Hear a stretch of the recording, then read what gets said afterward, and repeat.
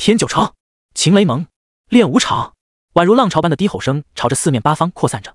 穿着统一服装的帮众们在烈日下挥汗如雨，而在人群中，一位少年眼神专注，一拳一脚间都全力而出。哪怕是监督的管教看到这一幕，都忍不住的想要夸赞一句：动作标准，认真。日出而练，日落而休，天色渐渐暗淡。停下，今日修炼到此结束。管教喊道，声大如牛，有着气吞山河的气势。修炼中的帮众们有序不乱地排好队伍，直到管教离开，如释重负，抱怨声不断。好累，真的太累。今晚还答应小翠要让她爽飞天，看来又要当软脚虾了。林凡收拾，缓缓吐出一口白气，脑海里传来声音：系统提示，大力牛魔拳进阶。系统提示，触发10倍暴击。系统提示，获得万能点加10。查看面板。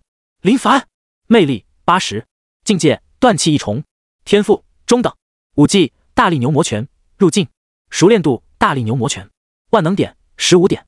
来到这世界已经有1个月的时间，睁开眼的时候就是秦雷蒙的成员，花了半个月时间才通过考核，得到秦雷蒙帮众修炼的大力牛魔拳。跟正常穿越者一样，必须有福利，但这福利有点怪。你孤苦伶仃来到这里，天赋一般，家徒四壁，除了努力别无选择。少年，加油吧！修炼武技就能提升熟练度，甚至有几率出现暴击。熟练度进阶时100%触发暴击，并获得万能点。至于能暴击多少倍，就看运气。来到这陌生世界，加入秦雷蒙修炼武技，就知道这世界不简单。侠以武犯禁，杀人如喝水，命如草芥，尔虞我诈必不可少。现在所要做的就是低调的提升实力。根据各种特殊定律，不能一拳打爆这世界，都没资格装逼。回到屋内，居住的地方是秦雷蒙安排的，简单的木屋而已，简单却不破旧。打开面板，万能点能够加在魅力、境界、天赋上，消耗万能点10，境界达到断气2重，明显能够感受到自身的气劲变得更强。在屋内修炼拳法，想要提升熟练度，就要全力将大力牛魔拳练个圆满，稍有偷懒都不行。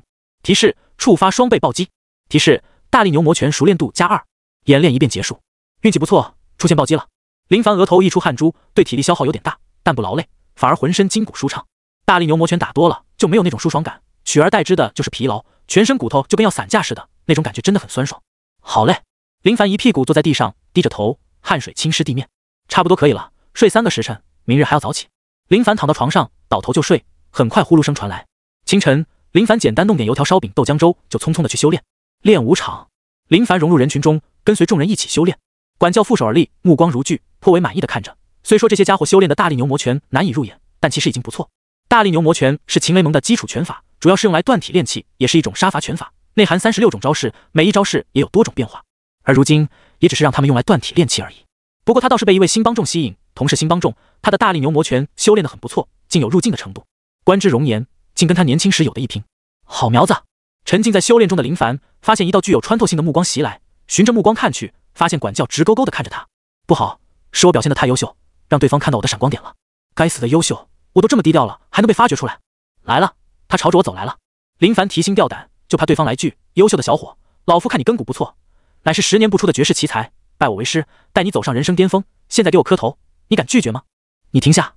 管教眯着眼，眼角皱纹叠起，如菊花般灿烂，上下打量着林凡，看得林凡脊背发凉，总有种老汉推车的感觉。不知张管教有何吩咐？你大力牛魔拳修炼得很到位，动作力道都很标准，观察你有段时日，这里属你修炼的最好。真别夸我，我天赋平平无奇，就是努力了一点而已。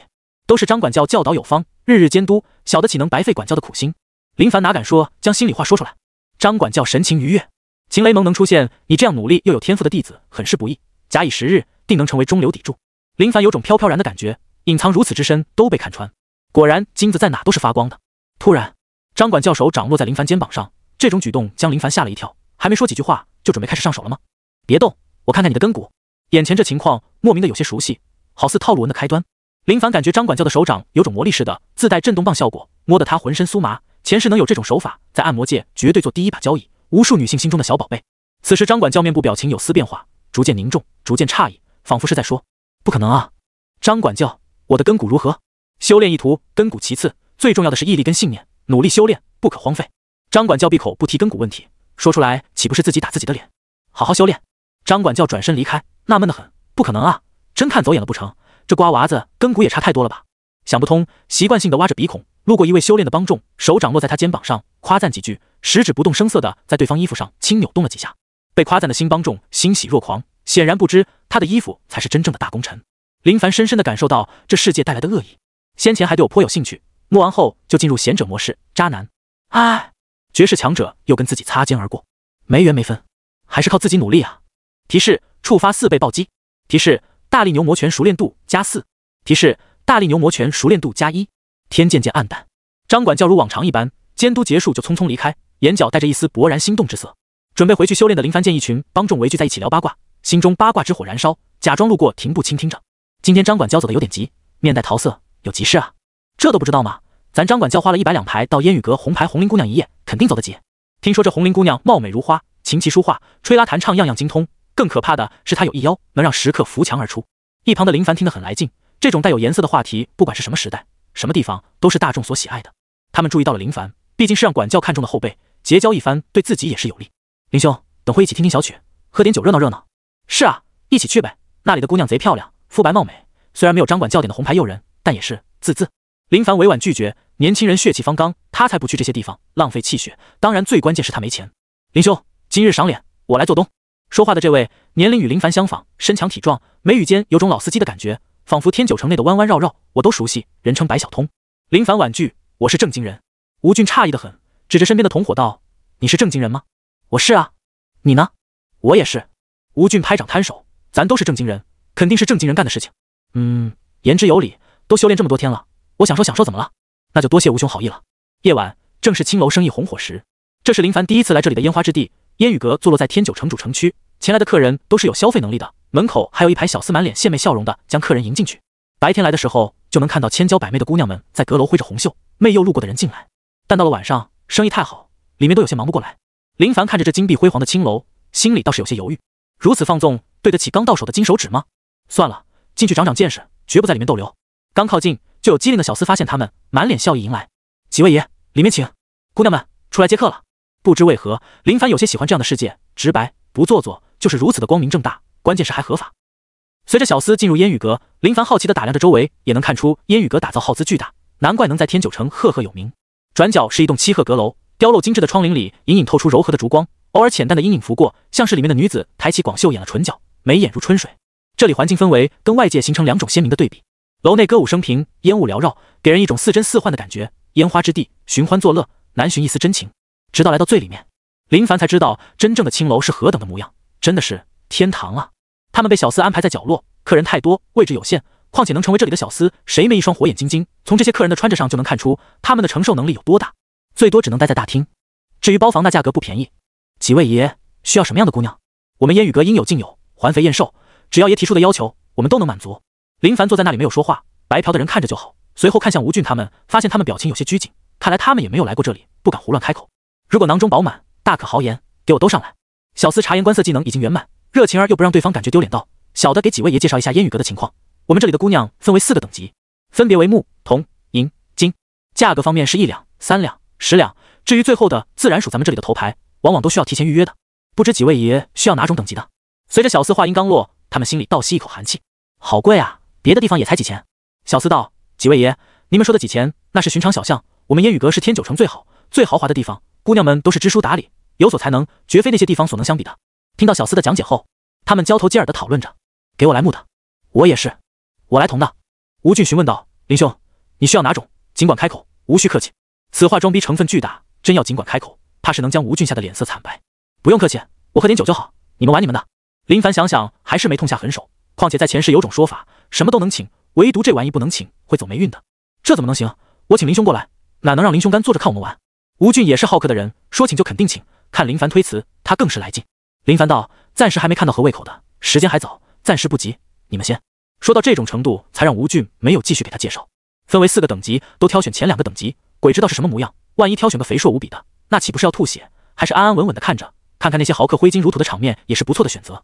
林凡发现这世界的青楼跟前世古代类似，花样不多，基本都是搂着姑娘喝酒摸一摸，也许摸久了，姑娘们会投来幽怨的目光，爷喝会酒吧，别摸了，都已经脱层皮了都。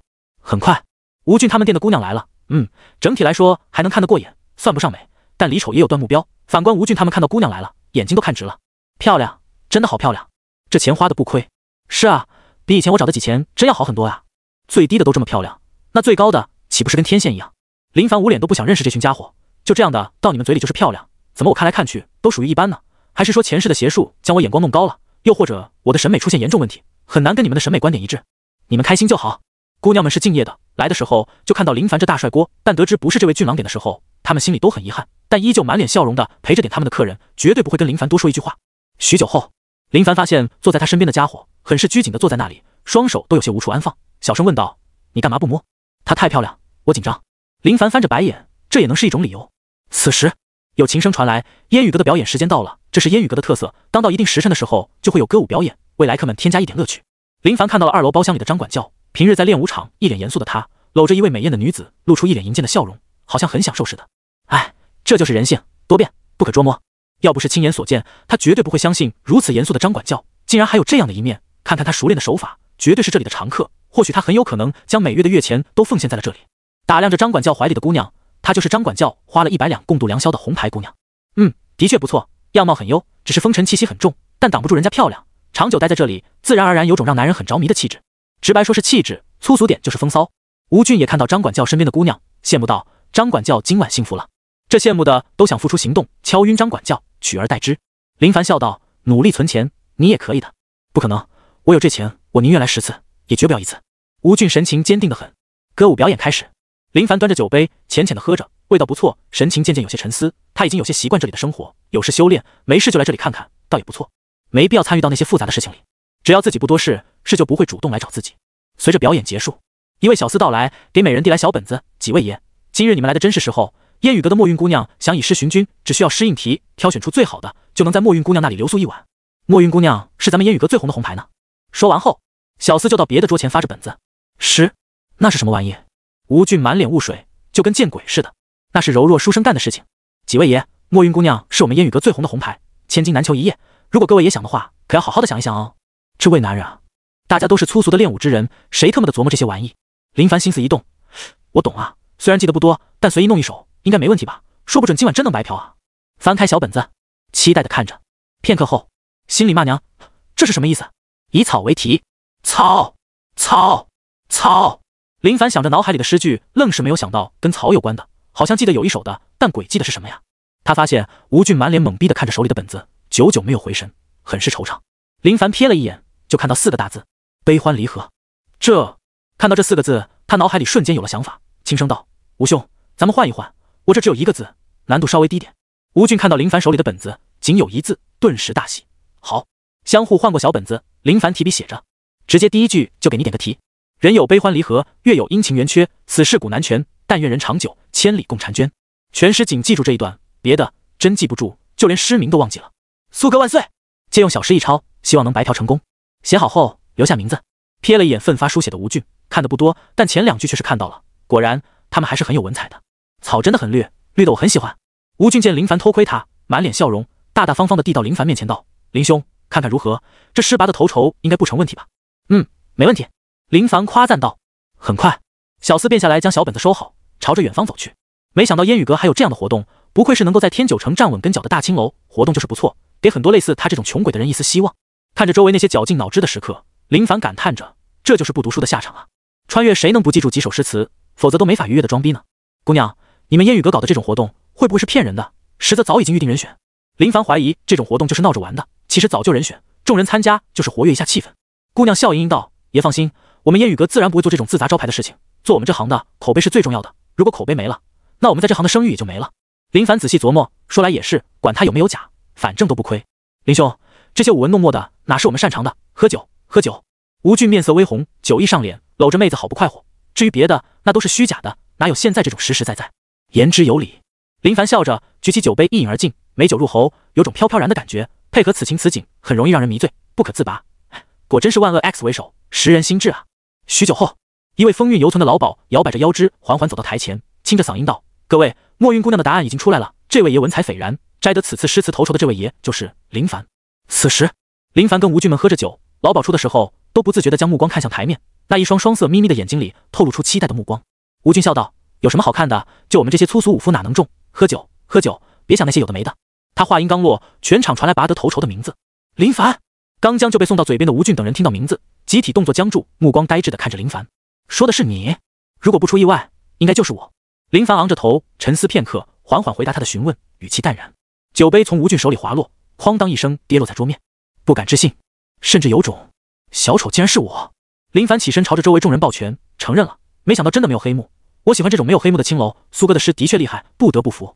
爷，你有什么想跟墨云姑娘说的吗？一位小厮跑来询问着，满脸的羡慕，显然他心里也想得很，只是没林凡这样的才能。林凡微笑道：我想给墨云姑娘一个苹果，希望她能喜欢。众人惊愣，苹果？别人都是送金银珠宝，你竟然说送苹果？该死的家伙！只求你对墨云姑娘温柔点，别弄坏了。爷，请跟我来，墨云姑娘已经静候许久。小厮说道，他哪管对方送什么，只是羡慕对方的好运而已。吴兄，我先过去，就不多陪你，你们玩得开心。哦。众人羡慕地看着林凡的背影。吴俊长叹一声道，今日林兄要享齐人之福了，怕是这一夜都无法停歇了。羡慕，硬邦邦。加一。阁楼包厢里的张管教很是快活，搂着红绫姑娘享受着温柔乡，看到林凡拔得头筹时，惊得两眼发直。这人家白嫖，他花100两，这差距有点大了吧？随后老鸨将林凡写的诗公布出来，一些颇有文采的人听闻后震惊不已，心服口服，但有的武夫却是眉头紧锁。婵娟又是哪位红牌？竟然千里之远。跟随在小厮身后的林凡心情忐忑，不知那位墨韵姑娘长相如何，芳龄多少，如果跟自己审美观点不符合，那他只能借助使钝了。管你是啥红牌，都没我拉屎重要。这一夜是不平凡的，有的人真的熟睡了，有的人汗流雨下，辛勤劳作。此处省略万字描述。清晨，秦雷盟门口，林凡刚回来的时候就被吴俊等人拦住了去路，他们的表情颇为怪异，羡慕、嫉妒，但更多的是一种期待。林兄回来了。吴俊对林凡佩服得五体投地，恨不得当场跪下拜师，只求林兄能传授点白嫖的才学。昨晚各位想必也收获颇多吧？林凡微笑问道。哪里有你收获的多？他们围过来打探情况，就是想知道昨晚的情况。那墨韵姑娘美不美？是不是细白嫩肉，水嫩多汁？林凡道：各位，昨晚真没你们想的那样，我跟墨韵姑娘只是秉烛夜谈，吟诗作对，把酒言欢，没有你们想的那回事。我与那墨韵姑娘已是管鲍之交，她能说真棒、真滑、真嫩吗？肯定不能。首先，她就不喜欢在别人面前点评女子，这是一种不好的行为。更关键的是，她不想伤害这些人的心，都已经过去，何必非要搞得那么清楚？真的，真的。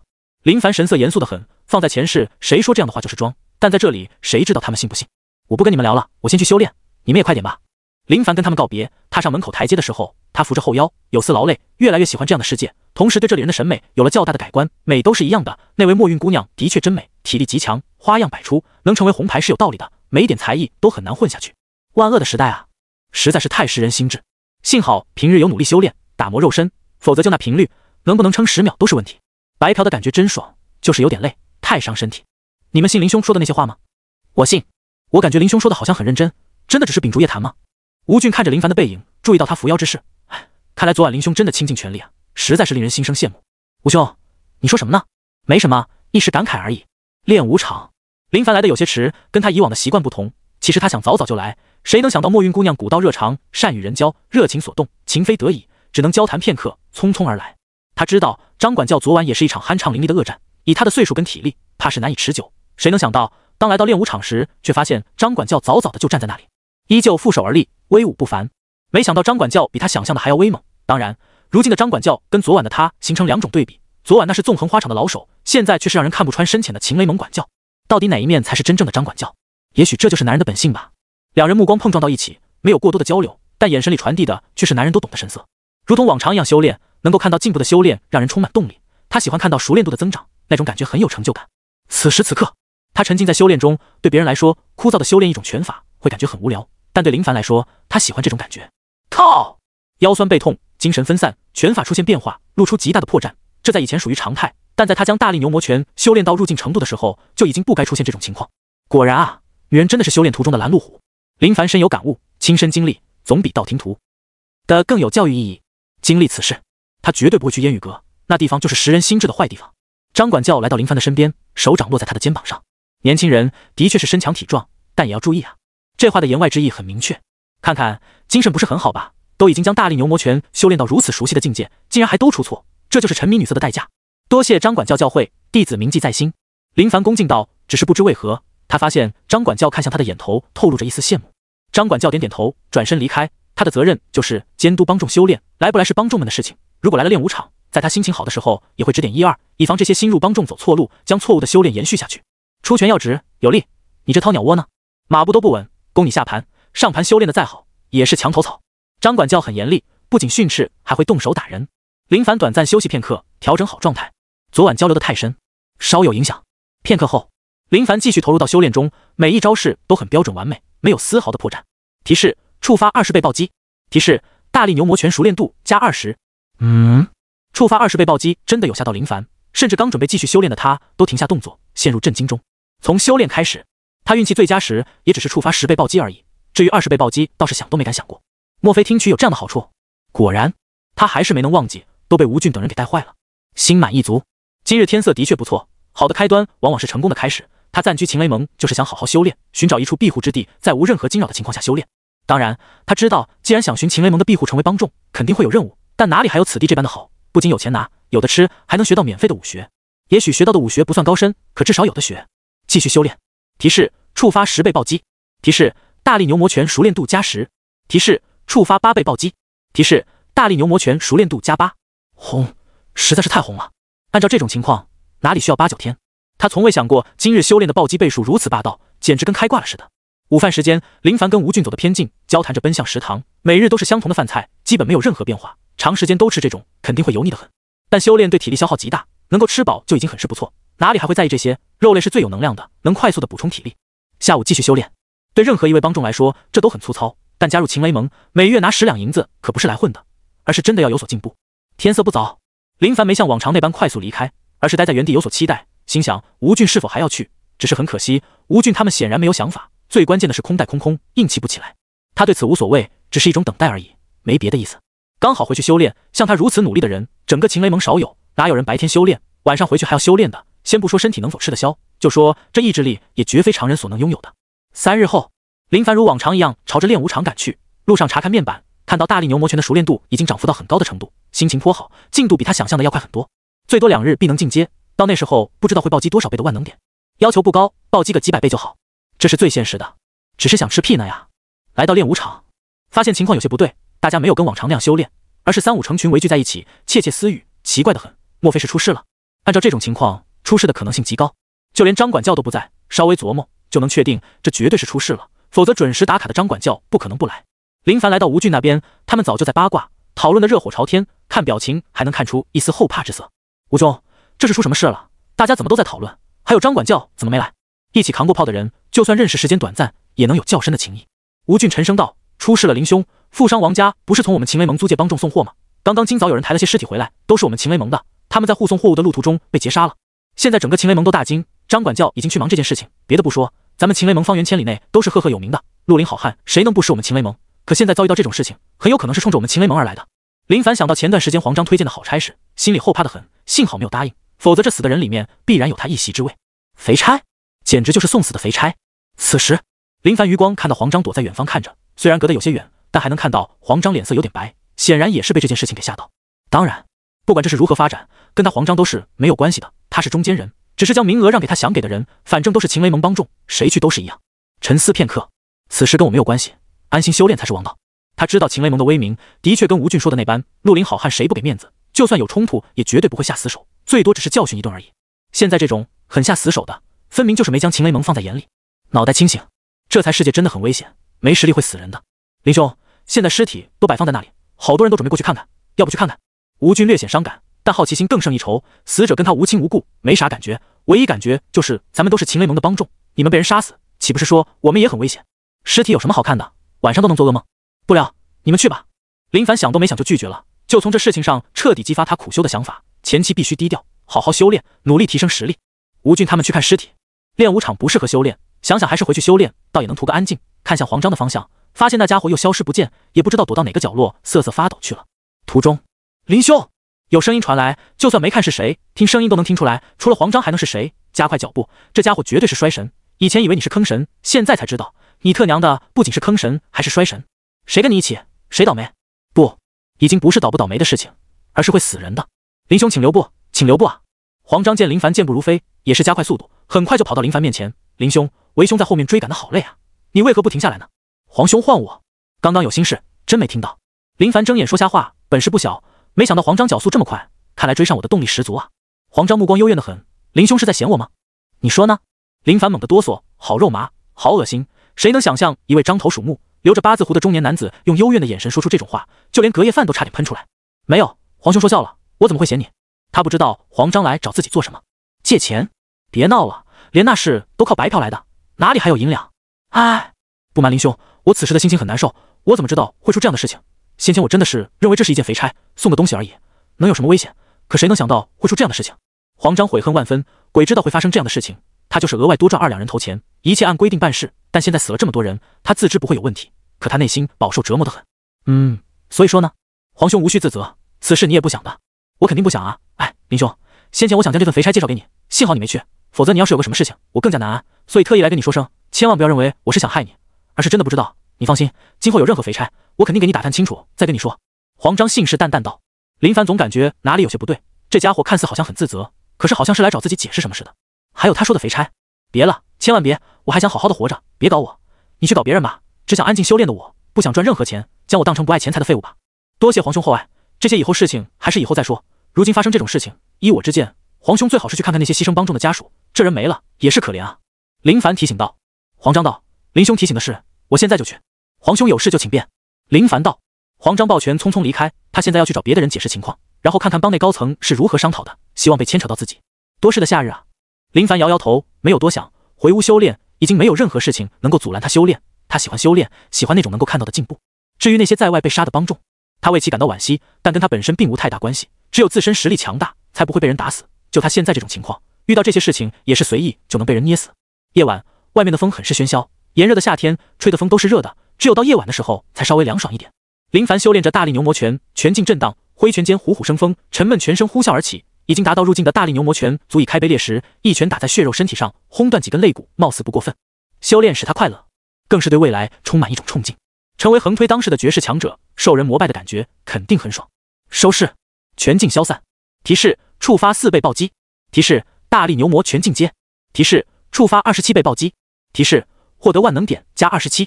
顿时，林凡有所顿悟，对大力牛魔拳的一种掌控达到曾经没有达到的地步。入境比入门好点，全能凝聚拳劲，对敌时能有莫大威力。而现在的通透，则是身上每一个部位都能有施展出大力牛魔拳的拳劲，就连那玩意都能一边出力。不错，没有白费我苦练到现在。刚刚万能点的暴击很是不错，竟然出现27倍的暴击，颇为满意。前段时间刚喝完花酒，熟练度暴击的力道还算不错，后来时间久了，暴击力度就有点不行。这里面有点门道，值得探索。魅力、境界、天赋。以我现在的魅力，暂时还用不到。至于境界跟天赋，沉思片刻，天赋这玩意有点莫名其妙的悬，暂时还不知道提升天赋后会有什么样的好处。修炼速度变快，还是领悟武技速度变快呢？还是先提升实力自保比较好？他现在缺少的不是时间，而是实力。况且天赋所需要的万能点有点多，还没办法立马感受到天赋带来的好处。不能说目光短浅，只能说形势所需。提升境界，消耗万能点20，断气3重。一股洪流涌入体内，融入到4肢百骸中，自身实力又增强了，劲力比先前要更强。他先前打探过别人的情况，跟他一起成为秦雷盟帮众的那些人，到现在还没人达到断气1重，就算最快的人也是卡在边缘。至于一起修炼的大力牛魔拳，自然不用多说，先前就没人达到入境，更不用说现在的通透。查看面板，林凡，魅力80-100 0-10，境界断气3重0-40，天赋中等0-100，武技大力牛魔拳通透，熟练度大力牛魔拳0-1000，万能点12点。林凡脸上露出微笑，努力到现在就是想看到自己有所进步，只要坚持不懈地继续修炼下去，就能收获更大的成就。哪怕现在境界提升，也没有让他松懈，甚至没有因此而想出去玩乐。以我们现在的年龄跟情况，还能睡得着觉，还能出去无忧无虑的玩耍，怎么好意思的？修炼，继续修炼，没人可以阻拦我修炼。我要变得更强。夜很晚了，周围房屋灭了灯，仅有林凡屋内亮着灯光。别人入睡的时候，他在修炼，只有这样才能拥有现在的这样实力。苦点、累点算不上什么，唯一打扰的就是隔壁小屋内的帮众。从刚入秦雷盟没多久，他就能听到隔壁有动静传来，很沉闷，好像是在挥拳，心里都想骂娘。白天修炼的还不够，大半夜的还搞，你不睡觉，别人也要睡觉啊！想怒拍对方的房门，指着对方的脸破口大骂：“给我安静，否则打死你！”只是他不敢。林凡的肌肉很发达，他怕被揍，只能棉花塞耳，蒙头大睡。半夜3更时，林凡浑身被汗水浸湿，通透后的大力牛魔拳比之先前要更加难以修炼，每一式要求都很高，通透劲力分散在身上的每一个部位、关节处，触碰到他身上任何一个部位都会被这股劲力贯穿。端着装有凉水的水盆来到院落，从头浇灌而下，透心凉。好在他身强体壮，普通人按照他这样来，受点凉风绝对生病。洗澡后精神好得很，直接入睡，短暂休息一会，还要早起修炼。清晨雨露微消，空气中还弥漫着一股湿气，深吸一口气，心肺顺畅，精神好得很。修炼的那么晚，休息时间也短，但不知为何，短暂休息后精神就很饱满。练武场，官府的人都来了。林凡看到几位官府衙役腰间悬挂着刀，从远方走来，途中诉说着什么，随后收了秦雷盟赠送的银子，满怀欣喜的离开。吴俊道，官府的人就是来摸点油水的，死了这么多人，闻到风声的官府肯定要来管一管，但这是我们秦雷盟的事情，就那些只知道吃喝嫖赌的废物能有什么用？如今皇权崩坏，官府仅仅只是摆设而已。那有点乱啊。林凡说道。乱倒是不乱，官府还能管着平民百姓，而且我们秦雷盟也是依靠百姓而活，自然不可能让天九城乱了。昨天你是没有看到，那些人死得很惨，听张管教说，都是被人一掌拍碎了心脉，手段极其狠辣，难有活口。吴俊不寒而栗，幸好没有参与这次的护送，否则死都不知道怎么死的。林凡点头，看来比自己想的要乱很多，国无法必然很乱，草芥人命都没人管。秦雷盟很庞大，但也只是管辖着天九城而已。看来还是需要努力修炼。只要有势力之争，必然会有血腥争斗，连皇权都能崩坏，区区一城势力的秦雷盟未必没有被人灭掉的可能性。想的有点多，但他得做好最坏的打算，万一真有这种事情发生，他也好能在争斗中活着，然后重新找个地方苟着修炼，不参与任何大事之争。林兄，想什么呢？吴俊见林凡发愣，好奇问道。没想什么，我是想等咱们的银两发下来，去烟雨楼听听曲。林凡随口说道。果然，没仔细听他们交谈的别人，听到烟雨阁三字的时候，都露出急色。什么时候去？带我一个。我跟彩莲姑娘都约好了，下次去的时候，她会给我变个戏法。什么戏法？寻龙吞金。有这戏法？听起来好像有点意思。林凡翻着白眼，一群老色批听到烟雨阁就变得这般活跃，真是让人想不到。至于那戏法，好像有点厉害的样子。你们没听林兄说了吗？等月钱发下来的时候再去。现在你们谁有银两？吴俊询问道。他感觉烟雨阁真是好地方，让人流连忘返，就是口袋有点撑不住。如果能够跟张管教那般的富有，该多好啊！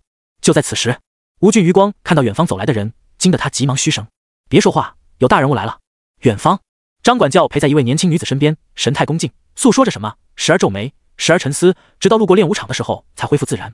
女子缓缓停下脚步：“张管教，近来新招的帮众要好好训练，早日能分派到各处，为秦雷盟做出贡献。”女子看了一眼站在练武场上的帮众，面无改色，谁也不知她此时的心情如何，但从张管教恭敬的神态下，足以说明这女子在秦雷盟中的地位不低。是，八小姐。张管教应道，随后看向众多帮众，和声道：“这位是秦雷盟八小姐，你们还不向八小姐问好？”八小姐，好！帮众们高呼呐喊着，声如雷霆，响彻整个练武场。林凡没想到这位女子的地位如此的高，既然被称为八小姐，那肯定是秦雷盟盟主之女，长得倒是不错，眉如翠羽，肌如白雪，云发丰艳。要是换上烟雨阁里的服饰，绝对是能够迷住所有男人的尤物。他这是心里想想而已，哪敢直白的说出来？真要说出来，明年的今日肯定是要吴俊给他烧纸了。张管教，这批新帮众里可否有优秀的苗子？八小姐问道。这就让张管教很为难，优秀的苗子，八小姐真是想得理所当然了。没办法，只能硬着头皮，指着林凡道：“八小姐，这批新帮众里就属她最拔尖。”站在人群里的林凡被张管教这么一指，心头一颤。我就是一位围观群众，不想太高调看，只想安心的修炼而已。现在被张管教夸赞他是拔尖的好苗子，这感觉的确很爽。但说实话，他还是想拒绝这种拔尖称号的。周围帮众们羡慕得很，可惜羡慕不来啊。他们也想如此优秀，但优秀的有天赋啊。林凡的优秀就在于他肯修炼、吃苦，再加上小辅助时不时的暴击一下，才让他在这群帮众里脱颖而出。八小姐目光落在林凡身上，咱们秦雷盟都是能者居之，既然张管教都这样说了，那就给他精英身份，这群新帮众就归他管理，自成小队。张管教轻诧，没想到八小姐竟然提拔了对方，急忙道：“林凡，还不快感谢八小姐的提拔之恩，以后你就是秦雷盟精英，管理这群帮众。”我能拒绝吗？可是看眼前这情况，拒绝怕是没好果子吃。像我这般低调的人，就跟黑夜里的萤火虫似的，走到哪都能绽放着光芒。谢八小姐提携，在下定肝脑涂地，不负八小姐提携之恩。林凡抱拳道：“没办法，只能坦然接受。”对寻常人来说，突然间被提携肯定兴奋的要跳蹦起来，但是对八小姐来说，将一名普通帮众提携为精英，只是随口一说而已，并未多说什么。八小姐直接离开了，路过众人的时候，还有一股香味弥漫在空气中。哇，真香啊！张管教满意的朝着林凡点点头，随着八小姐而去。张管教跟八小姐离开后，大家彻底放开自我，围着林凡，各种愉悦的声音缠绕在林凡耳边。恭喜啊，林兄！哦，不对，应该称呼为林精英，被八小姐看中，从今以后平步青云，大家说是不是？吴俊由衷的为林凡感到开心。咱们可是一起打过枪的，那感情还用说吗？培养男人间的感情就是如此简单，要么一起被人揍过，要么一起打过枪，要么就是当过连经。是啊，以后可要多仰仗林精英了。我就说嘛，林精英面相奇特，绝非寻常人，才加入秦雷盟没多久就被提拔，谁能做到？当彩虹宛如不要钱似的袭来时，林凡就知道这世道彻底变了。他不是很喜欢林精英这称号，总感觉自己像是游戏里的怪物，就等着被人砍死爆装备。唉，林凡长叹一声。吴俊道：“林精英，你为何唉声叹气？你相信吗？”其实我最开心的就是希望能够跟大家一样当一位普通的帮众，而不是现在的精英。林凡真是这样想的，他真不想如此高调，可是他已经很努力的隐藏自己了，还是被人发现身上的闪光点。就说这事吧，能怪谁啊？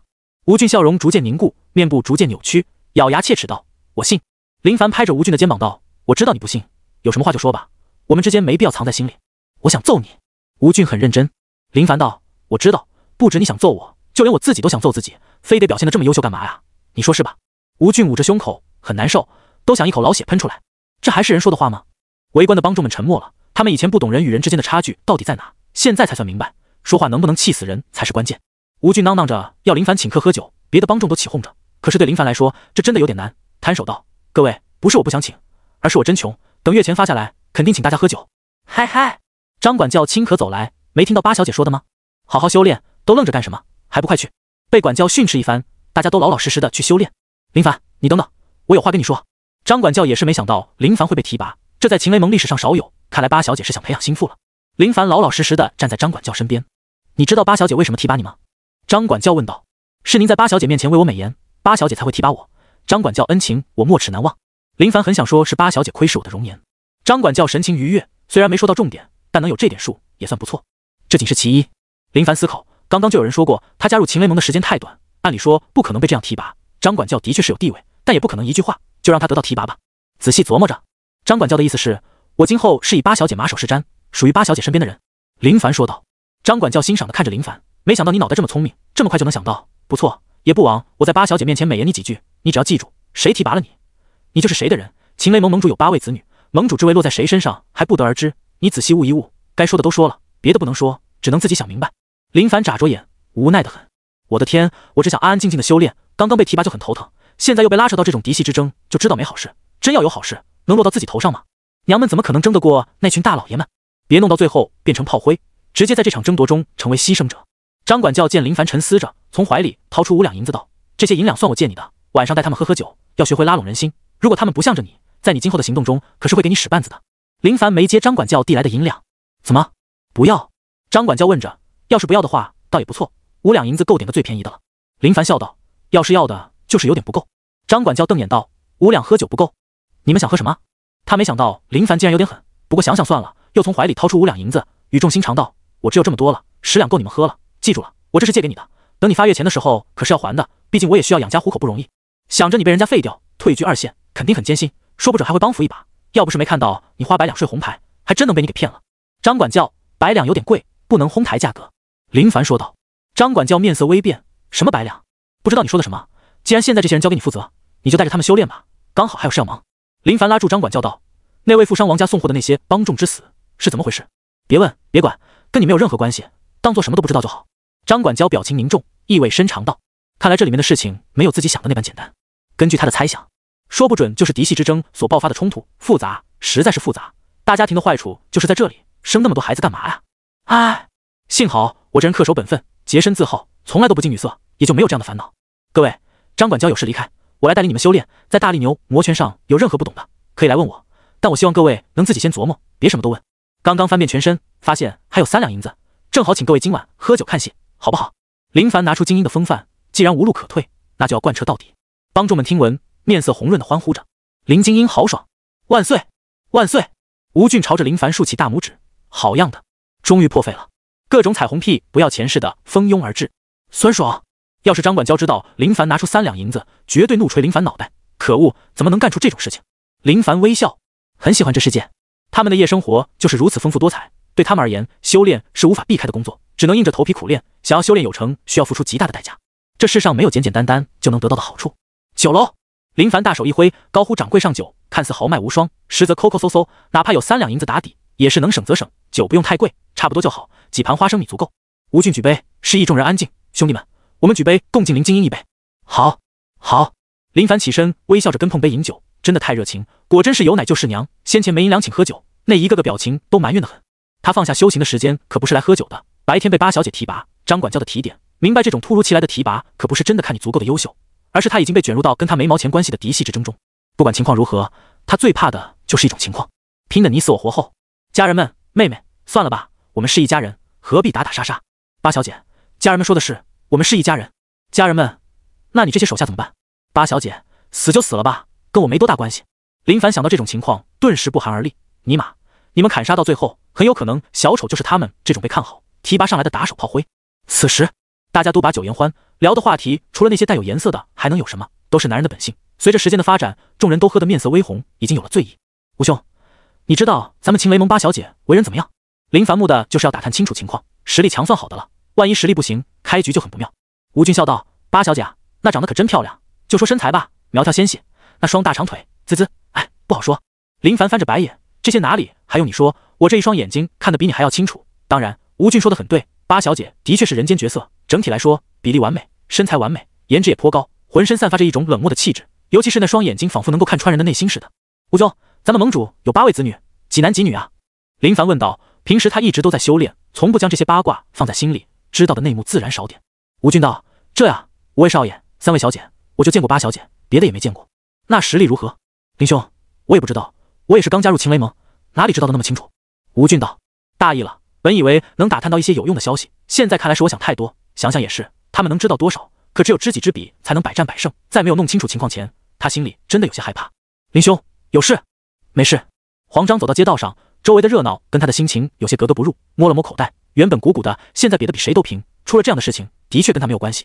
盟里的人也没有找他麻烦，只是想到那些人都惨死，他总是感觉跟自己有关系，心里难安，愧疚得很。介绍肥差，抽人头费是很正常的事情，不管放在哪里都有这种规定，又不是他明知道危险，还为了银两欺骗别人过去的。唉，刚当他去找那些牺牲者的家属，每个人抽了2两银子，额外自掏腰包补贴3两，每个家属给了5两银子，虽然不多，但这已经算是他的全部家当。只希望不要怪我真没想让你们去送死。牺牲的帮众家属询问他是谁，他都没敢说这是我介绍给他们的肥差，只能说较好的朋友。听闻此噩耗，内心悲痛，节哀顺变，送点银两，希望能帮助到你们。各位，我做了我该做的事情了，你们有仇报仇，有怨报怨，要找就找谋害你们的人，千万别找我呀。走在街道的黄章心里祷告着。此时他抬头看到云家酒楼趴在阁楼上的人，咦，那不是吴俊吗？随后就看到吴俊被林凡拉了过去，看到林凡的他面色一喜，担惊受怕的他需要喝点酒压惊。本来就很内疚，深知继续内疚下去必然会搞出毛病，蹭酒是很正常的操作，没什么毛病。踏入酒楼，来到阁楼就看到人数比他想的要多，这是搞联谊啊！哎呀，有这种好事，竟然没有早联系他，真是过分。林兄，你们可都好雅兴啊！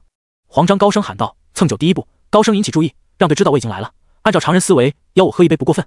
早就喝得醉醺醺的众人看到黄章到来，惊得像是见到家中悍妻似的，猛地捂住口袋。黄章之名在秦雷盟帮众里如雷贯耳，谁能不知道他的能耐？就算你穷的家里揭不开锅，他都能从你身上挖到血肉。有借有还，再借不难，他是有借不还，再借还有。原来是黄兄，赶紧来喝酒。林凡看到黄章眼前一亮，虽说他有些不喜跟这人打交道，只是没从吴俊那里得到有用的消息，刚好从黄章那里套点话。既然是林兄盛情邀请，那我就不客气了。黄章说道。林凡无奈，盛情邀请，哪只眼看出我很盛情的？算了，原谅你的自吹自捧，刚好有重要事情需要你，给你这点面子。随着黄章的到来，哪怕众人已经醉醺醺，也不敢表现得很热情，就怕跟黄章称兄道弟。次日就来借钱，都很低调淡定，能避开自然是避得远远，绝对不会在黄章面前徘徊。酒过3巡，还没等林凡开口，黄章面露苦色，开始跟林凡讲述着他的悲伤。林兄啊，刚刚我听他们说你被八小姐提拔，我为你感到高兴，但你听我说，我最近心里苦得很啊，发生这样的事情不是我想看到的，我内心自责得很。然后我给每户遇害家属送了10两银子，你说我这样做是不是很重情义？那些钱可是我给老父亲看病的，但我想想病可以缓看，那些银两我必须要给。林凡听着黄章的心理历程，询问道：黄兄，能否问你一些事情？行，问吧。黄章被林凡这番操作搞得有些懵，刚刚我在跟你说很重要的事情，你突然岔开话题，就让我很尴尬了。林凡道：八小姐在兄弟姐妹中实力如何？他想知道秦雷盟中的情况。黄章在秦雷盟混了那么久，知道的比别人要知道的多。林兄，我知道你心里担心什么，兄弟明人不说暗话，借我10两银子，我无所不言，只要我知道的肯定都告诉你。你也知道我心有不忍，每户牺牲的兄弟家属都送去10两银子，真已经山穷水尽。我那老父亲患重病躺在床上，急需银两看病。黄章表情很到位，见没人靠近，轻声跟林凡说着。果然又是借钱。林凡绝对不会相信黄章说的话，就连一个标点符号都不会相信。2两银子？什么？2两？好，成交。黄章毫不犹豫的就答应了。此时林凡都做好跟黄章讨价还价的准备，底线是3两，哪能想到这次2两都同意，连讨价都不讨，他就知道深谙借钱之道的黄章有多么厉害。马德心里骂着黄章，将银两掏给他。黄章朝着林凡投来感激安心的眼神，仿佛是说：你放心，只要我知道的，我绝对毫不隐藏的都告诉你。林兄，秦雷盟盟主有8位子女，5位公子，3位小姐。大公子从小天赋异禀，被一位神秘道人收为弟子，很久都没有回来过。剩下的7位可都不是简单角色。八小姐心思缜密，颇有手段，但在秦雷盟里势力是最为薄弱的，这跟她年龄最小是有原因的。修为方面也是八小姐最弱。如今你被八小姐提拔，就是八小姐的人。我混在秦雷盟这么多年，没什么成就，但只知道一个道理：能过且过，混也是一种生活，小心为妙啊。黄章的确没有隐瞒，将他知道的都说出来。如今的老盟主已经很少管理秦雷盟的事情，基本都是交给了7位子女，有管人员，有管商号，也有管水运码头等等，各司其职，双方之间也有明争暗斗。这些都是黄章亲眼见到的，也是他在秦雷盟混了这么多年的心得。林凡心里卧槽，不知为何，他感觉黄章好像比谁都清醒啊。听他这么一说，林凡倒是感觉自己有点蠢。只是现在说什么都已经晚了，都特么的已经上了八小姐的贼船，看样子这贼船不算平稳，很容易晕船。如果事先有药，倒是能保平安。林兄，你们慢慢喝，我就先走了。黄章起身拍着林凡的肩膀，随后很是自然地带走一瓶未开封的酒坛，很随意，很无意，没任何毛病。靠，这种时候都要顺走一坛酒，不愧是你，秦雷盟大孝子。吴俊他们闹腾着，他脑海里回想着黄章跟他说的这些。八小姐啊，你怎么就不努力点呢？断气九重还没踏入洗髓境，跟你争夺的几位公子小姐可都已经是洗髓境强者，按照这种情况发展下去，结果堪忧啊！看这群家伙喝的情况都已经东倒西歪，仿佛刚刚才兴起似的。林凡偷偷离去，将掌柜拉来询问已经喝了多少酒，得知才喝1两5钱，思前想后给足2两钱，便匆匆离开。离开酒楼，天色已晚，空旷的街道已经没什么人，安静得很。他倒是没怎么开喝，以他的酒量，一旦开喝就不是2两的事情，能省一笔是一笔，将酒留给他们就好。远方民居屋檐上，一位身穿紧身衣的神秘人宛如融入到黑夜中似的站在屋檐上静静地看着，随后看到林凡即将要消失在远方，身轻如燕，从这处屋檐落到另一处屋檐，脚步轻盈，落地有声，还没修炼到那种无声之境。八小姐看中的人刚入秦雷盟没多久就被提拔，还真是好运。黑衣人浑身都被包裹着，仅留一双眼睛暴露出来，但从眼神里能够看出他很羡慕。此时林凡行走在黑暗中，先前还没感觉到，后来他发现情况有些不对，断气3重的他感知不算多强，但靠近的时候一些细微的声音还是能听到的。糟糕，我好像被人跟踪了。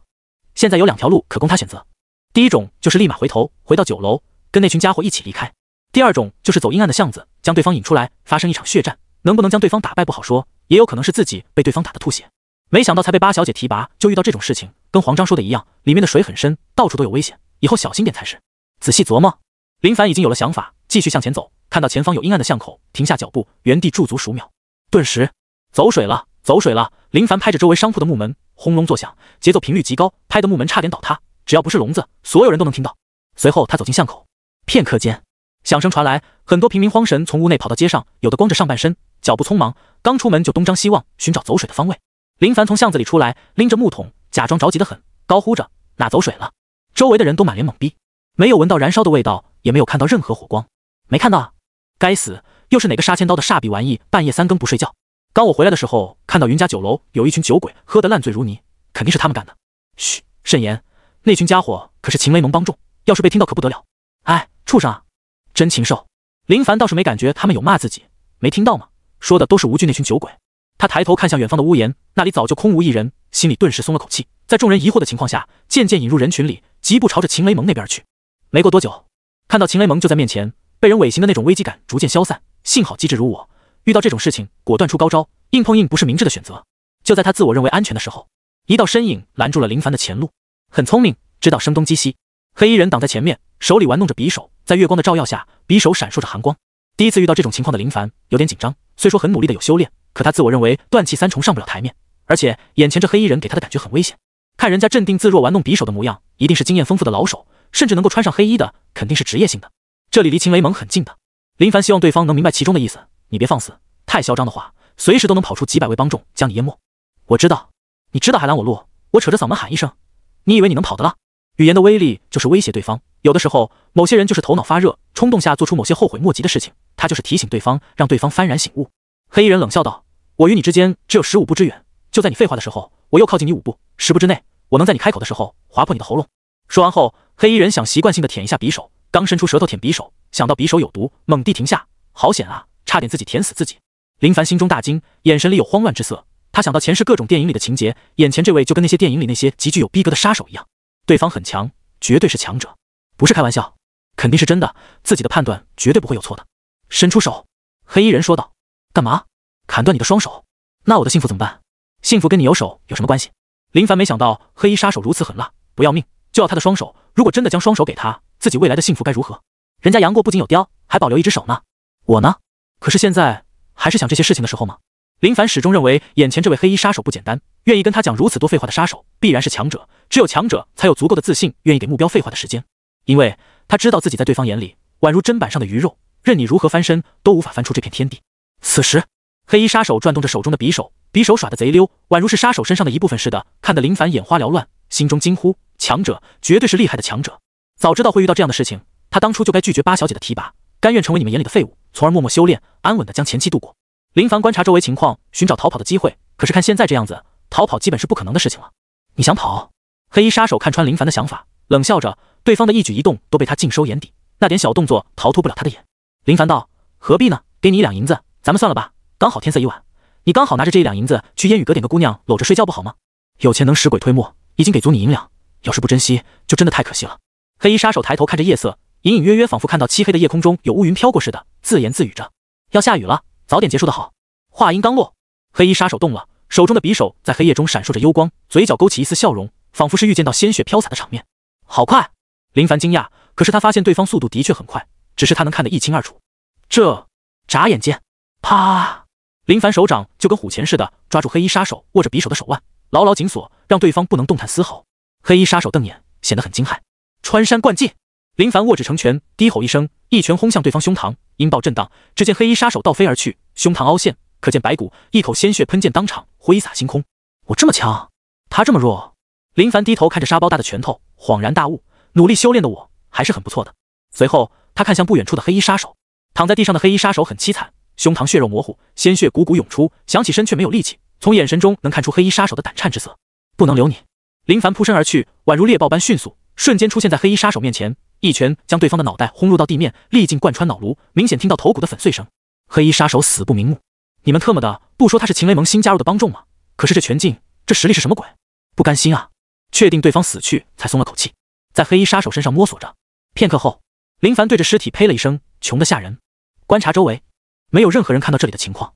这样的世界的确不错，没有监控，谁知道是谁做的？轰隆！天空传来雷鸣声，有细雨滴落。抓起黑衣杀手的衣角，擦拭着血迹，转身离开，消失在黑暗中。雨越下越大，细雨变成倾盆大雨。回到屋内的林凡心情有点波动，初次战斗的他自我认为那一拳打出了雄风，挥出时全身尽力贯穿，通透舒坦。到底是谁要对我不利？大公子被神秘道人带走，肯定不是他，八小姐也不可能，那只有2、3、4、5、6、7了。只是到底是谁呢？他沉思着，暂时没有头绪，但他们都有可能。他被八小姐提拔，在外界看来就是八小姐的人。黑衣杀手要他的双手，显然是想给八小姐一个警告。唉，无缘无故的被卷入纷争中，我不想的。林凡感叹着，也不想管这些没有用的事情，大不了躲在秦雷盟好好修炼，以我的勤劳跟小辅助的暴击，不出意外，成为强者不是难事吧？全心全意的投入到修炼中，一招一式熟练于心，但修炼就是要持之以恒。他已经看到大力牛魔拳的威力，虽说是普通拳法，但修炼到高深境界，依旧有着让人难以想象的威力。提示：大力牛魔拳熟练度+1。提示：触发5倍暴击。提示：大力牛魔拳熟练度+5。修行就是如此的不易，一套修炼下来所需要的时间也有点长。不过看到熟练度的涨幅，心情愉悦得很，回报往往就是如此悄悄的到来。也许某天就能发现已经走到巅峰。轰隆！外面雷霆声不断，掩盖了修炼时发出的动静。清晨，林凡看到很多人朝着外面跑去，就知道那具尸体应该已经被人发现。吴兄，闹哄哄的，出了何事？林凡明知故问，演技拿捏得很到位，谁能想到是他做的？唯独派出杀手的那位知道是他干的。吴俊道：林兄，今早雨停后，有人在咱们秦雷盟不远处发现一具尸体，身材黑衣，蒙脸，好像是杀手，但就是杀手却被人打死，惨烈得很，也不知这下手的人是谁，竟然如此狠辣，一拳打穿了胸膛，就连脑袋都瘪了，太可怕。说的不就是我吗？林凡诧异得很，震惊道：竟然发生了这种事情，现在都谁去了？官府跟张管教都过去了。吴俊总感觉最近秦雷盟有点动荡，到处发生着事情。前段时间那群帮众送货途中被杀，又有黑衣蒙脸杀手死在不远处，怕是有大事发生。随后吴俊道：林兄，昨晚你怎么走了呀？没啊，我可没走。林凡说道。他离开的时候，吴俊他们早就喝得烂醉如泥，哪里还记得昨晚的事情？是吗？吴俊回忆着，就是回忆不起来昨晚后来发生了什么，又忘记了昨晚是怎么回来的，反正迷糊得很。肯定了，先不说，我去看看情况。接到，官府的人在检查尸体，张管教负手而立站在那里，从伤势上已经看出出手的人力劲极强，2处致命打击，胸膛、脑袋。张管教面色凝重，陷入沉思。黑衣杀手早就面目全非，想从容貌上认出对方是谁很难，随后低身在其身上翻找着，没有找到任何能证明身份的东西。有劳各位将尸首带走。张管教抱拳道。官府的人对张管教很客气，抬着尸体离开。而张管教低头思考着，习惯性的双指摸着鼻息，抓爬着，然后顺势而下扣了几下，心有所想，仿佛是想到了些什么。林凡本想跟张管教攀谈几句，看到他当众抠鼻屎，想都没想转身离开。抠过鼻屎的人都喜欢将东西涂抹到别人身上，动物界的说法，将气味留在对方身上，方便下次的寻找。而对张管教来说，爽就好。幽静小院，湖泊前，一位白衣男子握着鱼竿，歪着头，表情呆滞地盯着平静的湖面。垂钓是件技术活，许久了没有鱼儿上钩。一对鸳鸯欢快地游来，颈脖缠绕，偶尔看向白衣男子，仿佛是在说：“废物。”此时，一位中年男子来到白衣男子身边，恭敬道：“公子，失败了。”哦，白衣男子简单的回应着，无精打采，都没什么精神，目光一直盯着湖面，仿佛在等什么东西似的。那接下来，他想知道公子接下来准备怎么做，只是还没说完就被公子打断。白衣男子抬起如女人一般纤细雪白的手指，指着两只恩爱的鸳鸯道：“伟盛，你说这两个畜生是不是在羞辱我？”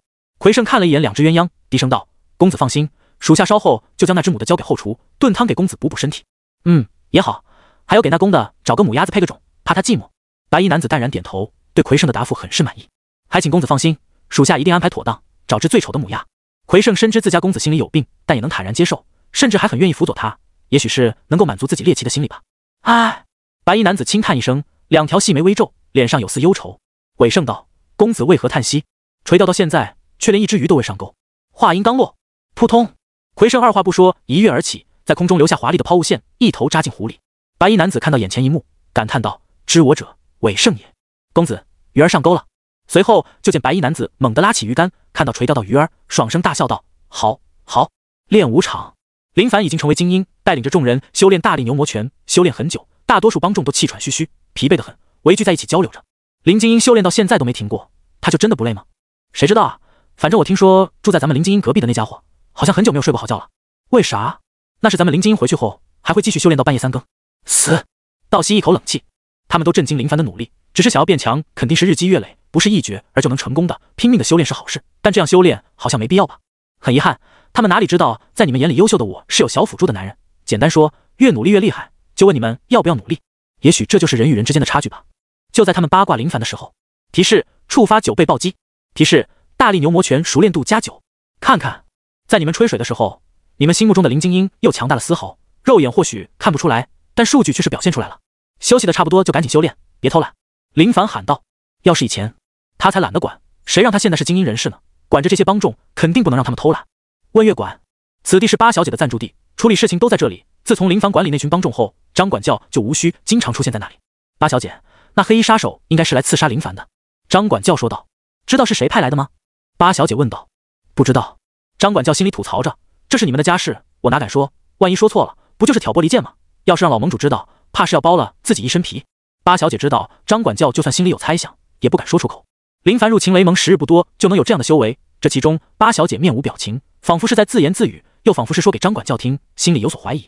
张管教知道八小姐说的意思，那是对林凡的身份产生怀疑。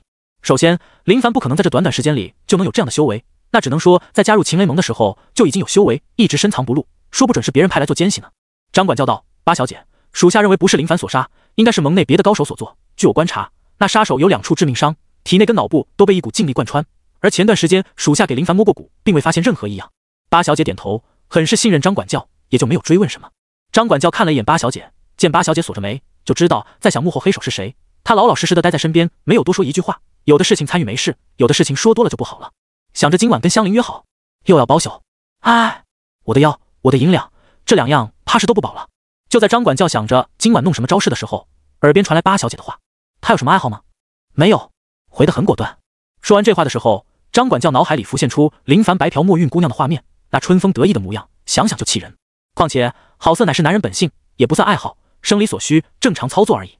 日复一日，半月过去，在这段时日里，林凡真的很安稳。吴俊多次诱惑林凡去烟雨阁听听曲，搂搂姑娘，都被他义正言辞地拒绝了。女人乃是修行路上的拦路虎，岂能沉迷其中？如果不能压下心中的欲望，还谈什么是否能成为高手？修炼才是最快乐的事情，别的都是虚假的。此时，烟雨阁生意爆满，客人络绎不绝。林凡跟吴俊等人坐在偏角落，喝着酒，玩着游戏，时不时地看向舞台上的表演。林兄，今晚这表演可是诱惑啊，好得很。吴俊夸赞道。林凡道：“喜欢你就多看看，反正你也摸不到。”此话伤人。吴俊仰头一杯而尽，心头火辣，越想越不甘，搂来身边的姑娘，低头，脑袋深埋进去，深吸一口，惹得姑娘娇笑寒痒。林凡微微闭眼，此情此景不堪入目，心里苦闷得很。随后起身：“林兄，去哪？”“回去。”“啊，今晚不留了。”林凡微笑道：“我是正经人，来此只是陪你。现在天色不早，我也该回去了，你玩得开心点。”说完就直接离开。吴俊傻眼，貌似是你忽悠我来的吧？到了门口时，回头看了一眼，哎，就没白嫖免费活动吗？破地方，没意思。屋内，林凡离开烟雨阁时，街道还有人，蛰伏半月，没有遇到麻烦，但为了以防万一，没有半夜3更离开，为的就是跟路人们同行。就算有杀手，也不敢在大庭广众下出手吧。千万别出现去过烟雨阁就能大红的 buff。我这种思想纯粹，一心想着修炼的人，可不喜欢这些烟花之地。林凡神色凝重，倒不是瞧不起烟雨阁，而是他想当一位正经人。此时，他深吸一口气，调整好状态，哪怕喝酒也不能阻拦他修炼的步伐。起势出拳，拳头跟空气的摩擦声很沉闷。隔壁屋的那位一脸的生无可恋，混蛋又开始修炼，不知道大半夜是人睡觉的最佳时刻吗？他很想举报林凡，扰民休息，可是想到林凡壮硕的身材，暗生惬意，还是算了，他就住在隔壁，万一盯上我，岂不是要倒霉？修炼不仅仅消耗体力，也很费精神，尤其是林凡这种情况，需要将大力牛魔拳修炼的圆满，不能出现丝毫的问题，不然前面的努力都会功亏一篑。要是有人每天都来观察林凡作息习惯，肯定会惊叹着，此子屹立天下少有，要是能有绝佳的天赋，这天下绝对要出一位不得了的人物。可惜没人看到，他在秦雷盟的地位不高，说白了只是一位普通帮众，谁能有一双火眼金睛看到他的优秀？提示：大力牛魔拳圆满。听到提示声，心头一喜，随之而来的便是期待。也许提示：触发130倍暴击，获得万能点130。靠！看到触发130倍暴击，林凡面色通红，没能忍住的呐喊出来，声音洪亮，传到屋外，响彻天空。片刻间，有病啊！大半夜的不睡觉，想死啊！高音炮影响到周围帮众们，而帮众们也不知道是谁鬼叫，但这些无所谓，甭管是谁在尖叫，先骂为敬。如今，林凡从喜悦到忧愁，有种说不出的苦闷。怎么会这样？烟雨阁真的是我最终的归宿吗？要是真的这样，去那里当一位皮条客，貌似也不错。跟姑娘们混熟了，怕是真的能白嫖，反正都是同事，行得方便呗。当大力牛魔拳修炼到圆满的那一刻，他浑身如电流窜体似的，有种难以说出的感觉。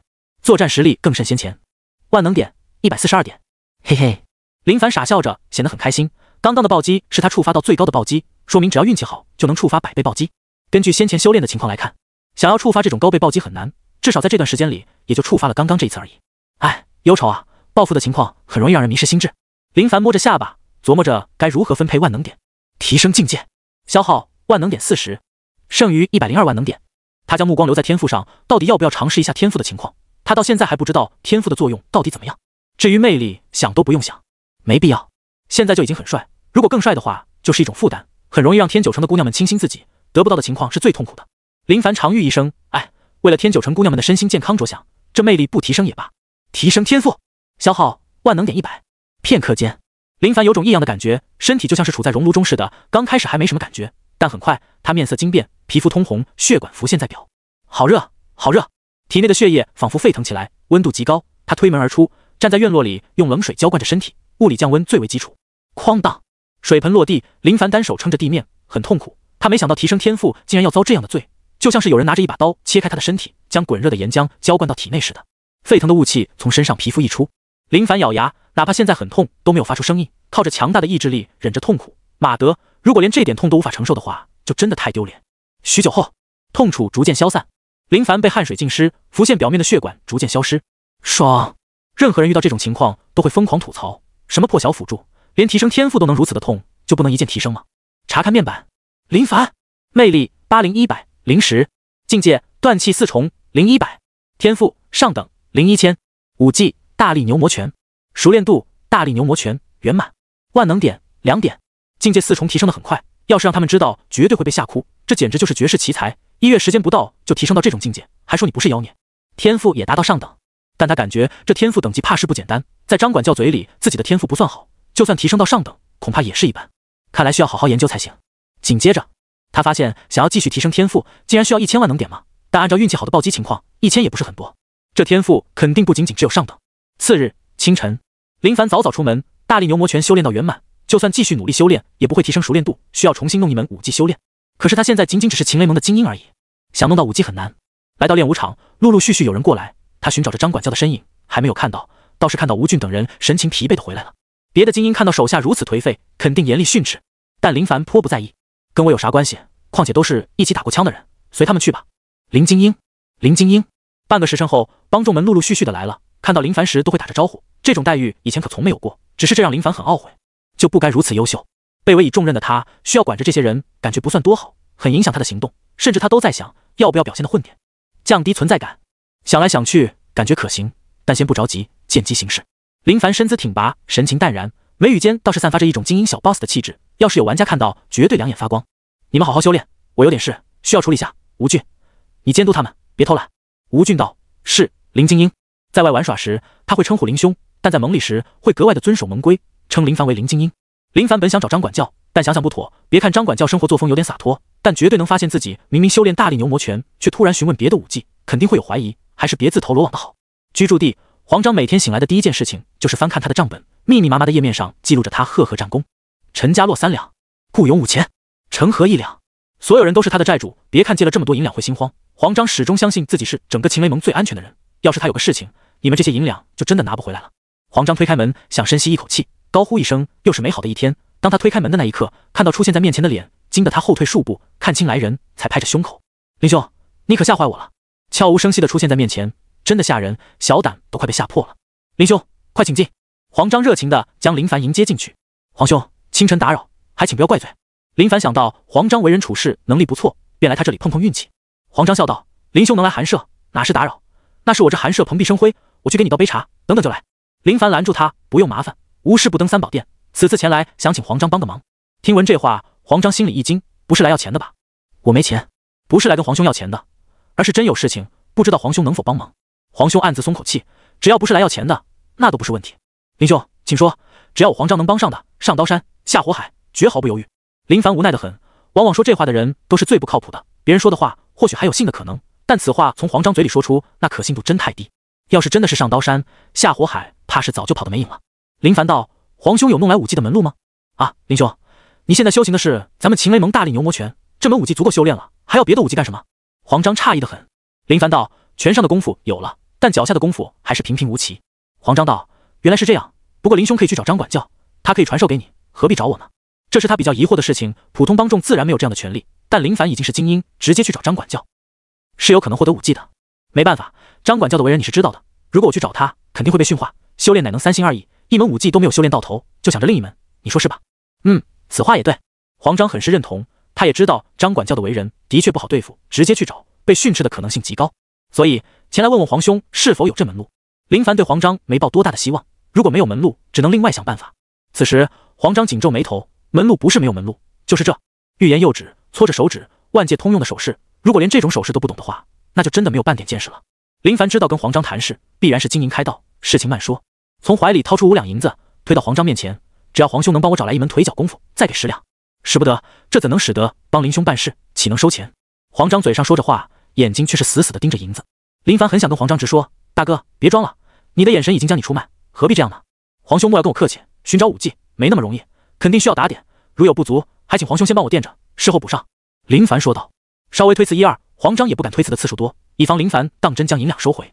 那好吧，林兄放心，此事包在我身上，最迟明日必给你答复。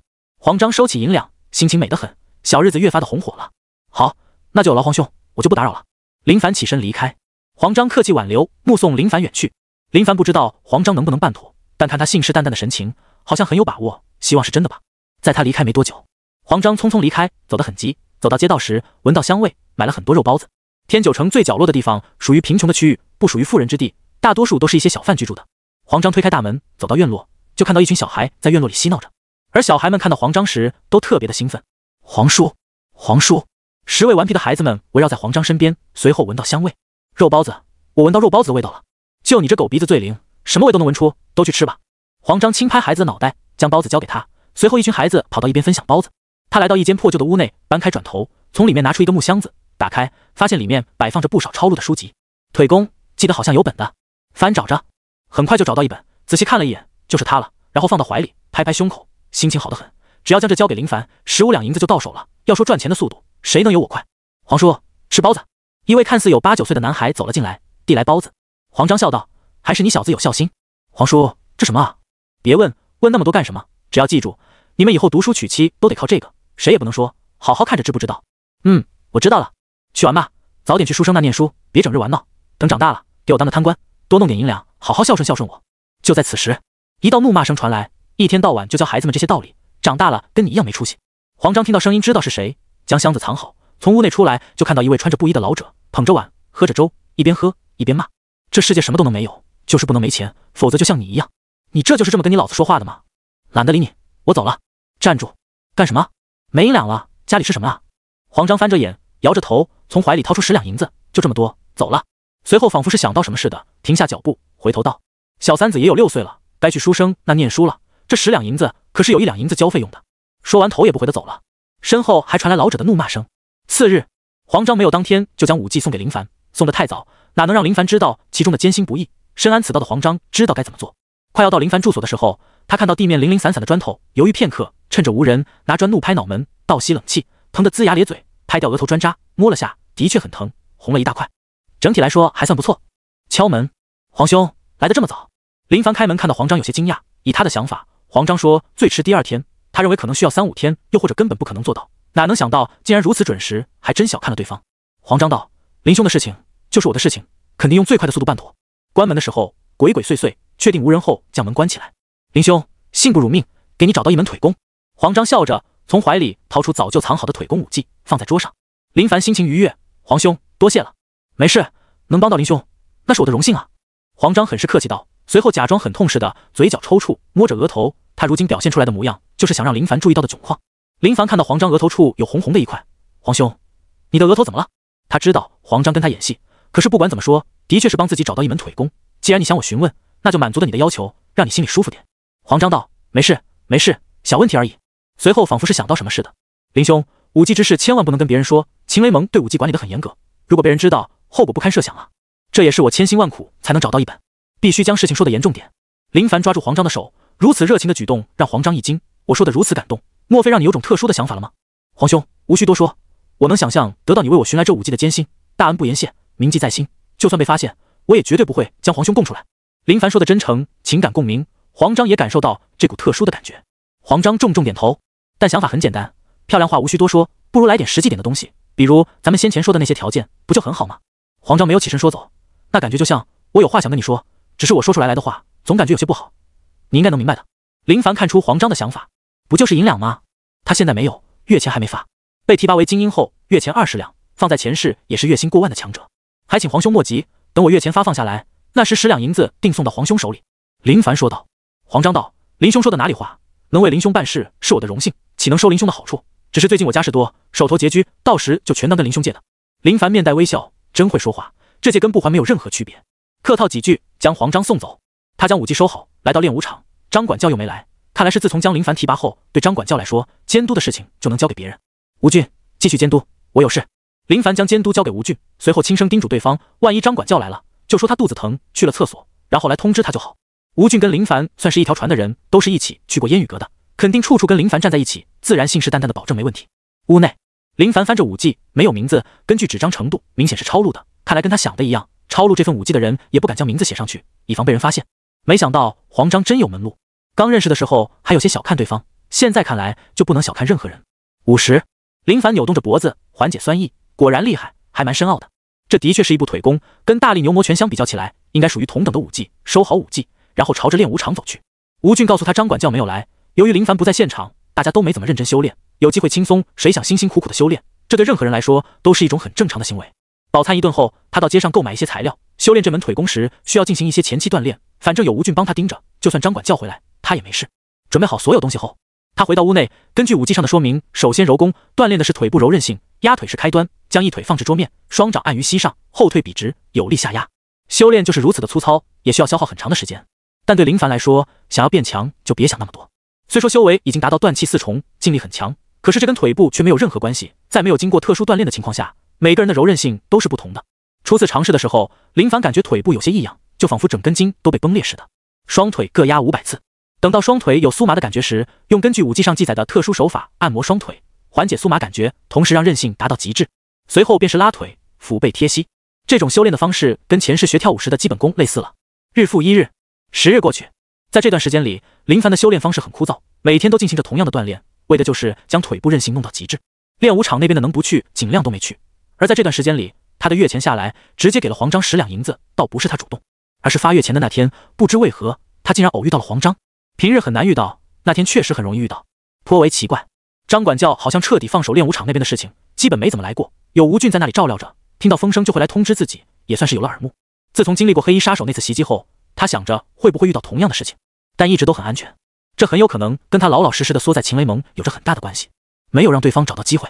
至于八小姐，很遗憾，从那次后就没见过面，想想也是，自己只是秦雷盟的小精英而已，又不是什么大人物，哪能经常见到八小姐？不过这样也好，没人打扰他修炼，轻松得很。此时，一道沉闷的声音从双腿传来，就像是开弓射箭后攻金阵战的鸣叫声。成！林凡大喜，这就是武技中提到的韧性极致的象征。接下来就能开始修炼这门没有名字的腿技了。修炼大力牛魔拳的时候，他修炼了有段时日，才将大力牛魔拳显示在小辅助数据上。可是没想到，修炼这门不输大力牛魔拳的腿功，竟然2天10日就能领悟。这莫非就是天赋的原因吗？林凡看着小辅助上的介绍，陷入短暂的沉思。武技：碎星随影腿，初学，熟练度：碎星随影腿0300。跟他想的一样，这门腿法跟大力牛魔拳品阶差不多，以他现在的地位跟能力，也就接触到这种品阶的武技。至于高端的，怕是得提升到极高的地位。现在这门腿功又够他修炼了。任何一门武技都蕴含着复杂的变化，整体来说，想要圆满的修炼一遍，需要一定的时间，同时需要精神高度集中，不能有丝毫的偏差。如今，他还要证明一件事情，看看是否跟他猜想的一样，开始修炼。哪怕刚入门，但施展起来的时候，给人的感觉很是凶猛，不仅速度快，力量也很惊人，空气中呼啸着声音。提示：碎星随影腿，熟练度+1。看来是想多了，就算提升天赋，也不会让熟练度增长，倒是跟领悟武技有关系。先前没有提升天赋的时候，消耗了很长一段时间才将大力牛魔拳入门，而此次修炼腿法，没有花费多长时间。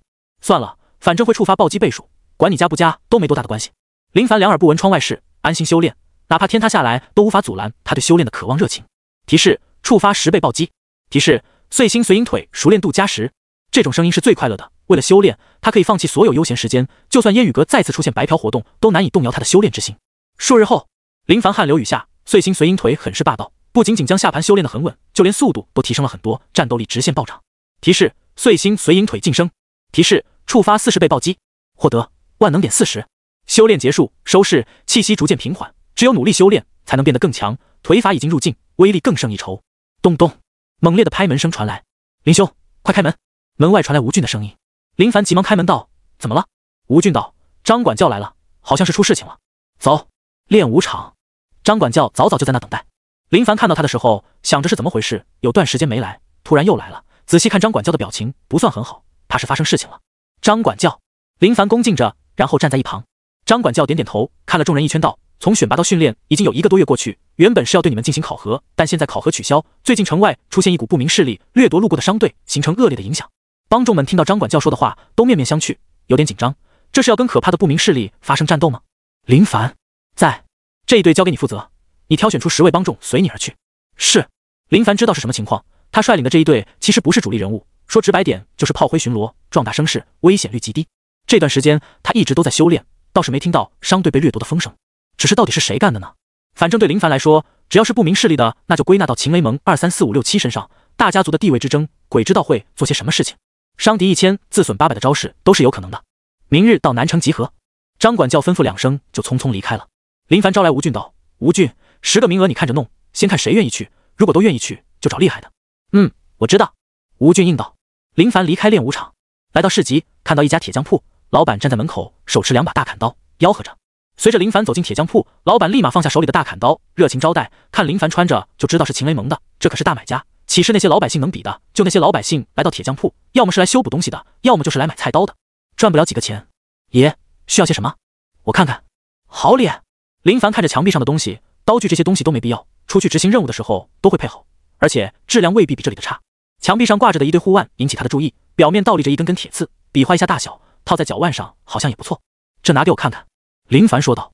老板将墙壁上的护腕拿下来，这玩意不值钱，他一看林凡就知道是大主顾，英雄配宝刀，一把宝刀不赚你几十两都不行啊。林凡研究着护腕，很是满意，的确很合适。多少银两？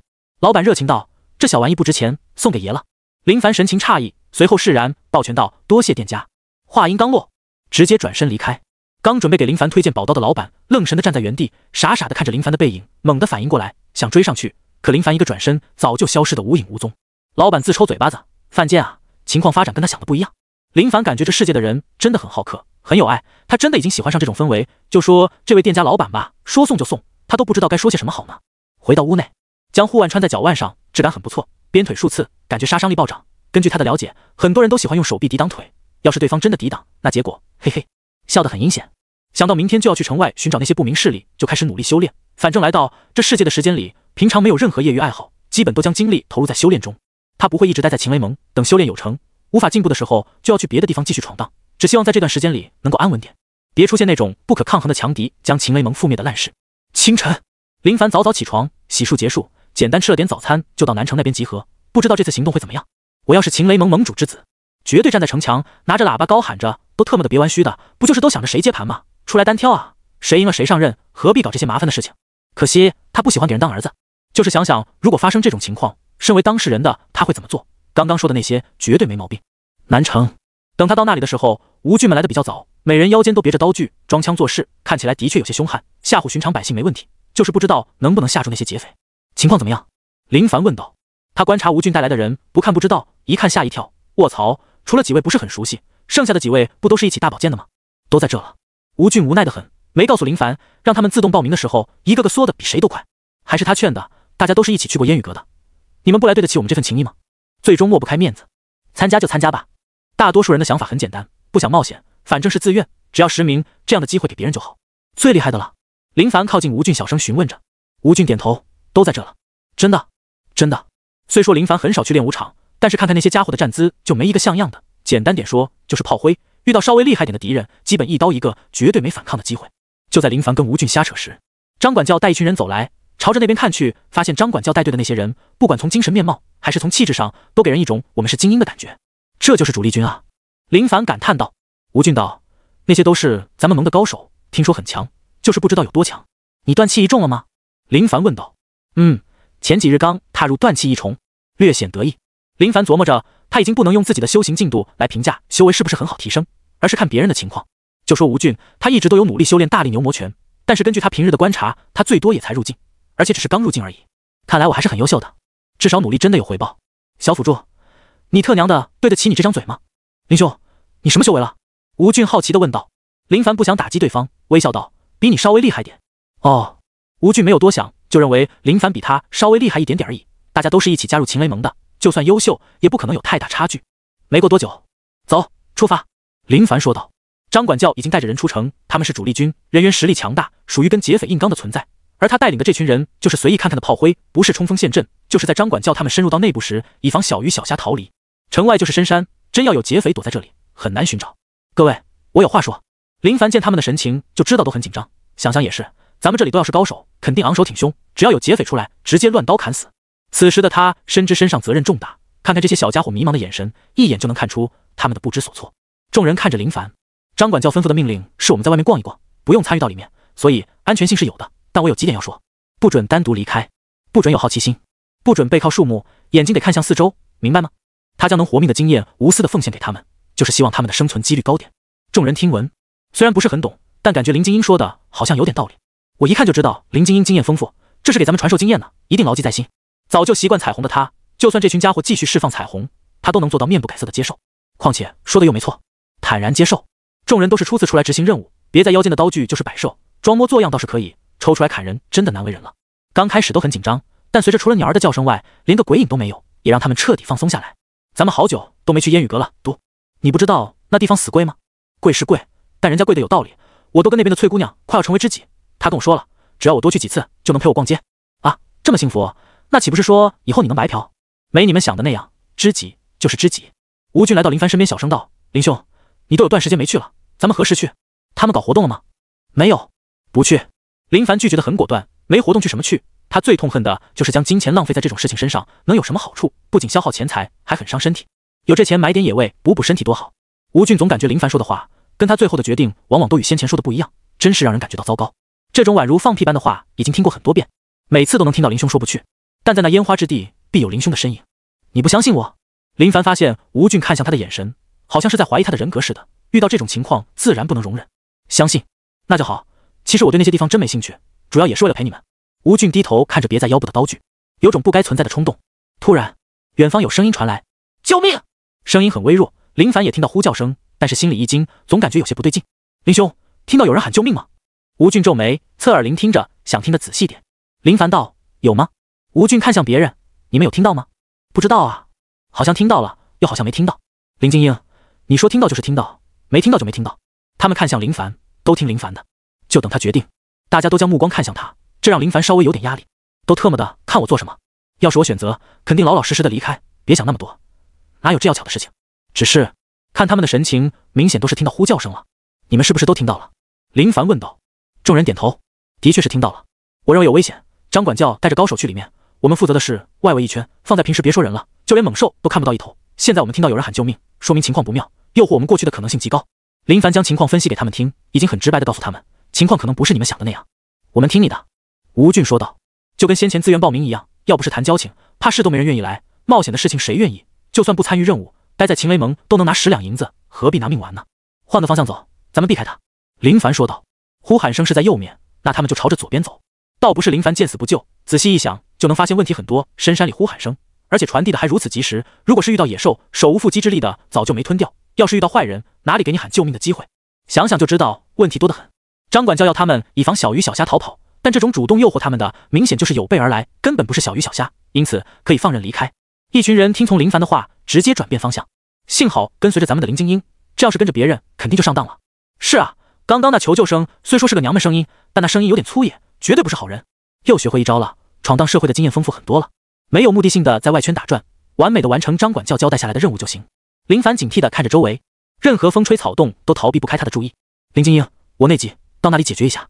一位帮众举手打报告。林凡道：原地解决。可我这是大的。原地解决。林凡看着这位想要拉屎的帮众，从容貌上看此人平平无奇，很像那种背靠树木拉屎，然后敌人出现在他身后，直接抹了他脖子的炮灰。救人一命胜造7级浮屠，况且这还是自己的小弟，一起去过烟雨阁，怎么能不管？这位帮众想憋，可是肚子咕咕叫喊着，真的有些憋不住了。大家都是男人，有什么大不了的，直接脱裤子拉屎。能不能给我找点树叶？我事后要擦屁股。这是最后的要求。林凡四处看看，捡来一些绿油油的树叶递给他，随后大家仿佛有了默契似的，从容地朝着风口站去，远离对方，以防风来吹，将屎分子弄到嘴里。林兄，让他在我们面前拉屎也有原因吗？吴俊问道。林凡道：自然，咱们明明知道现在很危险，怎么能让他独自到暗处方便？对方神出鬼没出现在他身后，抹掉他的喉咙，谁都不知道，是不是？哦，原来如此。吴俊瞬间明白，真没有想过那么多，但所有情况都被林凡想到，不得不说，这脑袋真的好聪明。别的帮众都直呼学到了。林凡很难接受方便结束后用树叶擦屁股的，这出门就不带点纸吗？就在他心想着等对方方便结束后，一定要带他到溪边好好洗个手的时候，一股杀气传来了。小心！林凡提醒道。那位拉屎的帮众听到此话，猛地起身，提起裤子拿刀就要投入战斗中。妈呀！林凡无法忍受，你继续拉你的，跟你没关系。是。听到林精英的话，又将裤子脱掉，蹲在地上老老实实的拉着。林凡看到一道身影出现在前方，看清对方时明显惊愣，竟然是女性，容貌不错，看起来有30多岁，有种妖异的气质，类似那种狠毒美妇的感觉。刚刚是你喊的救命？林凡抬手示意众人站到他身后，果然跟他想的一样，那声音有问题。听到声音怎么不来呢？女子冷笑着，目光打量了一圈，不屑得很。这群秦雷盟帮众不堪一击，气息不稳，宛如常人，也就有几个还行，这种型只是跟普通人相比而已。林凡道：你喊的声音不好听，怕看到你的容貌被你吓死。找死！话音刚落，女子挥动手臂，几枚暗器破空而去，哐当数声，直接被林凡拔刀劈开。不管是什么样的人，都喜欢别人夸奖。要是有人说他们的容貌不行，轻者小拳捶你胸胸，重者拿刀砍你小命，有点能耐。春六娘笑着，随后脸色一冷，等会被老娘抓到你，撕烂你的嘴。随意，不过就你一个人。林凡观察周围，没发现别的家伙，对付你们这些小喽啰，老娘一个人就够了。很好。林凡知道这一战是无法避免的，同时越发的感觉这其中的问题很大。他们在外圈巡逻，对方是怎么知道的？唯一的可能性就是提前有人告密，早早的就让对方知道。张管教带着一群高手去里面寻找，但外圈有群刚加入秦雷盟的帮众巡逻，很有这种可能。林兄，咱们跟他拼了！吴俊站在林凡身后说着，有点紧张，第一次遇到这种情况，等会真的要是打起来，到底该怎么办？我来就行，你们离远点。林凡说道。能行，放心。林凡将刀插在地上，朝着春六娘走去。逃避不是办法，遇到任何敌人都得勇于面对，况且对方只是一人，自己有什么好怕的？春六娘道：小子，你将刀扔掉，是不是知道自己的行为就是螳臂挡车，想彻底放弃了？林凡没有说话，从先前的缓慢步伐逐渐小跑起来，速度越来越快，抬起右臂横冲直撞，低吼一声，蛮牛冲击。这招类似贴山靠，利用自身的力量给对方造成毁灭性的重击。春六娘看出林凡的想法，没有躲避，反而直接硬接对碰，臂臂对碰，力劲爆发。林凡浑身一震，手臂略微有些麻痹，没想到对方的力劲也如此强横，相互过了数招，对方比上次的黑衣杀手要厉害不少。春六娘攻势很强，林凡稍微有些落了下风，没想到竟然还有你这样的高手，幸好是老娘来了，否则别人还不是你的对手。短暂的交手，春六娘差不多摸清对方的实力，瞬间改变招式。春六娘腿法横扫，速度极快，同时翻转身体的时候释放暗器，惊得林凡急忙拍掌抵挡腿影，又要躲避暗器，但也有数次被这娘们的腿风给扫到，疼得很。林凡没想到对方身为娘们，力量如此沉重，每一次腿影袭来时，他都要灌足力量抵挡。要不是大力牛魔拳修炼到圆满，未必能像现在这般的轻松。臭娘们，你可真卑鄙！一边踢腿，还一边放暗器。林凡怒骂着：“看看我的腿法厉害，还是你的腿法厉害？”就在春六娘抬腿横扫来的时候，林凡施展碎星随影腿的腿法，直接硬刚过去，脚腕互碰脚腕，就看谁的腿法厉害。春六娘冷笑，不自量力，竟敢跟老娘比拼腿法，怕是不知道老娘除了暗器厉害外，最强的便是腿法。啊！一道凄厉的惨叫声爆发，春六娘的脚腕处鲜血鼓鼓的往外冒着，直接破开几个血洞。林凡抓住机会，旋转身体，一步横鞭，左腿直接瞄准对方的颈脖，只要命中，颈脖破开血洞，基本难逃一死。春六娘面色惊慌，忍着剧痛，抬手抵挡。噗嗤，又是一阵惨叫声传来。只见春六娘双掌破开数个血洞，直接被刺穿。你好卑鄙！他没想到眼前这家伙竟然如此卑鄙，脚腕上装着铁刺，血肉之躯哪能抵挡？况且他也不知道，就算现在知道，也已经晚了。蛮牛冲击！林凡低下身体，手臂猛地贴去，轰隆一声，正中胸膛。就见春六娘身体倒飞，后背跟树木碰撞，声音沉闷，力道极重，巨树晃荡，震下一片树叶。哇！春六娘喷出鲜血，血液染红眼前的视线，抬手释放暗器，想要拦住林凡的进攻，可是暗器都被林凡躲避。只见林凡一跃而起，双膝猛地顶在他的胸膛，浑厚的力劲让他的体内仿佛炸裂似的，乘胜追击，丝毫不留手，直接下狠手，双风贯耳。林凡双臂弯曲，双拳轰向春六娘的太阳穴，顿时就见对方耳鼻眼流淌着鲜血。悲！春六娘气息萎靡，刚说出一个字，脑袋一落，没有动静。常人遇到这种情况，自然已经停手，只是对林凡来说，这还不够保险。林凡五指紧握，横冲直入，一拳轰向对方面门，咔嚓一声，力劲贯穿，贴在后面的树木崩裂，断成半截。稍微退让一步，春六娘瘫倒在地，面部凹陷，模样惨烈得很，尤其是双侧太阳穴处已经破开血洞。呼，应该死了吧？他知道对方死得很不甘心，直呼自己很卑鄙，可战斗就是这样，只要能赢，用什么手段都不重要。不远处的帮众们彻底看傻眼。卧槽！林精英好强，看得我眼花缭乱。那娘们是不是死了？不死也得残！我听到爆炸的声音，尤其是林精英双膝顶胸的时候，真的好像炸了。我们去看看。一群没有见过太多世面的帮众小心翼翼地来到林凡身边，就见林精英微微喘着气，双掌沾满鲜血。从这一刻起，所有人都感觉眼前的林精英有点陌生，已经不是跟他们一起去烟雨阁的那位了。林精英，她死了吗？吴俊看到春六娘的情况时，倒吸一口寒气，已经不能用惨不忍睹来形容。凹陷的胸膛没有女性的美感，容貌很不错的她更是面目全非。他看向林凡，连如此漂亮的娘们都能狠下毒手，不愧是林精英。林凡淡然道：“不出意外，她死了。现在怎么办？”吴俊没想到林凡这么厉害，跟他想的有些不一样。别的帮众都是跟班，没有主见的，就等林凡发号施令，不管他说什么，照办就是。没看到咱们的林精英一拳打爆了对方吗？还有什么好想的？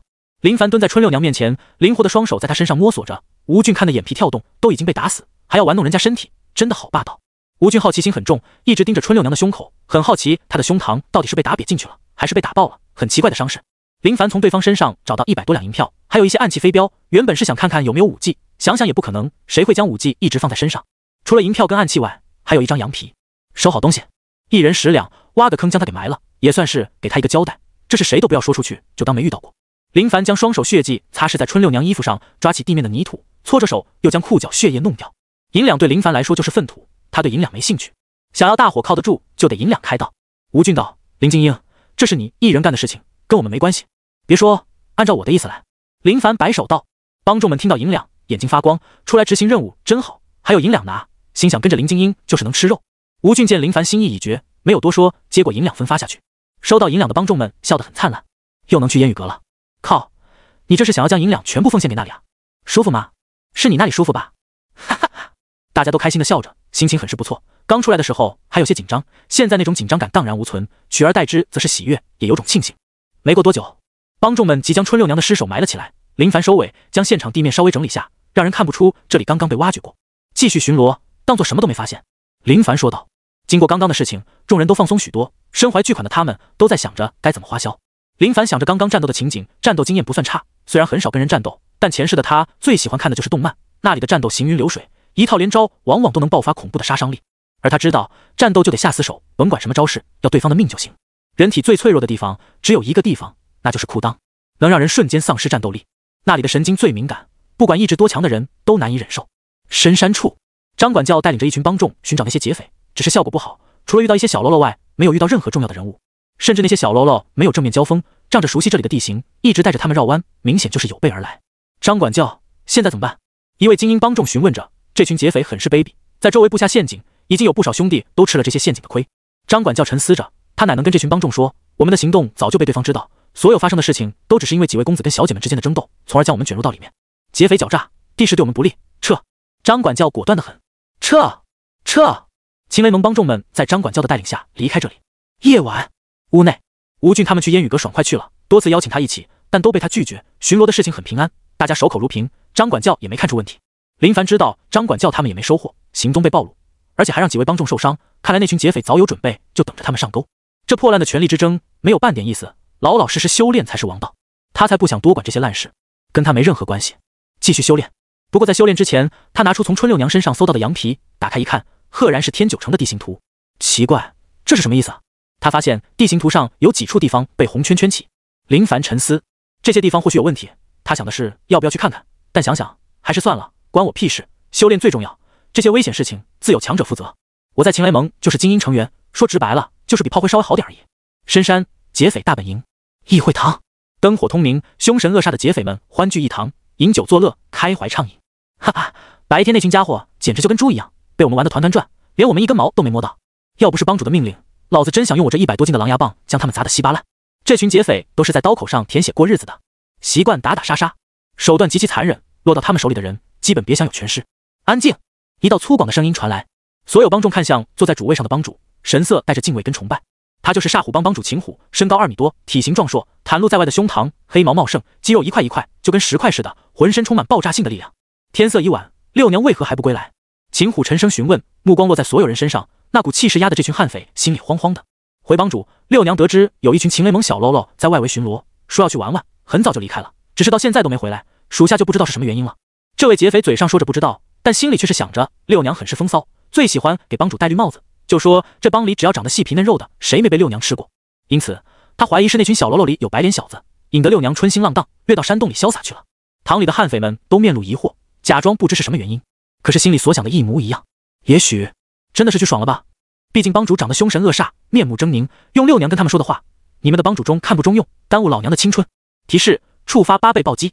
提示：碎心随影腿熟练度+8。林凡全身心投入到修炼中，收获自然满满，随时能够看到自身是否有进步的感觉，真的很爽。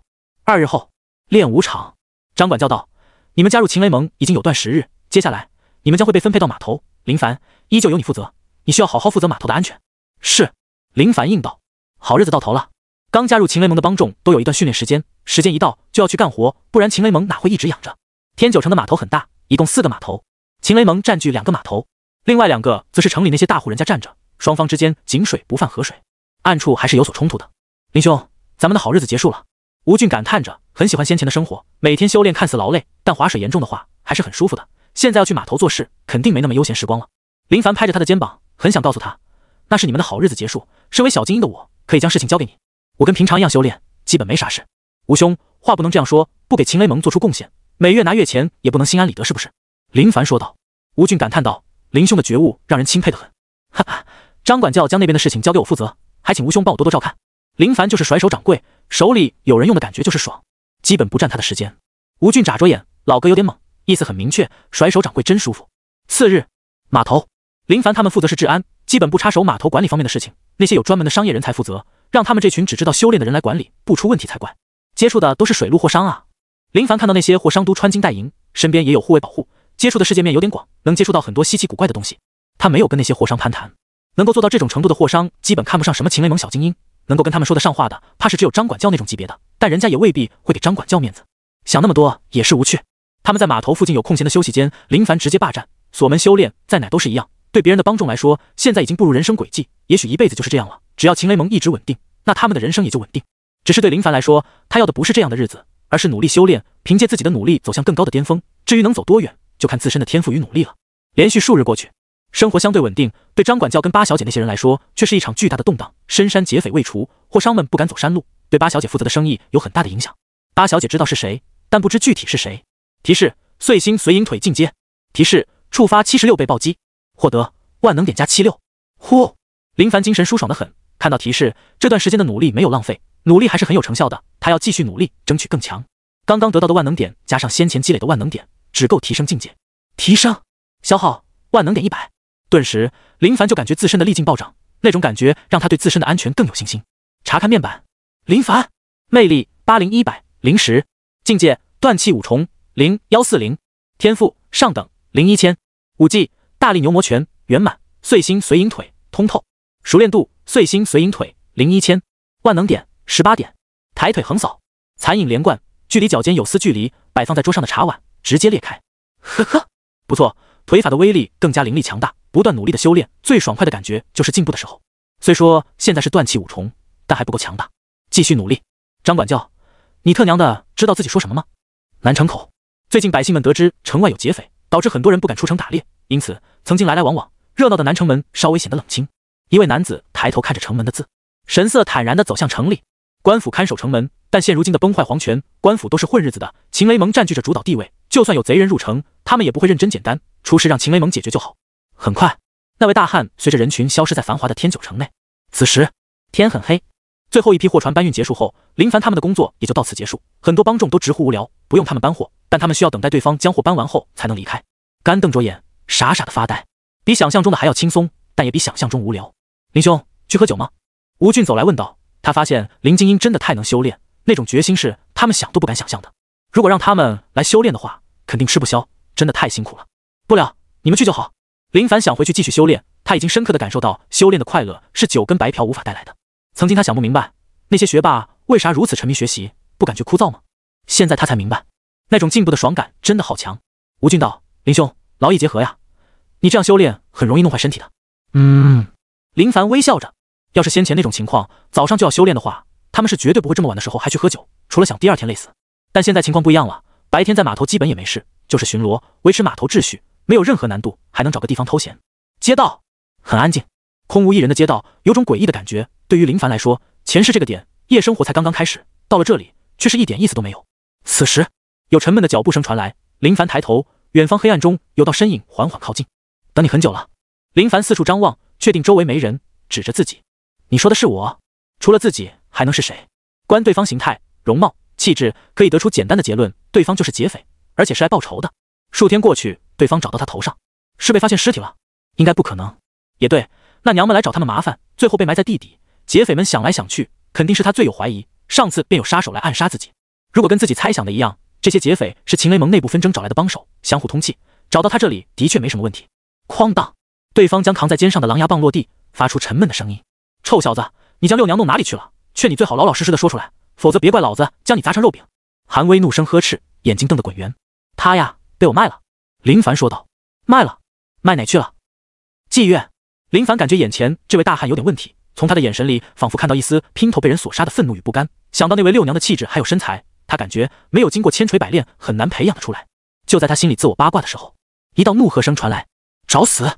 韩威提起狼牙棒，绝地而起，狠辣地朝着林凡挥舞而来，大开大合，力量很强。眨眼间，林凡灵敏地躲开对方的狼牙棒。好强的力量！虽说避开，但狼牙棒的锋芒割得他脸颊有丝疼痛。躲，我让你继续躲。韩威仗着自身力量强大，往往都是大开大合，大有一种横扫八荒的威势。林凡庆幸修炼了腿法，速度极大的提升，可攻可守，同时也在等待机会。对方体型比他大半个，除了力量大外，速度方面比他稍慢不少。就在此时，他抓住机会侧身避开，狼牙棒从他面前落下，重重地砸在地面，力量很强，比他想象的要可怕很多。想要用血肉之躯抗住对方的狼牙棒，上面的倒刺怕是能够将他撕碎。躲开韩威杀招，五指凝拳，对着韩威腋下狠狠冲去。在力量方面占据不到绝对优势的时候，就得抓住人体脆弱的部位，狠下杀手，绝对不能留情。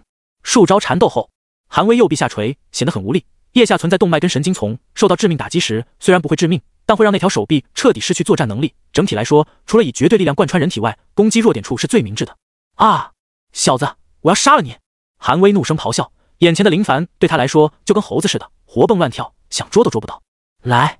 林凡羞辱性的朝他勾着手指，目光落在韩威几处薄弱的地方，眼睛、颈脖、胯下，只要能重创到，战局基本就稳定了。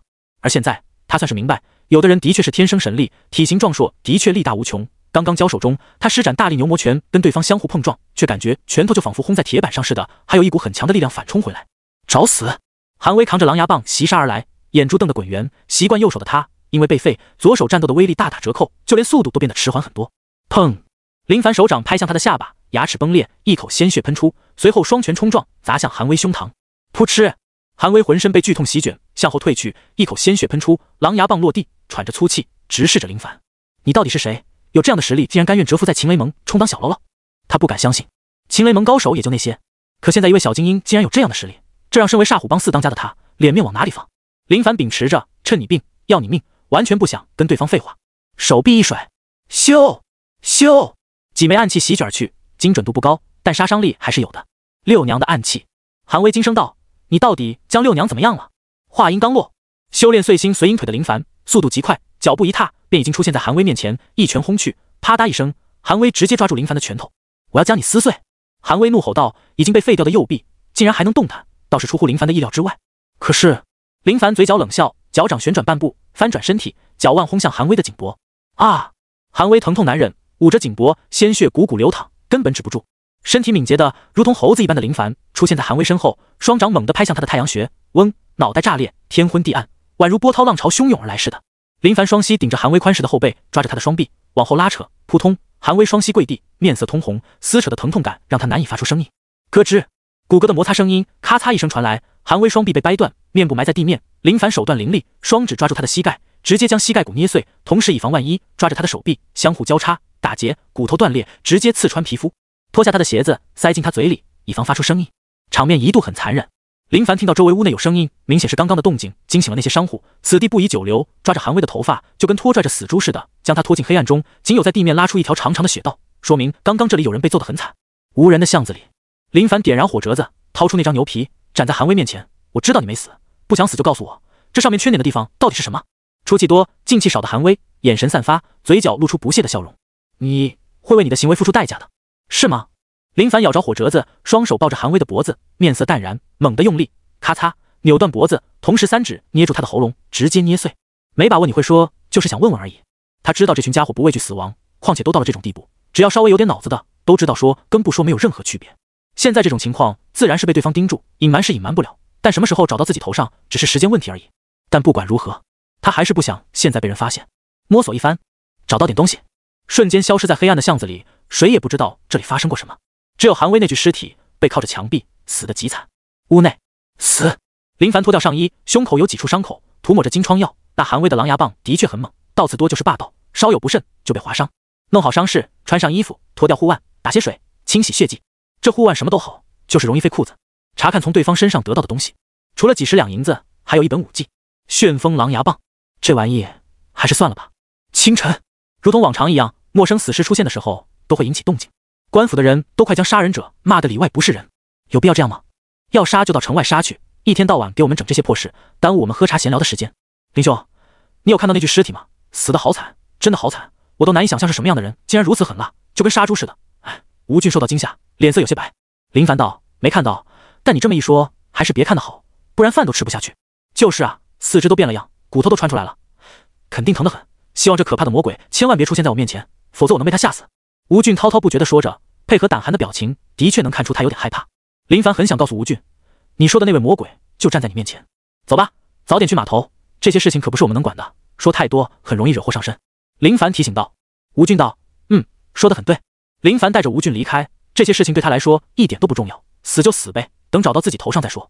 码头休息屋，帮众们都知道这里是休息的，但咱们的林精英一直都是在这里修炼，他们只能在外面休息，谁都不能打扰林精英修炼。提示：触发15倍暴击。提示：碎星随鹰腿熟练度加15。就在此时，林兄，出事了！外面传来声音。刚好一套腿法修炼结束的林凡深吸一口气，推开门，淡然道：“出什么事了？”刚刚码头出现小偷，兄弟们抓那些狗崽子，一不小心好像打死了一个。吴俊慌神得很，虽说已经是秦雷盟帮众，比普通百姓要凶悍一点，但说到底还是普通人。带我去看看。林凡皱眉，想不明白。众所周知都知道这里是秦雷盟看管，谁胆子这么大，竟然来这里偷东西，简直不要命了。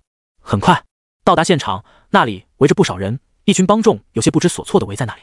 林精英来了，帮众们让开一条道路。两位穿着破旧衣服、脏兮兮的小孩护在一位孩童面前，愤怒地看着眼前的人，那眼神就好像要将他们吞掉似的。怎么回事？林凡问道。林精英，这群小孩在码头偷东西，被我们发现，然后就跑。我们想留住他们，就用东西砸他们，没想到一个失手砸到一个小偷的脑袋了。一位帮众说道。林凡上前查看情况，但被两位孩子拦住，不想他出事，就让开。两位孩童对视一眼，让开了道，随后紧张地看着同伴。林凡仔细检查一番，没事，暂时晕过去了，去找大夫过来，给这孩子包扎一下伤口，愣着干什么？还不快去！随后，他目光落在两位孩童身上，看起来10岁左右，骨瘦如柴，跟街道上的乞丐没有区别，无父无母。林凡开门见山，基本都是这样的身世，要不是这样的身世，也不可能这样。两位孩童看着林凡，最终低着头，默认了这件事情。林凡起身道：“等大夫过来，给他包扎就没事了。这种偷窃之事，以后少做，最好不做。要是饿了，中午跟晚上可以来这里，包你们吃饱。吴俊，他们就交给你负责。”吴俊道：“好，我知道了。”林凡也是心善的人，大家都是想活，同时这3个小孩还小，想让他们靠自己活着，的确有点难度。既然如此，善良一次也好，给自己积累点阴德。最近杀的人有点多。交代好事情，林凡转身离开，继续修炼去。两位孩童看着林凡的背影，眼里浮现一种异样的神光。他们从未遇到过这样的事情，也从未遇到过这样的人。还看什么？那是咱们的林凡林精英，他见你们可怜，给你们一口饭吃，得牢记在心，想着办法以后报恩。吴俊说道。他对这些孩童也是有怜悯的心，大家都是穷苦人家出生，只是他吴俊比你们好点，熬过来了，还在秦雷盟任职，月钱不少，不仅能养活自己，还能养家。孩童们没有说话，但从他们的眼神里，的确将林凡的恩情牢记在心里。休息室，林凡投入到修炼中，他只知道，想要在这世界站稳脚步，就得努力修炼，一刻都不能浪费，跟自己无关的事情别牵扯进去。甚至，他现在都快将那什么六娘给骂死，老臭娘们跟有病似的，想死就去找别人，何必找我，引来这么多烦心事。仔细琢磨一下，他们还不是最该死的，最该死的就是秦雷盟2、3、4、5、6、7那几位有事没事干的二代。想着这些事情的时候，熟练度竟然没有提升。靠！一边修炼，一边想着事情都能有影响，见鬼！不能想这些事情，努力修炼，否则对不住熟练度。很快，休息室内传来沉闷的声音，腿影到处都是，劲风形成范围的波动，这是将碎星随影腿修炼到一定境界的表现。提示：触发6倍暴击。提示：碎星随影腿熟练度加6。城外，深山煞虎帮四当家呢？秦虎端坐在虎皮宝座上，看着下方的众人，第一眼就发现四当家韩威不在。众人面面相觑，相互对视一眼。跟韩威相熟的人，心里都知道他去哪里了。那一晚，韩威见六娘没有回来，心急如焚，饮酒多了，扬言大哥薄情寡义，六娘都这么长时间没回来，肯定是凶多吉少，他怎么能无动于衷？想着六娘对他的柔情，对他身心上的帮助，这位粗犷的汉子落泪了。他要去天九城为六娘报仇，搞清楚六娘到底哪去了。秦虎看了一眼，众人面色烙印在眼里，老四到底去哪了？众人心里无奈，都很想说，帮主，老四的姘头也就是你的婆娘下落不明，很有可能被人弄死。他看着狼牙棒，急匆匆的去报仇了。你别生气，都是自家兄弟，你的就是我们的，你的事情就是我们的事情。帮主，四当家好像是去天九城给六娘报仇去了，不知为何，这话说起来怪怪的，简直胡闹。秦虎勃然大怒，六娘的死对他没有任何影响，但韩威没有任何组织性的到天九城，简直跟找死没有任何区别。派人到城里打探情况，不要多生事端，有任何消息就给我回来汇报情况。只是对秦虎来说，韩威的情况凶多吉少。派遣的小弟长得白白净净，换身衣服，说他是文化人都没问题，长成这样自然也被六娘吃过。没过多久，小弟就匆匆回来汇报情况，四当家韩威昨晚在城里被人打死，死样极其惨烈，不知是谁做的。秦虎无奈，煞虎帮又耗损一位好手，冲动是魔鬼。天九城内的高手很多，以韩威的火爆性格，目无王法，惹是生非是很正常的事情，被人打死自然也很正常。半月时间匆匆而过，对林凡来说，时间就是修炼的媒介，每日勤勤恳恳修炼，不敢有丝毫的松懈。他自知被卷入一场要命的纷争中，虽说极力躲避，但未必能躲开，没有办法，只能增强实力，到时以绝对的实力摧枯拉朽，谁敢拉我下水，便将他打死。码头休息屋内，提示：碎星随影腿进阶。提示：触发200倍暴击，获得万能点加200。就算已经做好进阶准备，听到触发200倍暴击，心情猛地一惊，彻底喜悦起来，有种说不出的爽快。不错，万千言语都无法形容此时的心情。经过大风大浪的他，面对这种情况，平静如水，波澜不惊。提示境界，消耗万能点140。查看面板，林凡，魅力80-100，0时，境界断气6重0200，天赋上等01000，武技大力牛魔拳圆满，碎星随影腿圆满，熟练度万能点78点。很喜欢这种安静修炼慢慢提升的感觉。现在他已经不是先前那般的软弱无力，手上可是沾染2条生命的狠人了。腿法已经修炼到圆满，需要重新找门武技，看来只能继续找黄章，只是不知道他有没有把握。咚咚，林兄，方便吗？门外传来吴俊微弱的声音。自从见过林凡残忍地将那位娘们打爆后，全体上下帮众对林精英有着极高的畏惧感。何事？有人找你？林凡有点疑惑，都已经做到这种毫不起眼的情况了，竟然还有人来找我，莫非是？沉思，陡然间恍然大悟，也许是烟雨阁的墨云姑娘找他，毕竟那一晚使尽浑身解数，释放大招，弄得对方服服帖帖，也许长时间未见，心有所想，派人前来再续机缘吧。推门，门外除了站着吴俊外，还有一位老者。谁？林凡问道。吴俊指着身边的老者，站到一旁，意思很明确，你要找我们林精英，现在人就在你面前，你有什么事情就赶紧说吧。久闻林精英大名，今日一见，果真非同凡响。老者笑眯眯道：林凡，你以前见过我？没见过，此次第一次见面。知道眼前这人说的客气话，现在的人真虚伪，明明没见过，而且他如此低调，哪里有大名往外传？真是，都不想多说。找我何事？林凡问道。老者道：我家主人想请林精英到府邸一叙。你家主人是谁？林凡脑海里想着是谁，这段时间足够的低调，就算他是被八小姐提拔上来的，但地位很低，只是小精英而已。对那些台面上的人来说，完全不值一提，甚至连关注的想法都没有。如今来邀请他，只有一种可能性，那就是他杀人的事情已经被对方知道，看到自己修为不错，想拉拢过去，随着他一起猛干八小姐。说不准等将八小姐镇压后，那家伙还能来一句：你不是自命不凡吗？今日我就让这地位如此卑微的小喽啰玩弄你的身子，看你还有什么值得高傲的。林凡，老者笑道：林精英随我过去就能知道了。琢磨片刻，抱歉，请回去告诉你家主人，我还需要看守码头，不能去见他。林凡想都没想就直接拒绝，能不牵扯进去就别牵扯进去，至于会不会得罪对方，那还用想吗？答应对方的要求会得罪八小姐，同时搞臭自己的名声，让更多人记恨。现在直接回绝，就算得罪，那也是对方而已。如今他都在城里，往来路线不是住所就是码头，想对我动手，还得看看时机。老者面色愠怒，语气变得阴阳怪气起来。林精英，老夫劝你还是想想比较好。如今拒绝，对方脸色都变了。林凡道：不用想了，还请回吧。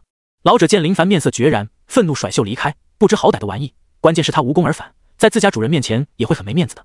最近那伟盛深得公子的喜爱，让他感受到一种威胁。见人离开，吴俊悄悄道：这老头一看就穿着华丽，绝对不是普通人，会不会被记恨上啊？林凡目光深沉地看着对方远去的背影，嘴角露出笑意。没事，去不去都会得罪人，安安心心的工作吧，没必要想这些事情。哦，对了，你说路过码头的这些货商有没有贩卖武技？这是他刚想到的。贩卖柴米油盐的商人不是好商人，真正的商人就得什么都卖，只要价格合适，亲爹亲娘都好说。我去问问。吴俊道：隐秘点，别让人知道。林凡如今的情况已经超出太多了的想象，要是张管教知道林凡此时的修为，绝对眼珠瞪得滚圆，这修炼速度未免也太快了吧？按照这情况下去，用不了多久，比我巅峰时还强啊！吴俊拍着胸口，信誓旦旦道：我办事，你放心，绝对很隐秘，除了你我他，绝对不会让第四个人知道。林凡笑着看着吴俊离去的背影，终于知道权力的好处，就是有人跟随，一些小事能交给别人去办。幽静小院，湖泊前继续垂钓，伟盛汲取上次经验，趁着公子休息时间去菜市场买了很多鱼回来。饥饿养法，只有在公子钓鱼结束后，才会适当的喂一些食物。好，二公子技术高超。伟盛马屁连拍，络绎不绝，见到公子成功垂钓到一只，那是将天底下最夸赞的话全部送给公子。二公子很是满意的看着眼前一幕，对自己钓鱼的技术也有了深层次的理解，除了用高超技术来形容外，没别的形容词了。此时邀请林凡的那位老者急匆匆回来，瞥了一眼魁胜，站在二公子身边，办事不利，神色不好。公子没有邀请的过来，他不愿意来见你。沉迷在垂钓中的二公子表情如常。哦，简单的回应说明他并未将林凡放在眼里，连这点事情都办不好。魁胜蔑视地看了一眼老者，随后恭敬道：公子，那家伙就是一个小精英而已，何德何能受公子重视？被魁胜羞辱的老者心中大怒，恨不得将魁胜撕烂。垂钓的二公子笑道：我可没重视他，如你说的一样，他只是一个小小的精英而已，怎么能入我的眼？就是想从我八妹那里挖过来，让他知道你提拔上来的人说背叛就背叛，可悲啊！只是这家伙不给面子，竟然来都不来。魁胜顿时感觉自己有了用武之地，主动请缨道：小的愿意为二公子赴汤蹈火，给那小子一点厉害瞧瞧。二公子，我认为他这是在给您找惹麻烦，如果他动了对方，八小姐肯定会跟二公子斗起来，到那时可就是鹬蚌相争，渔翁得利啊！老者抓住机会，将魁胜的马屁贬低得一文不值。你伟胜怒视对方，要是在无人的地方，他都能狠辣地撕碎眼前这家伙的嘴。二公子道：看看你们现在的样子，就跟猴似的，属下知错。老者立马认怂。反观魁胜，仿佛猴精附体似的，抓耳挠腮，下窜上跳，龇牙咧嘴，活生生的就跟一头猴子似的。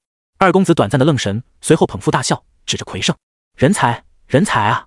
他没想到魁胜竟然如此有意思，真是超乎他的想象。伟胜见公子开怀大笑，耍得更加卖力，还时不时挑衅已经目瞪口呆的郑渊。郑渊傻眼了，他从未想过伟胜竟然能无耻到这种程度，真的让他大开眼界，整个人生观都发生天翻地覆的变化。也许杂技人员也不过如此吧。郑渊，老奴在，你要跟魁胜多学学，看看多热闹啊！郑渊胸口沉闷得很，随时都能喷出一口老血。他这把年龄哪能放得下身段，甘愿当个猴子？真的没法跟魁胜相比。看看这贱人的表情，好像还很享受似的。甘拜下风，你是真厉害。是，嘴上说愿意跟魁胜好好学一学，但心里却是将魁胜喷的爹娘都不认识了。好了，这些小事无关紧要，对我来说，秦雷盟算什么？天九成又算什么？就算我从不修炼，又有谁胆敢对我如何？你们可知我靠的谁？靠我，靠你，还是靠他？你们知道吗？二公子白衣飘飘，神情平静，有种脱俗世间的气质。伟胜跟郑渊摇头，属下不知。哼！二公子嘴角露出笑意，毫不隐藏，直白道：我靠的是我大哥，我亲大哥。顿时他们肃然起敬。没有错，二公子说了人生中最正确的话，就是因为有一位被神秘道人带走的大哥，他才能横行无忌，无所顾忌，直白点。谁敢对二公子无礼？2日后，怎么说？没有修炼的日子里，林凡很无聊，都不知道做什么，整个人就仿佛缺少某种动力似的，浑浑噩噩，醉生梦死，不知道该做些什么事情来打发时间。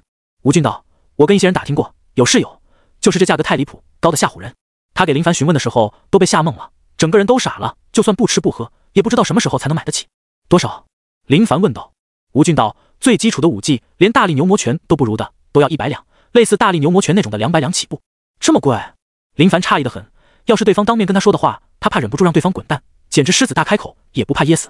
吴俊道，没办法，这种事情很冒险，现在的武技都是各大势力的根基，绝对不会外传。那些商人能够有这些武技，都是一些学得此武技的人，身上缺钱，在那些商人的利诱下才将武技写出来的，一旦被本门知道，绝对很惨，所以这价格自然很昂贵。林凡眉头紧锁，难搞得很，随后坦然道，没事了，你先出去忙你的。直到吴俊离开后，林凡陷入沉思，琢磨着，随后想到黄章，他知道这种事情有点强人所难，但不是一事不好说，跟他们打着招呼，直接离开码头。找到黄章时，他正在酒馆陪着一位年轻男子饮酒，神态阿谀奉承，仿佛是在讨好对方似的。他没有过去，而是在酒馆外的茶摊喝着茶，静静等待。柳公子，我听闻河星城是一座大城，那里的繁荣可不是天九城能比的。黄章说道。他跟这位柳公子也是初识，其中的缘由说来话长。黄章闲来无事在街上闲逛，看似游手好闲的他，实则是在寻找商机。然后就发现走在他前面的那位公子哥，钱袋从腰间掉落在地，他眼疾手快，直接捡起来想偷偷溜掉，可是随意的一眼，发现钱袋里的数额不少，实在是罕见很。能够带这么多钱袋上街的，绝对不是普通人。而且他多次观察对方，发现对方面生得很，绝对不是天九城本土。想到放长线钓大鱼，他喊住对方，将钱袋返还给他。柳公子道：皇兄说笑了，天九城跟河星城同为主城之一，两者间不分上下，更何况此城有皇兄这番品德高尚的人，无疑不是给这座城添加了不少风光啊。哎呀，这夸赞的实在是让我汗颜。我黄章虽说没有什么成就，但深知一个道理，我的就是我的，不是我的不能拿。柳公子举杯，皇兄，我敬你一杯。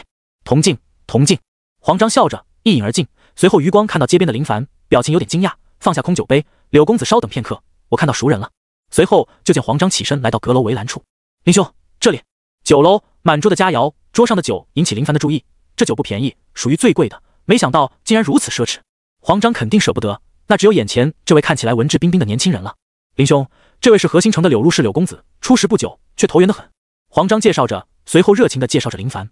柳公子，这位是我好兄弟林凡，你可别看他年纪轻轻，实则甚得我们秦雷盟8小姐的厚爱，才加入帮里没多久就被提拔为精英，如果不是入帮时间短暂，怕不服众，早就是堂主级别的人物了。黄章睁眼说瞎话的本事不小，吹捧人的能力绝非一般，直接将林凡的地位直线拔高很多。精英这种身份算不上什么，甚至很难入一些有地位人的眼，但经过黄章这么描述后，林凡的潜力瞬间水涨船高。柳公子，久仰久仰。林凡起身抱拳道。柳公子也是立马起身，微笑抱拳道：观林兄之容，便知不是凡俗之人，今日得皇兄引荐，能够认识林兄这样的人物，实在是刘某的荣幸。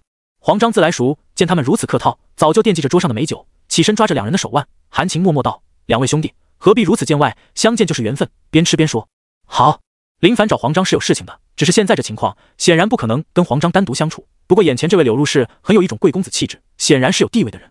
跟他们这种混日子的不同，人家那才是真正的过日子，锦衣玉食，潇洒纵横，哪里像他跟黄章，一个拼了命的借钱，一个拼了命的修炼。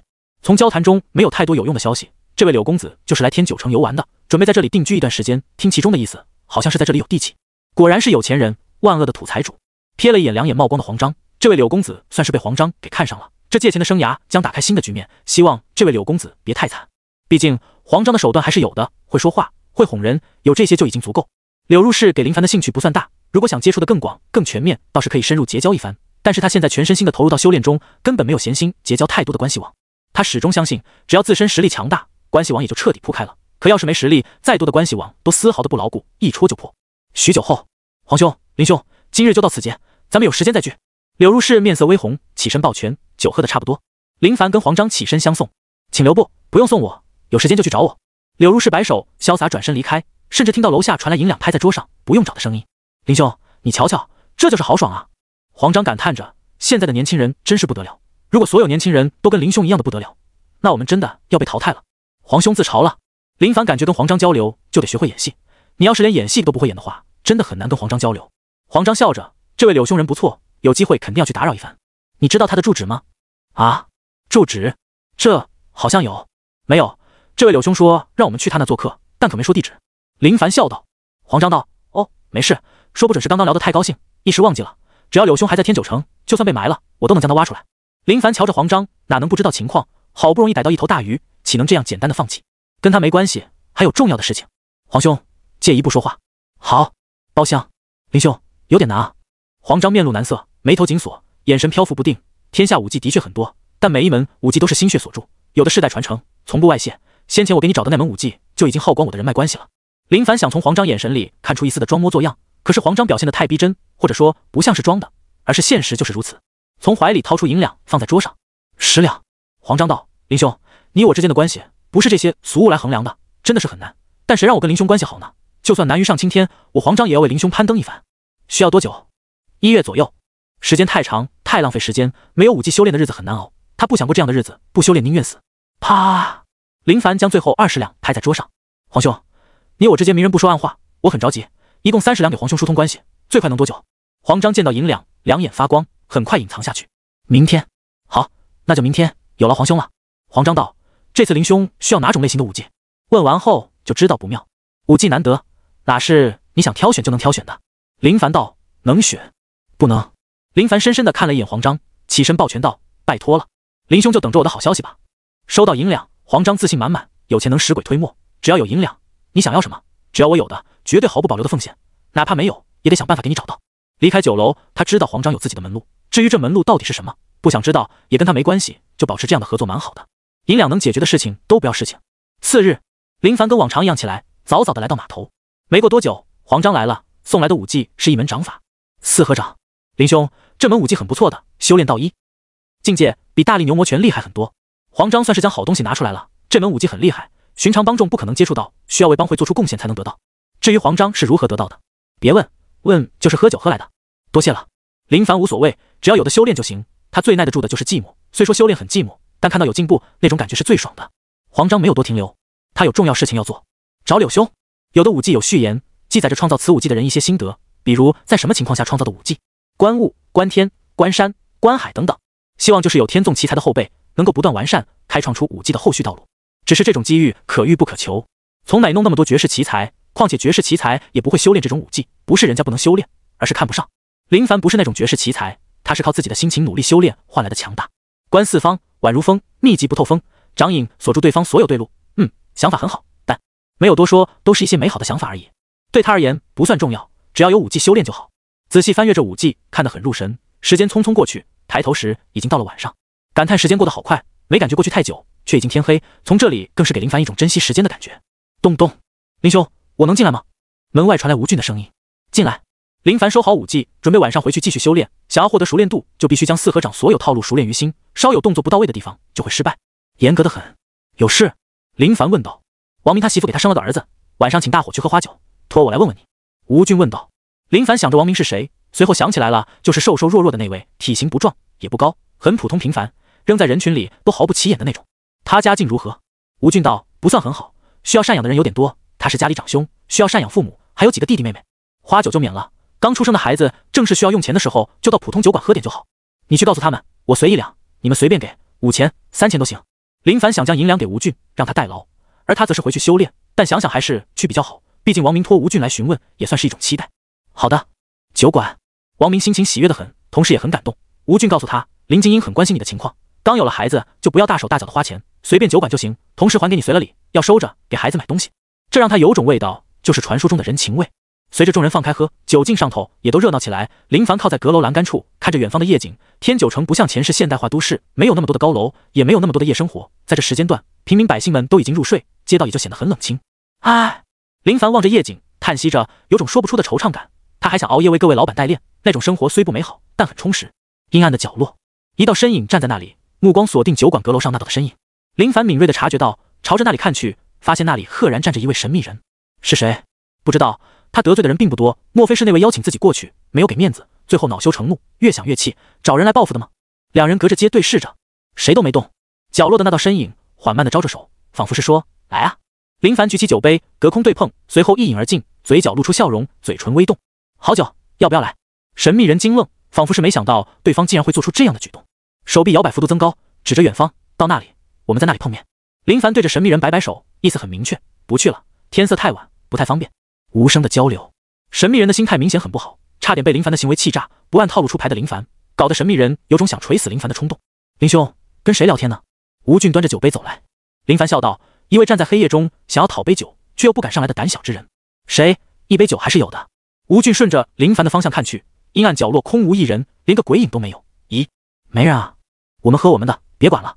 林凡笑道，转身时目光深邃地朝着远方看了一眼，真的好烦，只想平静的他总是被人惦记着，早晚有一天将你们全部打死。远方，数位神秘人从角落出来。人呢？没来，那家伙的警惕心太高，没有受到影响。那现在怎么办？咱们就在这里等着。撤！这里是天九城，穿得像他们这样的，要是遇到高手，他们的情况会变得很糟糕，有很大的可能性被打死，倒是死得不明不白，就真的太亏了。夜深人静，林凡不知道那群家伙有没有离开，想着能不血拼就不拼的想法，绕路而行。以前需要20分钟的路程，绕路后直接变成半个时辰。在没有办法的情况下，他不想杀人，杀孽沾多了，就感觉自己已经变得不纯洁了。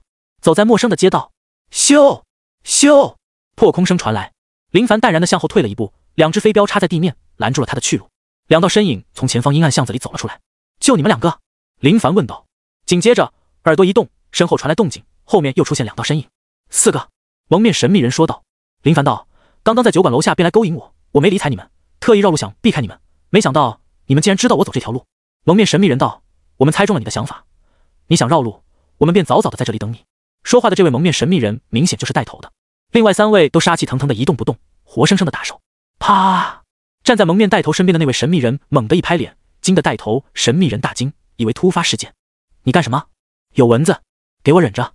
哦，林凡感觉他们像是来说相声的，搞得他有些想笑。当然，他看出对方应该不是那群劫匪，否则不可能蒙面。毕竟劫匪都是光明磊落的，想杀你无需蒙面。干这一行的，还怕别人知道我是谁吗？我们无冤无仇，就算有仇，也该跟我说明白点，到底是什么情况，也让我死个明白吧。他最怕的就是这种不明不白来找他麻烦的。劫匪来找他，他是能明白的。杀了你们的娘们，你们找我报仇，情有可原，但眼前这些家伙就有些莫名其妙了。不过，他猜测的是那位，他不说出来，以防猜错，让别人知道了一些隐秘，那就有些得不偿失了。我们无仇，但有怨，不对付你，心中一口怒气难平。给我上！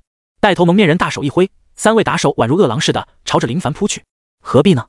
林凡纹丝不动，修炼到如今，眼界还是有的。就这些，哼！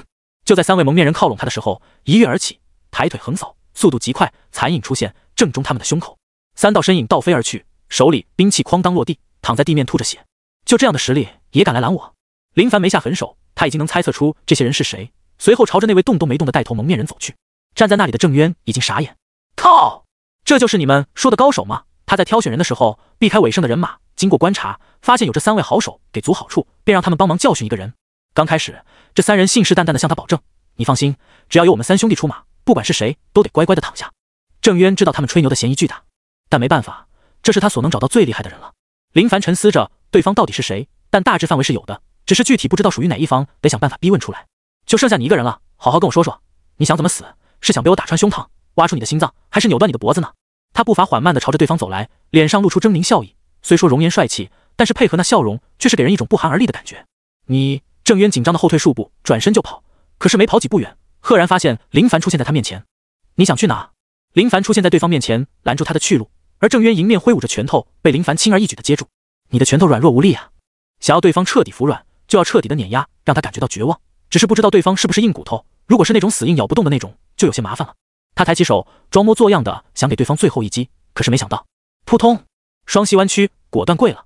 你不能杀我，我是2公子身边的大红人，你要是将我杀了，就算有8小姐保你也无用。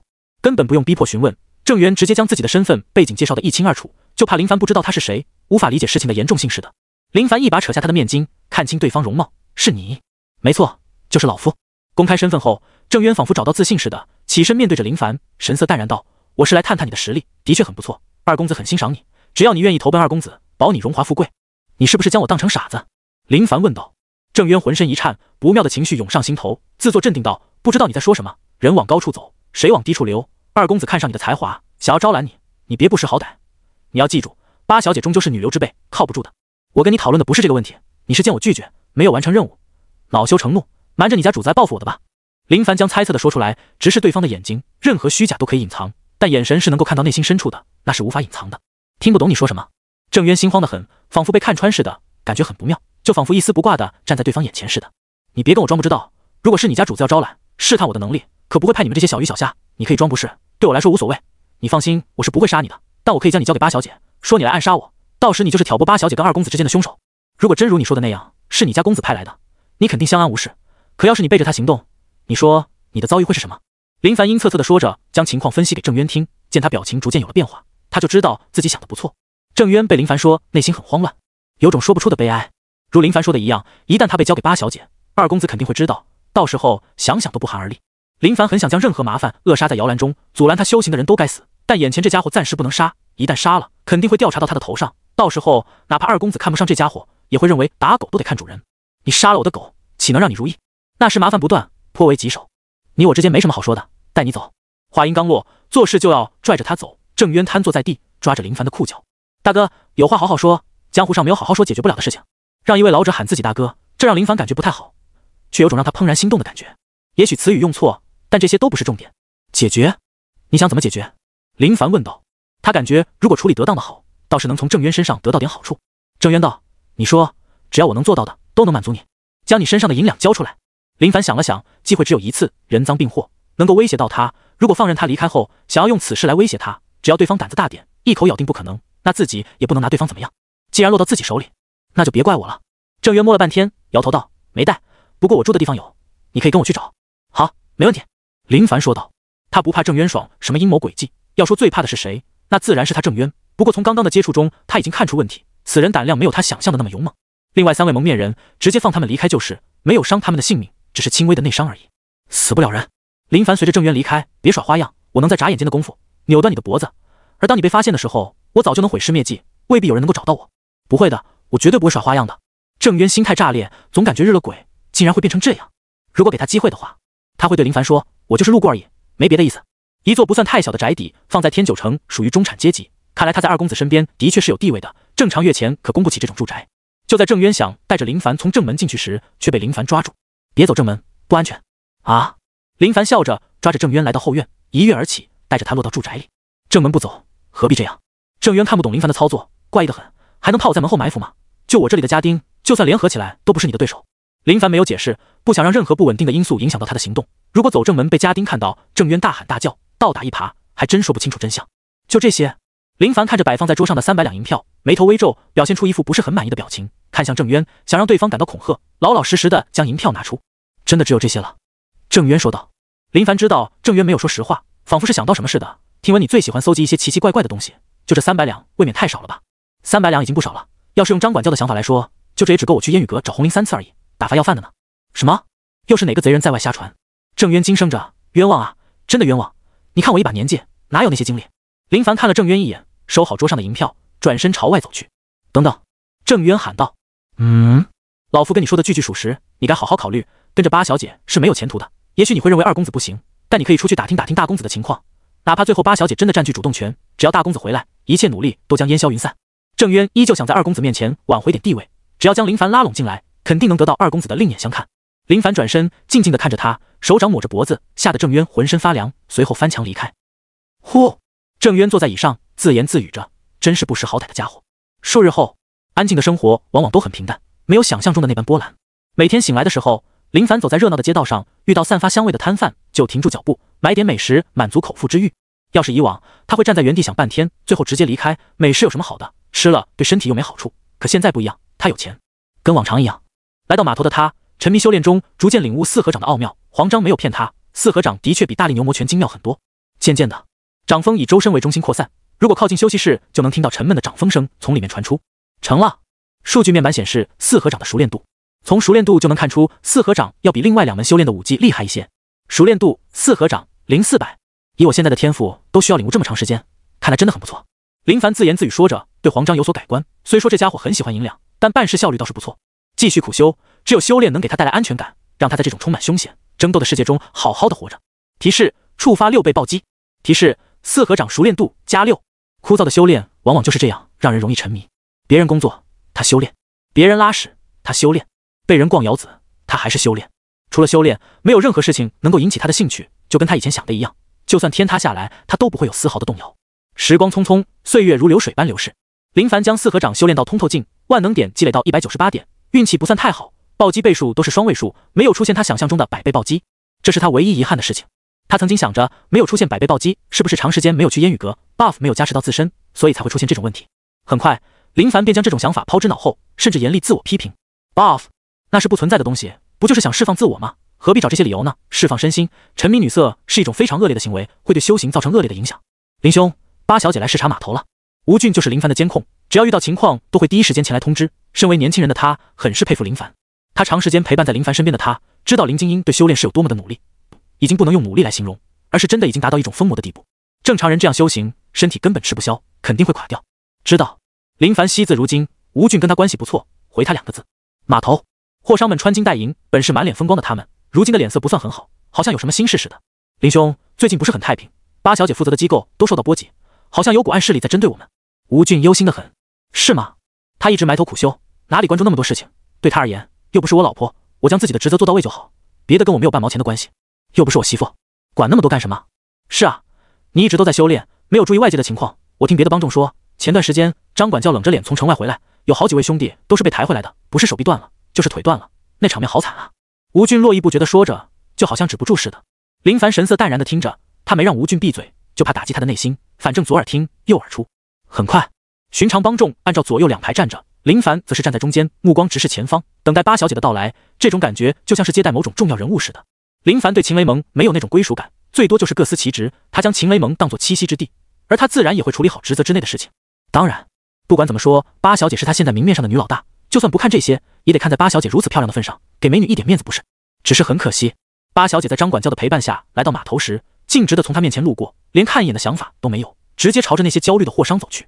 林凡无奈，自己低调的已经没牌面了。不过也好，何必那么张扬？吴俊知道八小姐地位极高，但他可是将林凡当成心中的好兄弟、好领导。你八小姐路过我心中的偶像，竟然连看都不看一眼，真是羞辱我心中的林精英。林兄，我相信总有一天你会进入八小姐眼里的。吴俊坚信道。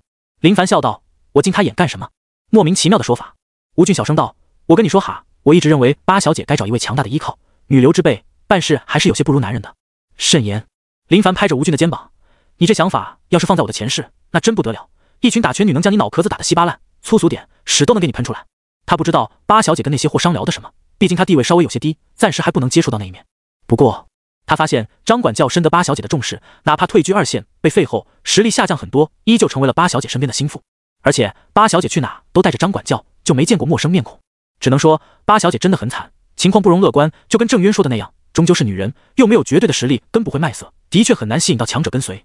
等到下午的时候，跟货商谈拢早就离开的八小姐又来到了码头，不仅张管教跟随在身边，还多了一位男子。林凡多看了几眼，还是第一次看到八小姐身边出现除了张管教以外的人。八小姐没有说话。张管教站出来道：最近海上出现一群海匪，专门骚扰货船，扰得货商们苦不堪言。明天有一艘商船要从这里出发到核心城，路途遥远，恐遭事端，需要你们上船押送货物。林凡，这位是八小姐邀请来的高手西门催，人称浪里白龙，对水运极为熟悉，你们就先由他管理，听从他的安排。林凡道：是。随后看着对方，在张管教介绍对方时，西门催傲然地抬着头，一种青年才俊的气质散发出来，仿佛天地间只有他这一轮烈日似的。西门催，这位是林凡，秦雷盟精英，很优秀，希望这次商船能够安全抵达。张管教说道。西门催抱拳道：张管教放心，只要他们听从我的吩咐，我可保证此次水运绝对不会有任何问题。好。张管教点头。西门催来到林凡面前，仔细打量着他，微笑道：你就是林凡吧？这番话在别人听来好像没什么，但对林凡来说，就像是你特么的就是林凡啊，很张扬猖狂。林凡应道。西门催拍着林凡的肩膀道：八小姐跟张管教都在，我也就将丑话说在前，我这人很是严格，此次水运肯定有危险，所以希望你们能好好配合我的行动。如果没有说完，而是直接转身道：八小姐，张管教，我有严惩的权利吧？张管教道：有。各位听到张管教的话了吧？希望能好好配合。西门催说道。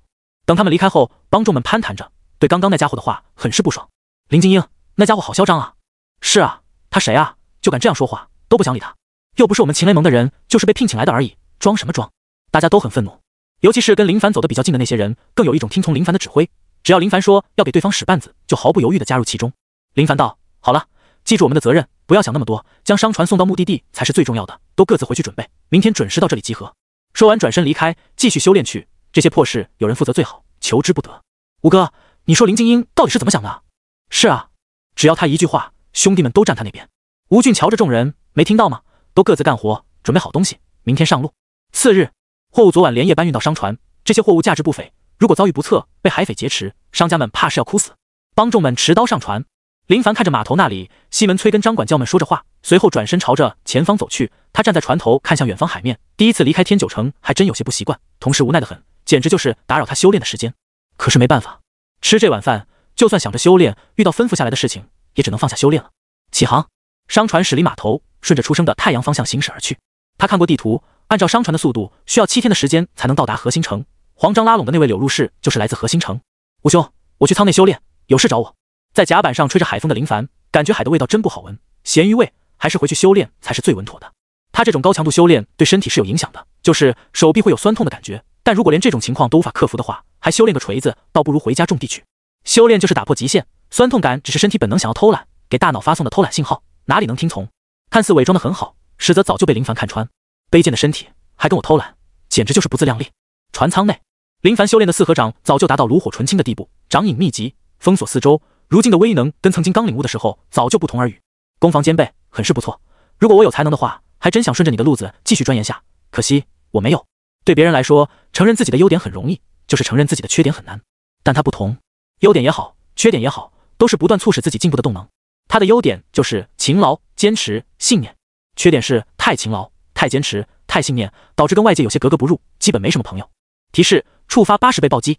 提示：四合掌熟练度加80。咦，有点噱头，竟然触发80倍暴击了。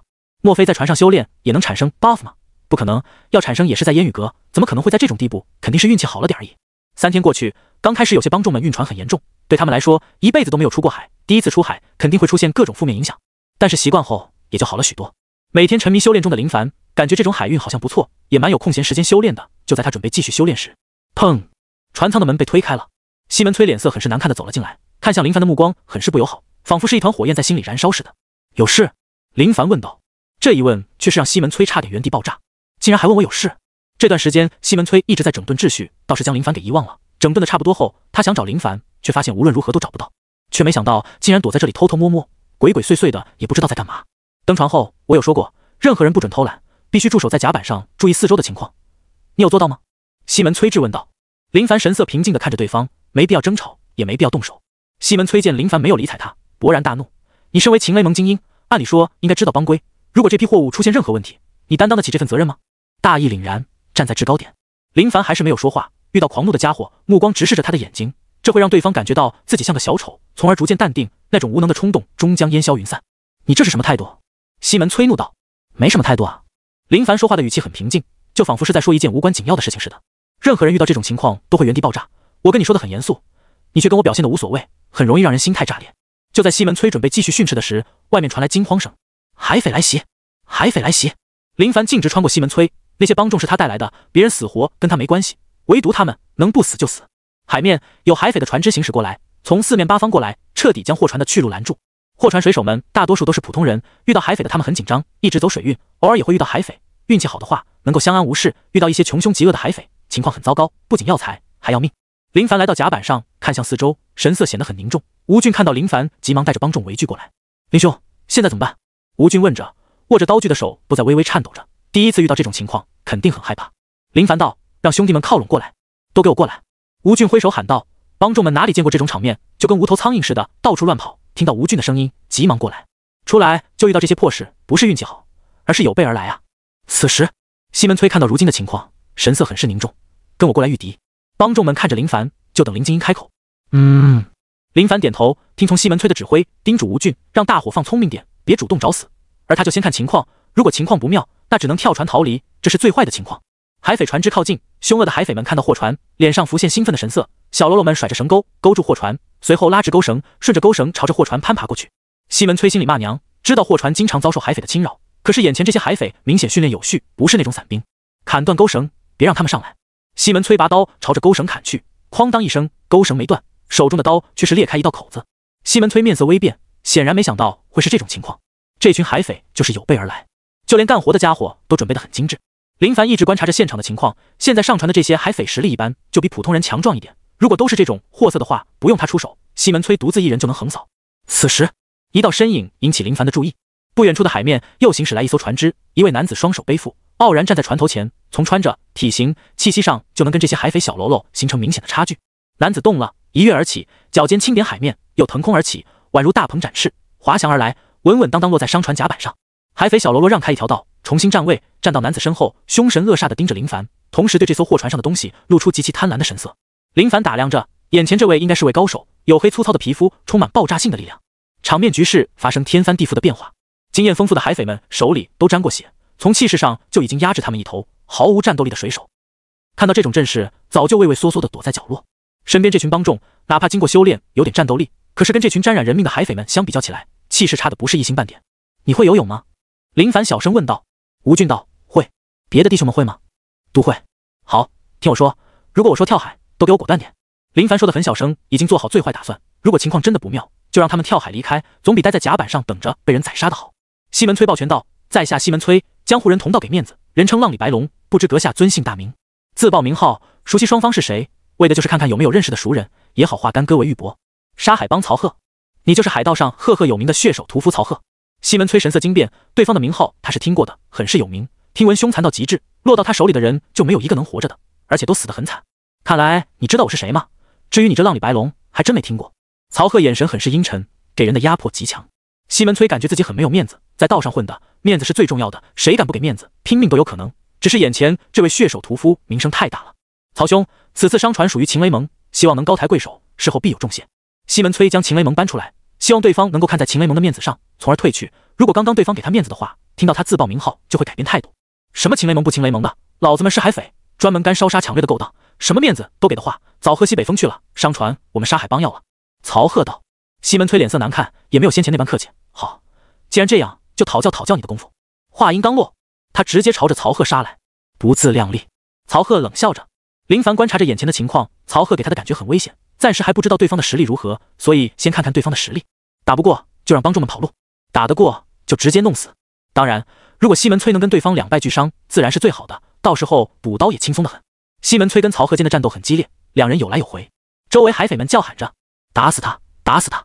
习惯在刀口舔血过日子的海匪们，最喜欢的就是刺激。林兄，我们该怎么办？吴俊紧张问道。别急，等。林凡说道。他凝神观察曹贺，威势很猛，擅长拳掌功夫，而西门崔也是不错，动作敏锐得很，速度极快，但一直没有跟曹贺硬碰硬。显然也知道在力量的比拼上，弱于对方，没有正面接招，输定了。林凡知道西门崔必输，时间长短问题而已，但也许能给曹贺带来一些小麻烦。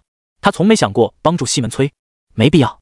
要是这家伙先前态度好点，倒是可以跟他一起对付曹贺，可就态度，被人打死，眼皮都不会跳动一下。没过多久，就跟林凡想的那样，号称浪里白龙的西门崔败了，而且败得很惨。就你这还是浪里白龙，我让你成为浪里饲料。曹贺嘴角有鲜血，胸膛上有几处掌印，都是西门崔留下的，也不算废物。此时的西门崔后悔莫及，早知现在，当初就不该接受邀请，只是八小姐给的银两有点多，而且他看上了八小姐的身子。曹爷饶命，货我们不要了，拱手奉送给曹爷。西门崔面露胆怯，惶恐不安，磕头求饶，与先前傲娇的模样形成两种鲜明的对比。将裤子捞起来，让我看看你的屁股。曹贺本想给西门崔一个痛快，但突然发现他的身段好像有点意思。西门崔心里惊慌，这是什么意思？但还是按照曹贺的吩咐做了。曹贺看了一眼，颇为满意，圆润很翘，在男人中很是少有的极品。西门崔发现曹贺看向他的眼神有些不对劲，从先前的凶狠到如今的玩味，尤其是曹贺舔舌头的动作，更是让他不寒而栗。莫非？仿佛是想到某种可怕的事情似的，西门崔面色惨白，一丝血色都没有。他留下，其余人都杀了。曹贺挥手，简单一句话就决定了很多人的生死。当然，他也将西门崔当成负责此次商船最厉害的人，别的都是小喽啰，无需放在心上。而就在此时，厉害，血手人屠曹贺的确有让人胆寒的资本，只是可惜了。准备离开的曹贺转身看去，有些诧异，谁在说话？林凡从容走出，秦雷盟的货船你们可以劫，但不该杀人灭口。曹贺打量着林凡，发现林凡容貌上佳，有点埋怨自己大意了，竟然没有发现这种好苗子。你小子不错，也可以活命，但得跟老子回去。西门崔已经懂曹贺是什么想法，心里暗自松口气，有人代劳就好。你有点自信，自信的人往往都很有魅力，但卧槽！陡然间，林凡就仿佛眼珠要爆出来似的，指着远方。曹贺回头看去，林凡抓住机会，握指成拳，狠狠砸来。砰！小子，我等你很久了。曹贺没有受到任何影响，在海盗上混了这么久，这种伎俩谁能不知道？双方触碰数下，拳碰撞，力量上的比拼不分伯仲，但曹贺的拳劲有种穿透性，碰撞的时候有种被压制的感觉，像是被点了某种麻穴，会让手臂有酥麻的感觉。但没事，林凡面对曹贺的攻势游刃有余。就在此时，曹贺手腕转动，猛地一拳轰来。林凡侧身躲避，以拳换掌，四合掌，秋风扫落叶。密集的手掌不断落在曹鹤身上，还真是皮粗肉厚。手掌落下时，沉闷声不断。曹鹤疼痛难忍，怒吼一声，双拳挥来。林凡同样双拳对轰，踩他的甲板崩裂，压低身体，从下而上，一掌拍在曹鹤下巴，崩飞牙齿，鲜血溅射而出。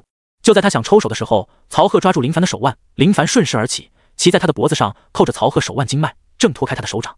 上路吧！林凡双掌拍向曹鹤的太阳穴。曹鹤抬手格挡，抓住林凡手臂，低吼一声，将他朝着地面甩来。被甩起的林凡即将后背落地时，双膝弯曲，双脚稳稳落地，腰部发力，宛如双手扔铅球似的。低吼一声，曹鹤面色惊变，直接双脚离地，被林凡扔到半空。抓住机会，就见他双掌拍去，掌影密集，不断轰击曹鹤的背部。四合掌的威力此时彻底爆发出来，砰砰砰，沉闷声不断。四合掌一套结束，大力牛魔拳猛地轰在曹鹤腰部。但不得不说，修炼到断气6重后，生命力的确很强。就算这样，曹鹤竟然还能在空中扭转身体，借着林凡的力道落到另一侧，同时还顺势插向林凡的眼睛。如果不是躲避及时，眼珠都能被对方插爆。曹鹤单手撑着甲板，咳着鲜血，很是不敢置信。他真的没有想到，这家伙竟然如此可怕。林凡可不会傻乎乎的给曹鹤任何喘息的机会，身如猎豹似的朝着他扑来，抬脚朝着曹鹤下巴踢去。该死！曹鹤没想到这家伙攻击如此密集，都有些无法反应的过来，抬手抵挡。噗嗤！尖锐东西刺入的疼痛席卷他的大脑，惨叫声响起。林凡再次抬脚踢去，但这一次却是踢向曹鹤的太阳穴。噗嗤！铁刺穿透皮肤的声音被鲜血崩裂的声音掩盖。别杀我！曹鹤求饶着。不好意思，迟了。林凡收腿，噗嗤一声，裤脚那里沾染着鲜血。这就是同等修为的对碰，的确让林凡有种说不出的感觉。此时的曹鹤跪在那里，低着头，鲜血顺着脸颊缓缓流下，滴落在甲板。林凡没有动，也没有转身，而是张开手，拿刀给我。吴俊递来刀。林凡的目光一直锁定着曹鹤，以防对方暴怒而起的情况。假死的事情很多，尤其是这种身强体壮的，拼着最后一口跟你同归于尽的可能性很高。就在林凡挥刀时，垂着脑袋的曹鹤猛地抬起头，面露最后的狰狞神色，但手起刀落，噗嗤！硕大的人头在甲板上滚动着，最终缓缓停下，瞪着眼睛，死不瞑目。快跑！都快跑啊！群龙无首的海匪们已经被眼前一幕吓得心肝崩裂，四处逃窜，都争先恐后的想跳海逃离。本来是要劫船的，却没想到竟然发生这种事情。都他妈的给我别动，谁动谁死！林凡提刀而去，修炼碎星随影腿后，脚速很快。有位海匪从商船一跃而起，翱翔空中，做好姿势，准备以完美的模样落水，直接被林凡一刀劈成两半，血肉哗啦啦的落到海里。谁还敢动？林凡背对着被劈开的身躯，目光落在每一位想要逃跑的海匪身上。海匪们瞪着眼睛，惶恐不安，仿佛看到最为血腥恐怖的一幕似的。他们内心遭遇到难以想象的恐吓。跪下！林凡淡然道。扑通扑通，海匪们老老实实的跪在那里。在他们看来，眼前这家伙太凶猛，还没说什么，就如此残忍的将人身体劈开，好残忍啊！吴俊，让人将他们绑起来，然后搜他们的身，任何有价值的东西都别放过。林凡说道。吴俊办事效率贼高，原本还担心西门催被击败后他们的下场会是如何，看到林凡强横镇压海匪，激动的都想拥抱林凡，狠狠亲吻着。没过多久，都在这了。这群海匪还真富有，一共搜到300多两。吴俊满脸笑容，他从来都没有见过这么多银两，发了，真的发了。激动是激动，但他知道这些银两不是他的，也不是大伙的，这可是林兄拼命换来的。林凡有些失望的看着银两，瞥向已经被锤死的曹鹤，这么大个的人出来也不带点实用的东西，竟是这些粪土玩意。这些银两跟兄弟们分了。林凡说道。啊！看着银两双眼发亮的吴俊，听到林凡说的话时，整个人都有些懵，仿佛是听错似的。分了。林凡道。兄弟们跟我出来不容易，不能什么油水都没有。这群海匪自己找死，主动送银两上门，不能不要，给兄弟们分了。吴俊知道林凡不是开玩笑，猛地起身看向还不知道情况的帮众们道：兄弟们，林精英说了，这些银两我们分了。正在招待海匪们的帮众们直接被惊愣住了，紧接着彻底欢呼起来：林精英万岁！跟着老大才有肉吃啊！我上辈子到底是干了啥好事，竟然遇到这样的老大，太感动了，沸腾了。按照这样分配，每人都能得到10几20两。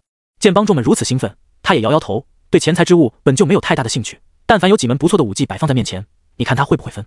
人为财死，鸟为食亡，能用银两收买人心，那这种人心是最廉价的。如果有团队数据的话，那现在就是凝聚加99，团结加99，献身加99。看着帮众们露出开心的笑容，林凡也是笑着。他不太喜欢战斗，因为每一次的战斗都会让他的双手上沾染鲜血。林兄，这些人怎么办？吴俊问道。喂鱼吧。啊？吴俊满脑疑问，就仿佛自己听错似的。刚刚林兄说什么？喂鱼？林凡道。不喂鱼，你想一刀刀将他们砍死不成？你这未免也太残忍了吧！他很是震惊地看着吴俊，真的没有想到，看起来温和的吴俊竟然有如此残忍的想法。吴俊被林凡这番话搞得天灵盖都快炸裂似的。我特么的好像没说什么吧？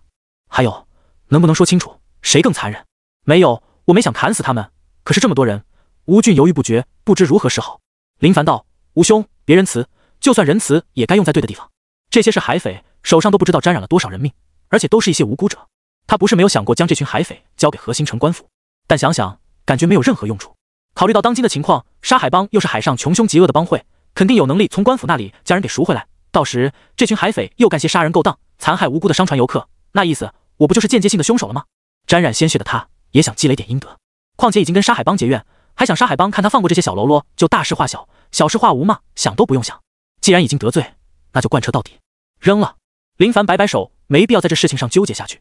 吴俊没有多说，听从林凡的吩咐。海匪们慌了，他们被捆绑得很结实，手脚不能动弹，就算水性极高的他们，照这情况下去也得成为海里的饲料。大爷饶命啊！不要，我们不想死啊！我上有老下有小，林凡理都没理，就算上有老下有小，你们主动赴死也是为家人积累点阴德，以防下辈子当畜生。此时他来到重伤的西门催面前，面露担忧神色道：西门兄，你没事吧？本想着被林凡羞辱的西门催见林凡如此友好的关心他，倒是让他有点没反应的过来，同时心里有点怨恨，你竟然这么厉害，早特么的干嘛去了？只是现在，多谢林兄关心，我没事。那就好，不过说实话，你的屁股真不错，大家都看着呢。你……西门催脸色铁青，随后就看到周围那些人对他指指点点，有的还拍了拍屁股，仿佛是对他刚刚的行为做出点评似的。甚至他还听到一些家伙在讨论着他。他就是西门催，八小姐邀请来的高手，为了活命在海匪面前当众脱裤子，等回去肯定要将这事讲给别人听。我二叔的小舅子就是茶楼的说书先生，前段时间还说没什么新的话题，我看这次话题有了。不过别说，他屁股形状不错哦，连娘们都比不过他，我都有些心动了。狠人！这番话激得西门催胸口燥热，最终忍不住的喷出一口鲜血，伤上加伤，情况岌岌可危，真的太惨，直接晕死过去。林凡道：将咱们的西门屁股，西门催抬下去，好好治疗。是。所有人都对林凡有了一种巨大的敬畏感，不动时如沐春风，一动那是惊天动地。那位曹贺被人称为血手屠夫，不知道为何，他们感觉这样的称号应该给林精英，那才是真正的屠夫。这群被捆绑的海匪说扔进海里就扔进海里，眼皮都不眨一下，活生生的看着他们淹死，恐怖如斯。提示：触发32倍暴击。提示：四合掌熟练度加32。激战结束后没有多休息，直接投入到修炼中，跟曹贺激战中，他能寻找到自身的一些破绽，从而及时调整。四合掌提升到圆满就结束了，该找些靠谱的秘籍了。林凡心事重重，有种说不出的担忧。他从不怕没得吃，不怕没得用，就怕不能修炼。没有修炼的人生没有盼头。曹贺出现的时候，他很期待，这样的高手肯定身怀不错的武技，但现实狠狠地给他上了一课。做梦，谁出门抢劫，随身携带武技也不嫌占地方。咚咚，敲门声传来。林兄，我能进来吗？门外传来吴俊的声音。进来吧。林凡道。吴俊见林精英额头有汗水，就知道又在努力修炼。他很佩服林凡，这种精神真的不是常人所能拥有的。他也知道努力修炼能更强，可是没有那种耐心跟决心，身体也吃不消。西门催如何了？林凡问道。吴俊道：伤势有点重，不过已经有知觉了，医师给他开了一些药，暂时没事。林凡倒不是在意西门催，就是随口问问而已。再有一天路程就该到河星城，到时他们的任务也就完成了。想到先前的沙海帮，他知道肯定是有人让沙海帮这么做的，基本不用想也知道，除了那几位中的一位还能是谁。他只是小精英，地位稍微有些低，还看不到那些人。如果以后看到了，知道是谁搞这些事情，他绝对将这些家伙的脑袋给锤爆。一天到晚不干正经事情，幸好没打扰到他修炼，不然肯定记住你们。以前他一直感觉断气六重不算厉害，但现在看来，好像是自己想太多。被打死的曹贺明明比自己弱，都能成为海上一方霸主，从这可以看出自己也不错呀。此时，林凡见吴俊欲言又止的模样，疑惑道：有什么事情就跟我说。林兄，我发现西门催对你好像很怨恨。吴俊就说了这一句话，下面的话倒是没说，同时观察着林凡的表情。林凡道：我知道，他人前丢了脸面，将事情埋怨在我身上，这倒是能理解。他感觉吴俊有点怪怪的，好像真有什么事情要跟他说似的。现在的吴俊表现出来的性格跟以前有点不一样。你想说什么就说吧，你我之间没必要隐隐藏藏的。林凡说道。吴俊道：林兄，你对我们不薄，有好东西都跟我们分，将我们当成自己人，兄弟们都服你。西门催这人在我看来，他肯定属于那种睚眦必报的人，现在因为受伤没有做什么，但等他好了，回到天九城肯定会为这件事情找你麻烦，所以我想弄死他。林凡震惊地看着吴俊，他突然发现有些看不懂吴俊这个人了，跟他先前了解的情况有些格格不入。喜欢逛窑子，为人也比较和善，对谁都不错，但突然间就说要弄死一个人，而且说的还如此轻描淡写，这让林凡有点另眼相看了。你知道你在说什么吗？他是八小姐邀请来的高手，你将他弄死，回去怎么交代？林凡道。吴俊道：林兄，他跟曹贺交手重伤，虽说没死，但伤势发作，谁都挡不住的。我干这种事情没有别的原因，就是不想你遇到任何麻烦。林凡没有说话，他也有想过弄死西门催，能够真正在天九城威胁到他的，只有西门催，也会影响到他现在的情况。只是他杀掉西门催，怕会有影响啊。吴兄，你回去吧，这件事情我倒没听到。林凡说道。吴俊离开，走到门口时，林兄，今晚我就做。好。林凡应道，他也想将所有危险扼杀在摇篮中。夜晚，西门催躺在那里，能够活着的确是一种庆幸，只是想到种种情况，他心中对林凡的恨意又拔高不少。该死的家伙，就是看他的笑话，绝对不会让你好过。越想越气，气得西门催扶着床边咳嗽着。咯吱，推开门，一位帮众畏畏缩缩的将药放在桌上，不敢看西门催一眼。他们还在笑我？西门催问道。没有，没有人敢笑您。滚！看着小喽啰灰溜溜的跑了，西门催露出不屑的笑容。这群小喽啰帮众，他看都不会看一眼，随后下床，端着药仰头喝掉。内伤很烦，如果没有调养好的话，怕是会留下后遗症。曹贺修炼的掌法很强，被拍在胸口，血气堵塞，如果不能及时疏通，会造成巨大的麻烦。突然，西门催瞳孔瞪得很大，捂着胸口，嘴角溢出鲜血，猛地看向桌上的空碗，目眦欲裂。药里有毒，他没想到药里竟然有毒，从未想过有人胆敢在船上给他下毒，跌跌撞撞的想要离开这里，去医师那里拿药。可是屋门被锁得死死。开门，给老子开门！西门催拍着门，动静很大，可惜船员们都在甲板喝酒吹牛，很是热闹。一群帮众将船上所有人聚集在一起，喝得很是开心，哪里听得到喊叫声？吴俊一直在门外等待着，就算屋内没有动静，他也没有冒冒失失的进去，而是继续在等待。他猜到了西门催的想法。许久后，屋内又传来碰撞的声音。开门，不然老子杀了你！只是这一次叫喊声很虚弱，明显已经到了极致。吴俊听到喊叫声，神色冰冷，要怪就怪你自己找死，怨不得别人。直到里面又没有声音，还过去一段时间后，吴俊才推开门，看到西门催一动不动地躺在那里，松了口气，走到里面，将尸体搬到床上，打理好屋内的环境，同时将碗换掉。林凡背靠着船舱，听着船舱里的动静，随后离开，融入到黑暗中。此次行动让吴俊在林凡心里的评价极限上升。果然不能小看任何人，西门催也算是高手，却被一位普通帮众弄死，倒是有点可笑了。今晚月色不错，回去继续修炼。清晨，太阳缓缓从海平面升起，金灿灿的朝晖染红海面，海风吹拂，浪花一波又一波的拍打着船身。船舱里，一群帮众围在那里。好凶残的掌法，沙海帮曹贺修炼的应该是极其难练的毒掌，毒性分散在血管里，让人难以发现。昨晚应该是毒掌攻心，再加上西门兄内伤极重，终究还是没熬得过去。林凡检查着西门催的伤势，颇为遗憾的很。吴俊道：“那现在该怎么办？”西门兄为保伤船而死，我们该铭记在心，心生感恩。来的时候好好的，却没想到惨遭如此毒手。海葬吧，也是西门兄最好的归宿。林凡对海葬是很赞同的，一把火烧了，一了百了。至于后续事情，就是跟张管教交代，也许有破绽，但人都没了，就算有破绽又能如何？吴俊，这事你安排一下，兄弟们都去送一送西门兄。是。船上的医师没敢说话，他就是普通的医师，就算感觉有些不对，也得将这种不对劲的想法埋藏在心里。至于海葬，总感觉有点不好，一直以来都是入土为安，快要到河心城，找个好地方埋掉就好，哪能将人家烧得尸骨无存，骨灰未余呢？甲板上，西门催得静静的躺在木筏上，吴俊怕海面潮湿，烧不起来，特意加了火油。点火，吴俊将火把扔到木筏上，火龙冲天起，瞬间将木筏覆盖，看着越飘越远，最终沉到海底的木筏。林凡平静地看着，随后转身离开，继续修炼去。现在发生的事情都是一些无关紧要的小事而已，西门催死了也好，省得麻烦。虽说他毫不畏惧对方，但苍蝇一直在耳边飞来飞去，那感觉的确不爽得很。傍晚，货船缓缓靠近河心城码头，货商早就已经在码头等待，看到货船安全抵达，心里松了口气。最近海匪猖獗，尤其是对秦雷盟负责的货船在意得很，还担心遇到麻烦，到时损失可就大发了。在码头集结的工人们搬运着货物，林凡站在船头看着搬运的场景，随后看向远方，河心城的确很热闹，尤其是这码头跟天九城相比较起来，要更加繁荣得很。吴俊来到林凡身后，林兄，兄弟们都没来过河心城，想到城里看看，你去吗？昨天才毒杀西门催的吴俊表现得跟往常一样，没有任何异样，就好像没发生过那件事情似的。你们去放松一下，我看着卸货。林凡说道。吴俊知道林凡的脾性，没有多说，本想喊林凡一起去河心城当地最好的窑子看看情况，看来只能他们自己去了。有银两的他们富足得很，心态都好得很，走到哪都能挺直腰杆。看着吴俊离去的背影，林凡叹息着，沉迷女色的你们何时才能明白修炼带来的爽感是女色无法相比的。卸货过程很顺利，没有遇到那些该死的麻烦。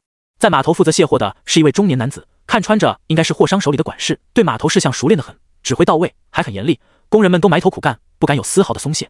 老哥，忙呢？林凡主动过来打着招呼。中年管事见林凡穿着，好像是秦雷盟那边的人，倒也是面露微笑，还好，等会货物搬完就结束了。刚刚我见你们那一群人都去城里了，你怎么没跟着一起去看货，以防发生突发事件？还是老弟有心，不过这大可放心，在河心城还没人敢在码头闹事。中年管事自信得很，同时也是对自家东家的信任。林凡跟对方闲聊着，倒也是拉近了双方的关系。眼见货物就要搬运结束，他便没有藏着掖着。河心城是否有姓柳的大户人家？他想知道黄章一直跪舔的柳入氏是什么来历，从河心城来到天九城，而且出手豪气，不像是寻常人家。搞清楚来历，心里有点数也好。柳家、河心城姓柳大户倒是有几家，只是不知林老弟说的柳家是哪一家。柳入氏，哦，那位啊，这倒是知道。这柳入氏是河心城柳家的公子，林老弟跟他认识，浅交，不算熟悉，想打听打听。林凡安心许多，搞清楚柳入氏的来历就行。毕竟在特殊时间段突然出现一位神秘人，谁知道对方是做什么的？现在确定河心城的确有这位柳入氏就好。林老弟，你们从天九城送货而来，也是辛苦得很，不如去喝几杯。这位管事见林凡气宇不凡，虽说年轻，但未来绝非凡人，结交一番也是不错。那就恭敬不如从命了。林凡笑着，对方此话一说，就是要主动请客，既然有白吃白喝，那肯定不能拒绝，否则连老天爷都看不过眼。刚好也能打探一些消息，就算没有明确的目标，但往往很多事情都是从交谈中得知的。他原本以为会带他去河心城当地最有名的青楼，但没想到竟然来到河心城一家有名的酒楼。此次货船是由秦雷蒙负责，送的货商是河心城的陈家。陈家在河心城产业极多，属于大户人家之一，手里有10几位大商家，专门到处跑动扩展产业。而邀请林凡来酒楼的这位管宇，就是陈家管事之一，负责着码头事项。小二端着佳肴美酒过来，林老弟，请。两人举杯喝酒，听着一老一少合奏的小曲，倒也是悠闲得很。闲聊着，说着一些无关紧要的事情。管宇跟林凡说着河心城的一些见闻琐事，同时对外界的担忧。如今商家的生意越发的不好做，近些年来匪患严重的很，官府也不想着剿匪，形势岌岌可危。林凡听着颇为认同，不过这也滋生出不少新的业务，城中很多势力都开始为商家压货，赚得不少，很是可观。叮叮当当，一位脏兮兮的老者端着破旧的瓷碗游走在每一桌客人前，摇晃着碗里的铜钱碰撞着碗，发出清脆的声音。各爷行行好，滚一边去，哪来要饭的？周围食客抬袖捂鼻，厌恶万分，挥手驱赶，就跟驱赶苍蝇似的。管宇掏出碎银放到对方讨饭碗里，多谢大爷。管宇抱拳，不敢。乞丐仿佛没有听到似的，浑浑噩噩地离开了。林凡颇为诧异，管宇仿佛是看出林凡的疑惑，叹息道：造化弄人，世事难料啊。管老哥，这位莫非有什么来历？林凡问道。不瞒林老弟，这位刚刚乞讨，浑身脏兮兮的老者，你敢相信他是30多年前名震河心城的大人物吗？就连我们家老爷都得送帖拜访才能一见。名震河心城，林凡震惊，还真没看得出来。虽说没仔细看，但就刚刚那股怪味，还有脏乱的模样，很难想象到那种人物。管宇道：如果林老弟想知道，我倒是可以讲给你听听，就当听个故事。还请管老哥说说。林凡很想知道，既然能名震河心城，那必然是了不得的人物，可现在这情况实在是难以吻合。管宇自饮一杯酒，回忆起道：30多年前我还10几岁，那时我就已经在陈家看门，见过郭爷郭正堂的威风，那是不亲眼所见难以想象的威风。就说如今河心城那些大家族，在郭爷面前都老老实实不敢放肆。打开话匣的管宇一发不可收拾。林凡听得仔细，没有打断。谁也不知道那一夜发生了什么事情，如日中天的郭家就这样被灭，而郭爷也是清晨时才被人发现倒在街道，浑身是血，四肢被废，宛如废人一般。这么多年过去，除了一些老一辈的，没人记得这些事情。管宇感叹着，事态万千，的确是难以预料。林凡说道。管宇道：不说这些，喝酒。好。林凡认为这件事情应该是郭正堂风头太盛引来的麻烦，又或者是在外招惹到仇敌，导致被灭门。夜晚，城内荒废的庙宇中，郭正堂拖着疲惫的身躯从外面走了进来，躺在草席上一动不动，宛如死人似的。外面的风声很大，偶尔有冷风吹进庙宇中，冻得郭正堂蜷缩着身子。一道身影从黑暗中出现。郭爷久仰大名，在夏天9城林凡，希望能与郭爷聊一聊。林凡抱拳，神情恭敬得很，对待老前辈，还想从人家那里学到好东西，自然得客气。要是表现出傲然的表情，人家除非脑子有病，否则能理睬你才怪。躺在那里的郭正堂没有回应，而是又紧了紧身子。林凡找来一些柴火，堆放在一起，掏出火折点燃，升起篝火，给郭正堂取暖。他静静地等待着，没有多说一句话。对经历过人生大起大落的他来说，威逼力又是没用的，只能等对方心甘情愿。来到河心城，倒也不是没有收获。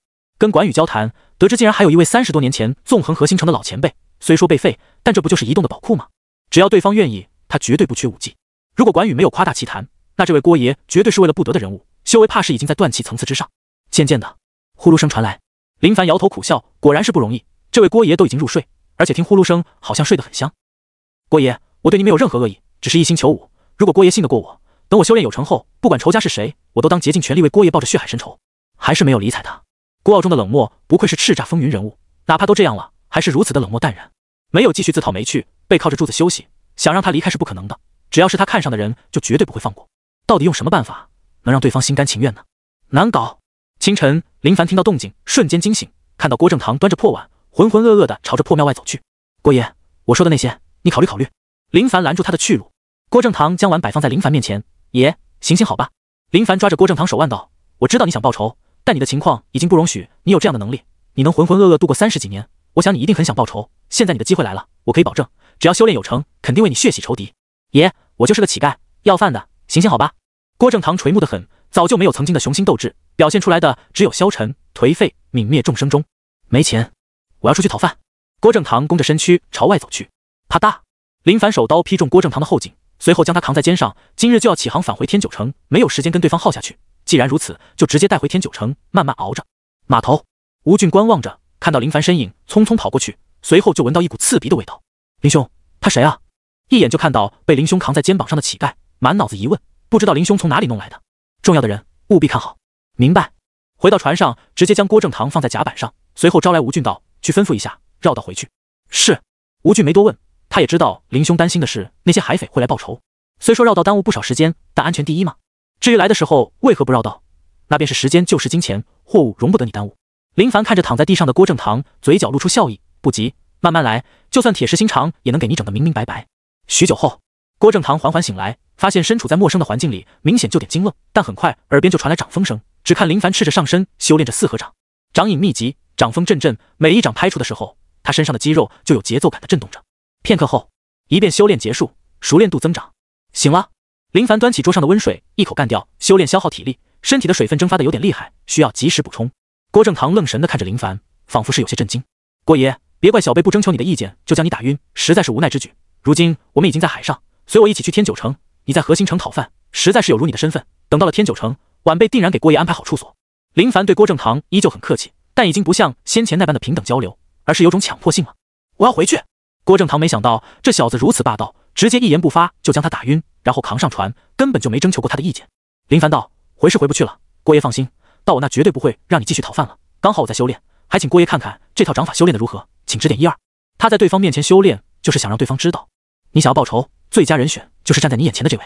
时间匆匆过去，郭正堂一言不发，林凡也就一遍又一遍的修炼着，意思很明确，你不说话没关系，我就跟往常一样修炼而已，有人陪伴着我修炼也好，省得感觉到孤单。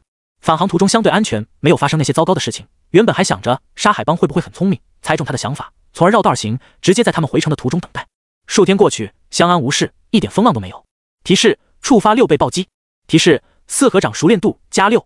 林凡的四合掌已经达到炉火纯青的地步，渐渐形成身体的一种本能，哪怕被人打得失忆，记不起修炼过四合掌，但凭借着身体本能，还会自然而然地施展出来。修炼结束，林凡拿着毛巾擦拭着身上的汗水，被他强行关在屋内的郭正堂躺在床上傻傻的发呆，就好像没有知觉似的。郭爷，虽说我不知道你心里具体的想法，但我知道你还是想报仇的。如果我猜测不错的话，你应该是在寻找一位真正有能力的人帮你复仇。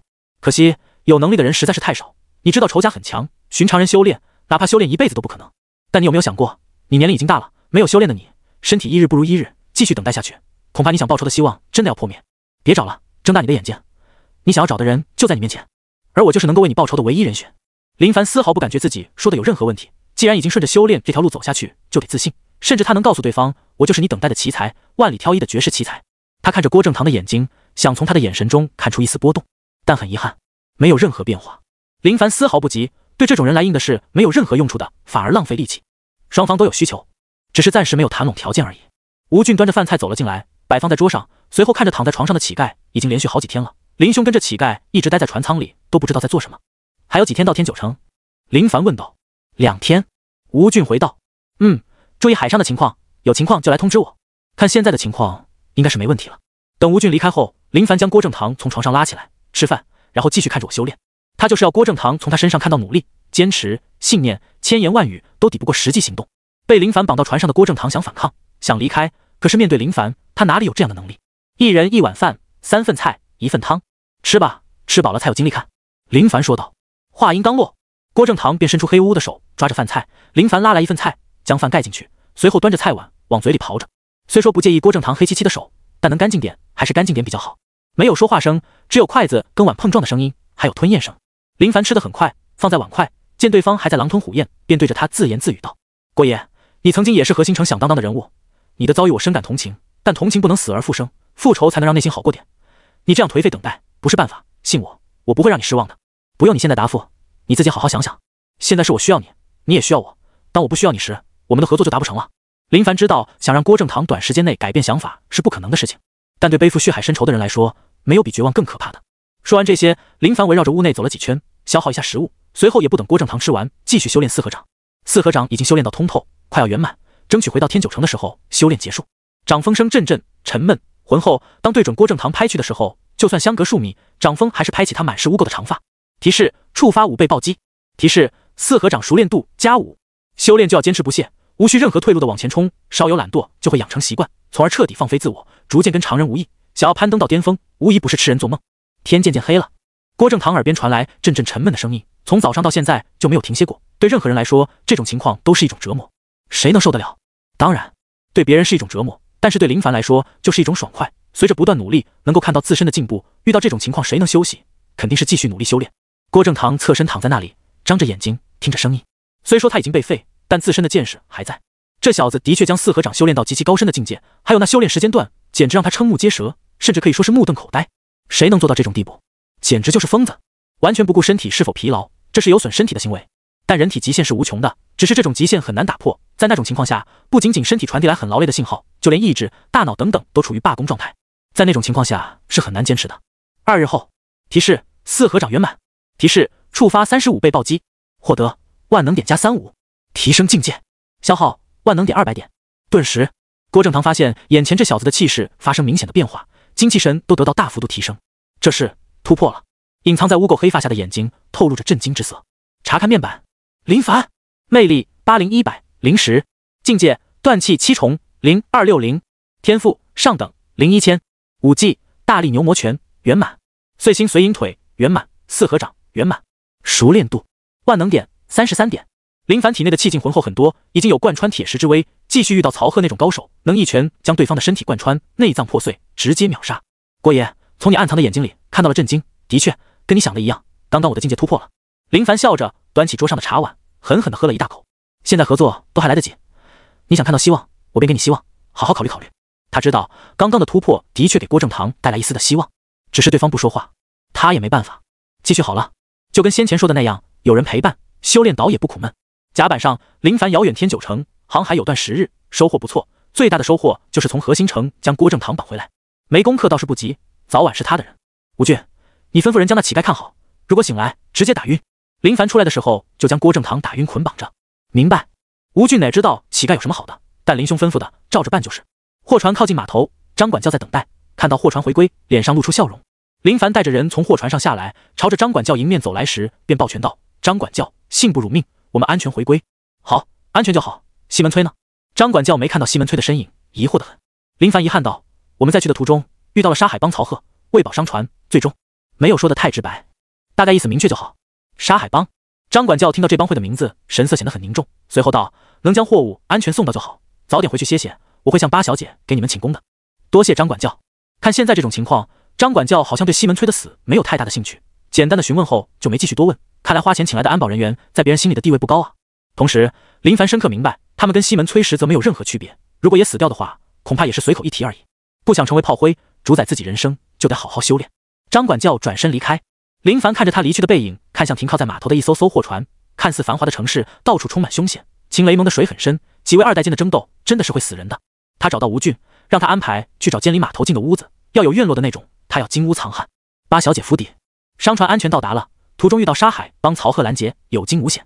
张管教汇报着情况，至于西门催的死，他没有说，也没必要说，省得给八小姐添麻烦。当然，这件事情有问题，不过问题不大，无需在意，目的达到就好。沙海帮。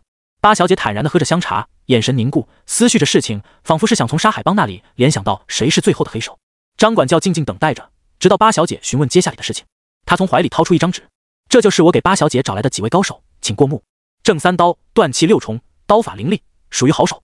唐燕，断气6重，暗器极其高明。潘月山，断气7重，一身的横练功夫，刀枪不入。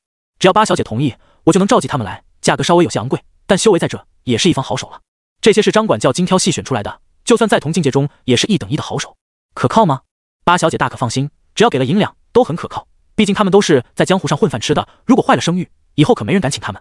张管教深知江湖的规矩，谁都坏不了，坏了就要出手，轻者混不下去，重点的连小命都保不住。八小姐道：银两不是问题，关键是可靠，只是能不能请到洗髓境强者。张管教道：这怎么可能？洗髓境强者已经不是银两能够请来的，能够修炼到这种境界的，都是江湖上赫赫有名、威望极高的存在，岂能会为了一些碎银动心？洗髓境，张管教向往的很，但更多的是一种遗憾。如果他没有被人废掉的话，或许真的能成。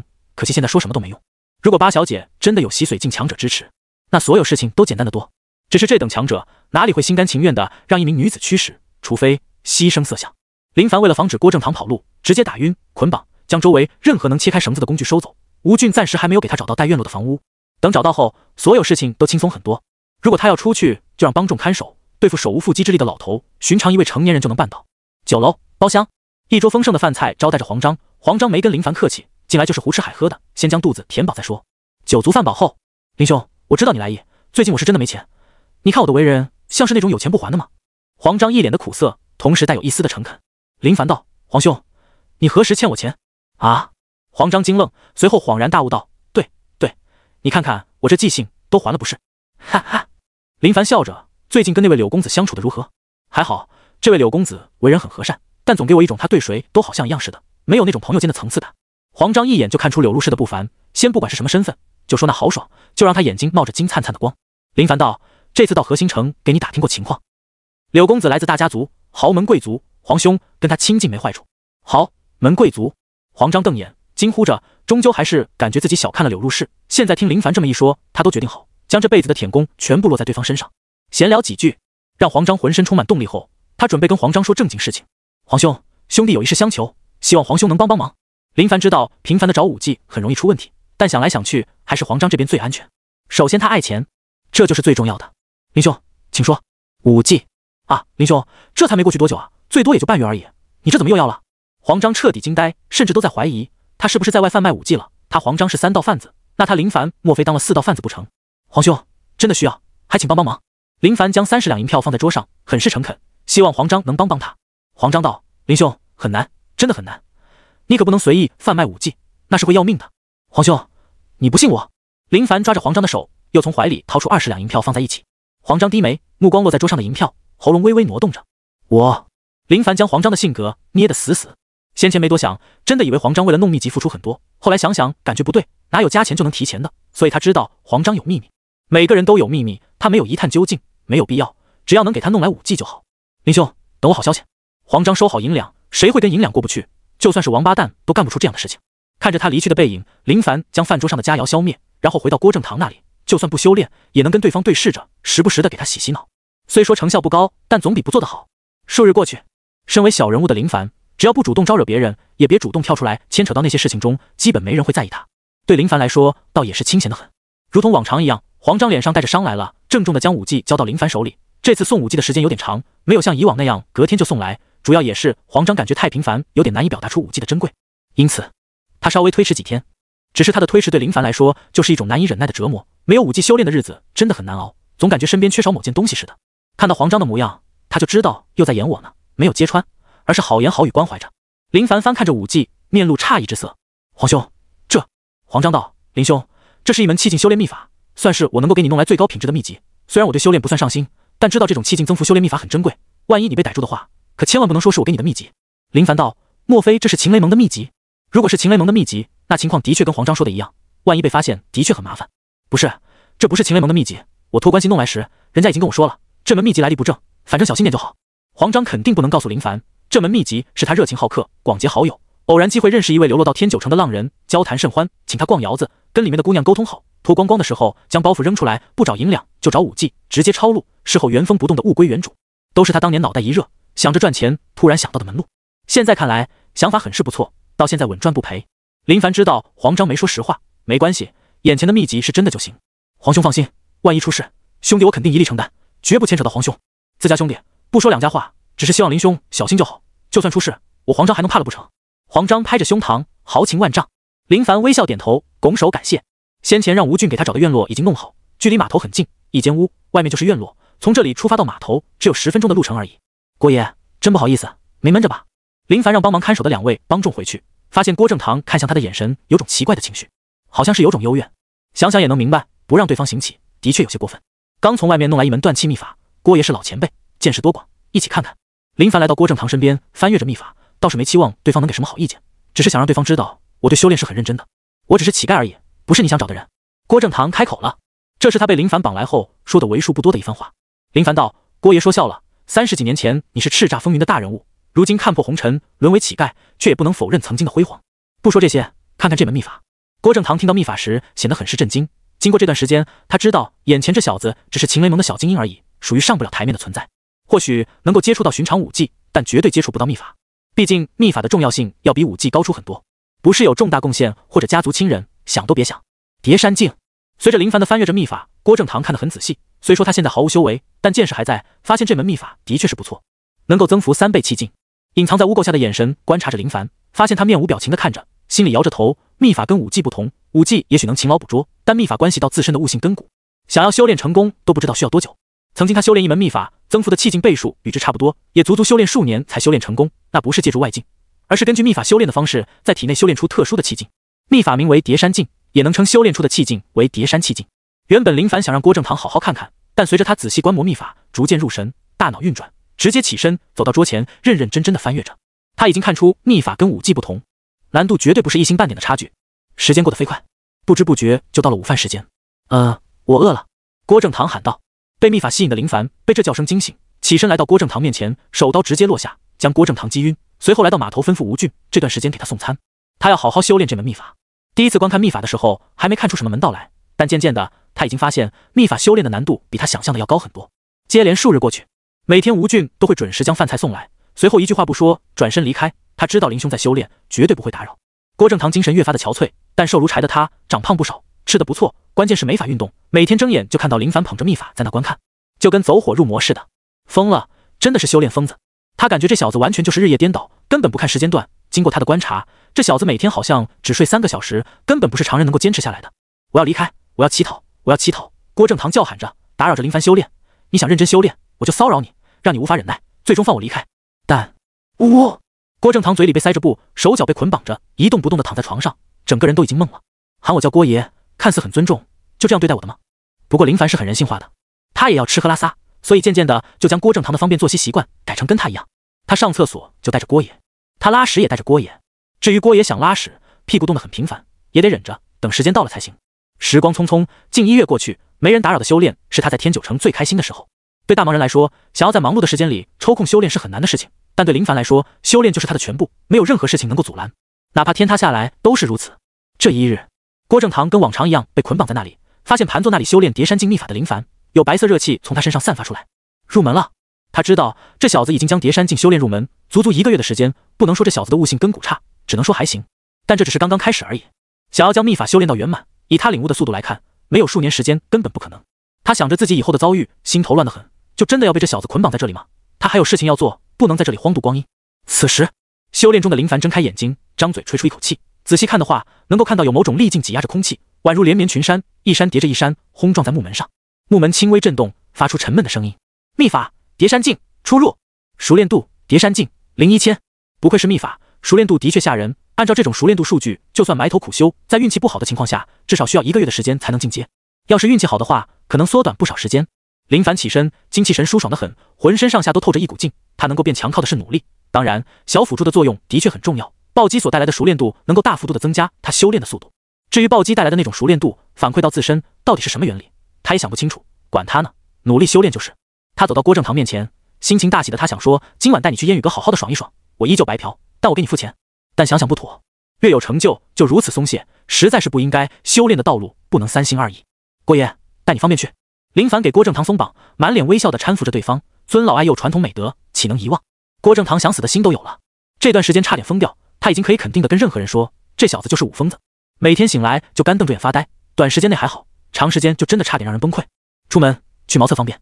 郭正堂不止一次想在入厕的时候一脚将林凡踹到茅坑里，但想到自身的情况，还是算了。手无缚鸡之力的他哪里是林凡的对手？方便结束后，林凡搀扶着他往回走。郭爷，在这过得还算舒心吧？以你的地位，在河心城乞讨真的有损你的脸面。你放心，只要有我在，你的日子绝对不会难过。往往打动人心的都是最为真诚的言语。而林凡这番话彻底的让郭正堂有种想哭的冲动，也许只有泪流满面才能形容吧。还是跟以前说的那番话一样，我的努力你看在眼里，我是不适合你也知道，真的希望你能好好考虑。空闲的时候，他就跟郭正堂交心，希望他能幡然醒悟。郭正堂沉默不语。吴俊送饭菜过来的时候，林凡询问他最近的情况。沉迷修炼的他，为了学会叠山镜，很少再在意外界的事情。至于码头的事情交给吴俊，他很放心，就是寻常的巡逻，维持秩序而已，很难有任何危险。就连二公子都没有来骚扰过他，说明他在二公子心里并没有什么地位，也没有什么特殊的情况。至于二公子身边的老者郑渊，也没有因为被自己敲诈一番，从而有什么坏心思，就跟销声匿迹似的，没有来找他复仇。倒是有些小看郑渊的勇气，但想想也是，都已经年老，哪有年轻人那般的年轻气盛？林兄，说到事情，前几天倒是发生了一件好事，八小姐不知从哪找来了3位高手，在张管教的带领下出城，成功的将山林里的那群匪徒给灭掉了。不过听说当家的跑掉了。吴俊也是听别人说的，但有见过那3位高手，给他的感觉就很凶悍。其中一位还是娘们。林凡知道八小姐绝对不会让那群山匪继续为非作歹，影响颇大，霍商一直被劫持，说出去都让人笑话。还有吗？不知道，能传出来的都是人人皆知的事情，至于别的也不是我们能知道的。最近没人来码头找我吧？提出这问题的时候，林凡就想到自己问也是白问，能有谁来找他？又不是香喷喷的美女，说到底只是普通的小精英而已。放在前世大公司就是小保安队长，负责一小片区域而已。吴俊道：没有。去吧，最近有时间好好修炼。林凡发现吴俊精气神稍有变化，体内有股力劲积累着，虽说不强，但比以往要浑厚一些。知道了。吴俊对修炼的热度不高，码头那些帮众基本都是跟他一样，每天都喝酒玩闹，认真负责码头，哪里有那么多时间修炼？有这时间去喝酒，不快乐吗？等吴俊离开后，林凡给郭正堂松绑吃饭，心里想着八小姐终于开始发力了，知道找帮手，看来他投靠的八小姐潜力值稍微往上涨幅不少。只要八小姐相对安全，他就很安全。谁想在有强敌的时候想到强敌下面的小虾米呢？吃过饭准备继续修炼，我不打扰你修炼，能不能别绑了？林凡看着郭爷沉思片刻，想到郭爷年龄也不小，曾经也是赫赫有名的大人物，按理说该给面子的，但想到修炼一遍叠山镜的时间真的浪费不起，人生岁月有限，耽误1分是1分。郭爷委屈你了。林凡没能满足郭爷的要求。混小子。半月后，林凡对叠山镜的掌控又深了不少，不断修炼凝练叠山镜的劲道，那是跟自身劲力不同的力量，具有穿透、震荡、叠加的功效。随着劲力共同爆发，不仅威能暴涨，还具有隔山打牛的功效。提示：触发3倍暴击。提示：叠山镜熟练度加3。熟练度增长的不多，不能说运气差，主要是修炼一遍叠山镜的时间有点久，比寻常武技都要久。好在有的时候也会触发数10倍的暴击，也算是安慰他的内心了。如果曾经有人跟郭正堂说，未来的某一日，你会跟一位年轻人单独相处在义乌中许久，他肯定不会相信。但现在他是真的相信了。同时他发现这小子修炼的好快，叠山镜每天都在增长，莫非疯狂修炼真的勤能捕捉？夜晚，外面的夜很宁静，有急促的风声响起。突然，林凡睁开眼睛，朝着屋顶看去。就在刚刚，屋顶有脚步声，有人夜行屋顶去做什么坏事了。正在修炼中的他不得不被打断，来到床边，轻声呼唤着：“郭爷，醒醒！”熟睡中的郭正堂坐直，睁开浑浊的眼睛。啪嗒，林凡手刀落下，将刚苏醒的郭爷击晕，轻手轻脚的扶着，让他平静的躺下，将被子拉好，以防郭爷夜晚受寒。谁说男人不心细？心细的男人就在眼前。随后他转身离开屋子，偷偷的跟去看看，没别的意思。夜很黑，很宁静。碎星随影腿修炼圆满后，轻功厉害得很，落地无声，跟踪窥视方便很多。林凡躲在黑暗中，看到2拨人前后追逐，很快就消失在黑暗中。按照以前的情况，他会老老实实的回到屋内继续苦修，打打杀杀的事情跟他没有任何关系，那是高手间的事情，跟他没半毛钱关系。但现在他自认为有自保的实力，还能隐藏自己的行踪，偷窥貌似不犯法吧？况且他们离去的方向路过码头，万一把火点燃码头，他身为码头治安小精英也需要负责的。想都没想，跟随而去，很快就追上他的脚步。那位被追杀的大汉在码头处被追上，而追他的3人实力都很强，其中一位中年女子手段凌厉，暗器霸道的很，不断封锁着大汉逃跑的路线，直接将他逼停在那里。秦虎，别跑了，你跑不掉的。郑三刀刀法犀利，招招致命，简单过了2招后，双方分开，各退数步之远。郑三刀、唐燕、潘月山，你们都是响当当的人物，没想到竟然会为秦雷盟卖命。呸！秦虎只能说些狠话。煞虎帮在潼关山拦截商货，给八小姐负责的生意带来不小影响。遇到这种事情，八小姐哪能放任不管？摸清楚煞虎帮的位置，招来3位高手，配合张管教等一些心腹，直接夜袭煞虎帮。最终只有秦虎一人逃离。秦虎，你说这些有什么用？承蒙八小姐看得起，花了大把银两，自然得将事情做好。八小姐的确料事如神，知道你心有不甘，肯定会来报仇，便以身作饵，诱你上钩。你的脑子还不够聪明。郑三刀说道。他在外闯荡，遇到不少能人，这位八小姐也是让他刮目相看，没想到竟然有如此魄力，可不是那些哭哭啼啼的娘们所能相比的。躲藏暗处的林凡凝神观望着，这些就是八小姐花大价钱邀请回来的3位高手，的确都是好手，经验丰富的江湖老手。继续观望，没想插手，更没想主动站出来自报家门，在下秦雷盟八小姐手里的小精英林凡，前来帮助3位共同对付秦虎。对秦虎来说，1对1他都有把握，但他们3人联手，情况就很不妙。一战爆发，林凡看得很仔细，八小姐邀请来的3位高手都有一技在身，横练、暗器、刀法，都是经过千锤百炼的，绝非那种3脚猫水平，招招都是致命点，稍有不慎就是万劫不复。而最吸引林凡注意的便是秦虎，人高马大，肌肉壮实，胸膛黑毛旺盛的很，整体融合起来给人的感觉就很狰狞恐怖。更没想到，竟然也是一位横练强者，精彩，实在是精彩。林凡惊叹着，看别人打斗跟自己打斗属于两码事，将自己带入其中，分析着战局。如果是自己面对他们其中的任何一位或者3位，能不能活下来？他能自信地告诉任何人，只要不出意外，应该没问题。但就是怕意外。很快，战况发生变化。秦虎被他们群攻，体力倒是能支撑下去，但面对招招都是杀招的他，逐渐有些招架不住，身上也多处挂彩，甚至脑袋都有些晕乎乎的。暗器有毒，臂膀上有道伤口，就是有一柄暗器没能及时躲开。但这不是什么剧毒，而是一种麻痹神经的毒药。毕竟唐燕不敢给暗器涂抹那种真正能够致命的毒，毕竟玩暗器的，就算玩到宗师级，也有失手的时候。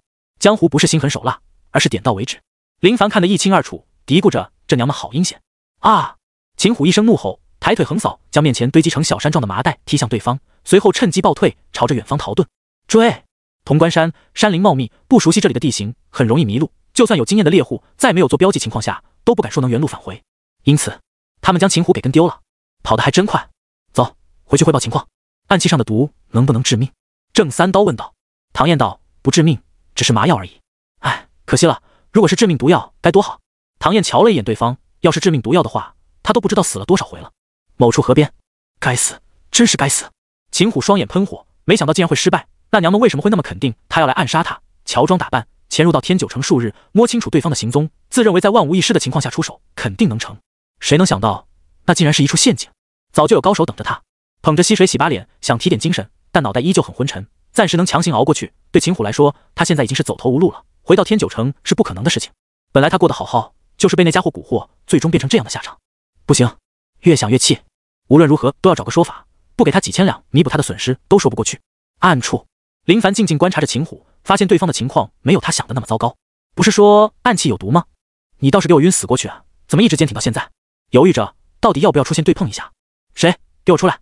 秦虎看到一头不知名的鸟从不远处的树里飞出，顿时警觉起来，绝对有人躲藏在那里，否则鸟不会被惊得飞离。这就是经验，想在树林里躲藏，难度很高，不是你不够警惕，而是动物最先能发现你的踪迹。突然，一道黑影快如闪电，朝着秦虎扑来，四合掌发力，对着他的面门拍来。秦虎神色一惊，以为是他们追来，随后才发现是他想太多。双掌碰撞，沉闷声不断。林凡握拳轰向秦虎的面门，紧接着拳头松开，伸直五指，撩动他的眼睛。秦虎脑袋向后倾斜，就见底盘风声呼啸，发现对方一脚撩来，目标就是他的胯下。万一被踢中，当场残废。脚步一踏，身体凌空倒退，单掌压下，拍在林凡脚腕，扑哧，尖刺刺穿手掌，疼得秦虎目眦欲裂，但疼痛感让他精神不少，低吼一声，一拳轰向林凡。林凡双臂交叉，重重地承受这一拳，强大的力道将他击飞，同时借助暴退的力道，尖刺撕裂秦虎的手掌，鲜血哗啦啦地流淌一地。小看对方了。被击飞10几米远的林凡，脚尖落地，身轻如燕，急速后退，融入到黑暗中，消失不见。目标有点硬，没必要硬拼。短暂的交手，他就看出对方跟他以前杀的那些家伙不同，绝非普通高手，作战经验丰富，就算继续交战下去，最终斩杀对方，自身也有可能受伤。一旦受伤，就影响他修炼了。但出来，给老子出来！秦虎怒声咆哮，面部狰狞，莫名其妙的被偷袭，数招后又果断逃窜，彻底将他激怒。愤怒的声音朝着四周传递着。林凡听到没有行动，揉着手臂，酥麻的感觉真爽。这家伙的确不能小看，但终究没有离开。随行一直关注着秦虎，对方明白此地不安全，果断离开。他一路尾随，没有贸然行动，等待着机会。时间分秒而过，秦虎感觉情况不对，他感觉到身体逐渐麻痹，迟缓，想到那臭娘们的暗器，恨不得撕碎对方的衣服。他四处张望，寻找刚刚偷袭他的身影。翅膀扇动的声音，一头飞禽翱翔而起。还在！秦虎心头惊动，有种不妙的预感。按照现在的情况下去，莫非要栽在对方手里不成？此时的他就像是被盯上的猎物，对方在等待他最虚弱的时候动手，绝对不能坐以待毙，否则死路一条。顿时，秦虎疯狂朝着前方逃窜而去，速度极快，蛇形跑位，一时向左，一时向右，想到先前遇到的湖泊，也许那是唯一逃生的机会。林凡见秦虎逃窜，紧跟在后面，始终保持着相对的距离。跑着，跑着！秦虎回头望去，发现不远处的树下站着一道身影，天有点黑，看得不是很清楚，就跟鬼魅似的。你我无冤无仇，你为何要跟着我？你有什么要求大可提出来，金钱、美女都能满足你的需求。他神色凝重地看着远方，希望跟对方谈拢条件。见对方没有回话，秦虎紧咬牙关，继续奔袭。别看体型庞大，速度却丝毫的不慢，宛如猎豹似的快速狂奔。一边跑一边回头，发现那身影不断在树枝上跳跃着，始终没有摆脱。从行动上就能看出对方绝对是高手。渐渐的，秦虎逐渐感觉半边身体坚硬酥麻，完全没有力气，这让他感到恐慌。而距离湖泊还有距离，速度慢了下来。随后就见秦虎停下，坐在地上，目光凝视着前方，眼神凌厉霸道，足以威慑宵小。他现在所做的就是震慑，让对方分不清如今的局势，不敢贸然行动。从先前动手到后来尾随，说明对方是想等待机会，就跟老练的猎户似的，跟凶残的猛兽争斗，等待猛兽精疲力尽时，抓住时机痛下狠手。他现在就是猛兽，眼前这位不知深浅的家伙就是猎户。皎洁的月光垂下，地面如霜铺盖似的，倒是有点美。唯一美中不足的就是有两人在对视着，一位气息平稳，波澜不惊，另一位的呼吸有些急促，额头上有汗水缓缓滴落，说明他现在很紧张。许久后，林凡主动打破宁静：“你怎么不跑了？跑？为何要跑？等比岂不是更好？手没事吧？你说呢？我看有事，血都渗透衣部了。”秦虎看着手掌撕裂的大口子，汩汩流着血，挡都挡不住。随着刚刚激烈的运动，加快血液流动，快要泛滥成血河了。你到底是谁？林凡稳站树下道：“路过而已，看你伤得很重，想知道你的情况怎么样了。”秦虎道：“情况好得很，不用你操心。如果没事，你可以离开。晚上的荒山野岭可不安全。”“没事，我只是感觉你的情况好像很不好，要不要我帮你？”林凡道：“好啊，你来吧。”到这种时候，秦虎知道绝对不能怂，甚至不能表现出半点异样，否则对方必然会化为猛兽，对他露出锋利的獠牙。如今对方没有动弹，也只是没有摸清楚他的情况，稍有忌惮而已。好，那我来了。林凡跟随他一路，细心观察下后，早就发现对方有问题，狂速急奔后，速度越来越慢，明显有问题。而现在竟然淡定自若地坐下，只能说明对方是在装模作样，想威慑住自己。对方要是巅峰时期，也就五五开而已，更不用说对方现在情况不妙，还有何惧之有？秦虎见对方朝着他走来，内心震动得很厉害，竟然没有吓住对方。你是煞虎帮帮主秦虎吧？认识六娘吗？林凡边走边问，气息平和，就跟看到老朋友似的，没有丝毫恶意。你认识六娘？认识，她是我的夫人。既然你认识六娘，那大家算是熟人了。你夫人是被我打死的，后来来了一位傻大个，挥舞着狼牙棒，也是被我打死的。不过看他的情况，好像跟你夫人有一腿，你很有可能被戴绿帽了。林凡用犀利的言语骚扰着对方的心，只是他有点没有想到，秦虎的内心波澜不惊，真男人就要勇于面对这种情况，为了凝聚帮众的心，这点牺牲都做不到，还当什么帮主？剑魔杀了他。就在此时，秦虎猛地起身，对着林凡身后大喊道。林凡脚步一踏，猛地提升速度，以蛇形走位朝着秦虎冲去。就在他动的时候，秦虎也是动了，两人交锋而过，撇着脸，眼神相互对视。林凡的眼神里闪烁着一丝玩味，而秦虎眼神里却是浮现着一丝的不幸。瞬间交手，砰砰砰，轰隆！秦虎被四合掌重击，叠山镜爆发，秦虎宛如炮弹似的被轰飞，撞击到4人合抱的巨树，叠山镜贯穿而去，巨树表面凹陷坑洞。哇！秦虎捂着腹部，一口鲜血喷出，鲜血粘稠，仿佛有某种器官被击碎，随着鲜血一同吐了出来。你可真卑鄙，竟然声东击西！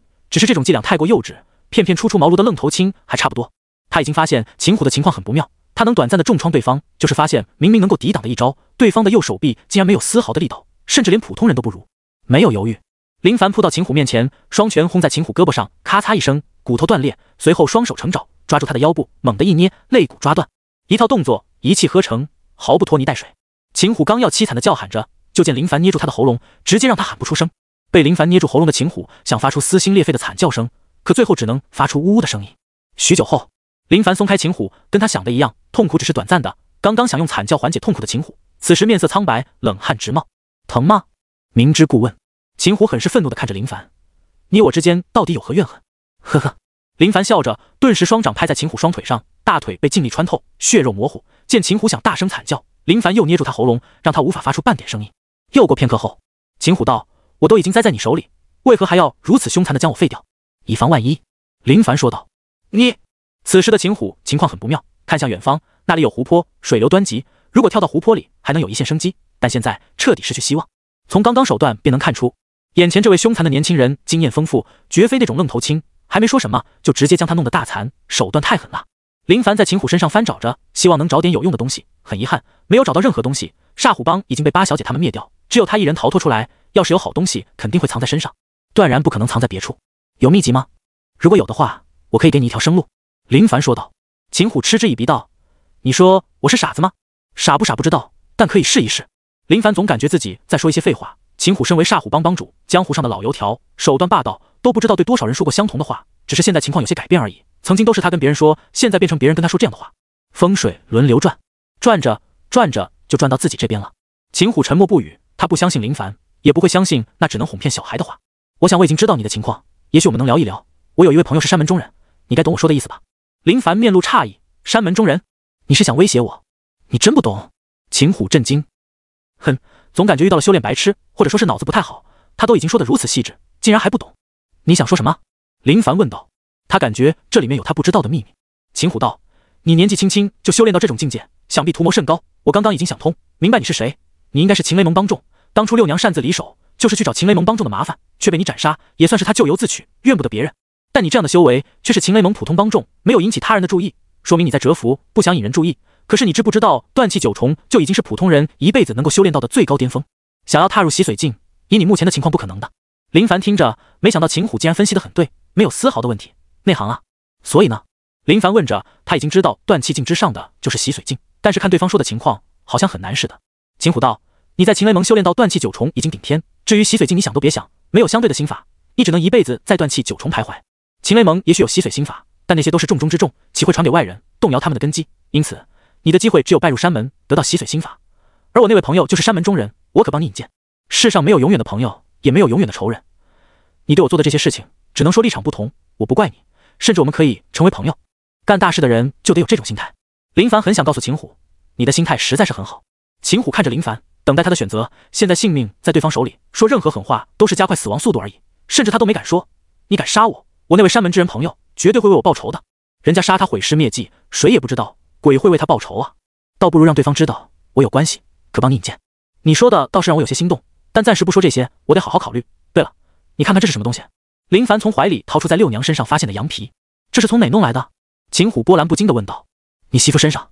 我不知道，从来都没有见过。秦虎多看了几眼，摇着头。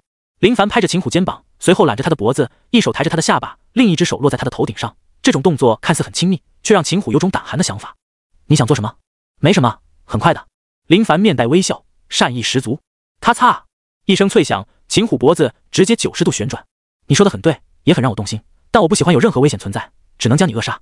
林凡挖坑，将秦虎埋了，以防尸首被人发现，杀人埋尸倒也算是有点公德心了。秦虎说的洗髓心法看来是很重要的，而且还是寻常人弄不到。秦雷盟或许有这种心法，但既然如此重要，肯定不会随意给别人修炼。他现在只是小精英，要是跟秦雷盟说我想要洗髓心法，恐怕能被打死。哪怕他修炼到断气9重，为秦雷盟立下赫赫功劳，怕是也难得到。毕竟功高盖主，到时秦雷盟想的怕不是拉拢，而是将他扼杀。虽然都是他的想法，但真的很有可能趁着月黑风高，林凡消失在黑暗中，就当从来都没有来过这里，没什么收获，但将身边为数不多的潜在危险解决到一个，就是天大的收获。张管教，那秦虎跑得太快，被他给跑掉了。不过经此一事，他怕是今后也不敢来。他们回来汇报情况。张管教沉思着，留着秦虎终究是一种祸害。八小姐冒险以身作饵，竟然没能留住对方，实在是可惜得很。回到屋内，郭爷睡得很香。林凡盘坐修炼叠山镜，无需动手动脚，只需要静心修炼就好。根据修炼方法运转一圈，凝聚叠山镜。每一次修炼都能让叠山镜道壮大一丝，遇到暴击更是凭空暴涨。用郭爷的想法，想要修炼到圆满，没有数年时间根本不可能。但在林凡如此刻苦修炼的状况下，时间被大幅度的缩短。提示：触发13倍暴击。提示：叠山镜熟练度加13。清晨，郭爷醒来，揉着后颈，疼得厉害。看到林凡还在修炼，心里震惊得很，真的是疯子，别说是修炼了一晚。郭爷，昨晚睡得还好吗？林凡睁眼，微笑询问着，态度更好，仿佛经过昨晚秦虎说的那番话后，幡然醒悟，想到某种重要的事情似的。这里疼。郭爷摸着后颈，虽说是废人一个，但他知道昨晚又被这小子手刀打晕。我给你揉揉。林凡来到床边，丝毫不嫌弃郭爷身上的味，还有一撮能搓下已经沾满泥灰的后颈，揉捏着。郭爷，力道还行。郭正堂也算是习惯现在的情况，被这小子绑到天9城，好吃好喝的招待着，也算是不错，就是没有自由而已。咯吱，吴俊拎着饭盒进来，看到林凡给乞丐揉着脖子，心里好奇得很。这乞丐老头到底是林精英的什么人呢？总感觉好尊重的感觉。来了，林凡打着招呼。新鲜出炉的肉包子，味道很不错。吴俊将饭盒里的早餐摆放在桌上，同时抱怨道：昨晚也不知是哪个没道德的人，竟然将我们辛辛苦苦堆起来的货物给踢翻了。最近醉汉有点多，有可能是他们干的，有可能兄弟们都在收拾着。林凡给郭爷递来包子，郭正堂可不会跟林凡客气，拿起肉包子就往嘴里送，吃得满嘴油腻。哦，对了，我听人说今晚烟雨阁又有活动。吴俊知道林凡喜欢活动，得到消息后就立马告诉他。林凡眼里有光，什么活动？活动等于白嫖。虽说他对这些地方没有太大的向往，毕竟影响修炼，但有时偶尔的白嫖能活血通神，精神气爽。好像是情义比拼。马德，什么玩意？啥情义比拼？就不能弄点人懂的活动吗？林兄，今晚去吗？兄弟们都想去看看。林凡一本正经道：不去，那些地方还是少去为好，对身心不是很好。你们去吧。哦。吴俊发现林兄真的好像有些变化，以前是嘴上说着不去，但身体还算老实，没想到现在真的拒绝了。不过他也不知道林兄说的是真是假，也许今晚就能在烟雨阁碰到也说不准。享受着林凡揉紧的郭爷赞同他说的话，能有这样的想法的确不错。想要修行到一定成就，当然不能沉迷女色。就说这天天来送餐的人如此沉迷女色，很难在武道上有所作为。数日后，八小姐那里举办了一次比武活动，也是很多帮众想要晋升为数不多的渠道之一。以往获胜者都是地位提升，而这次好像不仅仅地位能够提升，还能成为八小姐的亲卫。林凡得知这件事情的时候，基本没想就决定不参加这种比试，他只想在秦雷盟好好的苟着，稍有地位能偷懒修炼就行，别的跟他没有关系。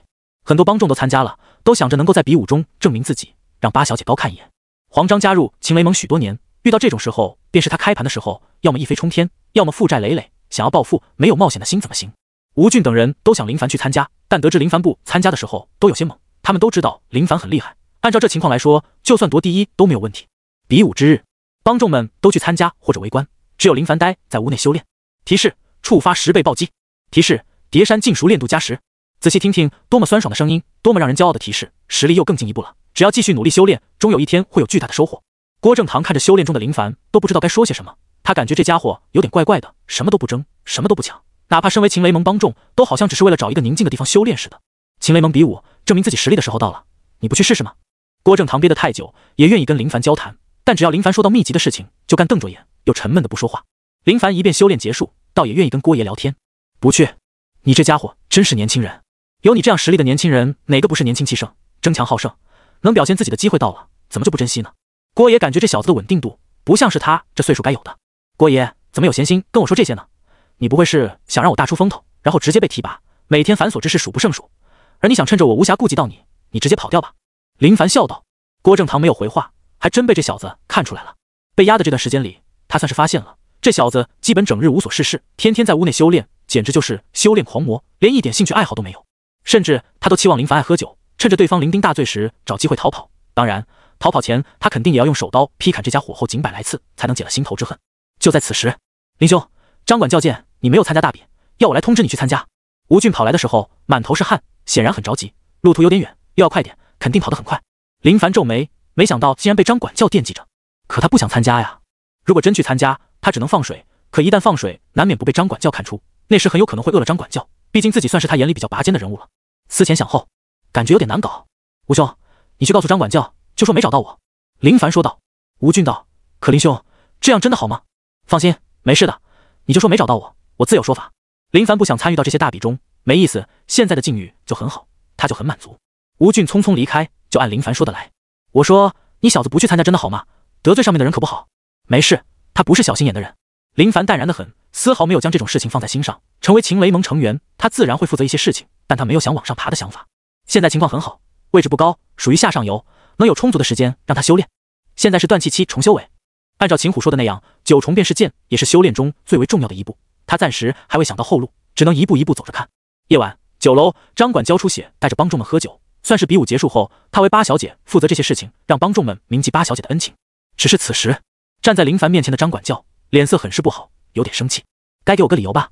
他对林凡的看法很简单，不能说他有多么的优秀，但也算是那一批帮众中最为拔尖的，已经被提拔为小精英，起步就比常人高很多，应该想着如何继续往上攀爬。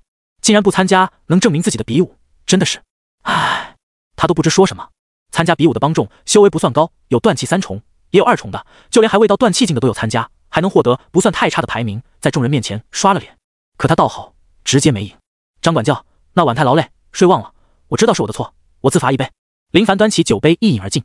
哎，你小子入盟有段时日，怎么就不懂抓住机会？多少人想抓都没机会。张管教摇头，没有多说什么，机会是平等的，就看能不能抓住。有的人能抓住，有的人抓不住，如果自己不珍惜的话，那也是没有办法的事情。林凡露出知错的表情，说着各种好话，才让张管教心情好些。哎，在别人眼里拔尖，真是一种让人难受的事情，就像是老师眼里的尖子生，面对一场很重要的考试，得到高的排名就能保送，那时不仅学生有好处，就连老师都倍有面。可特么的谁能想到，竟然睡过了没能参加，得是多操蛋的事情。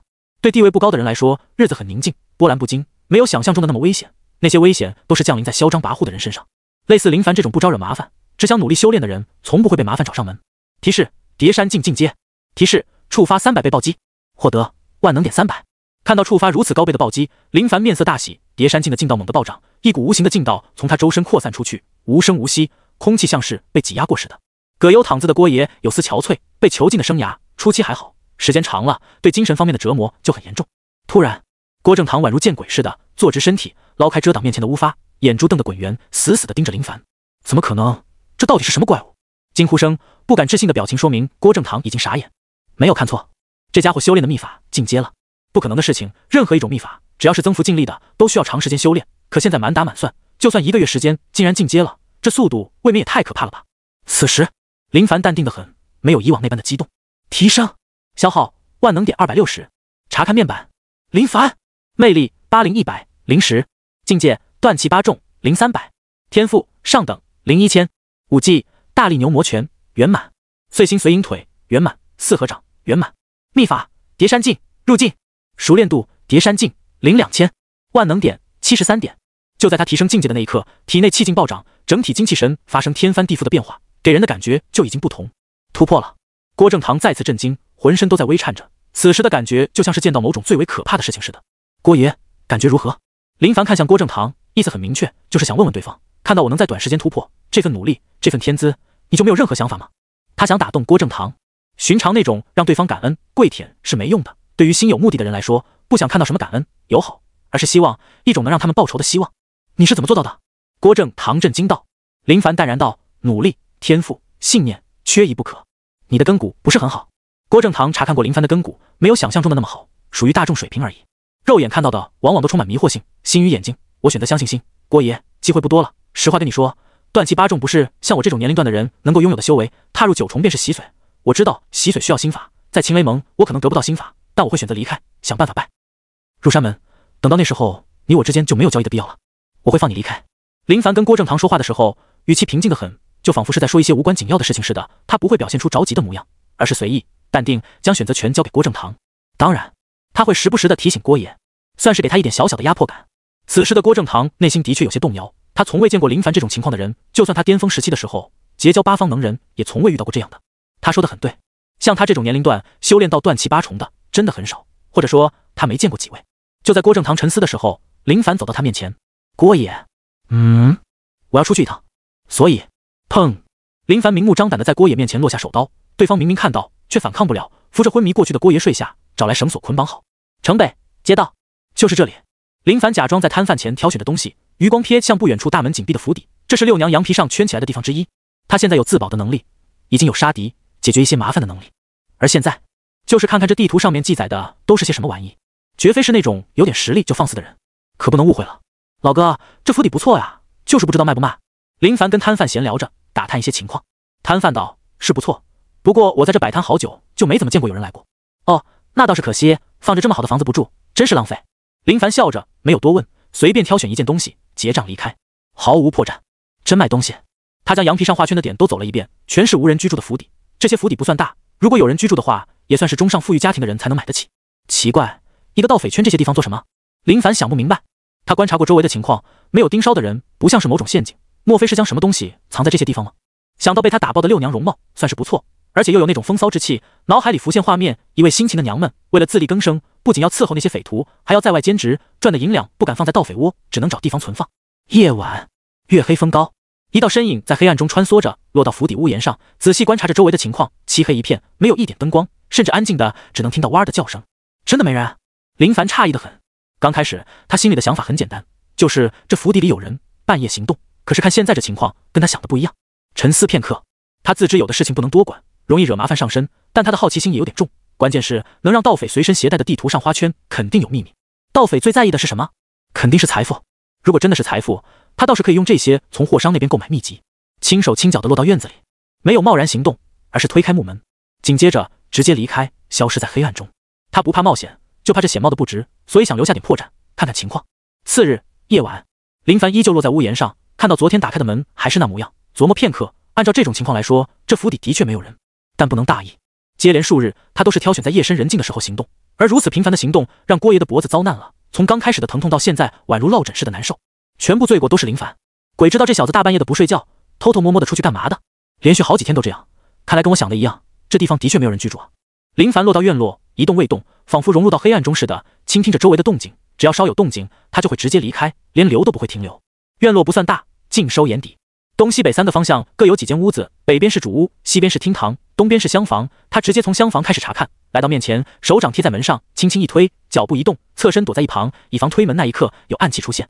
这些都是经验，虽说可能性极低，但万一碰到这种情况，不是很好的避开危险了吗？林凡从地上抓起一把石子，弹指间，石子溅射，击打着地面，排查陷阱。既然确定无人，倒不如胆大点，好好试探一番。地面安全，抬头看着屋顶，以防有铁网、铁笼，确定安全。林凡小心翼翼地进入屋内，点燃桌面油灯，仔细一看，油灯还有半盏油，手指抹着桌面，留下指印，手指上是灰尘。以前有人来过，但很长时间没有人来了。能够买下这种院落的，只要有人居住，必然会让仆人好好打扫，保持屋内干净。现在却长久没有人居住，那只能说这里的问题不是一般的大。这间厢环境不大，一目了然。仔细排查，敲地板，转动桌椅，掀开床板等等查询手段都已经尝试过，没有任何发现。许久后，将所有厢房查看后，依旧没有发现任何问题。来到厅堂，继续排查，依旧没有任何发现。他自认为已经查看得很仔细，绝对没有错过任何一个地方，但依旧没有任何收获。是我想太多？林凡怀疑自己是不是想太多了。六娘的地图也许没有任何秘密，只是女人想多买点宅子，毕竟不动产业能保值。最后的主屋，原本以为这里没有任何问题，但在他掀开床板的时候，真的发现了一条密道，还真有。林凡看着密道，犹豫不决，到底要不要进去看看。思前想后，决定适当的看看。走进密道内，耳朵贴着密道墙壁，凝神仔细听着，没有动静。手捧油灯，顺着密道往里走，很快就走到尽头，看到周围摆满木箱，脸色露出喜色，脑海里浮现各种闪烁眼睛的财宝。打开箱子，看到里面东西时，吓得他直接将油灯吹灭，仿佛看到某种可怕的东西似的。见鬼，这里怎么会有这么多的黑火药？想到刚刚的情况，冷汗一出，万一不慎点燃，就这里的黑火药足以将他炸得粉身碎骨。煞虎帮将黑火药藏在这里做什么？林凡想着，没想明白，随后打开所有木箱，里面都是黑火焰，没有任何别的东西。渐渐的，他仿佛想到一件可怕的事情，黑火药藏在此处，绝对不可能是用来对付城外的敌人，那只能是对付城内的。也许是想到什么似的，他原路返回，将留下的痕迹全部清除，然后消失在黑夜中。清晨，郭爷醒来的第一件事情就是揉着脖子，很是幽怨地看着林凡。马德，兔崽子，下手的确够狠，连续多日都是这样，一点都不知道尊老爱幼。只是他很佩服林凡的耐心，无时无刻都在修炼，那种拼搏的精神彻底将他看傻眼，内心已经有所动摇。真的是最后的选择吗？郭爷，昨晚睡得舒服吗？林凡修炼结束，笑着问道。你说呢？看郭爷面色红润，精神面貌极佳，显然是昨晚睡得很舒服。而且这段时间在我这吃的也不错，都长肉了。就是郭爷是否是真的乞丐当习惯了，连澡都不洗？郭正堂道。你小子将我绑架而来，没有征得我的同意，我心里不舒服，就用臭味臭死你。你要是连这都受不了，就放我离开。林凡笑道。郭爷多虑，臭味对我来说也是一种修行，如果连这都忍受不住，谈何变强？看似好像很淡定，但林凡心里想的还是昨晚看到的东西。马德，不对劲，总感觉有巨大的危险笼罩着天九城，不是针对他而来，但却很有可能牵连进去。发现黑火药后，心情久久不能平静，无视郭爷存在，摊开地图仔细查看，处在城北的一座府邸里藏着黑火药，藏在这里肯定有目的。看着周围的建筑，暂时没有发现，搞不懂将黑火药放在这里做什么，反正没什么好事。目光落在别的几处画圈的地方，那里又会有什么？郭爷，你见多识广，帮我想想，要是在城里发现大量黑火药，你说这代表着什么？林凡问道。老江湖都有自己独特看法，听听没坏处。多吗？很多。郭爷低头沉思片刻，随后缓缓抬起头。跑吧，跑得越远越好，不跑就等着被炸上天吧。说的有道理，但我认为这没什么必要。林凡盘坐修炼，运转叠山镜，先不想那些糟糕的事情，提升实力才是王道。夜深人静时，林凡起身来到熟睡的郭爷面前，将郭爷拍醒，然后手刀落下，将他击晕。这番操作早就习以为常，融入到骨子里，不会出现任何问题。出门，融入到黑暗中。郭爷说的有点道理，离开天九城的确是选择之一，但他还没做好万全准备。修为断气8重，距离9重不远，秘籍难弄，没想象中的那般简单。来到存放黑火药的地方，想了一些办法。浇灌水或许能让黑火焰暂时没用，但长时间干燥后还是能继续使用的。看到院落里有口井，里面有水，琢磨片刻，将那些黑火药搬运出来，投放到井水里。他暂时只能做这些事情，过程有点久，但只要将危险清理掉就行。搞定这些情况，直接离开。随后出现在另一处府邸，跟藏有火药的地方一样，没有人看守。找到暗道，期待能看到亮瞎眼的财富。不过却发现这里摆放着很多兵器，主要是以弩为主。这种弩的杀伤力十足，被射中的话，绝对能刺穿身体。藏的都是这些东西，莫非是要打仗不成？很难不让他这样怀疑。好在将黑火药毁掉，毕竟那玩意给他的感觉是很危险的。就说现在这弩吧，相对安全不少。最后一处画圈的地方了，林凡越发的感觉事情跟他想的有些不一样。地图是从六娘身上得到，六娘是煞虎帮的人，而煞虎帮明显是被人请来给八小姐带来麻烦的。现在发现黑火药、弩、盔甲，只能说这场斗争好像很认真，绝对不是打闹着玩的。又或者说煞虎帮是想坐收渔翁之利，可能是，可能不是，想不通。在屋内发现暗道，走着走着，他发现情况有些不对，前方有微光照耀，危险！林凡停下脚步，没敢继续前行，琢磨着到底要不要进去，还是现在直接撤离。撤离的话就当什么事情没有发生过。就算对方想找，未必能找到他身上。就在此时，一道黑影从远方快速袭来，根本没有多说任何废话，惊得林凡汗毛竖起，啪嗒。虽说黑影速度很快，但林凡的反应不弱，手掌抓住对方的手腕，纹丝不动。黑影手里握着匕首，仿佛是没想到会被抓住手腕，随后就见对方手指一弹，匕首化作利箭，朝着他的下巴射来。好熟练的战斗手法！林凡脚步向后猛退半步，双指夹住匕首，手指一翻，匕首在空中旋转，握住匕柄，直接划破对方的喉咙。鼓鼓！黑影瞪大眼睛，捂着脖子，鲜血从指尖溢出，流淌的满地都是。有人看守这里。林一阵后怕，幸好在得到地图的时候没有贸然的行动，否则后患无穷。这黑影修为不弱，以往的他不是对手。耳朵贴着暗道墙壁仔细聆听，没有任何声音，确定没人。林凡朝着里面走去，越来越近，最终走到里面，看到里面的情况，他眼睛瞪得很大，仿佛是没想到似的。暗道是密室，摆放着桌子，桌上有酒有小菜，油灯的灯光并不旺盛，但将密室照得很亮。那里摆放着一个坛子，坛口有颗脑袋，长发遮脸，看不到模样。林凡拿起墙角的木棍，轻轻挑开对方的长发，看清对方的脸，发现此人好像有点眼熟。陡然间他想起来了，这不是闭关不出的盟主吗？怎么会在这里？而且还被人做成人质，这手法未免也太可怕了吧？你还活着吗？林凡询问着。等待片刻，没有回音，好像已经死了似的，又或者说被某种药物弄晕死过去，宛如植物人。此时暗道远方有声音传来，好像有人来了。林凡面色惊变，想到那具还没处理的尸体，对方要是发现的话，绝对会堵住出口，那时他就是瓮中之鳖，想跑都跑不了。通道里，一道身影拿着油灯缓慢走着，是一位女子，容貌生得美丽，身姿高挑，但表情阴冷得很。突然他发现脚下有些粘稠，低头一看，竟然是血迹，仿佛是想到什么似的。女子神色一变，刚要朝着里面冲去时，一道身影出现在她面前，一手捏着她的喉咙，一手揽着她的腰肢，眨眼间的功夫就将她拖到黑暗中。借助油灯，林凡看清手里抓的人，惊艳对方的容貌，但更在意的是对方看向他的眼神波澜不惊，仿佛有种惊讶，还有一丝的疑惑。我问你话，你别喊，否则我捏碎你的喉咙。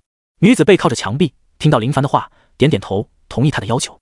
林凡缓慢松开手，只要对方敢喊的话，他能在刹那间捏碎对方的喉咙。我好像记得你是谁，你是我那妹妹的手下，好像是叫林凡吧？女子问道。你知道我？林凡自认为低调得很，没想到眼前这位女子竟然一眼就看出她是谁。妹妹？那就是说，这位是秦雷盟几位小姐之一。自然知道，你是我妹妹的手下，自然有收集过你的资料。只是让我没想到，毫无拉拢潜力的你，竟然能找到这里，还有这样的身手。三小姐惊讶得很，同时不明白对方隐藏自己的能力，潜伏在八妹身边的目的是什么？莫非是别人安排在八妹身边的奸细？你是谁？林凡问道。三小姐道：你不知道我是谁？不知道，我是三小姐。三小姐感觉对方不像是装的，莫非不是别人派来的奸细？毕竟如果是别人派来，不可能不知道秦雷盟中的具体情况。那被做成人质的是盟主，你身为盟主的女儿，竟然做出这样的事情，好狠的心！林凡震惊了，感觉女人好可怕。三小姐笑了，女儿？不，按照常理来说，我该叫她舅舅，可惜这不是常理，而是乱了。林凡听得脑袋都炸了。啥？舅舅？父亲？这莫非是盟主有妹妹？然后，操，这么禽兽的吗？你有没有感觉这很乱？三小姐说道。乱，的确很乱。对你的遭遇，我深感同情，但你没畸形，也算是老天可怜你了。林凡说道。他已经知道这条路是没法回头的，知道如此秘密，而且还是重大的丑闻，一旦外泄出去，不管是八小姐还是谁，都不可能容他的。三小姐道。无需同情，也不用可怜。很看重你，如果你愿意的话，你可以跟着我，甚至我的身子、内心都能是你的，帮助我铲除别的人。以后你就是秦雷盟幕后掌控者，我愿意辅佐你。就在此刻，被做成人质的盟主醒了。小子，杀了他，救我出去，你就立下大功，到时我让你做秦雷盟副盟主。还有，别相信他说的话，蛇蝎心肠，他出去后必找人杀你。林凡热了狗了，都想怒抽自己。以前就说过，别没事找事，看吧，莫名其妙的就招揽了这些事情在身上。别的不说，就现在这两位，能活吗？肯定不能活，不管是三小姐还是盟主，谁说他都得死。三小姐，林凡开口。抱歉，我对你的遭遇很同情，但我不是傻子。如今我发现这种天大的秘密，你岂能容我？我会给你体面的死法，希望你别怪我。林凡叹口气，可惜了。三小姐眼里有丝慌乱，但很快镇定道：我美吗？美，真的很美。我的身体好看吗？林凡打量一番，好看，很完美。如果你不相信我说的话，我现在就是你的，你可以对我为所欲为。虽然在这里拿走我的第一次对我来说有些可惜，但面对你，我愿意。三小姐诱惑着林凡。林凡让三小姐坐在长条板凳上，站在她身后，双手捏着她的肩膀，劲道贯穿她的身体，让她不能动弹。随后单手托着三小姐的细白光滑的下巴。三小姐，我的为人你可能不知道，我不喜欢任何交易，我喜欢两情相悦。林凡说道。我们这不是交易，是交易。林凡摸着三小姐的下巴，另一只手摸着她的脑袋，将她的脑袋揽入怀里。别紧张，很快的，眨眼就能结束。你，三小姐瞪眼，不敢置信，刚想说什么，咔嚓，林凡直接扭断三小姐的脑袋，随后将其趴在桌上，叹了口气：“不是我想杀你，而是我知道太多的秘密，看到太多的真相。不是你死，就是我死。好，杀得好，你小子很不错，带我出去，我给你荣华富贵。”盟主给出承诺。林凡道：“盟主，你别闹，你也得死。你杀了我，知不知道后果是什么？”盟主愤怒得很，刚出现的希望又消失不见了。知道，杀了你我相安无事，不杀你，我很有可能看不到明天的太阳。林凡没用自身拳法，以防有人能够通过残留的伤势看出问题，而是捡起地面的棍子，手掌一推，棍子直接刺穿盟主的脑袋。看着现场的情况，他什么东西都没要，直接跑路。本以为外面会有人看守，看来是想太多。三小姐囚禁盟主，岂能让更多的人知道？回到屋内，林凡没有修炼，而是拿出地图，直接将地图烧掉，不敢留有丝毫的痕迹，以防被人发现其中的问题。真太刺激，想都不敢的想的事情，竟然被他碰到这些要命的内幕，幸好果断得很，否则要悲剧。就是可惜三小姐的美，又亲手毁掉了美，让世界失去一位美丽的人。连续一段10日，林凡都在屋内老老实实的修炼，哪里都没有去，只有辛勤的修炼才能让他稍微有些安心。他是真的没有想到几位继承人玩得这么大，真的开始出人命了。始终相信，只要我苟得低调点，就没人能够注意到他。吴俊跟往常一样来送餐。林兄，我在外面听到天大的消息，咱们秦雷盟的三小姐失踪了。林凡面色平常道：“是吗？三小姐怎么会失踪呢？谁知道，反正奇怪得很。这些都是大人物的事情，跟我们这些小人物没关系，还是照顾好自己才最重要。”林兄说的对。吴俊认同林凡说的话，就是有八卦喜欢分享一下。只是三小姐失踪的事情对其他几位盟主子女造成极大的影响，他们都在怀疑到底是谁出手了，心里仅有一种想法，那就是人绝对死了，否则怎么可能连续几天不出现。随着事态的发展，几位公子小姐都开始争夺三小姐手里的势力，一场看不到的争斗已经开始。对寻常帮众来说，这件事情的发展也许只是工作岗位稍有变化而已，别的倒是没太大的变化。如今只有林凡知道秦雷盟盟主已经死了，而且还是死在他这位帮众手里。成为小精英还没到多高的层次，就直接灭掉三小姐跟盟主这两位大佬，他心里压力很大。低头看着双手，我这双满是血腥的罪孽之手啊！继续修炼。蝶山进入境后的熟练度有点高，需要很长一段时间。他能做的就是在暴击的陪伴下不断变强。经过这件事情后，他不想被牵连到任何事情中，同时对自身也做出告诫，莫多管闲事，以防被牵扯到危险中。郭爷看着林凡又在修炼，真是一位已经被修炼迷惑的人。半月后的这天，林凡偶尔出现在街道闲逛着，前方传来动静，好像是打闹声。他走过去，发现有人被摁在地上怒捶。仔细一看，咦，那不是黄章皇兄吗？看到他被捶，也就心安了。哪有像他那种借钱不还的，肯定会遇到狠茬子，当街捶你一顿，没有任何问题。不想多管闲事，林凡转身离开。但林兄，是我呀，快来救我！黄章的声音在身后传来。靠！被人这般捶打，都还能注意到他的身影，莫非黄章在他身上装了定位不成？黄章看到林凡，挣扎起身，跑到林凡面前，抓着他的衣袖。林兄，救我！看着他被揍得鼻青脸肿的模样，林凡想说，咱们不是很熟，我真救不了你。只是心善的他还是没说出口。皇兄，你这是？三位壮汉追过来，神色很怒，看向黄章的眼神仿佛是想将他撕碎似的。各位都是同盟的人，何必下这么狠的手？见他们穿着秦雷盟的服装，都是自己人，何必呢？林精英，不是我们要下狠手，而是这家伙欠钱不还，说好的还钱，却一直避开我们，要不是被我们带到，都不知去哪找他。为首一位大汉愤怒道。林凡瞧着黄章，想想也是，欠钱跟杀父之仇算是一类的。他很早就有想过，黄章肯定会有被人揍的一天，只是没想到这一天来得如此之快。林兄，帮帮我！黄章可怜巴巴地看着林凡，无助的眼神让人为之动容。本想着拒绝，但他欠多少？大汉道：10两。林凡诧异的很，多看了对方几眼，不是他瞧不起对方，观之容貌，看其气质，不像是能借给黄章10两巨款的人。罢了，想那么多也没任何用处。好，我帮他还了。林凡拿出10两交给对方，三位大汉对视一眼，满意点头，随后看向黄章，仿佛是说，就你这样还敢借钱？等人离开后，林兄，太谢谢你了，如果不是你宛如英雄般的横空出现，我怕是要被他们打死了，我欠你的实在是太多，以后可怎么还啊？黄章捂着熊猫眼，不知是被揍的还是真心感动，有泪水顺着脸面滑落下来。林凡拍着黄章的肩膀，一切言语尽在不言中。黄兄，我还有事，就先告辞了。林兄走好。小巷子里，4位男性朋友畏畏缩缩地躲在此处，仿佛很在意被外界发现似的，做着一些不可靠人的秘密。你怎么那么用力？不用力不逼真啊！虽然说的很有道理，可我这身子骨都快给你们给弄散架了。嘿嘿，刚刚暴揍黄章的3位大汉乖巧地围在他身边，眼巴巴地看着银两。给你们酒钱。黄章很是不舍地从怀里掏出酒钱递到他们手里。啊，这么少？是啊，多给点。黄哥德厚道。少什么少，我看就刚好。给你们酒钱是让你们好分，打是你们打的，还打得那么爽，给你们酒钱算不错了，别太贪，就这样。黄章瞥着他们几眼，好事都被你们给占了，我赚什么？挥挥手就跟赶苍蝇似的，将3位大汉弄走。此时的黄章心满意足，哼着小曲朝着街道走去。就就在他离开巷子时，看到倚靠在墙壁的那道身影时，整个人都感觉魂飞魄散似的。林凡看着黄章，脸上带着微笑，笑容很平淡，但给黄章一种仿佛被看穿的感觉。林兄，黄章硬着头皮，笑呵呵的，好像当作没发生什么似的。刚刚过去的那3位，林兄，你信不信我刚刚越想越气，追上他们狠狠地揍了他们一顿？信。林凡上前揽着黄章的肩膀，并排而行，没有提到银两的事情，这是黄章最安心的情况，也是他最不想林凡提到的话。最近跟柳入氏相处的如何？对方来天九城的时间不算短，要说旅游的话，也该差不多离开，而到现在都没想离开，就稍微让他有些怀疑。黄章道：蛮好的，相处的还算不错。你是不知道，柳兄实在是太豪气，看得我那是眼花缭乱。占到便宜没？林凡问道。便宜？林兄，我跟柳兄相识可不是为了占便宜，我那是真心。黄章信誓旦旦说着，仿佛人格受到侮辱似的。林凡道：那是自然，黄兄对谁都是真心实意，刚刚是我说的不对，给黄兄赔个不是。没这必要，我跟林兄之间的关系绝非常人所比，偶尔玩笑无伤大雅。黄章感觉林凡为人很是不错的，初次是因为感觉林凡为人好像很容易借钱，后来他发现林凡真的是一位努力的人。黄章又不傻，也喜欢跟优秀的人相处。柳入氏在他眼里就是一位优秀且富裕的人，所以他才想拼了命的跪舔。屋内，郭爷，你在和兴城待了那么久，你说柳家如何？林凡随口询问，倒不是想知道太多，而是稍有怀疑。原先没有多想，只是最近发生的那些破事，感觉秦雷盟那些二代玩的有些大。郭正堂不想理睬林凡，到现在颈脖都还隐隐作痛。名门大族，富甲一方的大族。林凡道：这我都知道。你说这样的名门望族公子来到天九城，一待就待很长时间，要说来游玩的吧，时间有点久，总感觉有些不对劲。不对劲就对了。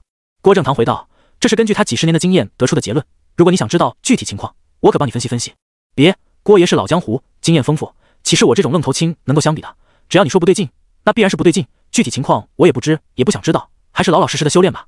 林凡想得很开，这些事情跟他没关系，打探清楚这些情况，并不是想做什么，而是心里有数。郭正堂诧异地看着林凡，这小子绝对有问题，为何如此痴迷修炼呢？林凡盘膝而坐，运转叠山镜，只要我不想着那些事情，任何麻烦都不会落到我的头上。提示：叠山镜熟练度+1。以往遇到不出暴击的熟练度，他会嘀咕几句，但现在早就习以为常，修炼就得按耐得住性子，急躁躁的哪里能行？半月后，一直都努力修炼的他，已经快要将叠山镜修炼到通透，临门一脚，熟练度快要满了。从这里他发现，修炼没有想的那么简单，越是厉害的秘籍，需求越高。因此，他珍惜眼前的一分一秒，绝对不虚度光阴。光阴似箭，扎人扎心。此时，吴俊推门进来，看到林凡还在修炼，都有些抱怨道：林兄，你还修炼呢呀？都这样了，也不去管管，稍安勿躁。林凡安抚着吴俊躁动的内心，最近这段时间又有事情发生，那些公子小姐好像开始发力，到处挖人，很多帮众都被挖走。刚开始没人注意到这种情况，也没人知道会发生这样的事情，直到数位帮众说要到那里做事，才得知原来是被人挖过去了。被提拔的他原本管理着一小群帮众，但现在剩下的人数已经不多，也就只有13、14个了。林兄，这怎么能不着急？再继续这样下去，张管教肯定会怪罪你的。吴俊无奈得很，他也不知道林凡是怎么想的，真要看着人都被撬走吗？还有那些被撬走的人，他也不知道该说些什么。虽然是被撬走，但还是在秦雷盟，都是一个帮的，就是跟随的人变了。林凡淡然，没有被这些事情影响到心情。吴兄，人各有志，强留不了的。他希望吴俊能明白这点，那是几位公子小姐的斗争，我们随波逐流就好，莫必要参与到其中。吴俊道：我知道理是这个理，就是好了，别管这些事情，能留下来的都是自家兄弟。林凡说道：最近天九城很多人都发现秦雷盟的情况好像不好，有种山雨欲来的感觉，只是不管外界情况如何，林凡都表现得很平静，不为所动。随着相处，郭正堂发现林凡的心性淡泊，仿佛一直在避开纷争，将所有时间用来修炼。在他看来，这种人有2种情况，一种是积累力量，想要一鸣惊人，或者是想借助秦雷盟的清净之地好好修炼。说实话，他感觉第一种可能性很低，第二种的可能性很高，否则解释不通他有这样的实力却心甘情愿地充当小精英。以他现在的修为，别说是小精英，就算堂主都绰绰有余。吴俊道：好，我知道，我现在就跟留下的兄弟们好好说说。去吧。林凡早就打算等修炼到断气9重，不管有没有从郭正堂跟秦雷盟这里弄到心法，都要离开，地方太小，天花板有点低。郭爷，看我做什么？林凡问道。你很优秀。郭正堂说道。林凡道：能被郭爷夸赞，实在是我的荣幸。莫非郭爷想清楚了，还是先前那番话？你的仇人便是我的仇人。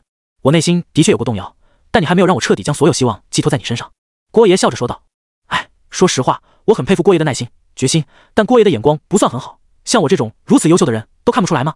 林凡多么希望郭爷看穿他的优秀，可惜就是一直不承认。看得出来。郭正堂说道。希望郭爷好好想想，真的已经开始倒计时了。好，我会好好想想的。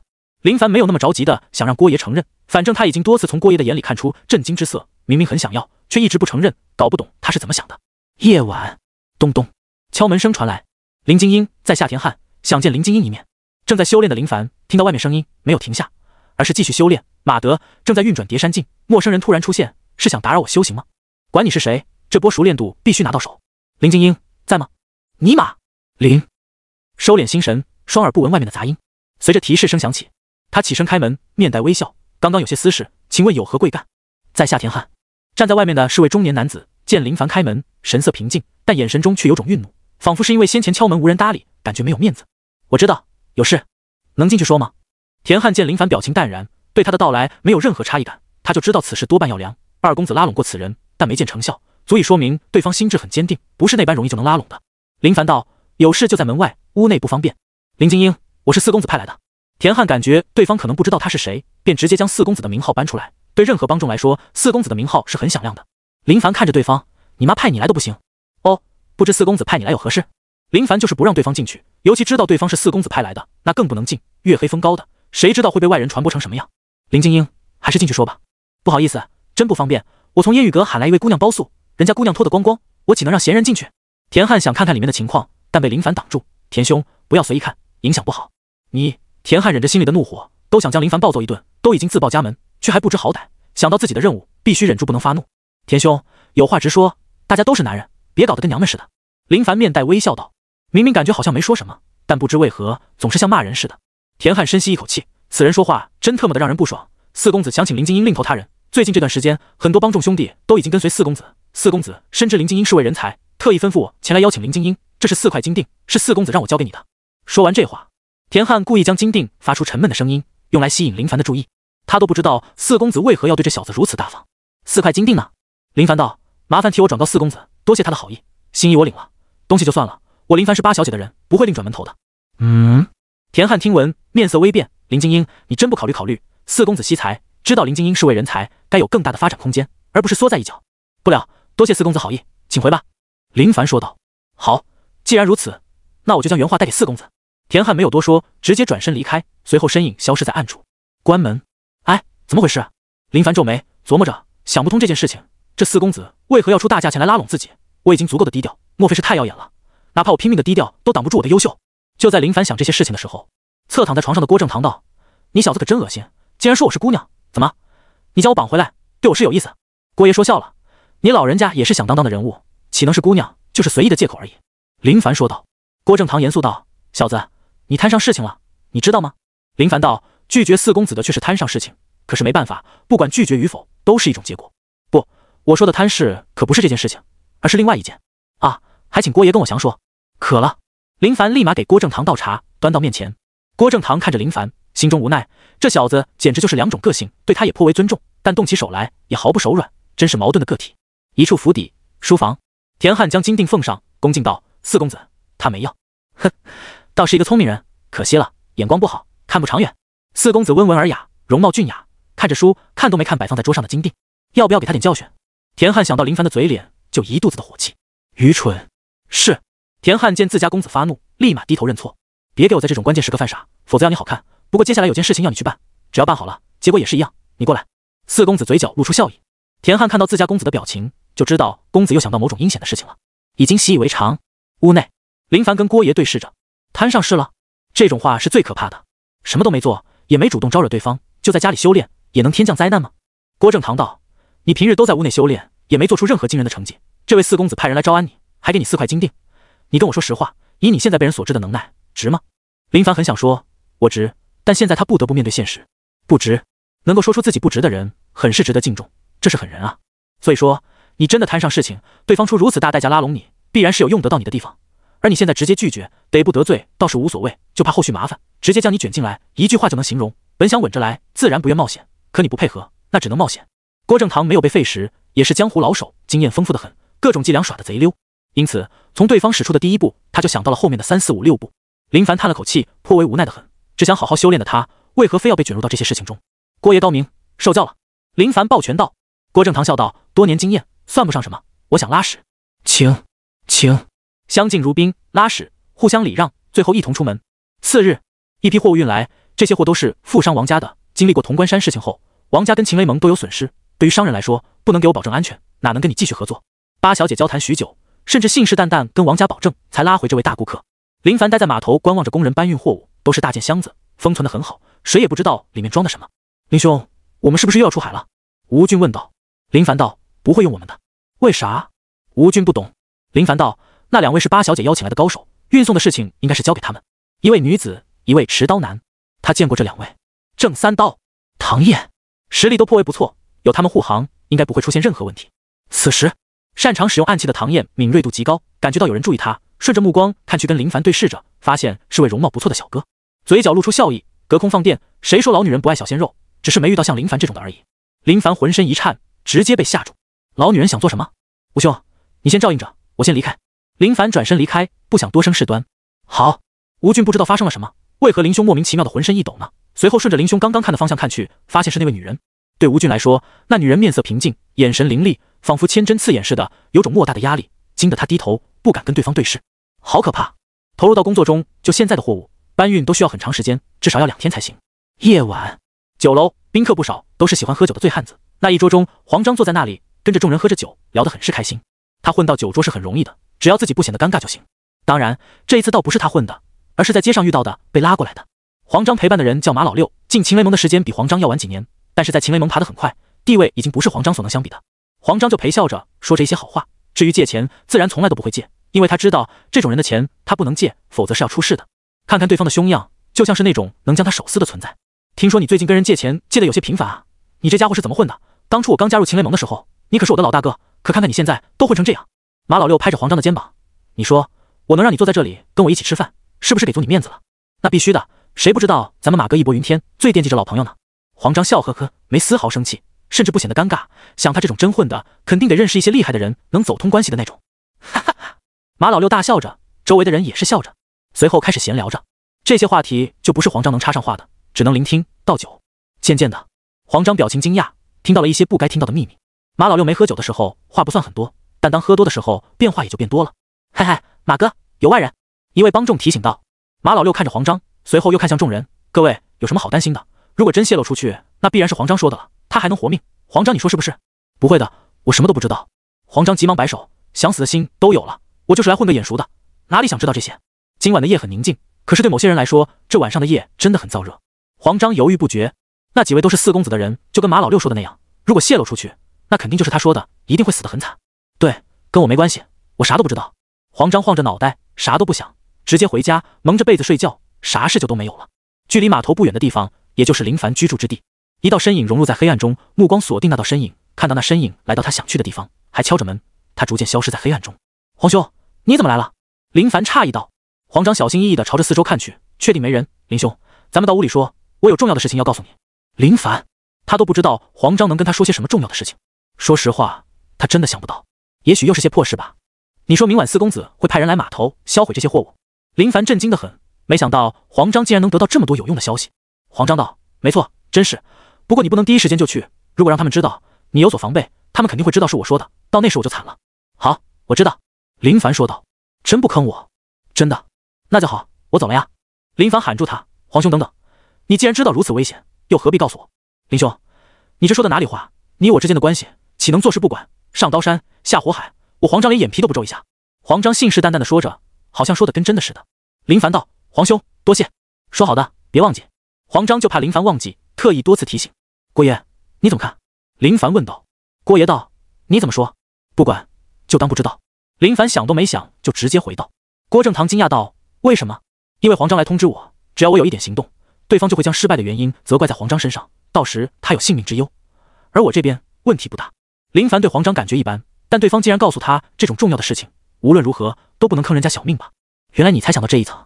郭正堂笑道，有种洋洋得意，好像发现林凡不如他这般优秀似的。郭爷什么意思？林凡询问着，很是好奇。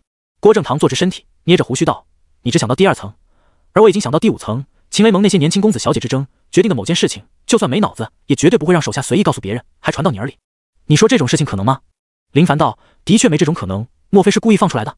对，以我的想法，就是故意放出来的。听说过一个词吗？什么词？借刀杀人。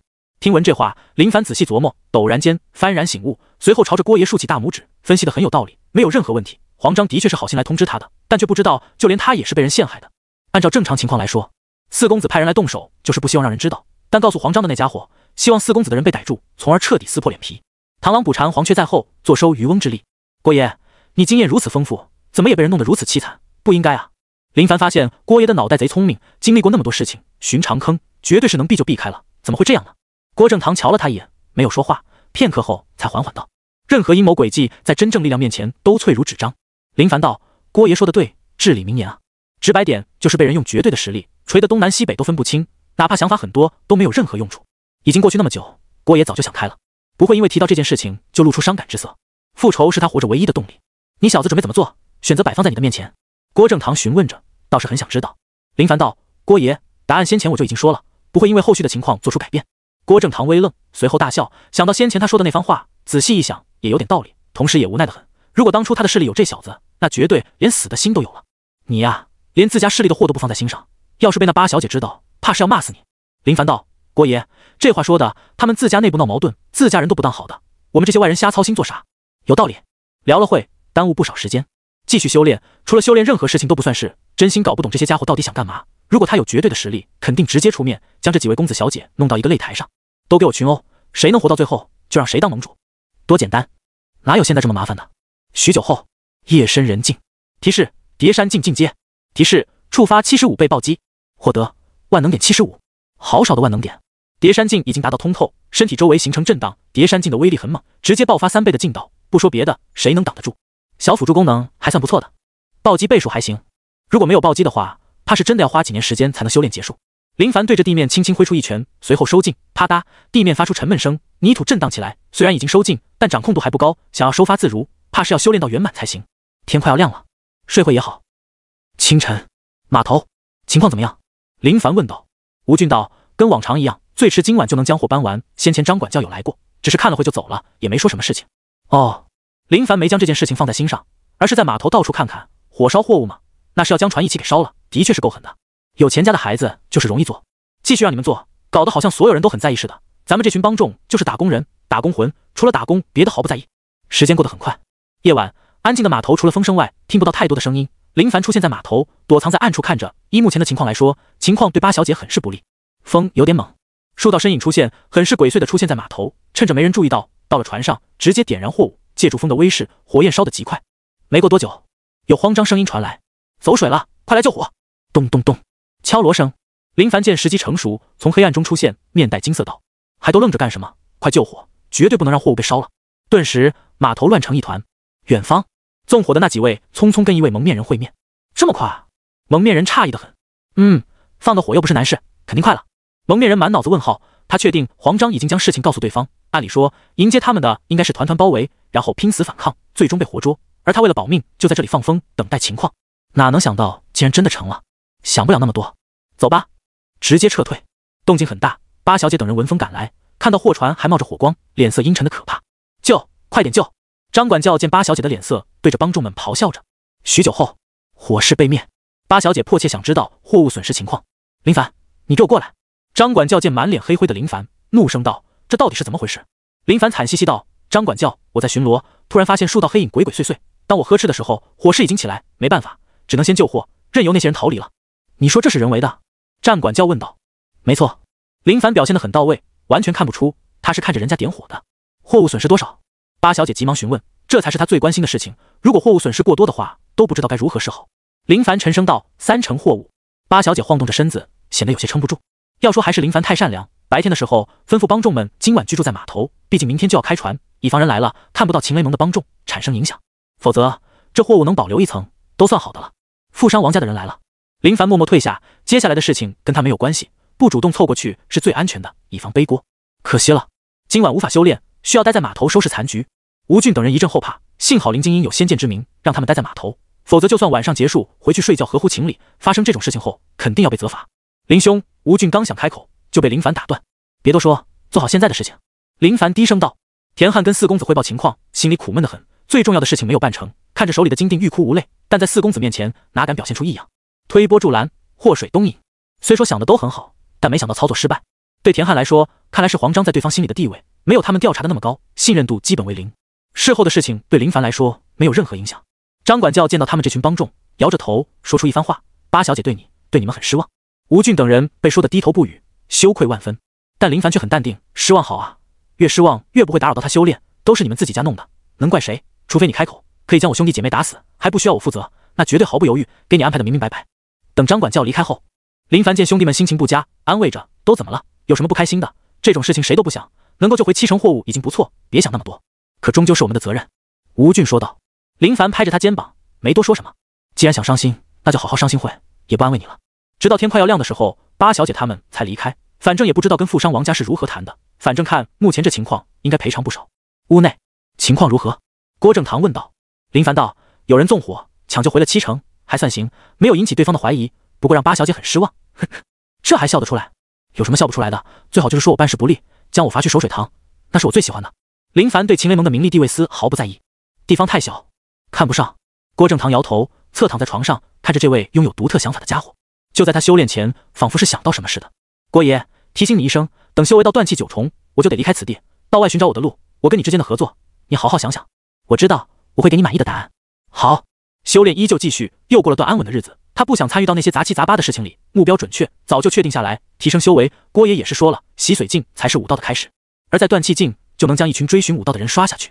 这一日，吴俊匆匆过来，面带荒色：林兄，张管教到码头了，让你过去，好像有点不妙。没事。林凡知道码头纵火事情给他带来不小的影响，在秦雷盟的晋升之路就是能者居上，不管等会是什么结果，他都能接受，也很淡然。毕竟自己的确没怎么将秦雷盟的事情放在心上。半睡中的郭正堂道：小子，你这是要被降职喽？早有预料。郭爷，林凡微笑地看着郭正堂：我真不跑，很快的。砰！手刀落下，郭爷心中万头草泥马奔腾而过，晕倒在床上。都已经相聚这么长时间，竟然连这点信任都没有。走。林凡说道。吴俊道：不将他绑住吗？不用，我相信他是不会走的。那这习惯了而已。林凡发现习惯是一件很可怕的事情，他已经相信郭爷是不会逃跑的，但久而久之，手刀落得很习惯，离开的时候都会来一下，否则总感觉哪里有些不舒坦似的。码头，张管教找我有什么事情？林凡来到对方面前，神色恭敬问道。不管自己修为如何，对方依旧是秦雷盟的高层，身为小精英的他，基本尊重还是要表现出来的。张管教恨铁不成钢道：你呀，实在是太让我失望了。你是那批人里最为拔尖的，我很看好你，八小姐也很看好你，让你看着码头，却没想到你竟然如此失职。吴俊急忙道：张管教，那件事情跟林精英没关系的，林精英发现这件事情也在急救货物啊。张管教见吴俊敢说话，眼神一凝，吓得吴俊低头不敢继续说话。林凡示意吴俊不要放肆后，缓缓道：张管教教训的事，的确是我失职，让码头被一群宵小之辈捣乱，给八小姐带来损失，任何责任我都愿承担。嘴上说的这样的话，心里却在呐喊着：罚我守水库，我要去水库，带着我的郭爷隐居那里，好好修炼。张管教无奈叹息：我保过你，但保不住，八小姐对你的失职很生气，以后你们不用守在码头，被分配到仓库，以后给各个帮众配送衣服、武器，唯一的好处月钱不变，坏处就是以后很难有晋升的机会。唉。林凡长叹一声，神色落寞得很，抱拳道：多谢张管教为我求情，是我自己不努力，怨不得别人。张管教摇摇头，没有多说，转身离开。等接替你们的人到了，你们就去仓库吧。见张管教离开，林凡朝着屋子走去，心里哼着小曲，快乐的自由生活就这样来了，真是想不到的事情。林兄，你别灰心，你一定能重新得到重视的。吴俊安慰着。林凡道：吴兄，拖累你了。什么拖累不拖累的，我吴俊绝对相信你一定能重振辉煌的。吴俊仿佛是迷弟似的，甭管林凡经历什么，都还如此相信。这就是我个人的魅力吗？码头接管一事发生了，新来的那群人目送着林凡他们离开，眼神略显得意的很，尤其是领头的那位，地位跟林凡一样，也是小精英，是八小姐亲自提拔上来的。吴俊他们心里憋着一股气，看到他们得意的神态，都想跟他们狠狠地打一架，但为了不给林凡带来麻烦，只能忍着。对于林凡来说，这种情况有啥好气的，都想好好的感谢他们来接替。仓库是秦雷盟最没有晋升潜力的地方，地方不算破旧，但显得有些偏僻，众人都要在仓库周围居住，因为很多时候接到通知都要按时将货物送过去。仓库周围的房屋随着先前那些人搬走搞得脏兮兮的，吴俊主动给林凡收拾出一间最大的房间。屋内地方虽小，五脏俱全，有床有桌有书柜，也算是不错。郭爷，环境不错，比我们先前住的要好许多，有福了。林凡拎起茶壶倒了一杯，润润喉。周围环境都看过了，的确不错，按理说不会有人打扰了。郭正堂瞧着他感叹道：你小子修行太疯，别修到最后人生毫无体验。不会的，没有体验主是不够强，等我修炼到一定境界后，将体验到常人无法体验到的美妙。林凡始终相信这点，不管如何都不会改变内心的坚持。也许你说的对，他倒是很期待林凡能够修炼到什么程度，但想想他现在的岁数，也许最多还能活10几年，可是10几年又能修炼到什么境界？可惜不能见到那一幕了。林凡没有跟郭爷继续瞎说，而是找个风水不错的位置开始修炼。想要将叠山境修炼到圆满，可能需要一段时间，运气好点的话，或许会很快。原本想着都已经搬到仓库，应该会清闲很多，但他想的有点多。晚上的时候，黄章主动到来，拎着酒，带着花生米来了，没有多说，就是说要跟林凡一醉解千愁，好好的喝一喝。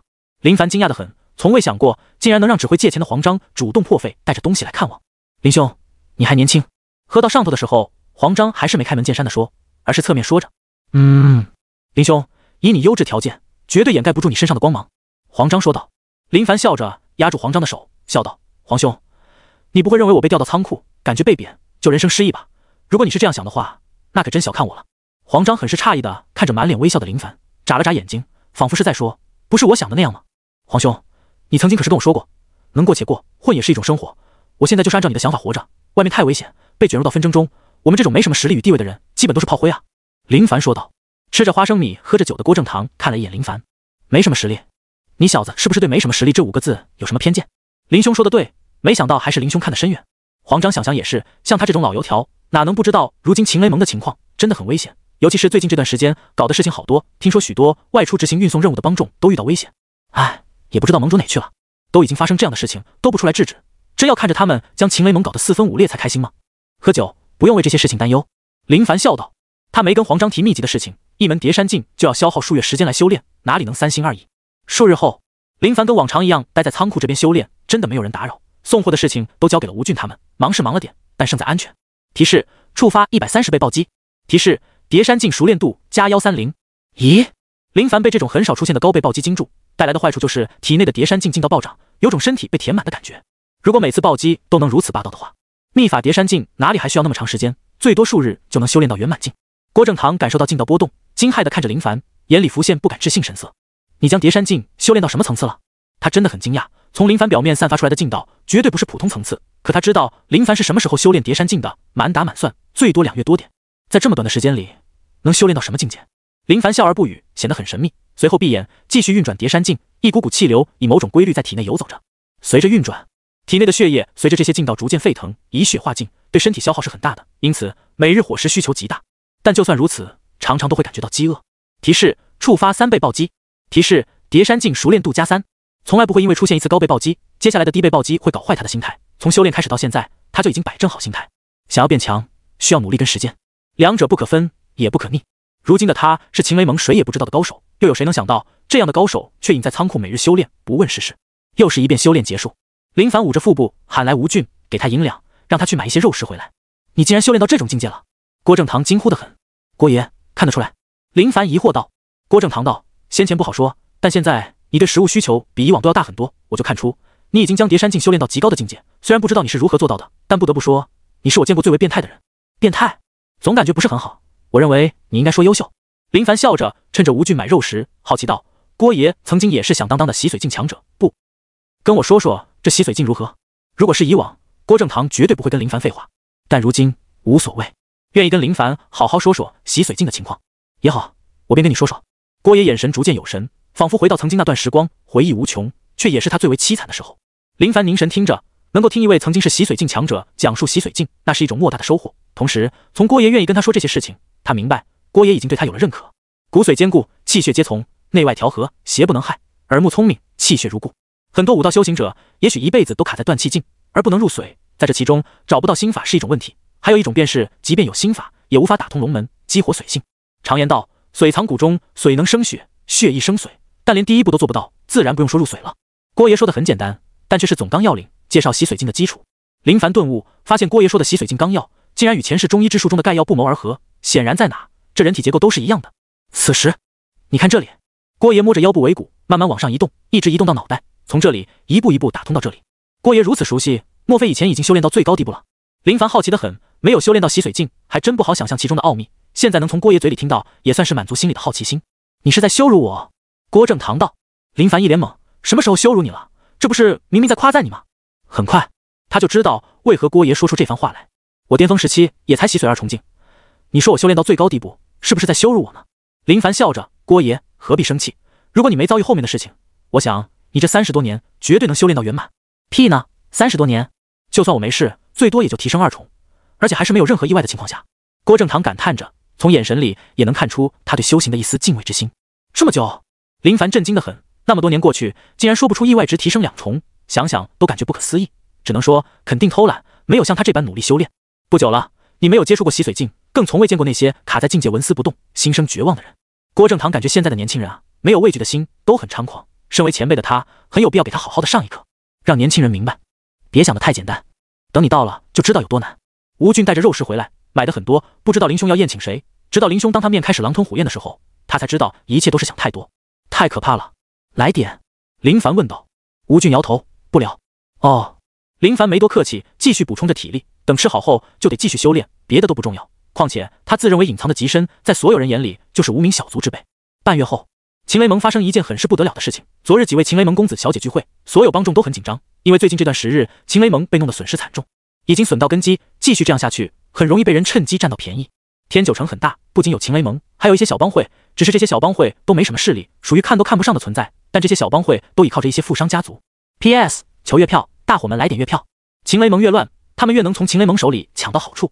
而就在那晚散会的时候，参加会议的五小姐死在了路上，陪同的护卫都被杀死，场面很残忍，彻底将秦雷盟引爆。所有人都在指责着是对方干的，彻底搞得人心惶惶。剩余的2公子、4公子、6公子、7公子、8小姐都疯狂招揽着高手，保护自身的安全。原先大家都是明争暗斗，暂时没伤到性命。随着这件事情后，都在互相提防，玩得太大了。林兄，你说秦雷盟是不是要完蛋了？吴俊问道。林凡道，吩咐兄弟们，最近这段时间别到处乱跑，也别到处参加饭局，老老实实的待在仓库。我只能告诉你们，这里是整个天九城最安全的地方。我知道，我现在就去告诉兄弟们。吴俊听从林凡的吩咐，他看得出来，没人比林凡更加淡定。发生这种事情，所有人都很紧张。没看到林兄面无表情吗？吴俊离开后，玩得有点大，真出人命了，也不知能和平到什么时候。林凡无奈得很，玩归玩，闹归闹，别出人命都好说。现在五小姐死了，听吴俊说死得很惨，直接被一掌拍碎胸腔，出手之人绝对很猛，也不知道是谁邀请的杀手。郭正堂道，未必是他们内斗，很有可能是外人挑拨，想引起更大的内讧，不费一兵一卒，让他们斗到最后，加把柴烧的旺盛点呗。林凡说道。的确是这个理，开端已经开始，就看那些人是如何想的，看穿还是沦陷，决定着他们的生死。郭正堂感叹道，跟我无关，继续修炼。林凡对外界的事情一点都不在意，他只想知道这种和平还能维持多久，最终又是谁能够笑傲到最后。可惜都是自家产业，完成这样也是一种浪费。不过想想也能理解，被他不得已杀掉的3小姐手段更霸道，直接将你们爹做成人质。要不是我将他斩杀，消灭最可怕的人质王，你们怕是都要被做成玩意。你小子还真让曾经身为核心城一方霸主的我不爽啊。郭正堂摇头道。林凡道，活着就好，不多管闲事。不错，你能有这想法，今后绝对能活得更长久。可惜我那时没有你这样的心境。郭正堂感叹道。郭爷的情况是多管闲事造成的。最近他也不提秘籍心法的事情，因为他已经看出来郭爷已经被他拿下，这种拿下悄无声息，就连郭爷自己都没注意到这种转变。府邸环境优雅，水塘边原本很难见到鱼儿的水塘，时不时的有鱼儿跳跃出水面。公子，小的从好友那里找来了一位高手。魁胜轻声道，不敢打扰2公子钓鱼。说实话，他对2公子的钓鱼技术很鄙视，菜鸟中的菜鸟，跟废物似的，都已经放养那么多饥饿的鱼，明明已经上钩，却在提钩的时候脱钩。废物啊！但他不敢说。老者郑渊急忙道，公子，老奴也找来了一位高手。顿时郑渊跟魁胜相互对视，眼神中有争斗之意。我找你也找，真是够贱的，都喊出来瞧瞧呗。2公子很感兴趣，放下鱼竿，看着2人，随后几见郑渊跟魁胜各自喊来高手，2位中年男子。郑渊喊来的高手身材瘦小，体型不高，初步看下1.5米左右，略显老态，双手互相插在袖中。魁胜身边的男子体型也不算高大，身材正常，一双细眼给人的感觉很阴沉。公子，这位是岭南独手谢峰。魁胜道。郑渊道，我这位是枯剑山万三夫。话音刚落，谢峰、万三夫见过2公子。2公子看着2位，稍微露出疑惑的神色。这2位看起来都平平无奇，没什么特殊的地方。比试给我看看。他就是想看看这2位能有什么厉害的。郑渊来到万三夫身边，轻声道，等会比试下狠手。魁胜来到谢峰面前，往死里打。这2位都是断气境的高手，相互对视的时候，眼神浮现出狠辣之色，都想在2公子面前好好表现一番。请！2人挑选好地方，站好位置，面对面的看着。随着看似友好的开端，一场龙争虎斗开始了。只是2人都未动，好像是在气势比拼，寻找对方的破绽。时间1分1秒的过去，2公子忍无可忍道，给我打呀，站着瞪眼呢。随着他的催促，谢峰动手，一跃而起，大鹏展翅，一掌拍来，原本粗糙的手掌变得暗藏绿色，还有毒雾飘散而出。纹丝未动的万三夫见对方袭来，一点都不惊慌。眼见谢峰即将到达面前时，万三夫双手离袖，双手上不知何时拿着2柄古剑，直接刺穿而去。雕虫小技，谢风不懈，双掌抓住古剑，浑身发力，双臂劲道传递，想一举用劲道让对方松开手中的古剑。但就在此时，只见万三夫张开嘴，一枚古针莲接着舌头，以闪电般的速度刺穿谢风的喉咙。所有的一切都在眨眼间的功夫发生了。万三夫喉咙挪动，古针从对方喉咙拔出，带着一丝血液缩回到嘴里。随后就见谢风垂下双臂，在众人呆滞目光下直接倒在地上。魁胜瞪眼，不敢置信，仿佛见鬼似的。他看着到底的谢风，这可是他挑选许久的高手啊，怎么可能一下子就被干死了？反观郑渊面露喜色，不屑地看着魁胜，紧接着看着二公子，公子，我请来的这位高手不慎将魁胜请来的高手杀了，实属意外，不是故意为之。二公子道：比斗有所伤亡，实属常事，无需在意。就在二公子准备好好夸赞万三夫时，让他们不知所措的事情发生了。万三夫脸色惊变，抬手摸着鼻子，低头一看，手上有血，紧接着捂着胸口，一股剧烈的疼痛让他后退数步，张开嘴，鲜血喷溅，有毒。他想不通到底是怎么回事，随后想到古针刺穿对方喉咙，携带回来的血液，对方的血液有毒，所以才造成这种情况。只是很可惜，他想通这点的时候已经太晚，轰隆一声倒在地上，七窍流血，死相极惨。二公子微微张着嘴，呆滞了。魁胜面露惊讶，郑渊目瞪口呆。咕咕呱，无形的一拍乌鸦从他们头顶飞过，留下几坨屎。这就是你们说的高手？反应过来的二公子询问着。魁胜，郑渊。半月后，提示触发10倍暴击。提示叠山尽熟练度加10。随着林凡不断修炼，那种散发出来的气势越发的强大。郭爷看得最为清楚，也是最为震惊的。如果非要说的话，他是看着林凡变强的，从一开始的毫不起眼到如今连他都惊呆的情况下，竟然只用短短的数月时间，这是一种奇迹，修行中的奇迹。林兄，出事了！吴俊匆匆进来，看到林凡刚修炼结束，急忙道：二公子、四公子、六公子、七公子、八公子都派人将仓库围住了。林凡见吴俊慌神的模样，安慰道：淡定，有何紧张的？他们来仓库的目的是什么？郭爷道：能有什么目的？肯定是想占领物资，兵器是最重要的，跟我猜想的没错吧？对，没有错。现在该怎么办？吴俊说道。林凡跟郭爷对视一眼，先前他们就有商讨过，最终的冲突会在什么时候爆发。郭爷就说出，只要都来仓库抢占兵器，就是开始的时候。没想到来得这么快。林凡想了想，没有出面到仓库维持，或者说，如果他出面，该如何面对眼前的情况？在被安置到仓库的时候，就没人想到仓库中的兵器对他们很重要。吴兄，你现在过去，不要阻拦，想要什么都给他们，但八小姐那边多留点，要学会置身事外，不要牵扯到这漩涡中。如果有冲突需要人手，千万不要去，会死人的。林凡都想将这群家伙打死，真特么的多事。是，吴俊应道，急忙离开。如今叠山境快要圆满，他很需要时间，不想牵扯到任何事情中，只要胆敢阻拦到他修行，真到了烦不胜烦时，他的确有想弄死他们的想法。郭爷，你看我这做的还行吧？林凡问道。郭爷道，我从你的行动中看出了你的决定，想必你快要离开这里了吧？郭爷聪明，的确是这样，时候快到了。这些家族内部争斗，我不想参与，也不想多管，我的武道之路从这里开始。林凡说道。他现在就差临门一脚，不想被外界干扰，继续修炼。仓库，吴俊将林凡吩咐的事情告诉他们，任取给八小姐多留点，不得罪任何人，置身事外，不要参与到其中。而要说最聪明的就是黄章，他早就隐匿，跟他无关，只想混日子的他不愿意跟随任何一方。过了没多久，吴俊回来道：林兄，他们先前打起来了，情况太混乱，没想到团结的秦雷盟竟然会跟一盘散沙似的，各自斗争，真的是让人看了笑话。你们没参与吧？林凡对那种情况毫不在意。听你的话，我们没参与。吴俊道：那便好，现在可不要随意逞强。虽说我们明面上是八小姐的人，但直白点，你我等人都是炮灰，性命是自己的，可别不当一回事。林凡缓缓道，说的都是至理名言。而且他也不知道几位公子小姐间的关系到底如何，也许谁跟谁联盟，看似争斗，只是为了隐藏这份关系也说不准。吴俊看向林凡的眼神充满崇拜，太厉害，说的这些都是他们想不到的。崇拜归崇拜，但他知道林兄需要修炼，便匆匆离开。林凡继续修炼，叠山境给他带来的不是境界上的提升，而是劲道爆发的增幅，太强了，果然能够被称为秘法的叠山境，可不是那些武技能够相比的。数日后，几位骑着马的陌生人从城门口出现，骏马缓缓前行，周围百姓们都好奇地望着这群穿着奇怪的人，有背负巨斧，有背负巨剑的，不像是经常在天九城出现的人。无形间，百姓们都自觉性地避开一条道路，等这群看起来就不好惹的人离开后，就窃窃私语地讨论着，想知道他们是从哪里来天九城要做什么。八小姐，今日城里来了几位来历不明的高手。张管教会报着情况，如今的情况风声鹤唳，一点动静都让全城动荡。谁请来的？八小姐问道。张管教道：不知道，人就住在客栈，已经安排人盯着，没有发现他们跟谁走得近。那些看着秦雷盟的有没有动静？暂时没有，都在观望。哼，打得一手好算盘，想折秦雷盟瓦解占得好处，痴人做梦。他知道城里很多商号盯着秦雷盟的地盘，只是秦雷盟势大，那些商号不敢有任何多余的动作，只能老老实实的跟秦雷盟合作。但现在他的兄弟姐妹们挑起争斗。更何况吴姐的死已经彻底将秦雷蒙引爆，对八小姐来说，到底是谁杀的？竟然暗藏着这样的高手。吴姐修为比她要厉害很多，断气7重，而且身边还有人守护，却当街被人杀死。只能说她那些兄弟姐妹中有人拉拢来真正的高手，只是一直没有暴露出来而已。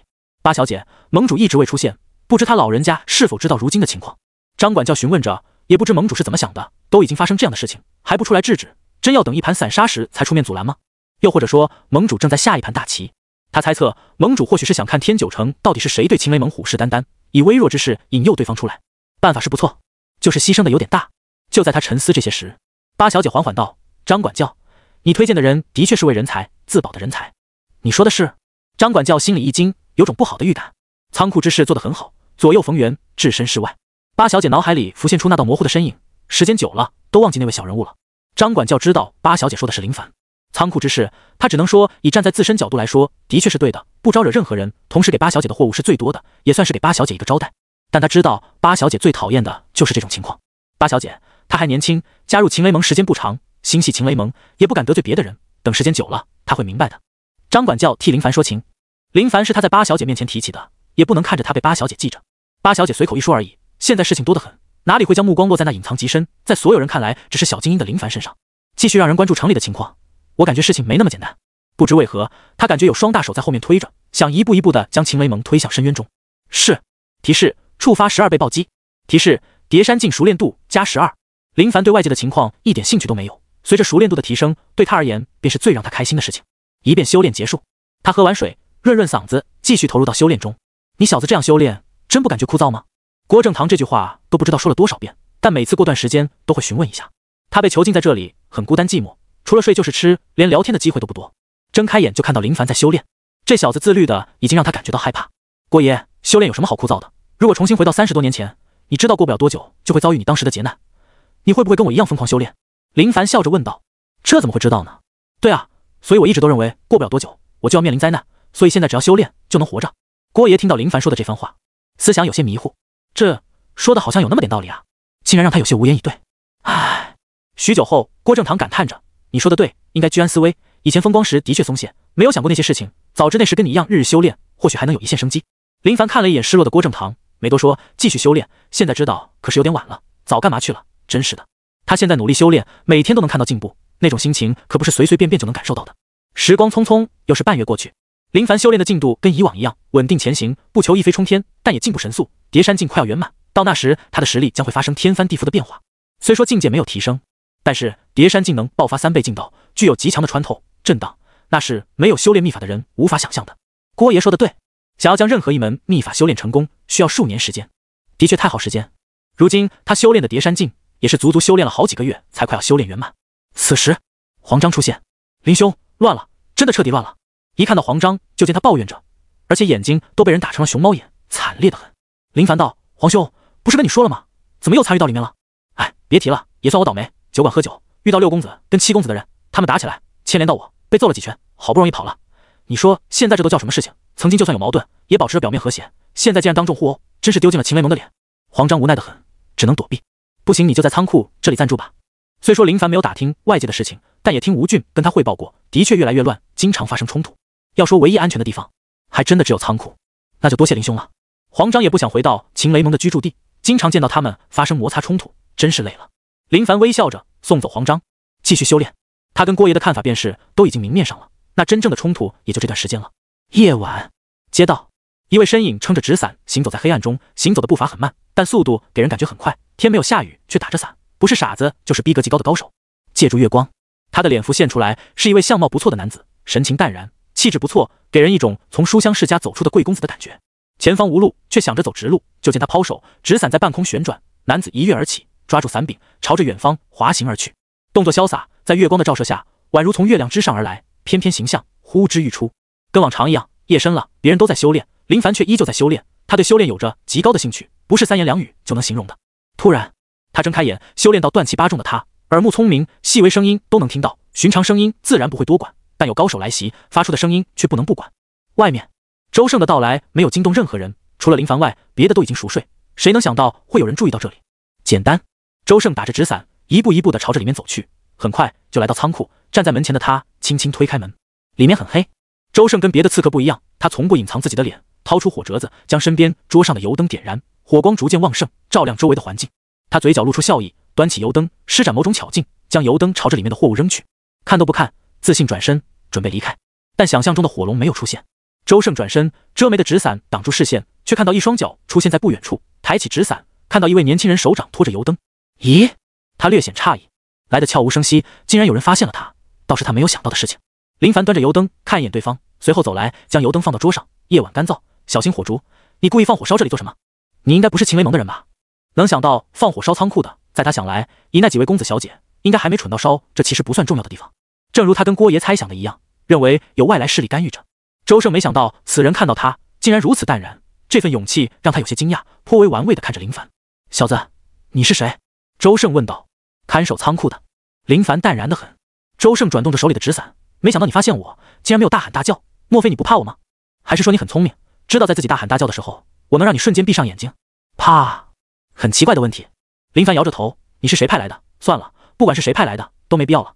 白天有人打扰修炼也就算了，没想到晚上还有人打扰我修炼，早点将你解决，也能早点继续修炼。听到林凡说的话，周胜俊俏的脸上露出笑意，自大猖狂的家伙。只是就在此时，周胜面部表情发生变化，瞳孔发生变化，眼前这小子突然出现在他面前，速度极快，都没反应得过来。笑了，他看到林凡对着他笑。去死！周胜怒吼，气劲沸腾，手中的纸伞旋转起来，边缘锋利，朝着林凡袭来。但砰！林凡双掌对着周胜的脑袋一拍，劲道贯穿，震得对方脑袋翻江倒海，就跟豆腐被撞碎似的。随后翻转手掌，手掌如托盘，扑哧一声猛击对方喉咙，手指刺穿，劲道震荡，滴血不漏。周深脑袋上扬，嘴巴张开，眼睛都快爆出来，仿佛想说什么，但是一句话都说不出来。我不想多事，但是来了就得将它变成没事。夜晚打伞，格调不错，就是弱了点。林凡看着仓库环境，见一处角落不错，朝着那边走去。而被他手指刺穿的周深直接双脚离地，被林凡抬着一起来到角落。林凡踩踏地面数次，泥土松软还行，缓慢将周胜躺在地上，抽出手指，手指不沾血，而对方被刺穿的喉咙处有一丝鲜血溢出，但没有流淌出来。随后林凡深吸口气，五指并拢，直接插向地面刨坑。只见手掌迅速，残影不断，没过多久，能够容纳一人的坑被挖了出来。搜查身体，发现白丝手帕、笛子、一些银票，银票数目不少，都是大票，显然是为人卖命的费用。可惜还没用出去就被林凡收下。至于手帕跟笛子，他并未贪婪，基本的道德还是要有的，留着点东西给你当陪葬，算是大发的很。捡起对方的纸伞，想着对方的模样，倒是让他有些好奇。树伞装样，伞遮眉，感觉一会，呵呵，的确有些格调。林凡笑着收好伞，扔进坑里，又是一件陪葬品。埋土采石，将仓库中不常用的货物搬到这里，压住下面的尸体。搞定结束。林凡吹灭油灯，出了仓库，关门，回到屋内，盘坐修炼。刚刚发生的事情只是一些无关紧要的小事而已。他知道对方没有回去，必然引起注意，但对方能做什么？最多就是派人过来查看而已。只要不搞破坏，任由着对方去。刚刚郭正堂没睡，好奇询问修炼中的林凡，没有钥匙，绝对不会离开。林凡淡然道：杀了一位喜欢打伞的人。郭正堂沉默不语，此子恐怖如斯。数日后，天快黑了，仓库迎来了一位让林凡没想到的客人。林兄，柳兄说许久未见你，托我来跟你见一面，咱们喝点酒，聊聊天。我想着的确是好久没见，就来了。黄章笑着说道。林凡道：的确许久未见，柳兄最近如何？他对柳入世突然来找他的情况有点惊讶，也有些疑惑，不知对方怎么就想到他呢？虽说心里疑惑，但还是迎接到屋内。柳入世看了一眼屋内的环境，很普通，但邋遢的郭正堂却引起他的注意。奇怪，怎么会有一位形如乞丐的人在这里？要是林凡知道的话，绝对会纠正柳入世的想法，这位不是形如乞丐，而就是乞丐，这搞错了可一点都不好。黄章将打包回来的饭菜装到碗里，随后主动给他们倒酒。柳兄、黄兄，请。林凡端起酒杯，微笑道：请。酒过三巡，交谈甚欢。黄章一直都安静的倒酒，没有多说话。他又不是白混这么久，能感觉到柳兄想到林兄的目的，绝对不是说是想念而已。最先认识的时候，初次引荐林兄给柳兄认识，虽说他将林凡吹捧得很有潜力，但还是能看出柳兄对林凡的兴趣不是太高，泛泛之交而已。而他能跟柳兄混得熟悉些，是因为他主动跟柳兄拉拢关系，就算对方看不上，但经过长时间的经常性出现，养成习惯，让柳兄有种看不到我就非常的想念，总感觉身边缺少着什么，做到这种地步就已经足够。最近听闻秦雷盟发生内乱，林兄跟黄兄没遇到麻烦吧？柳入世放下酒杯，露出关怀之色。林凡道：多谢柳兄关心，虽然内部闹得厉害，可我这里却是秦雷盟唯一的净土。你看这周围都是一些寻常货物而已，往日都没什么人来，哪里能影响到我们？是啊，幸好林兄收留我，否则我也没现在这好的清静日子过呢。黄章说道。林凡的眼神一直盯着柳入世，想从对方眼神里看出一些不一样的东西。无事不登三宝殿，哪怕是在前世许久未有过联系的人，陡然发来消息，情况只有一种：在吗？借点钱，没事就好。柳入世放心了，随后道：恕我冒昧，林兄，你认为秦雷盟的内斗，最终谁最有可能获胜？掌管秦雷盟？听闻此话，林凡笑了：柳兄，你这就为难我了。我只是秦雷盟最为普通看守仓库的小精英，哪能接触到那些？谁掌管，对我们来说都是一样。但柳兄既然问了，我倒是感觉那位被神秘道人带走的大公子很有可能，毕竟一直以来都在外修行，实力肯定不简单。只要回来，绝对能摧枯拉朽，解决一切。林凡注意到柳入世嘴角上扬，虽说幅度不高，很快恢复，但还是被林凡捕捉到了。啥意思啊？刚刚这种表情透露的意思有多种样的？比如是知道大公子的情况，但跟我说的不一样，所以表现出的讥笑，又或者是蔑视。有所听闻，秦雷盟大公子被神秘道人带走，如果他回来，的确能掌管全局。柳入世赞同的点头道：林兄，这位是？柳入世指向躺在那里的郭正堂，颇为好奇。哦，一位朋友，不如一起来喝点。没事，让他歇会，我们来，我们就行。躺在床上的郭爷心里想骂娘，我这是想歇会的样子吗？许久后，黄章扶着有些醉意的柳入世离开，林凡送到仓库外，跟黄章看着柳兄被人搀扶回去。屋内，郭爷，你认为这是柳入世跟我在互相试探吗？林凡问道。郭爷道：你既然知道，何必问？这位柳公子在核心城不算名人，但看得出来此人不简单，跟你一样懂得低调之道，不鸣则已，一鸣惊人。能得到郭爷这样的盛赞，看来我想的应该不会有错。林凡笑道：拿我开刷呢呀？不知为何，这小子每次说他厉害的时候，总感觉是在玩弄他，毕竟他现在的情况有点凄惨。这怎么可能？虽说郭爷变成这般模样，但在我心里，你还是核心城的这个。林凡竖着大拇指说道。郭正堂翻着白眼，懒得理这小子。只是刚刚的柳入世多次看向他，怕是已经知道他是谁，只是没有点名而已。府邸书房，回来时有些醉意的柳入世醉意全无，很清醒，皱眉，手指有规律的点着桌面，想着事情。少爷，周胜是他杀的吗？一位从未出现过的男子站在书桌前问着。柳入世缓缓道：应该是他。周胜的实力不弱，那家伙只是秦雷盟小精英而已，怎么可能是周胜的对手？曹勋还是有些不信，看人不能看表面，今晚酒宴看似好像是我在试探他，他又何尝不是在试探我？据我猜测，他可能也知道周胜是我的人。柳入世道：少爷，这不会吧？你有没有暴露破绽出来啊？破绽？我去找他便是破绽。少爷明知是破绽，为何还要去？为了确认明知是破绽，我也要去。码头的事情我让人写给黄章，以黄章对林凡的感觉，肯定会告诉他。但让我万万没想到，对方非但没有跟我想的那样，还将自身保全，坏了我的计划。从那时起，我就知道此人不简单。柳入世对林凡的评价也是从那时起开始高了起来。初次黄章介绍此人时，他并未放在心上。派遣周胜前去有两个目的，首先能烧就烧，如果被发现，倒是可以试试林凡的底。但没想到周胜没能回来，被对方打死，这又超出意料之外。只是他也无法肯定周胜到底是不是被林凡杀死，才会主动暴露前去试探。没想到真的跟他所想的一样。现在我只有一件事情还不明白。柳入世沉思着。曹勋知道少爷说的是哪件事情，很早前少爷就开始对秦雷盟下手，只是那时的秦雷盟有盟主在，能够掌管大局，不好乱动。后来知道一条线索，一件秦雷盟的丑事，跟三小姐攀上关系，开始合作，毒翻盟主，铲除最大的威胁。到那时秦雷盟还不是他们随意玩弄就能拿下的吗？当然他不知道三小姐将盟主做成人质，也不知道三小姐跟另外一伙人合作。以往一直跟三小姐有联络，后来联络陡然断了，也见不到她的人，柳入世就知道这位三小姐也可能翻船了。少爷，既然此人拦我们的路，那要不要？曹勋眼里有杀意，意思很明确，直接铲除，解决所有麻烦。柳入世摆手道：这笔生意咱们不做了，太危险。而且我们拿下秦雷盟是为了掌控天九城的买卖，钱对俗人来说诱惑力极大，但对未来能入山门的我来说，只是一堆废泥而已。我看得出林凡是位有能力的人，未来成就不低。今日我跟他之间的试探，双方心里都有数，没有揭穿，那就点到为止，当作没发生过。今后相见也是熟人，结个善缘。曹勋听着少爷说的话，没有反驳，而是听从。既然少爷都这样说了，那自然有他的道理。只是那位被少爷认同的家伙，真有如此优秀吗？好奇，如果林凡知道柳入世的想法，绝对拍着他的肩膀：你可真是位人才，优秀如我。提示：触发3倍暴击。提示：叠山境熟练度+3。修炼便是如此，只要你不放弃他，他便会给你带来你想要的东西。郭爷看向林凡的眼神早就没有以往那般的淡然，反而充满一种期待，每天都能看到林凡的进步，那是他从未在别人身上见过的。初次见面时，这小子便很自信地跟他说：我就是你要找的人。当初他认为这小子有点自大，不知天高地厚，但渐渐的他明白看走眼的是他，只是他想继续看看。就在他刚抱有这种想法的时候，意外发生了。他抬头陡然发现林凡头顶出现一朵气旋，对于郭正堂来说，他哪能不知道这是什么东西？断气9重。震惊，傻眼，不敢置信。就在先前，林凡在修炼中将叠山境修炼到圆满了，触发183倍暴击，提升境界。查看面板，林凡魅力80100，灵石。境界断气九重。天赋上等01000。武技大力牛魔拳圆满。碎星随影腿圆满。四合掌圆满。秘法叠山镜圆满。熟练度万能点31点。此时林凡发现自身的实力提升的幅度很高，圆满后的叠山镜的确有着惊人的威力。原先在没有修炼到圆满的时候，他就感觉叠山镜已经很强，如今看来还是小看了叠山镜圆满层次的威力。随着境界的提升之后，出现在头顶的气旋逐渐消散，回归到体内。睁开眼，看到郭正堂满脸震惊的模样，露出微笑。你突破了？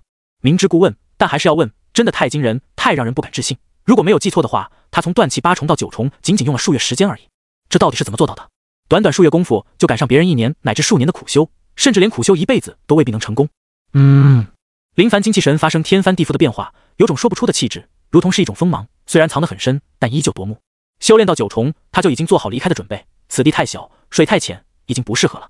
那些真正有能力的人，深知自己还能走得更远，便会想着办法让自身处在更广阔的环境中。只有在这种环境里，才能不断的让自己充满动力。郭爷，正如我，林凡想最后询问一次，如果郭爷还是拒绝，他不会多说，而是请教郭爷关于山门的事情，随后收拾东西离开这里。只是他刚开口，还没说完，就被郭爷打断。给我准备水，我要洗澡。郭爷，你这是？洗澡？好。林凡不知道郭爷是要做什么，但唯一能猜测的就是郭爷已经被他拿下，接下来的事情肯定很重要。没多久，屋内多了木桶，里面倒满温水。郭爷都已经准备好了。林凡说道。郭正堂慵懒起床，站在水桶边，伸手试了下水温，随后就直勾勾地盯着林凡。只是污垢长发遮挡着脸，林凡也不知道郭爷的眼神一直盯着他，但能感觉到。郭爷，你一直看着我做什么？林凡低头检查，没发现有任何异样，都平坦的能看到脚。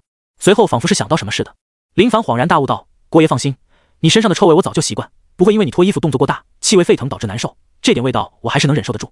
听闻林凡这番话，郭正堂想吐血，没有多说，直接在林凡面前脱衣服。的确跟林凡说的一样，当出现频繁震动的时候，味道扩散的就有点懵了。飒飒，也不知郭爷这身衣服穿了多久，年代感是有的。林凡看得很仔细，脱光的郭爷身上没有携带任何东西。一直以来他都很好奇，郭爷将东西藏在那里，以为是藏在身上，现在看来不是，也许是藏在脑袋里。郭爷抬腿跨入木桶，只是他太高看自己，一只腿进桶，另一条腿则是悬在外面，另外一条萎缩的营养不良的腿压在木桶上，顿时一动不动。郭爷，你这是？林凡见郭爷不动，急忙询问着。没事。郭爷背对着林凡，戴着痛苦面具，腿抽筋，抽得他快要喊出来，想让林凡搀扶下，但如果这样的话，就真的太没格调，只能硬着头皮，很是不容易的跨到桶里。热气腾空，郭爷坐在桶内，露出脑袋，许久没有碰水，舒适感让他闭着眼睛，享受着几十年来没有感受过的舒爽。林凡倚着房柱，双臂交叉，静静的看着。他知道郭爷必有事情要跟他说，不用询问，该说的时候自然会说出来。宁静片刻后，林凡，郭爷开口，没有用小子，而是直呼名字，语气也严肃起来，不像先前那般的散漫。郭爷，请说，我听着呢。林凡一致保持着姿势，等待郭爷说出他的故事。不，或许不会说故事，那不是一件什么好事，说出来只会回忆过去的悲伤。当你将我绑来的时候，我的确不满，但我已经这样，就算不满也毫无办法。但渐渐的，许多不可能发生的事情在你身上发生。我发现你真的如你自己所说的那样，就是我要找的人。你多次询问我，我始终没有给你准确答复，是因为我想等你修炼到断气9重。没想到你再次超乎我的意料，竟然在短短时间里修炼到这种地步。希望你能理解我。郭爷没有正面直视他，只是为自己先前没有同意林凡的要求找点借口，稍微洗个白，让林凡明白我不是看不上你，而是我是为你好。郭爷，我明白。林凡哪能爆粗口，直言放你娘的屁，你就是小瞧我。郭正堂悠悠道：30多年前，郭爷，往事无需再提，你只需要给我想要的东西便可，然后说出你的仇人是谁，我会替你报仇。林凡简单明了，故事听多了容易打岔，还是开门见山比较好。他是想将自身的故事说给林凡听听，谁能想到这小子竟然没半点兴趣，倒是可惜的很。你说的对，往事的确无需再提，便说重点也好。那天参与的人中有何星城常家常威勇，如今30多年过去，常家已经没落，沦为何星城寻常家族，倒是没那么恨了。郭爷说到此人的事情，语气没有太大的波动，反而很平静。何星城常威勇，我记住了。林凡平静得很，记住这名字，随后继续等待郭爷说下面的仇人。那时的郭爷已经是洗髓境强者，能将郭爷干成这模样的，肯定也是洗髓高手。最大的黑手还没说，自然不急。李昌运，山门中人，洗髓3重，如今30多年过去，也不知道修为到了什么地步。提到这个人的时候，郭爷声音都有些发颤，看来曾经的悲剧历历在目。山门叫什么？林凡问道。郭正堂道：百刚宗。好，百刚宗，李昌运，名字我已经记住，郭爷可以放心，我会为你报仇。林凡将两个人物牢记在心，不是为了洗髓心法故意炸郭正堂，而是真的合作。你给想要的东西，我便为你复仇，合情合理。我相信你。郭正堂猛地起身，水滴顺着老太的皮肤滑落，随后将头发过肩放到面前，我后背出现的文字就是洗髓心法重天图，洗髓必备，淬炼龙骨，打通全身。图呢？林凡问道。什么图？既然叫重天图，不可能只有字，没有图案吧？林凡问出心中的疑惑。在这里。郭正堂转身甩发，双手护住胸前2点，看，都在这里。林凡看看图，又看看郭爷，他现在算是明白郭爷为何一直不愿洗澡，原来他已经将洗髓心法重天图刻录在身上，遇热水便会出现。如果记不住，就抄录下来。郭爷说道。我记忆力还行，应该没问题。哎，算了，还是抄录下来的好。林凡对自己的记忆力很有自信，但想想还是算了。抄录的好，不能装。林凡老老实实的拿笔记录，从后背文字开始，抄得很仔细，就怕遗漏。林凡，林凡仔细抄着，听到郭爷的话，也就适当性的回一声。你记住，洗髓的时候一定要将每节龙骨淬炼到如太阳般的红，不要认为已经修炼的差不多就打通龙骨，激活下一节龙骨髓性，否则你会后悔的。郭正堂说着他的遭遇，都是吃过亏的人，后悔也没用。当初他是认为不可能做到这种程度，一直卡在那里也不是办法，只能冲破下一节龙骨，最终后悔莫及。哦，我说真的，我知道，先别说话，正在抄呢，不能分神，弄错就完蛋了。郭正堂想想也是，双手撑着木桶边，低头等待。许久后，好了，林凡对错数次，确定没有问题才停笔。重天图洋洋洒洒数百字，9幅修炼图代表着9重天，每一道图代表着一节龙骨，希望你能走得更远更高。郭正堂期望着，但他知道洗髓境很难，每提升一次境界都需要漫长的时间。他在断气9重时得到重天图这门洗髓心法，足足苦修了10几年，快有20年才提升到洗髓境2重，足以说明是有多么的难修炼。甚至他都感觉想要更进一步都不可能了，潜力到了，极限也到了。承郭爷吉言。林凡对前辈很是尊重，毕竟郭爷可是经历过大起大落的，哪怕现在没落无用，但其精神值得敬佩。随着温度降低，郭爷身上的文字图案消失。郭正堂穿好衣服，想跟林凡闲聊几句时，却发现林凡看着抄录的重天图，神态很严肃，很认真。不歇会。林凡道，浪费时间可耻，珍惜每一刻，况且以我现在的岁数跟情况，哪能好意思歇会。郭爷无言以对。你说的都对，好玄妙的心法。林凡心头明悟，顿时有种感觉，直接盘坐，根据第一幅图配合心法开启龙门。郭正堂见林凡想要尝试冲击龙门，顿时神色严肃起来。他曾经说过，断气9重开启龙门有难度，就算有心法，有的人也无法开启龙门。非要形容恰当，便是龙门真的是一道门，气劲不足无法推开，也就失败了。希望他的气劲能足够的浑厚。就在他担忧的时候，一道沉闷的声音传出，那是从林凡的尾骨处爆发出来的，类似龙吟声。只见林凡身躯猛地笔直，皮肤通红，每一根毛发都微微震颤着。片刻后，好舒爽。林凡惊声着，身体内部的精气神、气血、气劲都大幅度的提升，血液流动得更快，髓也不断散发着某种物质，增强身体。郭正堂满脸笑容，认可点着头，自然舒爽。打开龙门，激活髓性，从此你便是洗髓1重的洗髓境强者，好好修炼淬炼龙骨吧，有你修炼的时候。过来人说话就是淡定得多。查看面板，林凡魅力80-100010，境界洗髓1重01000，天赋上等01000，武技大力牛魔拳圆满，碎星随影腿圆满，四合掌圆满，秘法叠山镜圆满，心法重天图无熟练度，龙骨第一骨白黑金红，熟练度第一骨02000，万能点31点。靠！仔细观摩，林凡内心狂跳，看到具体数据后，算是彻底明白郭爷说的那些话到底是何意。拥有暴击能力的他，都看得心惊肉跳。寻常人在没有暴击辅助下，怕是能将命给耗死。龙骨分4色，白、黑、金、红，最高层次也就是郭爷说的红。郭爷，你在洗髓1重的时候，将龙骨弄到红色的吗？林凡好奇地问道。郭正堂摇头道，没有。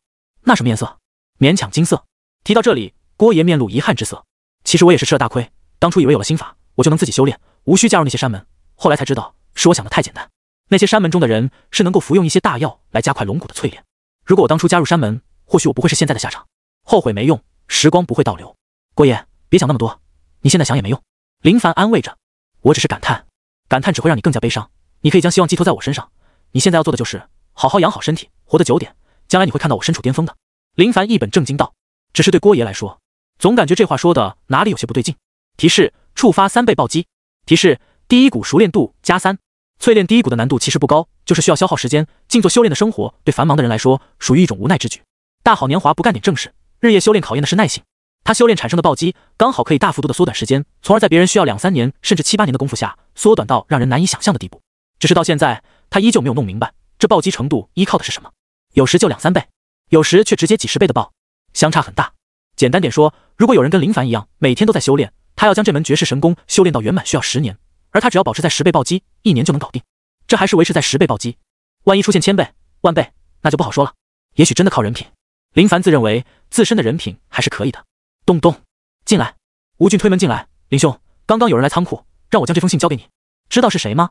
不认识，但好像见过，只是想不起来。林凡接过信，点点头，能够主动给他送信的没有谁，稍微想下就能知道是谁。当然，这些都只是猜测。吴俊离开，走的时候多看了一眼郭正堂，好像干净不少。谁的信？郭爷问道。如果没猜错，应该是他的。林凡一边拆信一边说着。郭正堂知道林凡说的是谁，只是疑惑得很。双方都已经试探过，既然知道这信送的又是何意，第一眼看到信，呵呵，字写的不错。郭爷将脑袋凑过来，看得也很仔细。哦，最大的疑惑终于解开了。林凡道，我也解开了。相视一笑。一直以来，林凡都安心修炼，不惹是生非。而郭爷也得知秦雷蒙有位被神秘道人带走的大公子，必然是被山门收留。山门中人地位非凡，看似秦雷蒙是天九城的霸主，但跟山门地位相比还是有所差距。柳如是敢对拥有山门背景的秦雷蒙下手，就不怕那位大公子回来直接摘下他的狗头吗？如今从这封信里得知，都已经调查清楚，秦雷蒙大公子死了。纵然被山门看中，路还需自己走，稍有不慎，在外就能被斩杀。世间天骄不少，但能走到最后才是真正的赢家。林凡，你说这位大公子既然被山门亲自带走，说明肯定有常人没有的天赋，但就算这样还是死了，看来很危险啊。你还要离开天九城吗？以你现在的实力，只要被外人知道，绝对能成为天九城最大的霸主。到那时，金钱、地位、权势、身手便能得。郭正堂想知道林凡的想法，如果让他选择的话，沉思再沉思，也许还会选择待在核心城。你看地面。林凡指着地面，不知何时有一排蚂蚁军队行动着。然后呢？啪！林凡一脚落下，将领头蚂蚁踩死。领头蚂蚁。郭正堂看到这一幕，面部表情微变，显然已经明白，还真是生动形象。就在他准备岔开话题的时候，林凡接下来说的话宛如利剑似的刺穿他的心脏，还狠狠地搅拌着撕心裂肺的痛。郭爷，曾经的你就像是这领头的蚂蚁，认为在这片地方没有敌手，人人听话，风光无限。但我这一脚下去，你挡得住吗？我不想成为这只蚂蚁，每天寻找的食物仅仅是我们落下的米粒，周围的蚊虫，我要的是更阔的天地，那里有着难以想象的东西。林凡目标清晰得很，知道接下来要做什么。随后他看向郭爷，希望郭爷能认同他刚刚说的话，却发现郭爷满脸幽怨地看着他，宛如得不到滋润的怨妇似的。生动是生动了点，但能不能不要总是拿我当比较？我这岁数经不住啊。郭爷无奈道。林凡道，郭爷，我只是打个比方。比方并不喜欢。郭爷埋怨道。林凡说得对，总是打比方的确不是一件好事情。夜晚，云家酒楼，林凡摆了几桌酒宴，邀请都是自家兄，没有别人。他吩咐掌柜的上好菜，上好酒，招待兄弟们。席间，郭正堂看着热闹的场面，又看向林凡。他知道林凡已经要走，未知的天地需要他去闯，这些跟随他的帮众们还不知道这件事情。此时，林凡起身，双手举杯，环视一圈道：承蒙各位兄弟看得起，这杯我干了。原本热闹的帮众们见林精英举杯说话，都保持安静，随后见林凡一饮而尽，都鼓掌叫喊着。现在的秦雷盟是什么情况，他们心里都有数，乱得很，斗争都已经摆到台面上，甚至越玩越大，每天都能看到街头有死尸，大伙心里都数，只是没有说出来而已。而仓库就是他们自认为最安全的地方，就仿佛世外桃源似的，已经跟秦雷盟隔绝，不在同等的天地间。林凡喝完杯中酒，杯口朝下，大声道：今晚敞开喝，不醉不归。好。林精英豪爽，不醉不归。桌前的黄章搂着身边帮众，互相吹着牛，拉拢着关系。原先他跟这些帮众的关系不算多好，最多也就点头之交，但自从住在仓库后，他就开始笼络这群新帮众，关系好得很，能在短时间做到这种地步，能耐不小，绝非常人。许久后，该喝多的都已经喝多，大家都三三两两的勾肩搭背回去。林凡面色仅是微红，没有太大的异样，跟掌柜结账，准备带着郭爷一起回去。而就在他走到酒楼门口的时候，原先跟帮众们离开的吴俊回来了。林哥，以往都是喊林兄，但此时却是喊林哥，这是地位又高了吗？怎么没跟他们回去？没事，我们一起回去。林凡笑着，吴俊是他身边比较亲近的人，不说对方给他忙前忙后，也当过他手里的一把刀，坑死过一位名字已经被遗忘的悲催家伙。吴俊道：林哥，你是不是要走了？林凡诧异：你知道？我不知道，但我能感觉得出来，我知道林哥绝对不会缩在这种小地方。自从那天我看到林兄那么优秀，我就知道这里对林哥来说只是一处小地方而已。吴俊说道。郭正堂眨着眼，惊愣地看着吴俊，这小子一本正经地拍着马屁，就这份功力绝对不是常人能够做到的。林凡拍着吴俊的肩膀，天下没有不散的筵席，你很有拼搏精神，我相信你一定能做出自己的一番事业的。林哥，祝你前程似锦，我吴俊能够在你手里做事，是我这辈子的荣幸，我先回去了。吴俊说完转身离开，渐渐的那道身影消失在黑暗中。这小子很聪明，仅凭观察就能看出你要离开。郭正堂赞道：他一直都很聪明。林凡看着远方，久久没有回神。郭正堂看着林凡，不想走了。想等一段时间给他们安排个好谋生。你小子善意啊，不是善意，而是得给信任我的人一个交代。数日后，秦雷盟的动乱已经彻底暴露出来，城内的富商为了不被牵连，开始神隐，不跟秦雷盟有任何上的生意合作。海上商船跟陆地商队都停止了，众人都在观望，等秦雷盟动荡停歇。夜晚，郭正堂看着正在修炼中的林凡，也不知道他什么时候准备行动，说好给信里的人一个交代。那这交代得靠自己来争取吧？是要取而代之吗？就在郭爷思考的时候，外面传来震耳欲聋的吵闹声，随后就听到喊叫声：“林凡，外面出事了！”郭爷说着：“我知道。”林凡不慌不忙地起身，推门而出，便看到远方很多人手持刀具从外面包抄而来。吴俊他们看到眼前情况时，内心震惊。虽然来的人都是秦雷盟帮众，但看他们的情况，明显来者不善。你们想做什么？吴俊怒声呵斥。但很快，吴俊看到从人群里走出来的人时，却是彻底震惊了。二公子，都想造反吗？二公子在左右护法魁胜、郑渊的陪同下，摇着纸扇笼罩出场，气场很足，很是不凡。看到吴俊这些小喽啰想以卵击石，呵斥着。看守仓库的帮众们被眼前的情况吓傻，一时间所有人都不知道该如何是好，都将目光看向吴俊。吴俊想去通知林凡，刚准备去通知的时候，便看到林哥已经来了。林哥，吴俊刚开口，林凡抬手让他不用说，有的事情就算没关注也会有所了解。只是让林凡没想到的是，站在这里的竟然是二公子。有大哥的二公子脑袋是有病的，更何况没有大哥的二公子就不仅仅是有病的问题了。可现在这情况，不用多说，二公子从这争斗中彻底杀出来了。前段时日可没有听说过有什么情况，莫非是今晚行动，然后一举拿下了？如果真是这样，那这位二公子的手段也颇为可疑。谁是林凡？二公子漫不经心地问着。他来仓库不是因为仓库有多重要，而是身为男人，说话得算数，不算数的话，心里那道坎肯定是过不去的。郑渊指着道：“二公子，那就是林凡。”哦，你就是林凡啊，给我靠近点。二公子招招手，感觉达到巅峰的他已经无需隐藏自身那难以压制的气质。林凡向前走来，淡然道：“不知二公子有何吩咐？你知不知道我招安过你？”二公子边问边用傲然的目光打量着他，像是在说：“长得倒是人模狗样，但也就那样。”知道。有个姓，我来招安你，你却拒绝。你说你这不是个性还能是什么？当然，我可不是来找你麻烦的，而是给你这卑微的小喽啰送福利的。林凡眼神平静地看着他，不知道他说的是什么意思。你说你的八小姐漂亮吗？二公子问道。漂亮。那好，今天本公子就让你这小喽啰享用一下你心里最美的八小姐，也就是我的八妹，给我将人带上来。早有准备的林凡倒是面色平静得很，没有太大的波动。可是对吴俊等人来说，那情况便是了不得。八小姐被抓了。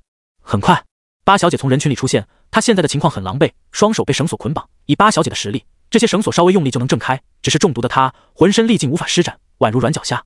在八小姐出来的时候，林凡看到了另外几位公子，情况都一样，就是那几位公子脸上红彤彤的，左右两边各有巴掌印。小喽啰，人就在这里，赶紧动手，别耽误时间。你放心，我不杀你。虽说你拒绝我对你的招安，但我没那么小心眼，可以让你继续为秦雷盟卖力气。而现在就是你表现的时候。二公子说道。八小姐怒瞪二公子，她没想到最不起眼的他竟然藏得那么深。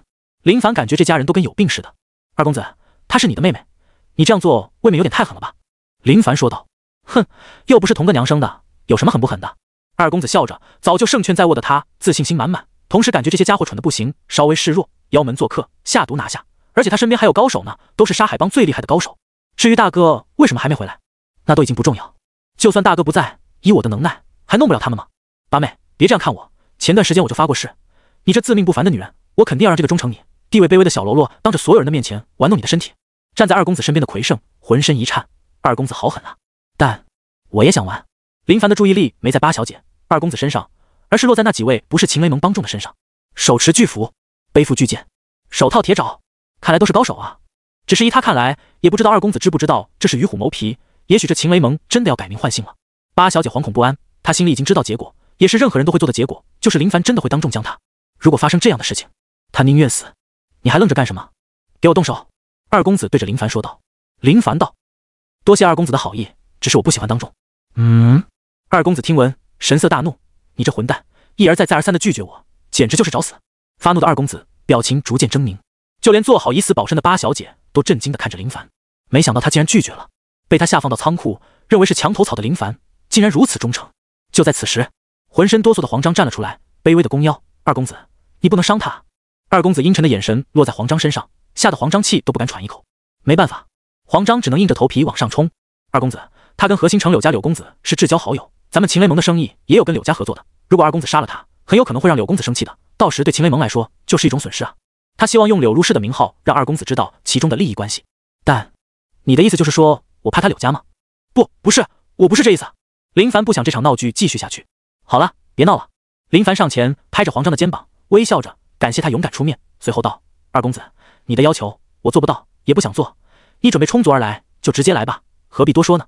本想继续怒斥黄章的二公子，目光又落在林凡身上，冷声道：“多次给你机会不珍惜，留你也无用，给我扭断他的脑袋。”林凡叹了口气，时机终于到了。就在他准备动手的时候，一道怒喝声传来：“八小姐，我们来救你了！”张管教、唐燕、郑三刀、潘月山他们从原来狂奔而来，身上带着血，明显也是经过一番搏斗才匆匆赶来。此时的张管教只想救出八小姐，如今大势已去，二公子不显山露水，没人能想到他竟然有如此谋略，真的低估了他。放了八小姐。张管教见最坏的事情还没发生，不由松口气，就怕来迟看到八小姐身首异处，到那时一切都将晚了。看到赶来的家伙们，二公子眉头紧锁，露出嫌弃之色。真是一群烦人的家伙。站在二公子身边的这群高手神色平静，看着赶来的张管教等人，面色淡然的很，有种不将他们放在眼里的感觉。八小姐，你没事吧？张管教喊道。我没事。八小姐对张管教等人的到来没有抱有多大的希望，她亲眼看过那三位的实力很强，以她找来的那三位高手未必是对手。张管教，你是盟中老人，为秦雷盟立下赫赫功劳，我很欣赏你对秦雷盟的忠心，正所谓良禽择木而栖，他不是你最好的归宿，而我才是，可要好好的想清楚。二公子对张管教还是很看好的，希望他脑袋能从聪明点。二公子的好意我心领了，可惜你不是我心中的明主。张管教拒绝道。啊！二公子气急败坏地挥动着手臂，狰狞道：一个不知好歹就算了，还有不知好歹的，我要将你们脑袋拧下来当球踢，给我杀了他们！张管教沉声道：三位，等会就拜托你们了。唐燕、郑三刀、潘月山神色凝重点了点，接下来绝对是一场苦战，事后结束一定要多要酬劳，这已经超出他们先前的范围。此时待在二公子身边的三位高手走了出来，带着铁爪的男子，中年模样，瘦如猴子，舔着铁爪，目光阴沉沉的，像是在思考等会是撕裂他们身体哪个部位。肩扛巨斧的男子体型不错，从后面走出来，巨斧落地，砸出深坑，眼神蔑视的看着前方这四位等会就要惨死在他们手里的渣渣。而当第三位出来时，却没有太多的表现，只是往两人中间一站而已，面无表情的看着前方。郭正堂注意力不在他们身上，而是关注着林凡，都不知道这小子准备什么时候出手，哪怕他已经是废人，但还是能看清楚的，这三位看似好像不错，可绝对不是林凡的对手。林凡知道张管教那边必败，二公子身边这位背着巨剑的男子实力很强，也不知道是从哪里找来的高手。唐燕看着背剑男子，目光一直锁定在对方的剑柄上，有条黑红布扣在剑柄尾部，随着风摇摆着，仿佛是想到什么，表情微变，试探性的询问着：你是巨剑元龙？当他说出这名号的时候，郑三刀跟潘月山都显得很诧异，随后脸色大变，目光齐刷刷的看向对方。你知道我？元龙缓缓开口。果然，还真的是。唐燕立马恭敬的抱拳道：我曾听过传闻，背负巨剑，喜欢在剑柄端扣一条白布，杀人染血，最终变成黑红色。说的不错。元龙微微颔首，有点眼见。唐燕、郑三刀、潘月山相互对视一眼，从他们眼里能够看出惊恐之色，那可是真正的杀神，在外名声颇大，只是见过他的人不多，因为都成为了他的巨剑亡魂。顿时，三人打了退堂鼓，他们心生退意。张管教见唐燕等人的神情，知道不妙，刚想开口，却已经迟了。元龙前辈，我们三人无意跟前辈作对，只是收人钱财，替人办事。如今元龙前辈当面，我们岂敢跟你作对？可否放我们三人离去？唐燕很紧张，显得很恭敬，不敢放肆。可元龙惜字如金，强者风范很强。唐燕等人松了口气，作势离开。三位，先前可是谈好的，如今你们出尔反尔，道义何在？张管教哪能让他们离开，否则就没有任何希望了。元龙前辈当面，我们岂敢放肆？张管教，识时务者为俊杰，不可逆之事，还是别想了。告辞。说完，三人直接消失在黑夜中，跑得比谁都要快，仅留张管教一人风中凌乱，满脸怒色。伟盛、郑渊，你们好好看看，这特么的才叫高手，你们先前找的那两个算什么玩意？二公子想到那两位就一肚子气。伟盛跟郑渊羞愧低头，那两位其实不弱的，只是高手过招，双双陨落而已。但他们也是震惊的看着这位巨剑元龙，真是霸道，别人听到他的名号就吓得四处逃散，连忙求饶，实在是佩服得很。八妹，你这是从哪里找来的三位高手？怎么灰溜溜的跑了？二公子戏谑道。八小姐已经绝望，真的没有任何希望了。张管教束手无策，眼睁睁的看着眼前的情况。林凡目光落在八小姐身上，随后又看向张管教，以张管教的实力，可没办法在这群人手里活下来。二公子道：张管教，你如今穷途末路，我也不将你当一回事，请你看一场好戏，可能是你一辈子都无法看到的情景。张管教束手无策，但听到二公子说的话，怒声道：你想干什么？不干什么，就是让这卑微的小喽啰玩弄一下我八妹的身体，刚好大家一起看看。二公子指着林凡，笑得很阴险，甚至有些病态，如果他不病态，也不可能干出这样的事情。你丧心病狂！张管教面色大变，内心呐喊着：老盟主你快出面吧，秦雷盟真的彻底乱了。二公子笑了笑，见林凡还无动于衷，吩咐铁爪高手去给他安排下，既然不主动，就帮他主动。铁爪高手走到林凡面前，二公子的话没有听到吗？非要我来帮你也好，你小子今晚可是享福了。铁爪高手呵呵笑着，随后伸手抓住林凡的肩膀，顿时他面色微变，感觉到不对劲，想要拖拽对方，不管使多大的力道，依旧纹丝不动。你，铁爪高手看着林凡，发现对方波澜不惊，面色平和，完全没有他人此时该有的慌神，这明显有问题。林凡撇过目光，看了一眼落在肩膀上的铁爪，随后目光落在对方身上，伸出手掌，一掌拍在对方胸膛，四合掌，轰隆！浑厚的劲道瞬间爆发，铁爪高手倒飞出去，胸前血肉模糊，劲道贯穿，从后背炸裂，倒在地上，鲜血从嘴里咕噜噜的喷出。闹剧该结束了，林凡缓缓说道。在场的众人，除了跟林凡很熟的人，没有人在意他这种地位卑微，放在任何时候都是炮灰的小精英。可现在，所有人都目瞪口呆地看着被轰飞出去的铁爪高手。发生了什么？自认为掌控一切的二公子神情得意，听到声响，转头观望，便看到被他夸赞的高手静静地躺在那里。只见下巴微抬，眼珠斜下，双手环抱的二公子，表情从得意变得惊讶，然后又从惊讶变成惊愣，仅仅一幕，情绪发生多次的转变。反观张管教就简单得多，直接瞪直眼，满脸的不敢置信，看看铁爪高手，又看看神情淡然的林凡，这是他所熟知的林凡吗？藏拙，他真的藏拙了，仅仅一招便将这位高手镇杀，而且还如此轻描淡写，这得什么样的实力才能做到？慌张傻眼的看着林凡，大脑一片空白，许久后才从嘴里蹦出卧槽两字。如果一位画家想要画一张群像表情，那此时的场景便是最佳的选择。二公子，我本无心跟你发生太多纠缠，但你宛如一条疯狗般似的缠着我，让人烦心。如今你自己送上门来，又开始作妖，只能让你闭嘴。林凡说道。你敢说我是疯狗？二公子勃然大怒。不是吗？明知故问的事情，何必要重复？林凡抬手指着那两位高手，这是你请来的高手，无趣的时间不值得耽误，你们一起上吧，早早解决，一切也就结束了。奎生怒道：小子，别猖狂，郑渊呵斥，别太放肆。二公子面红耳赤，气急败坏道：给我杀了他！持斧大汉看向袁龙，见对方点头，心中了然，扛着巨斧朝着林凡走来。好小子，果然嚣张，老子来试试你的成色。林凡负手而立，衣角飘飘，平静地看着对方，哪怕对方来势汹汹，也丝毫无法让他的内心产生半点动摇。今晚的月亮很圆，微风拂过时有一丝凉意，在他眼里，走来的持斧大汉浑身都存在破绽，颈脖、胸膛、胯下等等。郭爷向往地看着林凡，他曾经也有过这样的感觉，哪怕被团团包围，也是巍然不动的傲视群人，颇有强者风范，引无数人臣服。小子，去死吧！大汉脚步一踏，地面凹现出脚印，挥舞手中巨斧，横扫而来，力劲极强，巨斧卷起狂风，落在地面的灰尘都被卷了起来。随着力量的爆发，大汉表情略显狰狞，他比刚刚的铁爪要强很多，在绝对的力量面前，弱小就该被撕成碎片。只是林凡双指捏住横扫而来的斧刃，一股气劲从周围爆发，两股劲道的碰撞属于林凡完胜。大汉表情惊变，瞪大眼睛。就在大汉准备再次用力震开林凡时，喉咙处的剧痛让他彻底失去知觉。林凡脚步一踏，如影随形，瞬间出现在大汉面前，手掌拍向大汉喉咙处，一掌拍去，就听扑哧一声，颈椎断裂，脑袋后挂，仅有一丝血皮牵连着，血液像是受到挤压似的，血柱冲天而起。轰隆！大汉到底，鲜血咕噜噜的染红地面，静寂无声，场面一度陷入诡异的氛围中。看到这一幕的所有人都不自觉地后退一步。好狠的手段，就连巨剑元龙看的也是眼皮狂跳。不远处的张管教张着嘴，欲言又止，想说些却不知该说些什么好，脑海里仅有一种想法，他一直都暗藏着自身的实力，谁都不知道，以往都只认为他是普通的帮众而已，现在爆发出来的实力哪能是寻常帮众所能有的？郭爷被林凡的手段吓了一跳，有点狠辣，哪怕他曾经巅峰时期都从未下过这样的手段，只是他不知道，对林凡来说，只要确定对方是敌人，那就下狠手，能一招打死，绝对不出第二招。吴俊等人见过林凡杀人的手段，但那些手段跟如今的相比起来，简直就是小巫见大巫，两者间没有任何可比性。二公子已经傻眼，身边的高手接二连三的被打死，心里憋屈得很，但他还没有看到事情的严重性。杀了他，赶紧杀了他！他催促着袁龙，身边的高手就他最强，只有他才能杀了林凡。袁龙表情凝重，没有先前那般的淡然，内心俨然有些慌。别人看不出，他能看不出情况吗？这位年轻强者绝非那般的简单。他向前踏出一步，抱拳道：敢问阁下尊姓大名？林凡。听到名字，仔细想着是否有这样的高手，可是想来想去都没有印象。林凡淡然道：别想，我的名号你从未听过。被看穿的袁龙丝毫不慌，继续道：敢问阁下修为是？他已经有某种猜测，但心中还有些不信。袁龙，我请你来是帮我拿下他们，可不是让你对他如此恭敬的，给我杀了他！你们沙海帮就这么没有原则吗？二公子急得很，恨不得让袁龙立马解决对方，哪里需要在这里废话？洗髓！林凡道。得到准确的回答，袁龙面色大变，眼神剧烈波动，已经彻底被惊到，瞬间出手抓住二公子的脖子，咔嚓一声，直接捏碎二公子的脖子。众人震惊，韦胜跟郑渊傻眼，结巴道：你怎么敢啊？只是他们注意到袁龙目光时，却被吓得低头，浑身哆嗦着。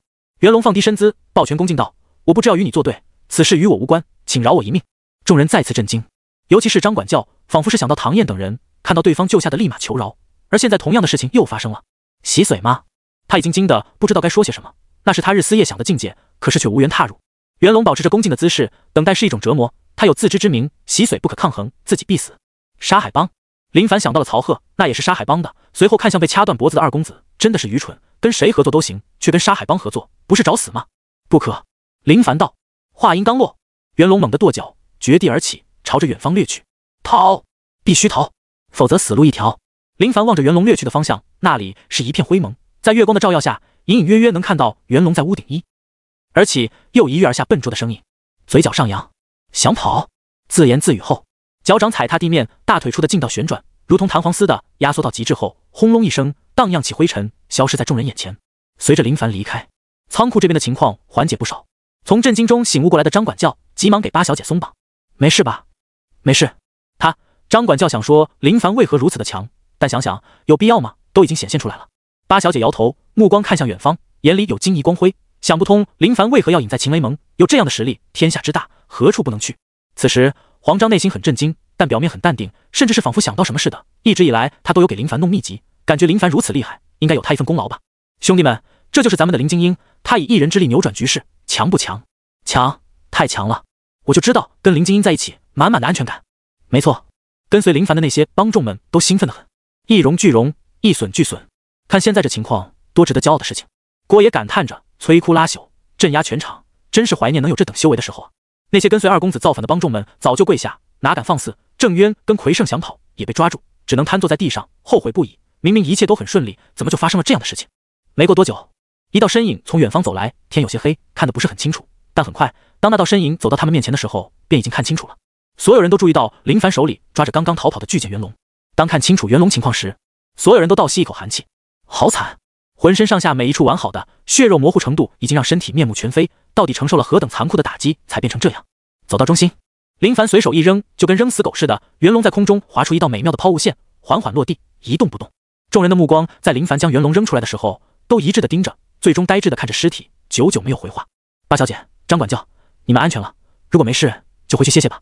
林凡神情平静，没有因为拯救他们表现出那种既然被你们发现我就要装逼的模样。随后跟郭爷对视一眼，默契点头，转身朝着屋内走去。郭爷大声感叹着，你小子是不是要离开这里？林凡头也不回的应道。郭爷追着林凡而去，仅留下八小姐跟张管教等人还在震惊中。屋内走了吗？没呢，还在。你小子够可以的，最后那家伙怎么被打得那么凄惨，我看得都胆颤心惊。郭爷感叹着，真是够残忍的，瞧那模样都有些看不下去了。林凡道，元龙不强，简单解决，造成的威慑力度不够，就这理由？除了这理由没有别的理由。好小子，算服你了。你说那些公子的结果会如何？死路一条。虽说林凡没有经常见过八小姐，但他知道八小姐的为人，那是能成大事的。成大事者，这些竞争兄弟姐妹都是拦路虎，以往旗鼓相当，斗得死去活来，双方无可奈何。如今这些对手都被拿下，绝对不会那么简单的放过。郭爷认同林凡的说法，他看人的眼光不会错，能够在刚刚情况下镇定自若的女人，基本都有着难以想象强大的内心。刚刚他们离开的时候演了一场戏，两人都是聪明人，八小姐也是聪明人。以现在的情况，聪明人会做出聪明的选择。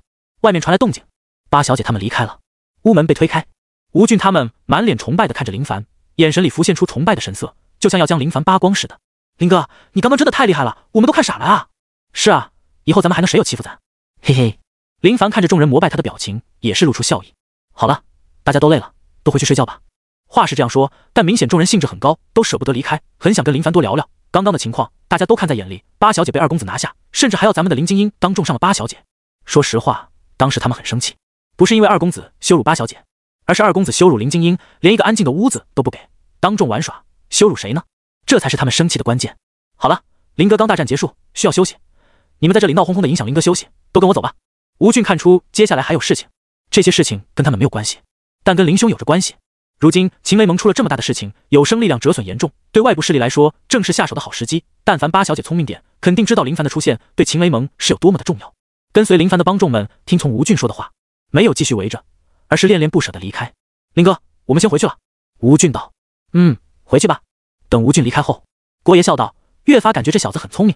我早就说过他很聪明，等我离开后还得请郭爷多多带着他。林凡希望吴俊能有所发展。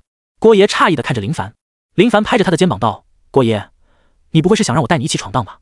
我这一把老骨头，你也带得动？带不动。看在我这岁数份上，稍微安慰一下不行，非要说的这么绝情吗？经过这段时间的相处，郭爷早就熟悉林凡的性格。别看他一直修炼，好像不怎么说话，一旦说起话来，那是真能气死人。如果对郭爷说年龄，那是对郭爷的一种羞辱，哪怕郭爷被人废掉，但在我眼里，郭爷是老当益壮、响当当的人物。林凡这一番吹捧，让郭爷稍微舒服些，哪怕知道这话是这小子故意说的，但听着就是舒服。你呀，你就是会哄我开心。郭爷蛮喜欢跟林凡待一起的，唯一的好处就是，自从江西水心法给他后，景博就不用遭难了。次日，夕阳西下，该来的还是来了。八小姐派人来仓库，邀请他到府上做客。这跟他心想的结果差不多。本以为八小姐会好好思考一段时间，现在看来，八小姐想的比谁都要快。郭爷，我先去赴宴了。林凡收拾一番，见郭爷侧躺在那休息，轻声说道。郭爷翻身看着林凡道：“去吧。”八小姐府邸。林凡抬头看着只有有钱人才能居住的府邸，没有任何羡慕。用郭爷的话来说，如今你已经是洗髓强者，这些俗物只要你开口，都不知道有多少人抢破脑袋的为你送来。张管教在门口迎接，看到林凡过来，匆匆迎了上来。林凡，张管教。林凡抱拳，不敢。不敢。张管教心里转换得很快，曾经他是林凡的管教，能够吩咐对方做任何事情，但现对方的身份地位发生明显的转变，有种说不出的感觉，隐藏的好深，深不见底的那种。张管教对我照顾有加，称你一声张管教有何不敢？林凡说道。张管教笑了笑，迎着林凡往里走。走在院落中，他心里有很多疑问，能问你一件事情吗？林凡道。你要问的我知道，没错，我在秦雷盟时隐藏着实力，只想借一地静心修炼，对秦雷盟没有任何恶意。如果不是昨日突发的事情，我想我已经离开天九城了。张管教点头，没有多问，明显已经相信林凡说的话，以对方的实力，没什么好欺骗的。只是他闯荡江湖数十载，竟然从开始就看走眼，隐藏的真深。很快到达地方，请。张管教站在原地，请林凡进入，而他则是没有动弹半步。林凡心想着，八小姐应该是请他赴宴，那赴宴的地方应该是用餐之地，只是从这里看更像是闺房。没有多想，推门进去，张管教负责关门，随后离开。屋内，他第一眼就看到一桌丰盛的饭菜，随后才看到八小姐坐在那里。仔细一看，八小姐明显是经过精心打扮的，整体颜值比以往要提升许多，的确美得很。八小姐见林凡进来，起身道：“请坐。今晚就我们两人吗？”林凡询问着。此时此景让他脑海里想到一种可能性，很快他便将这种可能性抛之脑后。八小姐道：“没想到我这小小的秦雷盟竟然隐藏着洗髓强者，如果不是昨日之事，也不知道你要隐藏到什么时候。”林凡道：“隐藏倒是不会隐藏，只是你们永远发现不了我而已。你有这样的实力，为何不表现出来？以你的实力受到重视，整个秦雷盟的资源可围绕着你。八小姐希望能有一位高手坐镇秦雷盟。”林凡笑了笑，没有回答。也是，秦雷盟这座庙太小，入不了你的眼。八小姐悠悠道。他知道八小姐的想法，大家都是成年人，所有事情的出发点都是利益驱使。如果八小姐身后有洗髓境高手站着，那么其他几位公子小姐基本没有任何能赢的可能性。八小姐何必自嘲？你一介女流能到现在掌控秦雷盟，也是让人敬佩的很。林凡将女流两字咬得比较重，看似好像无心之意，但说的多点，也就在对方的脑海里形成一种影响。是啊，一介女流没有男人那般的肆无忌惮，顾忌之事实在是太多了。渐渐的，传杯弄盏多欢悦，忽然八小姐皱了皱眉，心中有事，心思极重，全程都是林凡聆听着，没有说太多话，反而是八小姐讲述着曾经的过往，心中的酸苦。不知何时，八小姐眼眶微红，隐约有泪在眼中打转。林凡心中惊讶，以往八小姐都是高冷世人，何时做出过这种柔弱姿态？如今秦雷盟元气大伤，对外界来说却是最为脆弱的时候，我一女流想要扛起秦雷盟的重担，谈何容易？也许他日就被别的势力瓜分。如果我的父亲能出现，我也无需如此的劳累。八小姐悠悠道。林凡只能说声抱歉，你的父亲已经死了，就算我不杀他，他出现在你面前，你也绝对不会有任何心安，反而会被吓得魂飞魄散。此时，八小姐走到林凡身边，轻声道：“你能帮我吗？”八小姐，我对权力毫无想法。林凡起身，今日多谢八小姐的款待，天色不早，八小姐早点睡吧。如今的秦雷盟还需八小姐主持大局。等等，八小姐见林凡要走，心里有些急了。就如他说的那样，现在的秦雷盟真的处于很危险的地步，很多外界势力都关注着，都知道秦雷盟遭遇这样的事情，折损严重。一旦对秦雷盟动手，拿什么跟对方抗衡？最好的结果就是秦雷盟放弃大部分地盘，缩在一角，沦为三流势力。林凡背对着八小姐，他想要为信任他的人一个交代，就必须占据主位。窸窸窣窣，你转过身来。身后传来八小姐轻颤的声音。林凡疑惑转身，便看到八小姐紧穿着肚兜的站在林凡面前，一览全无，绝美的身材让林凡有种热血澎湃的冲动。腿长，肤白，貌美。八小姐，你这是？八小姐道：“我仅有如此了。秦雷盟是我父亲的心血，绝不能毁在我手里。我知道你心中向往的是更为广阔的天地，但我只希望你能坐镇此地一段时间，让外界知道秦雷盟有吸髓强者，以你的威名震慑他人便可。而我……”话还没有说完，林凡缓慢走到八小姐面前。八小姐见林凡走来，内心跳动的极快，有股阳刚之气扑面而来，竟让她有种心颤的感觉。就在八小姐以为林凡要动手的时候，却发现他弯下身子，捡起地上的衣服，然后温柔地将衣服披在他的肩上。不知为何，八小姐心中有种感动，眼眶泪珠快要忍不住的流淌下来，从未体验过这样的温柔。她已经知道对方不会将她如何，虽说她从不为自己的容颜、身材感到自豪，但她知道自己最大的优势便是如此，只是这种优势对她而言并不值得骄傲。女人凭借容貌身材，那只是花瓶而已。唉，林凡叹息一声，八小姐，八小姐低头抓着肩上的衣服，轻声回应：天冷别受伤寒，到被窝里等我。就在把八小姐以为林凡会说什么的时候，却没想到耳边传来了这一声让她呆滞的话。张管教看着天空，今晚的月亮并不圆滑，一半被黑云遮盖，他站在院落出口等待着。秦雷盟生死存亡的关键就看今晚。那扇门久久未开，张管教凝重的神情舒缓许多，感叹着：八小姐终于开窍了。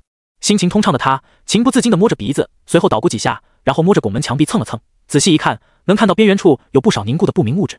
事情已成，回去睡觉。本想去烟雨阁找红灵求安慰，但盟里发生这样的事情，还能玩得下去？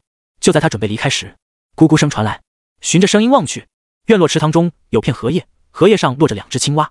张管教停住脚步，多看了几眼，两只青蛙重叠着，一只斑点斑斓的青蛙趴在一只通体雪白的青蛙身上，如果不仔细看的话，很难发现青蛙间有起伏波动。这是……张管教看向紧闭的屋门，恍然大悟，原来如此。咕咕，通体雪白的青蛙喊叫着，声音有些轻柔，百转千回，内含着颇多含义。今晚不是平静的夜晚啊！张管教摇摇头，转身离开，走得匆匆。这一晚，很多人都有心事。郭爷侧躺在床上，转转反侧，不能入睡。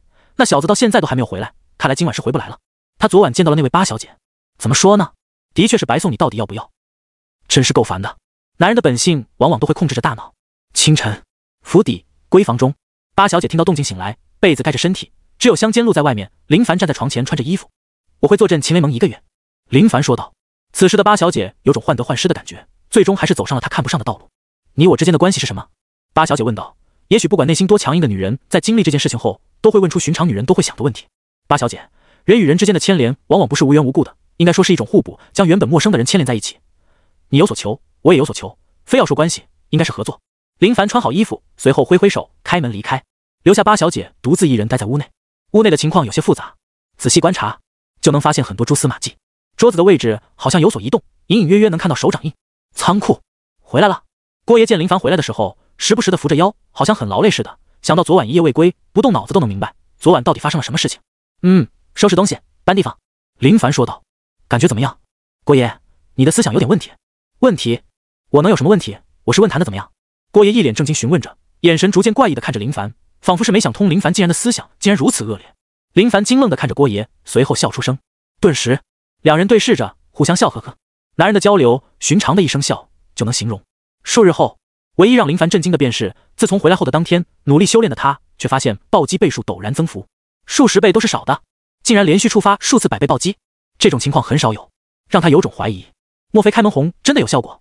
抓住此时的机会努力修炼，绝对不能浪费各种好时机。秦雷盟内部情况的矛盾，自然引来很多想要瓜分天九城的势力。要是林凡不坐镇秦雷盟的话，以八小姐的手段是难以支撑的。在这段时间里，他为兄弟们谋出路，很多加入秦雷盟都是想赚钱养家，打打杀杀的生活并不适合他们。秦雷盟的产业比较多，酒楼、商铺等等都是秦雷盟的产业之一。寻常人开口想要一家酒楼或者商铺，必然会遭到秦雷盟疯狂报复。不过林凡开口自然就不一样了。八小姐并不在意这些，想要便给，信任他的兄弟们只要好好经营，不敢说大富大贵，但如果好好节省1-2个月，也是能去烟雨阁点一次头牌姑娘的。正如林凡所想的那样，吴俊想继续在秦雷盟努力。他跟吴俊提过，秦雷盟发展空间的确不小，但有时危险也多，要好好想想，以防后悔。只是吴俊一心想在秦雷盟闯出自己的一番事业，既然如此，只能尊重他的选择。时间匆匆，短短1月便已经过去。想要染指秦雷盟的势力都被林凡以强硬的手段镇压，其中不乏高手，只是在他们遇到林凡的时候，结果便已经落实。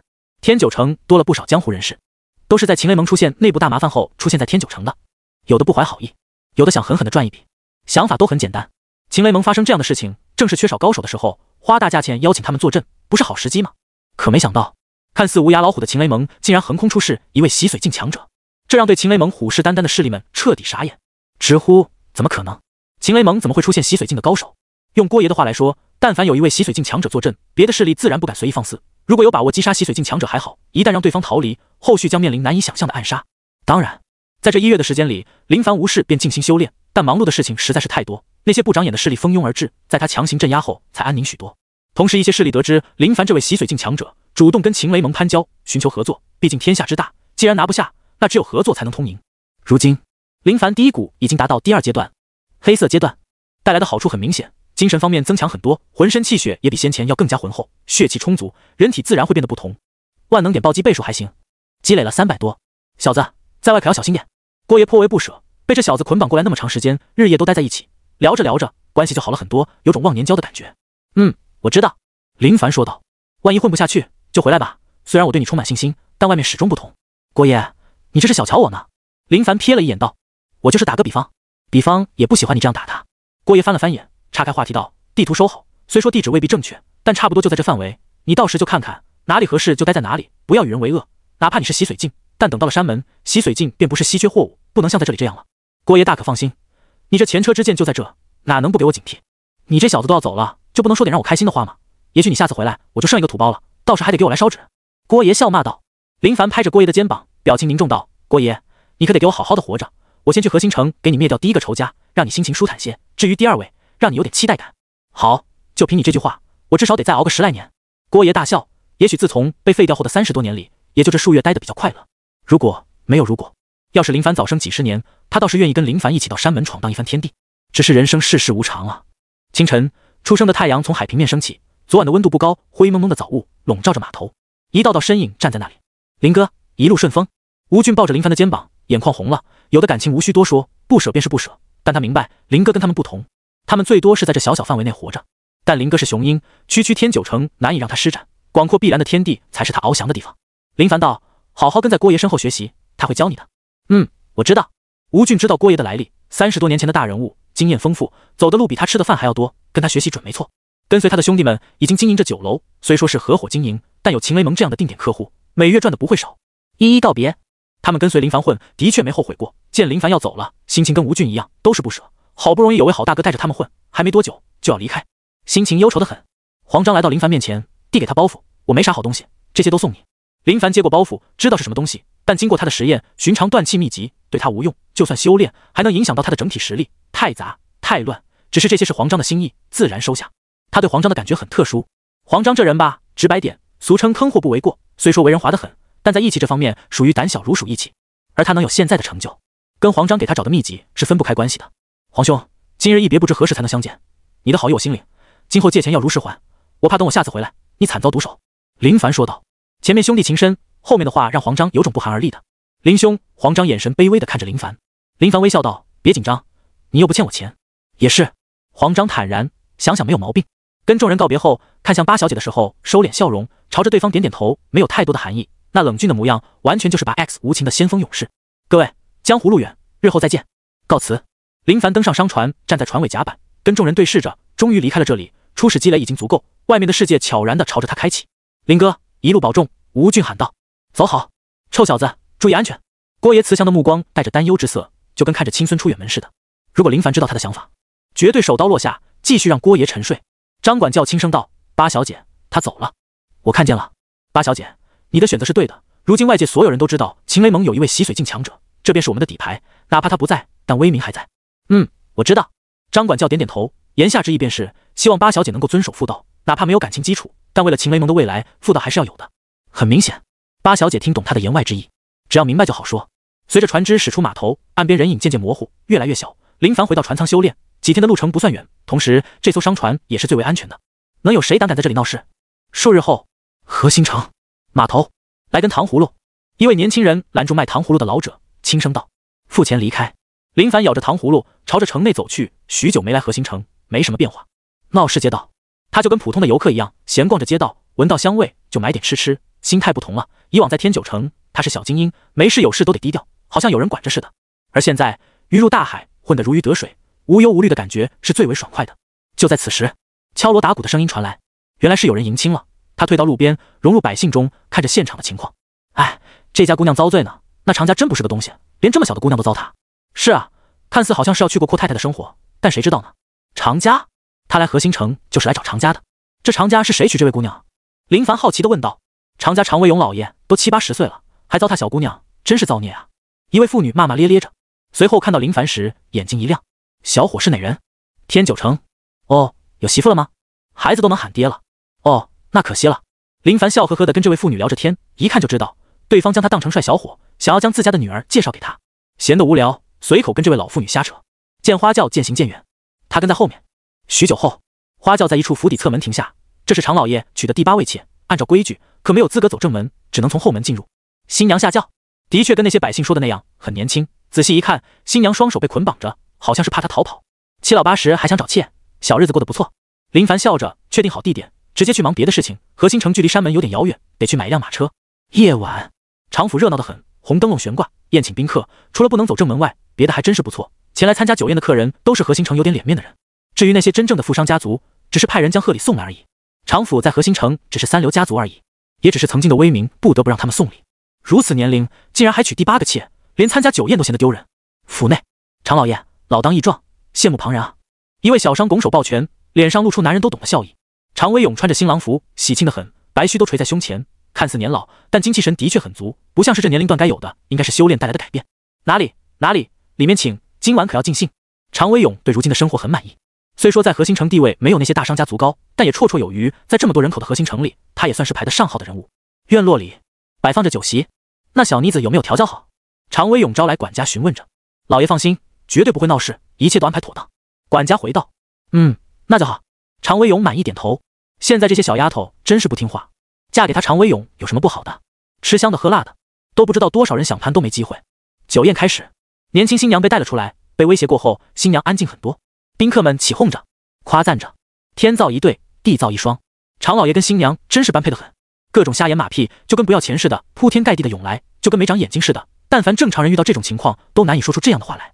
许久后，酒宴进行一半，在众人起哄下，春宵一刻值千金，喝酒就免了，赶紧入洞房吧。常老爷大笑着，袖里早就准备一枚龙虎丸，保证金枪不倒，重振雄风。就在他准备带着新娘离开时，一道声音传来：恭喜常老爷，贺喜常老爷。声音洪亮，传递四周。众人疑惑，朝着声音来源看去，发现一位戴着戏剧面具的男子出现在院落中。你是何人？常威勇皱眉，心中疑惑得很，如此奇奇怪怪的人是从哪里来的？脑海里貌似没有这样的人吧？前来道贺的人，既然是道贺，为何要戴着面具？自然是怕你们记住我了。短暂的交谈中，林凡几步一跃，便已经出现在常威勇面前。顿时，随着站在常威勇面前，终于让对方感觉到一种危机感。常威勇想要后退，跟林凡保持距离，可就在他准备行动时，林凡探手啪嗒落在他的后脑，猛地按在桌上。此动作一气呵成，行云流水，快的常威勇都没反应得过来，就直接被摁在桌上。哗啦！周围宾客起身，惊讶、疑惑、不敢置信。有的宾客预感不妙，往后面躲了躲，以防被牵连到。阁下到底是谁？常威勇面色难看，行家一出手就知有没有，他不是对方的实力，我已退出江湖许久，不问纷争。林凡没有理睬他，而是在寻找着东西。很快，他发现一件不错的东西，筷子，一只红色喜庆的筷子。拿起筷子，对着常威勇太阳穴方位刺下，噗嗤，红色筷子刺穿常威勇的脑袋，贯穿下面的桌子。林凡俯身靠在对方耳边，轻声道：郭正堂让我向你问好。话音落下，林凡大笑着朝着门口走去，无人胆敢阻拦，都朝着两边散去。片刻后，杀人了，杀人了！常老爷死了！尖锐的声音响彻，现场乱成一团，宾客们都已经傻眼，谁都没想到会发生这样的事情。被一根筷子刺穿脑袋，钉在桌上的常威勇瞳孔缩放，仿佛是在这短暂的时间段里想到了很多事情，嘴巴微微张着。是，咻！噗嗤，一根筷子从远方穿梭而来，直接刺穿他的喉咙。筷子穿过后脑，刺入墙壁，劲道极强，高手出招必然要命。10天后，一辆马车行驶在道路上，荒郊野外的美景都是纯天然的。路过一片略显潮湿的湿地，地面覆盖着绿草，一条分叉小溪朝着前方流淌着，周围竖立着一些奇形怪石，有的高3、4米，有的仅有1、2米。林凡牵着马，看着手里的地图，眉头紧锁。郭爷给的图到底是不是对的？啥年代的？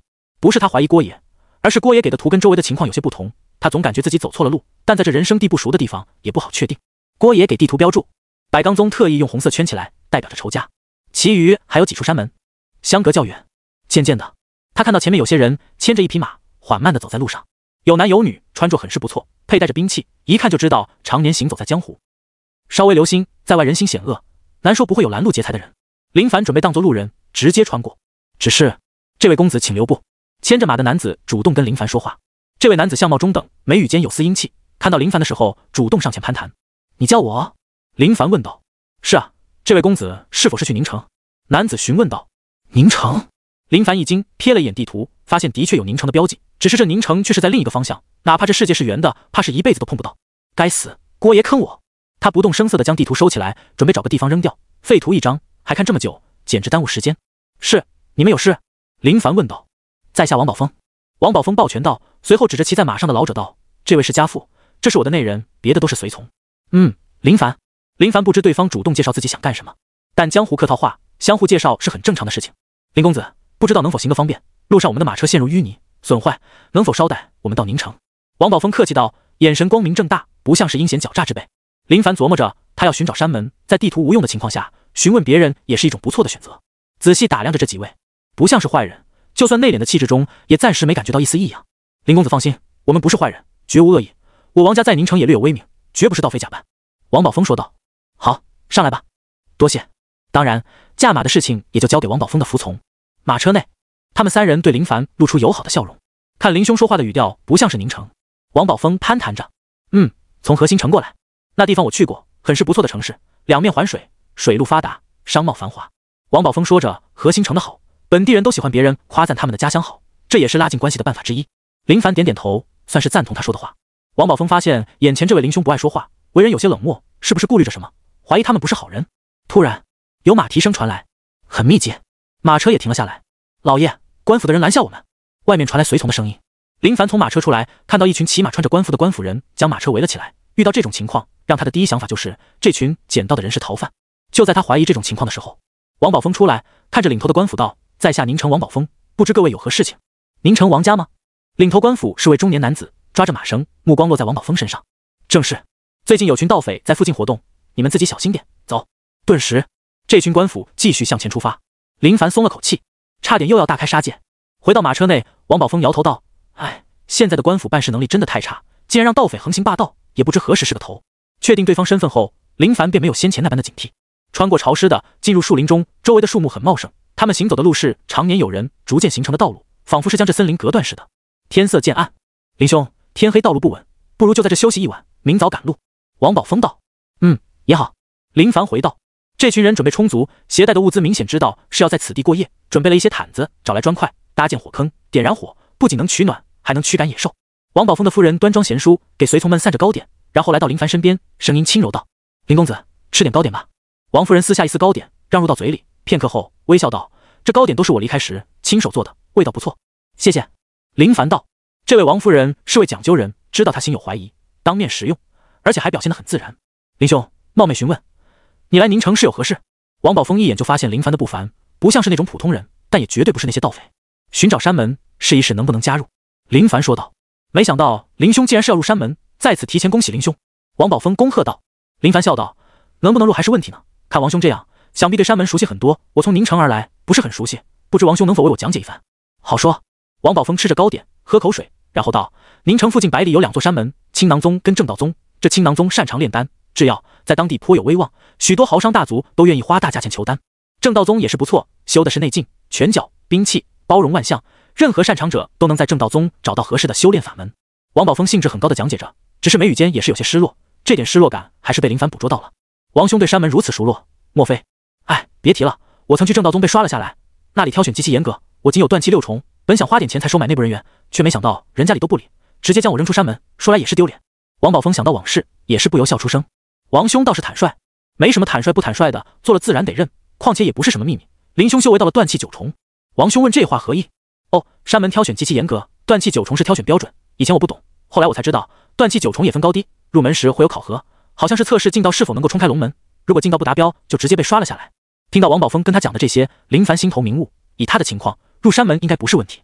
如果说要挑选的话，青囊宗不是他的目标，炼丹炼药的太俗气，直接不用考虑。林兄准备试一试哪个山门？王宝峰问道。他现在20多岁，只要能从青囊宗买点丹药回来，再好好努力几年，或许能入9重，那时又能继续去试一试。应该是正道宗。林凡说道。王宝峰道：“那便提前祝贺林兄能够马到成功，加入正道宗。”多谢。林凡笑道，品尝着糕点，味道的确不错。这位王夫人的手艺的确是一绝，果然端庄贤淑的女人往往都有着极好的手艺。数日后，宁城已经到了，这里一路林凡跟王家的人联络的也算熟悉，尤其是这位王夫人见林凡跟王宝峰关系日渐熟络，也变得热情许多，甚至都打听他是否有婚，想将他的妹妹介绍给林凡，同时将他妹妹夸得天花乱坠，就跟仙女似的。林凡仿佛是想到前世被催婚的情景，太可怕，只能说已经有家室，孩子都有3个了。王宝峰盛情邀请林凡上门做客，王夫人也是如此，王老爷子更是这般。林凡想着白吃白喝，便也同意。一路上，他看着宁城繁华程度比天九城跟河心城都要好，虽说宁城没有水路，影响商贸，但是架不住有2大山门在，每年都不知有多少外城人出现。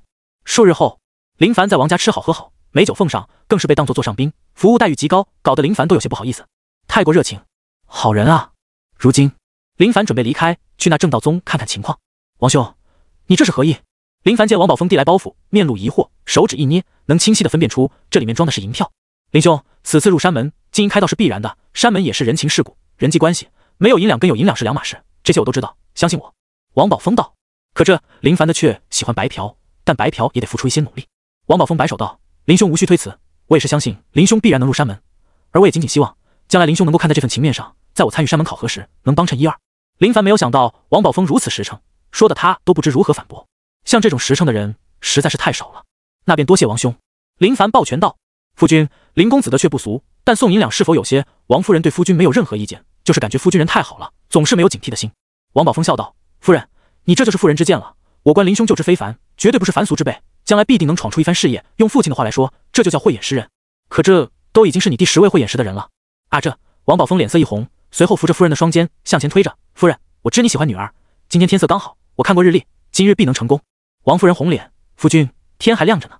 没事，老夫老妻了，哪里还需要在意这些？相信我，女儿会有的，林兄也会成功的。就算失败又怕什么？人生漫漫，总会有变化的。王宝峰也想跟林凡去正道宗，就算不能参加入门，但也能看看。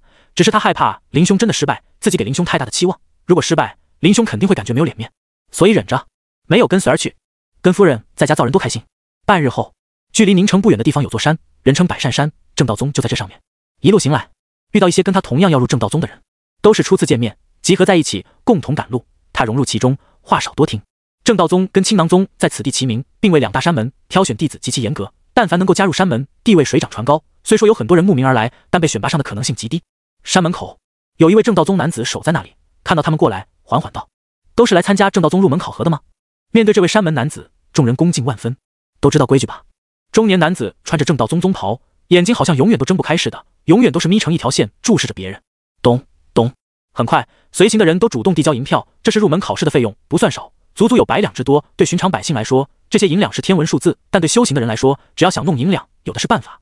想到王宝峰给的银两，算是明白了，他是如此的熟悉，早就知道会有这种情况，提前给他准备好银两，跟随他人将银两送上。中年男子满意点头：我是正道宗接引人马忠，你们随我来。众人跟随在身后。林凡感觉开山门真是一笔好生意，考核报名费用就这么多，外加考核如此严格，能入选的人数少之又少，完全就是来送钱的。前来报名的人都是江湖好手，自认为修为足够，能入山门镀金，寻找靠山。如果真能入山门，未来成就不可限量。兄台哪里人？年纪轻轻就来参加山门考核，让人佩服。主动跟林凡攀谈的男子，岁数比林凡要大不少，初看起码要有30多岁，看穿着便知道是富贵人家，不缺钱的主。天九成，林凡回道，此次没有说假，观对方的情况，有可能会是同门，初次见面就说谎，哪怕是江湖规矩，也总归有些不好。我从夺印城来的。夺印城？如果没有记错的话，百刚宗就好像是在那里的。这位汉子不远千里赶来，就是为了加入正道宗，总感觉哪里有些不对劲。就在他们继续交谈时，肃静！马忠轻声道，但语气蕴含着一种威严，能震慑心神。林凡多看马忠几眼，先前倒是没有在意，如今一看，发现对方浑身散发着一种逼人的气势，仅仅一看，就像熔炉似的，给人一种炙热的感觉。强者，这位接引人的确是强者。随着马忠的训斥，众人老老实实的跟随在身后，不敢多说一句话。以众人的脚力攀登到山上，宛如喝水般简单，没有任何难度。林凡看着周围的建筑，没有什么特殊的地方，但修炼到洗髓境的他，能明显的察觉到此地很危险，隐藏着不少高手。如果在这里闹事的话，基本会死。片刻后，也不知道马忠带他们到了哪里，反正转来转去，终于到达了目的地——考核场地。师兄，人都带来了。马忠匆匆走到身边汇报着。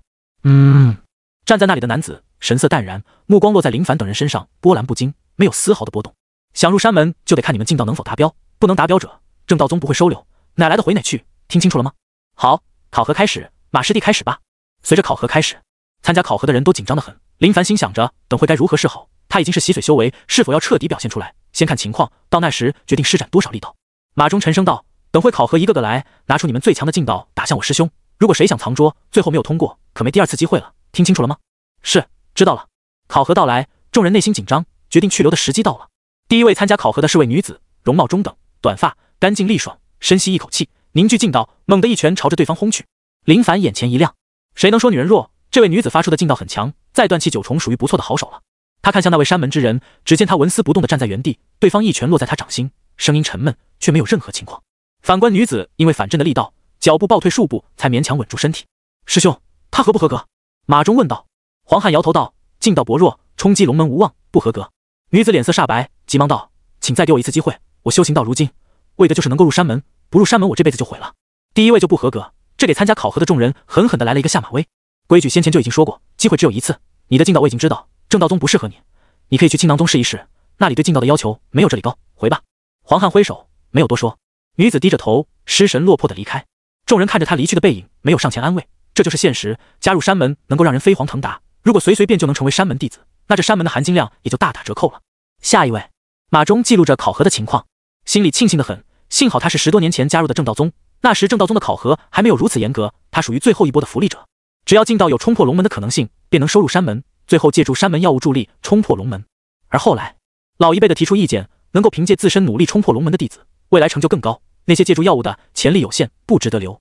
因此从那时起，考核规矩就变了，随着不断的考核，有失败有成功，但成功的是少数，经过他的观察，达到满意程度的话，无需施展全部劲道。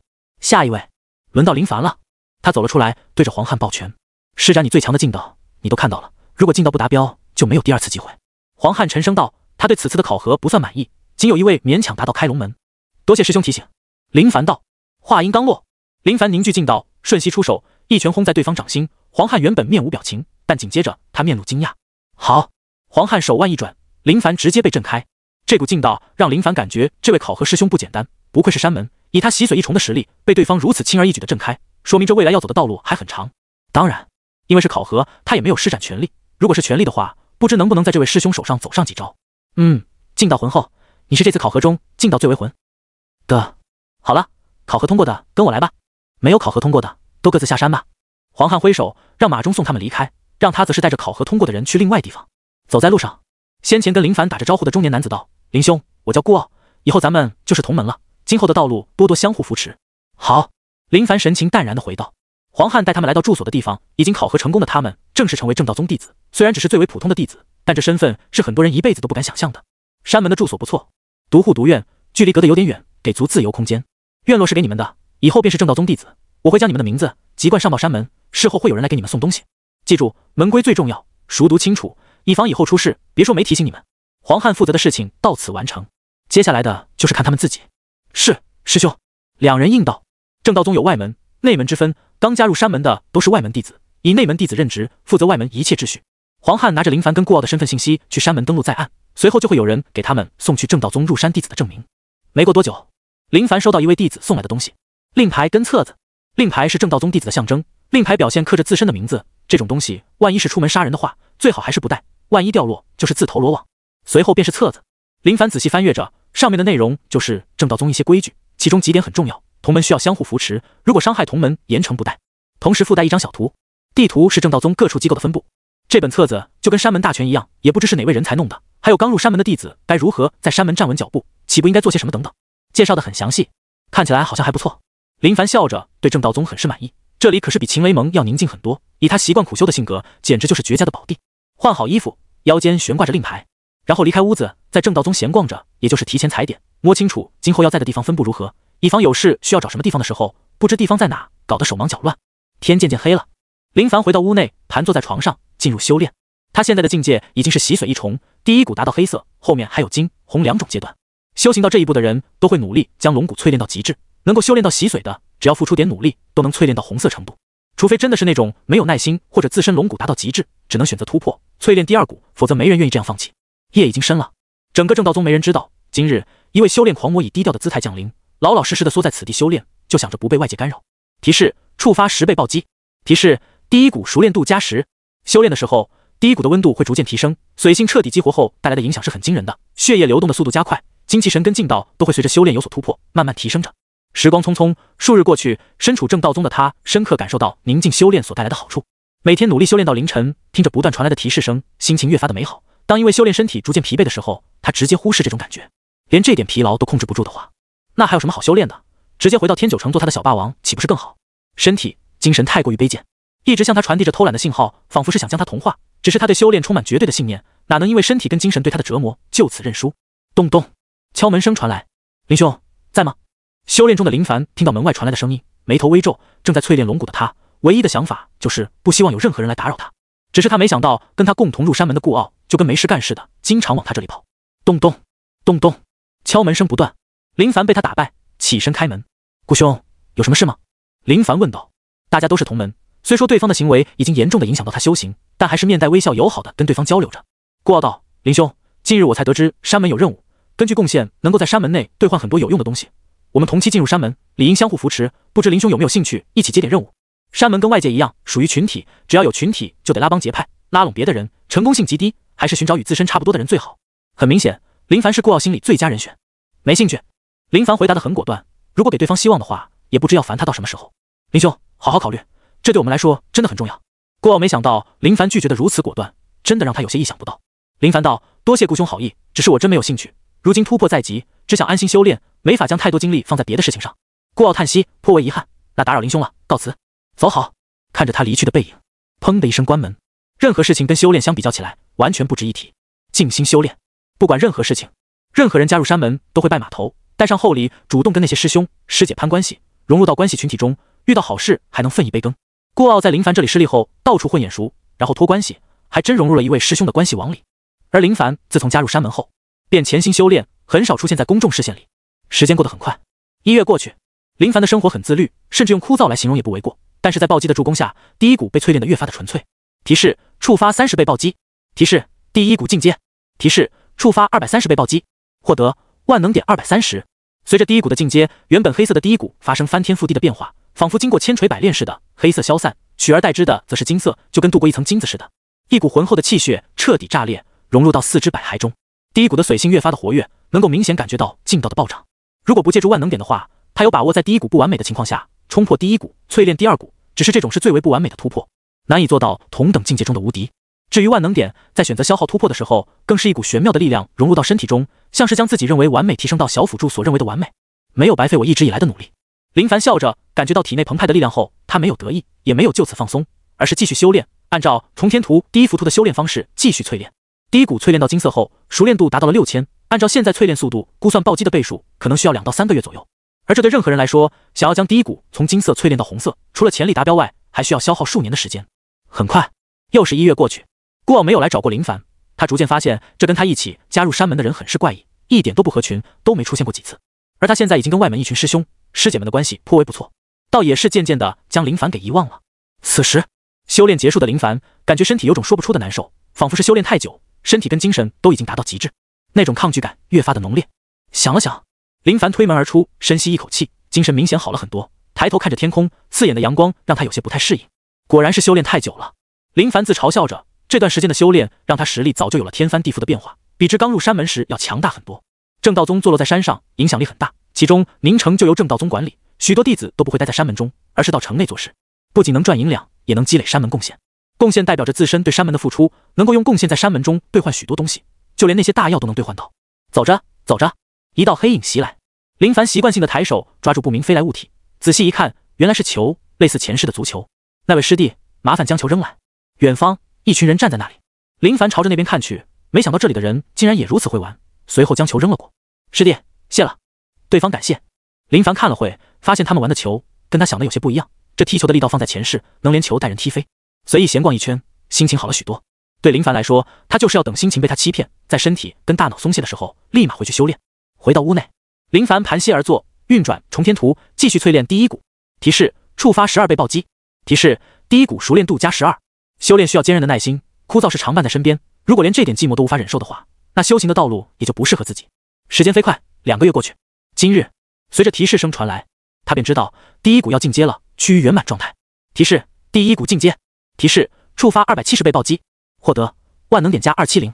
查看面板，林凡魅力80100 010，境界洗髓一重01000，天赋上等01000，武技大力牛魔拳圆满，碎星随影腿圆满，四合掌圆满，秘法叠山镜圆满，心法重天图无熟练度，龙骨第一股红，熟练度万能点821点。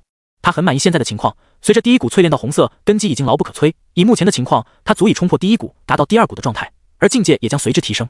但他没有这么迫切的提升，想用万能点突破，那才是最为完美的状态。林凡起身洗把脸，推门离开，随着第一股的圆满，心情愉悦得很，走路都带着风。传公堂，你是咱们山门的弟子？传公堂看门人是位中年男子，看到林凡的时候，面带疑惑之色，略有警惕之心，上下打量着，穿的衣服的确是正道宗的，但太面生，根本就没见过。师兄，这是我的令牌。林凡颇为无奈，只能将令牌拿出来。正道宗占据一山，地方颇广，但外门弟子的人数并不多，走的是精品路线，经常出现，就算不认识，也能混个眼熟。杨深接过令牌，仔细看着，确定眼前这位的确是山门弟子。哦，林师弟，略有耳闻，数月前山门招录的2位师弟其中一位，只是这数月来却从未见过师弟。杨深对那位顾傲倒是有点熟悉，那家伙会来事，跟外门的他们相处的不错。师兄，我平日都在修炼，很少出门，近日有所感悟，便出来走走。林凡知道修炼很好，但坏处就是自身透明了，基本没存在感。加入山门数月时间，认识他的人恐怕只有顾傲、黄汉、马忠他们。万一这3位被人打死，而他的个人信息被人抹去，直接被污蔑为隐藏在正道宗的奸细，恐怕所有人都会相信，因为就没几人见过他。原来如此，杨深大悟，颇为赞赏地看着林凡。努力修炼的师弟都是好师弟，林师弟，修炼是好事，但没事也得出来溜溜，熟悉点人。要不是看到令牌，我都想着你是怎么混进山门呢？林凡尴尬地笑着，师兄，我想看看秘籍，要武技还是秘法，都想看看。哦，没问题，有贡献点吗？没有。随着林凡话音刚落，杨深愣神看着林凡，眼神逐渐怪异，仿佛是在询问，没有贡献点就来传公堂，有点小过分了。师兄，我知道秘籍需要贡献点，只想看看是否有我需要的秘籍。林凡知道眼前这位师兄对他有些误会，他加入正道宗的目的就是想接触到更多的秘籍，否则青囊宗也不会被他果断地排除在外。杨深道，肯定有，这无需你怀疑，咱们山门别的不多，所拥有的秘籍，就算你修炼几辈子都未必能修炼得完。说到这里的时候，杨深略显得意。师弟，只有对山门做出贡献，才能有更好的发展。我建议你得到贡献点，先别着急兑换秘籍，可以用贡献点兑换些大药，好好的淬炼龙骨。等你修为到了洗髓2重，淬炼第2股，就能成为内门弟子。等到那时再挑选秘籍也不迟。杨深提醒着林凡，在山门中混了这么久，他自己也总结出一套生存模式。很多刚入山门的师弟都想着用贡献点兑换秘籍，其实这种行为不算明智。外门能够兑换的秘籍是无法跟内门相比的，应该用贡献点兑换大药，用来修炼龙骨，加快进度，缩短漫长的时间，从而在洗髓2重时成为内门弟子。多谢师兄提醒。林凡说道。虽然他不认同杨深的说法，但不想发生纠纷的话，认同对方说的话是最为明智的选择。杨深很是满意的点点头，就喜欢听话听劝的师弟。林凡来到接取任务的地方，有不少同门弟子徘徊在这里，寻找着适合的任务。任务有简单的，也有高难度的。其中最简单的任务就是到宁城分部做点小活，比如维护治安，需要持续多少天等等，没有什么危险，贡献点自然也很少。其中高难度的便是需要杀敌，都是正道宗通缉的仇人，修为、常出没的地方等等都会标注得很清楚。虽说危险了点，但报酬很是可观。林凡仔细挑选着，很快他就找到了合适的任务。宁城清风寨有群盗匪，斩杀盗匪头领，奖500贡献点。盗匪头目吴中天，洗髓1重，难度高，慎重。林凡取下挂在墙壁上的任务牌子，500贡献点足够了，能够在传公堂兑换一门秘籍了。宁城王府，请问找谁？看门护卫询问道。我找王宝峰，请去通报一声。林凡来到宁城，第一时间就是找王宝峰，对方对他的帮助不小，如今路过，那就来见一面。请稍等。很快，王宝峰走来，看到林凡第一眼时，顿时大喜。林兄，王兄，数月不见，进来可好？林凡笑道。好，很好，没想到这么快就能看到林兄了。王宝峰观察着林凡，随后看到他腰间的令牌，面色一惊道：林兄，你已经加入正道宗了？林凡道：不负所望，已经是正道宗弟子。快请进。王宝峰都想紧握着拳头，狠狠地甩着手臂，他就知道自己押对宝了。府邸内，王夫人道：我家宝峰一直在我耳边说，林兄弟肯定能被正道宗收为弟子。我心中也如我家夫君想的那样，毕竟我第一眼就能看出林兄弟绝对是人中龙凤。林凡抱拳道：多谢嫂子夸赞，你们聊你们的，我去准备饭菜。林兄弟来了，必须好好招待才是。嫂子无需那么麻烦。没事，林兄弟来了，岂能不好好招待？你们先聊，弄好后我来通知你们。林凡知道劝说不了，笑道：王兄真是好福气，能娶到嫂子这般贤惠的女子。哪里，就正常娘们。王宝峰嘴上说着一般，但听到别人夸赞他的媳妇，还是很自豪的。用餐，饭桌上，清风寨吴中天，我听说那是大盗匪，手段残忍，为人凶恶，官府出兵剿灭数次都没有成功，还折损不少人，很卑鄙，很阴险。林兄，这会不会有什么危险？王宝峰听到吴中天的时候，脸色大变，已经知道对方是何等的厉害，听到林兄要去剿匪，不由担忧起来。林凡道：已经打探过情况，应该没有任何问题。王宝峰沉声道：林兄，有没有需要帮忙的？只要你说出来，兄弟我定当竭尽全力。不用，我自有打算。林凡从来不做没有把握的事情，见王宝峰听到吴中天的名字，脸色就有了变化，显然对他们而言，吴中天的危险性很高。林兄，我听说吴中天能够如此风生水起，好像后面门路极深，有官府的关系，还是小心点好。王宝峰提醒着。你还记得数月前我们刚结识的时候在路上遇到的那些人吗？林凡道：你说的是那些官府之人？对，就是他们。后来你去百善山后没过多久，那群人就死了，是在一座桥上被发现的，死样很惨，被人挖掉眼睛，砍断四肢，活生生的流血而死的。王宝峰说到这些事情的时候，内心猛地跳动，太残忍。林凡将这些话牢记在心里，感觉王宝峰说的不假。至于吴中天是否跟官府有关系，这对他来说并无太大的关系。他的目的很简单，打死对方，扭断他的脑袋，然后回去交差，兑换一门秘法，借助暴击小辅助，在最短的时间里修炼到圆满。王夫人道：夫君，林兄弟好不容易下山一次，就别聊这些砍砍杀杀的事情，林兄弟有自己的打算。说得对，林兄，我们喝酒。好。林凡笑着热情地跟王宝峰聊这些琐事。至于对方问他正道宗里的情况，说实话他都不知道该说些什么。进入正道宗的数月时间里一直都在修炼，哪有那些见闻。次日，林凡在王府借宿一晚，天刚亮他便出门到驿站找了一位信使，写了封信寄回天九城给郭爷。他终究有点不放心，如果一直没有消息的话，很容易让人多想。别看八小姐将身子给了他，就是他的人了，其实还是需要给点威慑力，让他们知道自己已经成为山门弟子，这层身份在此能够压得他们安稳很久。距离宁城100里外的磨盘山，那里是清风寨的大本营，此山像磨盘，因此才会被叫成这个名字。周围一些小村庄专门靠打猎为生的人从来都不敢进这座山，都知道这山里有清风寨，那群盗匪很是残忍，如果在山里遭遇的话，结果会很凄惨。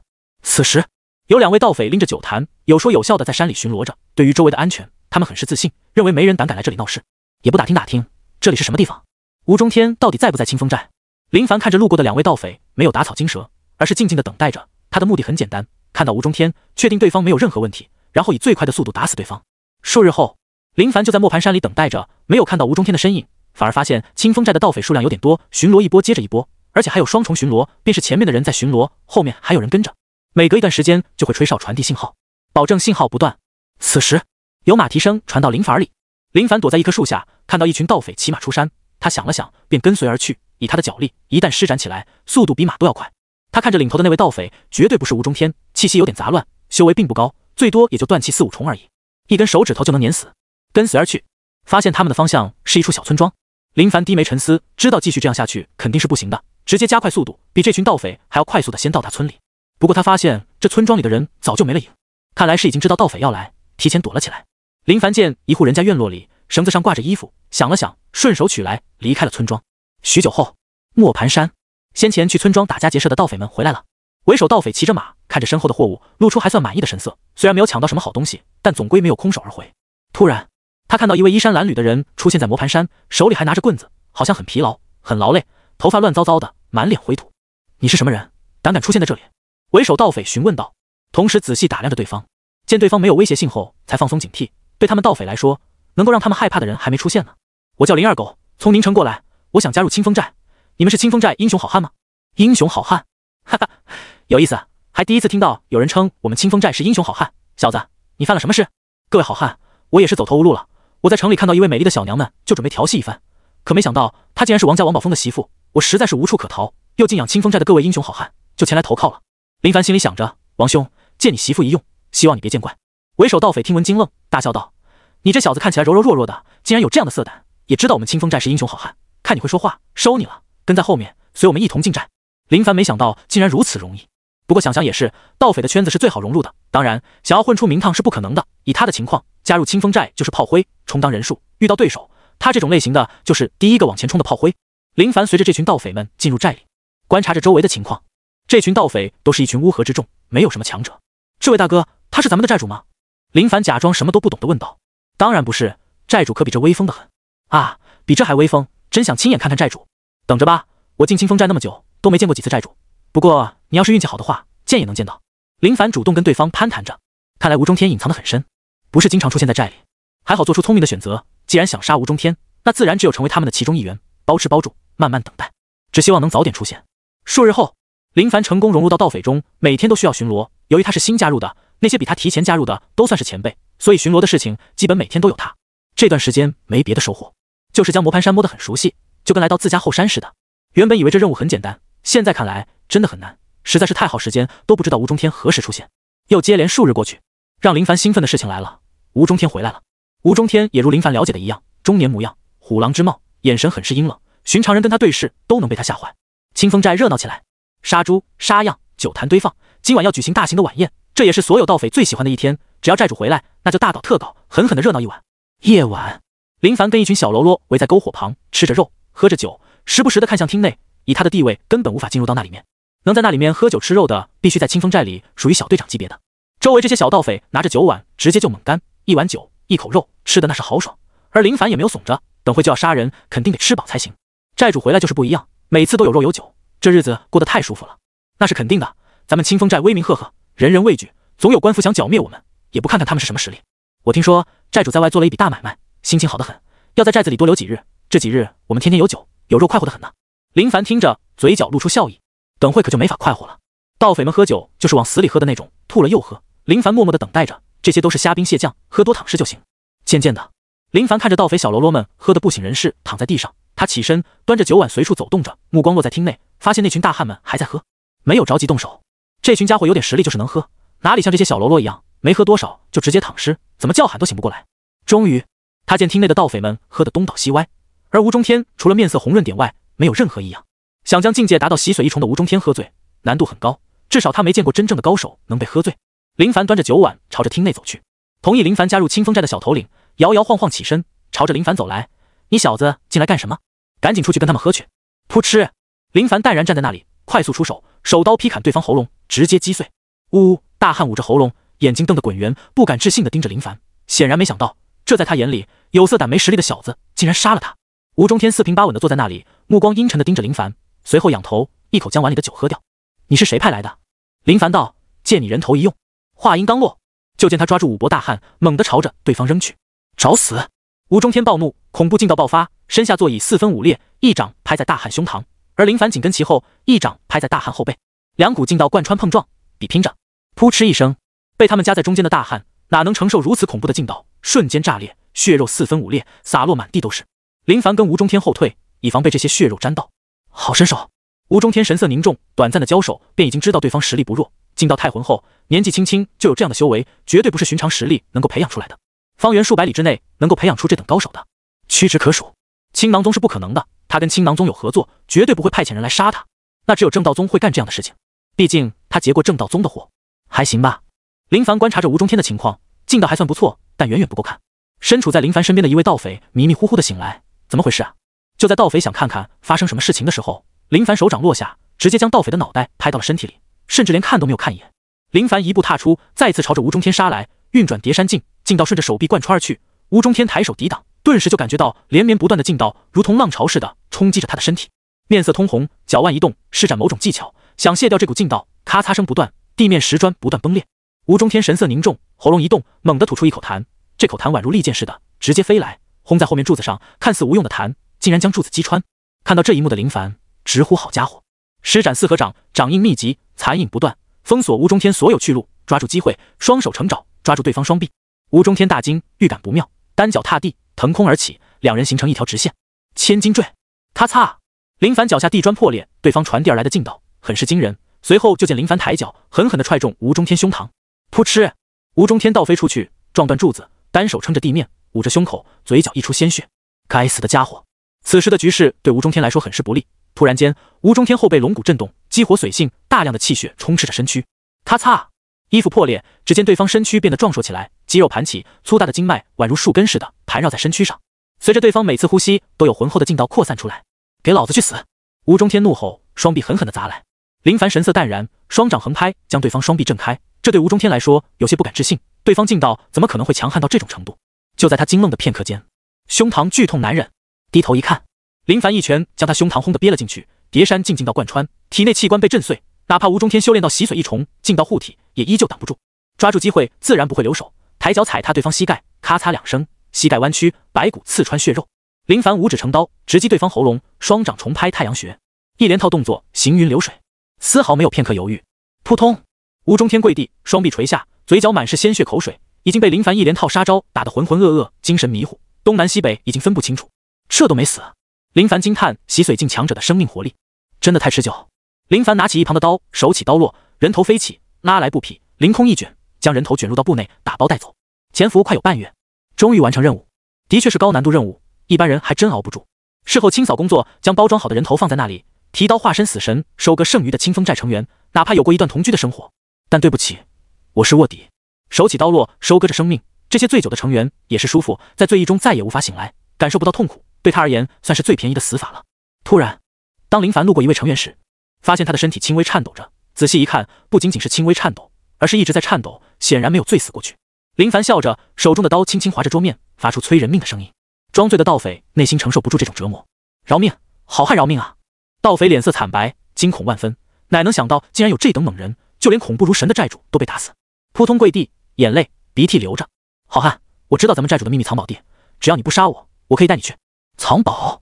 脑海里第一印象就是秘籍，是在磨盘山吗？不在。噗嗤，林凡一刀封喉，从里面砍到外面，一个都未留，确定没有活口后，扔掉手中的刀，开始摸尸。这是从吴中天身上找到一个信封，拆开一看，一张纸上写着很多类似药材的东西，看不懂，就算看懂也不想管，跟他没太大的关系。夜晚，磨盘山清风寨很宁静，渐渐的，血腥味将山里的野狼引来。一头野狼看到到处都是血肉尸体时，绿油油的眼睛有点发懵，仿佛是没想到竟然有如此好事。狼嚎着，呼唤着伙伴。我发现美食了，遇到好东西就要学会分享，吃独食是没好下场的。正道宗任务堂，林凡心情愉悦的走了出来，已经有500贡献点的他，恨不得快点花掉，这些玩意留在身上没有任何用处。林兄，不知何时顾傲出现了，他看到林凡的时候揉着眼睛，就怕是看错了。自从入了山门后，他是真的没有见到林凡。顾兄，好久未见。林凡发现顾傲好像混得不错，已经有了新的朋友。那几位同门都疑惑地看着林凡，随后恍然大悟，他们听顾傲提起过跟他一起入山门的怪人，看来就是他了。他们在山门也有不少年了，见过形形色色的人，有的人埋头苦修，不想发展关系网，这都是很常见的。但修行可不是埋头苦修就能有所成就的。接了任务，顾傲询问着，他也是来接取任务的，想用贡献点兑换一些大药，只是一些寻常任务给的贡献点有点少，所以他准备接点有难度的。在这段时间里，他跟各位同门师兄师姐搞好关系，刚好有了大用处，各位同门都愿意帮助他完成任务。看到林凡这般，说实话，顾傲有点想在他面前显摆的冲动，想让他明白，当初如果你听我的，跟我一起搞关系，也会有我现在的待遇。只是顾傲终究还是动了恻隐之心，大家都是经历千辛万苦才加入山门，而且还是同门，理应相互帮助。林凡道，刚交的任务，准备去传功堂看看有没有合适的秘籍。林兄，万万不可，听我的，现在的阶段应该积累贡献点兑换大药，而不是兑换秘籍，这是很不明智的选择。顾傲急忙道。原本林凡从顾傲的眼泪看到一丝想要装逼的神采，如今却好言劝解自己，这让他眼神柔和许多。正如顾傲说的那样，如果他没有暴击辅助的话，的确不该兑换秘籍，但他们也不知道他有暴击辅助，大药对他而言用处不大。多谢提醒，我知道了。林凡应道，这是最好的解决办法，顺着对方意思，就没那么多问题。顾傲欣慰的点着头，能听进去就好。随后道，给你介绍几位师兄师姐。林凡看着站在顾傲身边的2男1女，其中那位女子年龄较大，但修行到这种地步，能够延缓衰老，看不出老样。经过顾傲的介绍，他知道这3位的名字。女的叫吴青秋，模样秀气，身材不错，嘴角时时带着笑意，好像对林凡很是好奇，毕竟林凡的容貌不差，可以说俊俏。老牛吃嫩草是很平常的事情。2位男子中，卑贱的叫郑贤超，另一位叫赵学凯，都是外门弟子，加入山门有数年时间，修为都很不错，都已经是洗髓一重，都还在淬炼第一股，都想将第一股淬炼到红色，只是这需要的时间太漫长，这跟他们的潜力有着关系。各位师兄师姐好。林凡抱拳道。吴青秋主动道，林师弟，你何不也去接取任务，随我们一起出去，有我们在，完成任务很是简单。郑贤超跟赵学凯对视一眼，会心一笑，明白其中意义。师姐好意我心领了，只是我刚完成任务回来，想好好歇一会，以后如有不懂的地方，还希望师姐勿嫌麻烦。林凡感激道。都是同门，师弟说这些话就是见外了，以后有什么不懂的地方就来找师姐，师姐必然手把手的教你。吴青秋目光盯着林凡，越看越顺眼，没想到竟然还有如此年轻的师弟，要是早遇到也能多多拉近关系。陡然间，他总感觉这位师姐说的话有点怪怪的。多谢师姐。林凡硬着头皮道。随着林凡离开后，师姐，你看上这位年轻的师弟了？郑贤超笑呵呵地问道。吴青秋道，还真是看上了，谁不喜欢年轻的，哪像你们这样，不仅不年轻，还长得不咋样。要是师弟同意的话，还真想结成伴侣，也能相互扶持。郑贤超跟赵学凯笑了起来。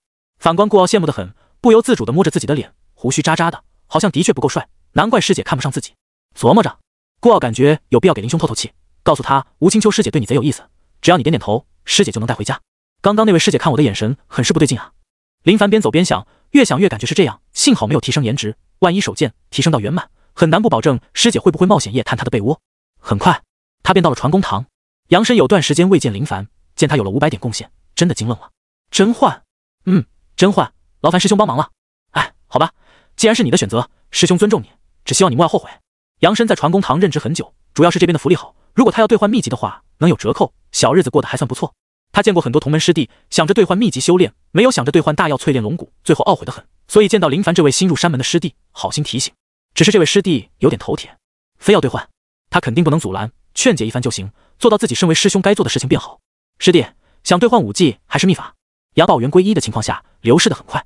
此时，盘坐在那里修炼的林凡猛地睁开眼睛，腹部之中凝聚一股气，这股气旋转凝聚，出成黄豆大小。秘法抱元归一，出入熟练度抱元归一01500。没想到这门秘法的熟练度比叠山镜高一些，虽说不能确定证明什么，但细想也能说明抱元归一或许比叠山镜要高端很多。努力修炼才是。林凡继续修炼，他从天九城来到正道宗的目的就是想要换个更为宁静的环境，同时接触到更为广阔的世界，接触到真正的修行。郭爷洗嘴二重便在核心城称王称霸，说明修炼到这等境界的人都在追寻着更高的境界，不想参与到这些权力之争中，否则郭爷也不能如此潇洒。咚咚，敲门声传来，已经很少有人来打扰他修行，现在这敲门声，莫非是开门？顾兄，有事。果然跟他想的一样，顾傲站在门外，脸上露出笑容，看来是遇到什么好的事情了。没事，就是想念林兄前来看看。林兄，你最近修行的如何？顾傲询问着。林凡道：还行，有序进步。林兄，我想跟你说件喜事。什么喜事？我已经将第一股淬炼到黑色了，虽然才入黑色，但几位师兄师姐都说我很有潜力。顾傲满脸的兴奋，淬炼龙骨，那种感觉实在是太爽了，尤其将第一股淬炼到黑色的时候，自身实力的提升真的好爽。林凡惊愣，总感觉哪里有些不对劲似的，但恭喜顾兄，我曾一眼就看出顾兄非凡，如今淬炼到黑色，第一股红色也是指日可待。既然对方没有坏心，就想得到别人的赞同，那他自然毫不吝啬赞美之言，狠狠地夸赞对方。多谢林兄认可，其实这是大药的功劳，服用大药淬炼第一股有着奇效，至于淬炼到红色，我也不知道我行不行，师兄们说越往后淬炼难度越高。林凡道：我相信顾兄可以的。承林兄吉言。哦，对了，这是青丘师姐托我给你送来的礼物，是大药，能有助林兄修炼，真是让人羡慕啊。顾傲真的很羡慕，恨自己父母为何不将自己生的俊俏点，如果俊俏点也能有林兄这样的待遇。青丘师姐，吴青丘，那位容貌清秀的师姐。顾兄，这师姐为何要送东西给我？林凡无奈的很，长得帅就会被主动追求，说实话，他宁愿丑点，好让他安心修炼。顾傲道：哎呀，何必问呢，都懂。师姐让我给你送来，我肯定得送到。如果你有什么问题，就自己去问师姐了，我先走了。说完，他就将礼物放到林凡手里，匆匆离开了。林凡看着手里的包装盒，一时间都不知该如何是好，脑海里想着将礼物送还给师姐，但这结果也许会让师姐感觉没面子，然后趁机下药，生米煮成熟饭都很有可能。算了，关门回到屋内，拆开盒子，发现里面有药瓶，打开一看，里面有枚红色的丹药，这就是大药吗？跟他想的有些不一样。随后发现还有一封信，拆开，文字秀丽奇长。师弟，师姐省吃俭用送你一枚大药，好好修炼哦，笑脸。林凡笑着摇摇头，没想到这世界里的人竟然也用表情。师弟送到了吗？吴青丘期待的很。送到了。他什么表情？惊愣、惊喜、惊愕，意料之外。顾傲想了想，好像没什么表情，但为了让师姐认为他办事效果不错，就算没表情也得瞎编啊。那就好，慢慢来嘛。师姐，师姐看我如何？你想吃屁？他将大药收好，如今他第一股已经圆满红色，自然无需大药，除非冲破到第二股，倒是可以尝试一下大药在暴击的情况下会产生何等的变化。继续修炼，天塌下来都跟他没关系。提示：触发15倍暴击。提示：抱元归一熟练度加15。往往修炼都很枯燥，来到正道宗后，他自我感觉修行的时候的确很少有人打扰他，这种环境便是他最为期待的。随着不断修炼，抱元归一熟练度飞快疯长，他便发现劲道增幅很厉害，秘法不愧是秘法，虽说修炼难度颇高，但带来的收获却是很不错。这一日，就见林凡腹部进到漩涡，仿佛形成一种牵引似的，屋内的东西都悬浮起来，围着林凡旋转着，随后又缓缓地落在原地。提示：抱元归一进阶。提示：触发750倍暴击，获得万能点加750。惊愣，呆滞。早就习惯100倍暴击的他，对进阶提示的数据从来都不会放在心上，但看到现在这种情况，他只能说很有意思，总是给他一些突如其来的喜悦。沉思片刻，实力跟天赋之间的选择，提升过天赋的他知道天赋的好处就是在领悟秘籍的时候能够在最短的时间里领悟，至于别的好处暂时还不知道。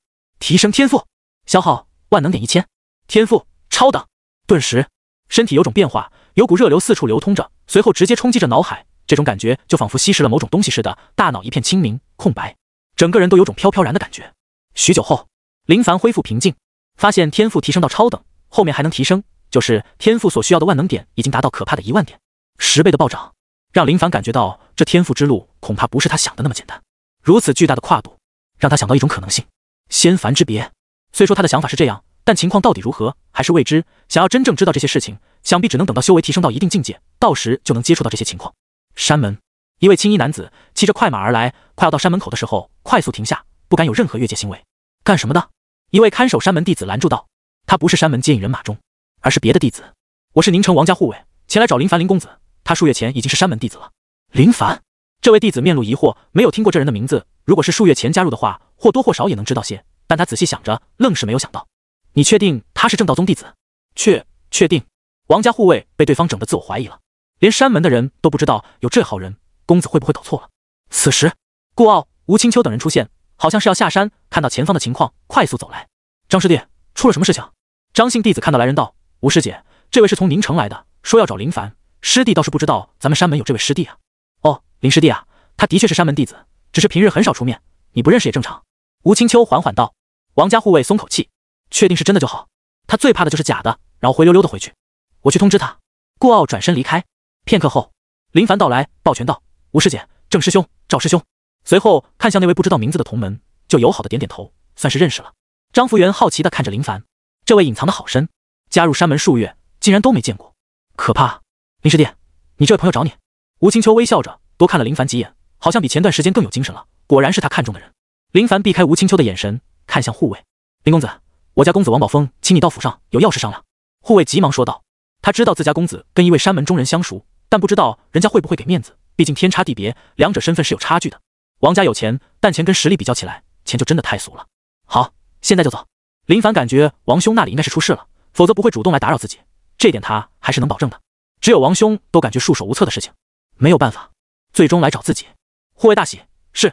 他没想到林公子竟然真的如此重情重义，万幸。林师弟，我们跟你一起到宁城。吴青秋开口道：“能够抓住跟林师弟相处的机会，肯定要好好珍惜。”顾傲傻眼，不是说好要带我出去见见世面的吗？郑贤超跟赵学凯对视一眼，师姐表现得有点直白急迫呀。这些都是小事，不用劳烦师姐跟师兄们了。林凡说道。吴青秋道：“反正我们也没事，师兄要去宁城办事，我在那有点产业，刚好也去看看。”林凡没有多说，都已经说到这种程度，如果还多说，很容易惹恼他人。那便有劳师姐师兄了。宁城王府，护卫带着林凡等人回来。王宝峰听闻风声后，便匆匆来了。林兄，王宝峰见到林凡，积压在心里的担忧瞬间荡然无存。见面拥抱，最近可好？很好。你呢？还行。给你介绍几位山门师姐师兄。林凡给王宝峰介绍跟随而来的吴青秋等人。王宝峰表现得很恭敬，没想到林兄真的在山门混得风生水起，短短数月时间就结识这么多人，还愿意过来帮忙，真的太让人佩服了。只是他绝对想不到能有这么多人来。那是因为师姐想吃师弟。王兄，出了什么事情？林凡问道。王宝峰道：“各位先进屋，容我慢慢说给你们听。”厅内，黄承思那些人怎么会到这里？吴青秋沉声，面露凝重之色：“林师弟，黄承思是皇权手中的一柄利剑，权力极大。宁城属正道宗，不归他们管辖。但那些人出现在宁城，还来到你这位王兄家里，我想这其中谋财是主要的。王公子，他们有提出什么要求吗？”吴青秋询问着。如果是钱财，给了便是。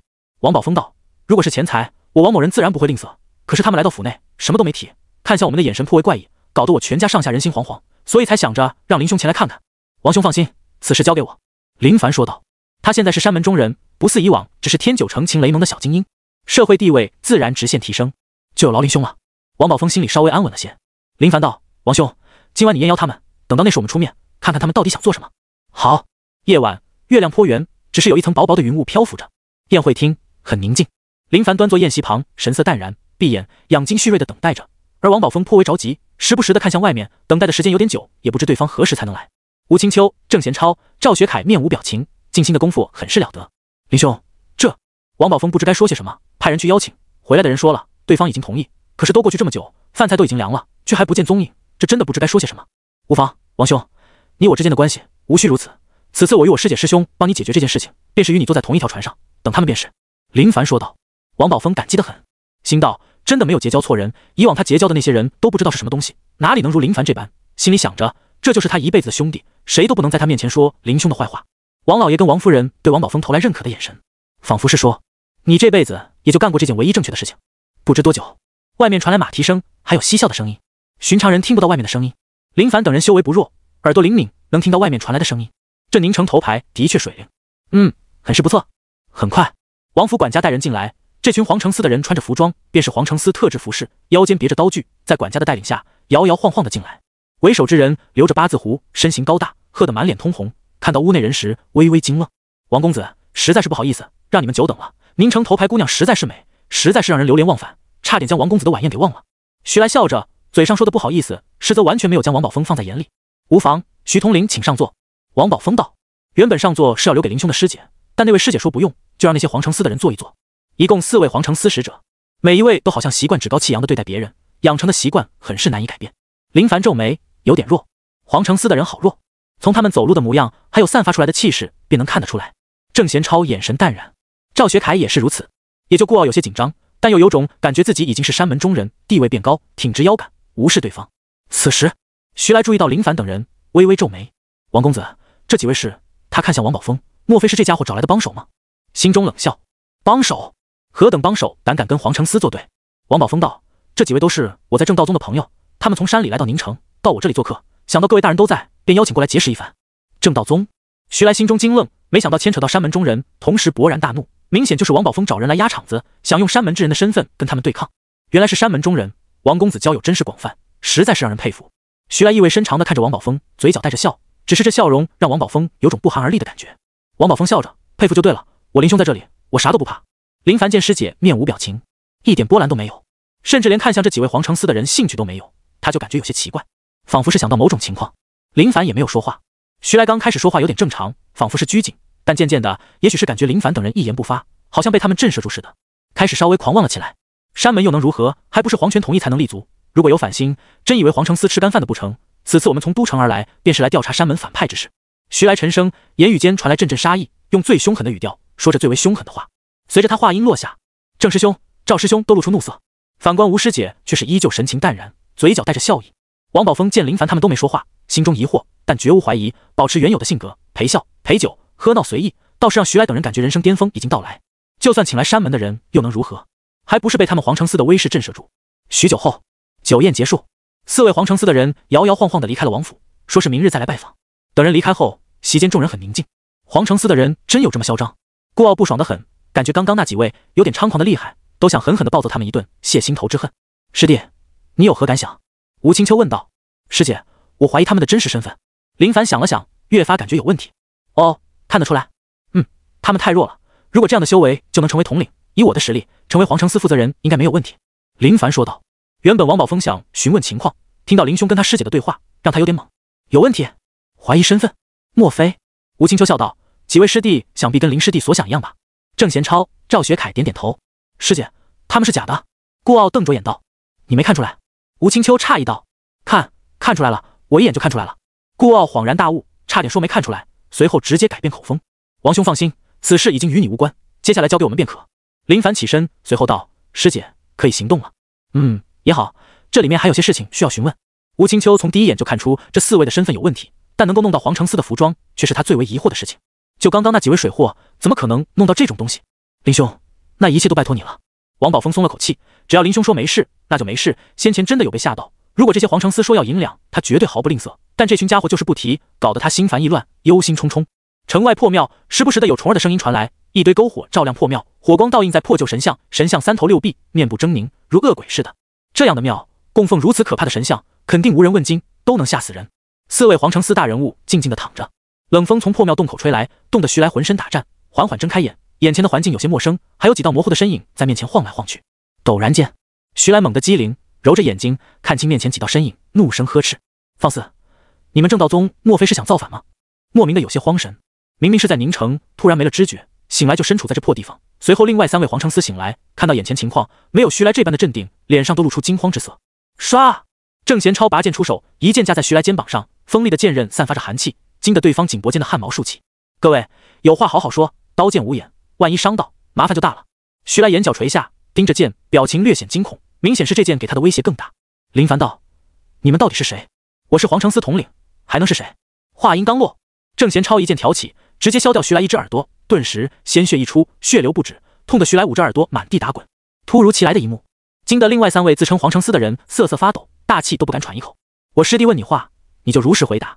郑贤超神色平静道。看到这一幕的林凡心中颇为惊讶，没想到看似友好的郑师兄手段如此犀利。回答我师弟问你的问题。徐来眼神惊恐地看着郑贤超，刚要开口，那剑光一闪，只见捂着耳朵的手指猛地断裂一根，剧烈的疼痛让他彻底有种想死的心。我都还没说话呢，你怎么又出手了？徐来哀嚎着，哪里还有先前的镇定，早就被郑贤超的手段给镇住。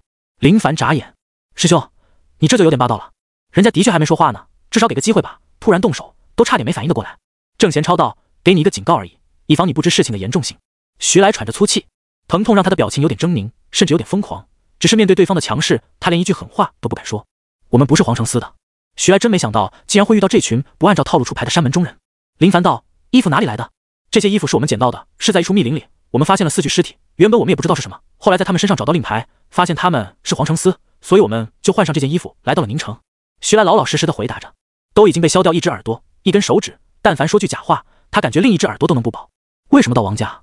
听说宁城王家是富商，想着用这身份骗点钱，既然是谋财，为何不主动说出来？大爷，我也是第一次干这种事情，经验不多，想着等王家主动提出来，绝对没别的意思啊。林凡算是明白了，原来是菜鸟，他们等着王宝峰，可是王宝峰却等着他们开口，最终双方都不开口，惊得王宝峰以为他们有更大的图谋。师兄，你来问问吧。林凡说道，郑师兄已经是对方心中的阴影，由他来询问是最佳的选择。郑贤超握着剑，尖端轻轻的在对方手背上移动着，淡然道，你从他们身上找到什么可疑的东西了吗？皇城司被人杀了，而且令牌的确是统领的象征，一位皇城司统领绝对是洗髓境强者，能够轻而易举的将洗髓境强者斩杀，这牵扯到的事情绝对不简单。没有。徐来摇头道，噗嗤，剑光一闪，又是一根手指飞起。徐来痛苦叫喊着，捂着手指，脸色苍白，额头密布汗水。有。郑贤超冷声道，我不想多说废话，再有一次你就不用回答了。你这3位兄弟应该都想活，他们可比你聪明很多。徐来偷偷的看了一眼3位兄弟，果然他这3位兄弟都投来期盼的眼神，仿佛是在说，大哥，将机会留给我们吧，你不愿意说老实话，我们很愿意说的，就是这个一封密函。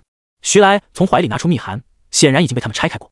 郑贤超看了一眼，面色微变，随后将密函递给师姐。吴青秋看过后，表情也是有了变化。林凡接过密函，虽说有的事情不是很懂，但上面写的是什么还是很清楚的。尸体在哪？郑贤超沉声问道。徐来道，就在宁城西北方30里外的乱葬岗里。郑贤超看向师姐，征求师姐的意见，对方说的话是否可信。吴青秋一直盯着徐来的眼神，发现对方不像是说谎，但为了以防万一，带他们一起去。好。随后郑贤超跟赵学凯一手拎一个，就跟拎着小鸡似的施展腿功，一群人消失在破庙中30里外不远，以他们的能耐，短时间就能到达。林凡沉思着，知道了一件不算太好的秘密，皇城司牵扯到了里面。乱葬岗，月黑风高，怪异叫声传来，让本来就很阴森诡异的地方变得更加恐怖。师弟，怕不怕？要是害怕，就靠师姐近点，师姐保护你。吴青秋看着林凡说道，多谢师姐关心，我暂时还不怕。林凡感受到师姐对他的感情有点汹涌，甚至在乱葬岗这种女生该怕的地方，竟然想让我一个大男人投怀送抱。哦，略有可惜的回答。尸体在哪？郑贤超询问着。在这里。徐来指着这边已经被扒光的4具尸体，不得不说，徐来他们这群家伙一点都不讲究，扒掉人家的衣服，竟然都不知道换上衣服，就这样赤裸的扔在此地，简直就是在羞辱人家。林凡看着4具尸体，身体表面没有什么明显的伤势，但眼眶充血，侧脑处凹陷，是被人用劲道贯穿。吴青秋道，出手的人实力很强，一招致命。郑贤超持剑震开尸体的口腔，发现一些不明物质，沉声道，师姐，他们好像都是服用了毒药，在虚弱的时候被人偷袭而死。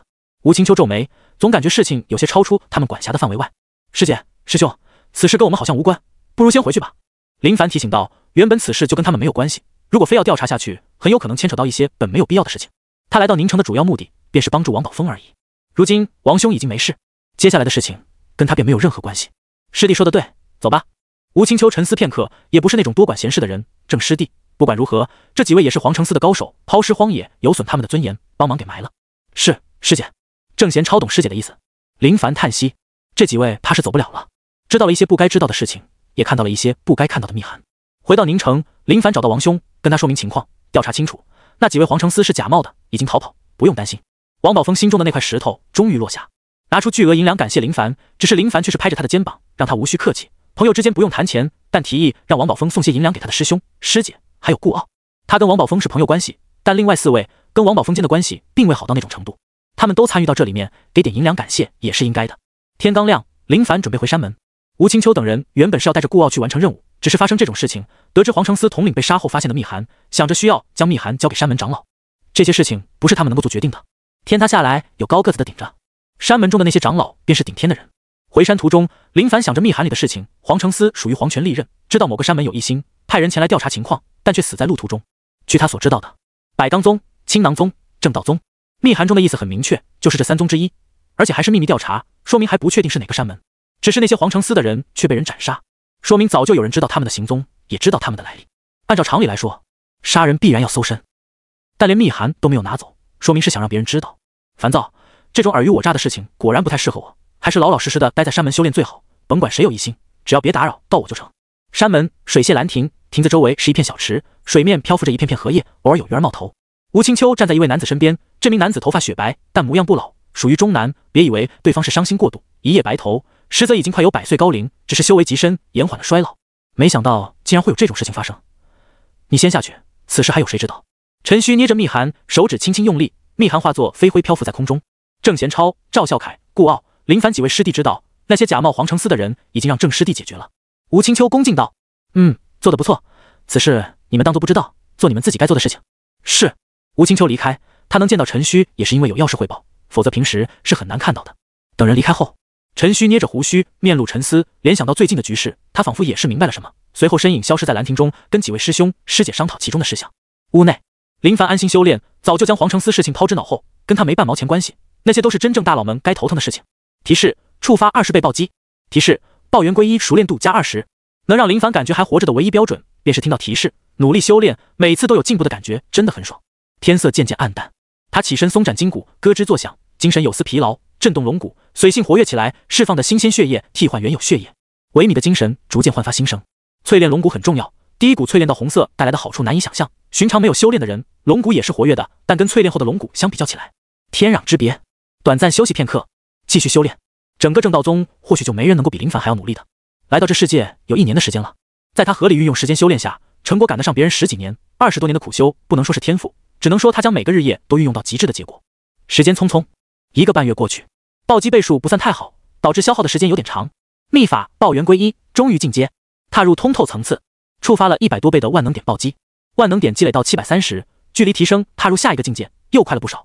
此时体内2股秘法劲道没有相互排斥，而是友好的存在体内，这让林凡很欣慰。乖孩子，起身推门，深吸一口新鲜的空气，让大脑跟身体感受到外界的美好，稍微放松一下。砰的一声，关门。短暂的休息结束，继续投入到修炼中。有这时间就赶紧修炼，别等到真有麻烦临头，知道不敌才临时抱佛脚，到那时为时已晚。提示：触发6倍暴击。提示：爆元归一熟练度加6。屋内宁静得很，仔细听，只能听到一股劲道在他体内流动的声音，宛如水滴缓慢落下，最终落入到湖泊中。没有波涛汹涌，只能卷起一片涟漪。积少成多，修炼便是如此。爆元归一的劲道缓慢凝聚，越聚越多，最终形成难以想象的场景。半月后，咚咚，敲门声传来。顾兄，有事吗？林凡开门，顾傲站在门外，有段时间没见，发现顾傲没什么变化。自从他将龙骨淬炼到黑色后，好像就没什么进展。吴师姐拉拢了一群师兄师姐，带我们去他在宁城的酒楼好好聚一聚，让我过来通知你。顾傲说道。他现在彻底发现，师姐就是彻彻底底的富婆，谁能跟师姐在一起，这辈子基本不用愁了。虽然他一直都很努力的想走进师姐的心扉，但一直以来都很失败。顾兄，麻烦帮我转告师姐，我有点事情没法参加了。林凡拒绝，他不想将宝贵的时间浪费在这种聚会上。山门聚会能够拉拢之间的关系，但想想还是算了，修炼最为重要，每次有所进步的那种感觉是喝酒无法代替的。而且聚会还容易认识到新朋友，如果认识的有点多，每天都有人来找自己，那完全就是打扰他修行。林兄，你这思想很有问题，师姐组织的聚会可以让我们认识更多的人，对我们今后是有很大帮助的。顾傲还是想劝解林凡，让他同意参加此次聚会。顾兄，我真不去了。林凡神情认真的很。顾傲还想说什么，但是见林凡那没法动摇的内心，只能无奈叹息着。那好吧，到时我跟师姐说声。他感觉林兄给人的感觉真的是有种格格不入，好像很难融入到他内心里似的。说实话，他想破脑袋都想跟师兄师姐搞好关系，但他感觉林兄对这些事情的兴趣并不高。夜晚，宁城酒楼，这家酒楼是吴青秋的产业之一，修炼是漫长的事情，在这期间内积累了一些财富，弄成实体，借助正道宗的势力，自然搞得风生水起。其实这也算是一种后路。修炼本来就是勇往直前，一旦停顿没有进步，就代表着这辈子只能修行到这种地步。到了那种时刻，有的或许会留在山门中，接手山门一些岗位，培养新的弟子；有的则是在城内置地产业，找顺眼的凑合。有了孩子后，好好培养，凭借曾经在山门打下的关系网，将孩子送进去，接着他们未曾走完的路继续前行。林师弟没来吗？随着顾傲进来后，吴青秋便询问着。师姐，他说有事情不能来。顾傲汇报着情况，在师姐这一桌坐着的还有内门弟子，在山门中的地位已经属于很高了。顾傲看到这些人有些紧张，那是来自气势上的碾压。好吧，吴青秋略显失落，没想到林师弟竟然没来。吴师妹，这位林师弟是你的心上人？一位内门师兄询问着。吴青秋笑道：是啊，追求中。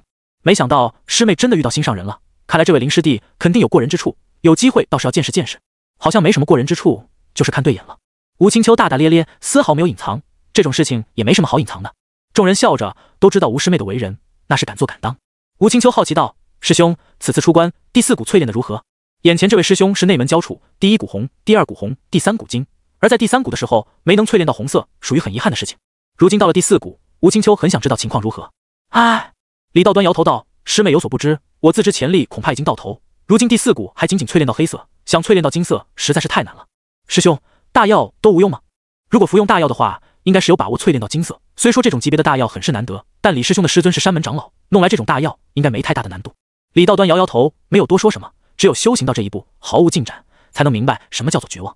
吴青秋没有询问，他知道师兄心里苦闷得很，也是自己的错误，就不该询问这些。别的弟子看出情况，主动聊着别的话题。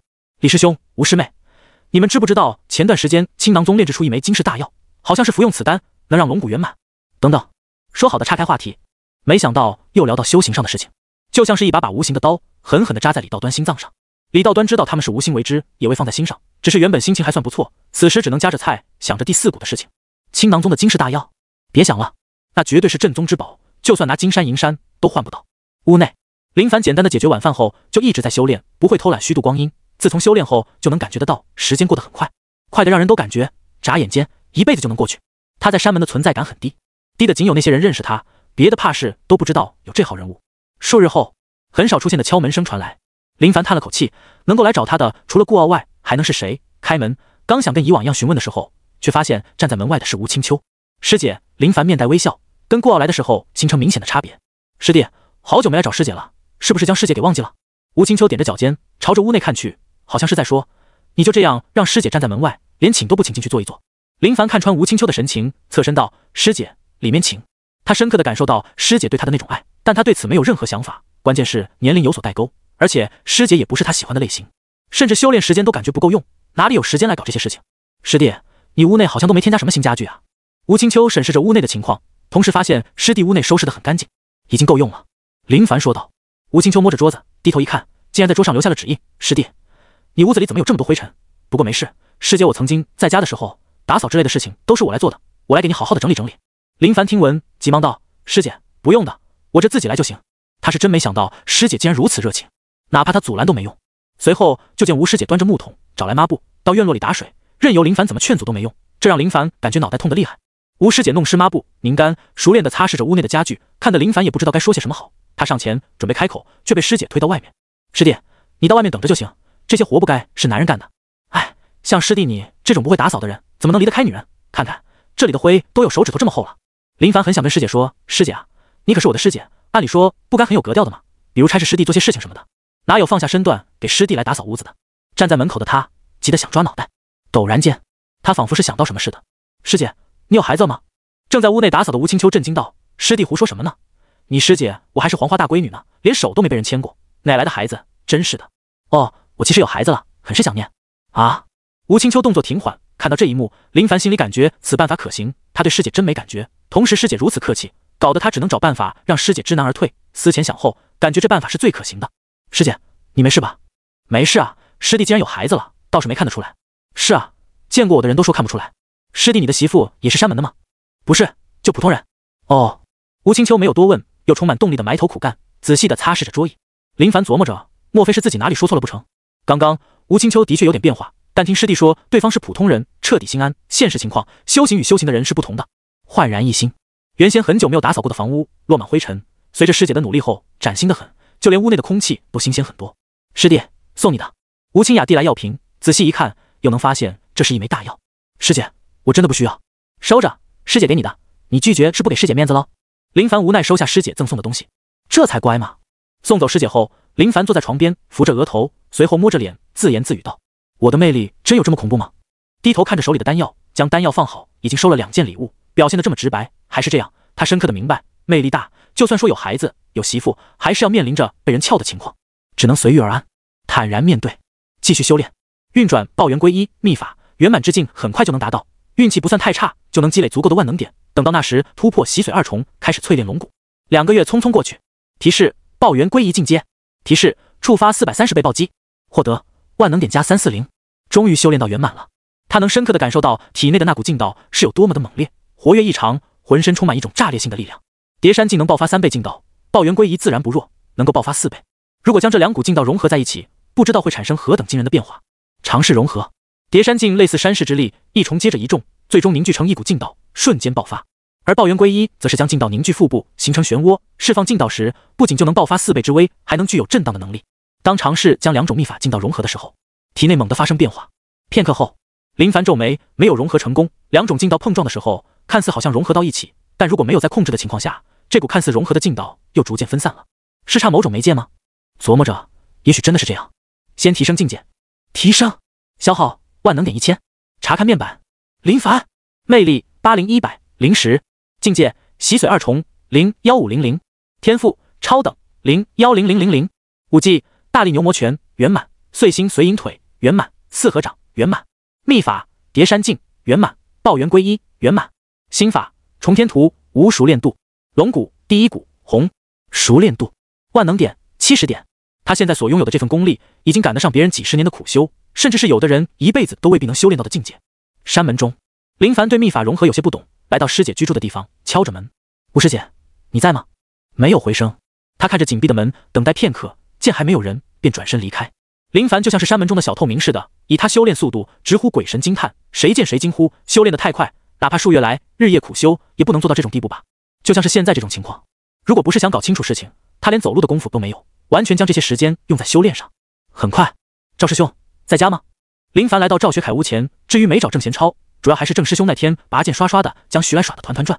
他感觉郑师兄是压抑许久，平日温和，出手凌厉，还是找好说话的比较好。屋门打开，赵学凯顶着黑眼圈：“谁啊？”就连说话都显得有气无力似的。哦，原来是林师弟，请进。赵学凯将林凡迎到屋内。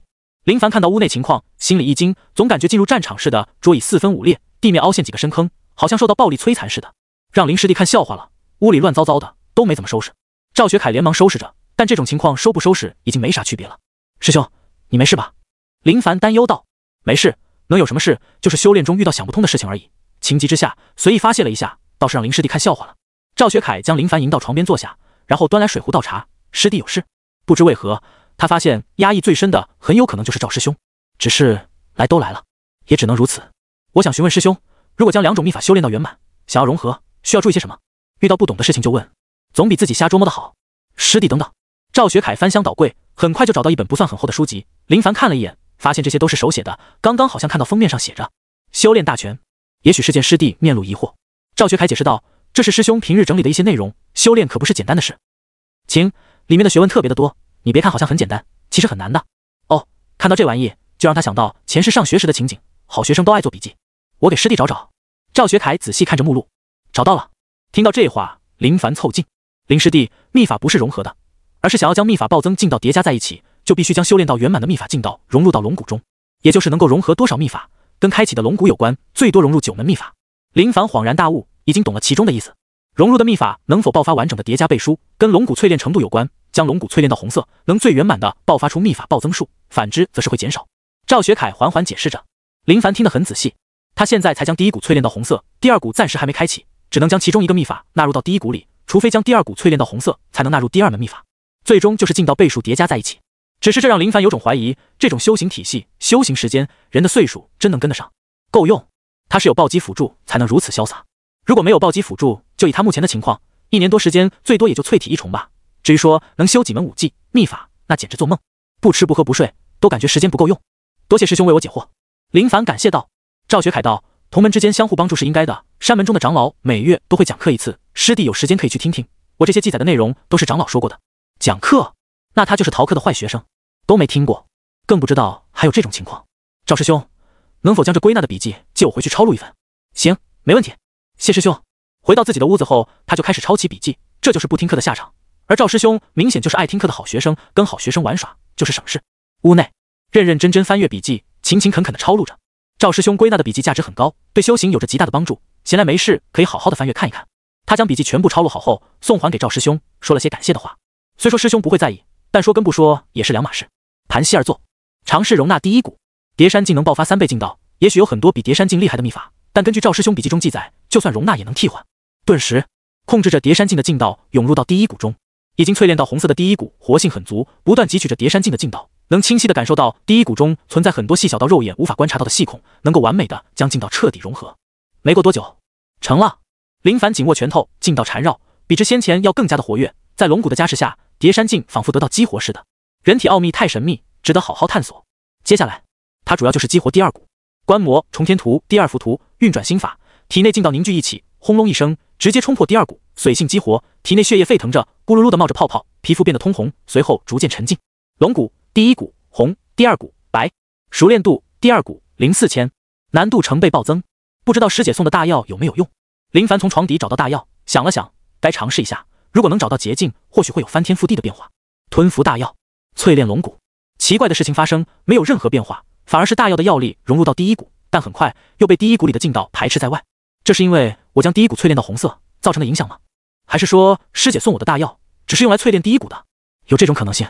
紧接着，林凡甩了甩脑袋，将这种不切实际的想法抛之脑后。林凡啊，林凡还能想着捷径不成？大药的确能加快速度，但这玩意可不是自己现在弄到的，就算能弄到，恐怕也需要消耗很长的时间，而且还要得罪很多人。我拥有暴击辅助，只要能耐得住性子，修炼所得比服用大药还要霸道。权衡利弊，做出最佳决定，静心修炼，不想别的事情，以防扰乱修炼的心。外界诱惑太大，师姐的诱惑，大药的诱惑，无时无刻都在勾引着他，稍有不慎就能打乱他的布局。深吸几口气，舒缓心情，开始修炼，淬炼龙骨。提示：触发10倍暴击。提示：第二股熟练度加10。随着他修炼龙骨，心静，呼吸平缓，一缕一缕白气缓慢从口中溢出。心神宁静后，脑海一片空明，隔绝一切，全身心投入到修炼中。日复一日，转瞬1月过去，外界的情况不会因为林凡在修炼有任何变化，该发生什么事情就发生什么事情。黄承思前来调查的统领跟使者被杀，引起很大的动静。郑贤超在乱葬岗处理好后续的事情，的确能隐瞒一阵子，但黄承思有着特殊的交流方式，在一定的时间里没有联系的话，就说明已经出事。正道宗庭内，山门3位长老很随意的喝着茶，赏着鱼，谈论着最近发生的事情。满头白发，容貌中年的陈虚长老目光深沉的看向远方。今日我们这片地界事情颇多，师兄师姐有何想法？他的目光落在另外2位身上。师弟，黄承思调查有异心的山门与我们无关，他们也不敢找到我们。最近青囊宗炼制出惊世大药，引来很多人的关注，这大药真能有那种效果？范进轻声询问着。身为正道宗为数不多的女性长老之一，在山门中的地位颇高，已经达到0点。虽然已经100岁高龄，但看起来还很年轻，这跟他修为深厚开辟出的龙骨激活髓性有着极大的关系。百号道：应该不假，听说青囊宗为了炼制这枚大药，派遣诸多好手深入的渊，折损很多高手才找齐材料。青囊宗一直搜集惊世大药的材料，早就有所想法，如今炼制成功，倒也不是意外之事。只是这枚大药能够让修行者将龙骨直接淬炼成红色，这未免也太惊世骇俗了。陈虚总感觉有些虚假。修行以来，谁都知道龙骨的淬炼难度极高，尤其是越往后，淬炼难度越高。类似他的情况，卡在一色间已经有10年之久，毫无进展。他知道这是代表他的潜力已经到头，只是心有不甘而已，想继续试一试。范进道：我那徒孙跟我汇报，最近数月，青囊宗开始提高大药外售的价格，短短这几个月就比曾经1年消耗的都要多，长久这样下去可不是办法。我准备去找那老头好好谈一谈，看他想搞什么。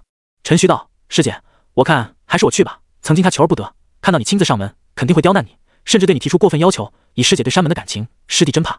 啪！范进对着陈虚后脑就是一拍，脑门震荡，就连平静的湖面都荡漾起波纹。这力道也就陈虚能承受，放在任何一人身上都得脑瓜子炸裂，血红一片。师姐，我就随口一说而已。毕刚。哦。百号摇摇头，负手而立，转动着指尖的黑戒，想着青囊宗的情况，突然提高大药的价格，肯定是有事情要做。你们不要争了，我去趟青囊宗，跟他们好好谈一谈。都是灵宗，应该不可能莫名其妙的针对我们山门。事出必有妖，很有问题。以如今山门大药的储存，支撑数年没有任何问题，但价格一直上涨，山门承受的压力也极高。莫非是跟黄承思有关联？只是应该不可能，希望是想多了。范进跟陈虚恭敬道：有劳师兄了。话音刚落，百号身影逐渐模糊，但对他们而言，却已经知道，就在这短短的片刻间，师兄已经到了山脚。师弟，山门弟子修炼的如何了？范进问道。陈虚道：暂时还未发现有任何奇才，内门中的李道端还是不错，4重正在淬炼第4股，快要金色，只是好像潜力快要尽，难以突破。范进道：他呀，倒是可惜了，第3股就差一步淬炼到红色。是啊，陈虚感叹着，想到李道端还是自己一位师弟的弟子，他就想将那位师弟的脑袋摘下来，连自己徒弟遇到这种事情都不知道，真是该死。修炼的日子依旧枯燥得很，他能明显的感受到身体跟精神在抗拒着，长久以来的修炼得不到释放，身心很是不愉快，有着绝对的信念，不允许任何情况影响到他修炼。他承认，现在修行的确很枯燥，但这一切都是为未来打基础。等修行到一定境界后，就能感受到实力强大所带来的愉悦。他也想狠狠地爽一下，但实力不允许，外界太危险，不确定因素实在是太多，因此还是将修为提升上去吧。时光匆匆，每时每刻都在流逝。修炼时也许天还亮着，但当睁眼时却已经是凌晨了。一直以来都是这样，但修行收获颇大。虽说还在淬炼第二股，但随着不断淬炼，第二股的活性被激活，实力增强，发展迅猛。以他现在的实力，已经属于一方高手，只是还不够。林师弟，此时门外传来熟悉的声音，那是吴师姐的声音。前段时间吴师姐外出，很久没有回来，没想到这么快就回来了。门外，吴师姐笑盈盈地看着林凡，许久未见，吴师姐有些变化，好像经历了一些风霜。师姐好，林凡微笑道。吴青秋嗯了一声，也不等林凡邀请他进去，就主动进来，好像回到自己家似的。进入屋内后，就看了一圈。师弟，又没时间收拾吧？我来给你好好收拾一下。只有屋内干净了，才能有好的心情修炼。如果是第一次的话，他会说师姐没必要这样麻烦，但这已经是第二次，他也知道师姐根本不会听他说的话，因此他只能无奈地耸了耸肩，任由师姐给他打扫屋子。师姐不是那种倾国倾城类型的，但属于那种耐看型的，越看越觉得好看的那种，而且有种气质，至于怎么形容不太好说，反正就是有味道。很快，师姐拿着抹布擦拭桌椅，细长白嫩的手指用来擦拭桌子倒是有点可惜了。师弟，你这里的灰尘好多，我离开山门才1个多月，就积累这么多灰尘，一看平时就知道从不打扫吧。师姐也不嫌得面脏，跪在那里，低着腰，高抬臀部，擦拭着柜子的边角。林凡看了一眼，随后转移目光，朝着外面看去，阳光照射下，脸色有点红，差点失更了。许久后，屋内焕然一新，不知是不是错觉，打扫干净的屋子，感觉呼吸起来空气都新鲜很多。多谢师姐。林凡想来想去，也就冒出这4个字而已。吴青秋笑着，师弟不用跟师姐客气。他知道师姐对他有意思，但修行这件事情是很重要的，他不想任何外界因素干扰到他。可是面对如此热情的师姐，他一时间都不知该说些什么好。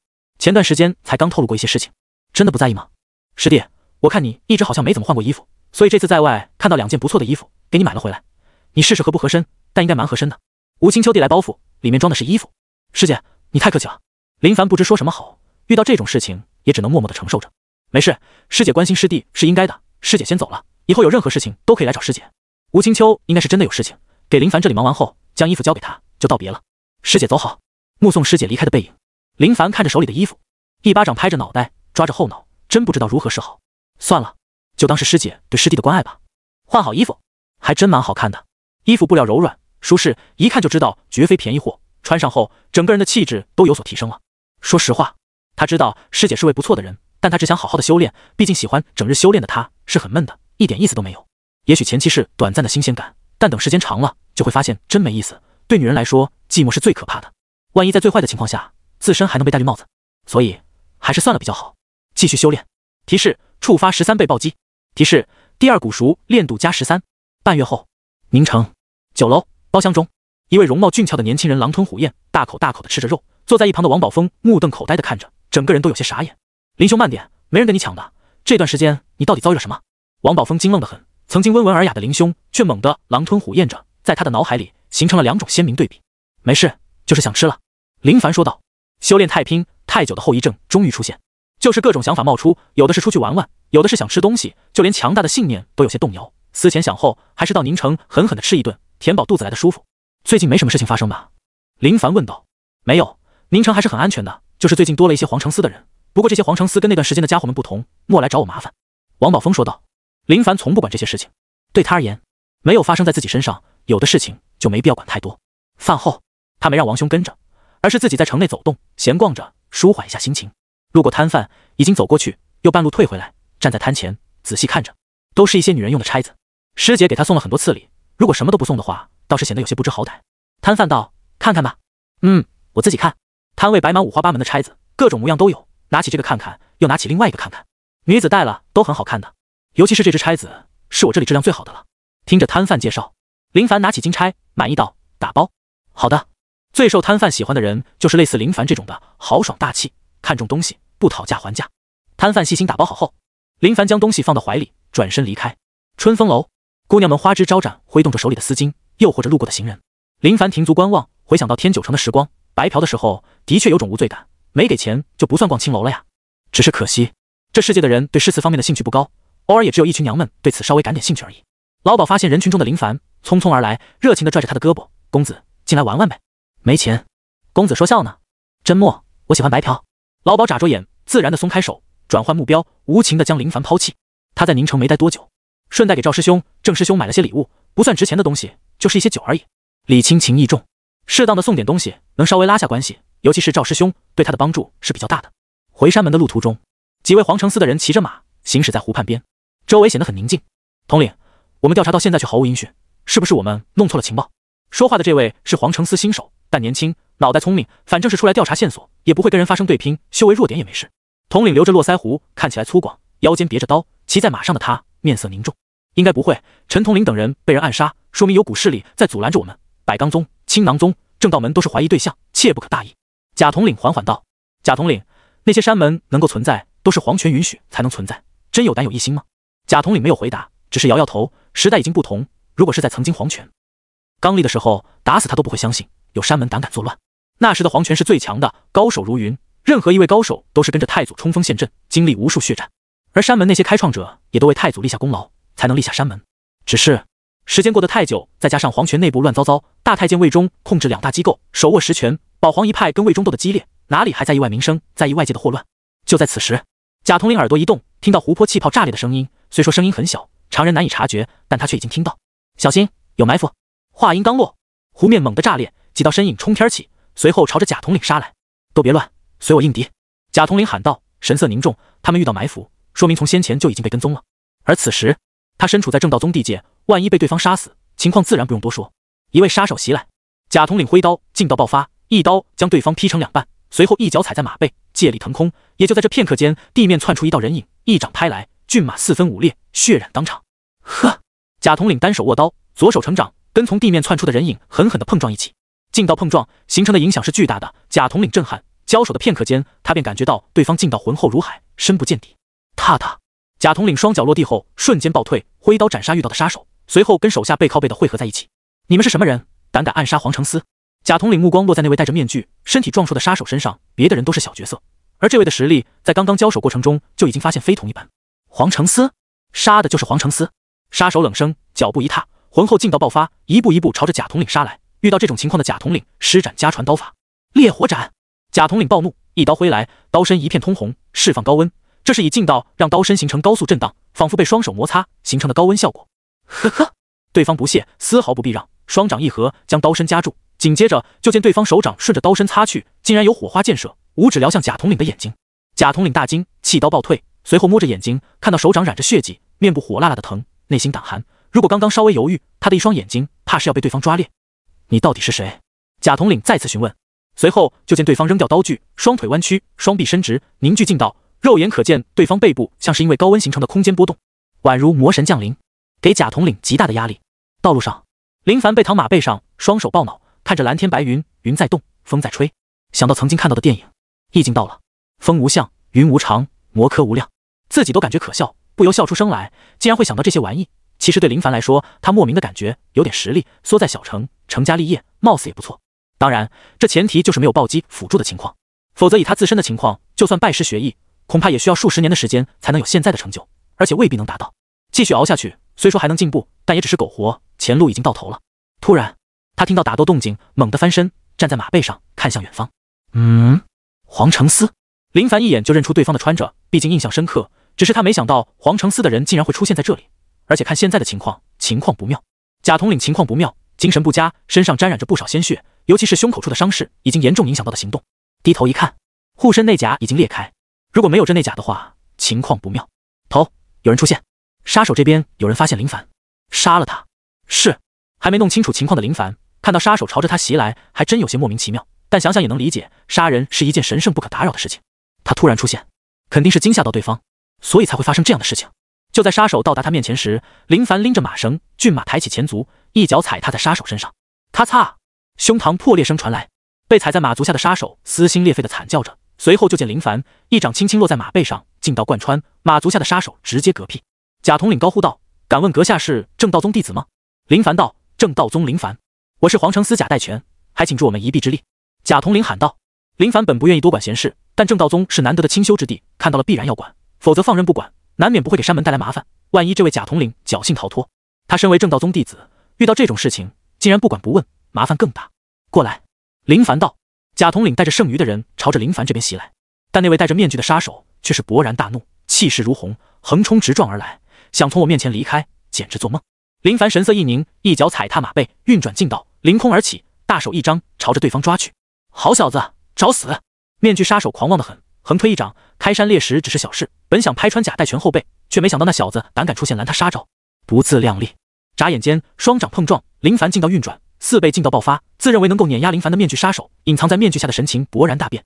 咔嚓，噗嗤，戴在脸上的面具裂开，一口鲜血喷出，身体倒飞出去，一切都发生在眨眼间功夫，太快，实在是太快，快得他都无法反应过来。好霸道的劲道！贾代全惊骇得很，将他逼到绝路的杀手，竟然被这位正道宗弟子一掌拍飞，想都不敢想的事情。紧接着，他看到面具下的那张脸，脱口而出：“铁手石文相，你竟然没死！”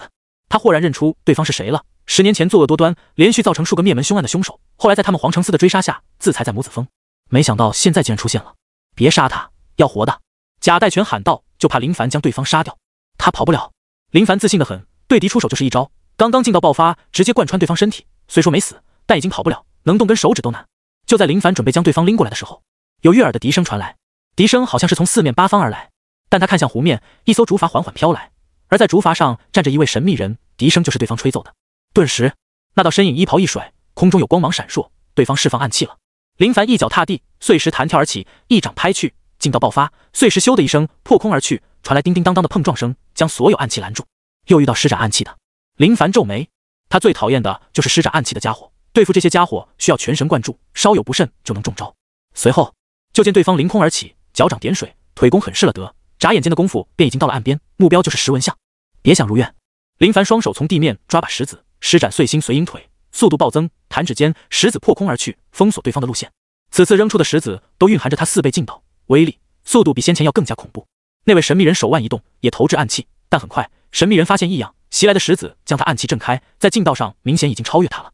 神秘人行动灵敏，凌空翻转身体，避开所有石子，略显震惊地看着林凡，显然是没想到对方的劲道竟然如此可怕。林凡拦住对方的去路，身后是躺着不动的石文相，前面便是神秘人。这些杀手都戴着面具，但这位神秘人却没有戴着面具，而是以真面目示人。本以为喜欢吹笛子的会是一位儒雅的人，但看清对方容貌时很是震惊。粗犷大汉，脸上有刀痕，眼神凌厉，杀气很足。如果先前是这位神秘人出手，贾代全他们会在最短的时间里死亡。你带不走他，我说的。林凡神情淡然得很，但已经在运转劲道，龙骨彻底激活，大量血气在体内沸腾着。对方是位高手，哪怕不是高手，他也会全力对待，绝对不会给对方任何机会。正道宗不该趟着浑水，既然你说不该，那你不该让皇城司的人死在正道宗范围内。各退一步，将他交给我，皇城司的人交给你。好。话音刚落，林凡扬起一把灰尘，这把灰尘早就在手里拽着，只是对方修为已经洗髓，劲道爆发，这些灰尘就是小儿科。双方队长劲道碰撞，大汉的实力境界比他要高，但劲道没有他这般浑厚。林凡发现对方脚法有变化，好像是无法抵挡他的劲道，而在卸掉他爆发出去的劲道。知道不行，林凡以掌换拳，快速轰击对方掌心，砰的一声，就见大汉暴退，单脚落地，一步向后踏去，脚后地面砰砰作响，连续爆炸数次。大汉不敢大意，好霸道的劲道，竟然挡都挡不住，只能借助化劲之法卸掉一部分，但剩余的劲道还是贯穿他的身躯，让他手臂有些发麻，体内的肾脏都受到震荡，有丝损伤。林凡从不会给敌人任何机会，直接出招，四合掌呼啸而来，掌风阵阵，以他现在修为施展出来的四合掌早就凶猛万分，哪怕是掌风都已经能伤人。刚开始他还能跟林凡对拼的有来有回，但渐渐的他就有些承受不住林凡的劲道，对方的劲道有问题，震荡、穿透等等，都说明眼前这正道宗家伙已经将秘法修行到极高的境界。抓住机会，一掌拍向对方胸膛，手掌落下，劲道护体，感觉不对，五指一抓，撕开对方的衣服，赫然发现对方身上竟然穿着倒刺内甲。而躲过一劫的大汉向后退去，低头一看，内甲暴露，脸上浮现一丝怒色。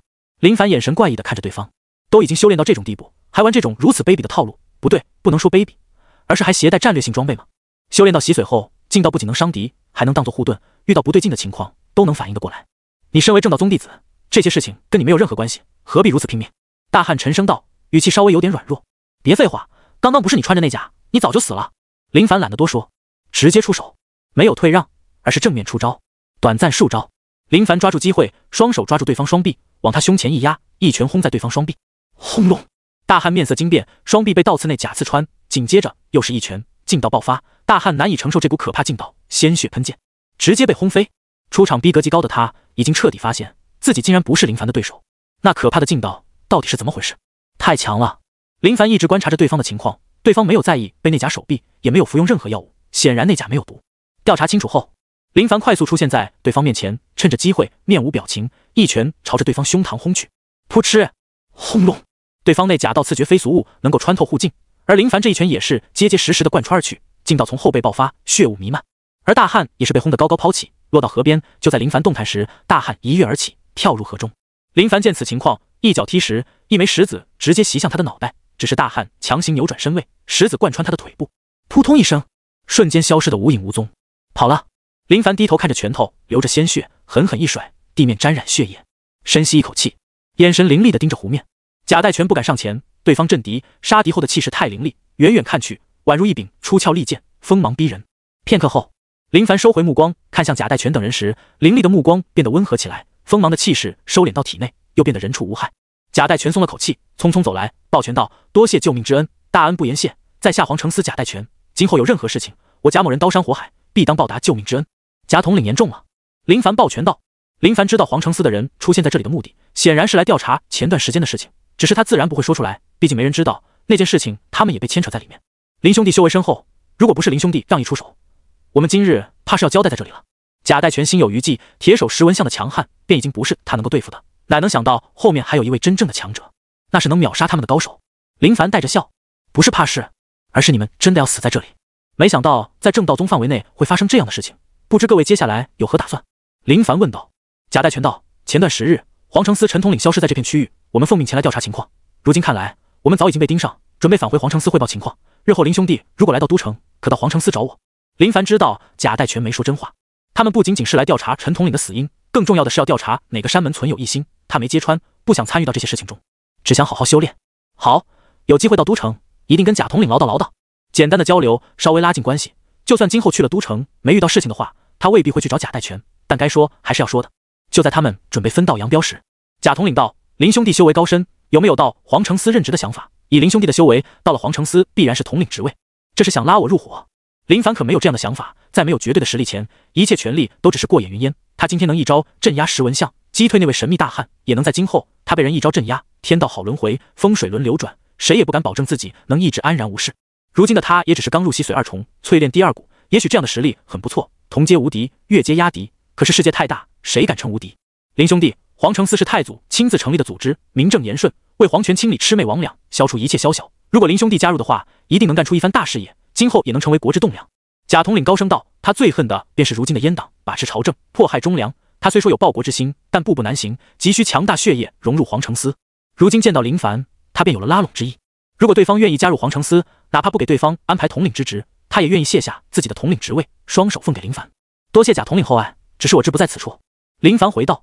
贾统领略显遗憾，抱拳道：既然如此，便不勉强林兄弟，有机会一定要来都城，到时跟林兄弟把酒言欢，好好的喝上一喝。好，到此。林凡吹着口哨，不远处的骏马飞奔来，随后上马离开。贾统领目送林凡离开的背影，多好的苗子，如果能拉入皇城司该多好。山门回来后，他将买来的酒送给郑师兄跟赵师兄，算是礼尚往来。虽说这些东西一点都不贵重，但也代表着林凡的心意。师姐在吗？林凡站在门外敲着门，片刻间就连林凡都没反应得过来，屋门就打开了。吴青秋满眼惊喜地看着林凡，他没想到师弟竟然主动来看他，这还是第一次。师弟有什么事情吗？师姐，这是我在宁城给你买的礼物，你看看喜不喜欢？林凡将包装好的礼盒递到师姐手里，而就在此时，吴青秋惊声道：师弟，你的手怎么了？听到师弟送他礼物，他自然很开心，但看到师弟手背时却露出心疼之色。没事，回来的时候遇到一些小事，已经解决了。凡没有多说，以防有多事端，他不想说遇到皇城司的人被追杀，而他出手相助，说跟不说没任何区别，所以选择不说。吴青秋将林凡拉进屋内，就翻箱倒柜，找到纱布，仔细的给林凡包扎伤口。到底是谁敢在正道宗范围内伤我师弟？该死！眼中杀意极重。师弟，那人现在在哪？我给师弟报仇去。林凡急忙道：师姐，没事，我都已经解决了。师姐看看我给你挑选的礼物如何？如果不合适，我好换掉。只要是师弟送的，不管什么，师姐都喜欢的很呢。说的好直白。林凡又不是傻子，哪能听不懂其中的含义？只能笑着化解师姐如此直接的告白。拆开一看，哇，好漂亮的钗子！师弟真懂我的心，我一直都想要钗子。吴青秋看到钗子，满脸喜悦，眼睛闪着星星。师姐喜欢就好。林凡微笑道。吴青秋将钗子戴在头上，师弟，你看好看吗？好看。得到林凡的赞许，吴青秋心情好得很，哪怕刚刚是在修炼，久久无法淬炼到下一个阶段，却因为林凡送的钗子，将郁闷心情一扫而空，满心欢喜。师姐，那我先回去了。林凡想着回去修炼，该送的都已经送到，回去修炼才是正事。师弟，慢走。吴青秋看着师弟离开的背影，脸上的笑容就没有消散过。随后沉思起来，他发现师弟刚刚站着地方有淤泥，骑马回来怎么可能碰到淤泥？肯定是在途中下马。宁城到正道宗的路线里，好像只会经过一条湖泊，肯定是在那里遇到麻烦的。夜晚，正道宗地界内，山洞中，该死的正道宗，老子跟你势不两立！大汉包扎好腿部的伤口，凶神恶煞地想着白天发生的事情。如果不是他果断落水，真的要交代在那里。篝火火光照耀着大汉狰狞的面部，伤势极重，对方劲道太猛，根本没法抵挡，直接就是贯穿。如果不是那甲保护，早就死了。突然，大汉汗毛竖起，不知何时，眼前出现一双脚。他猛地抬头，发现一位女子站在篝火前。你是谁？他没想到，竟然有人悄无声息地出现在他面前。我师弟是你所伤吧？啊，应该就是你。你这混蛋，竟然伤害我宝贝师弟！我要狠狠地折磨你，让你尝尝我师弟手背之伤是有多么的疼。顿时，山洞里，在火光的映照下，山洞墙壁上出现黑影，紧接着便是惨叫声响彻。他想不明白，对方是怎么找到他的。屋内，林凡安静地修炼着。淬炼龙骨需要时间，不是短时间内就能淬炼到完美的，需要的是时间。整体来说，正道宗是他目前最佳选择。首先，这山门内部情况相对友好得很，师兄师姐间都很和谐，也愿意帮助他，这让他在修炼中遇到一些麻烦时还能有询问的人，还真挑对了山门。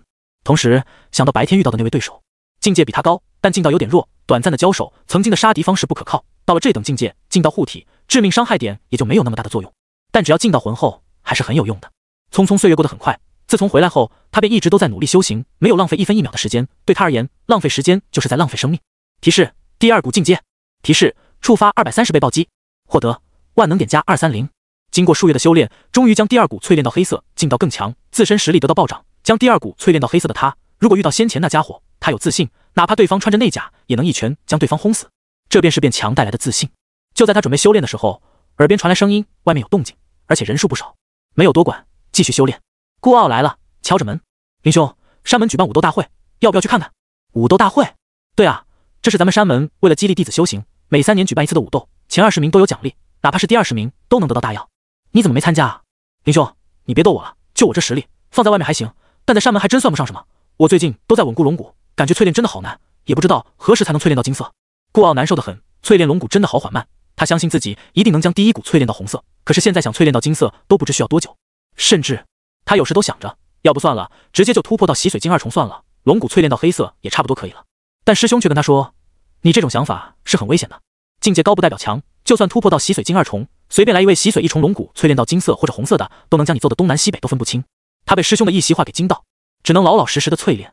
林凡见顾傲进展得如此缓慢，对其表示无奈，更是庆幸自己幸好是位对修行有着绝对信念的人，不分时候都努力修行。反观顾傲，数月前就徘徊在黑色，到现在还是如此，看来这龙骨淬炼难度的确很高。顾兄，我认为我们应该好好修炼，静下心来，不要想着外界任何事情就说此次武斗，既然知道没资格参加，就该更加发愤图强，而不是前去看热闹，浪费时间。林凡希望顾傲能够明白，别的师兄都愿意点醒师弟，而他跟顾傲共同入山门，对方除了偶尔会来打扰他修行，倒也是友好的很。因此，身为同门，稍微跟对方说声也是无可厚非。当然，他没说多，毕竟在顾傲心里，咱们两人相处在同一个位置，你老是劝我，容易让对方心里产生一种不耐烦的心理，从而产生不好的影响。顾傲沉思，随后恍然大悟，林兄说的有道理啊，我以前还真没想到这些呢。顾兄，不是我显摆，如今我已经将第一股淬炼到金色了。啊，顾兄的天赋比我要高，我能比顾兄提前淬炼到金色，也只是将平日的时间用在修炼上，所以顾兄多次邀我外出，我都拒绝，不是不愿跟顾兄深交，而是真的一直在修炼中。顾傲有些羞愧道，原来如此，我先前还想林兄是不是不愿跟我深交，原来是这原因，今天我才算明白，林兄对修炼之事竟然如此刻苦。林凡点点头，你能明白就好，以后你也给我好好修炼吧，别没事有事的就朝着我这里跑来。他就是希望顾傲能够跟他一样安心修炼，别想那么多。同时对顾傲来说，他很是震惊，没想到林兄竟然修炼到金色，这未免也太厉害了吧。他可是听说了，淬炼龙骨想要提升一色所需要的时间可是很漫长的。顾兄，这枚大药赠送于你，希望你能早日淬炼到金色。师姐送他2枚大药，一枚尝试性的服用，如今还有一枚，原本是想留着当做个纪念，至于说要将这大药贩卖出去，此事万万不能做，一做就得出事。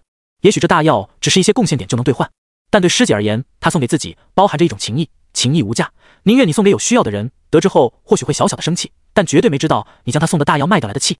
顾傲看到此药，眼睛瞪得滚圆，神情发生变化，有贪婪，有震惊，有感动。随后顾傲推辞拒绝，林兄，此丹万万不可，你还是收着吧。林兄对我知情，我已经明白，我很感动，但这枚大药意义非凡，我是不可能拿的。而且林兄如今已经将龙骨淬炼到金色，后面修炼还需要用到，林兄留着自己用就好。我先不打扰林兄了，告辞。没等林凡多说什么，顾傲转身离开。林凡看着顾傲离开的背影，仔细看着，好像发现顾兄抬手抹了下眼角，是感动的落泪了吗？砰！关门修炼，山门武斗是那些高手的事情，跟他林凡没任何关系。师姐送的这枚大药，他自然是好好收。胡婷，师兄，3年一次的弟子武斗，不去看看吗？陈虚询问着。自从师兄从青囊宗回来后，便好像有所心事。他跟师姐范静研究过，终究没有想明白其中到底发生了什么事情。白浩双手背负，目光盯着湖面，受制于人，不如靠自己啊，师弟。你说咱们山门如果也有炼药这方面的研究，可行不可行？啊！陈虚愣神，仿佛没想到师兄竟然会问这样的话。师兄，咱们能行？试一试或许能行，但起步为零，耗资巨大，稍有不慎，连个水花都未必能看到。不试一试谁知道呢？就在此时，一只信鸽从远方飞来，停在不远处的枝干上。白浩抬手，信鸽被吸到掌心，从爪子处取下信，仔细看着，神情有丝变化。有人要害我们山门。信是从皇城司传来的，有山门弟子是皇城司的高手，遇到一些跟山门有关的事情都会传信过来，只是从山门离开加入皇城司的，并不能接触到皇城司核心，只能算是高级的打工仔。师兄，谁要害我们？陈虚问道。白浩道，有弟子传信，月前皇城司假带全甲统领出现在山门地界内，遭遇杀手，险些丧命，好在遇到山门一位弟子将他们救了，否则人死在我们这里，对我们而言终究有点问题。好家伙，还真敢在正道宗领地上杀人。陈虚很想知道到底是谁干的，来过一次还想再来一次，真以为正道宗好欺负不成？师兄，那位弟子是谁？得好好奖赏。没说，还真是可惜的很。不过师兄，你刚刚说要试一试炼药，我看还需要找点精通此道的人来。我有位朋友倒是会炼大药，但就是不知愿不愿意帮忙。你是说药人胡杜山？没错，就是他。你这位朋友听闻脾气很古怪，古怪是古怪了点，但那是别人没有抓住他的命门。我知道他的命门，看到我比谁都要乖巧，可以试一试，看他愿不愿意帮忙。夜晚，淬炼有所进步，推开门，坐在门槛上，呼吸新鲜空气，随后抬头看着夜晚的明月，真是寂寞的夜晚。修炼就是这样，容易枯燥，但应付枯燥就是看看月色。来到这世界也有1年多时间，对他而言，时间过得真快。床前明月光，疑是地上霜，举头望明月，低头是故乡。真特么的好事。修炼，砰！关门。如果有人路过，绝对会露出惊叹之色，此人有病。1月后，长时间修炼后，林凡推开屋门，朝着外面走去。遇到同门的时候，他会微微点头，算是打过招呼。只是对那些被打招呼的弟子来说，他们满脑子疑惑，这人是谁都没有见过。离开山门，到了山脚下，到处走走，没有任何目的，就是放松心情，从而好更容易的投入到修炼中。他对现在的情况很是满意。此时，他看到一位满头白发却有着中年人脸的男子走来，对方看似好像平平无奇，但从走路的风范来看，这是位高手。他知道修行到极其高深境界时，能够提高寿命，维持容颜。林凡恭敬站在一旁，虽然不知对方是谁，但看情况应该是山门高层。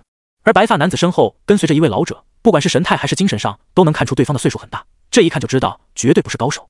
如果是高手的话，绝对不会让自身身体维持在衰老的状态下，这对自身有着极大的影响。就在林凡以为对方要从他身边路过的时候，却在视线里看到一双脚站在他面前。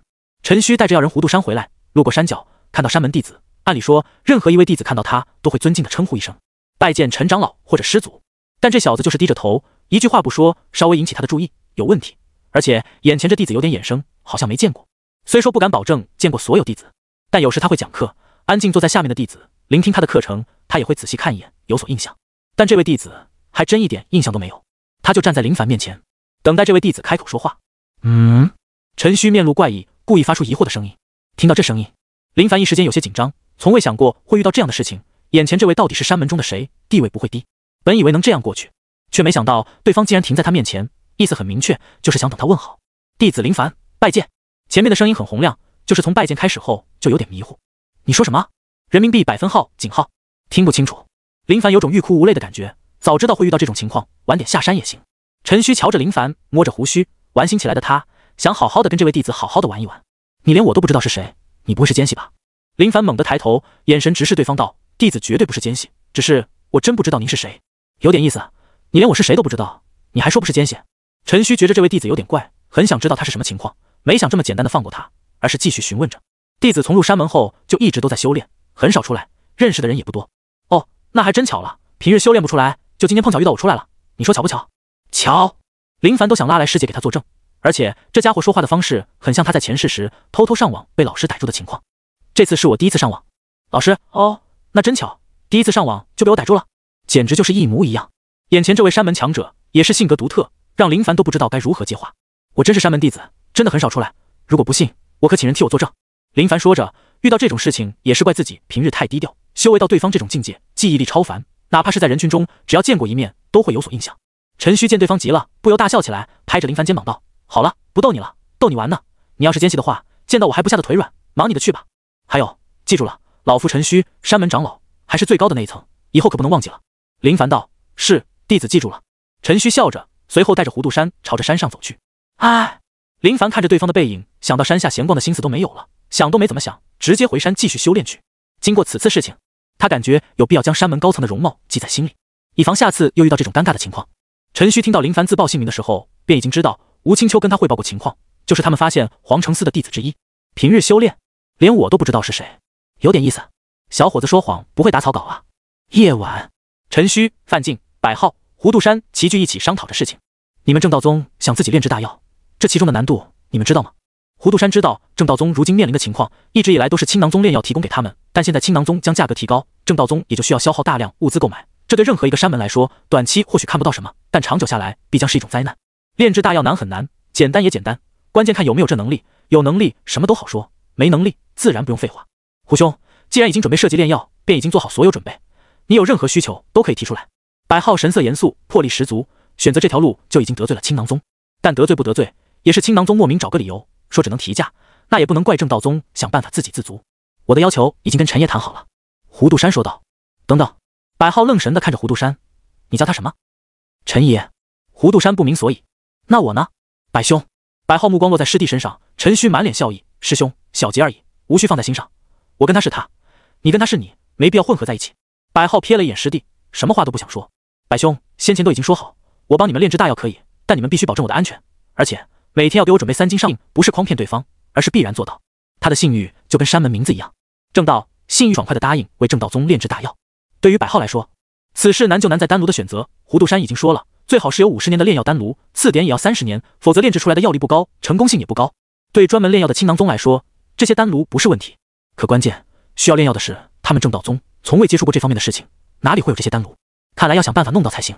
胡杜山愿意跟随陈虚出来，原因不仅仅是陈虚，还有最重要的原因就是他修为不行，气血渐渐下降的厉害，想要继续活着就必须补充气血。那枚万血丹就是一枚真正的神药，可惜炼制的材料实在是太多，有的是他都难以找到的，因此他毫不犹豫的就跟陈虚来到正道宗。山门名声在这，也不会骗他，否则换个山门，他想都不会想，也许做到最后就是一个工具人而已。弟子院落，月色风景优美，如今的正道宗很是宁静，对未来充满希望的弟子都在努力修炼，很少有人早早入睡。前段时间被林凡点醒的孤傲也开始认真修炼了很长一段时间，他没有将所有心思放在交际上，只是偶尔会跟师兄师姐们联络下感情，其余时间都放在修炼。当然他会接点山门任务，兑换一些大药用来加快淬炼龙骨，只是不能一直借助大药的药力，在洗髓一重的情况，2枚大药就能够用，服用多了未必有好处。对林凡来说，孤傲真的没来打扰过他，如果知道此时的情况，应该会很欣慰。只要身边有努力的人，那往往都会将别人带动一起努力。屋内提示触发34倍暴击，提示第2股熟练度加34，熟练度慢慢涨幅，能够清晰感觉到自身实力的进步，真的有种难以明说的爽感。曾经念书的时候，他从未有过这样的感觉，但在游戏里却有深刻的感受。操作一位新英雄，刚玩的时候都会有下饭的操作，但玩着玩着就发现对英雄的理解越来越深，最后逐渐总结出适合自身的打法。如果有熟练度的话，应该是这样的：英雄熟练度加1，加1，加1，就是类似这种情况的。短暂的修炼结束，林凡下床倒杯水，咕噜噜的喝掉，喉咙太干，淬炼龙骨时血液都在沸腾，身体温度增幅，舒服是舒服，唯一坏处就是容易渴。简单解决后，时间还早，继续修炼，没有必要早早睡觉。以现在的体魄跟精神，每天睡2个小时都已经算是长久的睡眠。开启龙骨后，髓性活跃，能够给身体提供源源不断的新鲜气血，增强体质，提高精神，哪怕很劳累，也能在极短的时间里恢复精神。所以越强的人越厉害，只要努力就很难被后面的人追上。外面，陈虚静静地靠在窗前，手指戳个洞，偷窥地看着。就算如此近，可林凡愣是就没有发现，这小子还真大半夜的修炼啊。陈虚好奇得很，就想看看这小子能修炼到什么时候，但渐渐的天都快要亮了，才看到林凡简单收拾一下，直接躺着睡觉。陈虚见山门还有如此拼命修炼的弟子，颇感诧异。刚刚感应一下，耳边传来很多轻微的呼吸声，周围那些院落里的弟子都早早睡觉，没有像他这般努力的。但这只是初次偷窥，算不上什么，也许是特殊情况造成的，也说不准。连续数日后，甚至到半月后，陈虚每晚都会站在林凡窗前，安静的偷窥着，距离就跟林凡相隔数米而已。虽说隔着一堵墙，但林凡还真就没有一点感觉。类似这种高手想要杀掉林凡，的确很是简单。渐渐的，陈旭留心了，他闲得慌没事干，观察到现在，已经彻底明白这小子到底是何等的恐怖，对修炼的信念已经达到一种让他都难以想象的地步。但凡他年轻时能够有他一半努力，恐怕现在的大师兄都得在后面追赶他。人才，这是真正的人才啊！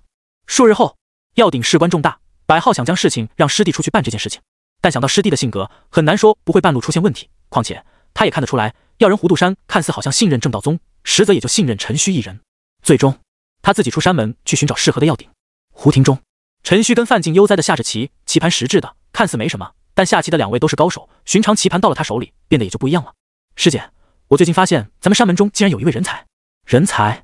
对，就是人才。我观察好一段时间，他对修行有着绝对的信念。我是真没想到，竟然在咱们山门中有弟子对修行如此执着的。我观察他半个月，发现他在这半个月的时间里，除了吃饭拉就是修炼，每天好像只睡1-2个时辰，太可怕了。师弟，陈虚面露疑惑。按理说，师姐听闻肯定会露出惊讶的神色，可现在表现得如此淡定，又是什么鬼？你就真的这么闲吗？师姐，我这怎么闲了？发现一位人才弟子，不是很好吗？你说的人才，就是日夜不断的修炼吗？没错。你说的也对，能如此耐得住性子修炼，的确是人才。但你所说的这种人才，只要想找，天下之大，整个百善山都装不下。师姐，我不赞同你说的这些话。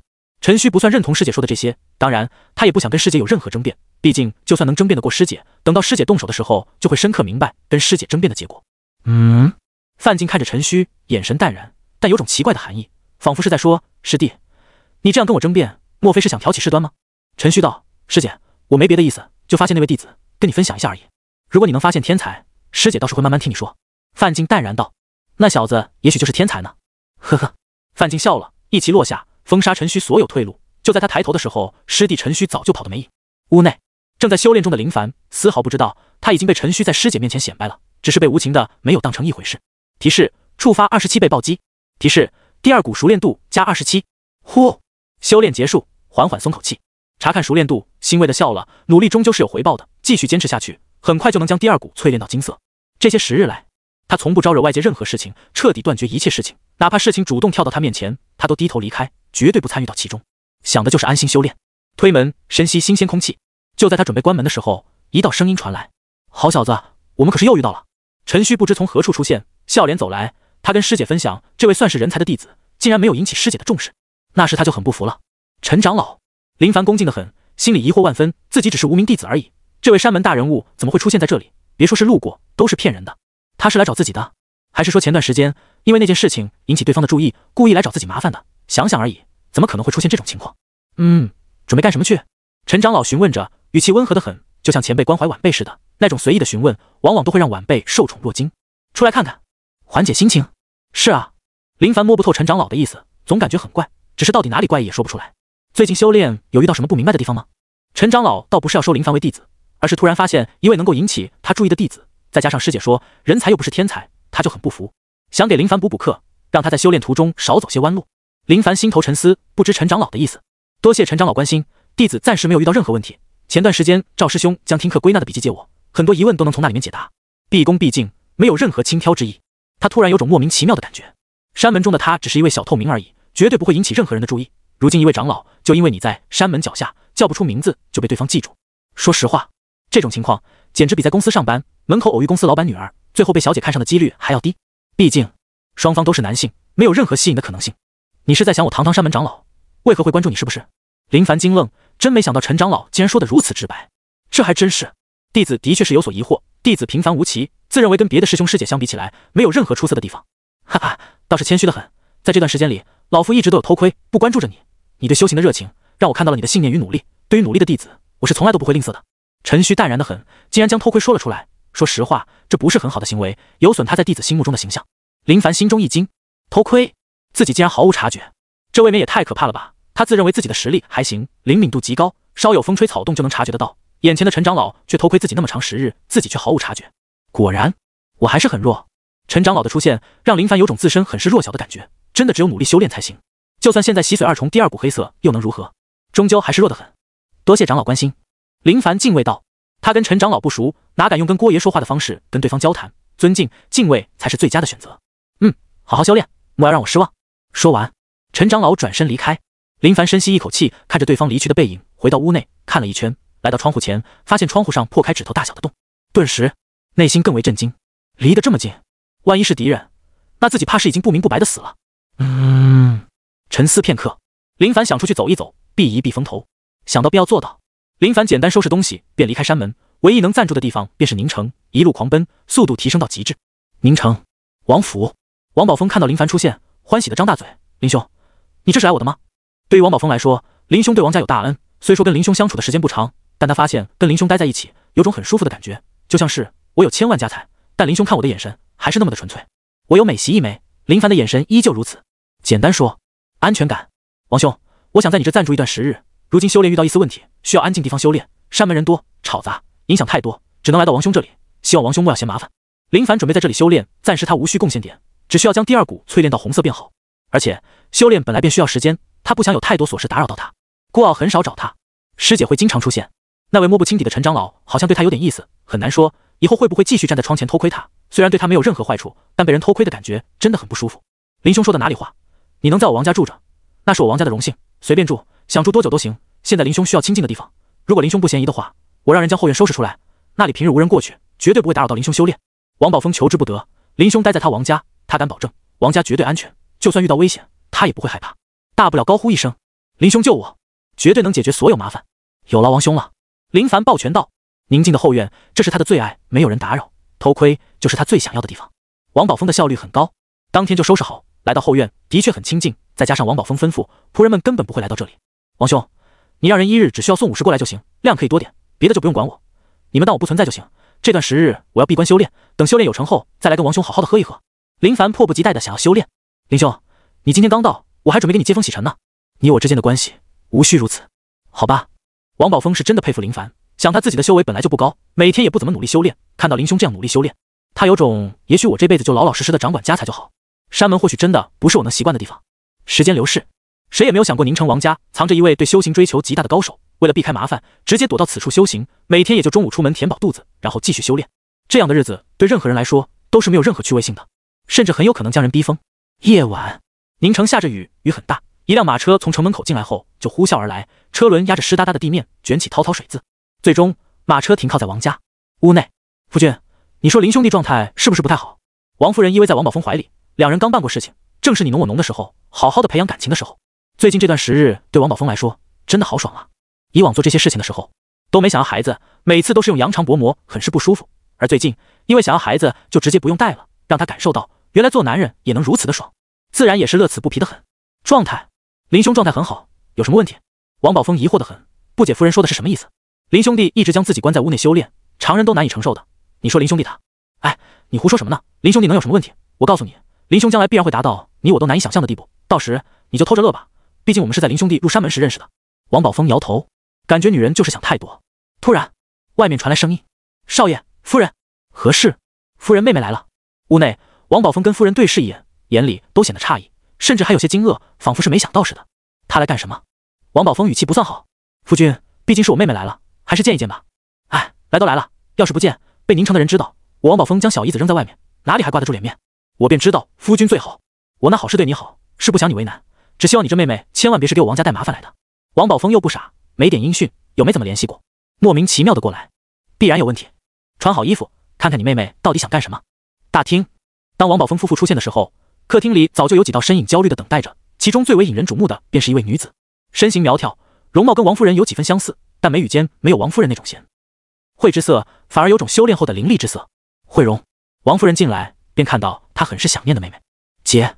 慧荣见到姐姐后匆匆跑来，压抑在心里的那口气猛地松开，随后看到跟随姐姐一起来的王宝峰。姐夫。王宝峰神情淡然道，这大半夜的还冒着雨，你们是怎么来的？态度很平静，没有丝毫见到小姨子的喜悦，至于跟随的那几位，他都不想知道他们是谁。王夫人知道夫君对她娘家的气，也知道当初受了不少的冷嘲热讽，也没有责怪夫君，而是拉着慧荣的手，怎么这么凉？管家，你吩咐下去，弄点姜茶过来。是，夫人。管家应道。妹妹，这位是你的孩子。王夫人见跟随妹妹来的几位都有些陌生，而且还有孩子，这倒是让她有些惊讶。慧荣将孩子拉过来，这是大姨，姨丈，男孩也就6、7岁左右，怯生生道，大姨，姨丈，真乖。王夫人摸着孩子的脑袋，温和道。王宝峰气是气，但也没跟孩子置气，还是回应了下。不过这让王宝峰有点小小的诧异了。当初那时小姨子可是单身啊，几年没见，孩子都这么大了，这速度够快的。至于自家娘们都已经这么长时间了，还没有反应，莫非是我不行？爹，睡了吗？爹，睡着了吗？王宝峰在外敲着门，突然门开了，王老爷子眼神阴沉地盯着王宝峰，像是要将他撕碎似的。爹，没睡就早点开门，害我在外冻了半天。王老爷子深吸一口气，没办法，自家孩子，忍住，一定要忍住，千万不能冲动。爹，绣房娘家来人了，她妹妹来了，还带了孩子过来，我想跟你商量一下，我感觉不对劲。王宝峰将心里的疑惑说出来。说实话，他真的怀疑对方是来逃难的。他们家不是已经跟绣房断了吗？半夜3更冒着雨过来，到底是因为什么事情？王老爷子也感觉有点问题。按理说这些年来儿媳家就已经彻底跟他们断了，都没有来过，如今突然出现，说明问题很严重。不知道，只有等秀芳跟他聊过，我好问问。王宝峰沉思着，绝对没什么好事，真要有好事，也轮不到他王家。厅内，他们喝完热腾腾的姜茶后，身体暖和很多。刚见到妹妹的时候，王夫人很激动，很喜悦，但渐渐的，她仿佛是想到什么似的，心情平静很多，没有主动开口，而是等着妹妹开口。姐，我想请你一件事情。苏慧荣放下瓷碗，目光落在姐姐身上，她从姐姐的眼里看到了幸福，那是对现在生活满意的眼神。你说。我想将这儿交给姐姐，希望姐姐能帮我抚养成人。王夫人点头道：好，姐姐可以帮你将她养大成人，当做自己的孩子。谢谢姐姐。不用谢，你我姐妹，这点事情姐姐还是能够办到的。你要连夜离开，只是外面雨大，我让管家给你安排好点的马车，至少能够保证你们不受风寒。先前慧荣跟她说将俊儿留在这里就要离开，其实对慧荣来说，她希望姐姐能够将她挽留下来，看在姐妹的份上收留她，保护她。只是没想到姐姐竟然问都不问发生了什么事情，只答应将俊儿留下，这完全就是不按套路出牌。姐，你真舍得我离开吗？也许这将是我们最后一次见面了。说着说着，苏慧荣泪水挂在脸上，紧紧地拽着姐姐的手。妹妹，这里才是我的家，你该明白，我不能给这个家带来麻烦。自从那以后，我便跟苏家断了关系，如今我唯一能做的便是给苏家留个后。慧荣震惊道：姐，你知道发生了什么事情？你带着孩子连夜赶来，虽然不知发生了什么事情，但应该也是灭门之灾，苏家惹了不该惹的人了。王夫人善良仁爱，可是不代表她傻，知道收留妹妹的结果，怕是会给王家引来祸害。如果她是独身一人，拥有家财万贯，的确会将妹妹留在身边。既然死，那便一起。但如今她所有事情都得从王家考虑，不能因为顾及姐妹之情，将夫君、公公等府内众人的性命置之度外。扑通！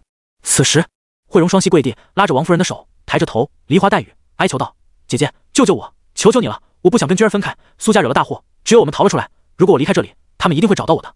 站在身边的君儿也是跪在旁边。咦，我不想跟娘分开。原本还算宁静的大厅充满哭声跟哀求的声音，王夫人爱声不断，始终没有答应妹妹的要求，不是她心狠，而是知道一旦答应，后患无穷。如今能够将妹妹之子留下来，已经是冒险，这也是她身为姨唯一能做的事情。此时，早早等待媳妇回屋的王宝峰见媳妇久久未归，心里疑惑得很。陡然间，他担心媳妇心软，起身穿好衣服，朝着大厅走去。刚到大厅就听到哭啼声，他便知道大事不妙，这种哭闹绝对会让媳妇心软的。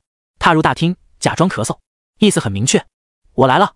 但就在他踏入大厅的瞬间，小姨子竟然直接跪着来到他身边，抱着他的腿便哀求着：姐夫，求求你救救我，苏家就剩下我跟娟儿了，你跟姐姐说说，让她将我留下吧。王宝峰看向媳妇，发现媳妇不断的唉声叹气，他便知道媳妇这是动了恻隐之心，希望自己没有来迟吧，否则就是给王家带来麻烦了。姐夫，你说句话吧，以前你跟姐姐相爱的时候，还是我经常给你送信呢。王宝峰无奈，现在这情况能混谈在一起吗？虽然还不知道到底是什么事情发生在你们苏家身上，但看你现在这模样，便知道绝对不是好事。所以次日清晨，提示第2股进阶，提示触发233倍暴击，获得万能点加233。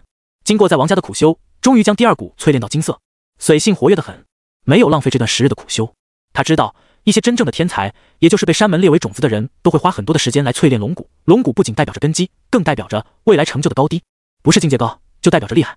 往往如果能够将每一节龙骨都淬炼到圆满，而又在同等境界的情况下，龙骨淬炼程度的差距往往是数十倍、100倍的劲道区别。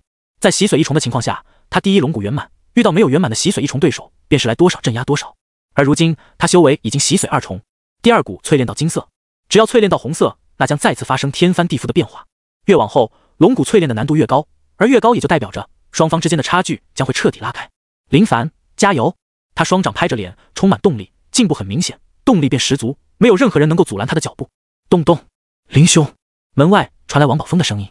林凡笑着开门：王兄来得刚好，我修为大进，本想跟你好好的喝一喝，但想想还是继续努力修炼，等真正大成的时候便跟王姨。你怎么了？脸色不太好啊。在林凡心中，王兄为人很是不错，仗义得很，在这种动乱的江湖中，能结识这样的富家公子很是难得，所以他还是珍惜这份友谊的。如果王兄遇到事情，力所能及之内绝对帮忙；如果帮不了，便会安排王兄跟他暂到正道宗避避风头，等修为大涨后回来帮王兄报仇。君子报仇，10年不晚。说得很有道理。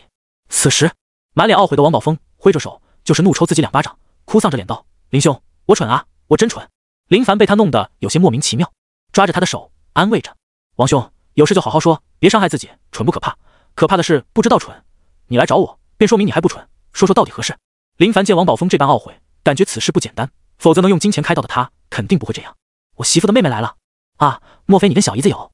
林兄，听我说完，不是你想那样，我王宝峰算是正人君子，岂会干出这种人人想干的事情？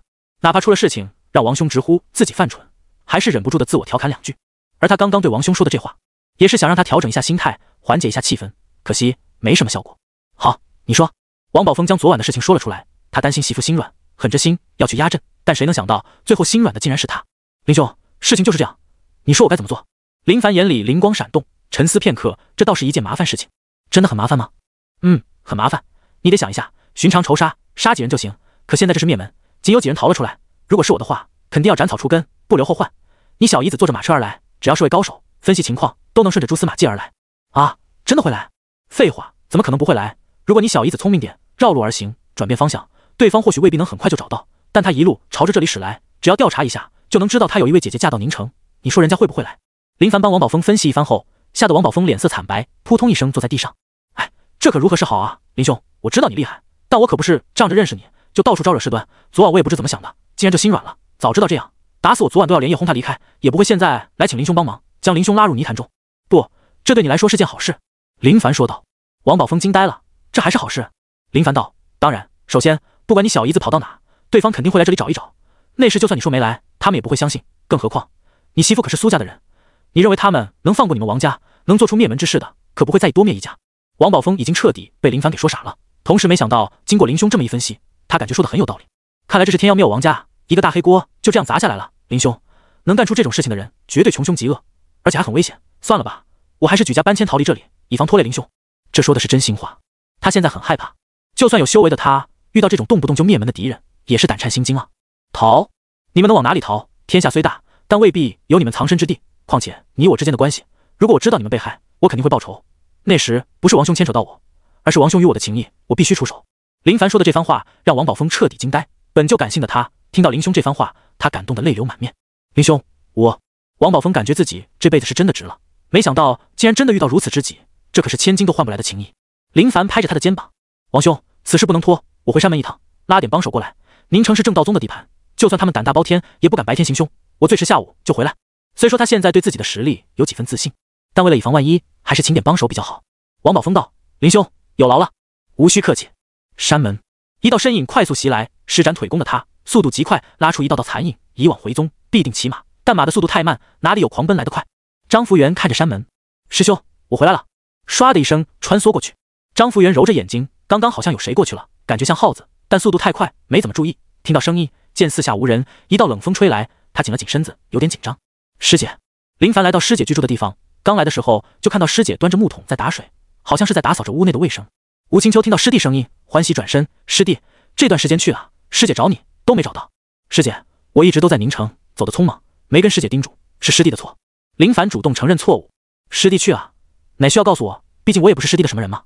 吴青秋见师弟认错，仿佛是想多了点，说话的神情有些害羞。我是师姐的师弟，师姐对我关照有加，师弟未通知师姐就出山，让师姐担心了。林凡说道。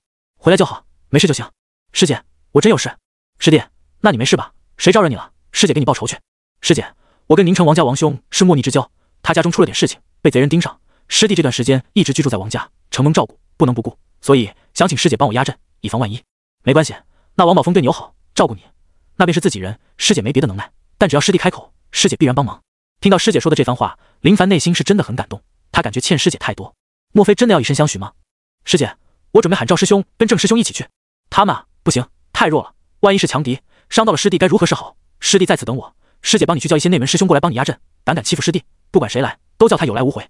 陡然间，林凡看到师姐说这番话的时候，眼里竟然冒着浓烈的杀意。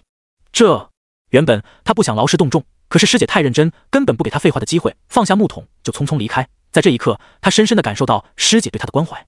选择正道宗是正确的。遇到这样的师姐是他的幸运。没过多久，林凡感受到一股股强横的气息从远方弥漫而来，越来越近。看向远方，走在前面的就是师姐。此情此景，配合一首 BGM， 气势就真的彻底出来了。他难以想象师姐到底是什么人，什么样的关系网，竟然能够在短短时间里拉拢来如此多的内门师兄师姐。就在他思考时，吴青秋师姐已经走到他的身边。各位，这边是我的林师弟，他在宁城遇到了麻烦，就有劳各位帮忙了。吴青秋说道。跟随吴青秋过来的内门弟子都很是好奇地盯着林凡，一道道目光看来，搞得林凡都有些尴尬，像是被关在动物园里的动物似的。吴青秋站在林凡身边道：“师弟，我给你介绍，这位是李道端李师兄，这位是……”师姐介绍着各位师兄师姐。林凡一一回礼，人家是在看师姐的面子上才愿意帮忙，如果是他去邀请师兄师姐帮忙，就算是看在同门的份上，也未必会愿意。李道端笑道：“林师弟果真是仪表堂堂，常常听师妹说起，如今一看，果真是不错。师妹眼光甚是不错。既然是师弟的事情，那边是我们的事情，许久未去宁城，刚好趁着这次机会去看看。”众位师兄师姐们夸赞着。此时，林凡深刻地感受到吴师姐在山门中的关系网好像很厉害。吴青秋道：“师弟，我们出发吧，以免你的朋友等急了。”一群人浩浩荡荡地离开山门。看守山门的张福元见这么多师兄师姐离开，心中震惊，真的很少出现这种情况。顿时，他想到一种可能性：莫非这些师兄师姐是要去灭掉别的山门吗？片刻间，完成补脑的张福元挺直腰杆，目光凝重，祝师兄师姐们旗开得胜。这是为山门扬威名的时候。刚准备离开山门的众人诧异地看着张福元，相互对视一眼，感觉这看门的弟子脑袋有点问题啊，奇怪得很。宁城，王宝峰在客厅里负手走来走去，很是不安。虽然林兄说去请帮手，下午就回来，可他还是很焦虑。虽然对方是夫人的妹妹，但夫人为了这个家着想，都已经做好大义灭亲的准备。可他倒好，说好是以防夫人心软的，结果却是他心软了。贤惠的夫人没有怪罪他，反而还安慰着他，这让他羞愧万分。别晃了，晃得眼睛都迷糊了。王老爷子呵斥道：“爹，我没晃。”王宝峰知道一家子的心情都不好，都很压抑，但现在还能有什么办法？只能将希望寄托在林兄身上。经过这件事情，林兄便是他们王家的恩人，一辈子的恩人，这恩情得永远记住。苏慧荣知道自己的行为让王家陷入危险中，只是对他而言，他也是想活着。听姐夫说，他有一位朋友是山门中人，暂住王府，现在已经去山门拉拢高手，这让他安心很多。也许不会有事的，他只能这样安慰自己。姐夫，都是我的错。苏慧荣埋头说道。王宝峰急道：“现在说这些有什么用？你知道自己错了，还往我家跑？你说你这不是故意将人家引过来吗？真是的。”姨丈菊儿抬着小脑袋，想让姨丈别说他娘，但还是没敢说出来。没说你，姨丈说你娘呢。王宝峰对着孩子还是蛮喜欢的，白白净净，小脸蛋肥肥的，的确是可爱的很。就是你这娘真不干人事。菊儿，你给我少说两句。王老爷子瞪了一眼王宝峰，事情都是你揽下来的，现在又怪别人，知道会这样，早干嘛去了？就没一个能让他省心的。还好儿媳懂事，这是唯一能告慰他的事情。此时，一道声音传来，对王宝峰来说，这就宛如是天籁之音似的。王兄，我们来了。王宝峰跑到厅外，就看到在管家的带领下，林兄带着一群气势非凡的陌生人到来，就像是神兵天将似的。林兄，你终于来了。如果不是周围陌生人太多，他都想抱着林凡狠狠地哭一顿，担惊受怕的感觉真的很不舒服。吴师姐你见过，这些都是我山门的师兄师姐，此次过来帮你压场，你大可放心。林凡笑着，随后轻声道：“你我之间关系，你不用照顾我，赶紧陪好我这些师兄师姐，有他们在，王家不会有事。”王宝峰明白林兄的意思，哪里还能犹豫，急忙热情地迎接上去，就差点将脸贴在人家屁股上，邀请入内。他看得出林兄给他带来的这些帮手绝对是高手中的高手，那气场那气势可不是随随便便什么人都能装扮得出来的。王老爷身为王家的老主人，迎接而来，以他浑浊的双眼自然能看得出来，这些都是山门中的高手。他感觉自己这儿子做的最为正确的一件事情，便是结识了林凡这样的朋友。吴青秋将林凡拉到一旁：“师弟，师姐是不是让你很有面子？”吴青秋笑呵呵着。林凡拱手道：“多谢师姐帮忙，感激不尽。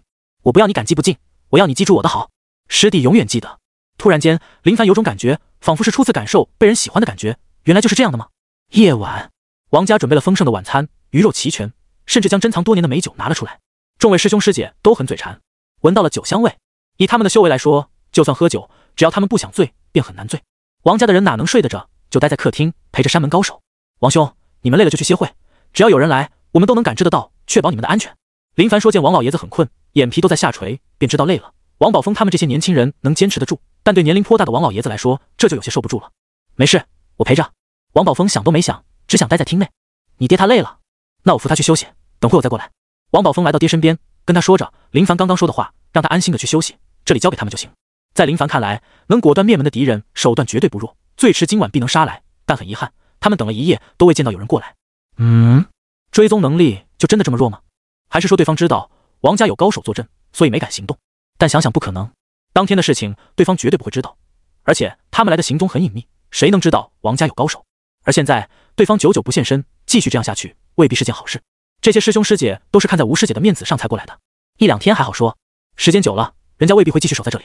吴青秋发现师弟的异样神情，轻轻拍着他的手：“师弟，不用担心，昨晚没来没关系，他们不会在意，就算守1个月，只要我开口，他们会给我这面子的。师弟无需有心理压力，就算他们都离开，师姐还在你身边。”正在沉思此事的林凡听到师姐这番话，顿时感动，反抓着师姐的手：“多谢师姐。”被林凡抓着手的吴青秋心中暗喜，师弟真的有点小主动了。宁城外，一群神秘人出现，遥远的看着宁城城墙，眼神凌厉的很，蕴含着浓烈杀意。那苏慧荣就是来到这里吗？夏侯询问着，身后背着一柄巨斧，斧刃呈现黑色，这是杀戮太多，沾染的鲜血已经难以洗净，积累后形成的颜色。没错，就是这里。数年前，苏家有位小姐嫁给了宁城王家公子，根据对方逃窜的路线，苏慧荣能来的地方就是这里。这宁城王家什么情况？有没有调查清楚？就是普通的富商，有钱。那王家公子修为平平，一直想加入附近的正道宗，但一直都没有成功，修为不够。好，很好，这苏家的人真没脑子，竟然逃到这里，简直就是找死。夏侯冷笑连连，身后的巨斧散发着幽暗的冷光，饥渴难耐，很想饮血。大哥，宁城属于正道宗，我们灭掉王家会不会引起麻烦？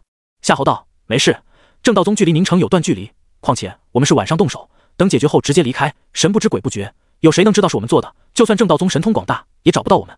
夜晚，轰隆声，闷雷在乌云中炸响，宁城的百姓们都美滋滋地待在家里，搂着自家媳妇、夫君睡觉，迎接着美好的一天。夏侯看着天空，很是满意。月黑风高，雷声不断，正是他们行动的好时候，哪怕闹出的动静再大，也不会引起任何人的注意。果真是天要你亡，你不得不亡啊！一群凶神恶煞之辈引入黑暗中，目标很明确，便是王家。要求鸡犬不留。飒飒，在夏侯的带领下，他们快速地穿梭在城内的阴暗处，同时观察四周的情况。如果有谁看到他们，那不好意思，只能请你上黄泉路。很快，他们便已经来到王府。夏侯看到门墩石时，眼前一亮，造型精细，花纹精美，这完全就不是普通富商能用的，只有在宁城富商地位中最为富有、地位最高的有这样的门墩石。看来还真是小看了这王家，原来是真正的大富之家。今晚他们不仅能解决掉目标，还能狠狠地发一笔横财，实在是爽得很。夏侯带领的这群人都是训练有序，有点实力藏身，虽说无法对付真正的高手，但有他在便不是问题，更不用说寻常城内在没有准备的情况下哪来的高手。只要修炼洗髓境的，都会想着办法加入山门，又或者成立帮会，成为一方霸主。但凡王家是宁城一霸，他们保证不会来这里闹事。此时，他们一跃而起，从墙头落到院落里，悄无声息，也仅仅只有脚掌落地时发出的一丝细微声音。夏侯落地后，目光观察着四周，没有人，连个鬼影都没有。他抬手召集手下，做出只有他们懂的手势，双指上前，随后手掌抹着脖子，遇到活人就直接杀。这群手下默契点头，明白大哥的意思。这种事情他们都不知道做了多少次，熟练得很，甚至都已经钻研出自身独特的杀人手法。很快，他们发现王府客厅大门紧闭，从外面看，里面灯火通明，还有人影在那走来走去，显得很是焦虑。听我指挥，等会进去后直接杀。夏侯将手下招到身边后，直接吩咐着，仅凭借黑影，他便敢保证，王家的人应该对苏慧荣的到来感到焦虑了吧。众人缓慢地拔出刀，不发出一丝的声响。终于，在夏侯大手一挥下，这群杀人如麻之辈宛如猎豹一般，猛地朝着客厅里冲去。前排一人一脚将木门踹开，直接涌入到里面。冲在最前面的一位青年，他叫王二，自从跟随夏侯大哥后，经常干些杀人如麻的事情。从第一次略有不适后，到后面的习以为常，渐渐将杀人当成家常便饭，更是独创一套杀人法。那便是一刀从头顶落下，以对方身体为标准，劈出一条中线。这种杀人手段深得身边人的惊叹，直呼精彩。因此，他现在冲得很猛，猛得一塌糊涂，就是要以最为霸道的杀人法，给身后所有的兄弟们带来一场视觉盛宴。咦？此时的王二疑惑得很，眼前客厅出现很多人，但这不是关键，关键的是人数多得好啊，随便挥刀就能砍死。他喜欢挑地位最高的人来砍，比如王家的家主。目光落在主位的一位男子，那必然是王家的当家人。王二低吼一声，挥动着手里的刀，凶残的一跃而起，朝着李道端的脑袋劈去。他要在所有人都没有反应过来的情况下，一刀将地位最高的人砍死。死吧！王二面露狰狞之色，尽显疯狂。紧接着，震惊的一幕发生了。刀落在李道端头顶上时，仅有丝毫距离，却被一股看不见的力量阻拦了，任由王二如何使劲，都无法更进一步。李道端神色淡然，伸出一根手指，沾了一滴水珠，指尖一弹，水珠咻的一声破空而去，直接击穿王二的脑袋。轰隆！水珠借助李道端可怕的劲道之力，彻底爆发。那一滴水珠进入到王二脑袋，随后狂暴的劲道涌入其中，彻底爆炸，后脑炸裂，血雾覆盖进来的所有人身上。静！彻底安静了。林凡看到李道端的手法，心中一惊。以他现在的实力，用水珠杀人的确能够做到，但万万做不到像李道端这般，水珠击穿对方的脑门，随后在对方脑内炸裂。他只能做到水珠触碰对方脑门，随后劲道扩散，将对方整个脑袋都炸裂掉。夏侯傻眼，停下脚步，目光呆滞地看着倒地的王二，那血腥场面让他充满信心的内心彻底炸裂了。短暂的愣神，撤！夏侯终于反应过来，高呼一声，拔腿就朝着外面袭去。他脸色铁青，面色凝重，上当了，真的彻底上当了。王家有高手，而且还是他难以想象的高手。该死！打探的情报有误，只要我能活着，我……李道端淡然地看着眼前这些想要逃跑的家伙们，丝毫不急也不慌。此时，坐在李道端身边的南宫星悠哉自得地摇着纸扇，随后就见他纸伞一挥，一股劲道席卷而去。砰砰！厅门关闭，任由他们使多大的力气都难以打开，哪里像先前那般一脚就能轻而易举地踹开。夏侯吼叫着，双手抓着门，面红耳赤地喊叫着，只是那门依旧纹丝不动。片刻后，冷静下来的夏侯知道事情已经不是他能解决的，转过身，额头全是汗水地看着在场的每一位。刚刚都没怎么注意，此时才发现出现在现场的人，不管是从气势还是神态，都透露着一种信号，甚至答案已经写在他们脑门上。我们不是普通人。林凡轻拍着王宝峰的肩膀道：“王兄，安心了吗？”安心了。呆滞的王宝峰很快就反应过来，主要这事是发生在他自己身上，不说担惊受怕，那都是假的。随后，王宝峰看向小姨子苏慧荣，搂着孩子。原先看到他们闯进来，看到那张熟悉而又陌生的脸时，他的脸色煞白得很。只是很快，他陡然发现，那让他畏惧的人，此时像是一只绵羊闯入到虎狼领地中，被一群虎狼围着，那种无助感，就像当时的他一样。你们是谁？夏侯假装镇定，是不是对方的对手，根本无需动手，只需要面对面的看着，就能彻底的感受到。他现在就像是被一群虎豹盯着，稍有反抗，死无葬身之地。李道端笑道：“你们来这里灭门，却不知道我们是谁。你说你来灭什么门？你们是正道宗的。”夏侯想到一种可能性，这些人就是正道宗的高手。只是正道宗的人怎么会出现在王家？仅仅凭借一个负伤，也不可能来这么多正道宗强者吧？李道端道：“见你这模样，龙门未开，断气修为，就敢来正道宗下面行灭门之事，真是愚蠢的行为。”夏侯的修为连洗髓都没有，可能是断气7重又或者8重吧。这种修为放在外面也许是一方高手，但是在众多山门弟子面前，这点修为根本就不够看。山门选拔条件很高，简单点就是万里挑一。正道宗门槛便是断气9重，想要入门还得测试劲道是否能轰开龙门，缺一不可。所以走出来的除了刚入山门的，别的哪位不是洗髓境修为？师兄留着干什么？还是赶紧解决吧。吴青秋说道。李道端道：“师妹说的是，那就解决吧。”听到这话的夏侯冷汗冒得更为厉害。扑通！夏侯双膝弯曲，跪在地上求饶：“饶命！饶命啊！我是四方会的人，灭苏家的事情是上面的人吩咐的，我只是按照命令行事而已，真的跟我无关啊！”此时，苏慧荣怒声道：“我们苏家根本就没招惹你们四方会，你们为何要灭我全家？”夏侯慌神，听到苏慧荣的话后，急忙道：“那是你们苏家二公子跟我们帮主小妾有私情，被我们帮主知道，所以才会对你们苏家动手的。”啊！苏慧荣瞪眼，仿佛受到打击似的。二哥他怎么会？他真的不知道是这种事情，一直都以为是苏家某件事情得罪了对方。吴青秋小声地对林凡道：“师弟，那些人真乱，玩弄人妾，被杀也是活该。”林凡很是赞同师姐的话，没有错。现在师姐说什么，那就是什么。就是那位苏家二公子太会玩，竟然玩得连家都没有了。你们帮主的妾室是不是刘云？苏慧荣道：“对，就是他。”苏慧荣明白了，彻底明白了。二哥平日不是那种人，怎么可能会跟别人的妾室偷情？那位苏家二公子跟四方会帮主的妾室是两情相悦，只是苏家老爷不允许他娶一位平民之女，有损家门之风。后来那位女子被四方会帮主看上，强抢回去做了妾室。只是谁能想到，苏家的灭亡就是因为这件小事。如果苏家老爷还在世的话，恐怕绝对不会犹豫，直接大手一挥，娶，赶紧娶，就怕你偷情，连累到苏家。吴青秋感觉师兄真的墨迹，他亲眼看到林师弟都2晚没睡，心疼得很，早点解决就能让师弟早点休息去。既然如此，只能自己动手。就在吴青秋准备动手的时候，李道端拦住他：“师妹等等。”吴青秋疑惑地看着李师兄。夏侯发现自己好像谁都打不过，不对，整个屋内好像能打得过苏慧荣，最为肯定的绝对能打得过那小孩。李道端看着夏侯询问道：“你们现在四方会的帮主叫什么？”张赫。夏侯急忙回道，不敢有丝毫的犹豫。李道端皱眉道：“怎么是张赫？那涂天哪里去了？”“涂天是我们的老帮主，张赫是老帮主收的义子。”夏侯感觉情况好像有些好转，随后缓慢抬头道：“您跟我们老帮主认识？”“认识？何止是认识，简直别说有太熟悉了。”李道端沉声道。随后他起身将吴师妹跟林师弟叫到一旁，轻声着：“师妹，师弟，四方会的老帮主涂天与我相识，我想留着他的性命。”吴师姐没说话，而是看着林凡：“如果师弟不同意，他会跟师兄说，不行，必须杀。”林凡道：“既然跟师兄相识，那便是一场误会，到时请师兄跟那位老帮主说声，不要牵连到我王兄就好。事情既然已经发生，便无法回头，到此结束也好。他跟苏家不认识，也就是因为王宝峰被牵连到里面，身为朋友的他，能帮自然是要帮的，只要不牵连到王兄就行。灭门之仇，那是苏家人该想的事情。”李道端笑道：“师妹，师弟误会了，我说的熟悉，不是要为他们说情，而是如果将这些杀掉，便需要亲自到四方会走一遭，永绝后患。所以留着这夏侯，我是要让他送信，到时候所有事情都能解决。师妹师弟就等着看吧，你最多3天，保证结果让你们满意。林凡道：全凭师兄做主。吴青秋道：师兄，你可不能骗我跟师弟，不然我可跟你急了。哈哈，好，师妹放心，你请师兄下山，师兄岂能让你们失望？李道端说道。此时夏侯等人浑身难受，内心饱受折磨，就像是在迎接着最终的审判似的。这些都是狠人啊，尤其是刚刚跟他交谈的那位，完全不按照套路出牌，应该谈一谈帮主，谁知道他竟然谈老帮主，直接越过一级，提到最为恐怖的存在，简直是要吓死人。就在煎熬的时候，对方终于理睬他了。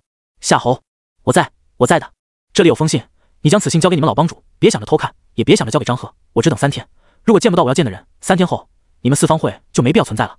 话音刚落，就见那包装好的信封飘落到夏侯面前。夏侯急道：我知道了，滚吧。是。夏侯带着这群乌合之众连爬带滚地跑出王家院落，呼吸到新鲜空气的他们顿时有种劫后余生的感觉。王宝峰一脸疑惑地看着眼前的情况，说实话没看得懂，怎么好端端的就将人给放掉了？林兄，这是什么情况？王兄别急，3天后你就知道了。林凡说道。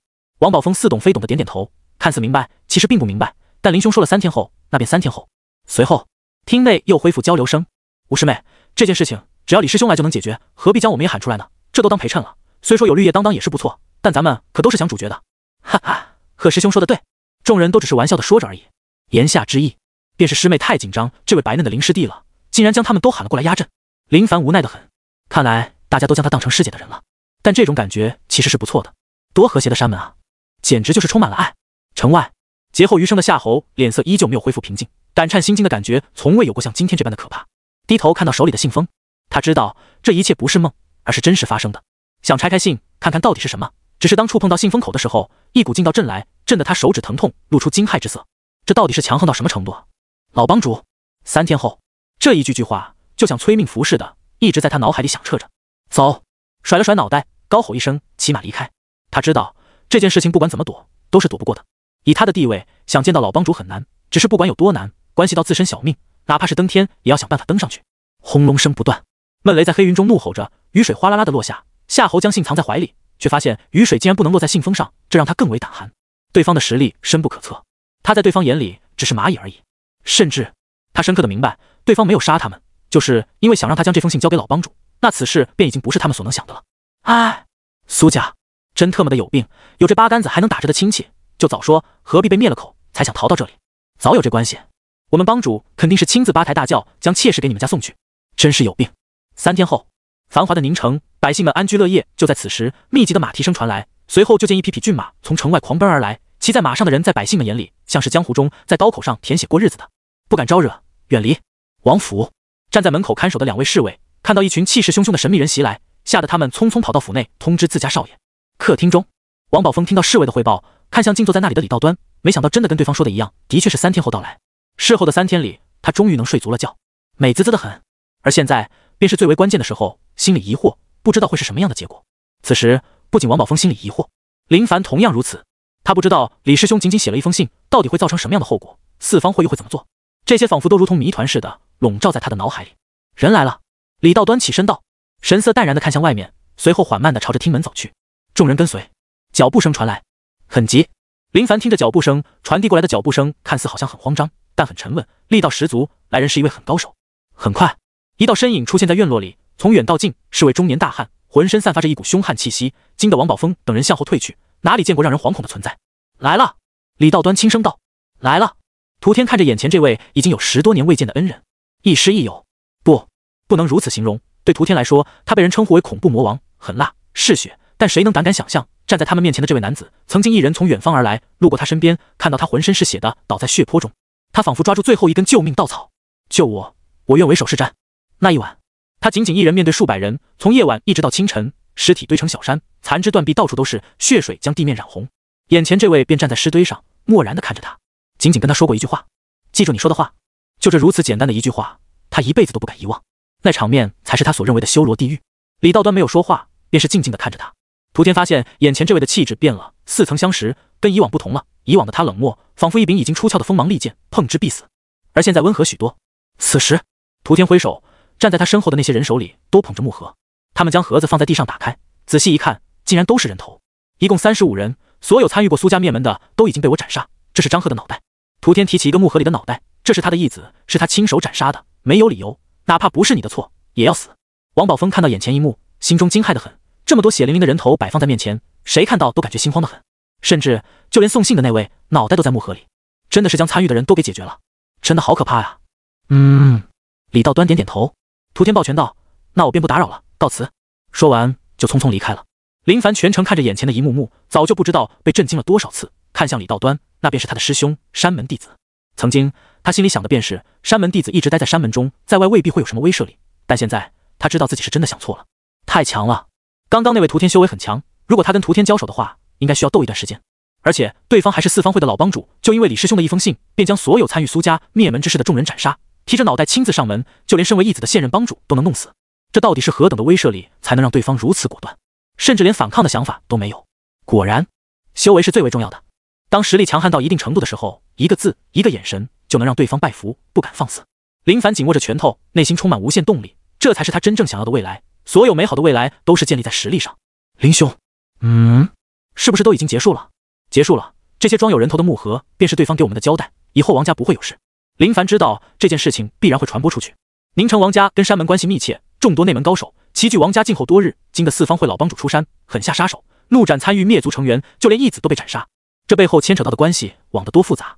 王宝峰感激涕零道：“林兄，真的太感谢了。”林凡道：“谢谢我师姐便好，还有我那些师兄师姐。”虽说他全程没有动手，但经过这件事情，他的内心彻底燃烧起来，充满无穷的动力。修炼变强便是他唯一的选择，只要更强，就能跟李道端李师兄这般霸道。师妹师弟，如今事情解决了，我们也该回去了，师妹有何打算？李道端微笑问道。吴青秋想了想：“师弟，你呢？”林凡道：“我想在这里居住一段时日，静心修炼。”山门不是也能修炼的吗？吴青秋好奇地问道。师姐，我是想跟王兄聊一聊。哦，那师姐陪你如何？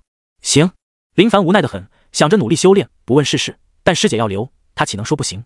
吴青秋道：“师兄，我在这里陪师弟一段时日，你们就先回去吧。”李道端笑看两人，自然知道师妹意思，只是没想到师妹竟然如此主动，希望师弟能知好歹。他们愿意出山，看的不是林凡的面子，而是吴青秋的面子。否则这王家有何能耐，能够让他们这么多师弟师妹出来压阵？王宝峰见他们要走，急忙道：“各位稍等片刻，我让人送来谢礼，以此来感谢各位对我王家的相助。”不用了。李道端回绝。到了他们这种地步，金银财宝的确诱人，但并无太大的诱惑力，而且本来就是帮师妹出面，要的就是让这位林师弟知道，你欠的不是我们人情，而是师妹的人情。如果收了王家的谢礼，就有些不对了。李道端离开的时候看了一眼林凡，这位师弟不能说有多优秀，但不知为何师妹就是看上了他，也许这就是眼缘，没有缘故，便是看上了。数日后，原本林凡的作息便是修炼，除了修炼还是修炼，但师姐待在王家，他就不能不管，否则也太懂事了。如果仅凭师姐对他的喜欢，就将师姐当作工具人，真的太禽兽。林凡推门离开，来到师姐居住的地方，敲了会门，没有动静，心中疑惑，莫非师姐去外面闲逛了吗？他朝着大厅走去，半路遇到王夫人，还有她的妹妹。嫂子，你有看到我师姐去哪里了吗？林凡主动询问着。王夫人见到林凡，热情得很。王家能存在，多亏了对方。想想王家对林兄弟做了什么呢？真的要说的话，也就自家夫君给了林兄弟一些银两，这才拉拢了些关系，没有任何利益关系，也没有多深的牵扯，仅仅是这些随时都能断掉的银两关系。可谁能想到，就是这样，林兄弟竟然将王家之事放在心上，甚至不惜请来山门师兄弟，这份恩情永远铭记。不是林兄弟认识夫君而荣幸，而是自家夫君能够误打误撞结识林兄弟这样的重情重义之人，才是最为荣幸的。林兄弟，你师姐昨日便离开了，她走的时候让我带个话，你安心修炼就好。王夫人说道。林凡知道师姐的意思，便是不想打扰她修行。事情结束后，受到李师兄的刺激，再加上这段时日没怎么好好修炼，浑身难受，也就回屋修炼了一段时日。没想到修炼结束后，师姐竟然走了，这是看到自己一直修炼，所以师姐没想打扰她，而是默默地离开了。多谢嫂子。林凡离开，回到屋内继续修炼。既然师姐对我抱有如此厚望，那我自然不能让师姐失望，而是要更加发愤图强的修炼，只有这样才能不辜负师姐对我的期望。姐姐，这位林公子真的很不错。慧荣看到林凡过来的时候，没有说一句话，而是一直默默地观察着，他的眼睛里闪烁着光，容貌俊俏，又是山门中人，简直就是无数女子心中的最佳选择。王夫人听到妹妹说的话，顿时一惊，告诫道：“现在你待在王家，唯一要做的就是将菊儿培养成人，有的事情不要想。”慧荣就动了一点点的小心思，就被姐姐发现。姐，我没想，那边最好。她最怕的便是妹妹不知好歹，心里想着，看来得找机会，她出资在外购个宅子，将妹妹送出去。王家不求什么，只求平安。随着林凡安心修炼，王府没有任何事情发生，就跟往常寻常人一样生活，只是富商的生活，处处充满普通老百姓难以想象的好处。某一日，提示：第二股进阶。提示：触发480倍暴击，获得万能点加480。随着将第二股淬炼到红色，体内的劲道发生天翻地覆的变化。龙骨是修行者的根基，也是最为重要的地方。如今的他已经将第一股跟第二股淬炼到最为完美的地步。虽说他不知道修炼到他这种情况的能有多少，但应该是少数，万里挑一都难以来形容。髓性活跃，血气大量的补充身体所需，同时第一股跟第二股相互贯通后，要是能够内视的话，就能发现龙骨表面有红色的丝线从骨内游走出来，连接着身体内脏，像是一条条管道，输送着各种对身体有利的物质。林凡感悟着身体带来的变化，这一感悟便是一天，同时将秘法抱元归一纳入到第二股，完美的融合，随便出手就是7倍劲道爆发，谁能挡得住？他现在的劲道能够突破到洗髓3重，开启第三股，但他选择相信暴击辅助万能点的突破，能够弥补自身难以察觉，甚至是无法发现的缺陷。人无完人，便能来形容此时他的情况。看似好像很完美，实则还是有缺陷的。这便是老天在塑造人类的时候留在最深的缺陷，以自身的能力是无法察觉与打破的。这只是他的猜测而已，具体如何，还真说不清楚。次日清晨，林凡进修结束，来到客厅找到王宝峰，他准备离开宁城回到山门接个任务，兑换一门武技。如今的武技都是曾经修炼的，不算多么高深的武技，以他现在劲道，普通拳脚之力便拥有着莫大的威能。可要是遇到旗鼓相当的，这些修炼的武技跟秘法，便是决定胜负的时候。街道，林凡想着直接回到山门，但想想来到一家玉器店，店老板肥胖油腻，挺着大肚子，一眼看到着装不凡的林凡，热情的迎接上去。玉器卖的都是高价，而且他这还是宁城最为高端的店面，寻常老百姓看都不能看，买不起的。这位公子想要什么玉器？我自己看看。林凡神情淡然，目光落在摆放在货架上玉器，种类繁多，但都不是他想要的。他知道送任何样式的给师姐，师姐都会满心的欢喜，只是他不想随便，要买就得买最好的。店家，公子有何吩咐？你这边最好玉镯是哪个？店家没有立马给出答复，而是道：公子所说最好的是货架上的最好，还是没有拿出来的？他仔细观察过林凡，不像是普通人，这类人都是出手豪气的很。你所拥有中最好的，价钱不是问题，只要你有。林凡说道。听到林凡说的话，店家心中有数，来到后屋，如捧稀世珍宝似的捧着盒子过来。这是我们店里镇店之宝，4色翡翠玉镯，公子可以看看。店家陡然提高精神状态，这是很昂贵的东西，而且还很难得，他亲自入手，小心翼翼地放在林凡面前。就算林凡对玉镯没有研究，看到眼前这玉镯，也不得不说好看。这玉镯兼容4色，红绿白黄，多少银两？林凡问道。很贵。多贵？3万两。店家将价格说出来。林凡初步估算下，这的确很昂贵，足足3万两，转换一下的话，那便是几千万。他将全部家当翻出来，连零头都不够。等我一会，我去就来。林凡转身离开。王府，王宝峰看到林凡去而复返，疑惑得很，不知道发生了什么事情。当林凡跟他提出借3万两的时候，他是怒了。说什么借呢？不准说借，必须说给，这样才来的霸气嘛。3万两对王家来说不是小数目，但也不是没有。王宝峰是决心一路走到黑，对他而言，如果不是有林兄相助，这些黄白之物也都不知道是谁的了。没过多久，一位大腹便便的男子来到王府。东家，那枚4色翡翠玉镯以3万两的价格卖出去了。王宝峰，百善山正道宗。当林凡来到山门后，听见不少同门都在交流这事情，不是特意的去听，但也听到了不少的消息。山门能自己炼制大药了，而且还鼓励一些弟子加入炼药一系。有的弟子潜力耗尽，难有进步，到这种时刻，便想着是留在山门，还是到山下城内经营自己的事业。但如今炼药一系出现，给很多失去机会的弟子重新带来了机会。近水楼台先得月，加入炼药一系，肯定比别的弟子要更容易得到对自身有帮助的大药，倒也是不错的选择。林凡很少关心山门内部的事情，但也知道山门大药都是从青囊宗那边买来的，两个山门间有着生意往来。但是正道宗在这方生意中处于弱势群体，很是被动。一旦青囊宗提高价格，正道宗便要处处受于限制。不买吧，还真不行。弟子们都等着呢，每月的消耗数量不少。稍微想想，也能猜测出如今的正道宗已经跟青囊宗之间有所小矛盾，逼得正道宗只能想办法自己炼制大药。这些都是高层之间的交流，可不是他们这些底层弟子需要想的事情。来到师姐居住的地方，敲着门，暂时没有回应。询问路过的同门，确定师姐没有离开山门，便安静的在门口等待着。在这期间，有不少同门路过，看到林凡站在吴青秋屋前，都会小声的交流几句。山门中的同门都知道，吴师姐跟一位弟子走得很近，不是很近，而是师姐在追求对方，这让他们羡慕得很，恨不得取而代之。只是可惜，师姐的目光无法落在他们身上，感受不到师姐的那份爱。许久后，师弟从远方回来的吴青秋看到林师弟站在他屋前，脸上露出笑容，小跑过来：“师弟，你待在这里干嘛呢？怎么不自己到屋内歇会？”这话说的完全没将林凡当成外人，就算他不在家，这屋子只有师弟随时能进。没事，我就在这里等师姐的。林凡说道。吴青秋看到林凡手里拿着很是精致的木盒，心中窃喜，肯定是师弟送我的礼物，但他没有表现出来，而是满满期待着。师弟，快进屋吧。吴青秋说道。林凡道：“师姐，我就不进去。那次在宁城，本想陪师姐好好的逛一逛，是师弟修炼入迷，等想找师姐的时候，师姐已经离开了。哦，没事，那时我看你修炼得很认真，就没有打扰你，应该以修炼为主，毕竟这才是最为重要的事情。吴青秋没有放在心上，他感觉师弟实在是太优秀了，努力、奋斗、拼搏，到哪去遇到像师弟这样的人啊？是师弟的错，修炼哪有陪伴师姐重要？这次匆匆回来，我特意给师姐带了一份礼物，我感觉跟师姐的气质很匹配，师姐看看喜不喜欢？虽说前世的时候他没谈过女朋友，但还是知道该说些什么话的。师姐谅解他，明白修炼很重要，这点不仅仅是师姐知道，就连他自己也知道，修炼是很重要的事情。可是能说出来吗？肯定不能说出来，必须标明是自己的错，修炼万万没有师姐重要。师弟，不用总给我买礼物的。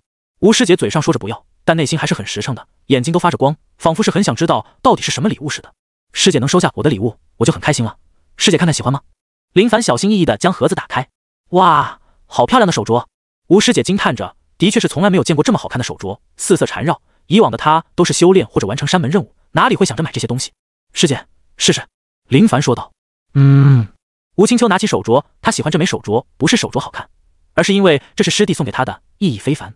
如果是不喜欢的人，哪怕是价值连城，他都不会看一眼。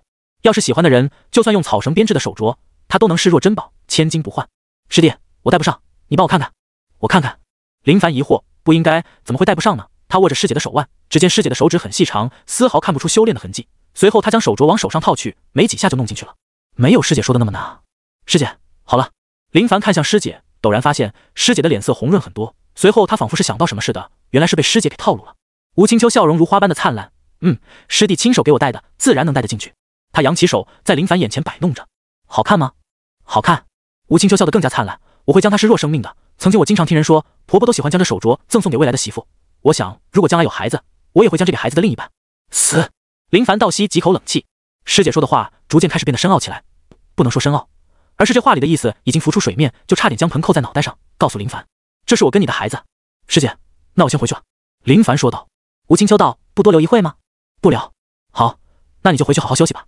吴青秋没有拦下师弟，而是微笑地看着他，有的事情需要你情我愿，一厢情愿往往都是悲剧收尾，所以他希望师弟明白他的心意。师姐，再见。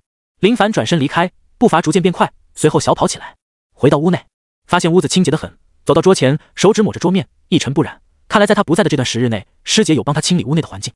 唉，林凡叹息一声，不知该如何面对眼前的情况。师姐对他的好铭记在心，但他总感觉处处充满危险。如今修行便是他唯一能做的。次日清晨，没有修炼的他第一次睡得如此香甜，甚至脑海里有道声音告诉他，以后按时睡觉都能像昨晚那般的香甜。甩了甩脑袋，忘掉这种懒惰，该看看任务去了。庭院中，石桌前，范进、百浩、陈虚、胡杜山都围坐在那里，而在石桌上摆放着3枚丹药，他们目不转睛地看着，以他们的实力，这种大药肯定早就见惯，何必大惊小怪？只是这3枚丹药都是他们正道宗炼制出来的。怎么说？陈虚捏着其中1枚丹药，仔细观察，随后放下，有些失望，完全没有达到他们心中的要求。胡杜山沉声道：“这3枚丹药，第1枚能淬炼第1股，但药效只有青囊宗大药的70%效果；第2枚能淬炼第2股，药效50%；第3枚是淬炼第3股的，但是这药效更低，只有区区的30%。你可是有名的炼药大师，炼制这种大药还不是手到擒来？”陈虚用怀疑的目光看着他，感觉这家伙是不是没有用全力啊？不是我不行，而是百兄找来的丹炉真的很差劲，底蕴不足，无法将大药填补完美，还有炼制大药的材料也是太差劲了。胡杜山摇头道。百浩沉思，紧皱眉头，时间给他们已经不多了，原本是想秘密炼药，但谁能想到事情败露，不仅仅上门弟子知道，还传到了青囊宗那里。虽说青囊宗没有及时断货，但价格又提高了，现在的价格都能买以前2枚大药，完全是将正道宗往死路上逼。胡杜山接着道，青囊宗占据之地最佳，有足够大的药田，同时还有大药中必须有的一种材料，这种材料只能生长在青囊宗那里，各种材料之间的差距，能炼制出这种品质的大药已经是很不容易了，但凡换个人来炼药，别说能有我1半药效，要是能炼制成功，就是很不错的事情了。他们都知道胡杜山说的是事实，也是正道宗如今的短板，如果不能将这些事情解决，那么大药将彻底遏制正道宗的发展。师兄，青囊宗到底为何突然对正道宗出手？范进问道。正道宗跟青囊宗相邻不远，按理说绝非无缘无故的对他们正道宗出手，可现在就是莫名的限制大药。百浩道，我已经打探过，但没有任何实质性的内幕，对方很小心警惕，而青囊宗表现出来的意思，明显还不想跟我们闹崩，应该是在试探。如今当务之急便是想办法将大药的效果提升上去。随后他看向胡杜山，此事就拜托你了。胡杜山瞪着眼，很迷茫，这特么的拜托我也没用啊，没有那些材料，我拿命去炼制啊，但没办法，我尽力而为吧。任务堂，当他来到这里的时候，遇到不少同门都在挑选着自认为合适的任务，有的同门喜欢简单点的，就是很容易做到，但需要消耗一点时间，没有任何危险性。任务有点多，林凡仔细查阅着，那些简单的任务直接被他否认，看都不想看，完全就是浪费时间。虽然很想稳，但遇到一些颇有挑战性的任务还是很不错的。此时他目光落在一个任务上，倒不是这任务的难度有多高，而是这难度的地点让他有点想法。任务：回旋枪吴广胜击伤外门弟子陈某某，抢走家传武学金堂枪诀，现居在夺印城，身份是夺印城巨涛帮堂主之一，要求找回金堂枪诀，废掉吴广胜修为，奖励500贡献点，目标修为洗髓一重第一股黑色，难度高。任务介绍得很清楚，而且山门很人性化，给这位外门弟子遮掩了脸面，仅用陈某某来代表，没有说出后面的名字。接了任务，准备现在就出发，时间紧迫，珍惜每一分一秒。转身离开的时候，他看到一位背着长枪的同门来到了任务堂。原本这些都是寻常普通事情，根本不用在意，只是刚刚接到了任务，好像就跟枪有关系的，便多看了几眼，发现这位弟子在那寻找着，仿佛是看到某种让他欣喜的事情似的，很是高兴，那种喜悦是欣喜若狂。看来这位陈某某应该就是他了。山门为了你的脸面，帮你隐瞒名字，但你这背着长枪招摇过市，便是此地无银300两了。此时，一位同门从身边过来，林凡喊住对方，好奇道：“敢问师兄，他是姓陈吗？”“是啊。”“哦，果然跟自己想的一样。”“林兄，顾兄，许久未见，进来可好？”没想到竟然碰到了顾傲。自从那番话后，顾傲就刻苦修炼，只是淬炼龙骨是件麻烦活，再加上他在山门没有长辈的关照，什么东西都要靠自己，所以他这次接取了任务，准备外出努力努力。蛮好的，林兄，你这是接了任务要出去吗？”“是啊，最近修炼遇到瓶颈，所以想出去看看。”林凡笑着，同时看向顾傲身边的几位同门，点点头，算是打过招呼。顾傲道：“我刚刚也接取任务，准备跟他们一起去完成。”类似顾傲这种在修行天赋上还算可以的人来说，组团是最佳的选择，毕竟不像林凡这种拥有暴击辅助的，起步比别人快得多。“哦，既然这样，那就先不说了，我急着出门，等事后回来再跟顾兄好好聚一聚。”林凡说道。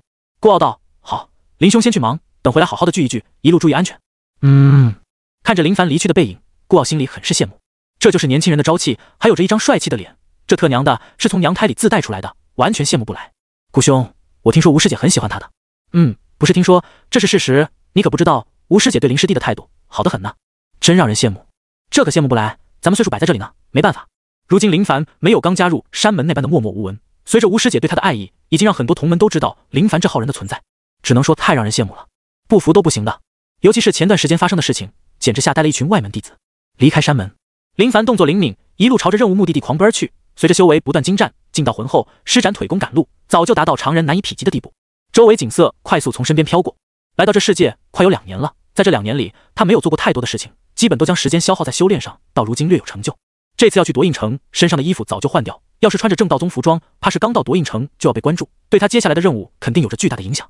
连夜赶路，天公不美，沉闷的雷声响起，细水微微落下。这些细雨落在林凡身上的时候，都被一股劲力阻拦在外，飘落到四处。片刻后，看到一座破旧的荒庙。野外看到这些东西，往往都不是什么吉利的事情。抬头看着天空，雨水逐渐密集起来，伴随着鸣雷，看看周围的环境，树木较多的地方很容易遭雷劈。别看他现在的实力好像很不错，但还没有达到能跟雷霆抗衡的地步。一旦被劈中，运气好点或许没事，可要是运气不佳，死都不知道怎么死的。破庙里虽然已经荒废有段时日，但整体来说还算不错，能够栖息在这里。陡然间，他的目光落在布满灰尘的神像上。咦，发出惊奇声音，这荒庙的神像好眼熟，凶神恶煞，模样狰狞，跟他先前看到的一模一样。到底是什么信仰？就这种宛如邪道魔鬼般的神像，放在前世，那也只有心术不正的人才会。对了，肯定是邪道信仰，最后被铲除，也就荒废了，所以这里才会成为破庙。只有这般，也就能解释得通了。滴答滴答，啪啪啪，雨势越下越急，听声音就像是冰雹落下似的，狠狠地砸在地面。还好这座破庙屋顶不漏水，抬头看一眼，屋顶有几处好像简单修补过。显然，他不是这里第一位客人。林凡从荒庙角落招来一些柴火，手掌握住枯枝，运转劲道，直接猛地一撸，摩擦产生高温，整根枯枝燃烧起来。一团篝火燃烧起来，随着燃烧，屋内温度逐渐升高，稍微暖和一点。真是糟糕的天气。就在此时，外面传来脚掌踩踏地面的声音。寻常人在如此暴雨极端的天气下是很难察觉到的，但是林凡的耳朵异常的灵敏，稍微有点差别动静就能感觉得到。啪！荒庙破旧的木门被暴力推开，几位披着蓑衣，头戴编织帽，看不清是谁。等他们进到破庙后，便传来粗犷的声音：“马德，这鬼天气简直要人命！都说这地界多雨，没想到是真的。”嘘，有人。这群人进来后就表现大大咧咧的，一股子江湖气息，而且个个都手持武器，来历不明，绝对不是寻常人。进来的3人发现荒庙中已经有人都相互对视一眼，好像是在交流着，打探这比他们还要提前待在荒庙的家伙到底是谁。仔细看了几眼，柔柔弱弱，没任何出彩的地方。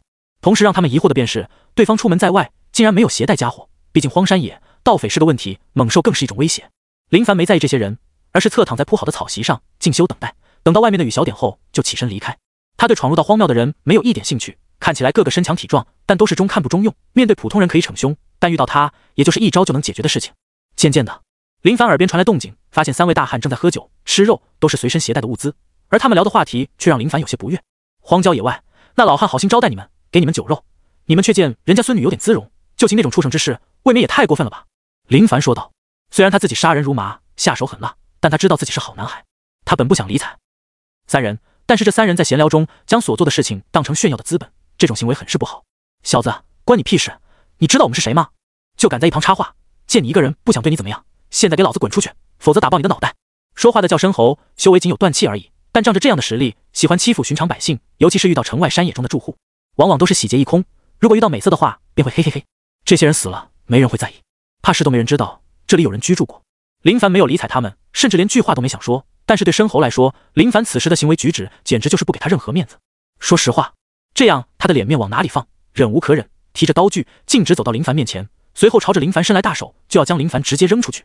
噗嗤，快如闪电，谁也没看清楚到底发生什么事情，就见申侯双手捂着脖子，眼睛瞪得滚圆，脚步向后退去，发出呜呜声音。围坐在篝火前的另外2位戏谑地看着眼前一幕，但谁能想到会发生这样的惊变，猛地起身，震惊地看着林凡。你对他做什么？你……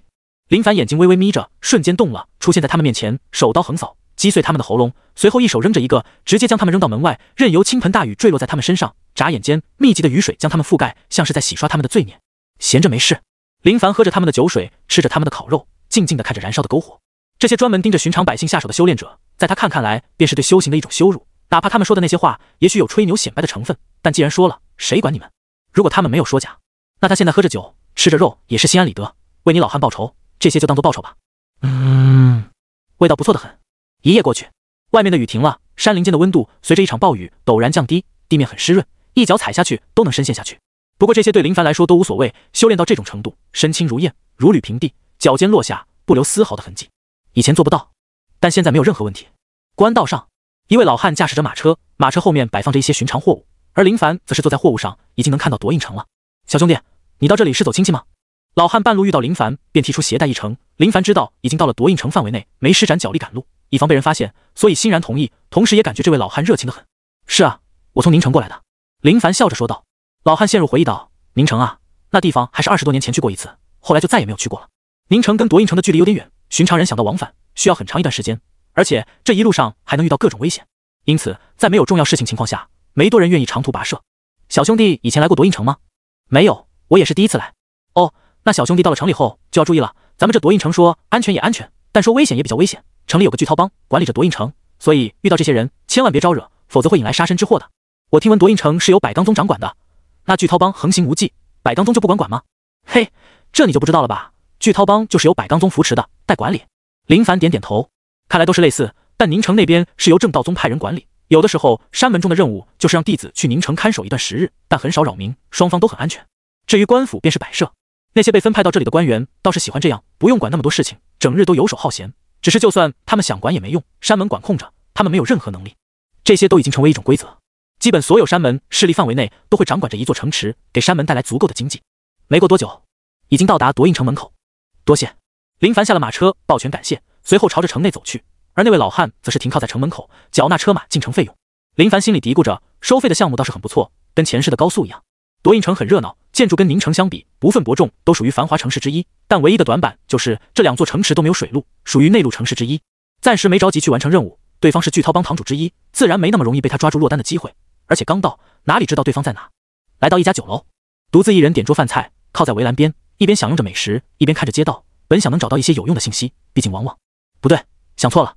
如果是想听八卦的话，应该是去茶楼，而不是在酒楼，大伙都在吃着饭，跟朋友聊着感情，哪里有时间聊别人？算了，还是先好好的填饱肚子。以往在修炼的时候，很少吃得如此丰盛，就算在王府，他也只是简单解决，然后继续投入修炼。突然间，他在酒楼2楼看到街道有位熟悉的身影，仔细看了一眼，没想到竟然是前段时间见到的皇城司贾戴荃。奇怪，他怎么会出现在夺印城？他是知道的，贾戴荃一直都在调查那件事情，只是都已经被人盯上，竟然还敢出现，真的是胆大包天。不过难说，也许对方身后有高手也说不准。同样的错误应该不会发生的吧？没有喊住对方，对方在执行任务，而他也是在执行任务，属于多不搭嘎的事情。你忙你的，我忙我的。用餐结束，离开酒楼，在街上随意的闲逛着，随后看到角落有位乞丐拿着棍子跪在那里，面前摆放着脏兮兮的破碗。林凡来到乞丐面前，从怀里取出1两银子，在乞丐面前晃了晃，想要吗？原本昏沉欲睡的乞丐看到银两的诱惑，两眼顿时发光，目光随着银两转移着，伸出手想将银子抓住。想，那边跟我来。林凡起身朝着远方走去，乞丐急忙爬起来，拿起吃饭的家伙就朝着林凡追去。巷口，大爷，你有什么就问，我二麻在夺印城那也是响当当的人物，只要知道的，绝对如实告诉你。说完这话，二麻就伸手朝着林凡手里的银两伸去。别急，先答后给。林凡笑着说道。好，你问吧。我想加入巨涛帮，这帮内有几位堂主？4位。都叫什么名字？周唐生、卢玄、郭峰、吴广胜。帮主叫什么？谢展。乞丐很想得到林凡手里的银两，将自己知道的全部说出来。别看他是乞丐，但要说知道的东西，可能还是这些乞丐知道的最多。你带我去吴广胜居住的地方附近看看。这1两已经不少了，要就要，不要就算了，我随便找个人应该都知道。没想到这乞丐竟然这么贪，还真是没有想到。当然，这种贪是不长久的，只要被拒绝，都会按照先前说的做。很快，乞丐带着林凡来到吴广胜居住的地方，在宁城属于较大的府邸，跟他身份还是比较匹配的。在乞丐带他来到这里后，没有多停留，便直接离开，以防被有心人看到。来到巷子处，将1两银子交给乞丐，就准备离开。只是这乞丐明显将林凡当成大客户。大爷，你还有什么需要我帮忙的吗？我二麻别的不说，做事还是很利索的。乞丐期待得很，很难遇到如此大方的人。此时，本想离开的林凡陡然想到一件事情，眯着眼酝酿着。片刻后，也好，倒是有件事情想让你帮忙，就看你愿不愿意。有银两吗？有。帮，肯定帮。好，我想知道吴广胜何时回家，平日又喜欢去哪，你应该能做到吧？能。好，2天后到这里等我。乞丐还想说些什么时，便发现刚刚站在眼前的大爷已经转身离开了，走得很潇洒，根本就没听他废话。小乞丐琢磨着，一甩手，咬咬牙，干了。他想得到一笔银两，好好的过着美滋滋的生活。这些事情对他来说没有任何难度，甚至可以说很轻松。夜晚，时间点一到，夺印城就安静得很，百姓们都回家休息。同时，巨涛帮发布宵禁，禁止任何人在晚上出来闲逛，如果被发现的话，就会被抓起来。一家客栈，贾代全出现在一间屋内，站在一位男子面前。大统领，我们出来已经有段时日，只从青囊宗那里得到一些消息，顺藤摸瓜的找到夺印城，可是现在咱们的线索已经断了，没有找到任何有用的消息。眼前这位被贾代全称呼为大统领的男子，鬓角雪白，神色沉稳，哪怕坐在那里都有种虎啸山林，震慑宵小的威势。他叫朱九黎，皇城司大统领，地位在贾代全之上，同时也是贾代全的领路人，亦师亦友，也是上司。有铁手石文相被你们带回来，在严刑逼供、神志不清的情况下，说出了夺印城，而能够派石文相来暗杀你们，说明此事跟百刚宗有关。朱九黎沉声道：“大人，百刚宗莫非跟魏忠有关系？”贾代全神色凝重得很，魏忠能有如此大的能耐，那便是他手里有2大机构，这2大机构看似很平常，但很神秘，许多东西都隐藏在暗处，可是发生的许多事情中都有着他们的身影。大统领亲自陪同，就是因为从石文相嘴里得到一些线索，也算是打开的局势。只是这一路摸索过来，却发现没有想的那么简单。我怀疑不仅仅是百刚宗，怕是青囊宗跟正道宗都有问题。朱九黎沉声道。贾代全道：“大人，我认为正道宗不可能的。你是认为那人救了你，所以你才认为正道宗不可能是吗？”是。贾代全还记得林凡的救命之恩，他刚刚说的这些话不是意气用事，而是深思熟虑后，从多方面观察，感觉不可能。大人，现在已经传开了，青囊宗抬高售给正道宗大药的价格，而正道宗也开始自己研制大药。如果这2个山门都是魏忠手里的利剑，怎么可能会做出这种事情？虽然有迷惑的行为，但我认为正道宗不可能。朱九黎。而就在此时，咻！一道破空声传来，一支箭矢刺穿窗户，直接朝着朱九黎面门袭来。箭矢覆盖着劲道，告诉旋转，形成漩涡气流。朱九黎2指夹住箭矢，化解劲道。什么人？贾代全惊怒，做事就要朝着外面冲去，抓住行凶的人。别追了，送信的。箭矢尖端携带着一封信，拆开一看，上面写着：2日后子时，城外松竹林。大人，这怕是陷阱。贾代全说道。知道是陷阱，但不得不去。如果想知道是谁做的，就必须得去。朱九黎越发的凝重，他没有跟贾代全共同行动，而是秘密接头。但现在对方直接找到这里，说明他们的行踪一直都被对方掌控着。这段等待的时间最为枯燥。很快就到了2天后。如何？约好的巷子，林凡如约来到了这里。二麻早早就在等待，看到林凡的第一眼就心中大喜，盼星星盼月亮，终于将他给盼来了。二麻道：“都已经打探清楚了，这些都是我整理好的路线，你看看。”你认字？林凡接过纸张，略显诧异。如果有点文化，干啥都比当乞丐好。虽然你很有能赚的很多，但这地位有点低。不认识，我找人帮我写的。林凡收回刚才的想法。乞丐蛮好的，抖了抖纸张，仔细看着，记录得很清楚。吴广胜身为堂主，自然不用天天去巨涛帮，白天的路线都在城内，不好动手。他只想知道对方何时回家，在他府内动手是最好的。只是他最怕的就是当天有突发情况，导致他没有蹲到吴广胜，那这情况就就真的很坑了。大爷，感觉如何？乞丐搓着手指，意思很明确，该给我点银两了吧？林凡不是过河拆桥的人，既然答应对方，自然不会食言，随后扔给对方2两银子。要是放在还在天九城的时候，他是万万做不到如此豪爽的。乞丐接过银两，心情大喜，随后道：“大爷，你不是来找吴广胜加入巨涛帮的吧？”呵呵，何以见得？林凡微笑着，被看穿了吗？都在想要不要将这乞丐先击晕过去，以防破坏到他的行动。二麻道：“我那丐帮师傅跟我说，这是江湖事，调查对方行踪的，除了是仇敌，没别的原因。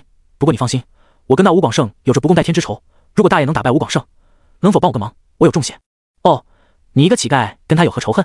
话音刚落，就见二麻犹豫片刻，随后当着林凡的面将裤子解开。大爷请看。林凡朝着对方裤裆看去，这一眼看得他两眼发直，很是惊愣。你这没有错，我这里就是被他给踢爆的，是在他喝醉的时候路过我身边，对着我就是一脚。他想说这是无妄之灾，但想想还是咬牙道：“不共戴天之仇啊。”林凡道：“你说的重谢是什么？”他脑海里想到一种可能性，就是这位乞丐有着来历不凡的身世，比如时间某个武学世家，却又因为被灭，自身又没任何修炼天赋，就跟郭爷一样的情况，随后赠送自己绝世武学。你伸出手。林凡伸出手，片刻间，林凡瞪眼看着手里的3两银子，神情呆滞地看着对方。大爷，这是我身上所有家当了，也是我最为宝贵的东西。二麻子严肃道：“这不是我给你的3两银子吗？大爷，这是我自己赚的，不是你给我的。”哈哈，你这家伙有点意思。行，看在他让你失去男人尊严的事情上，我帮你领走废了他。这银子你还是拿着吧。林凡将3两银子拍在二麻手里，二麻急忙道：“多谢爷的打赏。”林凡笑着，真是机灵的乞丐。要是我有安稳的府邸，或许真能请他来当管家，灵活的脑袋还是很适合的。夜晚，夜深人静时，林凡躲藏在一间屋顶上方，静静地看着吴广胜府邸。他在等待时机，抬头看着天空。有点可惜，没有打雷下雨。他最喜欢的就是在这种天气下手，能够完美的洗涮痕迹。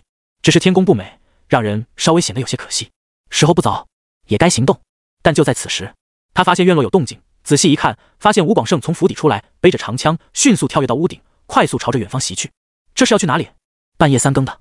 林凡琢磨片刻，迅速跟随而去。他一跃而起，身轻如燕，脚尖落到屋顶，不发出一丝的声音，在月光的照耀下，倒是有种飘飘然的感觉。吴广胜眼神凌厉地看着前方，今晚有行动，他不是主要人员，而是为了以防万一，只要半路拦杀就行。如果运气好的话，甚至都不用他出面。越过城墙，这种城墙就是拦截普通人，对于他这种高手来说，也就比自家门槛稍微高一点而已。离开城内，脚踏平地，吴广胜的速度变得更快，迅速朝着松竹林袭去。而就在此时，吴广胜听到耳后有破空声传来，心头一惊，转身提枪横扫，砰的一声击碎某种东西。谁？给老子出来！他没想到竟然有人胆敢在城外偷袭他，简直就是找死。咻！又是一道破空声传来，吴广胜心头一凛，看到黑暗中有不明东西席卷而来，挥枪抵挡。只是这一次的情况陡然间发生巨变，一股强横有力的劲道贯穿身体，双臂颤抖，握在手里的长枪脱手而飞，握都握不住。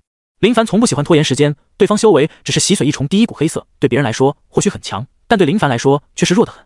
如果连这都需要磨蹭，那这修炼真是修到狗肚子里了。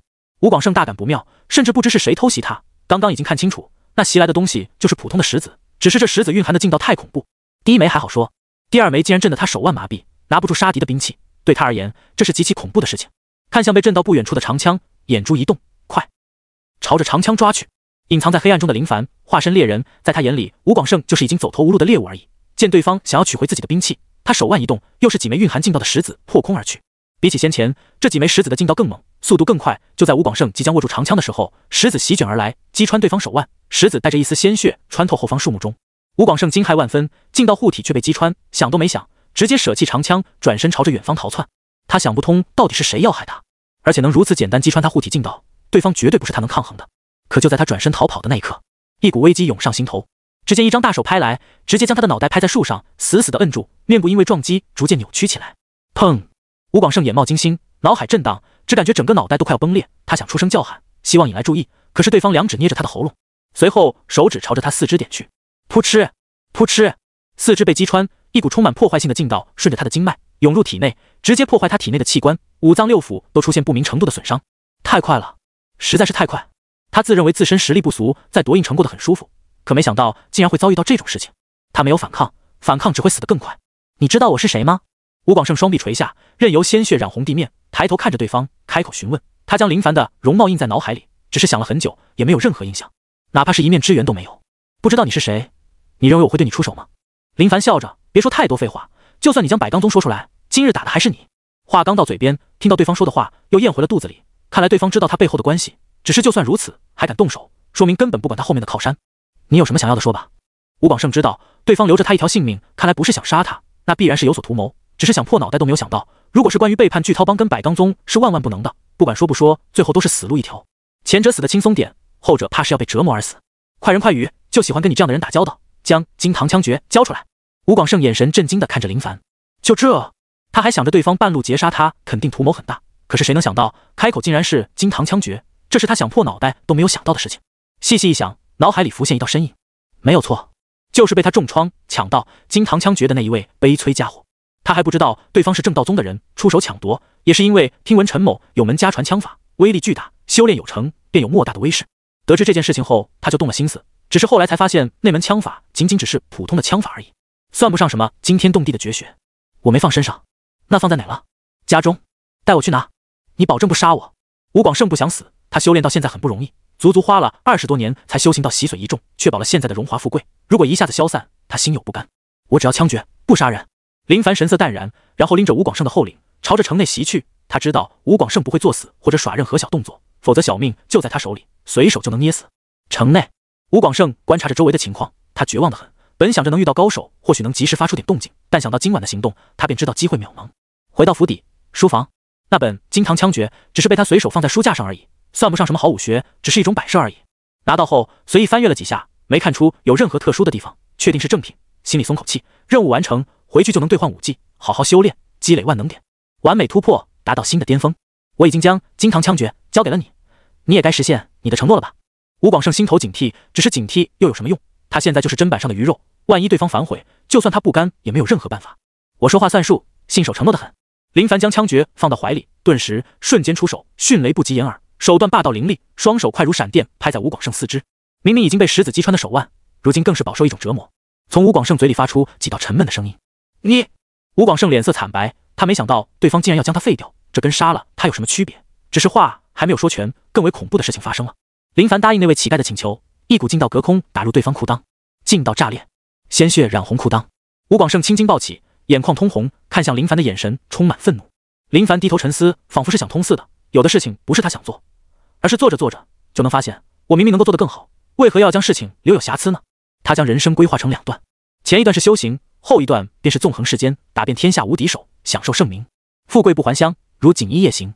如果仅仅是活着，那现在待在正道宗就能活着，但他要活得丰富多彩，站在最高点，看世间最美的景色。因此前期的他不怕得罪人，但就怕树立仇敌，如果仇敌死掉的话，那想通这一点，林凡瞬间出手，五指并拢，击穿吴广胜的喉咙，缩手进到护体，不沾鲜血，低头看着对方破开的伤口，鲜血咕噜噜的往外流淌着，染红地面。解决这一切后，转身离开，身影消失在黑色中。夜很深，相隔10来米便很难看到身影。随着宵禁的安排，在这个时间段已经看不到一个人影。如果还能看到人影，只能说此人有鬼。城外，松竹林，你们这些魑魅黍小之辈，有种露出真面目，何必装神弄鬼？朱九离怒声呵斥，观察此时的情况，将他围住的这些人都戴着鬼面面具，穿着杀手黑衣，手中的兵器都是统一的长剑。虽说这些家伙气势没有他强，但一眼就能看出，这些鬼面人都是经过特殊训练，有着完美的配合。大人，这陷阱早就给我们准备好了。贾代全沉声道。朱九离道：我知道，宁愿冒险，也想知道到底是谁值得冒险。无需担心，就这些人拦不住我们。想到大人的实力，贾代全心安得很。只要山门那些强者不要突然冒出，就不会有任何事情。况且他也不是软柿子，随便就能被捏住的。他想知道谁是幕后黑手，竟然知道他们的行踪，情况只有2种：从他们出来的那一刻便已经被发现，或者有奸细。此时，一道身影出现在前方，顿时引起朱九离等人的注意。虽说对方同样戴着面具，但从穿着体线的身材上可以看出对方是位女子。朱大统领好胆量，没想到真的来了。女声传来，清脆得很。你是何人？朱九离手掌放在刀柄上，慢慢运转劲力，随时做好出手的准备。对方也是有备而来，看目前的情况，还未到最坏的时候。我们是何人不重要，关键是朱大统领果真是闲得厉害，竟然不远万里从都城而来，就为了调查一些不明不白的事情，何必如此卖命？哼，如今国不国，法不法，都是你们这群魑魅魍魉所害。如果能够将你们消除，便可还天地一个朗朗乾坤。既然你不想说，你是说，那便不用说，待我将你拿下，不怕你不说。话音刚落，朱九离拔刀动手，劲道爆发，以他自身为中心，一股劲道猛地扩散出来，直接朝着女子斩杀而来，将他们包围的所有鬼面人一跃而起，朝着朱九离扑来。一战爆发，那位女子隐藏在鬼面下的神情淡然得很，没有任何变化，便这样安静地看着。这些鬼面人配合度极高，单打独斗远远不是朱九离的对手，但配合在一起却能将朱九离牵制住。数十招的碰撞，有的鬼面人面具下早就鲜血流淌出来，但在四周黑暗中有源源不断的鬼面人涌出。顿时，漆黑的天空中出现一张大网，这些大网上悬挂着锋利的挂钩，如果被这张大网覆盖，情况很是不妙。都小心点，这是罗天网，坚硬无比，切不可被抓到。朱九离一眼便看出这些大网是什么东西，这明明就是他们官家所拥有的，往往都是用来抓捕那些穷凶极恶的恶徒。但随着皇权崩溃，那群家伙便胆大包天的将罗天网贩卖出去。一张大网落下，朱九离怒吼一声，运转劲道，狠狠地劈去，落下的罗天网直接被劈开。只是这非常的消耗劲力，长久下去必然会力竭。都给老子滚开！一声怒吼，蕴含磅礴的劲道，直接将包围的鬼面人震开，随后席卷而起，高高跃起，破开重围，直接朝着女子斩来。女子淡然，就在那刀即将落下的时候，快如闪电，白光一闪，女子手里多了2把匕首，握在手中的匕首做工精致，镶嵌着宝石，双匕首架起硬接朱九离一刀，劲道极强，后脚深陷地面。朱九离压刀，怒视道：“你到底是谁？你猜？你！”突然间，朱九离大惊，感知到危机，脚下地面泥土挪动，一道身影破土而出，发出尖锐的怪叫声，五指摘桃，猛地抓住朱大统领的裤裆。桃被我抓到了。冒头的人体型很小，骨瘦如柴，漆黑的指甲好像堆积着淤泥，随后猛地用力，但纹丝不动，硬如钢铁。朱九离一脚朝着对方踹去，对方双臂交叉抵挡，直接被从地底踹了出来，身形在空中翻转几个跟头，稳稳地落地。没想到堂堂皇城司的朱大统领竟然修炼江湖中不入流的裤裆功，还修炼得如此深厚，莫非是那地方不行？嘿嘿，瘦猴的笑声很尖锐，但笑着笑着就忍不住地喷出一口鲜血，明显是刚刚那一脚的劲道让他受伤。朱九离是皇城司的大统领，对付的家伙都是阴险卑鄙、下九流的玩意，如果他是断腿断臂，以他的实力还能坚持战斗。可男人最为薄弱的地方便是裤裆，那地方不代表你功夫高、劲道浑厚就能挡得住，所以他特意花了3年时间苦修这门护裆硬功，早就修炼到刀枪不入、百毒不侵的境界。因此哪怕有人对他下重药，他都能保持神志清醒。此时朱九离目光落在对方身上，发现这瘦得如猴子般的家伙长相狰狞丑陋，五官错位，很是扭曲。陡然间他想到一个机构，你是妖堂里面的人？妖堂是魏中手里的2大机构之一，里面的人都是各种怪物，生长的都很畸形。是啊，我是妖堂五指黑魔断魂手周杰，我们来好好的玩一玩吧。周杰嘿嘿一笑，抬起锋利的五指，快速的朝着朱九离杀去。周杰身材矮小，但速度极快，精通钻地之能，眨眼间就刨坑入地，靠的就是他那双利爪。而在朱九离关注周杰时，女子持着匕首快速杀来，眼花缭乱，镶嵌宝石的匕首仿佛能扰乱心神似的，让人注意力无法集中。月色中，林凡快速前行，远离夺印城，也许用不了多久，吴广胜的死就会被人发现。等到那时候全城封闭，他想逃离就有点难度。不过在百当宗地盘杀人还真够爽的，唯一可惜的便是没有打听到关于李昌运的消息。郭爷，容我再好好修炼一段时间，到时给你报仇雪恨，提着脑袋给你当下酒菜。赶路的途中，林凡规划接下来的事情，回到山门兑换一门武技，努力修炼，积累万能点，然后完美的将修为提升到洗髓3重，好好的淬炼第3股。按照以往的修炼情况，还有第3股的淬炼难度，他估算着等积累到足够的万能点，突破到洗髓3重，怕是需要1年多时间才能将第3股淬炼到圆满，难度很高，消耗的时间也很长。而就在此时，耳目敏锐的他听到远方有打动的动静传来。他脑海里想到了贾代拳，不知为何，他总是感觉能够发生这种事情的，必然是跟贾代拳有关系。陡然间想到吴广胜做足准备出城，恐怕也是要参与这里的打斗，只是没有出现而已。但问题出现了，吴广胜没出现，另外的3位堂主是否出现，还有那位帮主，此事跟我无关。如果真的是你，那也是你自己招惹出来的麻烦，我的目的便是修炼，别的跟我无关。我能救你一次是运气，第2次运气没有，各看天命。想通后，林凡留都没留，直接离开。很少有人像他这般能够在一个地方沉住心修炼，同时他也很少多管闲事。在他记忆里认识的人中，贾代拳是最危险的，倒不是他实力有多厉害，而是他的工作性质是最危险的。如果跟他牵扯太深的关系，很容易被卷入到一场大危机中，真到那时候，可就不是他想脱身就能脱身的。许久后，他离夺印城已经有数百里之远，稍作休息，一直用脚力赶路，对体力消耗是巨大的。看向四周，发现不远处有间破庙。这已经是他见到的第3座破庙，希望别又是那恐怖狰狞的神像，否则他真的要怀疑这世界的人信仰的都是什么。反正他在天九城、宁城等地方没有发现世人有信仰的神灵，更像是无信仰神灵一样。随后一跃而起几步，跨越便到了破庙门口，推门进去，荒废很久，有几堆篝火，明显有人来过，只是过去许久而已。此时悬梁上一条黑色的小蛇攀爬着，悠哉地朝着另一个方向爬去。扑通，一枚石子击穿蛇头，小蛇身体一软，从梁上掉落下来，被林凡抓在手里，狂奔这么远，补充点体力倒也不错。生火剥皮，找来枝干串起来，架在火堆上烤着。林凡围坐在篝火前，双目中映照着火光。来到这世界2年时间过得相对充实，基本所有时间都用在修行上。没有太多的朋友，仅仅几位，有人对他好，默人对他坏，因为自己没仇人。想着师姐该如何处理这样的感情呢？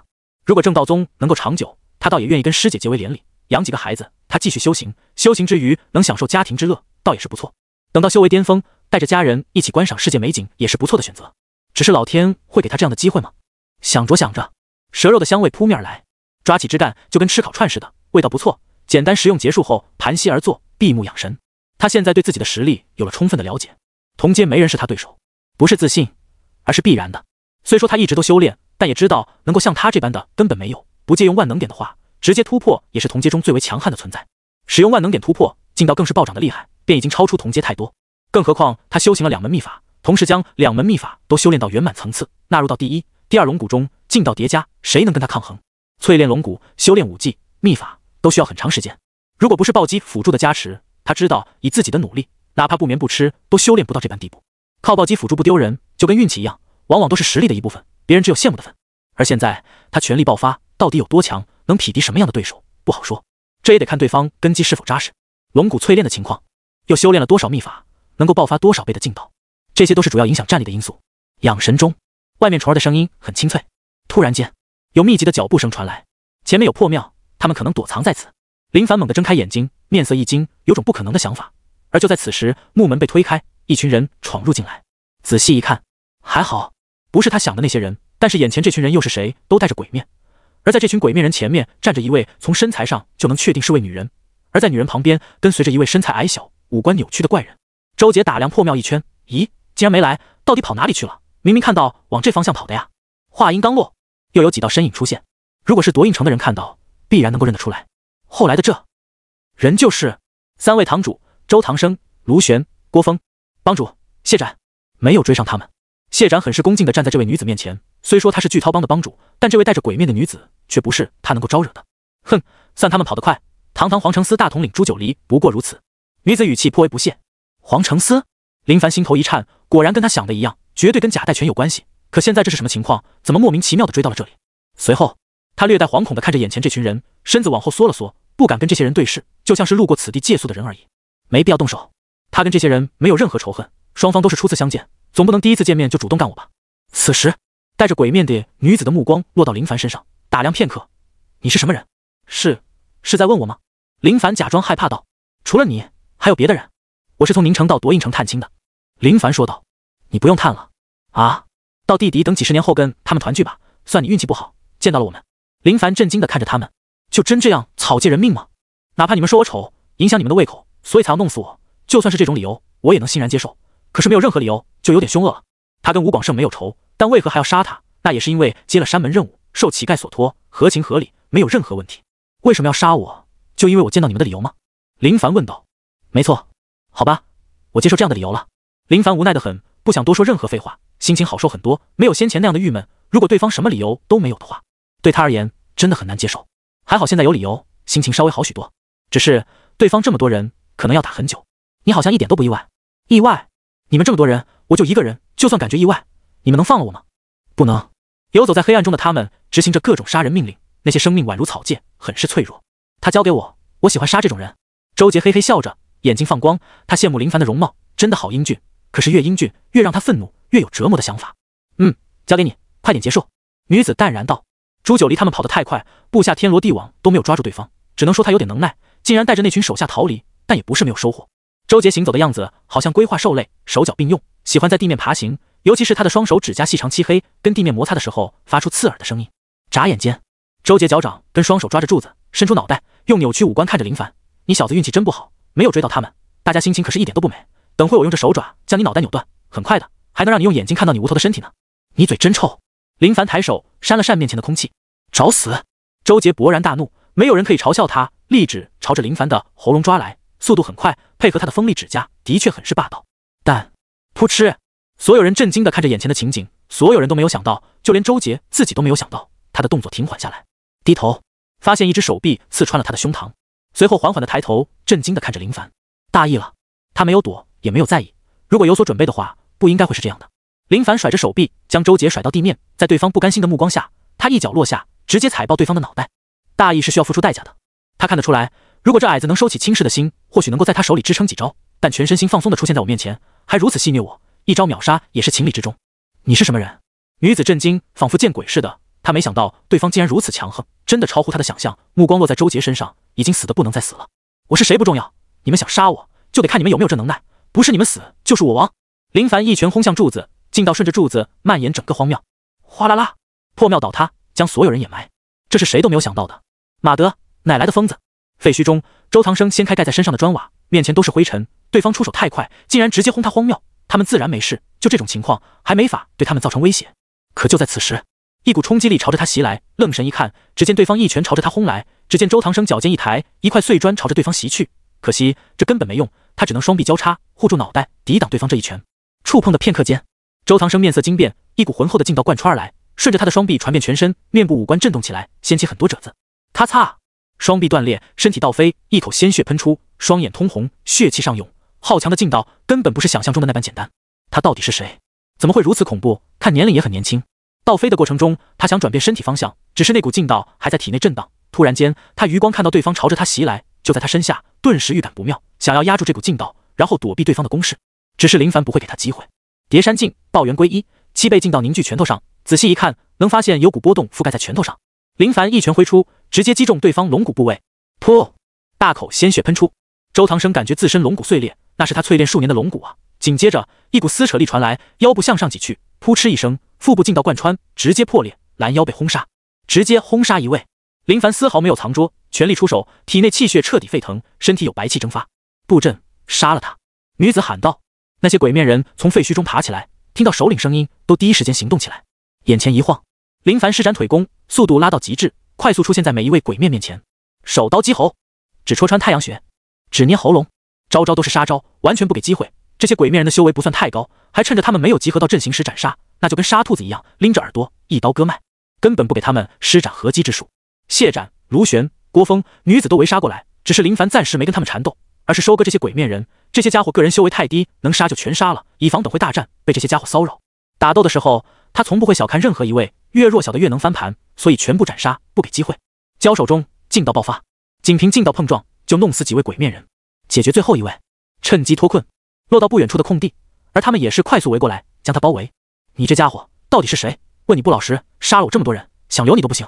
女子说道。林凡笑着，杀笔。随后他目视四位，分析着此时的情况，最终得出结论，都能杀，杀了他。女子怒喝一声，随同另外3位朝着林凡杀来，四面受敌。其中修为最高的便是谢斩跟这位女子，另外2位还好说，但不是有人经常说双拳难敌4手，如今这里已经有8只手了。女子擅长匕首，双刃快速袭来，劲道覆盖的匕首哪怕相隔一丝距离都能被划伤，而另外3位也都施展杀招，狠辣程度仿佛是想将林凡当场打死。谢斩擅长拳法，拳拳如虎豹般凶悍，卢玄手持长剑，剑招精妙，专门攻击林凡的下盘。至于郭峰却是没看得出来，但隐隐约约能够看出对方指尖藏有东西，不出意外的话应该是暗器。遇到这种情况的他全神贯注，没有丝毫松懈。你们修为不错，只是相对而言劲道没有修炼到家，对付你们需要耗点招式，但难度不高。林凡说道。猖狂，卢玄最狠的就是像林凡这种狂妄之辈，他们在场的每一位修炼到如今的地步，都不知消耗多少时间精力才到达这种地步，如今也不知从哪冒出来的傻小子，竟然胆敢说这些话，简直就是找死。林凡身上衣袍震荡，劲道爆发，龙骨髓性激活，加快劲道旋转，配合叠山镜跟抱元归一加持的劲道倍数，施展出来便是拥有惊天动地之威。随着他的指引，劲道融入双腿、双臂、四肢被劲道覆盖，形成波动，一股巨大的威势朝着众人碾压而去。四合掌，林凡一脚踏地，恐怖劲道渗透周围地面，瞬间形成爆炸，碎土高高跃起，形成土墙，让他们4人面色惊变，没有预料到对方的劲道如此恐怖。顿时，掌印不断，朝着4人拍去，每一掌都蕴含惊人力量。首当其冲的便是卢玄，手中的剑被林凡震飞，紧接着，当他回过神来时，掌影落到他胸膛，短暂片刻间，数十掌击中他的胸膛，顿时血肉模糊，恐怖劲道贯穿他的身体。噗嗤，一口鲜血喷出，肝胆剧烈的看着林凡，不相信对方的实力如此强大，他竟然连挡都挡不住。那股劲道排山倒海，有着极强的震荡穿透，哪怕他运转劲道护体，都跟纸张一般，一碰就碎，挡都挡不住。林凡施展腿功，一脚猛地踩向地面，尘土飞扬，地面石子，硬块在劲道的加持下，铺天盖地的朝着另外3人袭去。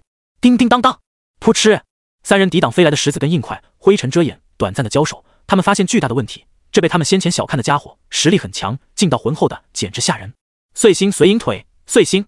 林凡暴喝一声，冲到谢斩面前，膝盖弯曲，狠狠地顶向对方的胸膛。谢斩大惊，双臂抵挡，只是在抵挡的片刻间，他便发现那股劲道根本不是他能抗衡的，双臂直接被挤压到胸膛，轰隆，劲道声炸裂，谢斩直接倒飞出去，顺带着喷血。他瞪大眼睛，心中狂吼：这到底是什么样的怪物？劲道怎么会恐怖到这种程度？还是说对方将龙骨淬炼到圆满？不可能，龙骨淬炼难度极高，不可能有那么多人做到那种地步。但凡能够做到的，都是有着巨大的靠山，无数大药堆积。但凡是这样，他不可能不知道对方是谁，也绝对不可能是默默无闻。而就在林凡准备追上去，狠狠重创谢斩的时候，身后传来破空声，咻咻！郭峰直接出手，只见暗气覆盖劲道，朝着林凡席卷而来，高速旋转，能够破开各种劲道护体。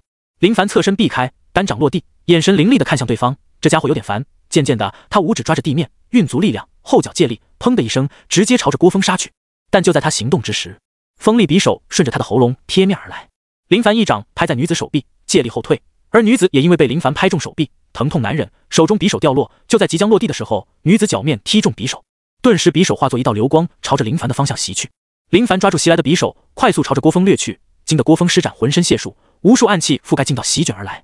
好强的暗气手法，比曾经在天九城见到的那位不知要高明多少。他挥动匕首，将所有暗气抵挡下来。对方劲道没有他那般的浑厚，如果对方劲道浑厚无比，他也不敢正面抵挡。但凡有个没挡得住，后果不堪设想。该死，这家伙！郭峰看着快速掠来的林凡，只感觉头皮发麻，被这种高手盯上，浑身难受，眉头紧皱。随后展开，快速的从怀里掏出一枚做工精致的圆形球体，朝着林凡扔去。看到这玩意，林凡想都没想，瞬间暴退，看到还未死的卢玄，而卢玄也是扶着树，捂着胸口，脸色白如纸。紧接着，卧槽！卢玄破口而出：“兄弟，替我挡挡！”林凡手刀落下，将卢玄击晕，以防反抗，随后将他朝着圆球扔去。片刻间，恐怖的事情发生了，圆球解体，仿佛内部机关被触发，数道铁线爆发出来，高速旋转摆动，而堵在圆球上的卢玄直接被切割成无数肉块，铁线将周围树木切断，锋利度极强，简直就是超级杀气。看得林凡眼皮跳动，甚至都在想着：我能挡得住吗？以他现在的劲道，直面刚刚的暗气，以劲道护体，也不知道能不能挡得住。随后，他发现前方没了郭峰的身影，好像趁着刚刚的机会已经逃离了此地。回头一眼，谢斩也不见身影，唯独那位戴着鬼面的女子还在。唰唰，四目相对，就剩你跟我了。林凡神情淡然，缓慢朝着鬼面女子走去，而女子仿佛是想到什么似的，转身就朝着密林里掠去。林凡速度逐渐加快，猫和老鼠的游戏正式开始。前方，女子心中惊骇万分，已经有些惶恐不安，一群人竟然被杀的仅剩3人。逃跑过程中，回头看向后面，不知为何，漆黑的森林显得很是诡异。茂密的森林中，偶尔会有野兽的怒吼声传来，让本就有些恐怖的森林显得更加阴森诡异。鬼面女子拖行着满是鲜血的腿前行，大腿处有道很明显的伤口，是被某种利器击穿的，其实是被林凡用石子击穿。我不能死在这里。女子神色凝重，走起路来一撅一拐，内心惊慌起来，这是她从未有过的感觉。渐渐的，有脚步声传到女人耳中，宛如催命符。惊吓的女子急忙背靠着一棵巨树躲避在那里，只希望对方没有发现她的踪影，从而能逃避一劫。突然，噗嗤，一颗石子击穿巨树，贯穿她的右肩，鲜血咕噜噜的往外流淌着，惊得她疯狂朝着前方逃窜，就跟无头苍蝇似的，感觉哪里安全就往哪里跑。跑着跑着，又一枚石子从黑暗中出现，击穿女子的左肩，蟹花溅射，在黑夜中倒是别有风味。你出来，给我出来！女子没有继续逃跑，怒声喊着，她已经发现自己就像是猎物，不管跑到哪里去都无法逃脱对方的追踪，对方是在戏弄她。这种感觉只有在别人身上出现过，从未出现过在自己身上，近乎疯癫的状态，已经忘记自身也是一位高手了。无趣，还以为你能有别的手段，没想到就这已经被逼疯了吗？林凡双脚踩着树枝，居高临下的看着被逼疯癫的鬼面女，他本想快速解决，但想到这种家伙无缘无故就要打杀他，肯定干过不少次。既然如此，他便想让对方感受一次自身被逼陷入无奈的情况下，又会是什么样的绝望心情。杀！鬼面女怒吼着，无视被击穿的双肩，猛地朝着林凡杀来。在林凡眼里，女子破绽百出，全身上下都是破绽。林凡淡然地看着，在鬼面女手臂扫向他的时候，他抓住对方的手腕，掌拳交替，轰向对方胸膛，浑厚劲道轰击，任谁都无法承受。鬼面女鲜血从面具内溢出，随着他的一拳一掌落下，鬼面女的身躯便猛烈颤抖着。简单粗暴的杀招，松开手！鬼面女坠落到地面，轰隆一声，没有动静。林凡从枝干上跳落，半空中的时候，双膝弯曲，垂直落下，狠狠地抵在鬼面女腹部。重击之下，劲道从鬼面女后背爆发，地面裂开，戴在她脸上的面具也随之裂成2半，掉落在地面。咦？抬头的时候，林凡看到对方的脸，表情有些诧异，不是因为对方有什么问题，而是鬼面女的真容貌好像有点美。原来还是位美女，倒是可惜了。如果你早点摘下鬼面，我应该不会下手如此狠辣的。她不是那种喜欢辣手摧花的人，只要长得好看，相对会给个体面的死法。简单搜身，无意间的触碰不是对尸体的亵渎，而是没有办法。很遗憾，没有找到任何东西。简单的挖个坑将鬼面女埋了。还有逃跑的那2位，想了想没有回去寻找，没有必要，也不知道他们已经跑到了哪里。算了，没必要冒险。随后转身离开一处隐秘的地方。大人，你没事吧？贾代全伤势还好，主要是大人的情况有点不妙，中了一枚暗器，暗器有毒，还好不是那种致命的剧毒，随身携带的解毒丹能化解毒性。没事，那施展暗器的就是巨涛帮堂主郭峰。巨涛帮是百罡宗扶持的，岂不是说百罡宗就是主谋？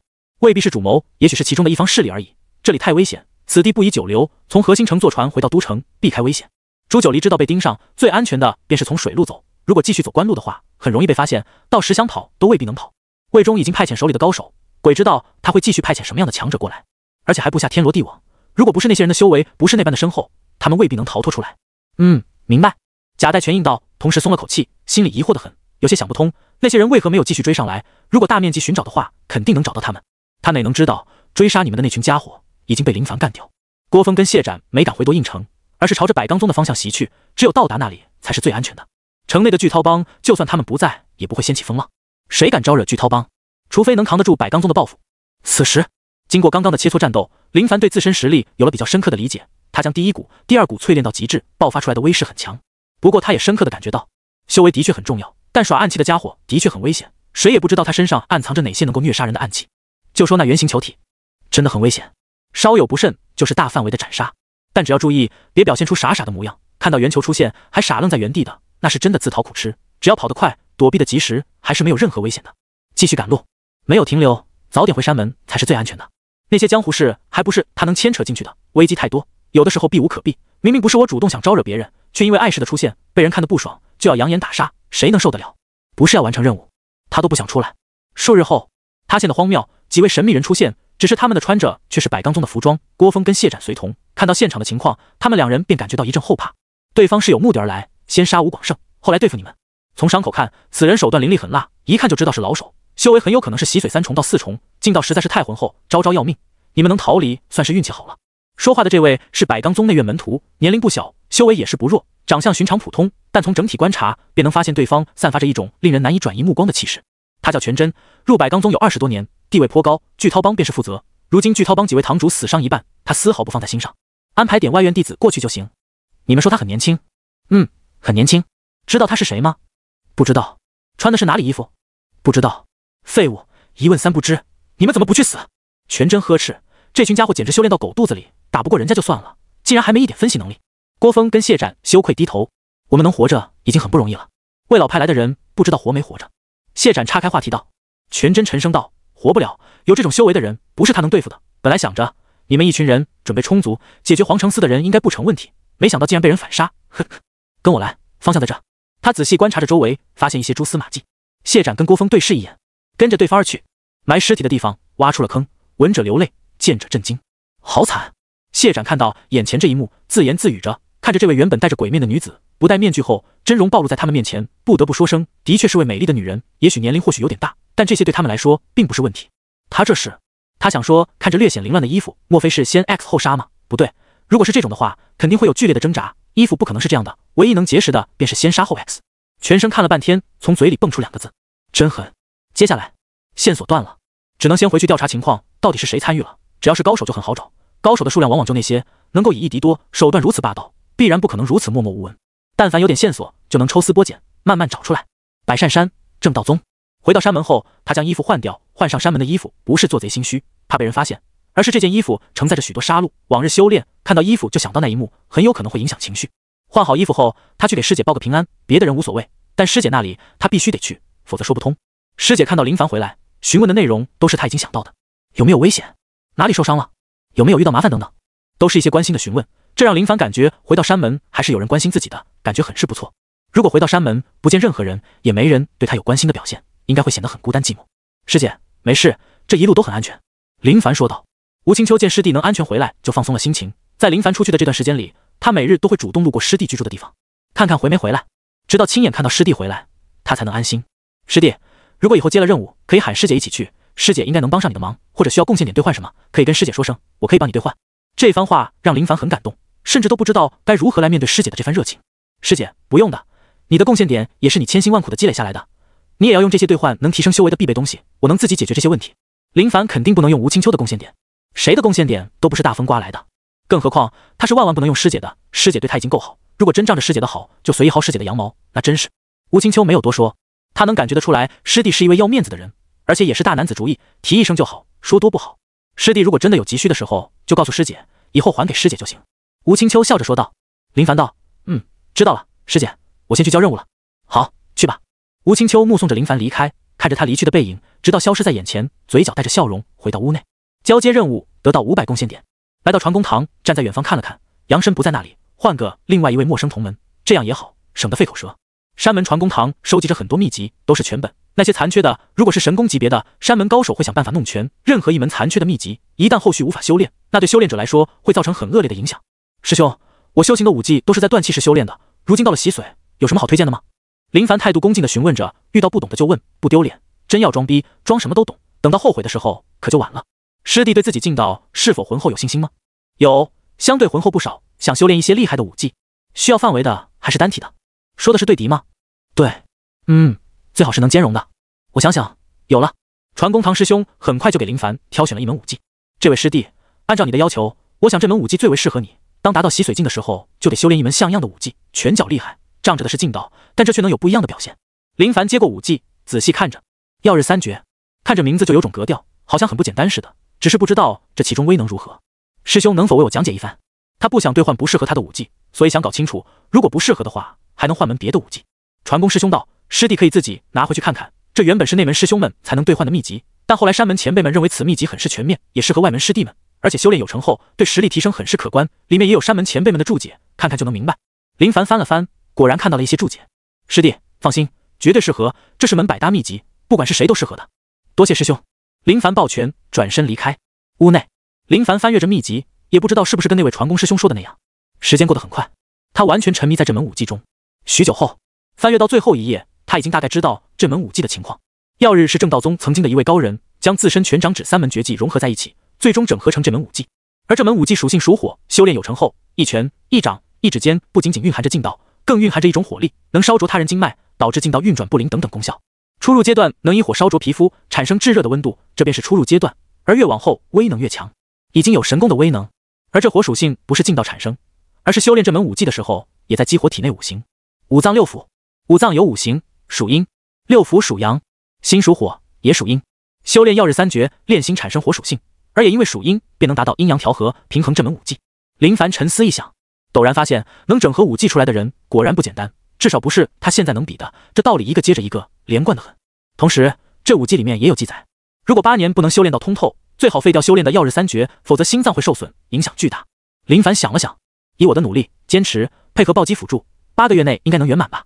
林凡放下秘籍，出门打点水，好好的洗把脸，精神一下。修炼就要开始，这将是一场没有退路的修炼。修炼是他最喜欢做的事情，任何事情都无法跟修炼相比。他能在修炼的过程中享受着那种实力暴涨的快感。清洗结束，回到屋内，深吸一口气，稳定情绪，从曜日三绝第一页看起，看得很仔细，细细的在心里品味着，同时在脑海里形成画面。天赋在此时就要发挥出作用了。时间过得很快，日夜替换，白天借助阳光，晚上点燃油灯。从初看的纹丝不动到后面拳掌指变化，尝试其中的武技招式，开始上手，这便是正式的开始。半月后，林凡站在屋内，闭上眼睛，脑海里回忆着武技中的内容，直接开始起势修炼。拳掌指在他手中不断变换，随着修炼时，一股股热流在体内炸开，仿佛是要形成一种循环周天。从刚开始的迟缓到后面的熟练，曜日三绝的杀招不断他在手中变换。顿时沉闷声响起，有风的声音，有山石碎裂的声音，越大越爽，体内的血液都快要沸腾起来了，好爽，真的好爽，从未有过这样的感觉，就算曾经修炼四合掌，也没有如此的爽快。神功的效果就是如此霸道吗？许久后，熟练度曜日三绝03000，没想到初入竟然就有这么高的熟练度，难怪秘籍中记载8年时间无法修炼到通透，最好就别修炼了，看来这时间给的相当可以。此时林凡低头一看，发现脚下地面竟然有黑色脚印，这是刚刚在修炼的时候激活火属性产生的情况吗？随后他发现外面有动静，推门一看，很多同门都站在不远处，对着他的屋子指指点点。随后一位同门开口道：“你刚刚干嘛的？那么大的动静？”动静实在是太大，声音巨响，将他们都吸引了过来。林凡心里一惊，听这意思，莫非是我在修炼中产生的动静有点大，将他们引了过来？如果是这样的话，倒是一件麻烦的事情。各位不好意思，刚刚修炼一门武技，没有收敛，造成动静，影响到各位，希望能谅解。林凡抱拳道：“居住的地方弄出这样的动静的确不行，尤其是夜晚，大家都在入睡，他还在修炼，噼里啪啦的作响，肯定是不行的，说不准这些家伙都能找他来拼命。以为你这里发生了什么事情，就来看看，原来是修炼，我还以为地震呢。我也是这样想的。林凡笑了笑，再次朝着众人抱拳，希望各位不要放在心上。很快，人群散开。林凡琢磨片刻，随后离开屋子，朝着远方走去。百善山很大，悬崖峭壁很多，想着还是找个好地方修炼也是不错。百善山中，一道身影在悬崖上一跃而起，又一跃落下，目光扫着四周，寻找适合的地方。那里好像不错。陡然间，他发现一处好地方，悬崖高地，面临出阳，而且还有一处洞穴，如果修炼太晚，也能在这里暂住，倒是不错的选择。俯视而下，万丈深渊，白云飘荡，景色很美，目光远眺，一望无际，就连空气都新鲜许多。深吸一口气，继续修炼。找到地方就好好待着，没必要回去，要珍惜现在的时间。曜日三绝走的便是猛，出拳、出掌、出指都是刚猛有力，一招下去不将对方打废，都算没有练到家。远远望去，那道身影便在悬崖边上，迎着天地苦修，想要变强只有一条路，那便是努力修炼，除了修炼没有别的办法。提示：触发80倍暴击。提示：曜日三绝熟练度加80，有点意思。初次修炼的开场白嘛，很是不错。这样的暴击他很喜欢，但他已经不在意暴击的倍数，只要一步一个脚印，坚持努力，终究会有巨大的收获。渐渐的，夕阳西下，天渐渐的黑了。轰隆！夜晚的时候，云层里有闷雷声响起，雨水缓缓滴落，下雨了。可就算这样，依旧无法阻拦他修炼。陡然间，他发现身边有棵树，仿佛是想到什么似的，直接一脚将树踹到万丈深渊中，冒着雨继续修行。雨水滴落在身上，身心很平静，一切都归于安静，而这也是最佳的时刻。他不喜欢别人称呼他为靓仔，他喜欢别人叫他五疯子。数日后，吴青秋想着师弟，来到他的屋前，拍这门没有动静，心里疑惑得很，师弟哪里去了？怎么找不到人影呢？随后看到一位师弟询问林凡的情况，师姐，他每日都很早就朝着山上去了，就是那个方向。哦，谢谢。吴青秋顺着那方向走去，想着师弟去那里做什么，翻越在山中，到处寻找着，这里很少有人过来。很快，他就听到声音，抬头朝着远方看去，看到在那悬崖上，一道模糊的身影在修炼中，虽然看不清脸，但那身形就是师弟，绝对没有错。他没有过去，以防打扰师弟修炼，就这样远远的遥望着，看得竟然有些痴了。没想到师弟竟然这样努力。吴青秋越发的感觉师弟很有魅力，随着不断接触，知道的更多，师弟很坚强，很努力，对人也很礼貌客气，反正情人眼里出西施。他是没看到林凡杀人的手段，如果能一招打死，最多也就几种样式：击喉、脑袋打到身体里等等。师弟修炼一定很累吧？午饭怎么解决的？晚饭又是怎么解决的呢？吴青秋想着，随后转身朝着山下走去。修炼结束的林凡缓了口气，随后朝着刚刚吴青秋在的地方看去。就在刚刚，好像有道视线关注着这里，不知道是谁。算了，还是继续修行的好，别的跟他没有关系。次日，林凡很早就来到这里修炼，天还没亮，能够在这悬崖上看到初升的太阳，甚至能看到紫气东来，那种美景配合他的修炼，让他有种特别舒爽的感觉，浑身都很轻松，每一个毛孔都张开，贪婪着呼吸此地新鲜的空气。虽然每天做的事情都很单调枯燥，但只要能够耐得住性子，就能坚持下去。提示：触发4倍暴击。提示：曜日三绝熟练度加4。修炼结束，熟练度加的不多，但进步很大，体内的那股火能越发的浑厚，擦拭着额头的汗水。修炼真累，很容易出汗。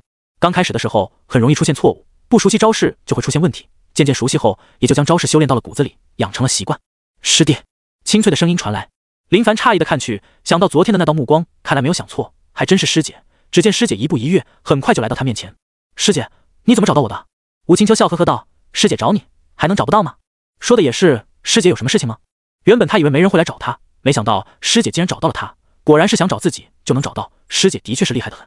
修炼是不是很累？现在都到中午了，我给你带了些饭菜，就算想修炼，也要吃点东西才行，这样才能有精力。吴青秋手里拎着饭盒，随后从怀里拿出一张大布，将布铺在地上，小心翼翼地将饭盒打开。林凡笑着：师姐，我闻到了香味。肯定香了，你师姐我做的菜可好吃了，你看看你喜不喜欢？吴青秋将亲自做的饭菜端出来，这是大猪蹄子、红烧肉、人参炖母鸡，虽然数量不多，但我在这里面放了不少药材，补血益气，效果极佳。多谢师姐，还劳烦师姐大老远的给我送来，真的是。他也不知道该说些什么，师姐真的太好，让他有种不一样的感觉。别说了，快吃吧，等会凉了就不好吃了。师姐笑眯眯着，看到师弟脸上有汗水，从怀里拿出手帕擦拭他脸上的汗水，手帕有股香味，那是师姐的香味。林凡有些紧张，行为举止太亲密，让他有种说不出来的感觉，只能埋头吃着师姐带来的美食，味道真的很好。想想师姐会做饭，有实力，人脉还广，也许真的是位贤惠的媳妇。师姐，你也吃。师姐吃过了，这些都是给你准备的，师弟多吃点，吃饱了才有力气修炼。不过修炼是长久的事情，师弟要注意休息，不能将身体给弄坏了。知道。师姐跟我说说最近的事情吧。最近的事情吗？也没那么多事情，不过最近山门出了点事情，兑换大药的贡献点涨了很多，如果师弟贡献点不够，就跟师姐说。我知道了。虽然他一直修炼，但也知道山门内部的情况，好像是青囊宗那边大药涨价，现在山门自己炼制大药，根据现在的情况来看，应该炼制的不怎么样，否则大药这种主要物资不可能涨幅的。这关系到很多弟子修炼，山门怎么会将这么重要物资交付给别人呢？如果被人掐住脖子，不就两眼一瞪，直接嗝屁了吗？也许大药很难炼制，不是想炼制就能炼制的，到现在也只有这种情况才能解释得通。师姐，现在外面的世界真的很乱吗？林凡刨着饭边吃边问，虽然他出去的这段时间遇到了黄承思还有奇奇怪怪的家伙，但还没有摸清楚具体的情况，搞不懂现在到底是什么世道。总的来说，好像没感觉到什么动乱。天九城、河心城、宁城、夺印城，这些他去过的城市都相对安全的很，没有想象中的那么糟糕。吴青秋道：乱，很乱的。我们能有现在宁静的生活，依靠的便是山门的庇护。如果没有山门的庇护，我们所要面对的将是大麻烦。师姐，我去过许多城池，都很安全。那别的地方应该也有山门的庇护吧？林凡趁着吃饭的时间，想将心里的疑惑问出来。他这种情况属于修炼羞傻掉的那种，两耳不闻窗外事，跟他无关的事情，他都不想主动了解。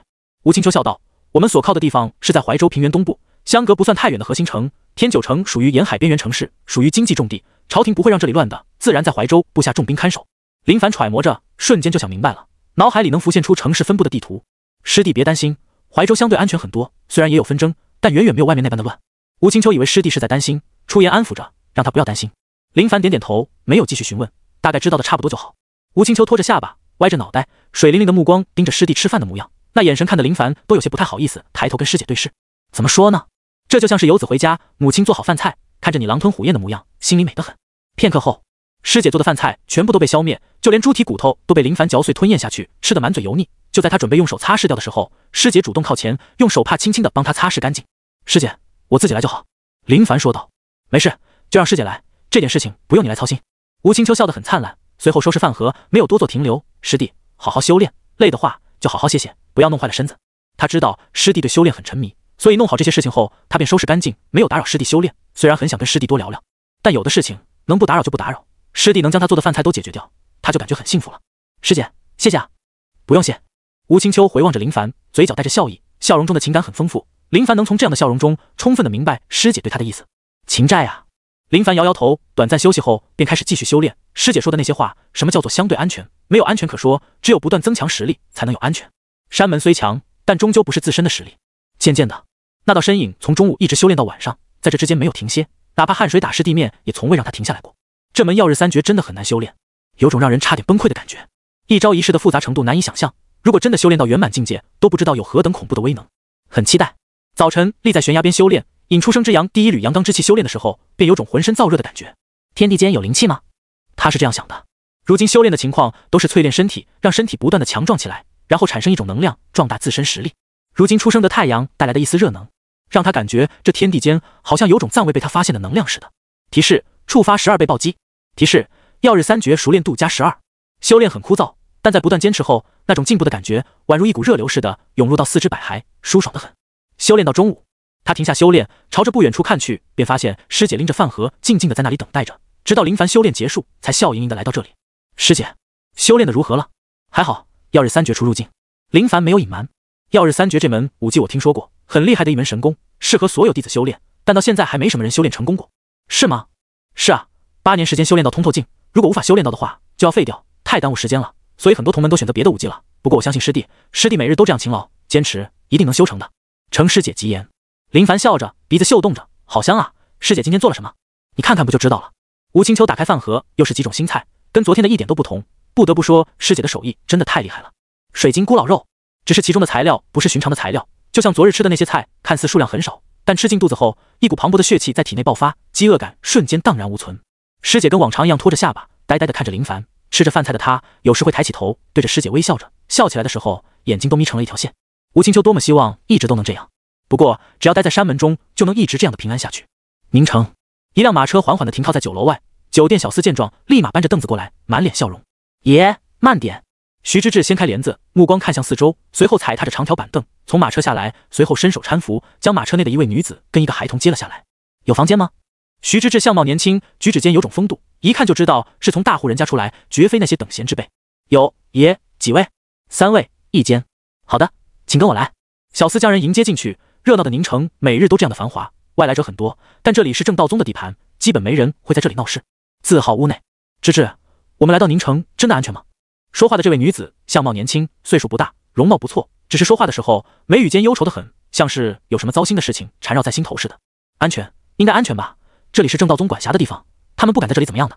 徐之志沉声道：“正道宗名声在外，是有名的正道山门。等我想办法跟正道宗里的人取得联系，给足好处，让他们派人护送我们到核心城，走水路离开，就不会有危险的。”爹娘，我想回家。孩童年龄5、6岁，扎着冲天辫，奶声奶气着。徐之志摸着孩子的脑袋，乖，很快就能回去的。爹娘，我饿。刚刚不是还想回家的吗？回家跟饿又不是同一件事情。徐之志笑了笑，先吃点东西，等会去城内正道宗分部。酒楼中，他们挑选了靠在角落的位置，一家3口随意点了些家常饭菜。徐之志来了一小壶的香酒，自饮自斟，心事重重。突然，酒楼传来动静，他抬头看向入口，便看到一位男子摇着纸扇，面带微笑，在掌柜的带领下朝着2楼而去。徐之志多看了几眼，对方除了散发一种富贵气质外，别的倒是没什么特殊的地方。紧接着，别的桌人交谈声传来，这王家没想到竟然有如此巨大的来历。是啊，那么多山门中人给他王家压阵，真是想都不敢想的事情。如果不是那王家仆人传出来，谁能知道？听说王宝峰跟他的小姨子有一腿了。嘘，别瞎说，他那小姨子得罪了某个大帮，被人灭了全家，逃到咱们这里找他的姐姐。本来王家也差点被牵连，谁能想那帮会竟然提着一个个人头过来赔罪，真是可怕的很。敢问各位，刚刚到楼上的那位就是王家王宝峰吗？徐之志抱拳询问道。是啊，他就是。徐之志拎着酒来到隔壁一桌，在下徐之志从外地而来。你们刚刚说的那些事情，我颇有兴趣，能否跟我好好讲一讲？哈哈，行，没有问题。这事我可是比谁都要清楚。数日后，师姐拎着饭盒来的时候，还带着一封信。林凡拆开这封信，发现是王宝峰让人送来的，大概意思就是有位长相不怎么样的姓徐男子找到他，跟他很热情，本以为是位好人，没想到是想通过王宝峰的引荐跟他认识。王宝峰心想绝对没好事，便拒绝了，因此特意写信过来通告一声，如果想见的话会安排一下。但王宝峰精明得很，特意留了一句，我感觉接触这人绝对没好事，还是不见得好。看完这封信，他便笑了起来。王宝峰这家伙还是精明得很，同时也知进退，没有仗着他的名头到处自以为是的给他招惹麻烦。手指一搓，信件化为碎片，飘散到万丈深渊中。师弟，什么事情让你这么乐呵？没什么，王宝峰给我写的信，其中有段内容让我想笑，都是些小事。林凡说道。他不想管这些事情，跟他没有任何关系，尤其还是陌生人，姓徐的没听过，也不认识这样的人，不想主动惹事的他，更是不想被动惹事。品尝着师姐的饭菜，师姐，你的手艺真的很好，如果开间酒楼，肯定爆火的那种。师弟希望我开吗？林凡傻笑着，师姐，我说笑的。不，我可没说笑。如果师弟喜欢，师姐我可以尝试看看，说不准到时研发出新的菜品，都得师弟帮我品尝呢。林凡闷声没说话。师弟，我开玩笑的。吴清秋将秀发别到耳后，看向远方一望无际的边际，随后又转过头看着师弟，那眼神柔和得很，多么希望师弟能勇敢点。比如，师弟，那我先走了。师姐，我送你。没事，我自己能走。师弟好好修炼。林凡目送着师姐离开的背影，看了许久后，无奈叹息，继续修炼。他明白师姐对他的感情，但他还没有做好任何准备。这不是去青楼脱裤子、踢裤子，你爽我爽，然后拍拍屁股走人那么简单。这可是一辈子的事情，一辈子很漫长，漫长的哪里是短暂的一想就能确定的事情。师姐，你的心思我懂，但我的心里还有道坎，一直迈不过去啊。林凡苦闷摇头，继续修炼，放空心神，全身心的投入在修炼中，确保维持在最佳状态。提示：触发300倍暴击。提示：曜日3绝熟练度加300。惊愣、诧异、不解，为何会这样？有种莫名其妙的感觉，还是说想让我快点变强吗？1月后。提示：曜3绝进阶。提示：触发232倍暴击，获得万能点加232。林凡浑身一颤，随着曜日3绝的提升，他感觉到身体有了天翻地覆的变化，尤其是心脏涌入一股热能，随后被心脏内的一股奇异能量调和。好奇怪的感觉，虽然劲道没有提升多少，但战斗实力提升了不少。不知是什么原因，想到每一步都很走得平稳，心里就很扎实，很充足，像是对自身的一种信任，坚信继续努力下去肯定会开花结果。如往常一般，师姐拎着饭盒来了，他感谢师姐对他所做的事情，只要不是没心没肺的都会如此，只是他发现师姐心情不好，不细看还真看不出来。师姐是不是有什么事情？我见你心情好像不是很好，如果可以的话，不妨说给我听听。他愿化身为贴心的软宝宝，细听师姐的不悦之事，如果跟人有关，甭管是谁，他都会跟随着师姐的意思来说，此人有病。山门吩咐我出去办件事情，倒也不是难事，就是要离开山门一段时日，可我已经习惯给师弟做吃的东西，如果我不在山门，谁能照顾师弟？这才是他最烦恼的事情，无所谓，就是不想离开山门，要是不能见到师弟会很难受的。以往没跟林师弟相识，他断然不会有这样的想法，可他自从深深的喜欢上林师弟后，就想着每天亲眼看到师弟吃到他亲手做的美食。林凡道：师姐，既然如此，不能推掉吗？没事，就一段时日而已。师姐，方不方便说是什么事情？如果可以的话，能不能跟我说一说？林凡想知道到底是什么事情，竟然让师姐不好推辞。吴青秋道：山门让我护送姓徐的一家3口到河心城，然后在河心城走水路到彭州锦城，路途遥远，来回需要许久。姓徐，脑海回忆，陡然想起来了，王宝峰给他送的信里提到过此人，从外地而来，刚开始是想通过王宝峰结识他，但王宝峰没有理睬，没想到竟然还真被他找到了关系，同时能让山门高层同意，说明此人给山门足够的代价了。如果他多管闲事，那此事就是落在他的头上，绝对跟师姐没有关系。根据各种情况，就算他不招惹事情，事情也会落到他头上。宁城到河心城路途不远，对方明明可以自己离开，非要山门护送，注意说明有足够的危险，才会让对方不得不寻找高手庇护。想通这一点后，师姐，我陪你一起去。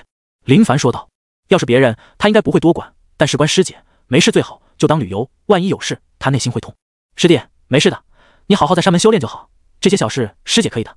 吴青秋暗喜，但他不想打扰师弟修炼，最怕的便是让师弟感觉自从他出现就不能好好修炼，那是他最不想看到的。而且他有种预感，事情没那么简单，很有可能会遇到危险，宁愿危险落到他头上，也不愿意师弟遇到麻烦。我要去。林凡说道。啊，为什么啊？我担心师姐的安危。林凡说道。听到这番话的吴青秋心里美滋滋的，暖暖的，有种说不出的心花怒放。师弟，我能有什么危险？很安全的。师姐，我是很严肃的。吴青秋愣神，随后低着头，声音柔弱道：师弟想陪师姐去，那就去呗，师姐又没说不行的。林凡神色淡然的点点头，仿佛是在说听话便好，还是我的好师姐。师姐都喊了谁陪同？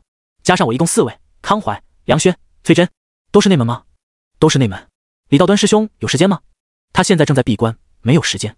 如果李道端师兄能随同的话，他倒是能放心的，但现在师姐说的那3位他都没见过，也不知修为如何，但想想肯定没李道端师兄厉害，那便算不上什么。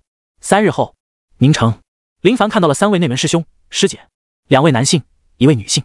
康怀40多岁，国字脸，脸上胡须茂盛，威严十足，手掌粗糙厚实，简单观察就能大概情况。他修行的是拳脚功夫，不借助任何兵器。梁轩倒是略显年轻，30多岁，风姿飒爽，扎着马尾辫，整体看起来干净利索，不苟言笑。崔真是众人里最老的，鬓角白发丛生，气质沉稳，后背卑贱。康师兄、梁师姐、崔师兄，林凡抱拳，接下来就是他们一起将姓徐一家3口送到彭州锦城，而几位师兄师姐眼生得很，没有见过。林师弟3人同样抱拳。林凡的名字在内门不是秘密，很多人都知道吴青秋喜欢这位小师弟，甚至不惜请李道端师兄亲自出场压阵。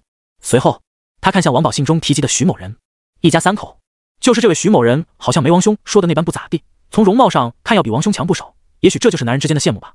徐之志带着媳妇跟孩子，神色比以往好很多，心头重担解决，狠狠地松缓了口气，面对这几位山门高手，立马上前恭敬道：接下来的事情有劳各位了。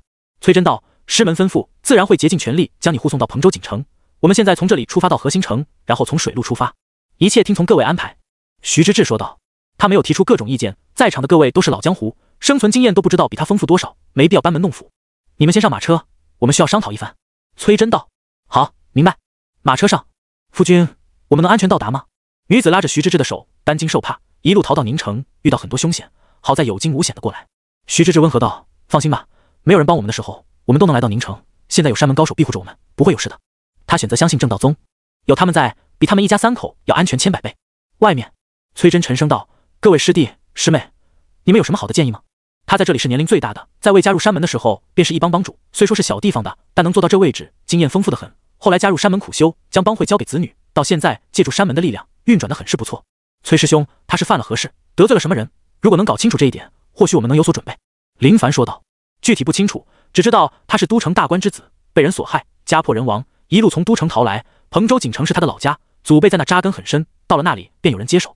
崔真知道这是很棘手的事情，牵扯到官方，那必然是其中一派，而且对方被一路追杀，说明很重要，也许知道某种大秘密，否则就算是大臣之子，也未必会引来别人追杀。林凡沉思，仿佛知道一些，应该跟魏忠有关系。想到这股势力，他便感觉头皮发麻，这种大型的势力绝非一般，高手怕是多得很。不过细想一下，也能发现一些问题。一家3口能从都城逃到这里，说明对方未必很重视他们，如果真的派遣高手，怎么可能活到这里？但未必跟他想的一样，需要提高警惕，不能有任何侥幸心理。趁着天亮，早点出发吧，等到天黑就不妥了。崔真说道。好。林凡不想师姐劳累，便让她到车厢内，他驾驶马车就好。如果遇到无法救所有人的情况，他也能在第一时间将师姐救走。不吹嘘，他现在的实力可不是师姐能够对付的。宁城跟河心城相距一段距离，况且还是马车，虽然想要追求速度，但也不能太快，以防翻车。在他们离开宁城的时候，一道神秘身影随即离开，悄无声息，没有引起任何人的注意。次日夜晚， 3位师兄师姐骑着马，将马车包围在中间。林凡警惕地看着四周，全神贯注，不敢丝毫大意，有时耳朵微微震颤，那些细小的声音都难以逃脱他的耳朵。渐渐的，等等，林凡出声，有点不对劲。我曾经来宁城的时候遇过这里，虽然有1年多时日，但这里绝对没有乱葬岗，我想有诈。林凡皱眉，乱葬岗墓碑竟然夹在官路左右，明显不对劲。就算在这1年多时日里死了很多人，但也不可能挑选这种地方吧？我来看看。崔真沉声，一脚踩踏马背腾空而起，半空中拔出背后长剑，运转劲道，劲道依附剑身，猛地一挥，类似剑气的白光出现，那是劲道爆发。砰砰！乱葬岗中的墓碑炸裂，随后就见其中有黑色身影出现，如同鬼魅般似的快速移动，随后定格在原地，双手垂下，破旧的长袍沾满灰尘，有腐烂的感觉，就好像真的埋葬在地底许久，化作厉鬼现身了。崔真运足劲道，咆哮道：“正道宗出行，你们是何等妖魔鬼怪，敢在这里装神弄鬼？”师弟，怎么了？吴青秋听到外面动静，掀开帘子询问着。没事，师姐你保护他们就好，这里交给我们。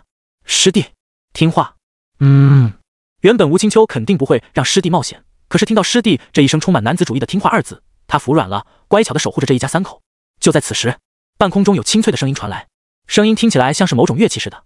仔细一看，天空中有圆盘落下，圆盘内部有绞杀的铁器，这是取人脑袋的杀气血滴子，而这枚血滴子便是朝着林凡头顶落下。林凡抬手猛地抓住血滴子的铁链，稍微用力，一道黑影从远方被拉拽出来，随后他将血滴子朝着对方扔去，力道比他的更猛，旋转的速度更快，就跟摘西瓜似的。噗嗤一声，对方脑袋分离。我说是什么东西？原来还是人啊！林凡的却是没想到对方竟然会在这里动手，是迫不及待，还是说9981难？这仅仅只是第1难呢？顿时，林凡发现地面有土包快速朝着他这边移动而来，一脚运足劲道，猛地踩在地面，砰的一声，土包炸裂，一道身影直接破土而出。林凡急速掠去，胳膊肘轰在对方胸膛，砰的一声，轰得对方吐血倒飞，狂吐鲜血，修为很弱，只有断气而已。这些小角色来多少都是秒杀。师姐，保护他们就好，外面交给我。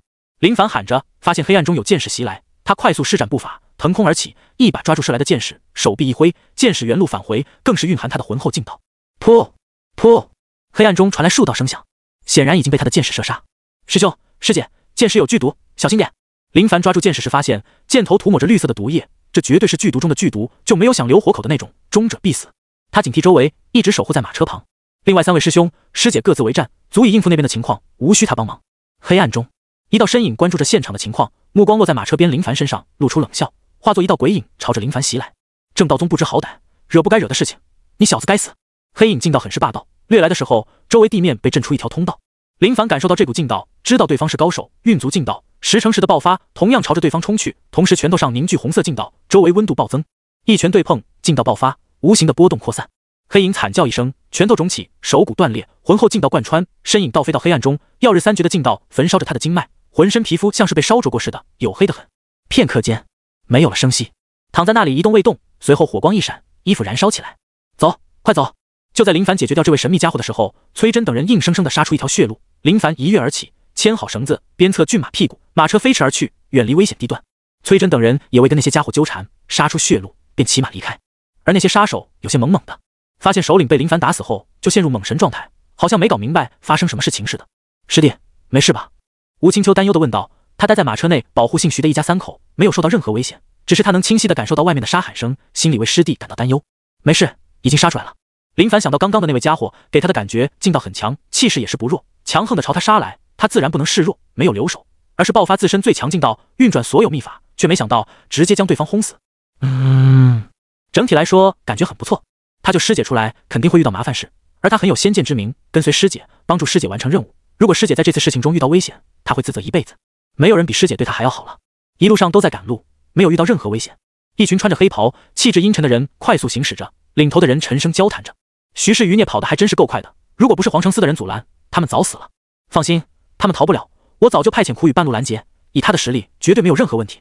突然间，一只飞鹰翱翔在天地间，发现他们的动静后，尖锐鸣叫着，随后展翅而来。对方抬起手臂，让飞鹰落下，取出他找万处的信件。仔细一看，面色惊变，什么？竟然失败了！周克脸色阴沉得很，明显没想到会是这样的事情。随后道：徐氏余孽请了正道宗护送，已经朝着河心城赶去，想要从水路到彭州，简直痴心妄想。正道宗，这有些棘手了。棘手？他们胆敢招惹这件事情，我让他们后悔莫及。周克面色阴沉的可怕，遇到这种拦路的家伙，往往只有死路一条，绝对没有别的门路可走。数日后，河心城，林凡来到这熟悉而又陌生的城市，郭爷的仇人张某人就是被他杀的，而柳入氏也是此城的人，已经很长没有见到，也不知道情况如何。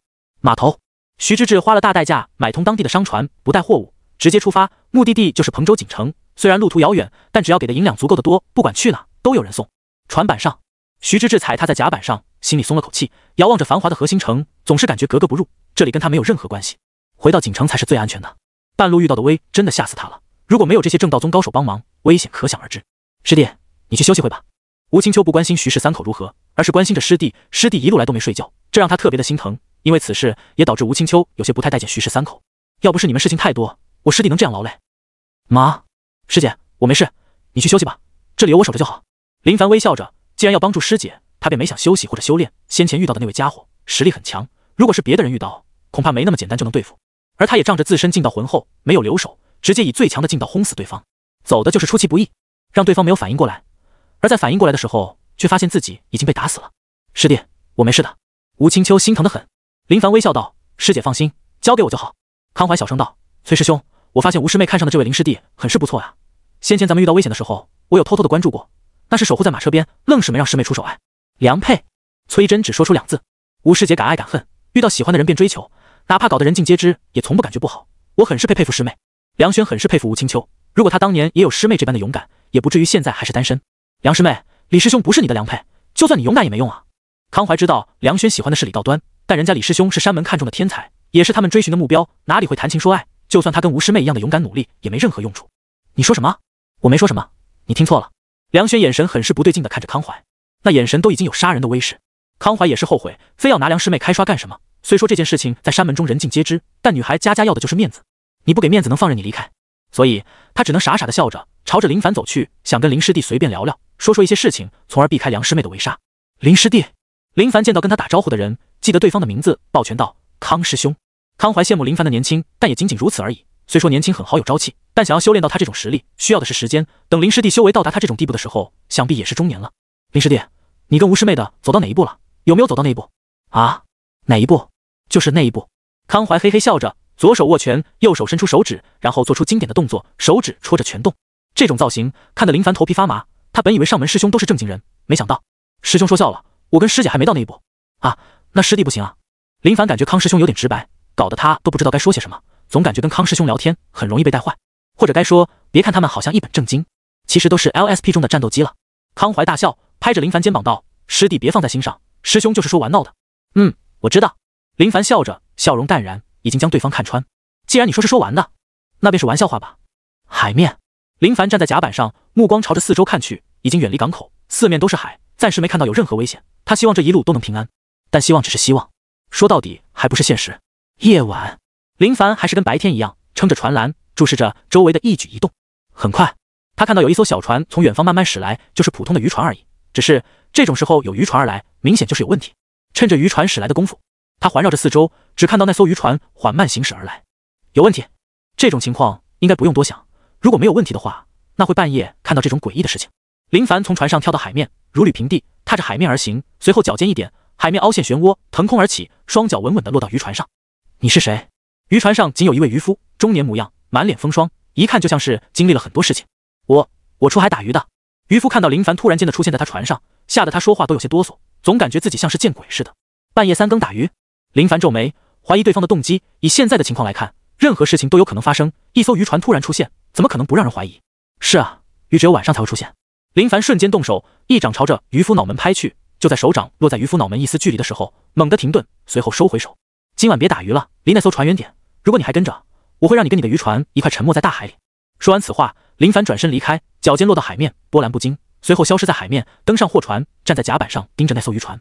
他不确定对方到底是真渔夫还是假渔夫，没必要猜测。如果是真渔夫，胡乱造杀孽不是他的风格；如果是假渔夫，就在对方暴露真正身份的时候打死他便可。很快，那艘渔船掉头便走。夜晚是最危险的时候，修炼的时候便能修炼到天亮。如今守船更是不累，只要胆敢冒头，他便能将所有危险都解决掉。情况如何？那位渔夫果然不是正经的渔夫，回到聚集地后就开始汇报着情况。大人，那艘商船中有人彻夜未眠的巡逻，我刚靠近就被发现，还出手试探我。如果我还手的话，就已经暴露了，警惕心很高。没事，警惕心高有何用？实力不行，就算再警惕也没用。派人给我骚扰，打乱他们的部署，让他们活在紧张中。周克沉声道：“是。”周克对自己这边的实力很自信，但为了完美的完成任务，他丝毫的不急，想的便是骚扰对方，打乱对方的阵脚，让他们没有休息的机会，久而久之，精神状态一弱，便是他们动手的时候了。下半夜，林凡迎面吹着冷风，注意着周围的情况。对他而言，危险是必然存在的，稍有大意便能万劫不复，而且还需要水下的动静。如今他们是在船上，如果船只被毁，那他们在大海中将寸步难行。此时，吴师姐走来，将衣服披在林凡的身上。师弟，你去睡会吧，这里我来看着就好。没事的，师姐，你去休息会，这里我来看着。熬夜是我很擅长的事情，对于男性来说没事，但女性熬夜长时间会影响到皮肤的，莫非师姐想让皮肤变坏吗？林凡笑着说道。果然，吴青秋听到这话，面色微变，还是很在意自己的皮肤。突然，咻！远方射来一支火箭，林凡反应过来，转换身形将火箭接住，目光朝着远方看去，遥远的地方隐隐约约有火光，还有船只，没有靠拢，就隔着很远的距离。师弟，我去通知他们。吴青秋见这种情况，以为对方是要攻来，直接重视起来，想要通知他们。不用，他们这是侵扰我们，想让我们宛如惊弓之鸟，长久下去必然会精神紧绷，等到那时候情况便不妙了。林凡见那些船只没有靠近，很快就想到其中的情况。吴青秋皱眉道：师弟，那接下来该怎么办？渐渐的，吴青秋已经将林凡当成主心骨，毕竟男人的话还是要听的。没事，你去睡觉，明天可以让师兄们看守，路途遥远，不是1-2天就能到达的，需要慢慢的熬下去。林凡自信能熬到那时候，不休不眠，但高度紧张的情况下，神经会绷紧，对身体没有好处。吴青秋想想，师弟说的有道理。好，那我先回去休息，明天师弟再休息。吴青秋说道。林凡点点头，目光看向远方，虽然距离遥远，但仿佛双方间都在对视着，大家都要休息，对方能熬，他也能熬，就看谁能熬得过谁。天渐渐的亮了，太阳缓慢地从海平线升起，驱散黑暗，大海呈现一种美丽的景色。师姐早就醒来，看到师弟站在甲板上，好像一夜都是如此，不由得心疼起来。师弟，你去休息吧，我来看守。吴青秋说道。林凡点头道：好，我去歇会，师姐注意海上情况，有任何事情发生就通知我。他发现那些船只依旧在远方，没有靠近，也没有退后，始终保持着相对的距离，无形间给他们造成压力。仅仅只是一晚而已，林凡完全能撑得住，但想到后面还有很长的时间需要跟对方耗着，而且也不知道对方那边到底有什么样的高手，因此保证最佳的精神状态是很重要的事情。吴青秋看着师弟离开，随后接替林凡的位置，目光朝着远方看去，只希望这船的速度能够快一点，早点到彭州就好了。徐之志从船舱里出来，看到远方跟随的船只时，脸色微变，神色凝重起来，就跟他想的一样，果然是被人跟着了。而现在他们身处在大海中，逃是逃不了的，只希望能平安到达吧。可是他也知道这是不可能的事情，只是不知道能不能撑得住。接连数日都是这样，白天是他们巡逻，晚上就林凡在夜巡，双方都在耗着精力。林凡他们这边人数太少，也是被盯上的这一方，给他们造成很大的心理压力。徐之志这段时日彻夜难眠，眼眶深陷，黑眼圈都已经浮现。他是这艘船上最为紧张的，就怕对方突然来袭。崔真等人淡然得很，就算看到那些始终不靠近的敌人船只，他们的神色依旧淡然，来就打，不来就耗着，轮流看守，便是如此。他们也知道对方是在消耗他们的精力，打乱他们的阵脚，都是些基本操作。如果心态不佳的，的确会被骚扰的精神状态崩坏。等到那时，对方一冲锋，瞬间鸟散于溃。师兄，他们想消耗到什么时候？我们这里分工明确，他们要是一直跟随到彭州，可就有意思的多了。康怀笑着说道。不会，等差不多的时候就会出手。崔真仔细一想，最多就这几天必然会动手，到时肯定是一场大战。康怀没有说话，而是看向远方。他们对自己的实力很自信，但对方来势汹汹，必然也是准备充足。浑身壮硕的周克站在甲板上，指着远方的那艘船只，笑道：那已经是瓮中之鳖，再等一段时间就能收网。徐氏余孽以为找了山门护送就能安全到达彭州，简直痴人做梦。众人投来佩服的目光。没有错，大人实在是厉害，连这种手段都能想得出来，实在是佩服得很。又是数日后，天渐渐的黑了。林凡平静地看着远方，大家相隔甚远，对视许久。虽说航海中很是无聊，可是因为对方的存在，给他们带来了不少的欢乐。突然，他发现远方的船只速度提升加快，好像借助某种外力似的，速度比他们要快得很。师兄、师姐，他们要动手了！随着他喊着，崔真等人都走了过来，看到对方船只加速，也不由凝重起来。林师弟，你带着他们到船舱里躲着，这里交给我们。崔真沉声道。吴青秋道：师弟，听话，这里交给我们就好。他的意思是想说，师弟，你修为最弱，不要参与到这里，守着徐家3口就行，别的事情交给他们来。但他知道师弟是要面子的人，哪能这么直白的说出来。林凡知道他们的意思，心中无奈，很想告诉他们，师兄、师姐，我一点都不弱，我很强的，如果是真的生死决斗，你们几位联手都未必是我的对手。师姐，我认为不该这样，徐家3口到船舱内躲着，将门锁弄好，我在外面应敌，也能给你们分担一些压力。他随师姐出来是要装逼的吗？不，我是来解决事情的。哪能等到你们被打得抱头鼠窜的时候，横空出世，将对方镇压？虽说感觉不错，但此事不能做，容易得罪人。林师弟说的也有道理。崔真点点头，感觉说的有道理。吴青秋有些担忧。康怀道：林师弟，等会你可靠近我身边，有我照看，也能给你分担一些压力。多谢师兄。林凡抱拳感谢。徐之志带着老婆孩子往船舱里跑去，将门锁弄好，还搬来重物挡在门口，能不能活就看这些山门高手能不能击退对方。如果挡不住，就真的要死了。此时，船只越来越近，周克负手而立，站在船头，目光锁住商船上的人，他紧捏着拳头，咯吱作响，很久没有动手，早就手痒得很。随着他一跃而起，身后又有数位高手紧跟其后落到商船甲板上。在下周克，奉命带徐氏余孽回去交差，各位是正道宗门徒，没必要跟我们纠缠下去，不如将徐氏余孽交给我们，此事就这么算了吧。周克抱拳沉声道。周克身材壮硕，肌肉发达，哪怕穿着衣袍都能隐隐约约看到袍里的壮硕肌肉。崔真道，师门任务便是将他们送到彭州，各位都是有备而来，如果想要带走他们，大可在彭州动手，那事跟我们无关，就看周兄给不给面子了。林凡给崔师兄点赞，头脑清晰，思路明确，没有任何毛病。送到彭州你们动手，那是你们的事情，的确跟我们无关。呵呵，周克笑了，笑容有丝戏谑，从怀里掏出2枚纸虎套在手上，随后面色一变，暴怒道：面子？你能有什么面子？好言好语不听，便是自寻死路，杀了他们。话音刚落，周克劲道爆发，上衣炸裂，露出钢铁般的肌肉，脚步一踏，甲板崩裂，迅速朝着崔真杀来。康怀、梁轩都各自找到对手。师姐无需顾我，我能应付。林凡说道。师弟自己小心。吴青秋最怕师弟受到伤害，主动对上劲道看似浑厚的高手，想将弱者交给师弟对付。林凡目光寻找着对手，弱，很弱，看了一圈，暂时没发现能是他对手的敌人。就在此时，一道身影快速朝着林凡掠来，对方指尖夹着匕首，一手夹着4枚匕首，双手便是8枚，身法灵活，转动身躯，匕首表面泛着寒光，朝着林凡袭来。林凡看了一眼，好快的速度，这是高手！扑通，林凡将最后1枚匕首插到对方心脏后，目光看向别处。刚刚来找林凡的那位杀手已经跪在地上，脑袋上插着匕首，嘴里也插着，喉咙、腹部、心脏都是匕首，没有犹豫，化作极影冲入人群中。小喽啰太多，都是断气修为，左右横跳的小喽啰最为烦人，稍有不慎就能偷袭一下。为了以防万一，打死这群小喽啰是很有必要的。他抬起手掌开始乱拍，就跟苍蝇拍似的，挥手便将一位小喽啰被打飞。一位擅长暗器的小喽啰趁着林凡背对着他，几枚银针破空而来，清脆声响起，林凡劲道护体，银针触碰到便破碎。林凡转身看着对方，那小喽啰却丝毫不惧，双手一挥，又是数十枚银针破空而来，随后转身就跑，想要弄乱林凡视线，从而不被对方抓住。只是小喽啰刚一跃而起，想要跳船，却发现脚腕被人抓住，回头一望，顿时浑身冒汗，张嘴，舌头一吐，一枚银针从嘴里击出。林凡大手一张，呈现虎爪，抓住小喽啰下半张脸，猛地往甲板上一砸，劲道极强，小喽啰的眼神逐渐失去神采。手段不错，就是劲道太差。吴青秋一直关注着师弟这边的情况，但凡师弟表现出弱势，他便毫不犹豫地上去帮忙。不过他看到师弟杀敌后，便松了口气。好厉害，姑娘，跟我交手还敢分心，你还真的够大意的。跟吴青秋对战的是位老头，因为年老，弓着身体，略显矮小，宛如枯树的皮肤，皱巴巴的，尤其是那双手，就像是一层皮包裹着一样。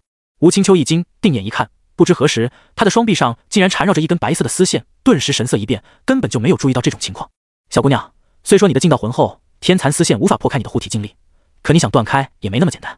哭风嘿嘿笑着，目光看着盯着吴青秋的胸部，细长的舌头让人有种作呕的感觉。哭风猛地一拉，吴青秋顿时发现双臂有些不受自身控制，大意了。他跟对方交手，心神都放在师弟身上，没想到竟然会出这样的事情。嘿嘿，哭风趁着此时的机会，双手朝着吴青秋的胸口伸去，心里默默地数着，这就是第369个了。该死的东西，你想让我在师弟面前丢脸吗？什么？哭风表情惊愣，诧异地看着吴青秋，不知对方说的是什么意思，但很快他便发现情况很是不对劲。只见吴青秋双臂有股劲道旋转着，咻咻，哭风抓不住手中的天蚕丝线，食指直接被绞断，撕心裂肺地惨叫着，满脸的不敢置信，怎么会发生这样的事情？去死！吴青秋趁此机会，双掌向前一拍，旋转的劲道凝聚掌心，瞬间爆发，直接将哭风打得倒飞出去，胸膛崩裂，鲜血染红胸前。你这是什么劲？哭风艰难撑着，开口询问。只是话还没有说完，便被吴青秋上前一脚踢中脑袋，半边脑袋崩裂，倒在甲板上动都不动。师姐，你没事吧？林凡看到师姐大意被对方坑住的时候，他便已经做好准备贴身撞击，将对方撞死。但没想到情况瞬间反转，师姐以强横的手段将对方镇压，看得他是一愣一愣的。斩杀哭风的吴青秋眼神凌厉地盯着尸体，听到师弟的声音，眼神陡然柔和下来。没事啊，师弟，你那边没事吧？我这也没事。林凡说道，心里想着师姐这手段有点狠，杀完人后对待自己的态度又很好，转变得非常之快。他都想着，万一真的跟师姐在一起，那天他真做出对不起师姐的事情，师姐会不会满脸笑呵呵的给他做饭，然后毒晕自己？醒来的时候便发现手脚被捆绑着，师姐拿着剪刀咔嚓咔嚓的站在面前，微笑的动手呢。就在他们交谈的时候，崔真师兄那边出了情况，轰隆一声传来，崔真被一股恐怖劲道轰退，用剑插在甲板，才稳稳地站住跟脚，原本平坦的剑身早就凹陷很多指印。周克环视四周，沉声道：果然都是废物，竟然没能将你们拿下，无所谓，有我在便可。如今的周克气血都被调动起来，身躯比刚刚要更加壮硕不少，双拳冒着白色热气，长发披肩，眼神凌厉地注视着所有人。梁轩、康怀来到崔真身边，警惕地看着周克。师弟师妹，小心点，刚刚他吞服一枚神秘药丸，劲道暴涨了。崔真神色凝重得很，感觉就算联手都未必是周克的对手。听到崔师兄说的话，他们脸色惊变，师兄都拿捏不住。吴青秋轻声道：“师弟，这家伙很棘手，劲道浑厚，等会你就在旁看着，千万别参与进来。”他千叮嘱万嘱咐，对方修为在这，劲道浑厚的可怕，一旦中招后果不堪设想，就算由他在，都未必能护得住师弟。我知道。林凡注意着周克的情况，能感觉得到对方体内器官非常活跃，尤其是对方龙骨好像被某种力量激活似的，发生了一些变化，正在大量消耗他的潜力。片刻间，崔真、梁轩、康怀、吴青秋四人联手，封锁对方所有去路，杀招落下，跟对方缠斗着。哈哈！周克狂放大笑着，完全就像是人形坦克似的，横冲直撞，挥动双拳，形成的拳风霸道非凡，凌厉无比，拳风呼啸，众人无法靠近。梁轩一掌拍中对方后背，劲道贯穿，可没想到对方体内涌出一股反劲道，直接将他震退。他低头一看，手被血管凹凸，隐隐作痛。师兄，他的劲道有古怪，应该是修炼了某种横练功夫，反震力很强。吴青秋神色凝重，掠过众人，瞬间抱起，拍向周克大腿，然后闪躲，又一掌拍向对方后背，尝试劲道贯穿对方。跟梁轩说的一样，反震力道的确很强，他的劲道竟然没法打穿对方的身体。一起上，打爆他！崔真弃剑不用，腾空而起，手臂一甩，一条绳索破空而去，将周克捆绑起来，随后一掌拍向他的胸膛。手掌落下后，他抬头发现周克的嘴角竟然露出了微笑。梁轩、吴青秋、康怀同时出手拍向后背，劲道爆发震荡，以他们为中心形成劲道波动。不好！四人同时发声。哈哈！周克大笑着，面部表情狰狞得很。上当了，都特么的上当了！你们现在想借调劲道远离我是不可能的事情了。所有人都说我修炼的乾坤化血功无用，被多人以劲道灌体才能生效，可他们哪里知道我苦修肉身数10载，就是为了这门乾坤化血功啊！林凡脚步一踏，急速掠去，腾空而起，从天而降，一掌落下，狠狠地拍向对方的脑袋。周克抬头，又来一个，好，今日我就化掉你们全身血液！你小子还想偷袭，就让你尝！噗嗤！林凡一掌拍在周克脑袋上，7倍劲道爆发，直接将周克的脑袋打到了身体里。随后，林凡在空中翻转，稳稳落地，的确是没啥用。刷刷！吴青秋等人目光齐刷刷地落在林凡身上，很是震惊地看着他。林凡硬着头皮，真诚道：“各位师兄师姐，你们听我解释，刚刚他能容纳的劲道已经快要达到极限，我一掌落下，他就撑不住了，他的死跟我关系不大。师兄师姐，你们真的要相信我。”林凡知道师姐们不信，但没事，说跟不说是两码事，说出来便好，信不信是他们的事情。师弟，我信你。吴青秋面带微笑，他很聪明，但有的时候不用那么聪明，有的地方的聪明不太适合。崔真、梁轩、康怀震惊地看着吴青秋，师妹就真的这样相信了？但很快，他们无奈得很，想到师妹对林师弟的感情，便也能理解，如果不是师弟出手，他们情况会很糟糕。周克施展的绝学很霸道，真的能化血，但还是没想明白，师弟一掌将对方脑袋拍到体内，靠的是浑厚劲道，还是什么特殊的秘法？谢谢师姐信我。林凡微笑着，就知道师姐会选择相信他，因为他的人品跟信誉还是有的。那位周克的确很强，施展的绝学有点意思，师兄师姐他们想要镇压对方很难，稍有不慎可能就得交代在那里。他以浑厚的劲道贯穿对方，哪怕对方修行的绝学很是霸道，也得看能不能容纳他这一身的劲道。吴青秋道：“师弟平日刻苦修炼，能有这样的实力也是理所应当的，我就知道师弟很是厉害。”梁轩等人相互对视着，这能是厉害的说法吗？师妹啊师妹，就算你喜欢林师弟，也不能表现得如此傻吧。徐志这一家3口从船舱里出来，看到满地的死人，内心被惊得很，急忙捂着孩子的眼睛，不让孩子看到眼前如此血腥的一幕。师姐，我来清理这些尸体。林凡将尸体扔到对方乘坐而来的船只上。师弟，我帮你。康怀主动上前搭把手，国字脸的他看似沉稳，但心性却很活跃，看起来没有那种威严的感觉。林凡看着对方，沉默片刻，最终点点头。好。敌船内，两双手各自摸尸，动作熟练，一看就知道是老手，怕是经常干这样的事情。师弟，经常干这种事情？康怀从尸体上摸到银两，自然的放到怀里，颇为好奇。这是他比较直接的面对接近林师弟，发现林师弟有点门道的。没，偶尔会做这些事情。林凡摇头否认，从开始修炼到如今，他这双手没有沾染过多少鲜血，相对还是纯洁的。师兄问他这些，他自然不会胡乱开口。为了证明自己不是手软的人，轰敌数万，摸尸数万，早就达到人手合一的境界。哦，康怀不太相信，师弟，那家伙的尸体给你摸，最强的家伙身上应该会有好东西吧？人是师弟杀的，自然的交给师弟，他摸点小鱼小虾就行，这也是人生中最让人愉悦的时候。林凡摸了会，没发现东西，遗憾道：“真穷，这家伙出门没带东西。摸尸就跟抽奖似的，中奖几率很低。不过师弟，你藏得好深啊，简直就是天才，不就是奇才！竟然修炼到这种地步。你刚刚跟他们说的那些话，我是一句都不信的，没有绝对的实力，不可能破开那家伙的护体劲道。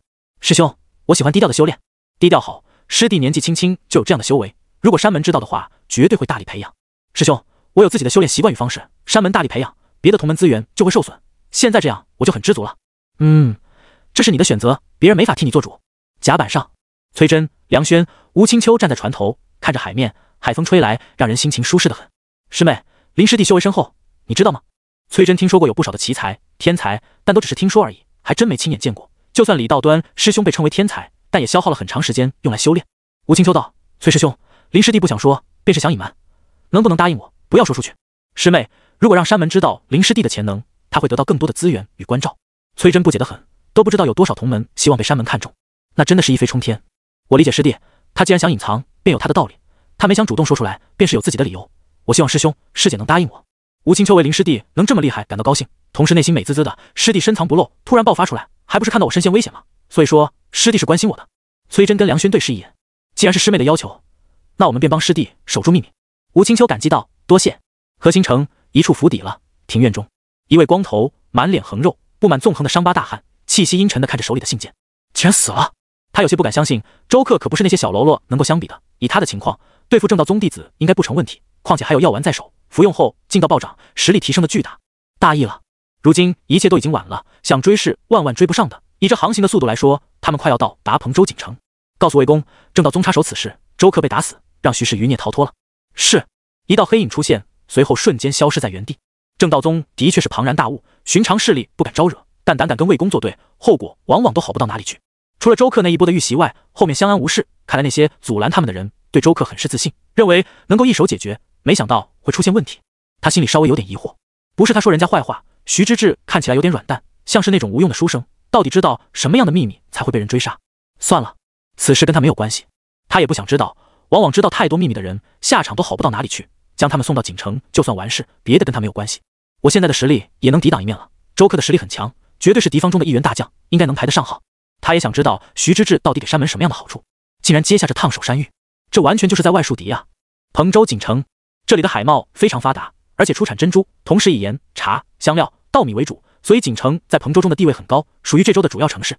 锦城百姓们富足得很，比别的地方都要富裕。和兴城、天九城、宁城等地方是没法跟锦城相比较的。徐之志祖父们一直都是在这里发展，早就在此创下浑厚的根基。如果不是距离都城太远，或许就不会发生这样的事情。徐公子已经到了锦城，我们的任务也已经完成了。崔真说道。路途遥远，耽误了不少时间，好在一切平安。感谢各位一路护送，我徐某人感激不尽。各位都已经到了锦城，便让徐某尽地主之谊，好好款待各位吧。徐之志松了口气，回到锦城就安全了，有徐家势力庇护，他已经丝毫不怕那位危险，有种就来，看我如何削死你们。林凡来到师姐身边，轻声道：“师姐，我认为早早离开比较好。师弟，商船需要准备补给，这些船员都要吃喝，今天走肯定是走不了的，只能在这里留一晚。”吴清秋轻声着，随后仿佛是想到什么似的：“你是担心多生事端吗？”“有这种想法。”林凡说道。吴清秋道：“别担心，今晚我们可以居住在客栈，等天亮，让船员们准备好物资，就离开这里。”林凡点点头，只能这样了。希望都是想太多吧。不知道为什么，他的脑海里总是会想到那些乱七八糟的事情，看谁都觉得很危险，好像有问题似的。陡然间，他想到一种可能性，莫非我这是患上了某种精神疾病吗？很有可能。就在他跟师姐交谈的时候，崔师兄答应了徐之志的邀请，显然也知道今天是肯定走不了的，只能暂住一晚。此时，远方有一群人匆匆而来。三叔，我在这里。徐之志看到来人，挥着手，满脸笑容道：“我三叔来了，只要回到家中，我们就安全了。”林凡心里祷告着，希望别出任何事情吧。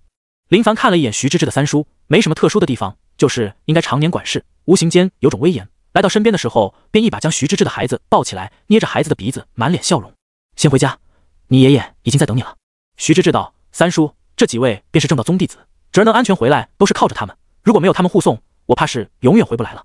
多谢各位祝我侄儿回来，我徐孝感激不尽，请为随我回徐家备上好酒，好好款待各位。”徐孝说道。崔安道：“奉山门命令，护送徐公子回家，是我们该做的事情，无需客气。”请。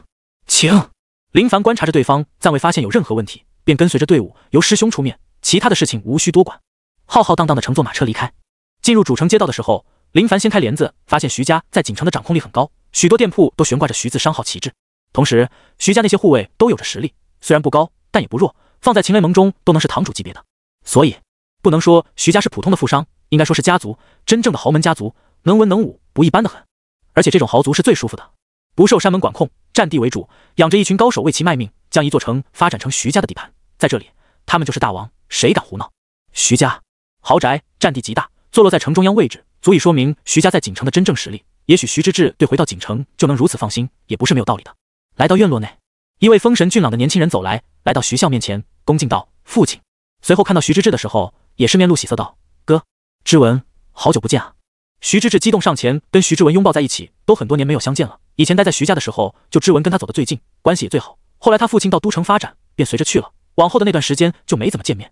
兄弟情深，叙旧场面对熟悉的人来说肯定很是感动，但对林凡他们来说却没有丝毫的波动，毫无代入感。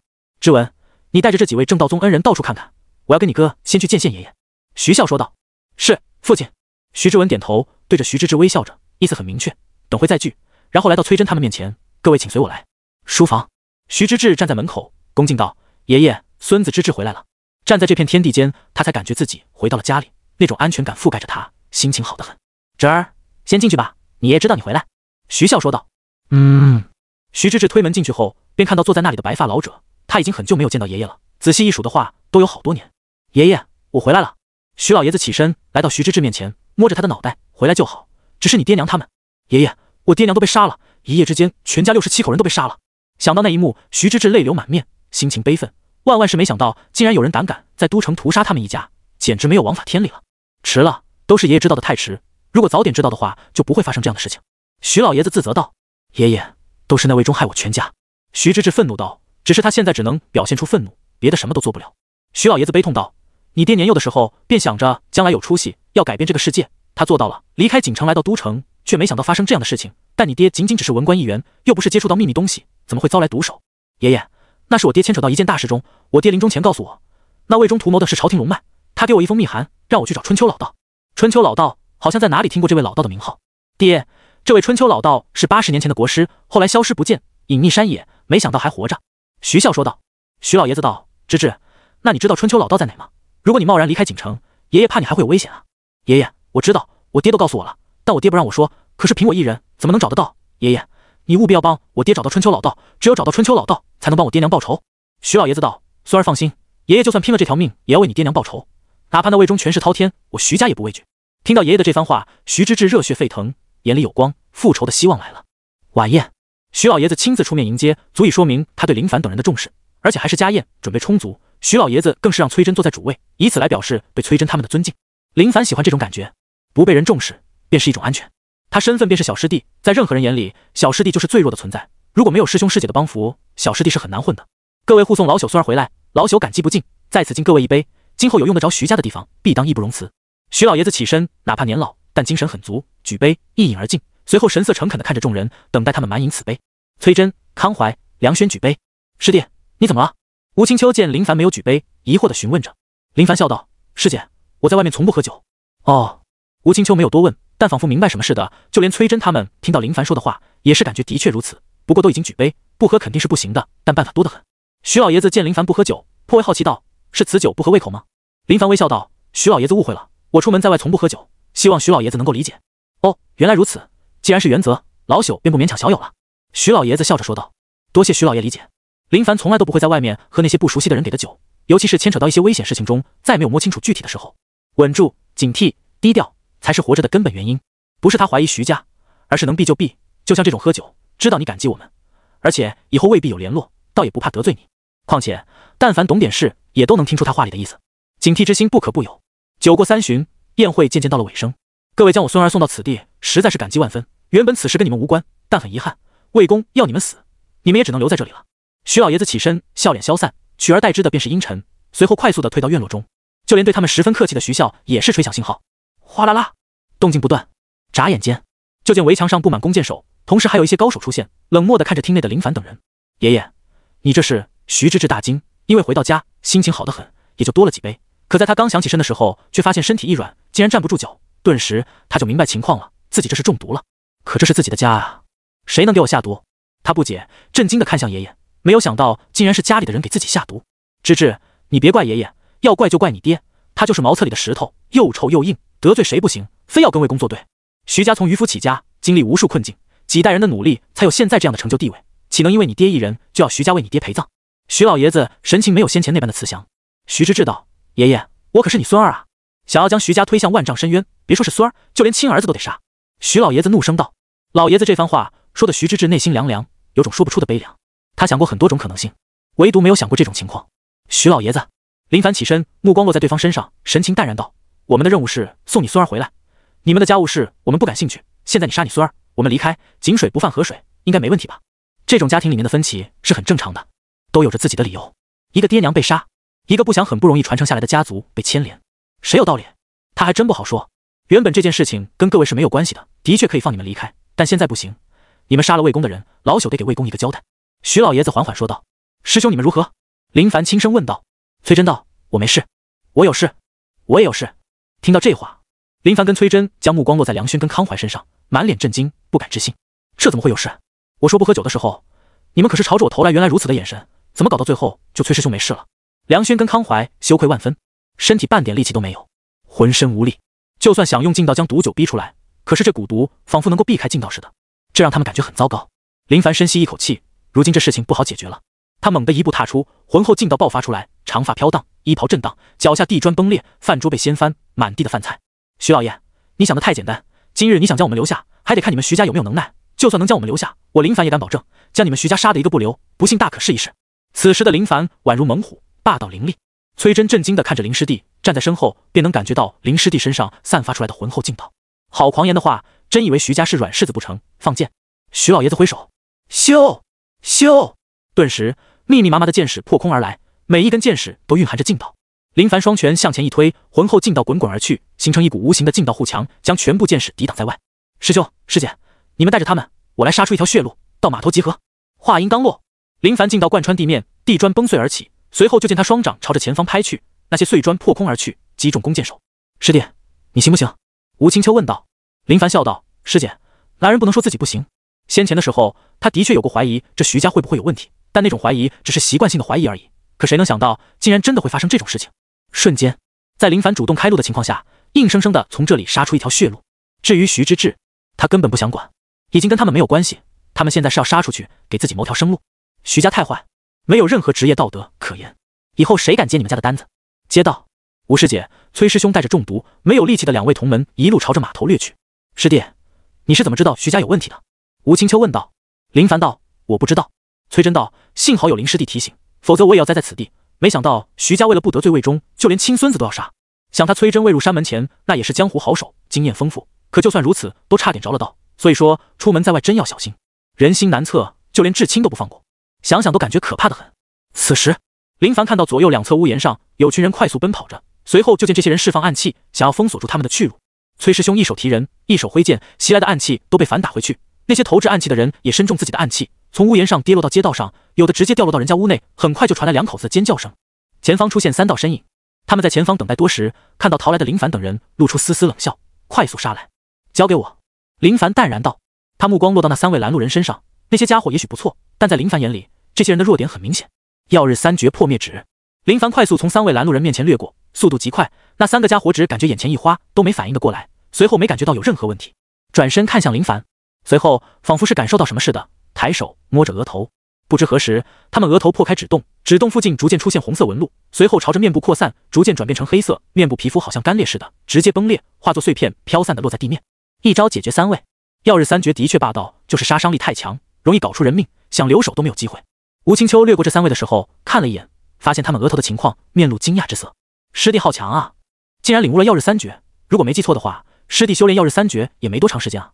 追杀的动静越来越大，好多亮着灯光的民屋听到这些声音，吓得急忙灭掉油灯。别说寻常百姓不知好歹，大半夜的出现这种动静，绝对没好事。关灯睡觉，明早醒来又是美好的一天。没过多久，已经到了码头。崔真跟吴青秋带着人跳到甲板上，将那些船员喊醒，让他们做好开船的准备。师妹，我去解绳子，你看好他们。他跳到岸边，一剑挥出，将捆绑在铁柱上的绳子解开。随后想到船锚还在海里，又匆匆地回到船上，开始将船锚拉上来。越想越气，林凡想着刚刚发生的事情，护送徐之志回来。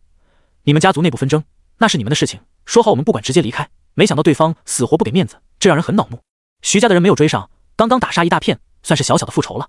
就在此时，一道身影出现，林凡刚要动手，却发现对方扛着几位熟悉的人，徐之志一家三口，而扛人的这位也认识，就是徐之文。林兄，希望你能带着我哥、嫂子、侄子离开。徐之文将人放下，满脸是汗的说道：“你们徐家又耍什么阴谋诡计？”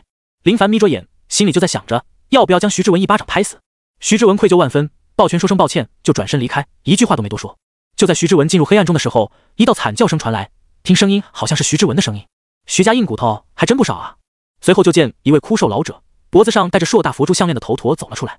林凡目光凝视，对方手里抓着一个脑袋，竟然就是刚刚的徐之文，鲜血咕噜噜的滴落在地面。原本活生生的英俊公子，竟然变成这样。说实话，略有可惜。师弟，走。崔真来到林凡身边，看到从黑暗中走出来的老者头陀时，眉头紧皱，随后惊讶道：“是他？”林凡道：“师兄，你认识他？”“血佛寺护法金刚鲁头陀，师弟，这是很棘手的高手，20年前就已经是洗髓3重的高手，现在修为深不可测。”崔真凝重道：“就算是他，也不是这位鲁头陀的对手。”林凡道：“师兄，你带着这3人上船，这人我来应付，我随后就来。”“师弟，不可大意。”“没事，就算不敌，我也能自保。”“好。”崔真提着3人转身离开。他相信林师弟，从先前林师弟就表现出种种让他震惊的事情，所以说，当信任度提高的时候，所说的每一句话都能给别人莫大的安全感。想走，鲁头陀哪能让崔真带人离开，直接掠来。你想拦？林凡挡在鲁头陀面前，双掌对碰，浑厚劲道爆发，形成的劲道冲击朝着四周扩散。鲁头陀惊讶，没想到拦住他的小子竟然有如此浑厚的劲道，倒是有些小看了。金刚掌。此时，鲁头陀暴怒一声，手掌变成古铜色，威势比起刚刚还要凶猛。林凡没有退缩，直接一掌再次对碰。劲道的碰撞所引起的波动是惊人的。片刻间，林凡双掌化作残影，不断朝着对方落去，击喉、击眼、击各种命门。但鲁头陀反应极快，不断拆招，想要借助劲道碾压林凡的他，发现眼前这小子的劲道不输于他，顿时，啪嗒，双方手臂都是向前伸直，食指紧扣，双目对视，都能喷出火焰，比拼力量。咯吱，咯吱，好小子，你跟我比肉身吗？倒要看看你这家伙能不能挡得住本头陀的修罗金刚法。鲁头陀残忍地笑着，原本枯瘦的身材好像充气似的，肌肉不断膨胀起来。林凡懒得跟对方废话，耀日3绝劲道爆发，一股炙热的劲道传递而去。鲁头陀发现情况不对，一股炙热劲道顺着他的掌心传递到手臂，甚至感觉手臂经脉有种烧灼感。该死！突然间，鲁头陀双臂外拉，胸膛朝着林凡撞来，明显是想将林凡撞飞。林凡瞬间反应过来，脚尖一点，借力踢向鲁头陀的胸膛。哐当，沉闷的声音传来，这是劲道碰撞的声音。嘿嘿，鲁头陀冷笑着，就这。如今双方僵持着，林凡承认对方的劲道有点浑厚，对方的修为很有可能达到洗髓4重或者5重，也许龙骨淬炼的不高，但这还是他自从修炼到这种地步后唯一一次遇到能够跟他抗衡到现在这种地步的高手。突然，鲁头陀瞳孔缩放，只见林凡对着他的眼睛就是一口口水袭来，口水被劲道包裹，速度极快，穿透性极强。啊！一道惨叫声袭来，鲁头陀的左眼被击伤，只是没有被击穿，劲道护体将眼睛保住了。可恶的家伙，修炼到这种地步还玩如此卑鄙的手段！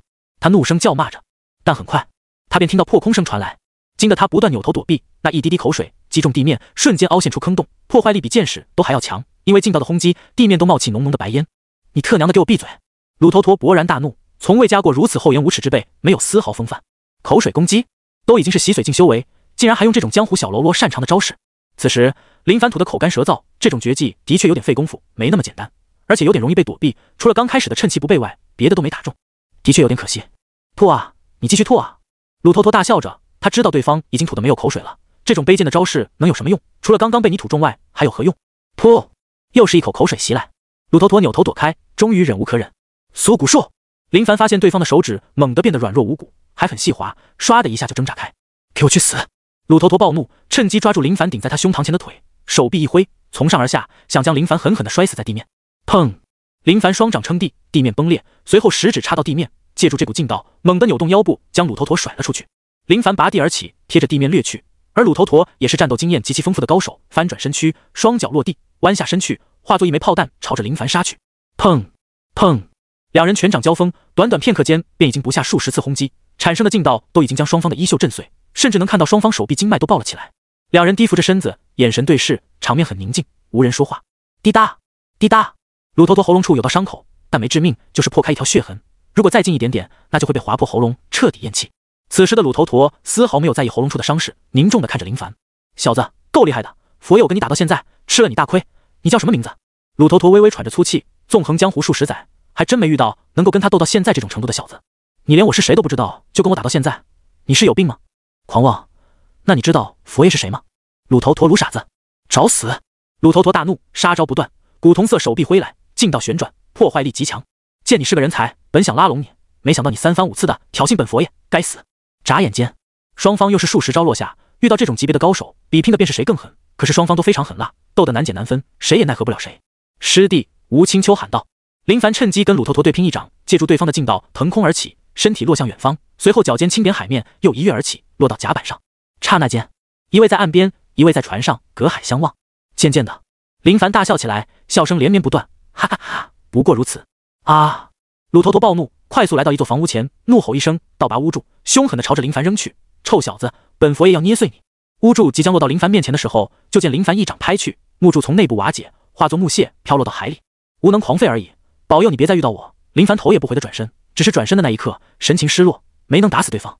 终究是我太弱了，我的修为还不够强，还不够努力，我要更加努力才行。码头，徐家的人马赶到码头，发现商船已经离开，追不上了，只能放弃追捕。虽说准备的有些匆忙，但谁能想到对方的警惕心那么高。织文、徐笑看到躺在地面的那具尸体，还有被扭断的脑袋，瞪着眼，满脸的不敢置信，随后惊愣地看着鲁头陀。徐老爷子也看到眼前的情况，内心极其惊动，但还是保持镇定。鲁大师神态恭敬，这位鲁大师是魏公的人，地位很高，而且成名很早。暴跳怒雷的鲁头陀逐渐冷静下来。你们徐家的硬骨头真多，不仅仅出了一个徐正军，还出了一个这小子。不过这小子也为他的行为付出代价，被我扭断了脖子。你们徐家应该不会怪罪本佛爷吧？鲁头陀面对微笑，怎么看都觉得很怪异。这可是我唯一的儿子。徐笑怒声道。是吗？可惜啊，既然这样，那本佛爷就站在这里，让你砍一刀，给你儿子报仇。你要是将本佛爷砍死，也是本佛爷咎由自取。来吧。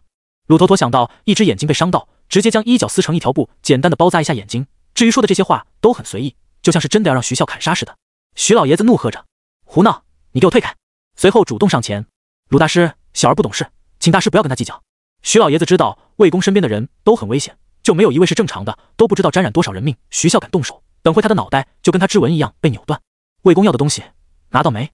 鲁大师笑了笑，体型恢复到正常年老模样，看似是一位老者，但给人的感觉很阴沉恐怖，随时都能要人性命。徐老爷子将密函拿出来递给鲁大师。干得不错，魏公会将你们徐家记在心里，只要跟着魏公，你们徐家永远都是锦城的霸主。鲁头陀将密函收好。那些正道宗的人该如何是好？徐老爷子问道。发现山门弟子果然强悍，布下天罗地网都能被杀出一条血路，还特意下毒，却没想到对方警惕心那么高。无妨，跑了就跑了吧，正道宗而已。鲁头陀想到林凡那小子让他很愤怒，抬手摸着眼睛，隐隐作痛，这种痛觉让他感觉到兴奋。记住林凡的容貌，总有一天还会相见。一旁的徐笑忍着怒意，让随从将织纹的尸体带走。有的事情不是他想如何就能如何的，徐家一直在规则内活着，破坏了规矩就得付出代价。徐老爷子想要保住家族也是无可厚非，有的事情身不由己，只能保住最重要的。甲板上，师弟，你可真是怪物般的存在。崔真惊叹得很，两眼都看直了。那位可是成名已久的猛人，就算是他遇到都要避其锋芒。没想到师弟跟对方不分伯仲，斗得有来有回，简直难以想象。林凡笑道：师兄，你这是骂我呢，还是夸我呢？自然是夸你。崔真没想到林师弟隐藏得如此之深，同时也是一阵后怕。如果没有林师弟的话，他们可能真的要栽在此地。至少他这身为师兄的肯定要挂，护着师妹师弟们离开，独自缠着鲁头陀，能支撑一段时间，但绝对会被打死。师兄，现在他怎么处理？林凡看着晕厥过去的徐之志，感觉头疼得很，都想将他从船上扔下去。本以为到了自家就能安全，谁能想到连你家的人都要弄你。我也不知道。崔真摇头，他们只管将人送到锦城就行，哪里管后续的事情。可是现在人都在这里了，还能怎么办？只能等对方醒来，让他们自己离开。师弟，你的手臂没事吧？吴青秋发现林凡双袖崩裂，手臂血管浮现，看起来有点狰狞，不由心疼起来，拿起林凡的手臂就轻轻地抚摸着，想让血管消散下去。师姐放心，没有事情的，就是刚刚劲道释放的太猛烈，经脉突起，等会就会消散。林凡笑着说道。被人关心的感觉很不错，没事就好。那徐家真的太过分，将他孙子送回来，竟然还想要我们的性命。吴青秋满是怒火，都想将徐家所有人杀掉。崔真感叹道，没想到魏中的权势已经发展到了这种程度，就连独占锦城的徐家都受到控制，回去后必须将此事汇报给山门。林凡感觉有点不对劲，虽说正道宗属于山门，在寻常人眼里那是高不可攀的存在，可是在某些势力眼里，正道宗的威慑力恐怕并不高。次日清晨，徐之志猛神地看着海面，大脑一片空白，整个人显得很疲惫，到现在都有些无法接受徐家将他放弃的情况。那徐志文对你不错，林凡说道。徐之志苦笑着，不知道林凡说的这话是什么意思，他现在还能有什么办法？家族将他抛弃，对他的打击很大。多谢各位的救命之恩，没齿难忘。徐之志抱拳感激道。林凡道，不是我救你，是你那弟弟救了你。啊，之文，哎，他对你们不错，将你一家3口送到码头，只是可惜了，他被你们徐家找来的高手扭断了脑袋。什么？之文他死了？徐之志脸色惨白，不敢置信地看着林凡，他无法相信这是真相，但不知为何，内心好像有点欣慰，所有人都将他们抛弃，唯独弟弟还想着他。人死不能复生，你接下来有何打算？林凡问道。终究还是善良了，没有绝情的话，比如将徐之志赶走，先看看对方怎么说。徐之志低头沉默，没有说话，随后缓缓道：劳烦各位将我放在核心城就好。扑通！就在此时，徐之志跪在甲板，能否让我的妻儿暂时待在正道宗？他们跟着我只有死路一条，希望能给条活路。师兄，此事交给你决定。林凡对崔真说着，他是师兄，剩下的事情交给他来决定就好。以徐之志的危险程度，如果他待在正道宗的话，恐怕要准备后路才是。崔真点点头，只是对崔真来说，这件事情并不太好决定，只能告诉对方会带着他们先到正道宗，交给长老决定。夜晚的时候，商船靠岸，林凡他们带着人离开，一直到后半夜，徐之志才敢从船舱里出来，鬼鬼祟祟的离开。经过乔装打扮的他，早就变成另外一个人。想要知道他是谁很难。林凡对自身的实力有深刻的了解，厉害是厉害一点，但还未达到那种真正横推的地步，修炼需要继续进行。他已经将修炼规划好，曜日三绝必须修炼到圆满，将修为提升到洗髓三重，淬炼第三股，然后寻找秘法，按照这顺序一步步的前进，实力绝对会发生翻天覆地的变化。正道宗，林凡跟师姐分别回到悬崖上继续修炼，经历的这些事情就当作是对自身实力的一种检验。崔真汇报情况的时候，没有将林凡的实力说出来，在货船上的时候都已经说得很清楚，吴师妹特意提醒过。况且他明白师弟的顾虑，应该是不想被打扰，主要是太强了，强的都有些说不过去。师兄，我可能给正道宗惹了麻烦。庭院中，陈虚急匆匆的来到这里，看到师兄跟师姐在交谈，神色凝重而来。百浩跟范进看着师弟，何事匆匆忙忙的？陈虚坐在石凳上，皱眉道：前段时间都城徐正军之子徐之志一家三口被追杀，当时我就知道是魏忠干的，但也没放在心上，便派了几位弟子将人护送到锦城，到时让徐家自己负责就好。但根据回来的弟子讲述，徐家亲自动手设宴下毒，他们好不容易逃了出来，还带着徐之志离开，这其中肯定牵扯到重要的事情。魏忠怕是不会放过我们正道宗。范进跟百浩听闻此话，异口同声：喂狗！陈虚，他陡然发现师兄师姐好像对这件事情没有太大的担忧。师弟放心，不会有事的。百浩说道。为什么？因为我们还不是他想要除掉的对象。范进道：魏忠跟保皇派斗得很厉害，如果要问有没有危险，我只能说有危险，但危险还不是现在，这一切都得看保皇派何时被击垮。陈虚道：师姐，按照你的说法，咱们就是在等死了。可以这么说。陈虚有些无法接受师姐说的如此直白，将目光落在师兄身上，原以为师兄跟师姐有什么依仗，现在看来，原来是魏忠还没有那些精力对付他们。师弟，你收了什么好处？跟师兄师姐说说。师姐，真的辛苦你每天都给我送饭。每天都是这样。师姐的饭菜花样很多，千奇百怪，各色各样的都有，反正就是变着花样来让她吃得胖胖的，一点都不辛苦。师姐看到你吃得开心，师姐就很开心呢。吴青秋没有逼着林凡，非要让他表态接受还是不接受，反而感觉现在就很不错。感情是需要培养的。吴青秋对林凡的感情是从第一眼开始，那种本能所有的，从物种上来说就是先天的吸引力，但这还不够。他希望师弟对他也有感情，这便需要慢慢培养。师姐真好，不仅貌美如花，就连手艺都这么厉害。林凡嘴甜得很，他对师姐是尊敬的、爱戴的，绝对没有那种说玩玩的想法。男女之间存在纯洁的友谊吗？从全方位来说不存在，但从片面来说是存在的。当然必须有前提因素，比如对方是同性恋，而且还是 T， 必须得丑，长得像男的，这种情况也仅仅只有 99% 的可能性存在纯洁友谊。师弟又吹捧师姐了，对天发誓，绝对没有吹捧师姐，说的都是真心话，掏心窝的，有半点假话，天打雷劈。吴青秋堵着林凡的嘴，师弟别随便发誓，会灵验的。怕什么？就算灵验，我也说的是真话。师弟，你好好修炼吧，师姐都被你说的不好意思待在这里了。林凡哄得吴青秋心花怒放，但在他面前，师姐始终表现得很温柔温和，所以拎着饭盒离开了。吃足喝饱，精神状态很好，继续进入修炼。虽说他现在的修为仅仅只是洗髓二重，但第一股跟第二股都淬炼到红色，跟同等境界相比较的话，应该是属于那种大人欺负幼儿孩童的感觉吧。提示：触发56倍暴击。提示：曜日三绝熟练度加56，每天都在进步，时时刻刻都朝着巅峰之路靠近一步。他对现在的环境很满意，希望不要被打扰到。辅天城内破庙，喝水，喝点水。一群乞丐围在一位脏兮兮、看不清容貌的男子面前，大家都是乞丐。看到此人的时候，这群救助他的乞丐就有种亲切感，都是亲爱的家人啊！嗨嗨！男子剧烈咳嗽着，干裂的嘴唇，说明他经历了很惨的事情。缓缓地睁开眼睛，烙印在徐之志眼里的是位满脸胡须的老者，应该说是一位老乞丐。慢慢移动目光，周围围聚着一群小乞丐。来，喝点菜粥。老乞丐接着一碗粥，满是泥土的大拇指插到碗内，跟菜粥混在一起，随后往徐之志嘴里灌着。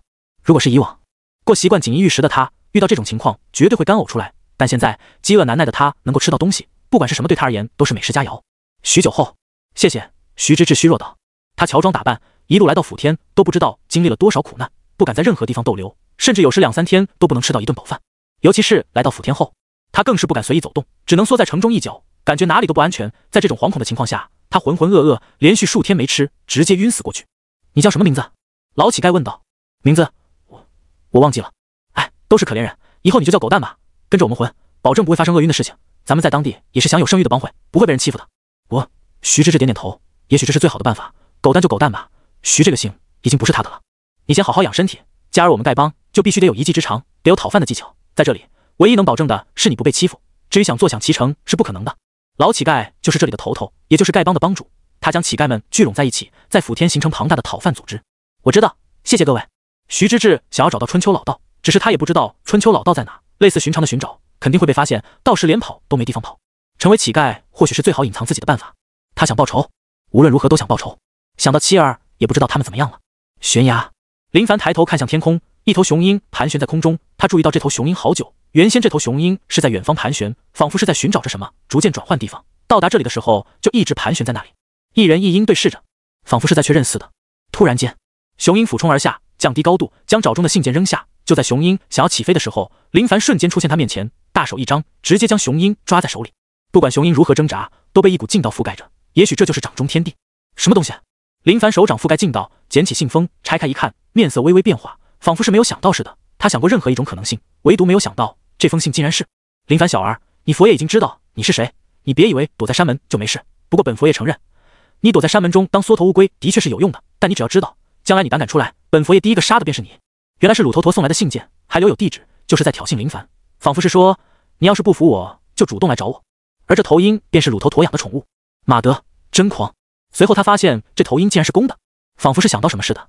没过多久，一阵怪异的鸣叫声响起，仿佛是发生了某种惊世骇俗的可怕事情似的。林凡将雄鹰甩到天空，去吧，回去找你的主人哭诉去吧。他已经将鲁头陀记在心里，从未有过这种如此猖狂的家伙，竟然让宠物来到正道宗，给他送来这封具有绝对挑衅的信件。好，给我等着，1年内你不死，我林凡名字倒过来写。飞天天空的雄鹰摇摇晃晃，裤裆滴血，哀鸣一声，快速地朝着远方飞去。看来这位鲁头陀很自信啊，这般挑衅放在谁身上都无法忍受。只是对林凡来说，他对此毫不在意，表现得很淡定。双方间的实力差距不大，如果他想斩杀鲁头陀，需要经历漫长的时间，以绝对的手段才有可能杀死。因此，他丝毫不急，先努力修炼提升实力，等时机一到，便去摘了鲁头陀的脑袋，继续修炼。悬崖边，一道身影迎着阳光修炼着曜日三绝，全掌指皆有莫大威能。随着运转劲道时，隐隐约约能看到火光溅射。想要变强就得苦练，想要走捷径是没有任何办法的。都城阴暗的地牢中，两边墙壁插着很多火把，墙壁上沾染着血液。随着不断激烈，岁月的积累，这些血迹已经凝固发黑。随着不断深入，就能看到各种严刑逼供的道具。喂狗，你不得好死！一位老者怒声狂骂，从外形来看，被折磨得很凄惨。如果洗干净脸，随便来一位有地位的前辈，便能认出眼前这位老者是谁。赫然便是纵横江湖30多年前消失的老前辈，见圣周平平。而此时，魏中五指张开，一股吸力爆发，直接吸住周平平的脑袋，运转功法，顿时就见周平平体内的劲道涌入到他的掌心。片刻间，便发现魏中身体膨胀起来，随后又缓缓的缩小，周而复始，直到松开掌心后，身体恢复到正常情况。反观周平平，仿佛全身力气都被吸掉似的，软绵绵的趴在地上，一动未动，就仿佛死去似的。潮海剑气果然浑厚，魏中看似苍老，但精气神十足，英势狼顾，给人的感觉很是霸道凌厉。此时，一道黑影出现，将见圣周平平带了下去。潮海剑气很浑厚，融合难度极高。魏中寻找了10几年时间，也就在前几年找到隐居村庄中的周平平，付出极大的代价将其抓了回来，成为他的炉鼎。千岁已经得到了线索，一位神秘人出现，双手将密函奉上。魏中拆开密函，眉头微皱，府天，春秋老道竟然藏在府天。如果没有看到密函，他自然不会相信。千岁，此次锦城有正道宗插手，需不需要对正道宗动手？不用，暂时还未到洞山门的时候，派人潜伏到府天，暗中寻找春秋老道的踪影。徐之志肯定躲在府天，连他一起找出来。是。半月后，你小子还真能跑，没想到竟然在这里修炼。如同往常一样修炼的林凡，听到那声音，只能停下修炼，朝着远方看去，便发现陈虚长老双脚站在树叶上，满脸微笑地看着他。林凡无奈得很，喜欢低调的他，不想被除了师姐外的人打扰。陈长老，林凡恭敬道。陈虚落下道，没想到你小子竟然将曜日三绝修炼到这种地步，不错，很是不错。弟子修炼不久，生疏得很，不知长老找弟子有何事？没事，就是想你，过来看看你在干什么。多谢长老关心。我跟师姐提过你，说你是位天才，我师姐也相信你是位天才，所以你好好努力，切不可给我丢人。只是真实的情况跟陈虚说的不同。师姐范进对他说到的天才之法嗤之以鼻，陈虚心里不服得很，他就是感觉林凡不错，所以闲来无事就来激励一番，让他好好努力。林凡对陈虚长老在外宣传他是天才的事情有点难受，他真的只想好好修炼，别的事情想都没想。多谢长老器重，弟子定会好好修炼，不负长老的期望。林凡恭敬道：好，那你好好修炼。话音刚落，陈虚转身潇洒的离开，横跨范围极广，双脚不借力，竟然达到这种情况，实在是厉害。就是不知道长老的修为如何。没有多想，继续修炼。跟以往一样，中午的时候，吴师姐带着饭菜过来，林凡将陈虚长老来的事情告诉了她。师姐欣喜得很，甚至还很自豪，是为师弟受到长老的夸赞感到自豪。师姐，陈长老修为如何？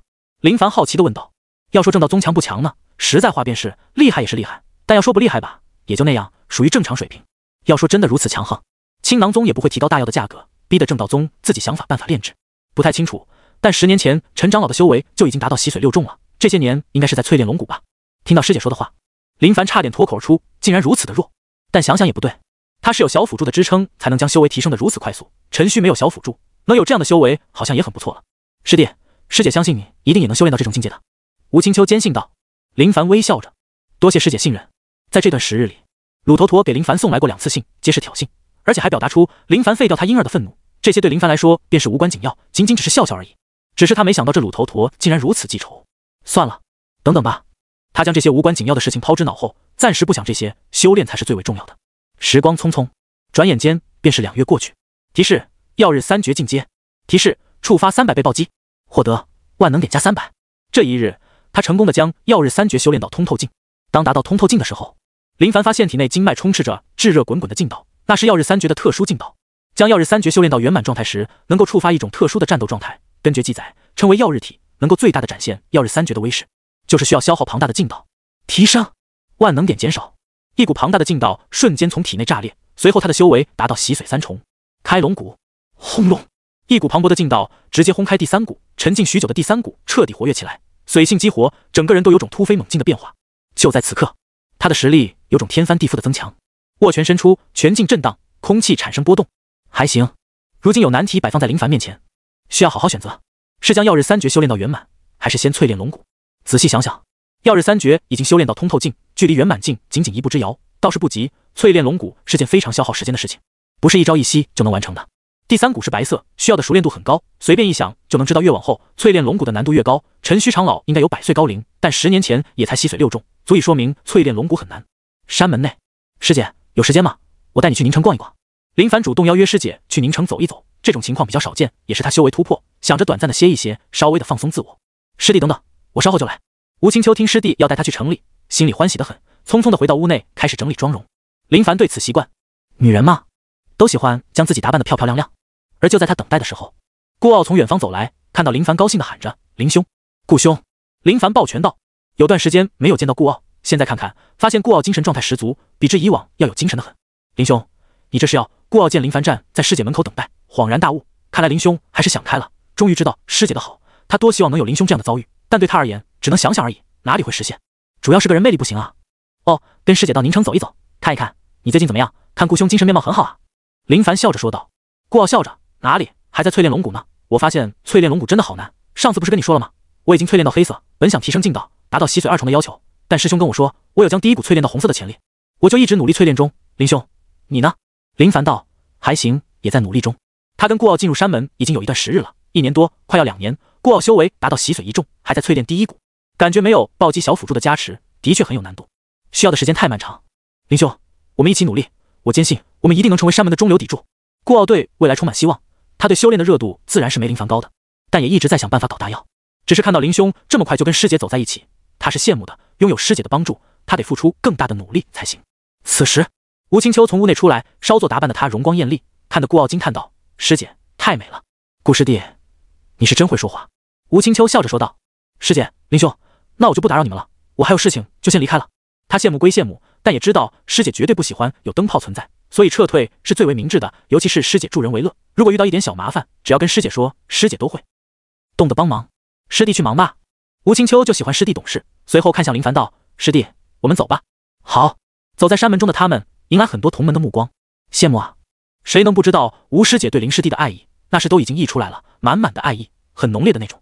宁城湖边小船，他们来宁城就是来游玩的。吴青秋坐在船上看着撑船的林凡，师弟累了就歇歇。好。湖中的小舟轻轻飘着，两人对视而坐。吴青秋很享受现在的时光。师弟，师姐悄悄地告诉你一件事情。师姐，什么事情？你的师姐我啊，可是很有钱的。吴青秋笑着说道。师姐是富婆的事情，在山门里可不是什么秘密。林凡知道师姐很有钱，这在山门中不是秘密，只要有点能耐的都会在城里做生意，一般来说不会遇到任何麻烦，而且许多招牌商号都会极力拉拢山门中的人。师弟，你愿望是什么？吴青秋轻声询问着，笑容很灿烂。他没有跟师弟在这种环境下单独相处过，珍惜此时的每一分每一刻。愿望吗？林凡想了想，缓缓道：变强吧。师姐你呢？吴青秋笑道：我的愿望是……哈哈，终于逮到你了。就在师姐准备说出自己愿望的时候，一道黑影从水里冲出，击碎小船。吴青秋跟林凡腾空而起，脚踩船板，随后静静地漂浮在水面。林凡看到此人的时候，心里一惊：卧槽，竟然是鲁头陀！这家伙简直有病，竟然埋伏在这里，真的彻底将他惊住了，未免也太记仇了吧？你怎么会在这里？林凡皱眉，他都没去找对方，反而让对方找到了这里。鲁头陀道：小子，我盯你很久了，本佛爷就是等你下山。师弟，走。吴青秋见到鲁头陀面色惊变，想拉着师弟离开。鲁头陀凶名赫赫，手段极其残忍，而且还是成名已久的高手。师姐，你到岸边等我。林凡见师姐前来拉他，便一把抓住师姐，将她往岸边抛去。我不会有事，等会就来。湖面上，林凡脚下踩着船板，鲁头陀也是如此，苍老的面容露出残忍的笑意。有必要吗？林凡问道。他是真没想到，竟然会被人盯守着。想到对方雄鹰，也就明白对方是怎么知道他的行踪，早早的监视，就等他下山，的确闲得慌。鲁头陀指着眼睛道：这里隐隐作痛，本佛爷想让你知道，得罪我的下场是有多么的惨烈。你是闲得没事干吗？林凡无奈的很，他的仇人不多，除了得帮助郭爷报仇外，别的就没有了。而眼前这位鲁头陀不能说有深仇大恨，因此哪怕对方3番5次的挑衅他，他也没有立马出山去找对方。鲁头陀笑道：将对手虐杀是我最喜欢做的事情。那天让你侥幸逃离，你说你这次还能逃得了吗？别想着山门的人会来救你，在他们到来的时候，你就已经被我打死了。自信，真的太自信。林凡低着头看着波澜不惊的湖面，随后缓缓抬头，面带微笑。从未见过像你这种自寻死路的人，如果在他实力还未提升到洗髓3重，的确有点难搞。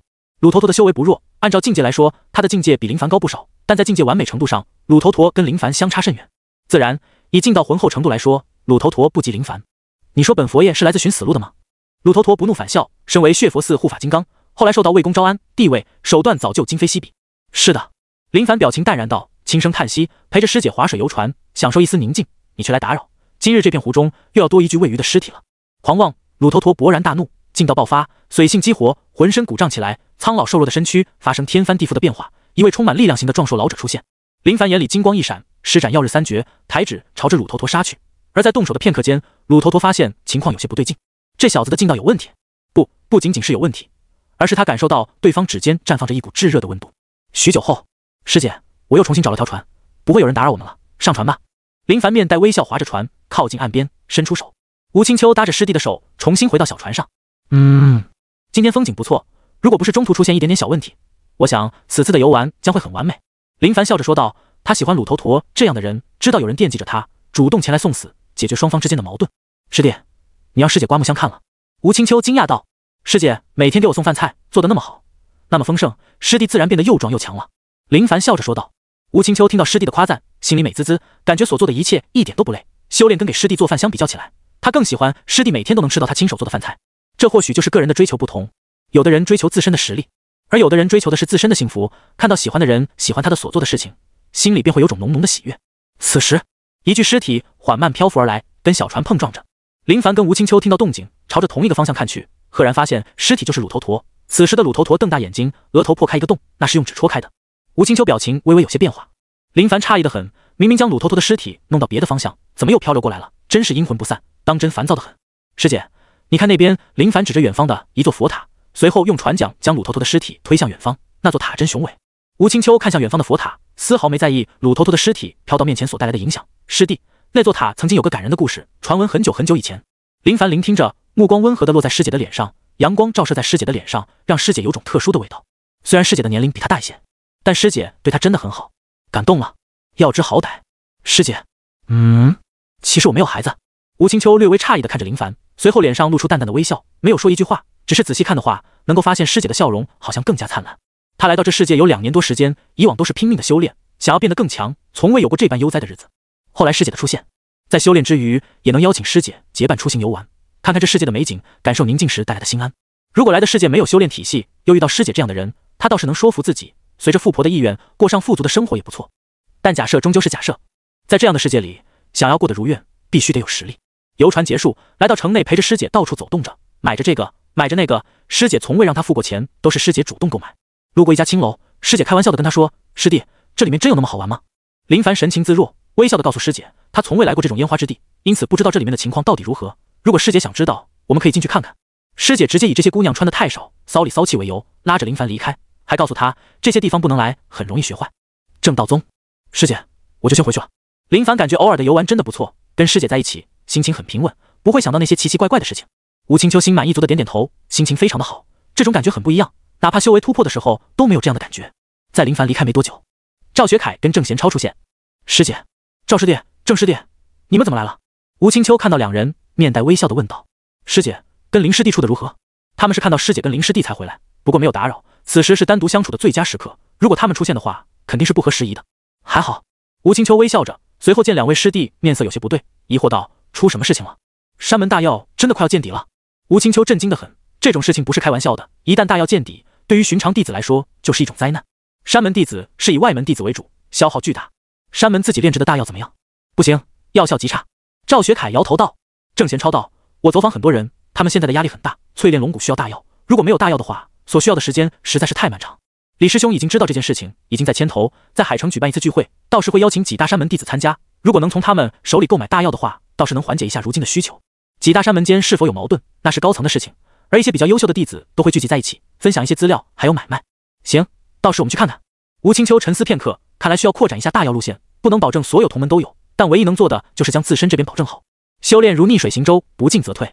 林凡感觉将曜日三诀修炼到圆满境后，拳脚功夫也能支撑很长一段时间，暂时无需修炼别的拳脚功夫，唯一需要在意的便是秘法。好的秘法实在是太难得。叠山镜增幅3倍，抱元归一增幅4倍，加起来一共是7倍的劲道。现在想要得到更好的秘法难度不低，至少在外门是不可能的事情，以他的修为足以成为内门弟子。需要注意的事情实在是太多，很多路要走。提示：触发8倍暴击。提示：曜日三诀熟练度加8，暴击的倍数忽高忽低，但带来的效果很庞大。自从打死鲁头陀后，他始终感觉自己已经逐渐被牵扯到更加可怕的一件事情中。也许他在这件事情里充当的角色只是边缘的小人物，不会被谁特意的记住，但的确已经牵扯进去。不想这些事情，继续修炼。挥汗如雨，哪怕劳累也要坚持，没有实力就不配享受宁静的生活。只要谁敢来招惹自己，就全部打死。原先在不知道陈虚长老实力的时候，他总感觉这世界实在是太大，需要走的道路还很遥远。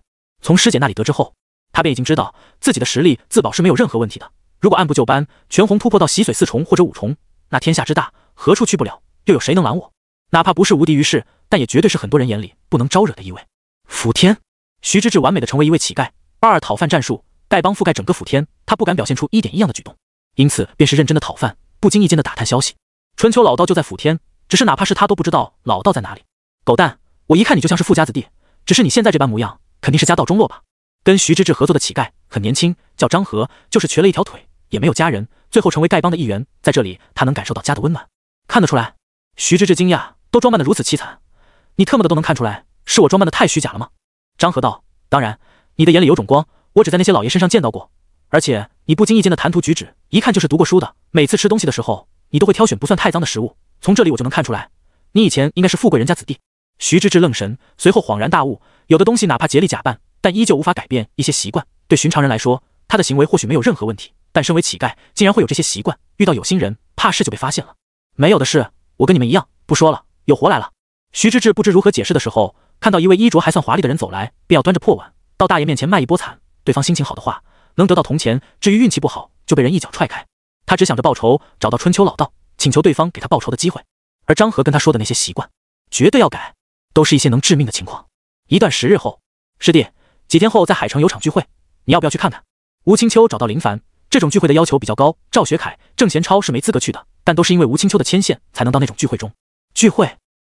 青囊宗、百纲宗，还有一些世家家族的领军人物。如今山门大药供应不足，很多同门都受到影响。青囊宗炼药山门突然间对咱们正道宗进行限制，所以李师兄安排一场聚会，到那时能谈一谈私下交易的事情。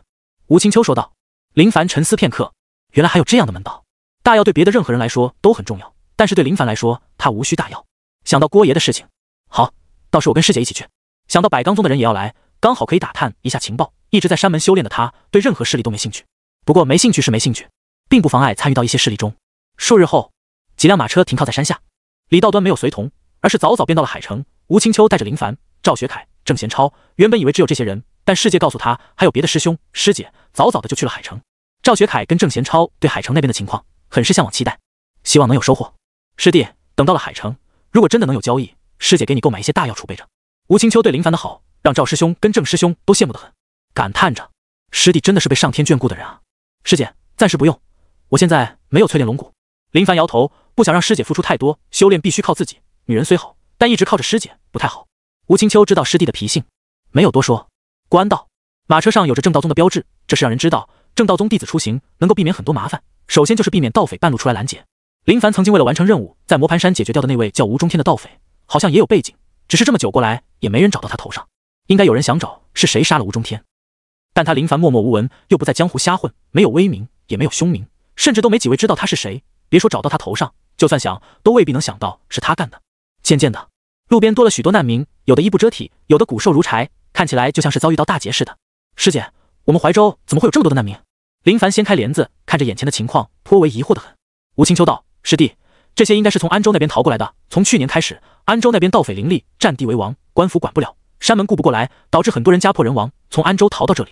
就在此时，有些难民看到上门标志，都涌过来，只是不敢拦住马车，而是将孩子抱起来。各位大人看看吧，带回去当个奴仆吧。我儿聪明伶俐，看看吧。林凡无奈叹息，善良的他见不得这些场面，将帘子放下，没有继续关注。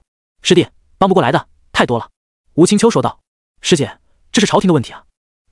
有朝廷的问题，也有山门的问题，我们只是山门弟子，顾不了那么多。吴青秋对这些事情见惯不怪，曾经初入江湖，或许会有恻隐之心，但经过江湖的洗礼后，恻隐之心早被收起。海城3家山门射线方向的交接处，林凡掀开帘子，观察着海城。城墙老旧，砖头写满了历史感，这是一座有漫长历史的老城，随便一眼就能发现很多江湖山门人士在走动着。这种情况在天九城跟河心城比较少见，也仅仅在宁城等地方能看来。应该是海城靠近3家山门，很多江湖人士在修为到达一定境界的时候，便想着加入山门寻找依靠。正道宗新弟子收入标准很高，远远没有青囊宗跟百罡宗的弟子多。青囊宗主要是炼药，修为倒是次之，而百罡宗却是只要修为达标，不管对方是否能够突破到洗髓境的资质，都全部收入其中。雨轩楼，海城的地标建筑奢华得很，如今的雨轩楼没有对外开业。师弟，我们到了。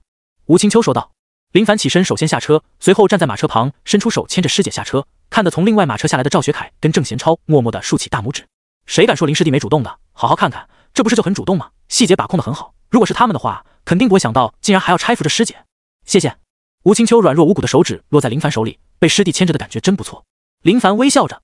雨轩楼门口守卫穿着黑衣，腰间别着刀，昂首挺胸，精神抖擞，见林凡他们走来，主动开口：请各位来客出示证件。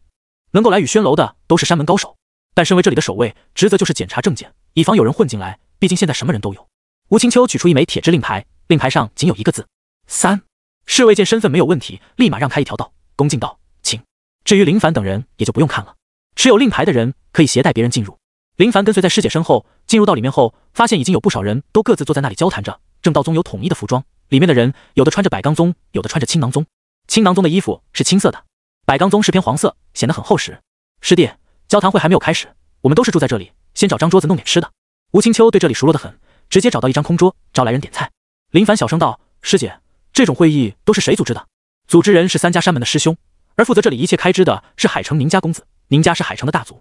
吴青秋解释着这里的情况，宁家公子负责这里的一切开支，不是做慈善，而是对他来说有着极大的好处，因为谁都想跟山门的师兄相识，所以就会有一些家族的人有意的巴结宁家公子，也希望能参与这样的会议。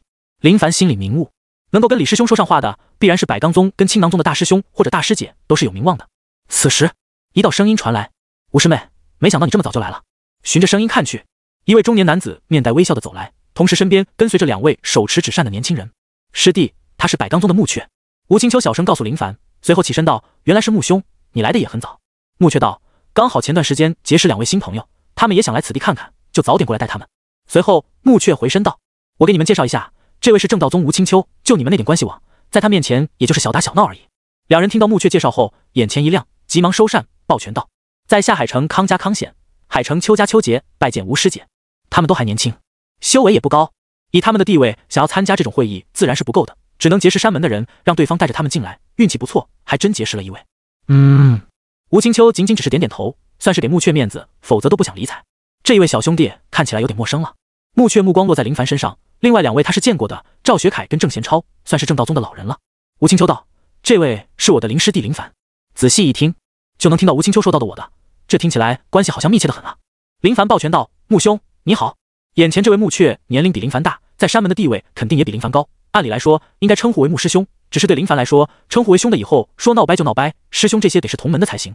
穆雀面无表情，心里略微有些不满，但还是笑着：“林兄年轻有为啊。”林凡笑着便没有多说什么。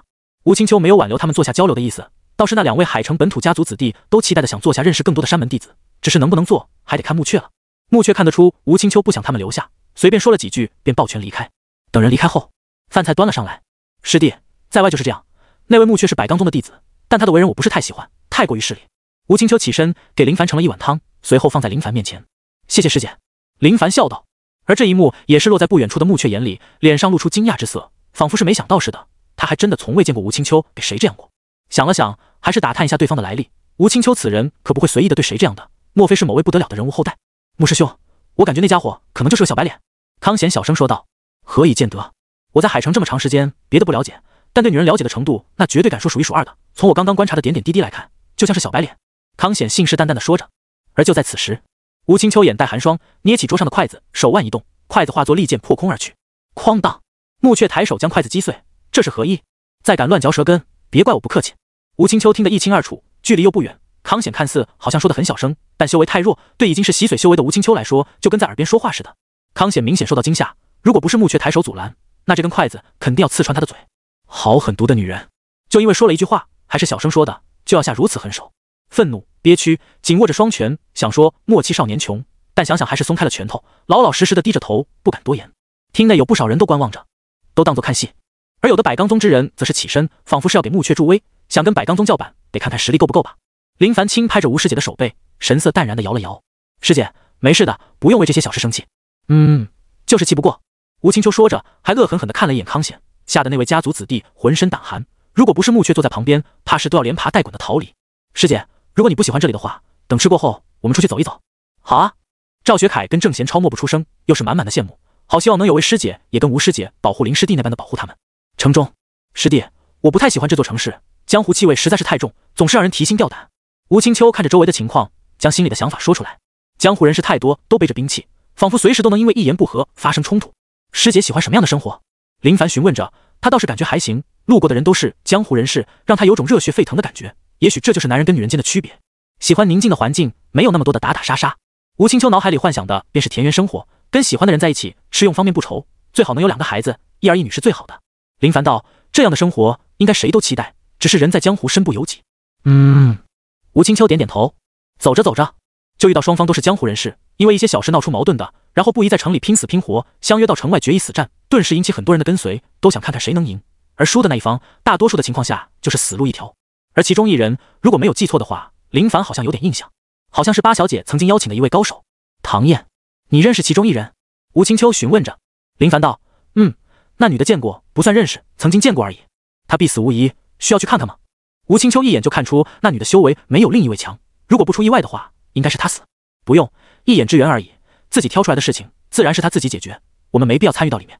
林凡摇头道：他懒得管这些琐事，而且这也是常态，有他们自己解决的方式。没过多久，林凡跟吴青秋就听到回来的路人滔滔不绝地说着：那女的好猛，我都以为她要死，没想到最后竟然靠那枚暗器赢了。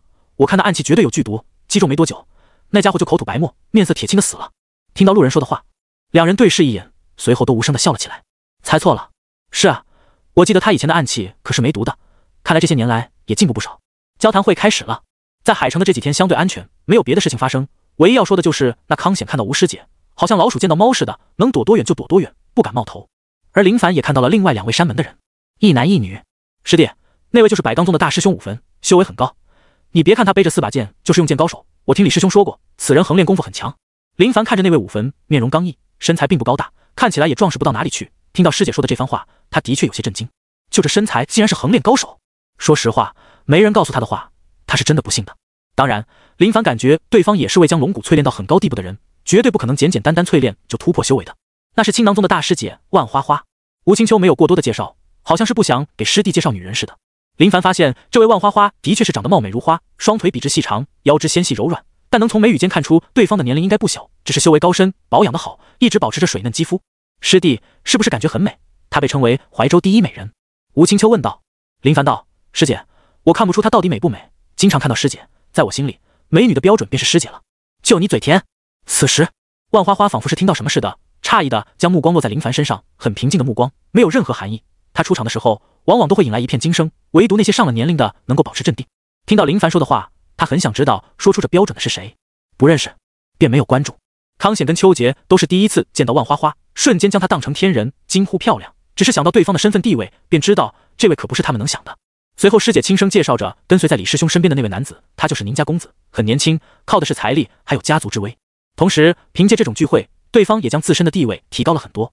林凡对这种聚会好奇心不高。师姐，这接下来主要是干嘛的？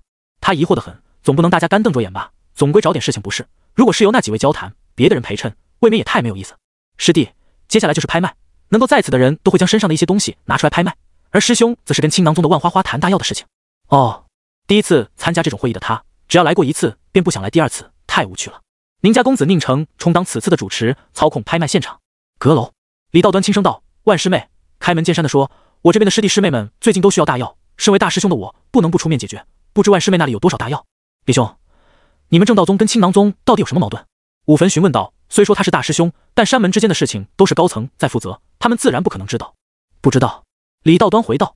万花花沉吟片刻道：如今山门对你们正道宗断掉了大药，要是我大肆出手大药，恐怕会引起山门高层的不悦。但我们当初成立这种聚会的目的，便是互补互助，相互解决之间的麻烦，高歌舞道路。淬炼第一股的大药能出300枚，第二股的100枚，第三股仅有50枚。李道端沉思着，数量有点少。万花花笑道：李师兄，这已经不少了。如今我们青囊宗的大药制度越来越严格，哪怕是我都很难像以往那般的积累，这些都已经是存货，想要更多很难。第4股的大药有吗？第4股大药是青囊宗战备大药，很少外售，李师兄应该知道。但如果李师兄能付得起价格，我能拿出5枚。李道端沉思着，身为大师兄的他，得为同门师弟师妹们谋福利。第1股大药数量还行，但到第2股的数量就太少了。好，说吧，万师妹要什么？李道端没有询问万花花这些大药需要多少银两，能够拿出这么多大药，就已经不是银两能够形容的了，必然是有所图谋。武坟神色凝重，目光落在万花花身上。从第4股大药开始，这类型的大药就比较珍贵，而且很难炼制，每一枚都极其的珍贵。万花花能够拿出5枚，就足以说明他想要的东西不简单。万花花微笑着，笑容绝美。我想要李师兄的玄武真功。话音刚落，李道端愣神，仿佛是没想到似的。武坟露出惊讶的表情，没想到万花花竟然要换李道端的玄武真功，这是门神功。李道端曾经说过，这是他走在海边时，一只生机灭绝的巨大乌龟飘到岸边，在乌龟的龟壳上记载着一门绝世神功，也便是这门玄武真功。没想到万师妹要的是这门神功，如果第4股大药增加到20枚，同时将第1股、第2股大药的炼制、第3股大药的炼制方法告诉我，我就同意。李道端说道。万花花沉默片刻，李师兄，别的都可以同意，唯独第3股大药的炼制方法不能说。好，成交。武坟惊道：李兄，你竟然真舍得将玄武真功拿出来？哈哈，有何舍不得？神功是死物，靠的还是人修炼，这些死物能换点有用的东西，为何不换？李道端笑着说道。武坟惊的没能说出话来，的确是被李道端的气度给折服。如果是他的话，肯定不会将神功拿出来交换，会的人越多，对自身的影响越大。说到底就是不想别人修炼这门神功。天底下只要有我一人会就行。更不用说李道端所会的玄武真功可不是寻常的神功，而是真正的惊世宝典，威能莫测，玄妙万分。佩服。武坟抱拳敬佩，虽然都是山门的大师兄，但在这份心境上，他是没法跟李道端相比的，都不知道他是怎么想的，竟然连这都舍得。师姐，算了，对方就是故意的，何必跟他一起疯？林凡安抚着师姐的情绪，在他们这小众的拍卖会上，都是小小的拍卖，但是谁能想到穆却好像跟吴青秋叫板起来了，不断喊出高价。吴青秋哪能容忍对方如此猖狂，直接叫价，双方相互拼了起来。这在林凡看来完全没有必要，冲动是魔鬼，周围的人都在看戏，看着这场闹剧而已。师弟，我听你的。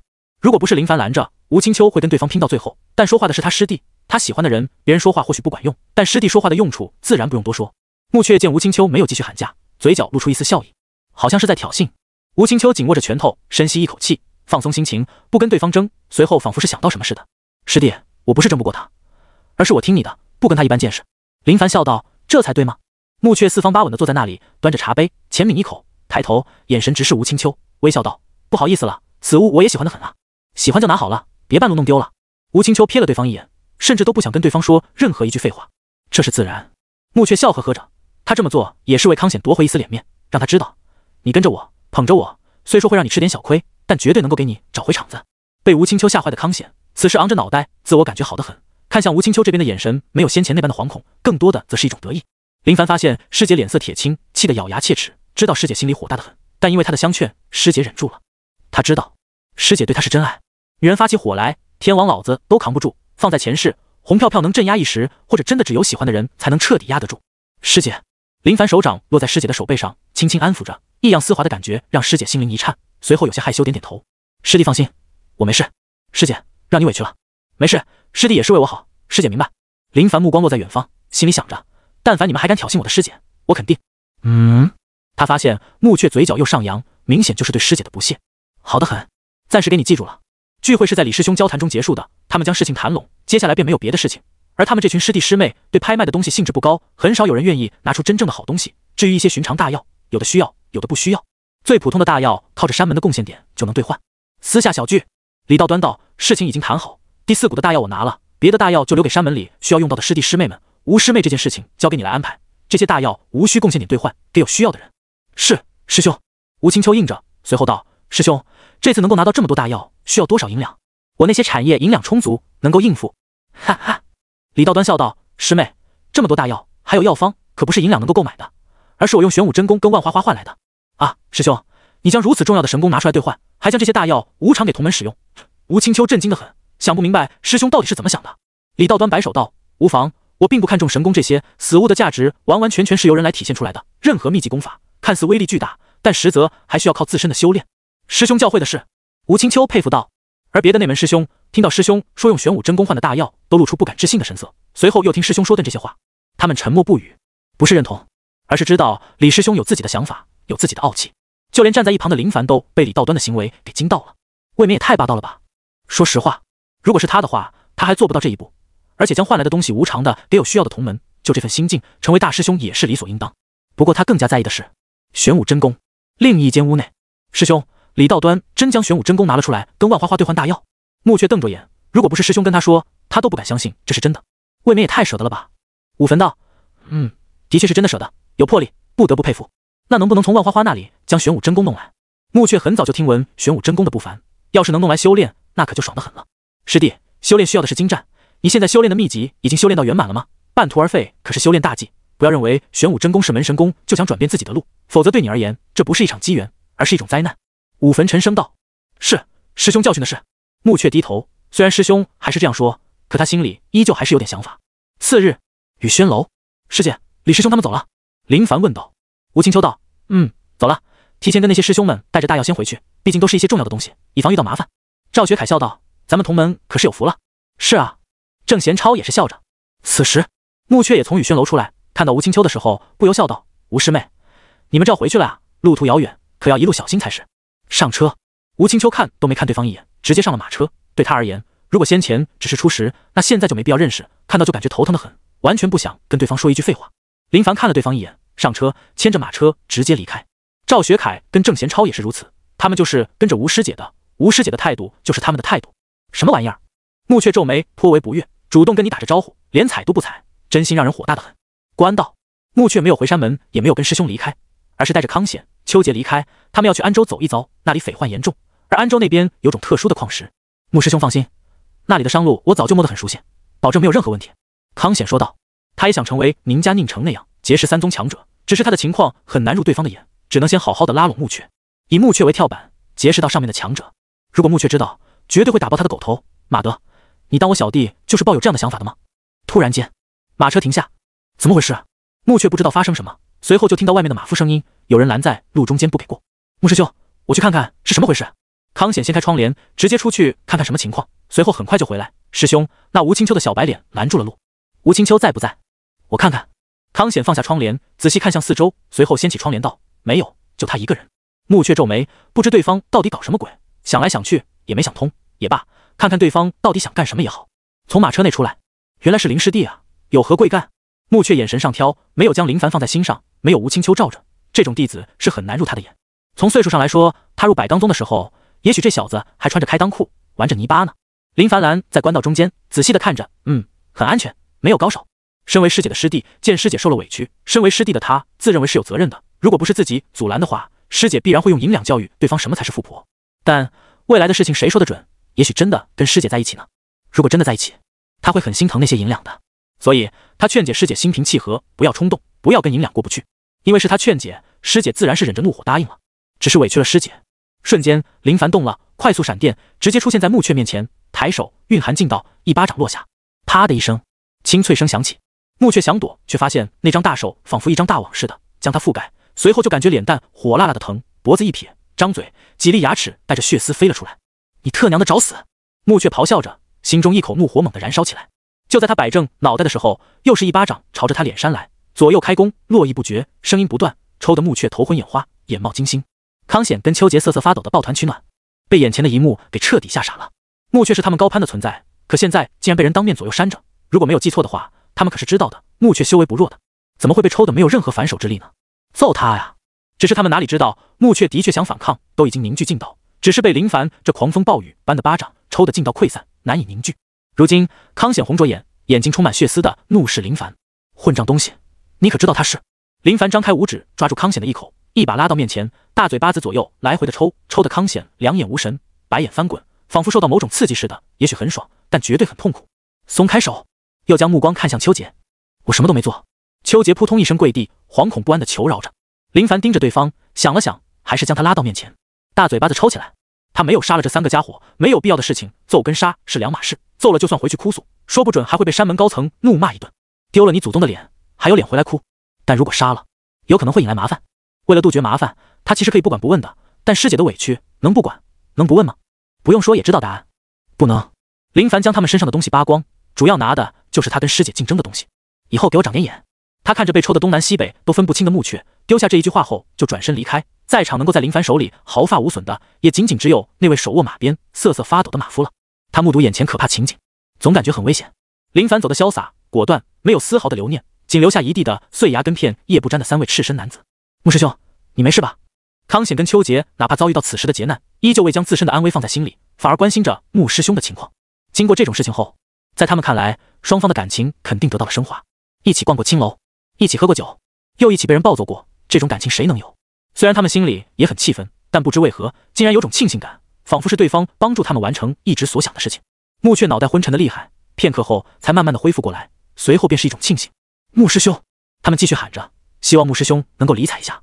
别喊了。穆雀反应过来，脸色很阴沉，只是因为左右脸肿着，很难看出他现在的脸色到底有多难看。那家伙，别说了，我不想提到他。康显跟秋杰对视一眼，他们从穆雀的话里听出了满满怨念，这种怨念是愤怒。穆雀摸着脸，摸到的时候就感觉一种疼痛感席卷而来，浑身战栗，有种说不出的痛。我这脸怎么样了？康显跟秋杰又对视一眼，异口同声道：师兄在我们眼里永远都是威武不凡的。马德，该死的家伙，我肯定是要报仇的，他胆敢这样对我，我是不会放过他的。穆雀满脸的愤怒，恨不得将林凡大卸八块。大卸八块的手段有点残忍，肯定要将他对我的这些行为10倍、100倍的奉还给他。康显道：穆师兄，不如我们告诉武师兄吧。不行，告诉武师兄，他会对我失望的，这件事情我要自己解决。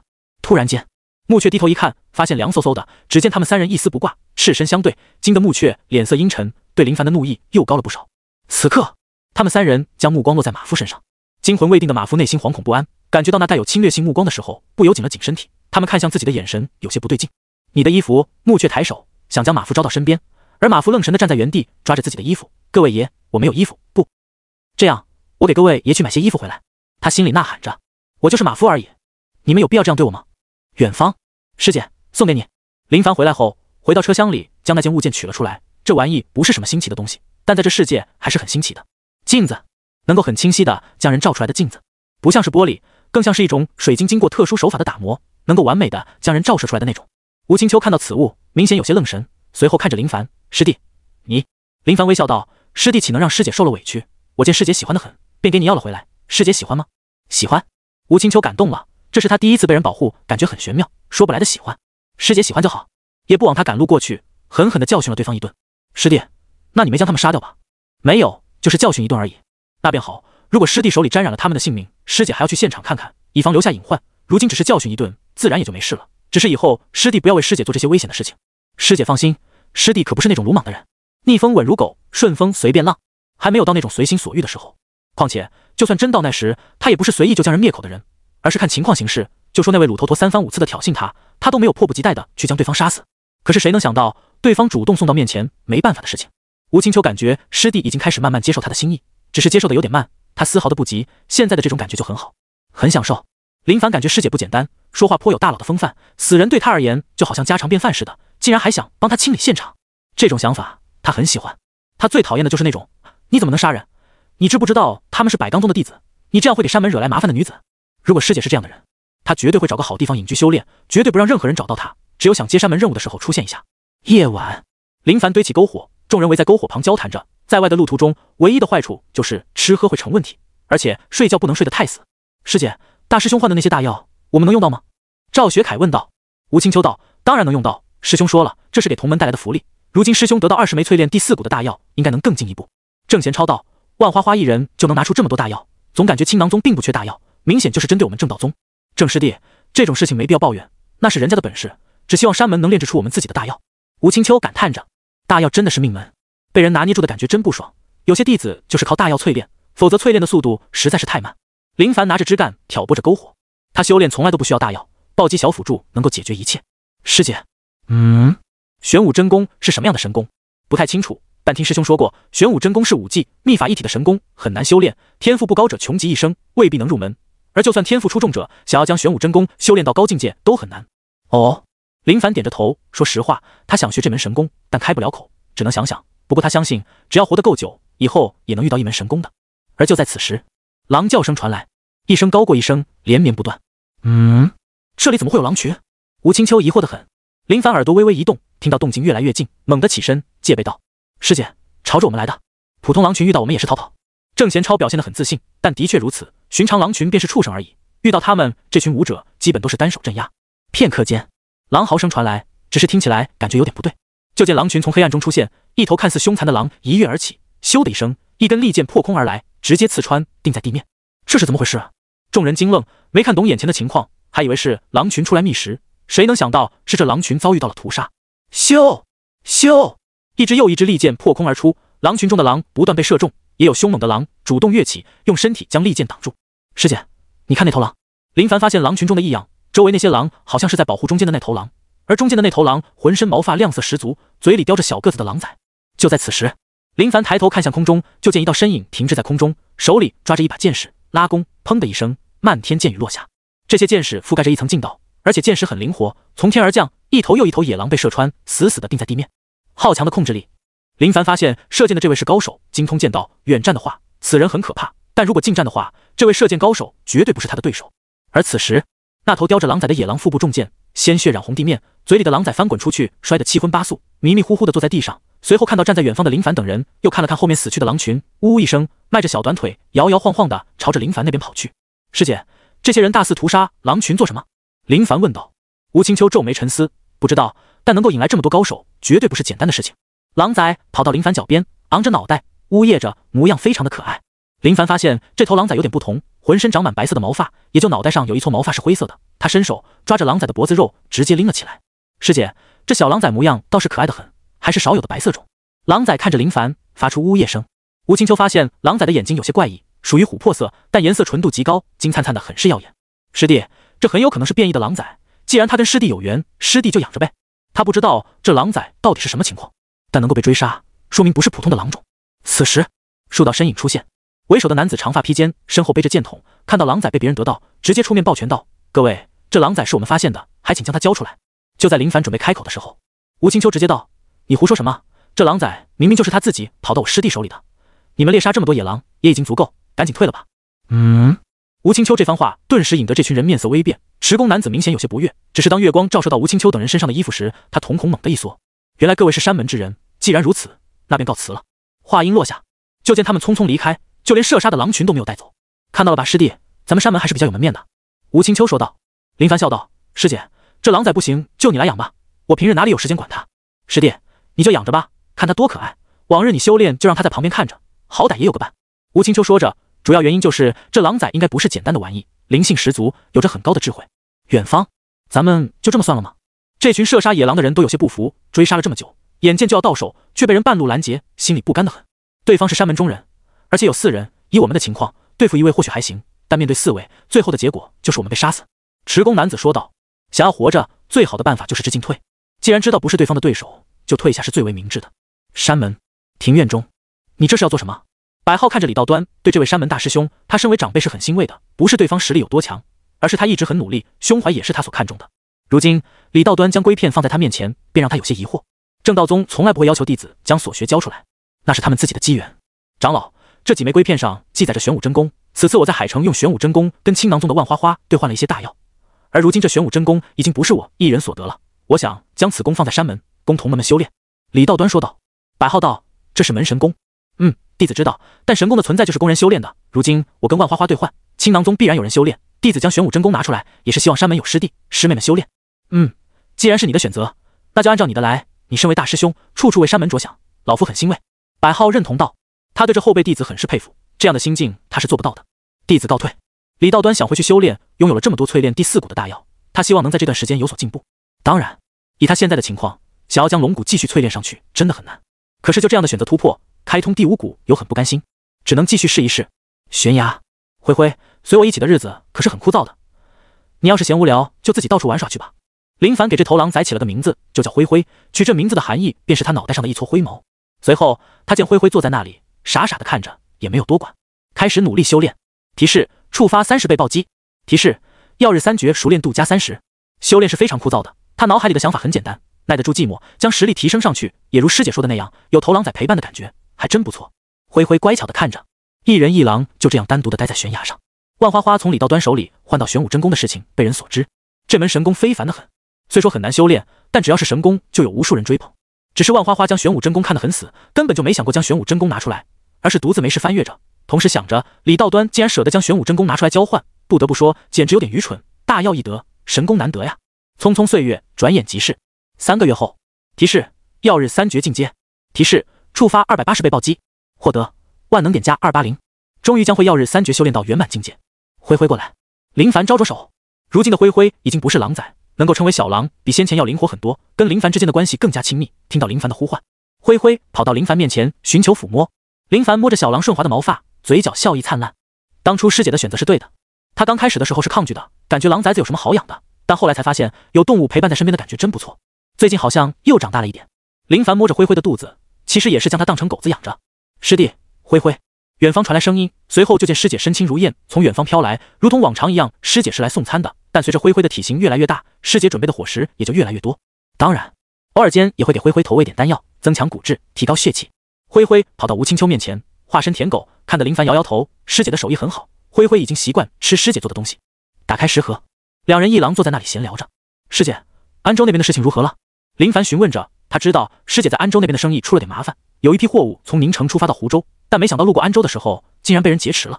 当时送货的车队旗帜用的便是正道宗，寻常盗匪看到是山门旗帜都不会下手，以防给自己带来麻烦。但没想到，就算打着旗帜，还是被人给劫持了。事后，吴青秋又安排人过去查看情况，到底是哪位劫持的货物，只是一直都没有线索，没有眉目，应该不是寻常盗匪所为。我已经在山门发了任务，会带着一些同门去看看。吴青秋说道。山门的任务有的是山门发布，当然自己也能发布，就是用自己的贡献点来发布任务。师姐，我陪你一起出去，刚好我最近闲得慌。这段时日，他刻苦修炼，将曜日3诀修炼到圆满境界，收获巨大。不过收获巨大的前提便是一丝不苟的修炼，精神、肉体都受到极大的挑战。精神想偷懒，肉体也要偷懒。遇到这种情况的他，完全就是杀伐果断，谁敢偷懒就弄死谁。林凡没想到师姐发的任务竟然会有这么多人接，一共4位，3男1女，其中有2位入山门的时间比林凡要晚，这让林凡头一次被称呼为师兄，有点怪，但很爽。而另外2位入山门就有很长一段时间了，修为不弱。洗髓1重、2重，一匹匹骏马在官道上飞驰着，林凡怀里抱着灰灰，也是带着他看看外面的世界，毕竟连续数月陪他在悬崖修炼，想想也是无聊的很，一直赶路，夜晚就找地方休息。灰灰趴在林凡身边休息着。林师兄，你跟吴师姐真的好般配啊。说话的这位同门是位女性，入门比林凡要晚，很会说话，至少他这番话哄得吴青秋很开心，就是说的有点直白，没有任何铺垫，直接就来了这么一句。林凡笑着，曹师妹，我跟师姐情同手足，关系颇好，在别人看来的确是很般配的。曹师妹曹真霜，从一座山村出来的人，没有后台靠山，从小跟随一位瘸腿失忆的老人修炼，成年后就行走江湖，做过很多事情，有困境也有机缘。在30岁的时候，修为已经达到断气9重巅峰，去年入的正道宗，开启龙门，踏入洗髓1重。曹真霜很羡慕林凡，林师兄有吴师姐罩着，这件事情在山门中并不是什么秘密，如果他也能有位师兄罩着，该多好。师弟师妹们，安州这段时间又更加动乱了，盗匪很多，需要小心，路边茶摊等等都不能随意饮用。曾经我跟林师弟护送一位徐姓男子回家族，没想到那家族内部的人直接下毒，如果不是林师弟提醒，很有可能是要出大事的，在外要多注意才是。吴青秋将徐芝芝的事情告诉众人，不过大家都是在外混的，经验自然很丰富，只是有的时候的确是想不到会出这样的事情，人心险恶呀。谢师姐提醒。众人应道。前段时间，吴师姐就说过安州那边的情况，现在过去那么长时间，安州的情况没有任何好转，反而越来越乱，苦的是谁？自然是生活在安州的正经百姓。一段是10日后，他们到达了安州边界处，总感觉有种莫名的压力席卷而来，尘土飞扬，需要路过的便是一处峡谷。边界通道有块石碑，石碑上的文字被风沙覆盖，林凡一掌拍去，劲道将覆盖在石碑上的风沙拍去，露出4个字：安州地界。以前这里是有官兵看守的，检查路过的货物、对盐、油等等都很严格，禁止这些东西跨地界出售。后来安州动乱，对商人来说是一种机会。吴青秋说道。林凡点点头，明白师姐说的意思。眼前的风沙有点大，众人从怀里掏出纱巾蒙着口鼻，然后快速地朝着前方赶路。突然间，前方有杀声传来，林凡看向师姐，征询师姐的意思，就见吴青秋摇摇头，不用多管，这种事情在此地是经常发生的，而且谁知道谁好谁坏，不管才是明智的。咻！此时一支流箭从远方袭来，无意间袭来的方向就是林凡。林凡抬手夹住流箭，面露疑惑之色，这件事何意？但很快他就发现事情不对劲，就见师姐拍马奔腾而去。有点猛，师姐这是什么意思？刚刚不是说好的吗？不用多管闲事。可师姐这情况就让人有些看不懂了。远方，双方人马发生激烈的打斗，从他们装扮上看，都像是活跃在安州的盗匪。这些盗匪手段凶残，打斗方式更偏向传统的兵器对砍。谁射的箭？吴青秋沉声质问着，声音包裹着浑厚的劲道，惊得双方都停下手里的动作，随后疑惑地看来，不知道对方是要做什么。但很快，双方人马回过神来，又激烈的爆发冲突，完全没将吴青秋说的话放在心上。鬼知道谁射的箭？吴青秋见这两拨人马无视他的话，心中憋着一口气，直接一跃而起，劲道爆发，一掌落去，便将无视他的盗匪拍飞，而且专门找的是射箭的。紧接着，林凡他们追上师姐，就看到师姐宛如鬼魅似的穿梭在双方人马中，出手间便有人丢了性命。跟随而来的几位同门都震惊地看着吴青秋，师姐好霸道，就因为对方射来一箭，差点射中林凡，就直接出手。看来林凡在吴师姐心中的地位很高啊。林凡有点想让师姐别冲动，没必要的，人家也许就没想射他，就是无意间运气不好而已。先前师姐还说江湖险恶，现在看来师姐说的没有错，的确险恶，对双方人马来说完全莫名其妙。我们砍杀好好的，怎么就有第三方加入了？此时，双方盗匪中有2位骑在马上动都未动的首领发现了吴青秋，见到他凌厉的手段时，面露疑惑之色，随后就见其中白发男子手腕一动，一枚匕首出现在指尖，只是他没有动。就在一位小喽啰挡住吴青秋视线时，这位首领立马将匕首投掷而去。偷袭，就是要趁着对方视线盲区时实施。噗嗤，匕首刺穿那位小喽啰的后背，从胸前穿出，袭向吴青秋。啪嗒一声，破空而来的匕首被一枚石子击开。白发男子看向林凡，发现这群人都穿着统一的服装，面色微变，勒紧马绳，转身就跑。虽然不太清楚这种服装代表着什么，但能够穿统一服装的必然是有组织的，很有可能是山门的人。遇到这样的人，只有跑路才能有活下来的机会。林凡扔出一枚石子，石子速度极快，噗嗤一声，直接将白发男子从马背上打落下来。而看到这种情况的另一位男子发现情况不对，顿时浑身胆寒，跑，赶紧跑路吧！可就在转身逃跑的时候，一股剧痛涌上心头，低头一看，却发现腿部破开血洞，鲜血咕噜噜的往外流淌着。他抬头看向林凡，林凡面带微笑的指了指地面，对方明白，艰难的从马上下来。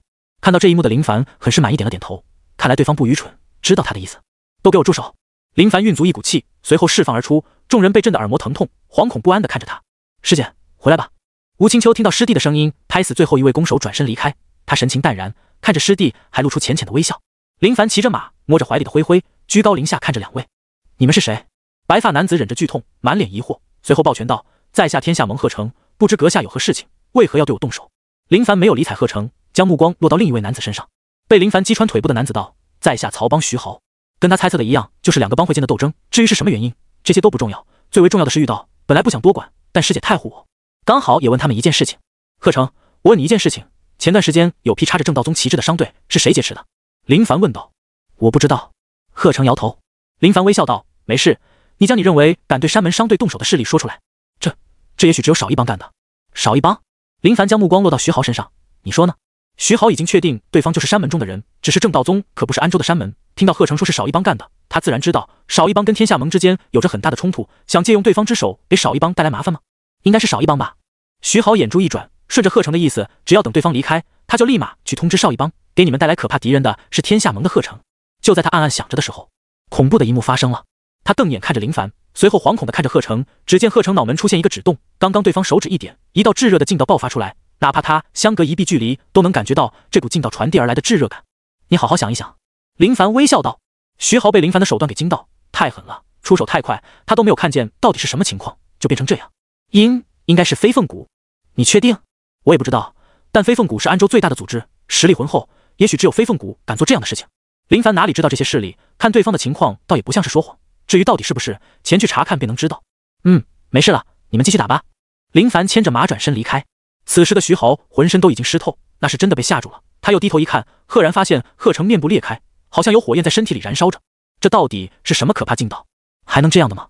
扑通一声，就见徐豪一屁股坐在地上，被吓得面色毫无血色，只想说真的太恐怖了。曹真双等人没有见到贺成的惨状，如果看到绝对会惊得说不出话来。这是什么劲道才能造成这种效果？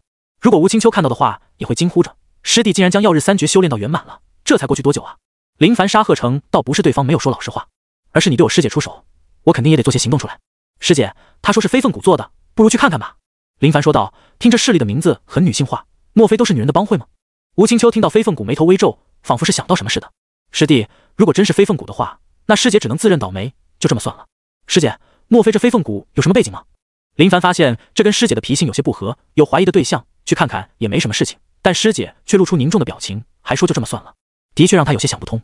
吴青秋知道师弟的疑惑，缓缓道，师弟，飞凤谷跟安州的全宗有关系，背后有全宗的影子，为了这些货物得罪全宗并非明智之举。林凡笑道，师姐，就算这飞凤谷跟山门有关系，又能如何？我们只是去看看，又不是要去做什么。吴青秋听到师弟的说法，点点头，那便去看看。有些事情肯定是要当面询问清楚的，况且我们都很友好。林凡笑着说道。曹真双道，林师兄，我曾经年轻的时候在安州生活过一段时间，听说这飞凤谷都是女子，但别看她们是女子，但手段很霸道，都不好惹。是吗？林凡假装惊讶，实则并未将这种事情放在心里。当然，如果都是女子的话，感觉有点难办。众所周知，几位女性还好说，但凡一群女性组成的组织，情况就会变得很可怕。未必会讲道理。曹真双知道飞凤谷的势力情况，虽说当初他在安州的时候，安州还没有像现在这般的乱，但也有不少江湖草寇、帮会势力，能够在安稳状态下存活，足以说明当时这些势力的实力不容小视。飞凤谷都是女子的势力，能够在这种动乱的安州站稳跟脚，还能成为最大的势力，说明后面的全宗的确不简单。这里就是飞凤谷。林凡看着眼前的山谷，摸着下巴点着头。这里的地形易守难攻，想要靠人海战术推平这里，难度极高。就算能够推平，怕是需要付出极大的代价。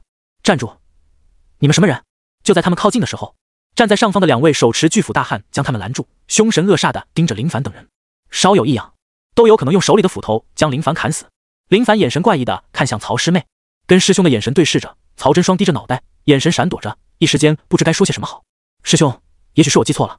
曹真双结巴道，说好的都是女性，刚到飞凤谷就遇到两位男人看守，搞得他很尴尬的。麻烦两位通报一声，怀州正道宗林凡前来拜访。林凡说道。两位大汉听到对方是从怀州来的，而且还是山门的人，也就多看了几眼。虽说飞凤谷在安州很厉害，但他们就是守门的小喽啰，不敢得罪山门的人。请稍等。其中一位大汉将斧头放在袋上，随后匆匆离开。没过多久，大门开启，林凡等人下马，在飞凤谷人的带领下朝着里面走去。里面的建筑不是树木搭建，而是砖瓦搭建的，造型不错。同时他看到有不少男性待在各自的岗位，观察着外界的情况。走着走着，师姐，你看，远方一辆辆马车停靠着，马车上插着正道宗的旗帜，只是上面的货物都已经没了。林凡面无表情，已经知道货物就是被飞凤谷劫走的。吴青秋面色微变，没想到还真的是。曹真双几位同门脸色都很难看，没想到真的是飞凤谷做的。他们知道这是正道宗的商队，却还敢劫走，说明他们根本就没有将正道宗放在心里。如今就算他们找上门，人家未必会给他们一个交代。此时吴青秋来到林凡身边，小声道，师弟，对方应该知道我们肯定会来，这次事情没那么简单，一切安全为主，不要为货物发生冲突。我知道。林凡微笑着示意师姐安心，他发现师姐有点稳，不过人家明知道是正道宗的都敢动手，直接就是不给面子了。既然都已经不给面子了，还有什么好说的？他这样便是安抚师姐的心。那货物插着正道宗的旗帜，你们都劫吗？林凡询问着。走在前面大汉回头看了一眼林凡，简单冷漠的回答让林凡眉头微皱，随后嘴角露出一丝笑意。很快前面便是一座大殿，大殿面前是陡坡石阶，早早的就有一道身影站在那里。仔细一看，是位女子，容貌中等，面色平静，一双眼睛毫无波动地看着林凡等人。你们正道宗来飞凤谷有什么事情？女子缓缓开口，明知故问，但就是这般询问。林凡道，你们飞凤谷劫了插着正道宗旗帜的商货，还望告知是何原因。如果是我们的问题，还请飞凤谷多担待，将商货还给我们。你们正道宗的商货有何证据？听到对方说的话，林凡有点想笑，他只是有点想笑，而站在一旁的同门们却是有些愤怒。商车明明就摆放在那里，竟然跟我们睁眼说瞎话，的确是过分了。那是正道宗的旗帜。林凡说道。女子冷漠道，有正道宗的旗帜，就说是你们的。好，来人啊，将那些货车送来。是。很快，几位大汉将商车送来。货车在这里，你们可以带走了。货呢？货车上既然插着你们正道宗的旗帜，还给你们就行。你说的货可没有旗帜，要走赶紧走，再敢在这里胡闹，倒是想走都没机会。林凡摇头笑着，差点被对方弄得笑岔气，回头看向童门，无奈道：“这飞凤谷耍赖啊，师姐。”说这番话的时候，他的表情是一种无奈，但很快面色陡变，眼神凌厉起来，一股凶悍气息爆发。我倒要看看，想走都没有机会。你们飞凤谷到底凭什么敢说出这番话？话音刚落，林凡身形一动，化作一道白线，眨眼间出现在对方面前，五指成爪，朝着他的面孔抓去，一爪快如闪电，惊得对方运转劲道抵挡。只是这股劲道在五指前薄弱如纸，直接被抓破。啪嗒，五指落下，遮盖他的脸，轻轻用力将他提了起来。你这女人真不讨喜，比起我师姐差远了。哪怕是动手的时候，他都不忘夸赞师姐一番。师姐羞涩。童门恍然大悟，原来这就是降服师姐的奥秘。多夸夸。只是很快，他们就感觉林凡有点冲动，真的没想到一言不合就直接动手。曹真双想询问师姐，这样真的好吗？只是他话还没有说出口，便被吴青秋抬手打断，示意不用说。对于吴青秋来说，别的都知道，他只知道男人做事的时候，女人别多管，别多话，静静的看着便好。师姐。林凡回头微笑的看着师姐。等会我可能行为有点暴躁，但我其实一点都不坏的。师姐明白。那就好。此时被林凡抓起来的女子挣扎着，双腿不断踢着，只是她根本无法破开林凡的护体劲力。也许她在别人眼里修为还算可以，可是在林凡眼里，她的劲道太弱小，弱小的都不想多说一句废话。放开我，小姐。这里的动静引来一群飞凤谷成员的注意，一位又一位气势凶悍的女子出现，怒视着林凡。每一位都是经过无数战斗的女子，如果不是小姐被对方抓住，他们怕是已经冲过来选择跟林凡拼命。住手！一道浑厚的声音从大殿内传递出来，紧接着两道身影出现，一男一女。谷主、夫人。飞凤谷成员们看到出现的人，立马表现得很恭敬。林凡抬头看向台阶上的两道身影，女人雍容华贵，有着一种特殊的气势，而身边的男人便是刚刚说的人。看到第一眼的时候，两人的视线间便有一种惊人的气势碰撞着。站在吴青秋脚边的灰灰怒吼着，虽然他体型不大，但气势不能弱，狼仗人势就得狠狠地凶狠起来。她是你们的女儿？林凡问道。没错，正是小女，还请阁下高抬贵手，放开我的女儿。男子缓声道，语气说得平静，但其中却有种威严。可以啊。林凡甩着手，被抓在手里的女子直接被扔了出去。而在甩出去的时候，他五指轻轻用力，直接在女子脸上留下了5个青色的指印。想要消除，没有1-2个月的时间，根本是不可能的。男子道：在下全宗莫显明，敢问尊姓大名？正道宗林凡。莫显明沉思着，脑海里回忆着，想半天，没有想到，甚至连一点印象都没有，说明的确是没有听说过。只是此人胆敢来飞凤谷，想必也是自认为有能耐。吴青秋听到这名字的时候，神色有点变化，轻声在林凡耳边道：师弟，这人是全宗大师兄，修为极其深厚。师姐放心，我心中有数。林凡轻声道。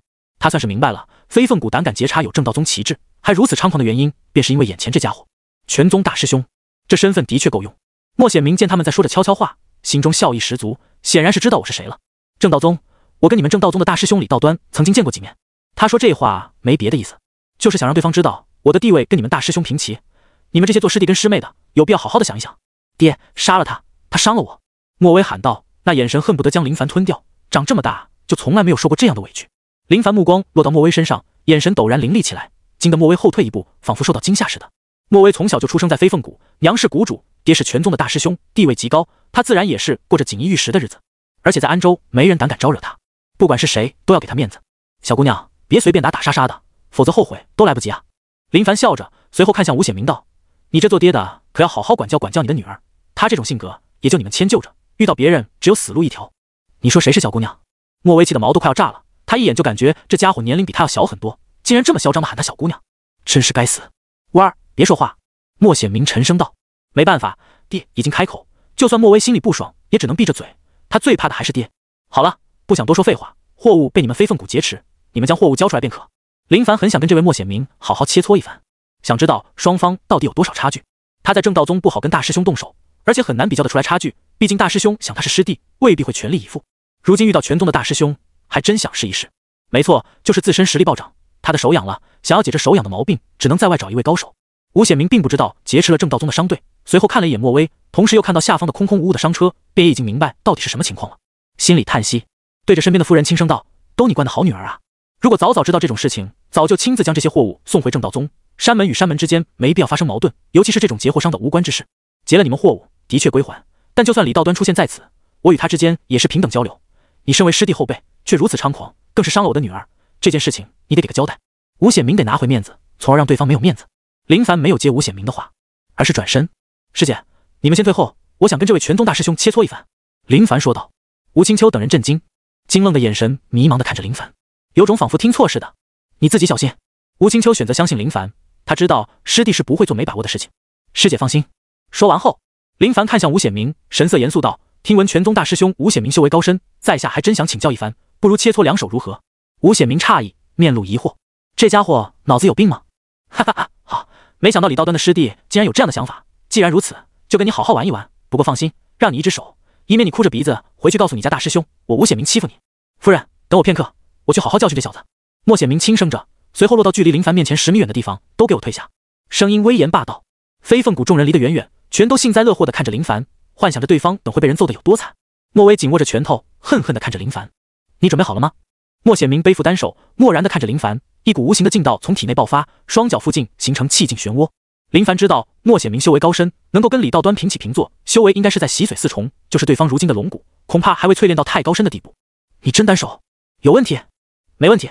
林凡笑着，他希望人人都别有小瞧别人的想法，这是很糟糕的事情，很容易出事的。莫显明并未将林凡放在眼里，他修为洗髓4重，如今一直待在飞凤谷淬炼龙骨。先前说的并未是吹嘘，他的确跟李道端平起平坐，数年前跟李道端是最后一次见面，两人切磋过，虽说他最后落败，但眼前这位不知是谁的某个后辈主动挑衅，他有必要给李道端好好训训这后辈。来，给你先出手，别到时我出手的时候你没有机会。莫显明神情淡然得很，修炼的闲暇之余找点这种乐子也算是能调理身心。好的，多谢。林凡微笑着，话音刚落，他脚步一踏，残影化作一道直线，瞬间出现在莫显明面前，一拳快如闪电直冲莫显明心窝，浑厚劲道包裹拳头，空气震荡，发出沉闷的声音。莫显明抬手握拳硬拼，身为拳宗大师兄，擅长的便是拳法。只见他挥拳时施展某种绝学，手臂猛地膨胀起来，拳势惊人，拳手压着前方空气，赫然出现圈圈波动。轰隆，双拳碰撞，劲道以两人为中心爆发。不对，碰撞的片刻间，莫显明发现情况不对，如此浑厚的劲道是什么情况？正常情况，他这一拳下去，绝对能让这小子受伤。就在他思考的片刻间，侧边呼啸声传来，只见一道拳影袭来，看似是拳，眨眼间便拳为止，狠狠地戳向他的太阳穴，被在身后的手出现，以掌挡止。顿时，莫显明感觉掌心有股炙热感袭来，急忙劲道抵挡，连连变招，短暂片刻间交手数10次，双拳对轰，随后分开。林凡微笑道：“说好的单手呢？”莫显明深吸一口气，凝重地看着林凡：“小看你了。你从一开始就小看我了，但我可没有占你便宜。刚刚我已经留手了，否则你那匆忙一掌可挡不住我的一指。”林凡终究还是那纯情的男人，寻常矛盾可没有狠下死手。师姐，林师兄这么厉害的吗？曹真双看得惊讶万分，他只知道林师兄比他入山门要早，但没想到竟然这么厉害。刚刚听师姐说，这位是拳宗的大师兄，便是跟自家山门的李师兄一样。他很厉害的，平常修炼也非常的努力，那是你们想象不到的努力。吴青秋不知道该如何形容，反正就是特别的刻苦，认真切磋一顿吧。林凡很难遇到一位像样的高手，眼前这位莫显明，不管是从实力还是战斗经验都很丰富，换做一个人未必能够像莫显明打得这么轻松。好，话音刚落，两人同时出手，双方互拼，浑厚劲道碰撞产生的冲击规模不小。林凡发现有些异样，就是对方的劲道好像有种粘性，他自身的劲道爆发出去就是瞬间炸裂贯穿，而对方劲道轰击到面前的时候，不仅仅会炸裂，还有一层粘性，需要他额外用劲道抵挡。短暂的交手，他已经分析一些问题出来，以如今的劲道浑厚程度，应该跟对方不分伯仲，或者说要更胜一筹，只是现在这种差距不算太明显。如今曜日3诀修炼到圆满，能够开启曜日体，配合曜日3诀，劲道会发生巨大的变化。要是莫显明没有藏招，那最后便是他输。就在林凡分析着此时情况的时候，莫显明越发的震惊，对方招式太精妙，不管他使用何等的招式，都能被对方挡住。拳、掌、指变化自如，已经达到一种让人望尘莫及的地步。还有一股炙热的劲道传递而来，经脉被烧灼的阵阵疼痛，要不是用劲道抵挡，现在的情况绝对好不到哪里去。他感觉这股炙热劲道还不是最强的状态，也许还能更强。渐渐的，莫显明身上出现血痕，都是皮肉伤，但伤口却有种阵阵烧灼感。该死，都是这种炙热劲道啊！他知道有的武技修炼到极其高深的地步，便会有这种带有特性的劲道。瞬息间，两人双掌对拼，直接开始比拼劲道。两人长发往后飞舞，地面崩裂，以两人为中心，形成劲道球体，相互对冲。这便是你最强的实力吗？林凡轻声询问着。不，还有后招。哦，我也有。你为何不使用出来？我怕到时没收的住手，打死你。莫显明无言以对。轰隆一声，两人分开。随后就见莫显明面色潮红，胸膛浮动，缓缓抬起手，抱拳道：“果然厉害，刮目相看。”承让。林凡抱拳道：“威儿，将林兄弟的货物搬出来，装到车上，以后再敢胡闹惹事，为父打断你的腿。”莫显明怒声呵斥道。莫威惊愣，从未见过父亲如此严肃，吓得他赶紧招人手将货物搬出来。林兄弟，今日有些不便，他日登门拜访。莫显明不敢小看林凡，而是将对方的地位摆放到跟他同等。好，货物搬好，师姐，我们走吧。林凡对着已经傻眼的众人说道。吴青秋很快就反应过来，急忙让人拉着马车离开，不敢在这里停留。台阶上，夫君怎么了？叶红见夫君脸色红得厉害，不由担心道。莫显明抬手捂着嘴，随后缓慢放下。但细心的叶红发现夫君手掌有血，很厉害。他的进到太魂后，我需要闭关数日调养生息，不得了啊！出了一位李道端，又出了一位这样的家伙，以后好好管教弯，别让他出去惹事。这次人家没有杀心，只是来讨个说法而已，下次再惹出事情来，未必就有这样的好事。叶红大惊，很少见过夫君如此凝重，随后点点头，看来以后得好好管教。距离飞凤谷不远处，马车上，师弟怎么样？吴青秋满脸忧色，从上了马车后就见师弟盘膝而坐，到现在睁眼便匆匆地询问着，心里担心得很，就怕有什么后遗症。莫显明是全宗大师兄，又是成名已久的高手，虽说师弟最终更胜一筹，但谁也不敢保证有没有留下后遗症。让师姐担心了，我没事。刚刚的切磋劲道震荡厉害，莫显明全力很强，有些古怪，引得我气血汹涌，如今已经平息。林凡对此次一战已经不想过多的评价，如果非要形容的话，很简单，2个字就能概括：能杀。莫显明远远没有李师兄给他的感觉危险，看来需要继续努力修炼了。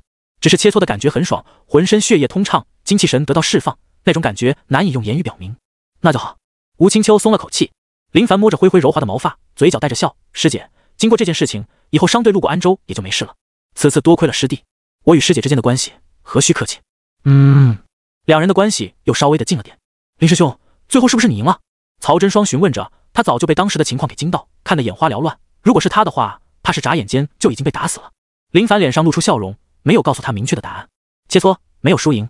曹真双似懂非懂，没有追问。虽说年龄比林凡大，但他总感觉眼前这位满脸笑容的师兄看起来好像很温和，但手段绝对很恐怖。回山门的途中，路过宁城，特意去了趟王府，跟王宝峰见了一面。没想到他那边有了喜事，便是他的媳妇怀了孩子。本想当天回宗，便停留一晚，跟王宝峰饮酒庆祝。王宝峰的生活才是正常人的生活，延续后代，温馨圆满。1年多年前的王宝峰有加入山门的远大志向，现在却已经没有这样的想法了。王兄，我记得你的梦想是加入山门，现在嫂子有了身孕，就准备放弃了？林凡端着酒杯，微笑询问着。是啊，想想还是陪着家人好。修炼是漫长的，修炼的时间实在是让人难熬。也许修炼到最后，才发现已经没路可走了。王宝峰想开了，宁城本来就是靠近正道宗，他知道一些事情，修炼的难度极高。几十年过去，回望走过的路，说不准会发现一切的所作所为都真的太不值了。林凡理解王宝峰，如果他没有暴击小辅助，就算爆肝努力，恐怕也不会有太大的成就。王兄，你现在的生活我都蛮羡慕的，家人都在，嫂子又要给你生的孩子，以后儿孙满堂，说不准几十年后你膝下子女围绕，我依旧还是单身一人啊。林凡感叹道。我见你那位师姐好像蛮喜欢你的，不试一试？再说吧，暂时还没这种想法。哈哈，林兄，你可要看好了，错过了可就真的难以找回来了。王宝峰玩笑地说着。你那小姨子情况如何了？林凡岔开话题，将话题引到王宝峰小姨子身上。他都认为王宝峰说不准能将他小姨子给收了，被我夫人安排到别处居住了，总是居住在王府有些不妥。聊着聊着，天变亮了。林凡看着喝醉趴在桌上的王宝峰，起身走出屋子，吩咐王家仆从们照顾他，随后离开了。大阴御前会议，金碧辉煌的殿内气氛凝重，宛如一团乌云笼罩在头顶，压得所有人都无法喘过气来。大英皇帝端坐上方龙榻，四周珍贵丝帘垂下，一缕提神木香缓缓腾升。英皇已经有数年没有上朝，往年便是开一次会议，剩余的时间便是在炼丹中。只是这些年来，英皇自己所炼制的丹药中问题极大，身体日渐虚弱，对这种会议颇为不耐烦。殿中，那个6部高层都在，魏忠神情平静地站在那里，低眉等待，而他身后则是站着兵部梁志，一位老者，但双眼有神，隐隐约约有金光闪烁。虽已年老，可精神十足。6部中仅有梁志站在魏忠身后，另外5部的高层则是站成一排，显然是已经将派系分得清清楚楚。轻咳声传来，众人精神一抖，那是英皇的声音，明显有些不耐烦，想催促着早早开始，早早的结束。魏忠眼神微微的看向梁志，示意可以开始。保皇一派跟魏忠这一派往年都是借此开干，贪墨横行，民不聊生，各地匪患动乱，山门势力难以管制，还有边防冲突更是无数起。想要解决这些事情，都需要银两，没有银两寸步难行。而银两全部掌控在户部手中，英皇从不想管这些，因此户部便能一手遮天，收多少能用多少，皆是户部说了算。一场争辩开始，从刚开始的温和到后面的面红耳赤，吵得不可开交，但往往到严重的时候便会稍息片刻，调整好情绪，继续有事说事。山门悬崖，林凡跟往日一般静心的修炼，淬炼龙骨是最为重要的环节。以往不知有多少人物卡死在龙骨中。灰灰趴在那里看着林凡，虽然主人没有带他玩耍，可是他灰灰是一头懂事狼，安静的待着就是最好的陪伴。岁月匆匆，时光流逝得很快，眨眼间，2个月过去，呼，林凡起身活动着筋骨，面露无奈之色。修炼真的太需要时间，对精神跟身体方面有着很大的影响。还是那情况，短时间内没事，长久下来颇有影响。灰灰，我们走。一人一狼朝着山下跃去。在这段时间里，师姐经常会给灰灰喂食一些强身健体的丹药，以至于灰灰的能力比别的狼要厉害很多。只见灰灰跟随在林凡身后，灵活得很，白色的身影在山林间形成一道流畅的景象。山门内随处走动着，以往他是不可能走动的，宛如透明人似的，就算同门都没谁能知道他是谁。但现在不一样，他现在算是小有名气了。主要原因还是师姐，谁让师姐一直这般的关怀他，搞得山门上下都已经知道他的存在。此时他看向前方，出现几位好像很是眼熟的人，有李道端陪同。不用说眼熟，就是认识。黄承思的贾代全，至于他身边的几位没有见过。林凡看到贾代全，对方也看到了他。就在林凡准备转身离开，假装没看到的时候，一道声音在身后传来：林兄，见到谁都行，就是不想见到贾代全。上次已经帮你们挡了一次灾，没想到还来，真以为我林凡是挡灾人吗？林凡迷茫的回头，看到对方时，脸上露出微笑，内心很不情愿，但身体还是很老实的朝着他们走去。贾统领，好久未见。林凡微笑着，随后接着道：大师兄。李道端道：刚刚贾统领还跟我说过，林师弟救他于危难之时，是他心中的恩人啊。大师兄说笑了，山门范围内，不管是谁遇到这种事情，都会仗义出手。师弟只是做了应该做的事情而已。林凡点到为止，低调的很，心里疑惑的很，他怎么敢来的呀？以前就是在怀州被人暗杀，没想到还敢出现，真的很有种。李道端对林凡很满意，这位师弟为人很不错，他听到一些小道消息，就是眼前这位师弟很厉害。当然，他没有追问，厉害不好吗？山门弟子厉害，代表着山门的实力越强，这可是一件好事。而且他也知道，这位师弟一直都很努力的修炼，好像是在那处的悬崖上，甚至都让他这位当大师兄的感到敬佩。这种刻苦程度，自认为不如对方。林师弟，陪着走走吧。李道端邀请着。是。林凡没有拒绝，大师兄开口，就算他不想去，也得给这个面子，只能跟随在身边。同时，他也知道贾代全身边的人是谁，黄承思大统领朱九黎。林凡一句话都没有说，静静的听着。很快，他便知道到底发生了什么事情。黄承思的人已经知道百刚宗有问题，跟魏忠有关系，而且根据安插人员的汇报，得到了一些有用的情报。大概意思便是，希望正道宗能够帮忙。他不知道李师兄准备怎么回绝，如果是他的话，绝对不会参与到其中。这些事情还是交给他们自己解决最好。朱统领、贾统领，我们正道宗已经早有同门加入黄承思，而现在我们跟百刚宗同处在怀州，如果我们出面，恐怕不好，此事帮不上忙。李道端沉声道。身为山门大师兄的他，考虑的不仅仅是修炼，还有别的事情。哪怕他不问太多事情，也知道黄承思属于保皇派的人，而百刚宗跟魏忠有关，双方都是斗争势力。如果正道宗出面对付百刚宗，便是得罪魏忠，同时影响更多。青囊宗那边也未必好说。这段时间里，青囊宗对正道宗也不友好，很难说青囊宗跟百刚宗之间没有关系。要是真的都得罪了，那在怀州，正道宗还能有生存的空间吗？李兄弟，你真的就不管现在的世道吗？魏忠把持朝廷，祸乱天下，早就搞得民不聊生。但凡有志之士，皆是鼓足一腔热血，跟魏忠抗衡到底。朱九黎大义凛然道。李道端道：朱统领，正道宗处在山野中，我辈都只是追寻武道尽头，那些权力争斗是你们的事情，我们真的没有意愿参与到其中，希望朱统领能够理解。就在他们交谈的时候，贾代全轻声对着林凡道：林兄，我知道你是有抱负的人，不如随我们一起去吧，以林兄的能力，定能闯出一番天地，匡扶正道。林凡眨着眼：你们说你们的，又扯到我做什么？贾统领，我师弟入门不久，还在修行中，在怀州或许够看，但到了外面，怕是危险。李道端见贾代全忽悠林凡，自然是及时制止。贾代全无奈叹息，朱九黎也是如此。随后道：李兄，能否让我们见见百号长老？来的真不是时候，百长老半月前已经离开山门，到现在都没有归来。李道端说道。朱九黎面露遗憾，既然如此，那就先告辞了。失望的离开，明显有些不悦。李道端看着他们离开的身影，随后回头微笑道：师弟，听说这是你最近跟师妹在外遇到的狼？是啊，顺手就回来的。林凡说道。通体雪白，很是漂亮，应该是一种智慧很高，好好培养，以后看家护院倒是不错的宠物。李道端夸赞着，随后接着道：不过你要看好了，一种还是会有人捕捉的。多谢师兄提醒，我会好好看着。师弟，刚刚黄承思的人你要少接触，他们之间的事情最好少参与，不管是保皇一派还是魏忠派系，都水深得很。是，师弟听着呢。李道端叹息一声，跟林凡摆摆手，朝着前方走去。紧接着便有声音传来，是李师兄自言自语的话。如今世道乱成这样，也没见他们负责，都是一丘之貉。听到此话的林凡，悄悄地给李师兄竖起大拇指。聪明，他也是这样想的。林凡琢磨着，脑海里出现各种宫斗的剧情，摇摇头，带着灰灰去找师姐。来到师姐那边的时候，发现郑贤超跟赵学凯两位师兄都在。林师弟来了，两位师兄好久未见了。虽说这两位的实力比他弱很多，但也是相识的时间最长的，而且对林凡也有过很大的帮助。林凡又不是那种自身实力厉害就不将人放在眼里。往日师弟一直在那修炼，我们也想去找你，但就怕师弟修炼，所以一直都没有去看望。看师弟如今的情况，怕是有所突破了。赵学凯笑着说道：“哪里，只是小有进步而已。林凡的实力见过的人不多，也就那几位见过而已。至于真正的实力，到现在为止都没有人见过。师弟谦虚了。”赵学凯哪能相信他说的话？师姐偶尔也会透露过林师弟的实力，反正很厉害就是。对于林师弟很厉害的情况，他们一点都不嫉妒，这些都是师弟修炼得来的。虽然他们对修炼也很刻苦，但远远达不到师弟那种疯狂的地步。吴青秋道：“师弟，我们准备去剿匪，你去吗？”剿匪？是啊，怀州太大，仅有3个山门，而且官府又不怎么管，我们往年都会抽时间带着同门去剿匪，安定周围，给百姓们带来稳定的生活。我不去了，师姐们去吧，这基本没任何危险。这些待在野外的匪盗修为都不高，甚至没修为，只能欺负一些普通百姓，但凡有些实力，早就到城内帮会中，那可是比当盗匪都不知道要好多少倍。而他还是带着灰灰回去继续修炼，实力的重要性不用多说。山下，大统领，现在该如何是好？以我们现在的人手，怕是不行。贾代全紧皱眉头，面色凝重。他们皇城司人手严重不足，虽说有高手，但大多数的高手都已经被派往更严重的地方。怀州这里相对安全很多，所以由他跟朱九黎带着人手过来，只能等待机会。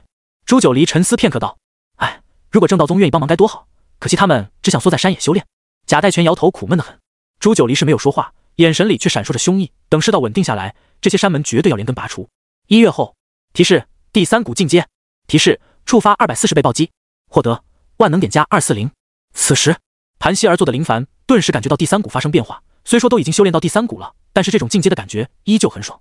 修炼有点漫长，竟然花了3个月的时间才将第3股从白色淬炼到黑色，真的太漫长了。平常修炼的时候暴击倍数不够给力，需要的时间越来越长了。林凡感叹着，如今才淬炼第3股，那等以后修炼到第5股、第6股又要多长时间？想想都感觉可怕。而且他还有暴击辅助支撑啊，难怪李师兄淬炼到第4股就直接被卡得飘飘欲仙。如果没有暴击辅助，怕是都不知道需要多少年才能修炼到。从赵师兄那里抄来的修炼大全上记载得很清楚，洗髓4重是坎，洗髓3重能活130岁左右，情况好点的能达到150岁。按照正常情况来说，根骨好的配合大药能够抗得过去。龙骨淬炼到黑色之上，髓性就很活跃，从而能够增强寿命。如果无法达到这种标准，就算选择突破也无法增加寿命。对很多人来说，想要修炼到更高境界，靠的不是别的，就是寿命。寿命越长，希望才越大。灰灰，陪我下山走走。林凡身法轻盈，一跃而起，灰灰快速跟上，借助落点左右横跳，动作熟练得很。经过这些时间来的喂养，灰灰长得比别的狼要庞大许多，体长已经有1.2米左右。如果再大点的话，倒是能够当坐骑，只是现在远远不够，所以还是先好好的养一养。一人一狼快速的跑动着，速度很快。对于灰灰来说，此时的活动是他最喜欢的。突然间，灰灰停下脚步，朝着远方龇牙。林凡见灰灰模样，便知道是有事情发生了。灰灰走了，别多管闲事。林凡说着，他对外界的事情没有兴趣，却没想到灰灰竟然朝着远方跑去，这让林凡颇为诧异。随后想都没想，朝着远方袭去。平原地带，一群马匪猖狂大笑着，有的转动手腕，抛出套马绳，朝着一群衣衫褴褛的流浪者套去。而就在这时，在这流浪者中，一头黑狼一跃而起，将绳子咬断。这头黑狼远远没有灰灰长得霸道，但这头黑狼身上有很多伤疤，不像是野兽间撕咬造成的，更多的像是兵器造成的伤势。抓住这头狼，今晚吃狼肉！马匪大喊着，一支冷箭从人群中射来，击中黑狼的后腿。黑狼哀嚎一声，瘸着腿，对着这群骑在马背上的人呲着牙，露出凶狠的模样。这群流浪者虽然一直被戏耍着，但好像有组织性似的，始终保持着原形方阵。黑狼抬头嚎叫着，紧接着一道嚎叫回应着，所有人都停下动作，诧异万分。莫非周围狼群不成？只是仅有一道嚎叫声而已，并没有响起这群流浪者期待的群狼嚎叫。很快，他们便看到一头通体雪白的狼从远方出现，而且后面还跟随着一道身影。马匪。林凡看到这群人的装扮，一眼就看出这些都是马匪。马匪没有固定的根据地，都是抢一个地方换一个抵挡，而且更多的这群马匪跟盗匪不一样，盗匪有时只要钱财，可马匪更多的是杀人为乐。想到这种情况，林凡动了杀意，便朝着那群马匪冲去。马匪发现来者不善，匪头大手一挥，立马就有人射箭。那道箭矢出现在林凡面前时，被林凡一把抓住，随后就见林凡将箭矢碾成碎片，猛地一甩，蕴含劲道的碎片化作暗器，朝着那群马匪袭去。扑哧扑哧，片刻间，就见这群马匪瞪着眼睛从马背上摔了下来。太弱，林凡根本就不愿意动手，对他而言，杀这些还不如杀鸡困难。他想叫喊灰灰离开，却发现灰灰站在黑狼面前，仿佛是在交谈着什么似的，而明显能看到黑狼低着脑袋，身体有些匍匐，好像是被灰灰给惊吓住似的。林凡笑着，原来灰灰莫名其妙的来到这边是嗅到同类的。此刻，林凡目光落在这群流浪者身上，眉头微微皱起。虽说这群人很狼狈，又有些瘦弱，但眉宇间有种特殊的气质，而且看他们的阵型，不像是普通人。你们从哪里来的？林凡问道。一位年长者拄着拐棍走了出来，仔细一看，发现他缺少半条腿。我们是从江州边防过来的。江州？林凡面露怀疑之色，江州边防距离怀州可不远，你们跑到这里做什么？我们家乡就在这里。各位看起来不像是普通人啊。我们先前是边防士兵，那边发生战争，我们将军死了，队伍被打散了，最后就伙同剩下的大伙回来了。在追问下，他知道具体的情况。近些年来，大英边防一直有大大小小的战事爆发，而且胜算极低。不是他小看这群人，而是这群人的年龄不小，都这样了还能上战场。后来听他们说，好像是军队费用一直得不到补充，不管是人、兵器、粮食等等，都得不到及时的补充。原本应该是节节败退的，但不知为何，每次以为要出大事的时候，就会发生神秘的事情，就是那些敌人莫名的死了，要么就是莫名的退了。林凡感叹着，都特么的已经这样了，内部还乱成这般，简直就没人当一回事吗？想到贾代全邀请他加入皇城司，他就感觉加入才是真的有病。遇到这种外敌，甭管什么矛盾，都得一致对外啊。林凡见他们可怜，给了些银两，便放他们离开。至于那黑狼，也跟着队伍离开了。灰灰，你那同类比你过得要惨啊。林凡说道。哦，灰灰昂着脑袋回了一声，也不知道他回的是什么。林凡元的沉思，回味着那位老人说的那些情况。原本这些跟他现在是没有关系的，但想想好像跟未来有关系。大英的情况有目共睹，怀州相对稳定的很，不像安州那边的动乱。他去的地方不多，不知道还有没有比安州更乱的，或者边防那边的情况如何。如果哪天大英真的完蛋，正道宗能否存在是未知数。想着想着，林凡叹息一声，还是太弱，只有弱者才会有那么多的顾虑啊。他想明白了，看向四周美丽的风景，扪心自问：我为何要来？为何要离开山门？为何想要放松自我呢？致命三连问不断在脑海里徘徊着。片刻间，他想明白了，自己已经没有曾经在天九城那般的努力，稍有点实力就想要休息。他不认为这是自己不想修炼，而是偷懒的精神在不经意间影响到了他。灰灰，我们回去。林凡喊道。灰灰惊愣地看着林凡，双眼迷茫得很，仿佛是没想到咱们赶出来散步还没过去多久，又要回去，是不是有点过分呢？此时此刻，林凡幡然醒悟，发现自身的问题所在。难怪很多人都会在功成名就的时候钻研哲学思想，为的就是保证自身能够一直是理智的。跟以往相比，他的确没有以前那种坚持的心了，虽说还是很努力，但努力后就会想着放松，这是很不好的方式，会给自身带来极大的影响。回到山门，低调的没有引起任何人的注意，继续闭关修炼。冲击第三股红色。府天，热闹的街头围满了一群人，官府的人维持着现场的秩序。一具尸体被人从府内抬出来，尸体上盖着白布，看不到具体的情况。百姓们交头接耳地讨论着。昨晚我听见杨府有惨叫声传出，没想到竟然被灭门了。啊，你听见没报官吗？我喝了酒，以为听错了。此时，一位穿着白袍的文弱书生愤慨道：这绝对是魏忠干的事情，谁都知道杨府杨官老爷子忠心爱国，曾经便是一品大员，被魏忠迫害，不得不辞官归隐。没想到都已经归隐，还要遭受迫害，心痛，实在是心痛啊！一位汉子道：我听说如今江州边关战事连连，那些朝廷大官都主张和谈，只有魏忠力排众议，联合兵部良大人出兵边关跟敌国对抗。书生冷笑连连，那现在情况如何？大汉被问住了，他就是杀猪的，知道的这些事情都是听别人说的，也就是现学现卖。见对方书生模样，一眼就看出是有学识的人，没敢争辩，以防丢人。如何？围观百姓都竖着耳朵听着，他们往日都为生活奔波，哪里有渠道知道别的事情？往往知道的事情都是从一些书生或者江湖人士那里得知。前段时间江州边防被破，大前大军连破3城，生灵涂炭，这就是你说的魏忠派兵对抗的下场。他借助镇守边防之势，贪图军饷军粮，导致前线连连战败。书生愤慨万分，慷慨激昂地批判魏忠的罪行。嘘，小点声，以防咱们这里有魏忠耳目。哼，我连死都不怕，还怕被他知道吗？我苦读圣贤书，为的就是报效国家，匡扶正道，能为国而死，死得心甘情愿。书生这番话说的百姓们连连点头，毫不怀疑地相信了。只是有很多人面露担忧之色，都已经被占领3城，那岂不是说我们这里也危险了？是啊，如果真是这样，那只能往西边迁徙了呀。唉，提到战争，寻常百姓都感觉活着好难，而且还有那些盗匪势力欺压，哪里还有活命的机会？书生道：各位不用担心，据我所知，咱们圣明之皇早早就派人和谈，由内阁出面，已经跟大前和谈。那3城拿回来了吗？怎么可能拿得回来？如果不是魏忠主动迎战，也不会丢掉3城。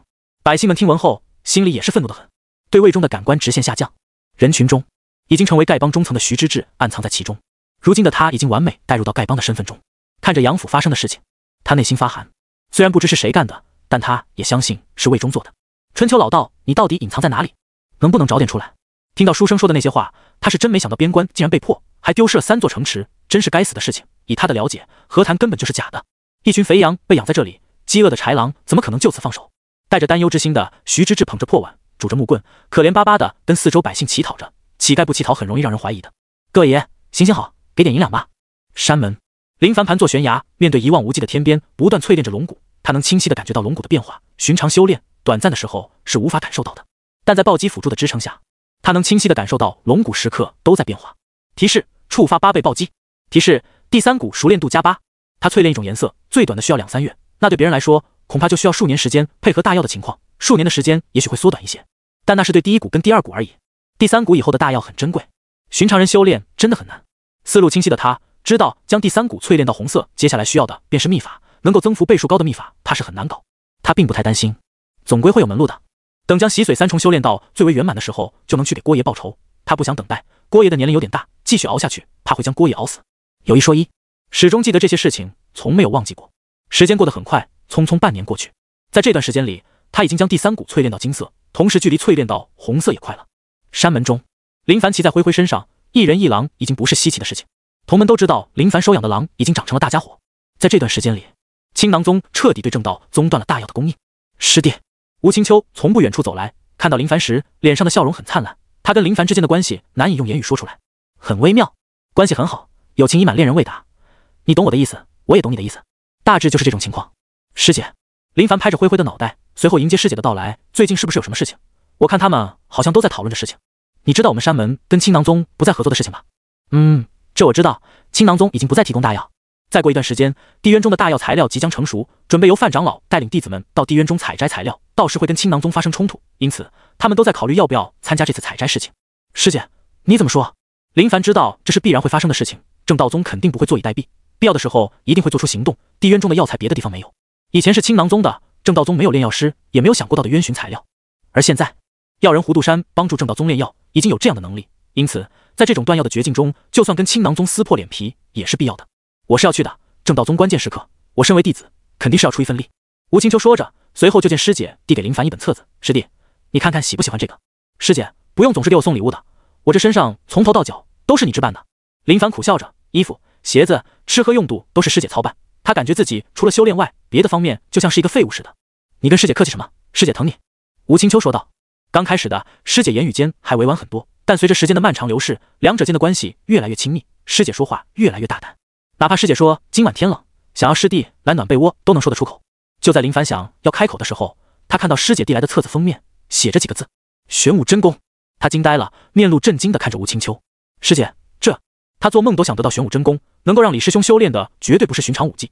而且师姐也说过，玄武真功是武技跟秘法结合的一套绝学，拥有着惊人的威力。如果能修炼到最高境界，天下之大无处可拦，不管是何地都能畅通无阻。吴青秋道：师弟，你不知道李师兄已经将玄武真功交给山门，任何弟子只要有足够的贡献点都能兑换。那时我见师弟好像对玄武真功很有兴趣，便给你准备了一份。林凡恍然大悟，难怪有段时间师姐没有在山门，恐怕是去给他积累贡献点兑换玄武真功。师姐，你对我的好，我这辈子该。要是你感觉过意不去，你就从了师姐。开玩笑的，看把你吓得都不知道说什么了吧？吴青秋笑着说道。林凡面带微笑，他懂师姐的意思。对他而言，这辈子除了修炼，应该没别的事情了。师姐的为人他知道，的确是良配，不是他矫情，一直不接受师姐的心意，而是他也是一位懂得浪漫的男人，希望能够在一种美好的氛围下接受师姐的爱。师姐，吴青秋疑惑又有些期待，仿佛是想知道师弟接下来想说什么。没事，谢谢师姐的礼物，这门玄武真功对我来说很重要。吴青秋笑容灿烂，满意就好。准备什么时候去的渊？7天后就该出发了。我在山门也待了不少时间，到现在都还没怎么给山门做些事情。大药的事情关乎到山门的根基，到时我也去。林凡嘴上说的是要为山门做出点贡献，实则还是担心师姐。这不是小事，山门间的恶化往往都是很惨烈的。不是他说师姐弱，而是师姐万一遇到强的人，怕是难以抵挡。他很想告诉所有人，师姐是我林凡罩着的，谁敢动？只是他现在还没资格说出这样的话。天下之大，人外有人，很难保证说出这样的话不会引来高手对他的一顿羞辱。低调，先小范围的站住脚吧。看师姐脸上的笑意，他知道师姐明白他的意思。目送师姐离开，林凡看着手里的玄武真功，重量虽轻，但其中的心意重达万钧。哎，师姐啊，如果我负了你，我是不是禽兽不如了？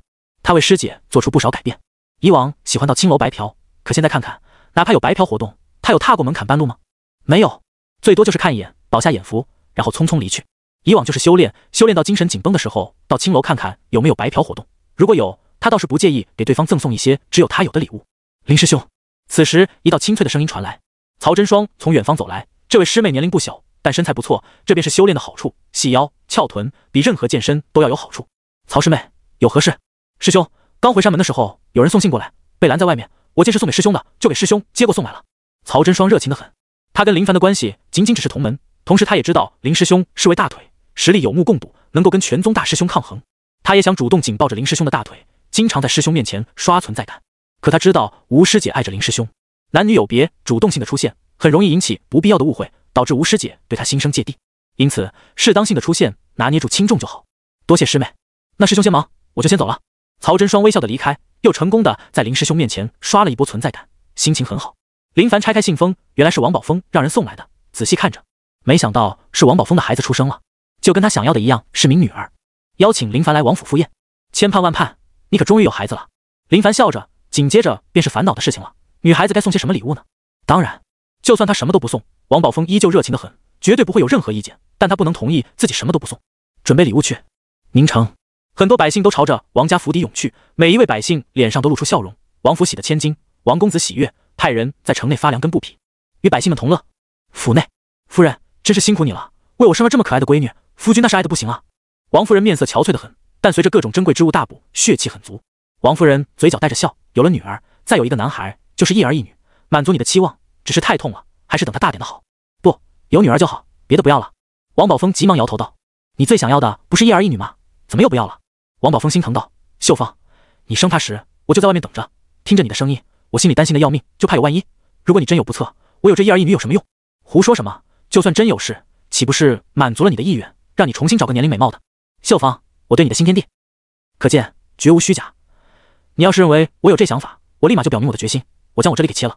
王宝峰信誓旦旦地说着，随后发现秀芳直勾勾地盯着他，而且盯的还是敏感部位，顿时浑身一颤，连忙将孩子抱到秀芳面前。夫人，我说的都是真的，你别以为我不敢，我这不是担心你以后的幸福吗？坏笑着，笑得秀芳都想抽他，当着孩子的面胡说什么呢？哪有，他还小，哪里懂？王夫人就知道自家夫君不正经，不跟你说这些。你这次邀请了多少人？好多，但凡有点熟悉我都邀请了，还有一些后来没来往的，只要是我送过礼的我都有邀请，不熟的你都邀请，都不知道怎么说你。夫人，不熟归不熟，但我出过礼的不能不记得，现在咱们可是有闺女了，以后这七七八八的费用可是不少，自然是能省就省。你呀，林兄你通知了吗？早就通知了，谁都可以不通知，唯独我林兄不能不通知。苏秀芳对林凡的感官很好，也认为自家夫君认识的唯一靠谱朋友便是此人，而且还对王家有恩，不得不说自己这看似好像很容易被骗的夫君，有时也能干件好事呢。次日中午，管家站在门口迎接着客人，收取礼物，登记在册，然后再99商号陈老爷送玉如意一对。众人听闻顿时大惊，刚开始就送这么大的礼物，随后想想也就明白了。99商号跟王家合作关系密切，许多生意都仰仗着王家，送份大礼也是应该的。聚合饭庄李掌柜送金钗一只，围观的一些百姓都惊叹着，对他们来说，这些东西也许是他们一辈子都买不起的珍贵东西。人群中，几位一看就像是从外地过来的汉子，也是被这大手笔也惊呆了。这就是宁城首富王家吗？一位大汉询问着，旁边的百姓就跟闲聊家常似的，随意说着：是啊，王家就是宁城的首富，前几日王家喜得千金，宴请众客，而且昨日还在城里给百姓们赠发粮食跟布匹，这般高调就不怕引来麻烦？麻烦？能有什么麻烦？王家的王公子可是跟郑道宗有关系的，好久以前吧，王家差点遭到大祸，后来你猜发生了什么？发生了什么？就在此时，合成四方会图帮主送千年珊瑚一座，通报礼单的管家都懵了。千年珊瑚万年红，奇珍异宝中的佼佼者呀！就连在厅内跟招待客人的王宝峰听到通报，急匆匆的出来，心里疑惑的很。他自然知道四方会就是灭掉苏家的人，后来林兄请来师兄师姐坐镇，将这件事情给解决了。在他看来，这件事情到此结束了。只是现在四方会这番操作是什么意思？请问阁下是？王宝峰见来人不是他所熟知的涂天，而是一位中年男子。男子抱拳道：在下四方会堂主雷泰，奉帮主之命送来千年珊瑚，恭喜王公子喜得千金。多谢涂帮主，还请雷堂主里面请。王宝峰邀请着人家前来送礼，给足了王家客气。他身为东家，自然不能太小气。雷泰道：王公子心意我领了，但帮内还有要事要忙，就不打扰了，告辞。雷堂主走好。王宝峰抱拳道。围观人群中，看到了吧，就是这帮会前来找王家麻烦，后来这帮会的老大直接带着数十个人头赶来，就是来赔礼的。你说就这种能耐，只要脑子没毛病的，谁会招惹？说话的这位百姓羡慕得很，而询问的几位大汉此时哪里还能镇定，早就被眼前一幕给震惊了。合成四方会，那是如雷贯耳的，其中帮主涂天便是老帮主，实力强大，在合成就是一霸。同时他们也想到一件事情，的确听过传闻，四方会老帮主涂天亲自动手，将义子等数十位帮众斩杀，砍掉他们的脑袋，去某个地方请罪，没想到就是这里。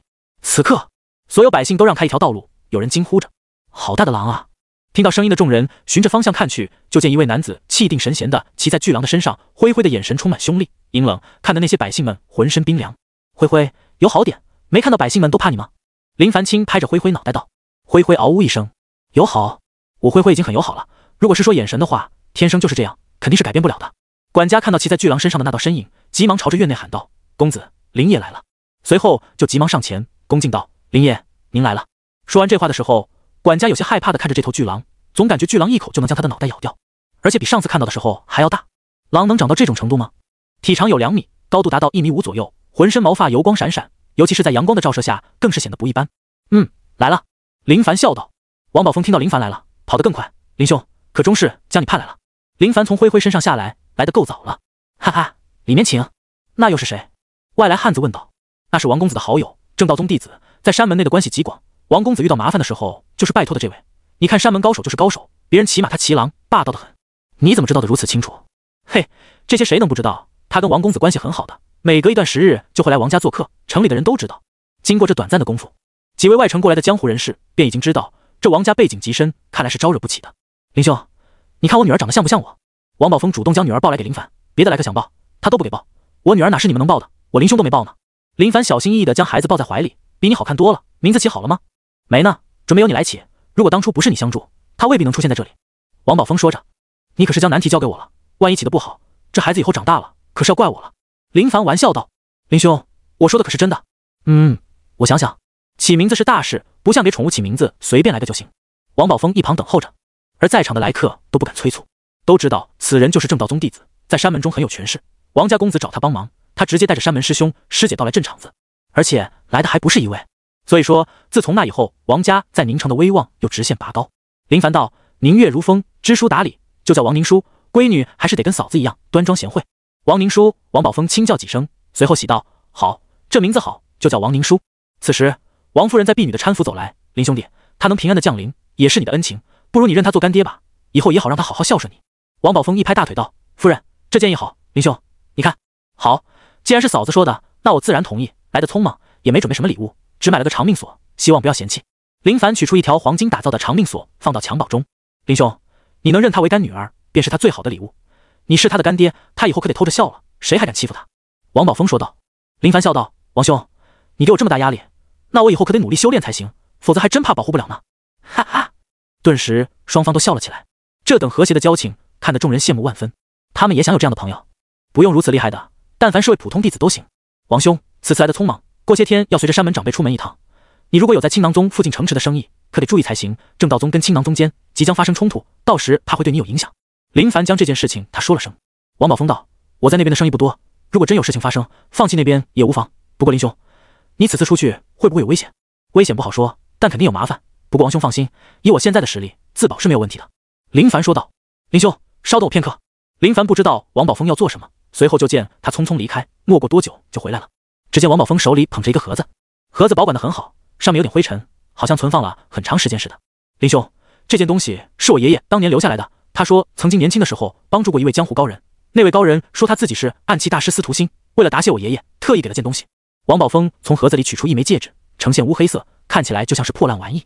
林凡心头一动，莫非是须弥戒指？但想想也不可能。林兄，你看看。林凡接过戒指，仔细观摩着，暂时没发现任何门道，也没发现有任何危险，就是普通的戒指。随后就听王宝峰接着讲：“我爷爷当时也没搞懂到底是什么，有一次戴了下，就发现这戒指竟然能够吸收劲力，差点将我爷爷吸干。如果不是我爷爷及时取下来，怕是都得出大事。本想着等我王家哪天出了位修为高深的，再好好研究，谁能想到到我这一代还是这鸟样，没啥进展。”王宝峰摊手，一脸的无奈。不是他们不想搞清楚这戒指的作用，而是没这能力。就像是给你一门绝世神功，可自己却是瞎子，平时也不敢拿出来，只能当作收藏。能吸收劲力？林凡皱眉，从来没有听说过有这样的东西，莫非真的是某种稀奇的东西不成？原本是想慢慢研究，但他发现王宝峰一脸好奇地望着，明显就是想知道这玩意到底有啥用。沉思片刻，林凡决定试试看，就算真有问题，到时直接取下来便可。王兄，别好奇了，我来试试看便知。林凡有点紧张，他也不知道自己能不能撑得住，头一次听说能够吸收劲力的戒指，应该没问题。把应该2字去掉是最好的。好的，没问题，注意安全。林凡无奈得很，说这些有用吗？我心里比较好奇，但你的好奇心绝对比我还要重，怕是都已经迫不及待了吧？至于安全，怕是为了满足好奇心，安全性早就排到第2了。王兄，离我远点。为什么？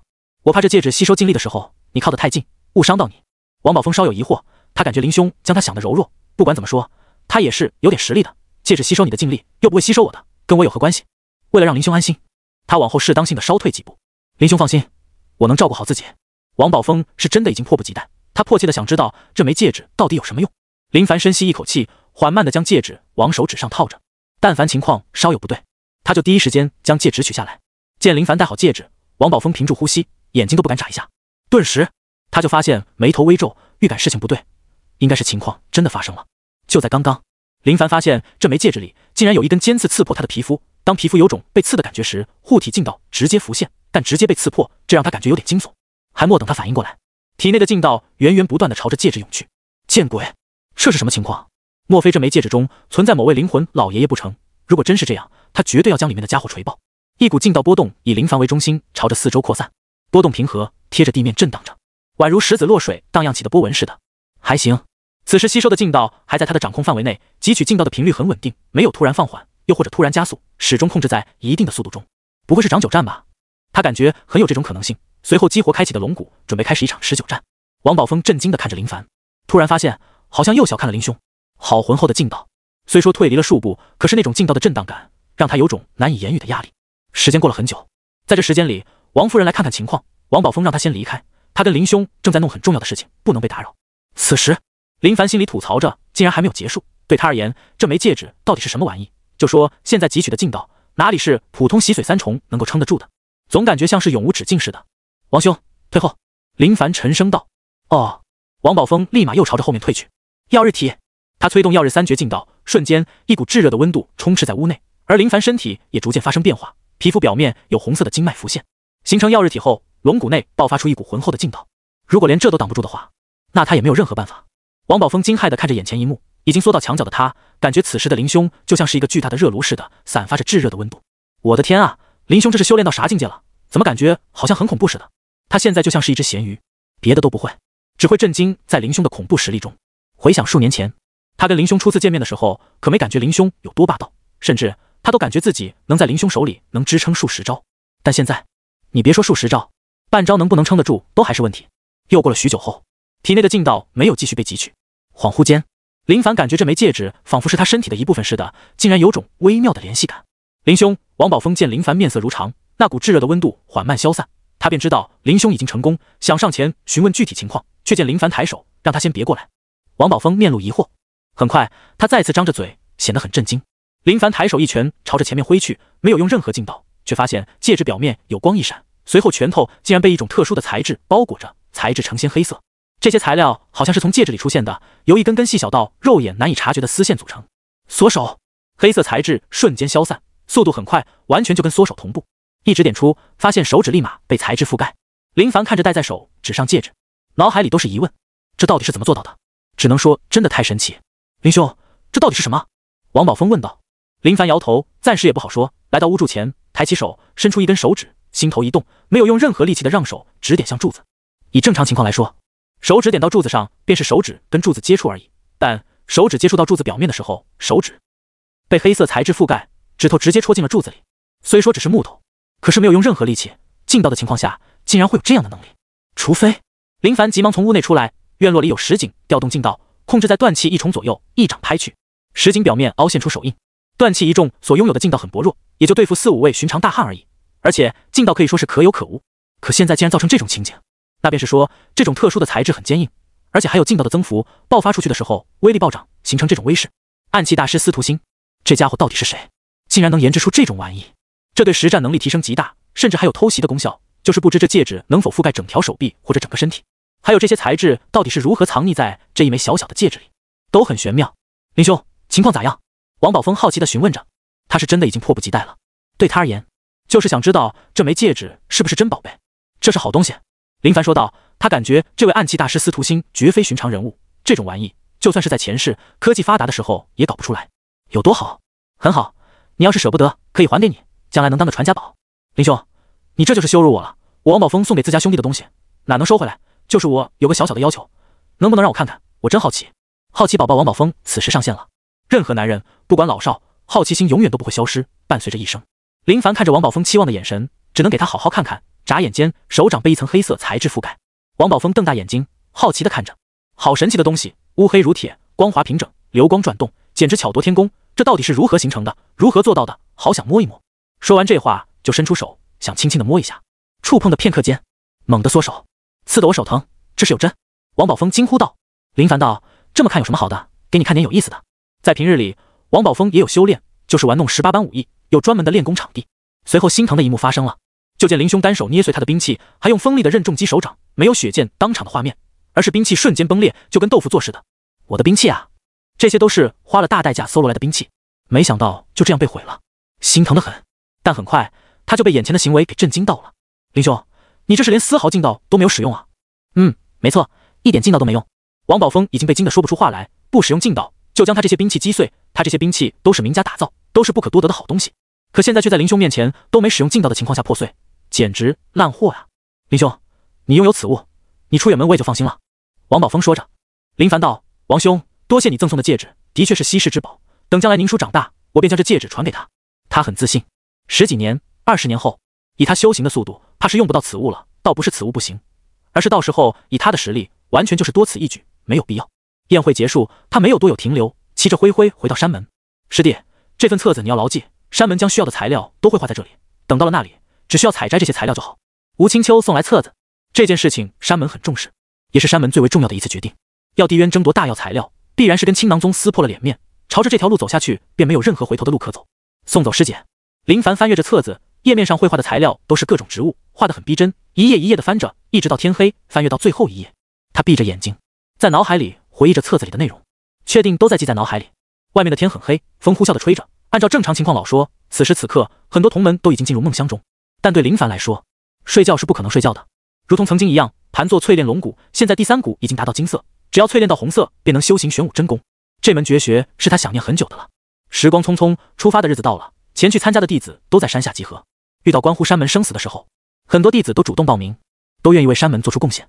但去地渊是很危险的，不仅仅需要跟青囊宗对抗，还需要应对各种生活在地渊中的异兽。这些异兽因为地渊特殊气息的蕴养，都有着不俗的实力。林凡看着来的同门，发现不少熟悉的身影，除了赵学凯、郑贤超、李道端外，还有曾经帮他在王家镇场的师兄们。内门、外门弟子来了不少，修为都不弱。林师弟，你这宠物可是越长越大，越来越凶悍了。崔真看到林凡，主动过来攀谈，他是为数不多知道林凡实力恐怖的同门。崔师兄，怎么不见梁师姐跟康师兄？他们没来，此次行动危险重重，以他们的修为会有些问题。崔真说道。就在他们交谈的时候，一道身影走来。范长老，范长老！同门们恭敬的声音传来。林凡顺着方向看去，看到了山门中的范长老，也是唯一的一位女性长老范静。好年轻啊！他第一眼看到对方便有种震惊，年轻的不像话，大长腿、细腰，风景雄伟。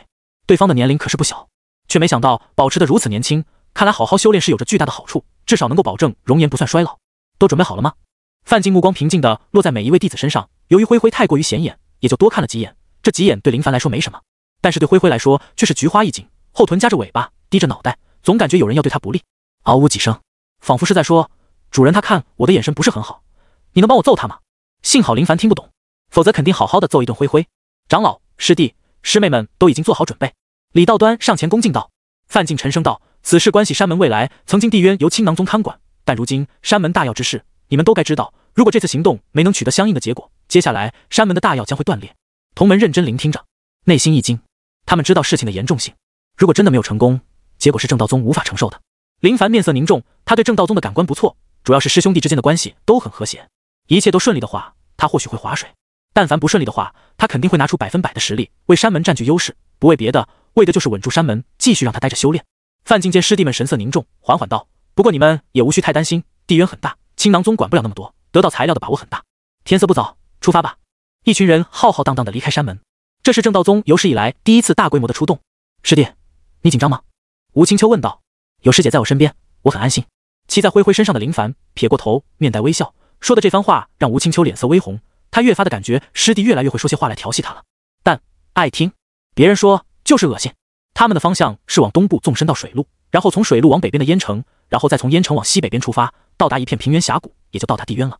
陆路是一个方向，但走水路是最方便的，也能避开很多麻烦。数日后到达海边，那里早就有船只等待着。来的这一路上没有遇到危险，但凡脑袋算正常的，就没人胆敢招惹。正道宗正规弟子一起出来，谁敢拦？船只行驶在海面上，海风徐徐吹来，身心得到放松，精神好得很。曾经不喜欢的海味，到现在他渐渐的已经习惯了，毕竟也是坐过多次海船的人了。你就是林凡。就在此时，让林凡没想到的便是，范长老走到他的身边，目光落在他的身上，语气平静，没有什么波动，就仿佛是在询问很普通的事情似的。范长老，林凡恭敬道。范进点点头，随后转身离开。林凡满脸疑惑，没搞懂对方是什么意思，随后摸着脸，奇怪，莫非是我太帅？但想想也知道这是不可能的事情。远方的范进想到师弟陈虚说的那位天才，便来看一看而已，没别的意思，就是看看。航船到燕城需要一段时间，他回到船舱内调养自身状态，他跟青囊宗间的一战是必不可免的。师弟，长老跟你说什么了？吴青秋走来，好奇地询问着。林凡道：我也不知道，范长老就问我是不是林凡，然后就没说什么，直接离开了。我想长老一定是听过师弟。吴青秋感觉林师弟就是最棒的，谁都比不过，情人眼里出天才，反正不管别人怎么看，他就是将林凡当成天才了。林凡笑了笑，师姐真是将他想得太好了。师姐，等到了地渊你就跟着我。林凡不愿师姐出现任何事情，他此次出来除了给山门做点贡献外，更重要的便是保护师姐。这样的师姐去哪找？关怀、爱护、无私，错过就真没了。就算没有跟师姐摊牌关系，但在身边关怀自己的感觉真的很不错。每天刻苦修炼外，便是跟师姐聊聊天，说说话，有困难的时候，师姐能一眼看穿自己的脆弱，主动的帮助自己。吴青秋笑盈盈道：师弟是要保护师姐咯？没错，就是保护师姐，不让师姐被任何人欺负，谁敢欺负师姐，我就打死谁。师弟，你这样说让师姐好感动，就是不知道师弟这样的话跟多少小妹妹说过呢？对天发誓，只跟师姐说过。嘘。吴青秋手指放在林凡嘴唇上，埋怨道：师弟，不是跟你说过吗？不要随便的发誓，誓言是很灵验的。啪啪啪！突然间，身边传来掌声，随后就见几位同门师兄站成一排，鼓着掌，满脸笑容着。林师弟，你们准备何时请我们喝喜酒啊？这都多少年了，可是期待的很啊。是啊，要是你们有孩子，就拜我为师，我来好好的教导他。哎呀，没想到貌美如花的师妹就这样被林师弟给骗走了，伤心啊！一群同门开着玩笑，虽然看似玩笑，但他们眼神里都充满期待。他们都希望吴师妹能够跟林师弟配成一对，修炼是漫长的，能有人陪伴在身边是件开心的事情。当然，他们自己就没有这样想，孑然一身的习惯了。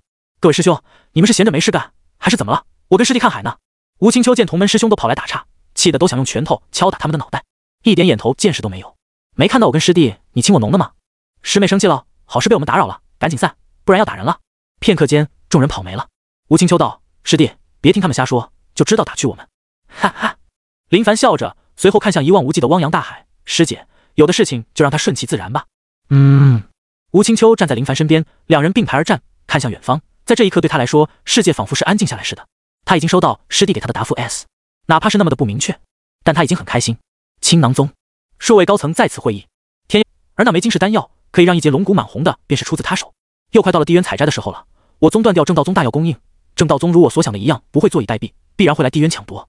据我所知，他们已经从海路出发，不用多日便能到达燕城，随后从燕城到地渊。现场高层神色淡然，明显对此事并不感觉到意外。如果正道宗没有行动，那才是最让人怀疑了。他们1年多前找到药人胡杜山给他们炼药，以他的能耐炼制大药不成问题，问题就出现材料方面，肯定会在地渊采摘药物的时候动手。不过胡杜山的情况很糟糕，他的身体根本支撑不了多久，肯定会要求正道宗给他找到炼制万血丹的材料。说话这位身形枯瘦，只是肉身有种质感，看似干巴巴的表皮却富有光泽。他是青囊宗的第2长老周宇，是青囊宗护宗长老，修为浑厚，不精通大药，只知道借药修炼。但凡青囊宗遇到强敌，往往都是他出面迎敌。这么多年来，都不知道有多少人窥视青囊宗，但宗门相安无事，他的功劳是最大的。两位师兄，正道宗既然要来地渊，肯定是有备而来，我们该如何抵挡？以正道宗对此事的重视，很有可能是范进那娘们带队，他的手段不容小视啊。见众位师弟面露担忧之色，陈侯缓缓道：无妨，我给他们准备了些小礼物，青囊宗只需在以往的位置采摘便可。周师弟，这次需要你去地渊走一遭了。师兄放心，我心里有数，保证让他们空手而回。周宇自信得很，说到这里的时候，能够发现他眼里一丝阴沉的光。数日后，到达燕城后，就一路往中部出发。原本林凡想着青囊宗会不会半路偷袭或者弄些障碍什么的，但发现一路都很安全，没有发生任何危险事情。想想也是，范进长老带队，队伍的整体实力绝对是无需质疑的，除非青囊宗出动跟范进长老同等级别的高手，否则谁能挡得住？而一旦出动，便不是简单的事情了。天黑的时候，众人就会找个地方短暂的休息，吃些东西补充体能，修炼到洗髓后，一段时间不吃不喝也无事，能够支撑得住。林凡发现来到这里后，一路上能够遇到很多从边防被击溃的士兵，看来江州那边的情况已经到了水深火热的地步。接连赶路数日后，速度逐渐降低，已经到达地渊边境，所有人都过来。找到一处休息的地方，范进将所有人都喊过来，随后拿出一张地图，指着上面的地形，让所有人都牢记在心里，随后开始安排队伍。需要采摘的药材很多，而且每一处生长的药材都不一样，一起行动的话，时间是不够的，只能几人一组。林凡看着地图，眉头紧锁，发现道路被封死了。地渊只有一处入口，就是在青囊宗那边，想要从入口进来，就得跟青囊宗碰面，到时候影响颇大，能不能进来都是问题。那唯一办法就是从这一面悬崖过去。随后范进开始分配队伍。很遗憾，林凡没有跟师姐在一组。长老，我有问题。林凡主动开口。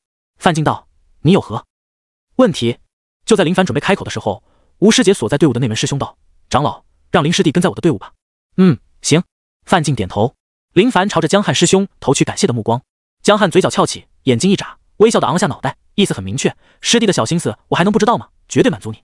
吴青秋见林师弟若不是江师兄主动开口，林师弟有可能会被范进长老训斥。一共6支队伍，每支队伍采摘的材料不相同，而范进则是要单独行动，他要给胡杜山找到炼制万血丹的材料。分配地形都记清楚了吗？范进沉声道。记清楚了。众人回道。好，明天从此地进入地渊，记住采摘时间只有3天，3天一到必须退出，赶紧到出发的地点集合，不管有任何问题都要出来。范进神色严肃道。林凡见范长老的神色如此严肃，便知道肯定有危险的事情。随后他便知道，范长老的意思就是等到那时候就会有异兽出现，食用那些生长的材料，如果遇到就会凶险万分。次日清晨，队伍来到悬崖处，低头一看，万丈深渊，而距离对面悬崖有很长的距离。胆小的看到这种情况都能被吓得胆寒。范进接过卷起来的绳索，随后在众人的目光下腾空而起，朝着悬崖另一边跃去。范长老好深的修为，如果我不借力的话，怕是到达不了对面。我也是。听着同门的交谈，林凡沉思着，距离虽远，但对他来说问题不大，也能越过去。这种就得考验进到魂后程度，是否能够在半空中停滞的能力了。片刻间，悬崖那边传来声音：所有人都过来吧。北面入口，青囊宗弟子们腰间别着布袋，都是用来存放药材的，他们在等待长老的命令，采摘材料一般不会遇到危险，除非倒霉透顶，否则是很安全的。周宇双手背负等待着一位弟子出现，恭敬道：长老，正道宗的人已经从南面悬崖进入地渊了。周宇眯着眼，嘴角笑意盎然。花花，你带着人去采摘材料吧。是，长老。万花花身为大师姐，以往采摘材料都是必在的，而他也没想到正道宗竟然也来了。这里是青囊宗的财富，正道宗胆敢染指，甭管是谁来了都不行。看长老的情况，必然是有对付的办法了。既然这样，就不是他所要在意的了，只需要安安心心的采摘材料就好。很快，万花花带着同门进入地渊，而就在他们离开后，一道道身影出现在周宇身后。长老出现的这群人都是青囊宗由周宇培养的弟子。正道宗的人已经进入地渊，狩猎开始了。你们给我去将这群正道宗弟子杀掉，记住，那里的异兽已经被唤醒，趁其不备的时候给他们致命的一击。周宇沉声道。是，长老。话音刚落，这些身影快速的进入到地渊中，消失的无影无踪。周宇便是去寻找范进，阻拦他采摘万血丹的材料，想要给胡杜山续命。想都别想，他是不可能让正道宗拥有长久的炼丹能力。林凡这边的队伍一共5人。江师兄，多谢刚刚帮我。林凡感激道。眼前的江汉师兄中年模样，在正道宗已经有20多年，修为洗髓4重，虽说境界跟李道端师兄一样，可是他龙骨方面淬炼得很差，属于那种放弃龙骨的完美，选择境界的突破，已经没有潜力了。哈哈，师弟无需谢我，小事而已，何必挂在心上。江汉性格豪爽得很。另外2位分别叫钟亮、钱涛，年龄都颇大，他们也知道林师弟跟吴师妹之间的情况。吴青秋道：师弟，以后不要如此莽撞，万一长老怪罪，得不偿失。直。林凡笑着说道。吴青秋听闻备受感动，我说师弟师妹，你们能不能不要在我们3个大男人面前这样恩爱，搞得我们好难受。江汉笑着说道。林凡跟吴青秋对视一眼，也是笑了笑。师兄，我们要采摘的枯木草距离这里也是不远了。林凡说道。不远了，在这3天的时间里，尽可能的采摘多一点。青囊宗详情，同时对采摘大药也是有着绝对的信念。他从江师兄的眼神里看到一种光，就像是为山门能够付出一切。他算是明白正道宗的氛围为何如此的好。先不说长老那些人，就说这些师兄师姐，哪一位对师弟师妹们不好？学习了。面前出现茂密的森林，分割线出现，看到森林，林凡脑海里浮现各种暗杀的情景。更何况他们此次是来采摘材料的，危险是存在的。因此，就在他猜想的时候，灰灰对着前方低吼着，声音低沉，仿佛是感应到什么危险似的。等等！林凡出声提醒灰灰，感觉里面有危险，会不会有青囊宗的人躲在里面？野兽对危险的感知很强。江汉等人驻足观望，警惕观察周围的情况。片刻后，没有发现任何异样，只是灰灰依旧还是如此。林师弟，就算有危险，我们也得进去，大药材料必须弄到手。江汉说道。的确如此。林凡轻拍灰灰的脑袋，别害怕，有我在，放松。仿佛是听懂林凡说的话，灰灰的情绪逐渐平静。枯木草习惯生长在干燥的地方，根据地图的提示，就是在前方地段，需要仔细寻找，因为不是种植的，生长处难以确定，但大致范围就是在前面。踏入到里面，顿时发现里面的温度很是炎热。林凡震惊得很，抬着头，树木茂盛得很，已经将阳光阻挡着，按理说应该是清凉的，可现在这种情况，只能说这里面有古怪。显然，生长大药材料的地方的确充满诡异。一群人朝着前面走去，很快，眼前出现的情况让众人显得更为震惊。入眼的是一片沙地，范围极广，不像是天然形成，更像是人为弄出来似的。沙地冒着热腾腾的蒸汽，看，那不就是我们要找的枯木草吗？吴青秋指着远方一株扎根在沙地里的植物，这株植物仅有3叶，呈现枯黄色。仔细看了一眼，肉眼能看到不少枯木草，但分散很广。江汉道：“让大家就分散采摘吧，2人一组，我单独1人，各位确保安全。”师姐，我跟你一起。”林凡说道。吴青秋点头，众人没有任何意见，朝着4周散去，开始采摘枯木草。这种材料是用来炼制淬炼第1股的大药。林凡见师姐准备行动的时候，抬手阻拦，随后来到一棵巨树前，抬脚轻轻一踢，踢中的部位瞬间裂开。他抓着巨树朝着沙地里扔去。师姐，稍安勿躁，先看看情况。林凡轻声道。吴青秋知道师弟对任何事情都很小心，他没有来过地渊，也不知道其中的情况如何，任何地方都能有危险。片刻后，树木平躺在那里，没有任何问题，甚至连一点动静都没有。师姐，让我来，你待在这里等我。师弟，这应该是2个人一起来。林凡摇头道，不，你就在这里等我，灰灰的感觉不会有错。我相信他，这里肯定有危险，只是不知道这危险到底藏在哪里，交给我，听话。吴青秋见师弟神情严肃，他的内心怦然一跳，从师弟身上感受到一种一家之主的威严，想到以后如果生活在一起，肯定要听师弟的话，因此他乖巧的点了点头。师弟说什么，他听着就是，不反驳，不争辩，不惹师弟生气。林凡一跃而起，劲道运转周身，宛如一片羽毛似的，缓缓地站在沙地中的树木上，缓慢前行，来到枯木草面前，伸手采摘，精神集中，以防有什么东西从沙地里冒出，毕竟这是基本常规发生的事情。成功采摘，屁事没有。林凡打开别在腰间的布袋，将枯木草放到里面。师弟，情况如何？没事，我来就好，注意周围情况，有任何情况及时通知我。林凡回头答道。知道了。此时，林凡对沙地的安全性依旧保持着警惕。不远处还有一株枯木草，他五指截取巨树，断裂一半，朝着前面扔去，随后脚尖一点，落到那半截树木上，伸手采摘，继续将枯木草放入到布囊中。就在此时，一股危机袭来，只见一条异兽沙蛇从沙地里猛地出现，速度极快，化作一道残影朝林凡袭来。林凡大惊，右手覆盖特殊材质，一拳将煞蛇轰的血肉散落一地，而煞蛇竟然能够喷出毒液，毒液跟劲道触碰的时候，他发现劲道竟然有被腐蚀的情况发生。紧接着，他发现沙地到处都有情况发生，脚尖一点，借力巨树，身形后退，落到地面，来到师姐身边。果然有问题。吴青秋道，范长老说过的，我们有3天的时间采摘材料，这些异兽怎么会出现？我看这是青囊宗搞出的鬼，就是为了阻拦我们采摘材料。不仅仅我们这里出现问题，江汉师兄那边肯定也有这种情况。你看这些沙蛇出现，走，我们现在去找他们，跟他们会合。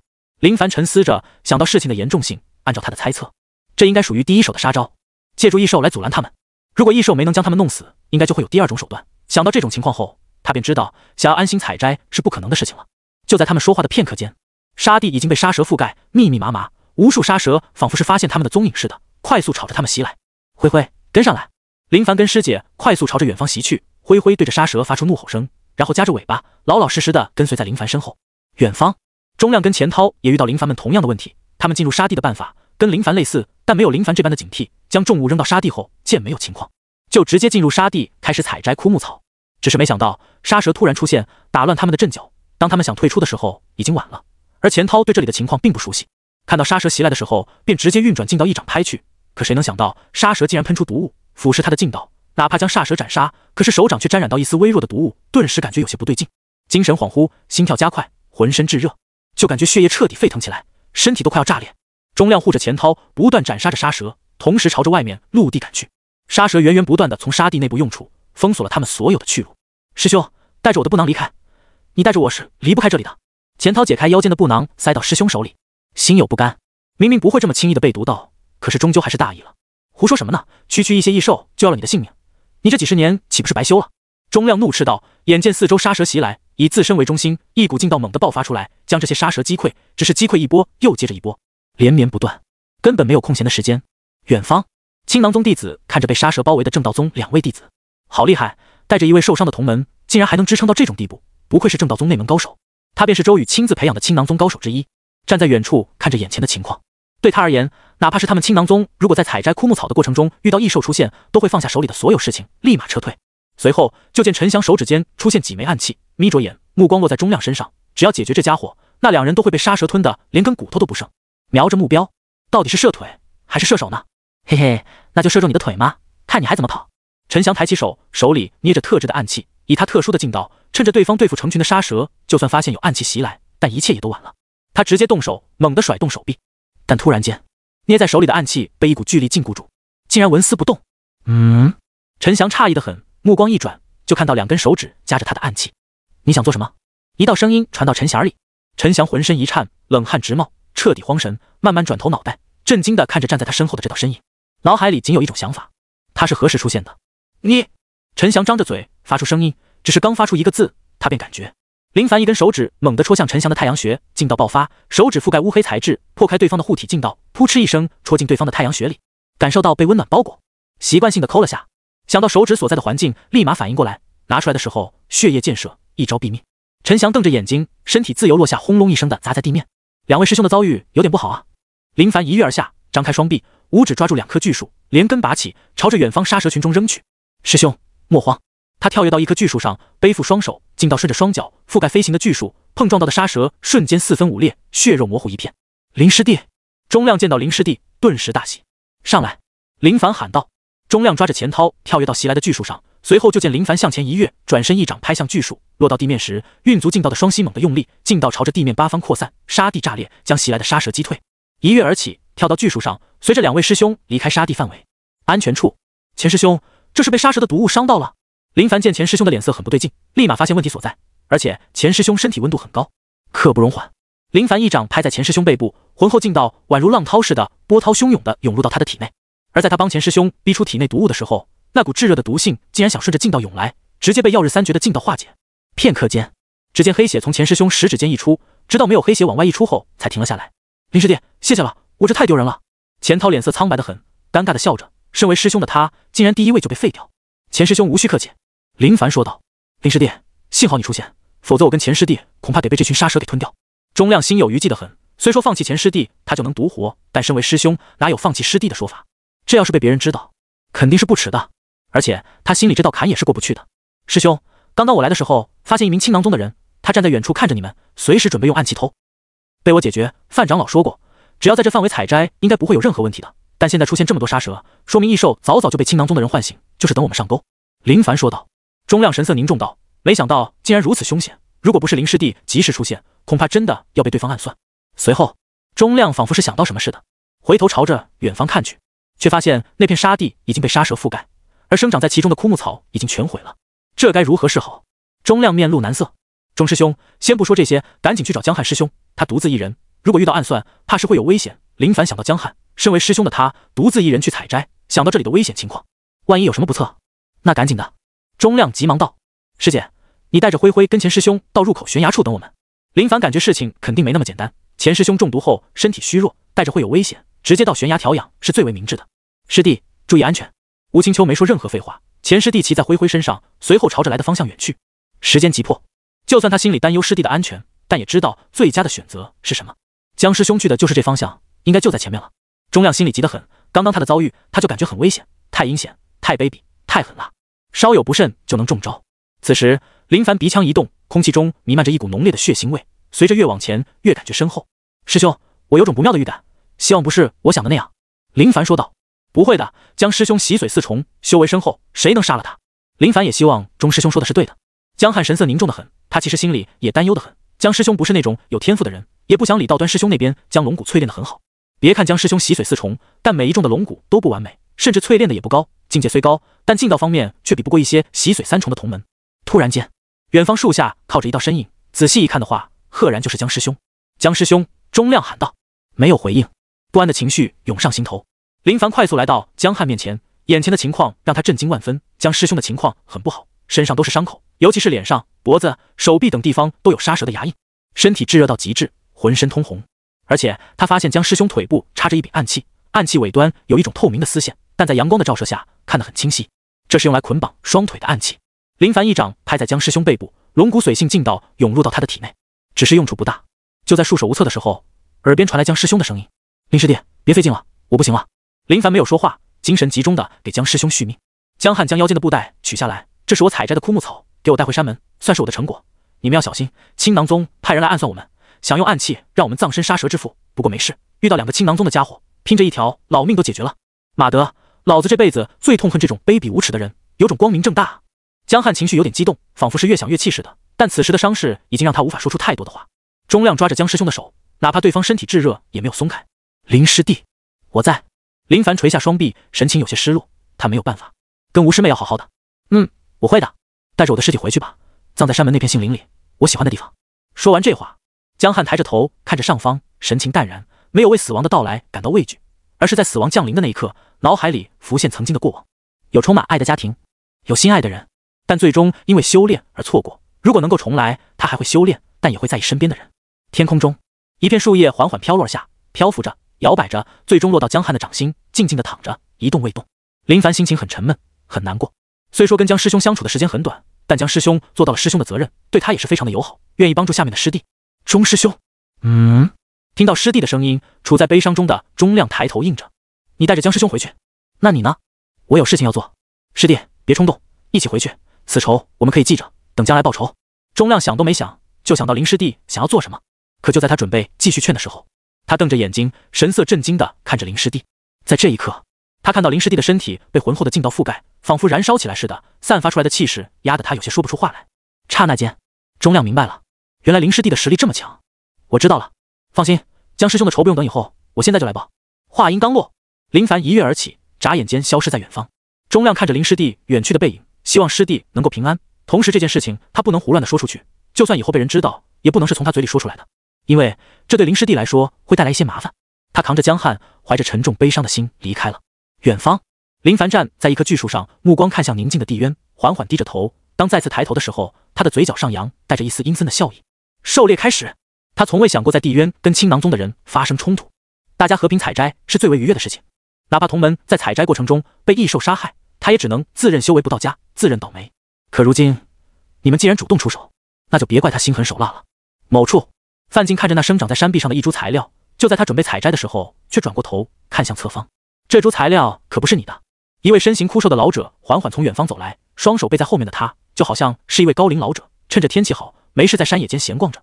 周宇，范进看着对方，倒是没有太大的惊讶，仿佛早就在预料之中似的。地渊是青囊宗的地方，你们没有经过同一边进来，可不是什么好的行为。你想给糊涂山找炼制万血丹的材料，是不可能的。片刻间，周宇便已经出现在范进面前。范进看了一眼周宇，没有多说，直接动手抓向山壁上的材料。周宇眼里金光一闪，瞬间化作一道残影袭来。入地渊者死。周宇低沉道。两位强者交手，威势不同寻常。一处材料之地，林凡一动未动地站在那里，神色淡然，情绪平稳。而在暗处，一位青囊宗弟子面露疑惑。他发现这位正道宗弟子的时候，心中暗喜，就等对方进入那里，然后被异兽群攻，而他趁着机会偷袭，看着对方死去。只是现在，这家伙好像有点问题啊，动都不动地站在那里，到底想搞什么？突然间，他发现那道身影动了，倒不是朝着前面走去，而是面向着他，疑惑得很，这是在看什么？但很快，他心里猛地一惊，那双眼睛好像看的就是他。见鬼！莫非是发现他了吗？一种不对劲的情绪在他心里蔓延着。见鬼！他直接转身就跑，不管是什么情况，他都不想面对任何危险。回头看去，他发现那道身影竟然消失不见了，心中惊骇，哪去了？此时他感觉情况越来越诡异了，那种不安的情绪一直在心头涌动着。苟成新身为青囊宗周宇培养的强者，对危险的感知是很强的。初次看到林凡的时候，他想的就是等对方采摘材料被异兽包围，然后在暗处偷袭。只是谁能想到对方竟然直接发现了他，而且还朝着他看来，这种感觉很诡异，惊得他不敢动手，一举一动都在对方的控制下。此时，他快速逃窜着，时不时地看向四周，寻找着林凡的身影。突然间，仿佛是感受到什么似的，好像有道黑影从他身边一闪而过，惊得他一掌拍向侧方，只是拍空了。就在他惶恐不安的时候，另一方向又有一道黑影出现。苟成新内心惶恐不安，精神紧绷。出来，给我出来！他停下步伐，不断转动着方位，目光扫向四周，天旋地转，总感觉周围都很危险。那家伙很有可能从各处出现。我在这里！一道声音传来。苟成新猛地一惊，看向前方，发现不远处一道身影站在那里。他深吸一口气，自作镇定。你身为正道宗弟子，来青囊宗负责的地渊采摘这些材料，你们这是在挑衅青囊宗。他没有愚蠢到说要趁着你采摘材料的时候暗算你。虽说对方看起来很年轻，但刚刚那种感觉让他有种不寒而栗的感觉，哪怕有点问题，他都不想冒险。看清我的样子了吗？林凡缓缓道。苟成新面露疑惑，不是很理解对方说的这话到底是什么意思。看清楚了，怎么了？话音刚落，突然间，他便发现对方朝着他袭来，速度极快，惊得他运转劲道，一掌朝着对方拍去。双掌对碰，顿时，一道惨叫声传来，苟成星就感觉身体快要炸裂似的，整个人倒飞出去，口鼻处都溢出鲜血，很是凄惨。他惊骇惶恐地看着林凡，明显是没想到对方竟然如此可怕，仅仅是对拼，竟然挡都挡不住，那股劲道实在是太浑厚，浑厚到他都不敢想象的地步。苟成星想起身，但刚起身，浑身一软，又跌倒在地。他发现问题远远比他想象中的还要严重，对方的劲道有着很大的古怪，不应该说是古怪，而是体内经脉有种烧灼的感觉，运转劲道的时候剧痛难忍。此时，林凡走到重伤倒地的苟成星面前，眼神淡然地看着对方。苟成星惶恐道：“你要做什么？青囊宗跟正道宗井水不犯河水，是你们正道宗来的冤抢夺材料，我只是出面阻拦而已。”我知道，你放心，此事是我自己的问题，绝对不会怪你。谢谢。啊！苟成星不解，对方说的这些话让他脑袋懵懵的，完全没搞明白他到底是什么意思。但很快，他就见对方抬脚，狠狠地朝着他踢来，惊得他忍受经脉的烧灼感，强行运起劲道，双手抵挡而去。轰隆！林凡这一脚踢得很是用力，蕴含着惊人的力道。就见苟成星连惨叫声都没有，身体倒飞而去，鲜血从体内炸裂出来，甚至仔细看的话都能看到白骨。对方此时的死状，并未让林凡感觉自己的行为有点残忍，实力强大后就是如此，一拳一脚打爆你的身体，实属正常。随后消失在原地，宛如猎人似的隐藏在黑暗中，专门找青囊宗的人下手。他不知道别的师兄情况如何，心里想着，以师兄们的实力应该能够对付，而他现在便是需要将青囊宗派出的这些偷袭者杀掉，然后去青囊宗弟子采摘的地方继续偷袭。江师兄要是知道他的行为，绝对会很欣慰的。悬崖处，吴青秋等人等待着，时不时地看向地渊，也不知道情况如何。很快，一道身影出现，对他而言，以为是林师弟出来了，但仔细一看，却是钟师兄，而他身上还背着一人。顿时，吴青秋大感不妙。当看清钟师兄背着那道身影是江汉的时候，吴青秋面露震惊之色。江师兄，吴青秋诧异，不敢置信，都有些说不出话来。江师兄死了。钟亮语气低沉得很，悲伤之意笼罩着。怎么会？吴青秋真的不敢相信，江师兄的修为他是知道的，以正常情况来说，就算不敌也能逃走，可是怎么会发生这样的事情？刚来地渊没多久，就发生这种事情，对吴青秋造成了很大的打击。钱涛愣神，傻傻地看着已经没有气息的江师兄，胸口沉闷得很，一口气喘不上来。他跟江师兄的关系极好，往日里江师兄对他帮助极多，如今见江师兄变成一具不能说话的尸体，他真的难以接受。我林师弟呢？吴青秋问道。林师弟让我带着江师兄回来，他说有事要做。钟亮说道。想都不用想，他就知道师弟是要去给江师兄报仇，师弟的实力很强，按理说不用太担心，可是他满脑子想的都是林师弟的安危，只希望林师弟能够安全的回来。钱师弟，你怎么了？钟亮发现钱涛的神情有些不对劲，将江师兄放下后，来到钱涛面前。钱师弟，谁都不想发生这样的事情，要面对现实。我要给师兄报仇。报仇？你现在的情况怎么报仇？是去送死吗？钟亮知道钱涛很愤怒，但不管如何，都要面对现实。钱涛低着头，他知道现在的愤怒只是一种无能的呐喊而已，以他现在的情况去给江师兄报仇，也仅仅只是送人头而已。钱师弟，你放心吧，江师兄不会白死的，青囊宗将会付出更大的代价。钟亮沉声道。钱涛抬头，仿佛是听懂了钟亮言中之意。我知道了，范进跟周宇之间的战斗还没有结束，到了他们这种地步，已经不是简简单单的交手了，暂时谁都不能奈何得了谁。范进，这株材料你是拿不到的，还有那些你带来的弟子也不可能得到材料。你要是有心，还是回去看看他们的情况吧。周宇杀招袭来，同时用言语扰乱范进的心境。废话真多。刹那间，两道残影相互对碰，浑厚的劲道相互碰撞，形成的威势异常的惊人恐怖。他自然知道周宇是在扰乱他的心境，只是心里也在想着，那些弟子应该能从容面对吧。青囊宗是不会放过你的。咔嚓，清脆声音传来，林凡扭断一位青囊宗弟子的脑袋，他想从对方嘴里询问到有用的东西，只是对方嘴太硬，愣是没说。对于这种情况，他是敬佩的，但站在正道宗的角度来说，不说就得死。松开手，看着倒地没有气息的尸体，一脚将尸体踹飞，蕴含的劲道片刻间炸裂，四分五裂，血染周围。我是不是有虐尸的倾向？林凡自我怀疑，明明已经死了，还是将尸体打得四分五裂。他对青囊宗没有任何意见，各自有各自的立场，既然立场不同，那就战。别的事情做不了，只能多杀点青囊宗的人来告慰江师兄。周宇派的这些弟子，并不是都像暗算江师兄那样的成功，有的直接被反杀，其中杀得最狠的便是李道端，本身修为就高，劲道浑厚，偷袭他的那位青囊宗弟子，就算用暗器都没用，暗器直接无法破开劲道。而被发现踪迹的时候，李道端便已经知道青囊宗在动手。次日，林凡不断寻找着青囊宗弟子的身影，解决数位后，发现很难找到，这些家伙隐藏得很深，想要全部找到的可能性很低。他现在要找点材料。范长老说过，青囊宗弟子也在采摘材料，而且他们的采摘的方向是一前一后。既然青囊宗的人将他们这边的异兽引出来，那便从他们那边抢过来。只是他颇为小心，以防遇到青囊宗的强者。虽说他对自己的实力很自信，但终究还没有修炼到那种极其高深的境界，还是有人能够将他镇压的。突然，他看到前方有2名青囊宗弟子在采摘着材料，终于看到了。林凡嘴角带着笑意，慢慢的从暗处走了出来，随后便听到这2名青囊宗弟子在交流着，也不知道正道宗那群家伙怎么样了，肯定很惨，竟敢来咱们地盘采摘材料，简直就是找死。要我说，如果我要是看到正道宗的人，绝对将他们碎尸万段。哈哈，你说的可就有些吹牛了吧？就你这实力，怕是被人家碎尸万段吧？放屁，小看我呢！顿时有脚步声传来，谁？2位青囊宗弟子都警惕地看向后面，随后发现对方很陌生，再看看对方的服饰，立马心中有数。你是正道宗的人？刚刚还在讨论正道宗，没想到这就看到真人了。唐牛跟周晨对视一眼，2人的眼里都闪烁着笑意。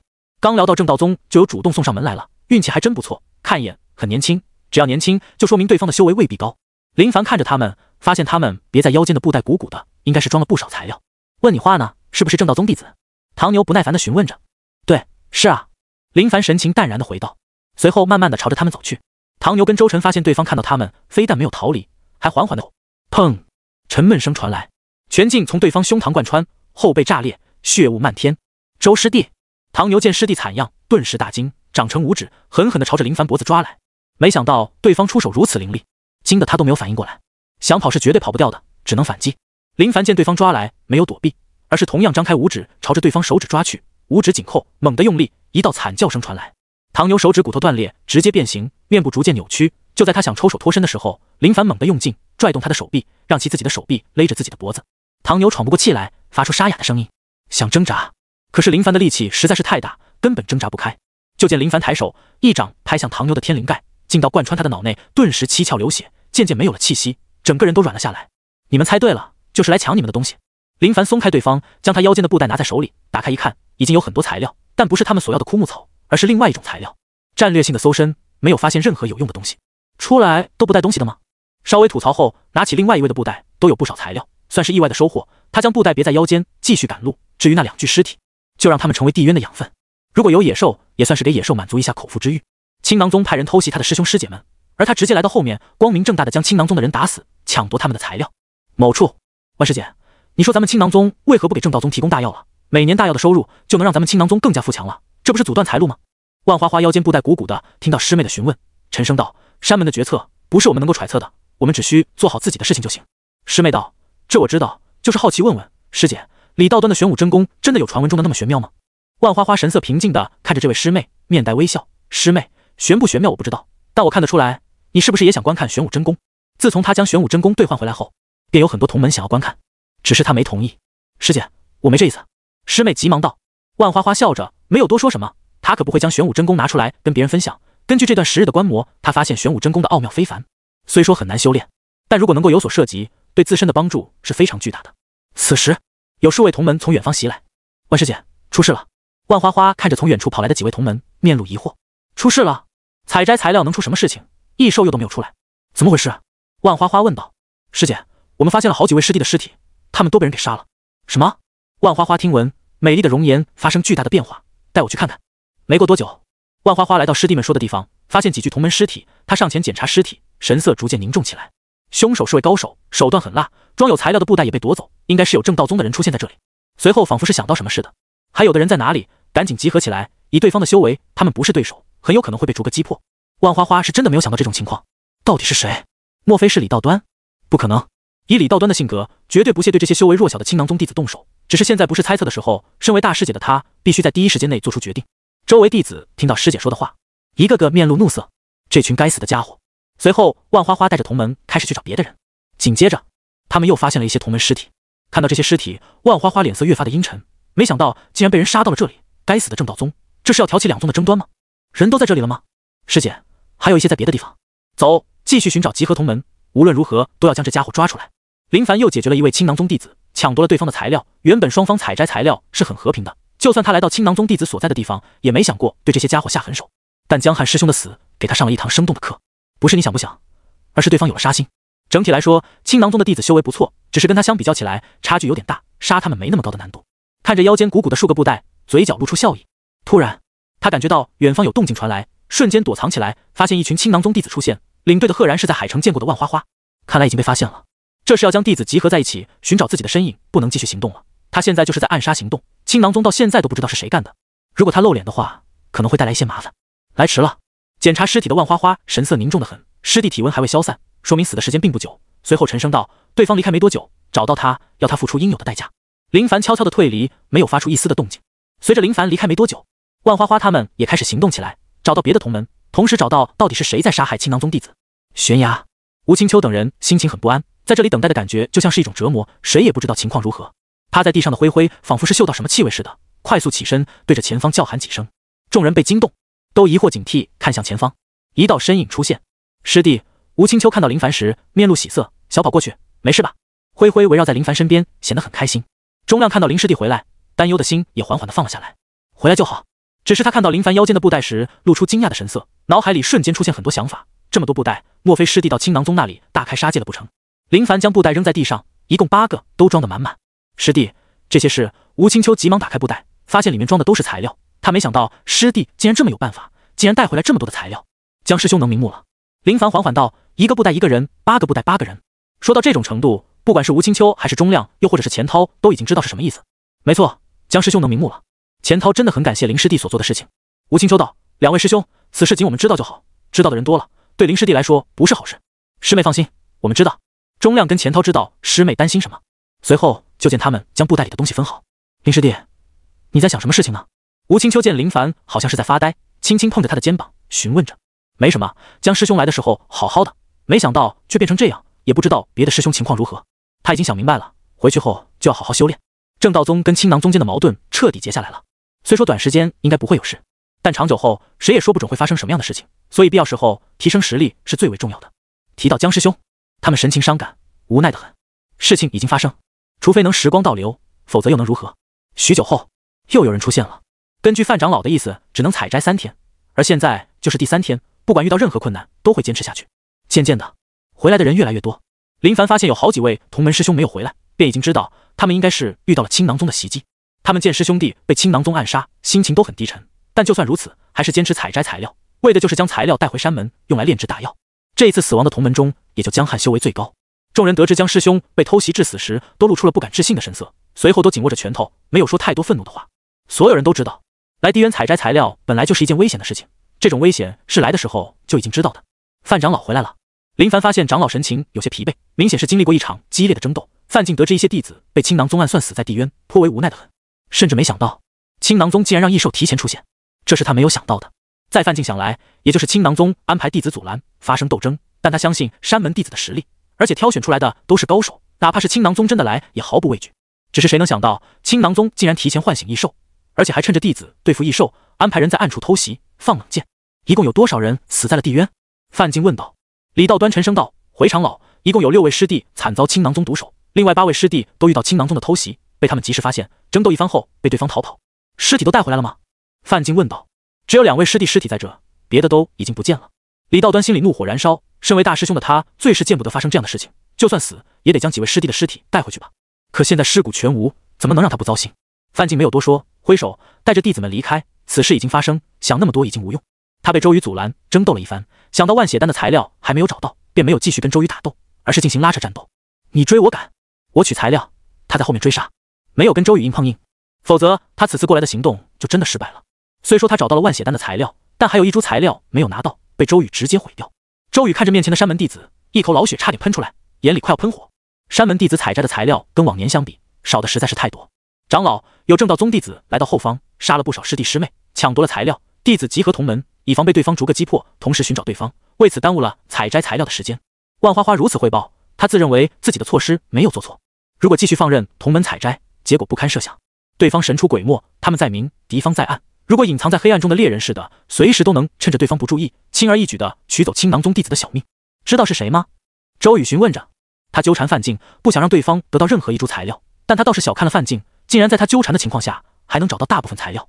如果不是他最终下了狠手，摧毁那一株材料，还真被他给凑齐了。不知道对方后来就没有继续露过面。万花花摇头道，他没想到对方竟然如此警惕，明显就是在暗处观察着他们，知道他已经集合弟子，便没有继续露头。能够躲避他的感知，说明修为很高，并不比他弱。异兽已经出来活动，今年的材料算是得不到了，回宗吧。周瑜挥挥手，为了阻拦正道宗取得材料，他们准备了很多，提前让异兽活跃起来，还让一些修为不错的弟子躲在暗处暗杀。如果这都不能给正道宗重创的话，那未免也太失败了。只是谁能想到，还真出现大问题。正道宗损失惨重，而他们青囊宗损失更为惨重。虽说采摘材料的都不是最强弟子，但也不是随意就被捏的软柿子。万花花有些无奈，心情不算好。如果山门炼制的大药少了，他贩卖大药的数量将会急剧减少，心头也是苦闷的很。正道宗回到山门，埋葬好江汉师兄后，他便跟师姐说了声，继续回去修炼。第三龙骨淬炼到金色，正在朝着红色冲刺。江汉师兄的牺牲就是无情的告诉他，洗髓四重看似不弱，但遇到真正的麻烦与暗算时也得跪下。只有尽快提升实力，才能在这世界站稳脚步。此次众人带回来的大药材料比想象中的要多很多，唯独糊涂山的万血丹材料还缺一株材料。糊涂山想吐血，就差一点点，可就是这一点点，却让他差点崩溃。对正道宗弟子们来说，得知数位师兄死在地渊时，心情很不好，充满愤怒。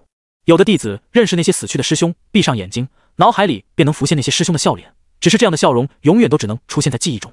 不过事情都已经发生，继续想着结果都是一样的，不会有任何改变。半月后，自从在地渊回来后，林凡便一直在地渊中修炼，哪都没有去，每天都勤勤恳恳，不敢有丝毫的松懈。对他而言，只有将实力提升上去，才能美好的活着。远方，吴青秋拎着饭盒走来，跟以往一样，等待师弟从修炼中结束。师姐，你来了。林凡睁开眼，看到吴青秋到来，脸上露出笑容。早就习惯这样的生活方式，他修炼，师姐每天都给他准备些好吃的。今天修炼的怎么样？吴青秋将精神准备的食物从饭盒里拿出，灰灰摇摆着尾巴，期待的看着。还行，就跟往常一样，有所进步，但进步不是很大。林凡很低调，他修行的速度对任何人而言真的太可怕，因此就算修炼有成，他也不会主动告诉别人。吴青秋道：昨天青囊宗的人来了山门，他们来做什么？谈判。结果怎么样？没谈拢，青囊宗愿意继续提供药，但唯一的要求就是将糊涂山交出来。而咱们山门的意思，每年两宗去地渊采摘，互不干扰。林凡笑着，听到青囊宗的要求，他就知道这怎么可能谈得拢，都是狮子大开口，提出过分要求。这种要求没人会答应的。青囊宗的人还想知道到底是谁杀了他们的人，不过知道的几位师兄都没说，他们也没有问出来。青囊宗知道事情渐渐不受他们掌控，山门炼药师糊涂山有能耐，他们知道在材料齐全的情况下能够炼制出大药，从而摆脱对他们的依赖，唯独材料的获取才是最为重要的。我想下一次采摘大药材料没那么简单了，怕是会发生难以想象的冲突。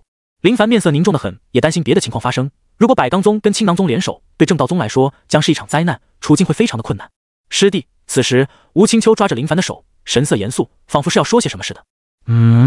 林凡疑惑的看着师姐，不知道师姐有什么要跟他说的。答应我，下一年别去了。师姐去吗？吴青秋低着头，犹豫不决。他是宁愿自己去，也不希望师弟去。对任何人来说，面对自认为心里重要的人，想的都是将危险留给自己，宁愿自己遇到危险，也不希望重要的人遇到危险。林凡笑道：师姐，既然身为山门之人，哪能只知道享受山门带来的宁静，而在山门需要帮助的时候袖手旁观呢？说的是这个理，但好了，师姐，这日子还早着呢，现在担心还为之过早。况且如果师姐去了，留我一人待在山门，师姐认为我能安心等待吗？情深意切，说的吴青秋满心欢喜，心花怒放。跟师姐都已经如此熟悉，说点真情流露的话，貌似不过分吧？享受美食的灰灰昂着脑袋，怪异的看着眼前这奇奇怪怪的家伙，说的都是啥？算了，还是继续吃美食好了。吴青秋收拾着盘子，师弟，你好好修炼，我先回去了。师姐慢走。林凡微笑着目送吴青秋离开，随后继续淬炼龙骨。提示：触发12倍暴击。提示：第三股熟练度加12。修炼是件很费时间的事情，没有想的那般轻松。他原本也以为能够在最短的时间将自身的实力堆到巅峰，举世无敌。现在看来，其实一切都是想太多，哪里有那么容易？只能慢慢来了。灰灰见林凡又开始修炼，感觉吃得好饱，起身跳跃而起，穿梭在山林间，朝着山门内袭去。他有的时候也会在山门闲逛，走走看看。基本正道宗所有弟子都知道，这头狼是同门的宠物。走在山门中，一些弟子看到灰灰的时候，都会主动打着招呼。不过对灰灰来说，这些人的招呼根本难以入他的眼，就是到处闲逛着。突然，灰灰闻到一股奇特的香味，晃动着脑袋寻找着香味，随后顺着气味朝着远方走去。一间弟子居住的屋前，灰灰在门口晃动着，气味就是这里面传出来的。拥有智慧的灰灰抬起上半身，扒着窗户，爪子挠了挠，没人进去，又慢慢的来到门口，扒拉一下，木门被打开了。他悠哉的走了进去，发现气味是从侧房传来的。床上摆放着叠好的肚兜，灰灰歪着脑袋看了一眼，随后靠近，将脑袋埋进去，狠狠的嗅着味道。当抬起脑袋的时候，灰灰露出享受的表情，好迷人的香味。他咬着粉红色的肚兜，悠哉的转身离开。就在灰灰离开没多久，门口传来声音：师姐，你屋子怎么开了？不会是有人进去了吧？咦，还真的是。提示：触发8倍暴击。提示：第三股熟练度加8。短暂的提升并不能太大的反应，但是看似渺小的进步，只要坚持不懈的努力下去，就能有巨大的收获。他疑惑的看着灰灰，灰灰回来后就趴在那里伸着爪子玩耍着什么东西似的。想到灰灰找到能解闷的东西，他露出笑容。陪伴着他这种只知道修炼的主人的确是够无聊的。将第3股从金色淬炼到红色需要1万熟练度，需要很长的时间。到底需要多久，他不好说，只能不浪费1分1秒，将每时每刻都用在修炼上。只要坚持不懈，一定能在最短的时间内将第3股彻底淬炼圆满。青囊宗自从跟正道宗谈判没有成功后，两宗的关系便有些紧张。虽然双方都有弟子牺牲，但就算如此，还没到彻底撕破脸皮开战的时候。大师兄，如今正道宗有弧度山给他们炼制丹药，假以时日，肯定能炼制出大药。到时地渊再次开启，正道宗绝对会跟我们抢夺。这一步棋走得真好吗？周宇很有疑问。给正道宗断掉大药的情况是大师兄提出来的，原本双方是很平衡的，但现在由青囊宗亲自打破这平衡，便出现问题了。陈侯神色淡然，师弟，此事没你想的那般简单。据我所知，大前破开江州边防，连占3城，前段时间又占2城，江州一共13城，已经被占5城。按照这样的速度，早晚会占领怀州。怀州海运四通八达，必然是大前力争之地。大师兄，依你的意思，我们青囊宗如今所做的一切，都是为了储存大药材料吗？我们有可能要搬宗。这是其中关键原因。周宇道，兵部梁志是魏忠的人，魏忠肯定让梁志派兵阻拦。况且他手里还有2大机构，那里面高手如云，应该能挡得住大前的高手，应该不可能让大前的人占领怀州。银两、粮草等等，可都在保皇派手里，他魏忠贪墨再狠，也顶不住这些消耗。陈侯沉声道，听师兄说的这些。周宇点点头，认为师兄说的有道理。也的确如此，不过师兄，就算如此，也没必要跟正道宗彻底翻脸，可以限制大药的售卖，减少数量，而且就售卖淬炼第1股跟第2股的也行。那段时日，百炼圣跟我秘密见面，要求我们青囊宗提供1万枚化魔丹，这些也都需要材料的。化魔丹，他魏忠莫非心里有问题不成？化魔丹可是炼制大药时残留的毒性加上几种特殊材料炼成的，服用后会发生可怕情况，轻则变得人不人鬼不鬼，重则可是会毙命的。陈侯道，师弟，这些便不是我们要管的，只要将化魔丹炼制交给百纲宗便可，如果完不成，你该知道结果。莫非魏忠亲自带人灭掉我们青囊宗不成？没错。周宇哑口无言，如果是这样的话，的确没法反驳，只能听从吩咐。看来大师兄已经做好最坏的打算，就是在没有办法的时刻，直接带着青囊宗离开，而狄渊带不走，只能留在此地。这时间到底有多久？可能2、3年，也能6、7年，留给他们的时间已经不多了。如果真跟大师兄说的那样，那还有抢夺狄渊的必要吗？直接1人1半不就行了？可大师兄还是要让正道宗得不到大药的材料，这又是什么原因？还是说大师兄有什么事情没有跟他说的太明白，又或者跟他隐藏了一些小秘密？想什么呢？陈侯问道。周宇道，既然有这样的事情发生，为何要跟正道宗在狄渊抢夺呢？各分2地采摘不是更好吗？陈侯笑道，那万一没搬迁呢？也对哦。周宇一想，倒也是这个理，一步让，那将步不让，只有死咬住，不开先例，才能稳占着狄渊。这段时日，正道宗内部情况有些不对劲，一些女童们的贴身衣物被偷，正在寻找小偷，只是苦了一群男童们。他们发现平常在山门走动的时候，就被一群师姐师妹用怪异的眼神打量着。刚开始还不知道是什么情况，但后来才知道，原来是师姐师妹们的贴身内衣被某位不知是谁的盗贼给偷了。想到这种情况的他们，顿时勃然大怒，到底是谁竟然如此猥琐？堂堂正道宗男弟子的名声都被搞臭了。因此他们为了证明自己的清白，直接加入寻找小偷的行列中，气势汹汹，那模样就像是如果发现对方到底是谁，绝对要以雷霆手段狠狠镇压下去。悬崖，灰灰，你这段时日都在干什么呢？鬼鬼祟祟的。林凡修炼结束，起身来到灰灰身边，他总是发现灰灰将东西叼在不远处，然后就趴在那里捣鼓着。当他走到灰灰面前，低头看着，初看到是没看出什么，但陡然间，他瞪大眼睛，抓起灰灰玩耍的东西，展开在面前，好像有点眼熟。如果没有猜错的话，这应该是女性用品。肚兜。灰灰，你……就在他准备质问灰灰从哪弄来的时候，好死不死的，师姐竟然从远方走来。师弟，林凡心里一惊，如果这被师姐看到的话，真是跳进黄河都洗不干净了。想到这种情况，他急忙将肚兜扔到悬崖下。灰灰看到心爱的宝贝被扔掉，急忙跑过去，发现是万丈深渊，吓得直接后退。随后仿佛是想到什么似的，又跑到原地，从泥土里刨出另外一条肚兜，继续趴在那里抓挠着。看到这种情况，林凡直接捂脸，就连想死的心都有了。来不及了，他只能满脸笑容的迎接过去。师姐，只要吴青秋在山门的一天，他就会每天准时给林凡送来饭菜，就是想让师弟每天都吃得饱饱，吃到他亲自下厨的美食。师姐，最近又有什么事情吗？林凡随意的跟师姐闲聊着，时不时的看向灰灰，发现那傻狼还在咬着肚兜，恨不得将灰灰架在火堆上烤了。成事不足，败事有余，真特么的都从哪能来的？吴青秋道，最近山门出现一个小偷，专门偷窃女性的肚兜，已经有很多师姐师妹遭遇毒手，到现在还没有找到是谁干的，不过应该已经快了，都在慢慢排查了。哐当！林凡一听，内心拔凉，但依旧保持着镇定，不能慌，绝对不能慌，稳住。怎么会出现这样的事情？谁知道呢？要是被抓住，受罚是肯定的，说不准还要被赶出山门。吴青秋食盒里的饭菜端出来，随后喊道：“灰灰，来吃饭了。”玩耍着肚兜的灰灰听到要吃饭，立马开心的叼着肚兜跑来。看到这情况的林凡浑身冒着冷汗，晴天霹雳，就好像天都要塌下来似的。最关键的是，师姐竟然还要回头看向灰灰，该死，这绝对不行啊！万一被师姐看到，他解释一下，师姐肯定会相信自己的，但这相信跟假装相信是不同的。刹那间，就见林凡抱着师姐，双手压着师姐的脸，然后直接对嘴一口啃了下去。哐当！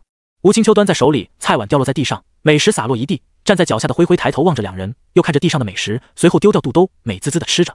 刚开始，吴青秋身体紧绷着，但渐渐的，他放松身躯，双手揽着林师弟的腰。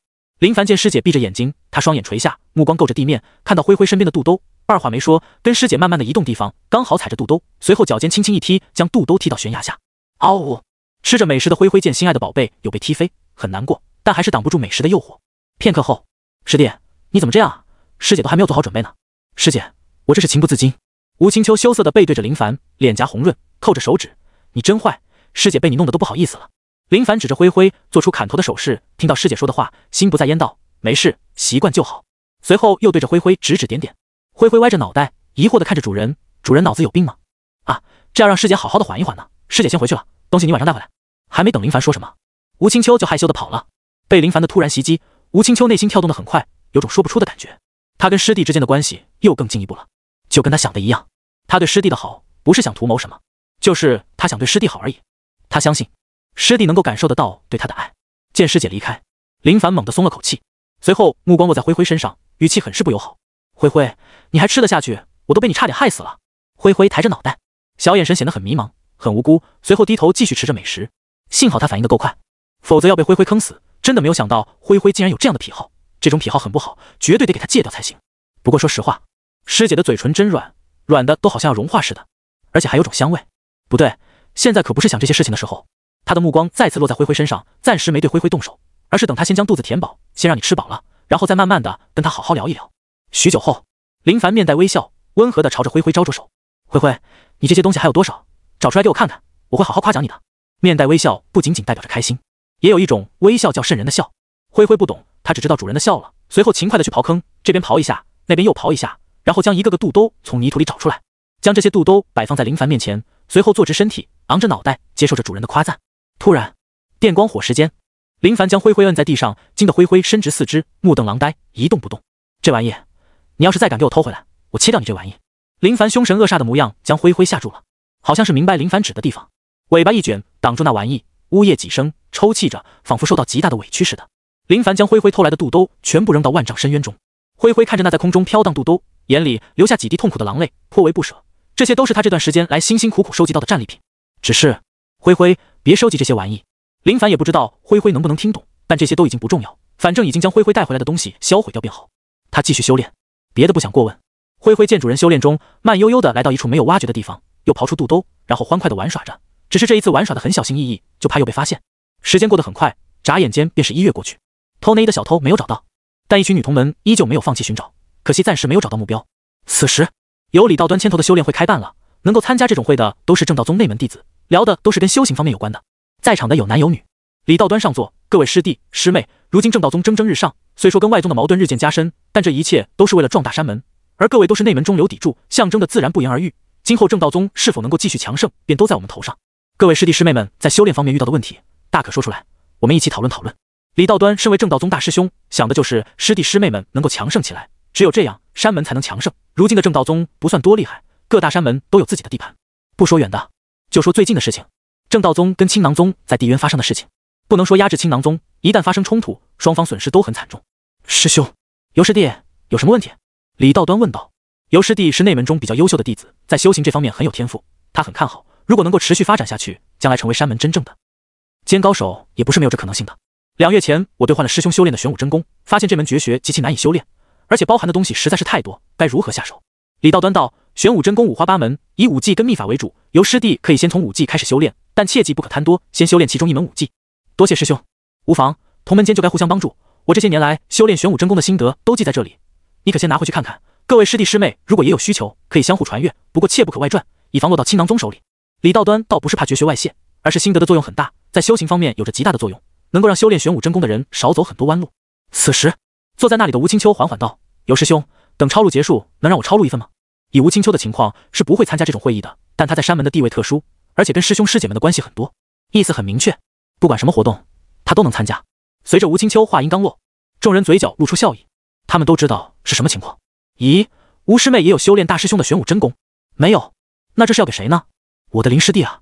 吴青秋直言着，没感觉有任何问题，本来就喜欢林师弟，各位师兄师姐也不是外人，说给他们知道也是正常情况，而且也让师兄师姐知道他跟林师弟之间的关系，以后在外也能看在他的面子上，他们多多关照林师弟呢。好，既然是师妹开口，那就先借给师妹抄录，等抄录好了给我就好。尤师兄也不是小气的人，笑呵呵的将记录心得的册子递给吴青秋，早晚抄录都一样，身为师兄的倒是不急，谢谢尤师兄。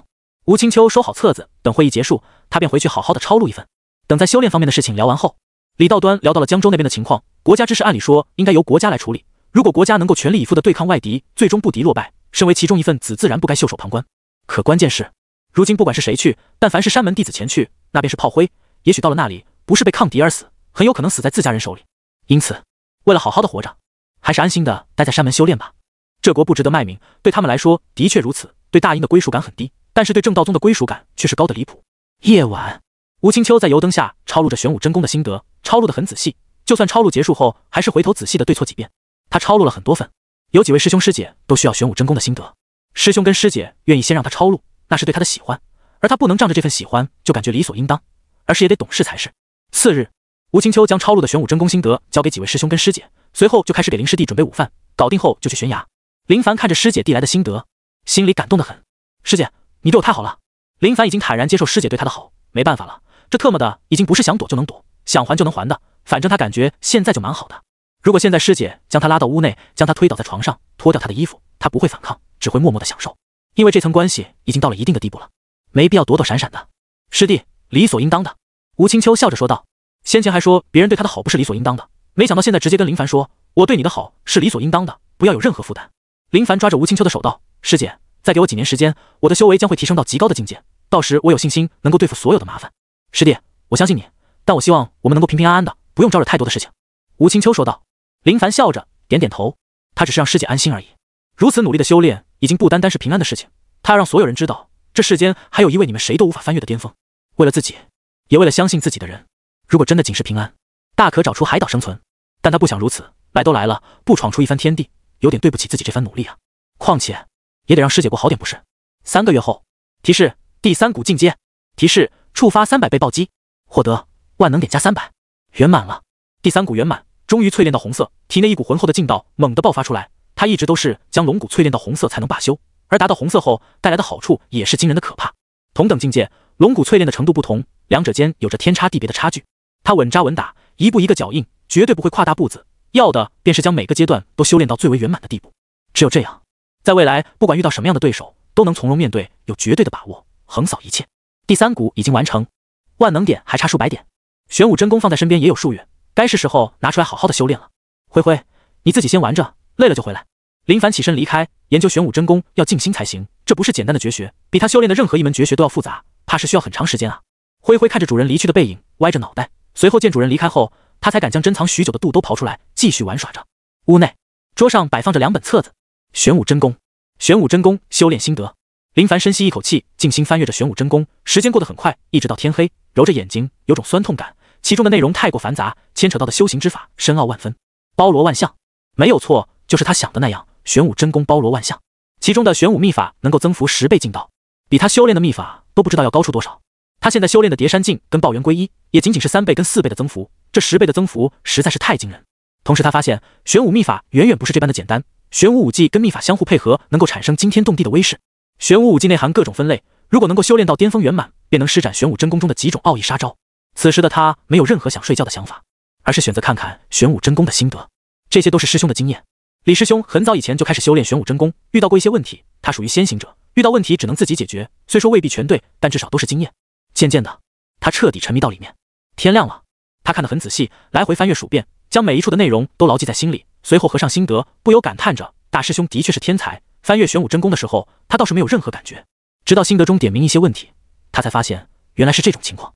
其中心得记载，玄武真功运转根基便是人体五行，以五脏为主，其中五季相生相克，一共10大分类，修炼到圆满层次便是五行相通，玄武真功劲道运转自如，随意切换，奥妙无穷。随着不断的了解，他越发的感觉大师兄的心境已经不是他所能达到的。玄武真功说是神功都有点小瞧了，真正的绝世神功。推开屋门，深吸几口新鲜空气，发现灰灰还没有回来，倒也不担心，在山门中他不会有任何危险。洗把脸，精神十足，新的努力开始了。继续修炼，先修炼玄武秘法，修炼出玄武境，增强自身的劲道爆发，等修炼完成，再修炼玄武技。这是一项大工程，初步估算有暴击辅助的加持，怕是需要2年时间才能修炼到圆满地步啊！仔细领悟玄武秘法，内容深奥，需要慢慢体悟。中午，师姐送来午饭，师弟要劳逸结合呀。吴青秋心疼师弟，但也佩服师弟对修炼的认真，真的太超乎他的想象。反正他感觉就没人能够比师弟还要努力的。林凡吃着饭菜，师姐放心，我心里有数。玄武真功太深奥，需要全身心的投入才行。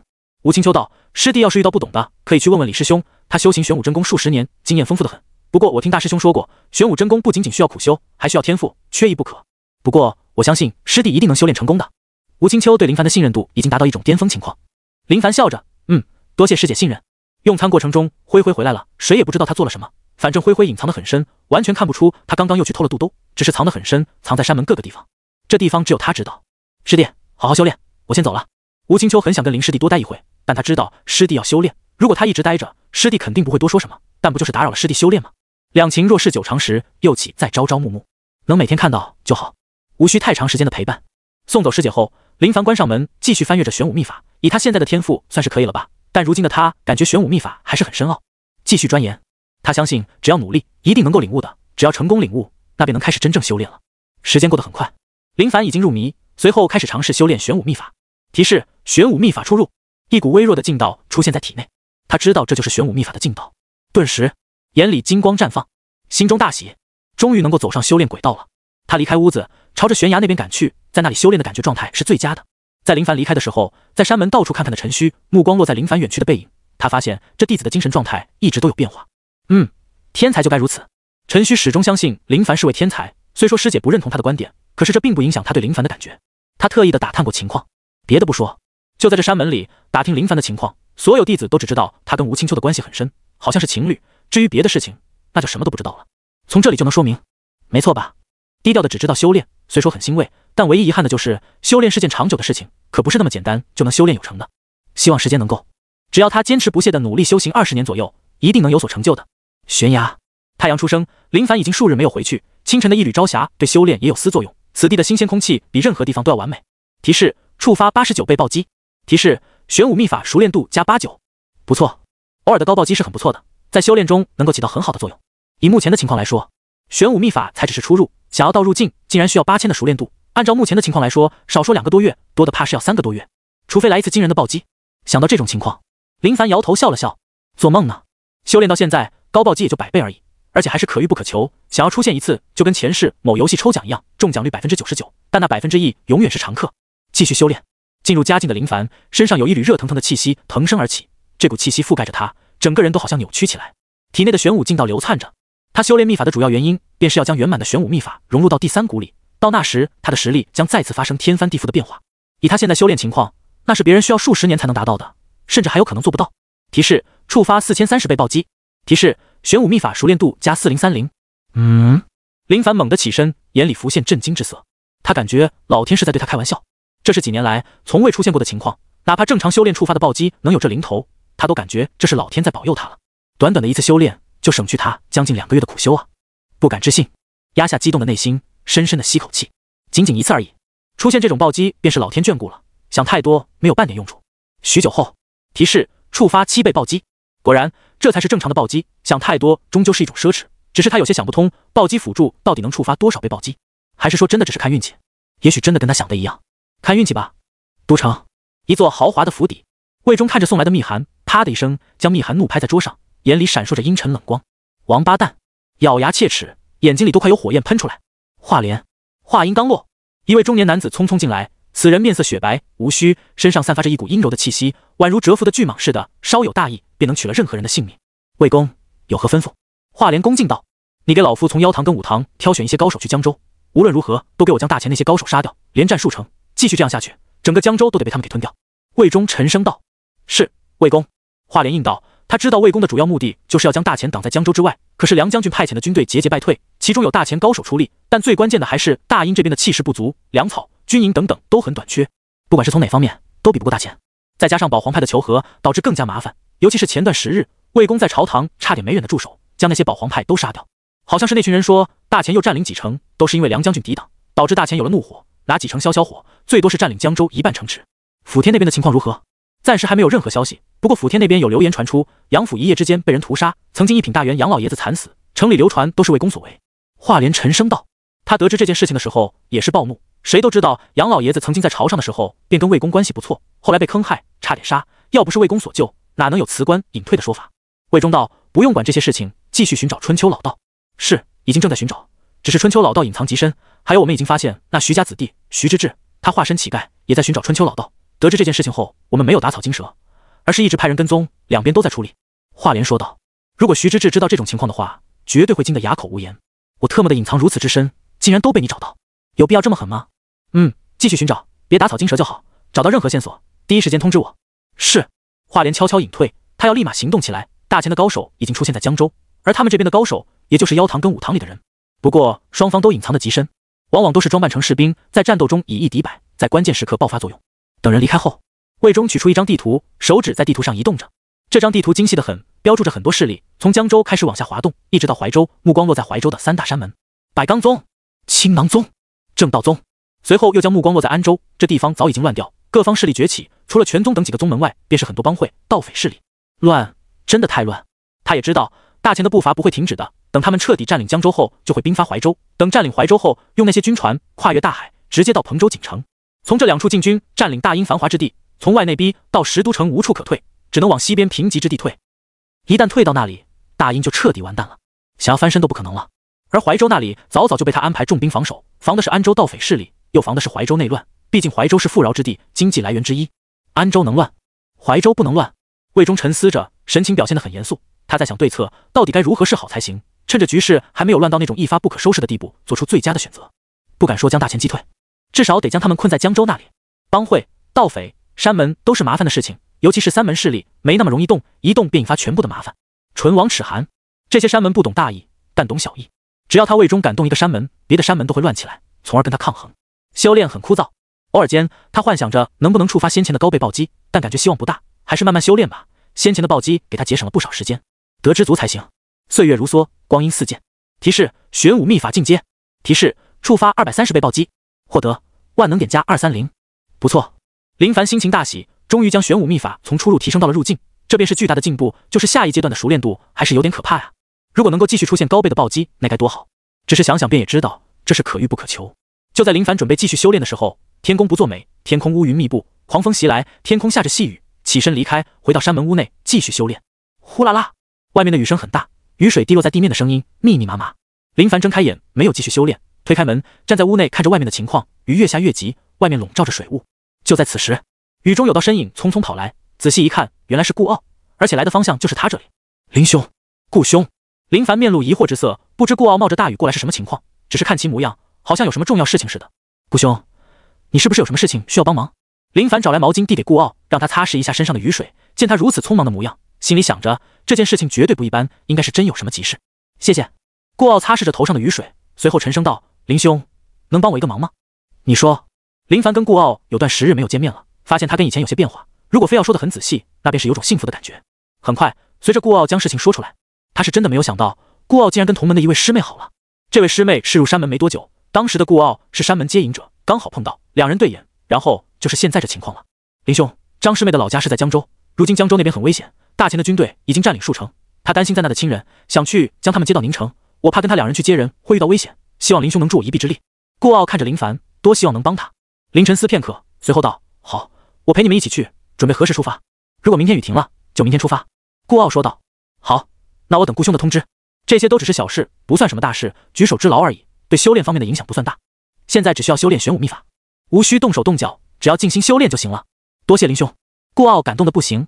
次日，雨早早的就停了，雨后的正道宗空气很新鲜，温度适宜得很，就是雨后的地面很烂。山门口，林凡见到顾傲的伴侣了，模样清秀，见到林凡过来，张嫣有些拘谨。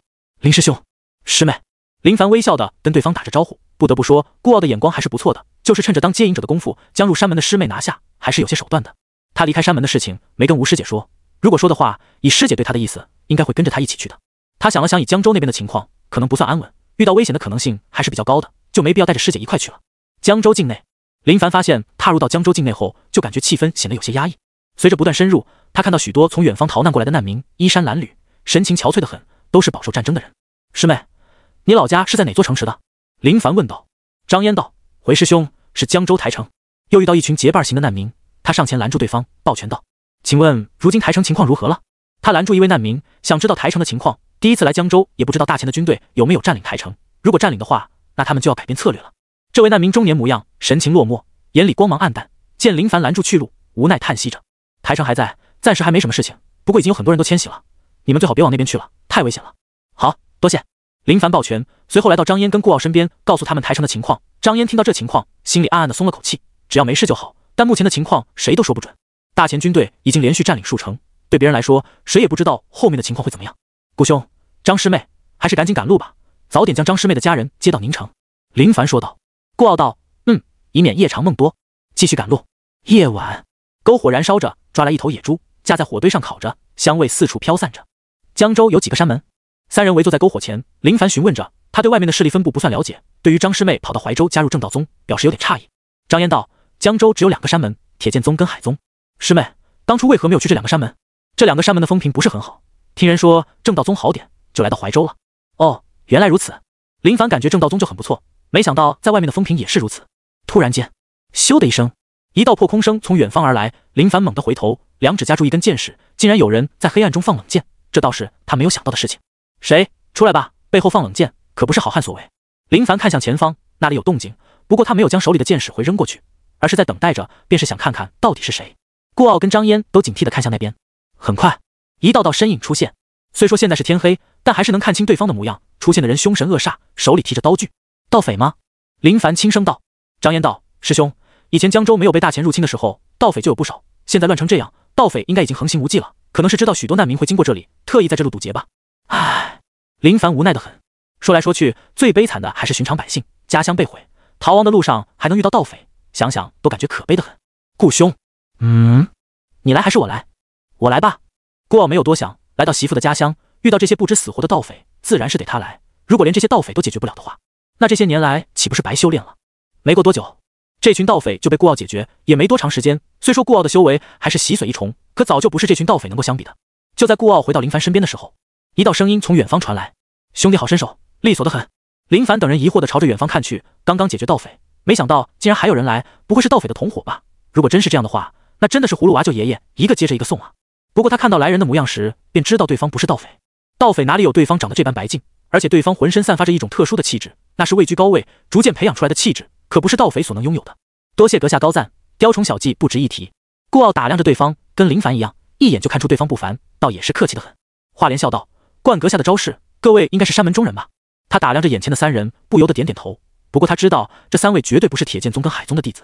顾傲道：“在下顾傲，正道宗弟子。”林凡、张嫣、华莲听到是正道宗，神色微微一变，随后笑道：“没想到3位是正道宗弟子，贵宗名声在外，有所耳闻。不过如今江州动乱不安，各位怎么会来江州？”顾傲道：“我师妹家人身在台城，如今江州面临大前大军压制，随时都有危险，此次前来便是来接走师妹家人。”哦，原来如此。华莲听闻，点点头，随后摸着腹部道：“赶路多日，没有食用任何东西，这头野猪香味实在是诱人，不知可否愿意分享一些？”“请。”顾傲大气得很，没有犹豫便同意了对方的要求。林凡打量着对方，想看出对方的来历，只是一直修炼的他，哪里能看得出来？对他而言，一直闭门不出修炼的他，认识的人实在是太少，就连江州宗门势力范围都不知道。但凡各大山门的弟子，又有几位不知道各地分布的实力呢？篝火前，味道真不错，很久没有吃到如此纯正的烤肉了。华莲衣袍华丽，但没有任何顾忌地坐在草地上，豪爽地抓着烤肉，吃得很香。林凡道：“华莲兄从哪来的？”“从外地而来，如今江州的大门被大前踏平，来此地看看，能否帮上忙？各位都是山门好汉，没想过帮助大殷抵挡大前的入侵吗？”华莲说道。在他看来，如果大殷山门都愿意抵挡大前的话，情况可就不同了，绝对能够将大前军队抵挡回去。顾傲看了一眼华莲，随后又跟林凡对视一眼，摇摇头，低头吃着烤肉。“顾兄，看你摇头，是认为此举不对吗？”华莲询问道。顾傲道：“华莲兄，我等都是山门弟子，平日只知道在山门修炼，国家大事也是国家负责。如今的世道你也知道，如果不是朝廷的纵容，也不会发生到如今的地步。”林凡点点头，顾傲说得很对，这也是很多人的真实想法。华莲道：“如今的世道不是一个人纵容就能发生的，而是一群，不知道3位是否听过魏忠？你们认为他如何？”顾傲没有接话，他对魏忠不是很了解，但据他所知，名声不好。林凡道：“魏忠在外的名声不好，没有接触过，不好评价。但如今这样的世道，朝廷里所有人都逃脱不了干系。”听到林凡说的这番话，华莲面无表情，也没有任何异样。对他而言，不管外界如此传，在他心里，魏公永远都宛如神一般的存在。林兄很对，不过名声这东西，往往都是掌控在一些人手里，他们想要黑，那便是黑；想要白，便是白。倒不是说百姓愚昧，而是说的人多了，也就变成真的了。华莲缓缓道。林凡看着华莲，发现这人的情况好像有些不对，莫非他是魏忠的人？想到这里，林凡直白道：“华莲兄跟魏忠关系很好。”哈哈，魏忠何许人也？我又何许人也？哪能认识魏忠？不过如果有门路的话，我很愿意结识魏忠这样的人。华莲笑道。一直没说话的张嫣拿着枝干拨动着篝火。我听说魏忠是大殷最贪的人，是他将大殷搞得民不聊生。张嫣说道。张姑娘，此言差矣，外界传闻都不可信。你可知道魏忠的生祠堂？华莲面色平静地询问道。张嫣道：我知道，台城就有魏忠的生祠堂，不过那是当地官员为了拍他的马屁弄出来的。张姑娘没去过西周那边吧？如果去过那边，就能看到魏忠的生祠堂多如牛毛，许多百姓家里都放着魏忠的长生牌，那可不是官员拍马屁，而是百姓们真心真意。10年前西周那边受灾，魏忠下令免除赋税，从内库拨款赈灾，就这举动，可是救了整个西周的百姓。华莲徐徐道来。是吗？可外界传言，那是老天见大殷出了魏忠这样的奸人，皇帝不识明官，导致老天发怒，想要皇帝除掉魏忠。哈哈，这简直胡说八道，全是那群权贵搞出来的。华莲愤怒得很。林凡从这里便能看出，这华莲必然是魏忠的人，就算不是，关系也绝对很好。师妹，灾害是个方面引起的，而不是老天发怒。华莲兄如此维护魏忠，那必然是有道理的。权贵之间的斗争可不是想象中那般简单，损害到权贵利益，那可是大仇。有此仇恨，什么事情都干得出来。林凡缓缓道。华莲道：林兄所言甚是，人人都说魏忠贪墨严重，这一点倒是无需质疑。不管是谁，哪怕是魏忠当面，他也承认贪墨不少，但这些贪墨都是从那些权贵身上挖出来的，可从不压迫寻常百姓。按照华莲兄这般说法，魏忠的确没外界传闻的那般不堪，能够出兵跟大钱对抗，单从这一点便足以说明此人有大义。林凡说道。听到林凡说的这些，华莲瞬间对林凡的好感度暴涨，感觉他看得清楚。张嫣笑道：头一回听到有人将贪污说得那么好。华莲刚想好好说一说的时候，便被林凡打断了。师妹，贪污不贪污是个人的行为，以华莲说的这般，权贵之财只会存放在某个地方，永远都不会流通出去。但魏忠能做些对国家大利的好事，那这钱财就能流通出去，最终回到百姓手里。林凡缓缓道。华莲神色惊讶地看着林凡。林兄，没想到这世间还有你这般明白的人。林凡眨着眼。我这就叫明白人了。还说你跟魏忠没关系。虽然对方没有说出具体的身份，但根据林凡的猜测，这位华莲应该是魏忠身边的人，就算不是，那也是有着极大的关系。没有跟对方多说太多，也就简单的闲聊几句而已。华莲抱拳道：各位，天色不早，我还有事情要做，就不打扰了，多谢你们的款待，江湖路远，有缘再见。走好，走好。林凡跟顾傲抱拳，随后就见华莲上马，化作一道黑影，消失在众人的视线中。林兄，他什么来历？顾傲见人离开后，好奇询问着。反正在他看来，对方不像是普通人，不管是穿着还是气质上，都足以说明对方不是普通人。如果我没猜测错误的话，他应该跟魏忠关系匪浅。如今江州这边的情况有点乱，他来这里很有可能是奉命来的。别管这些，天一亮我们就赶路。林凡沉声道。林凡看着他远去的背影，琢磨片刻，随后摇摇头，倒是有点出乎意料之外。只是对他而言，这些都不重要，少惹这些事情就对了。随后盘膝而坐，开始修炼，就算出来也不能将修炼给忘记。提示：触发11倍暴击。提示：玄武秘法熟练度加11。林师兄好努力啊！张嫣见林凡闭眼修炼，一股气劲波动扩散出来，没想到出来都还要修炼，佩服得很。顾傲道：平常很少在山门看到林兄，就是他一直都在努力修炼。他很想问问林凡，你的实力到底达到哪种地步了？但想想还是没问，不想遭受打击。以前他相信自己跟林兄间的差距绝对不会很大，但现在他得知林兄一直都有努力修炼，再加上师姐的帮助，这进步绝对是巨大的。天微微亮，修炼结束后，林凡等人继续出发赶路。随着不断靠近台城，遇到的难民越多，看到这种情况，他心情很沉重，想到跟华莲聊的那些话题，谁对谁错？黄承思是保皇派的机构，他遇到的贾代权跟他说的那些意思很明确，国家变成这样都是因为魏忠搞的。后来遇到华莲，他说的话就是保皇派的求和跟软弱，导致变成如今这种情况。对与错或许得分开看，他没有参与到里面，很难分辨其中的关键。徐知志寻找的春秋老道好像知道龙脉的位置，而魏忠又要得到龙脉的位置，这又说明什么？真是一件难搞的事情啊！数日后，台城就在眼前，城门外的难民越来越多，都是从别的城池逃难而来的，有的徘徊在城外不能入城。林凡看着眼前的情况，许多孤苦伶仃的儿童迷茫地站在那里，从他们的眼睛里便能看到那种绝望、无助、恐惧的光芒，都是经历过苦难的。站住！就在林凡他们准备进城的时候，官府士兵拦住了他们的去路。进城需要交纳银子，多少？官府士兵瞧着林凡等人，见他们穿着不错，眼珠一转，贪婪道：3个人3匹马，就收你们1两银子吧。进城还要缴纳费用。林凡没想到都已经到这种情况，竟然还需要缴纳费用进城。别的不说，还真没有遇到过这种情况。想到外面那些徘徊的人，他仿佛是明白了什么。没有银两，所以不能入城吗？官府士兵昂着脑袋道：“那是当然，你们不交钱，怎么保护你们？”就在林凡准备动手将这几个士兵给打趴的时候，顾傲来到他身边，轻声道：“林兄，我们接人最重要，还是少管闲事的好。”听到顾傲说的这番话，林凡想了想，也便点了点头，没有多说什么。随后就见顾傲从怀里拿出1两银子交给对方，官府士兵拿到银两，心情好得很，美滋滋的将银子放在怀里。林凡摇着头，就这些官府士兵拿什么抵挡大前军队？一旦大前军队到达台城，这些家伙绝对是跑得最快的。张师妹，带路吧。林凡说道。张嫣看着台城的情况，熟悉的很，脑海里浮现很多画面。他离开台城很长一段时间，如今回来，看到熟悉的街道、建筑，就跟游子归来似的。师兄，你们跟着我就好。张嫣家境在这里很是不错，属于富商之一，虽然不是台城首富，但也有点地位。如今江州乱成这样，有的家族生意是该放手了。一旦大前军队攻占这里，别说财富了，就连性命都很难保住。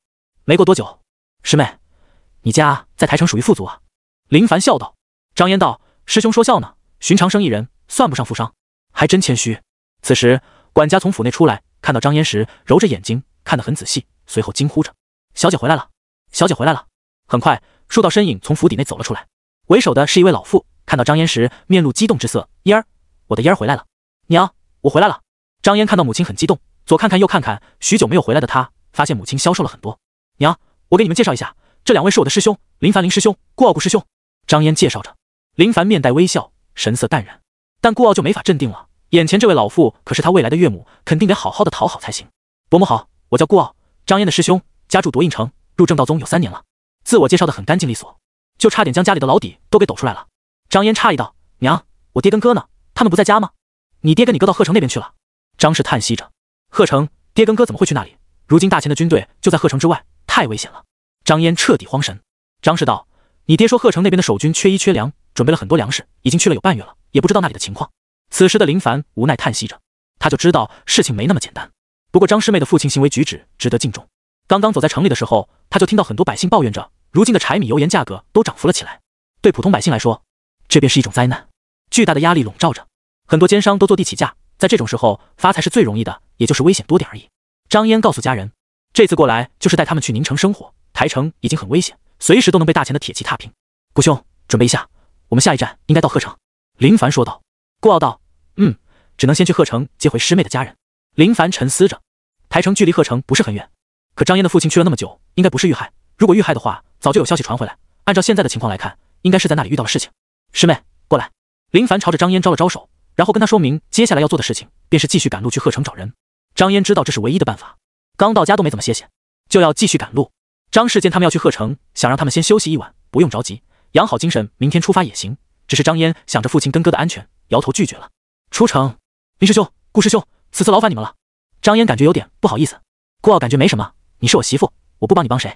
林凡笑道：“无妨，都是小事，师妹无需放在心上。只是去鹤城需要注意，以防遇到大前的军队。出发去鹤城的路上，遇到很多逃难的难民。虽说鹤城还没有被占领，但大英的军队就驻守在那里。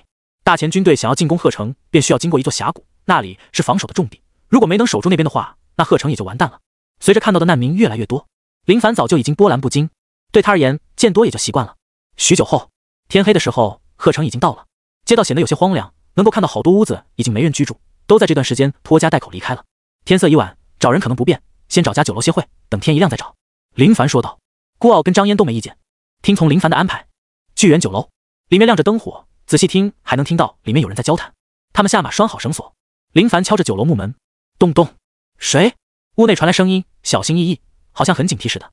刚到鹤城，住宿。咯吱，小二慢慢的开门，透过门缝看着外面的情况，见林凡他们只有3人，而且风尘仆仆的模样，热情的开门。几位客官里面请。林凡道：“鹤城又没沦陷，大半夜的关门做什么？”客官有所不知，最近鹤城不算安全，前段时间大前派人到城里暗查，被人发现，发生激烈的打斗，有不少百姓受难，所以现在各家都是天黑关门，不敢开门。小二无奈的很，他其实也想跑路，在这样的氛围中，谁都是担惊受怕的很，但掌柜给的费用有点多，只能提心吊胆的干着。当林凡他们走进店内的时候，发现已经有不少客人在喝酒聊天，盯着林凡这3位不速之客，确定没有危险后，又开始交谈起来。开2间房，然后备一桌好菜。林凡说道：“好的。”小二利索的忙碌着，他一眼就能看出这3位绝对不是普通人，别的不多说，单从这气势上就能看得出来。顾傲以为是他跟林兄住在一间，直到林凡跟他说声先回房间，等会楼下集合后，他便知道林兄根本就不是想跟他住，而是让他跟师妹住在一起。对于这样的要求，顾傲是很赞同的，心里呐喊着还是林兄懂我。随后就见师妹满脸通红，师妹，你我就将就一晚吧。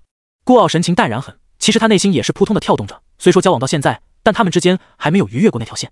酒楼内，他们坐在靠角落的位置，周围那些食客都在交流着如今的世道情况。林凡发现很多食客不像是普通百姓，倒是像那些江湖人士。哎，你们说大钱何时要对贺城动手？不好说，就看咱们大殷的将士们能不能挡得住。如果他们挡不住的话，就真的完蛋了。几位兄台，我见你们气势不凡，像是江湖中人，来此莫非是来对抗大钱的入侵吗？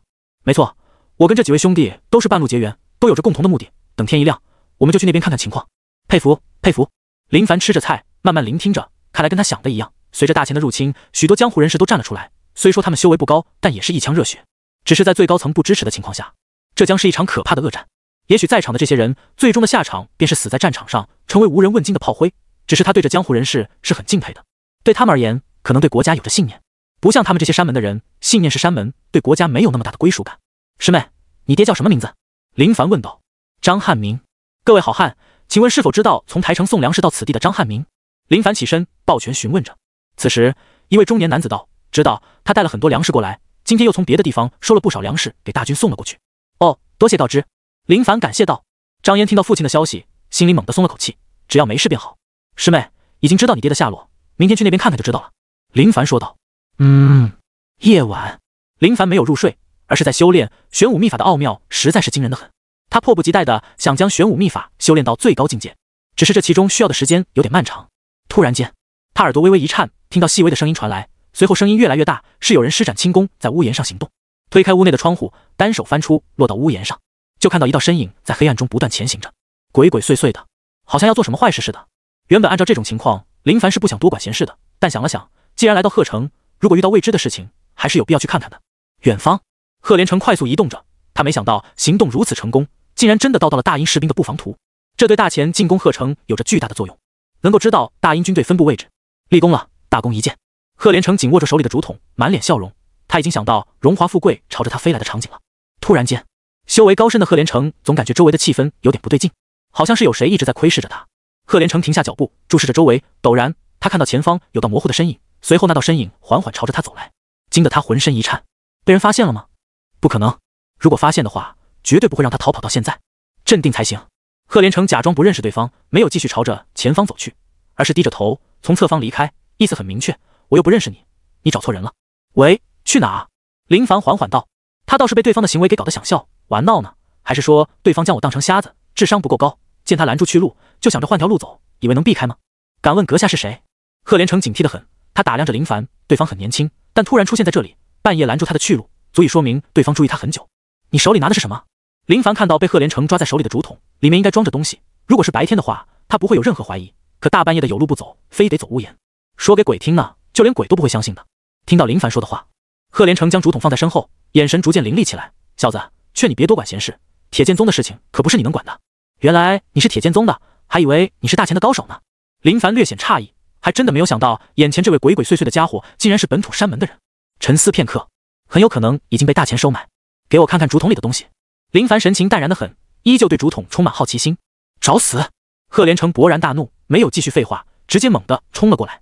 只见他劲道爆发，气劲震荡而起，借助月光，贺连成袖口有一道寒光闪烁着，铿锵一声，一柄长剑出现，剑刃柔韧度十足。唰的一声，长剑贴着林凡的脸袭来，随着劲道运转，剑刃表面覆盖一层锋芒，哪怕没有刺中，依旧能伤人。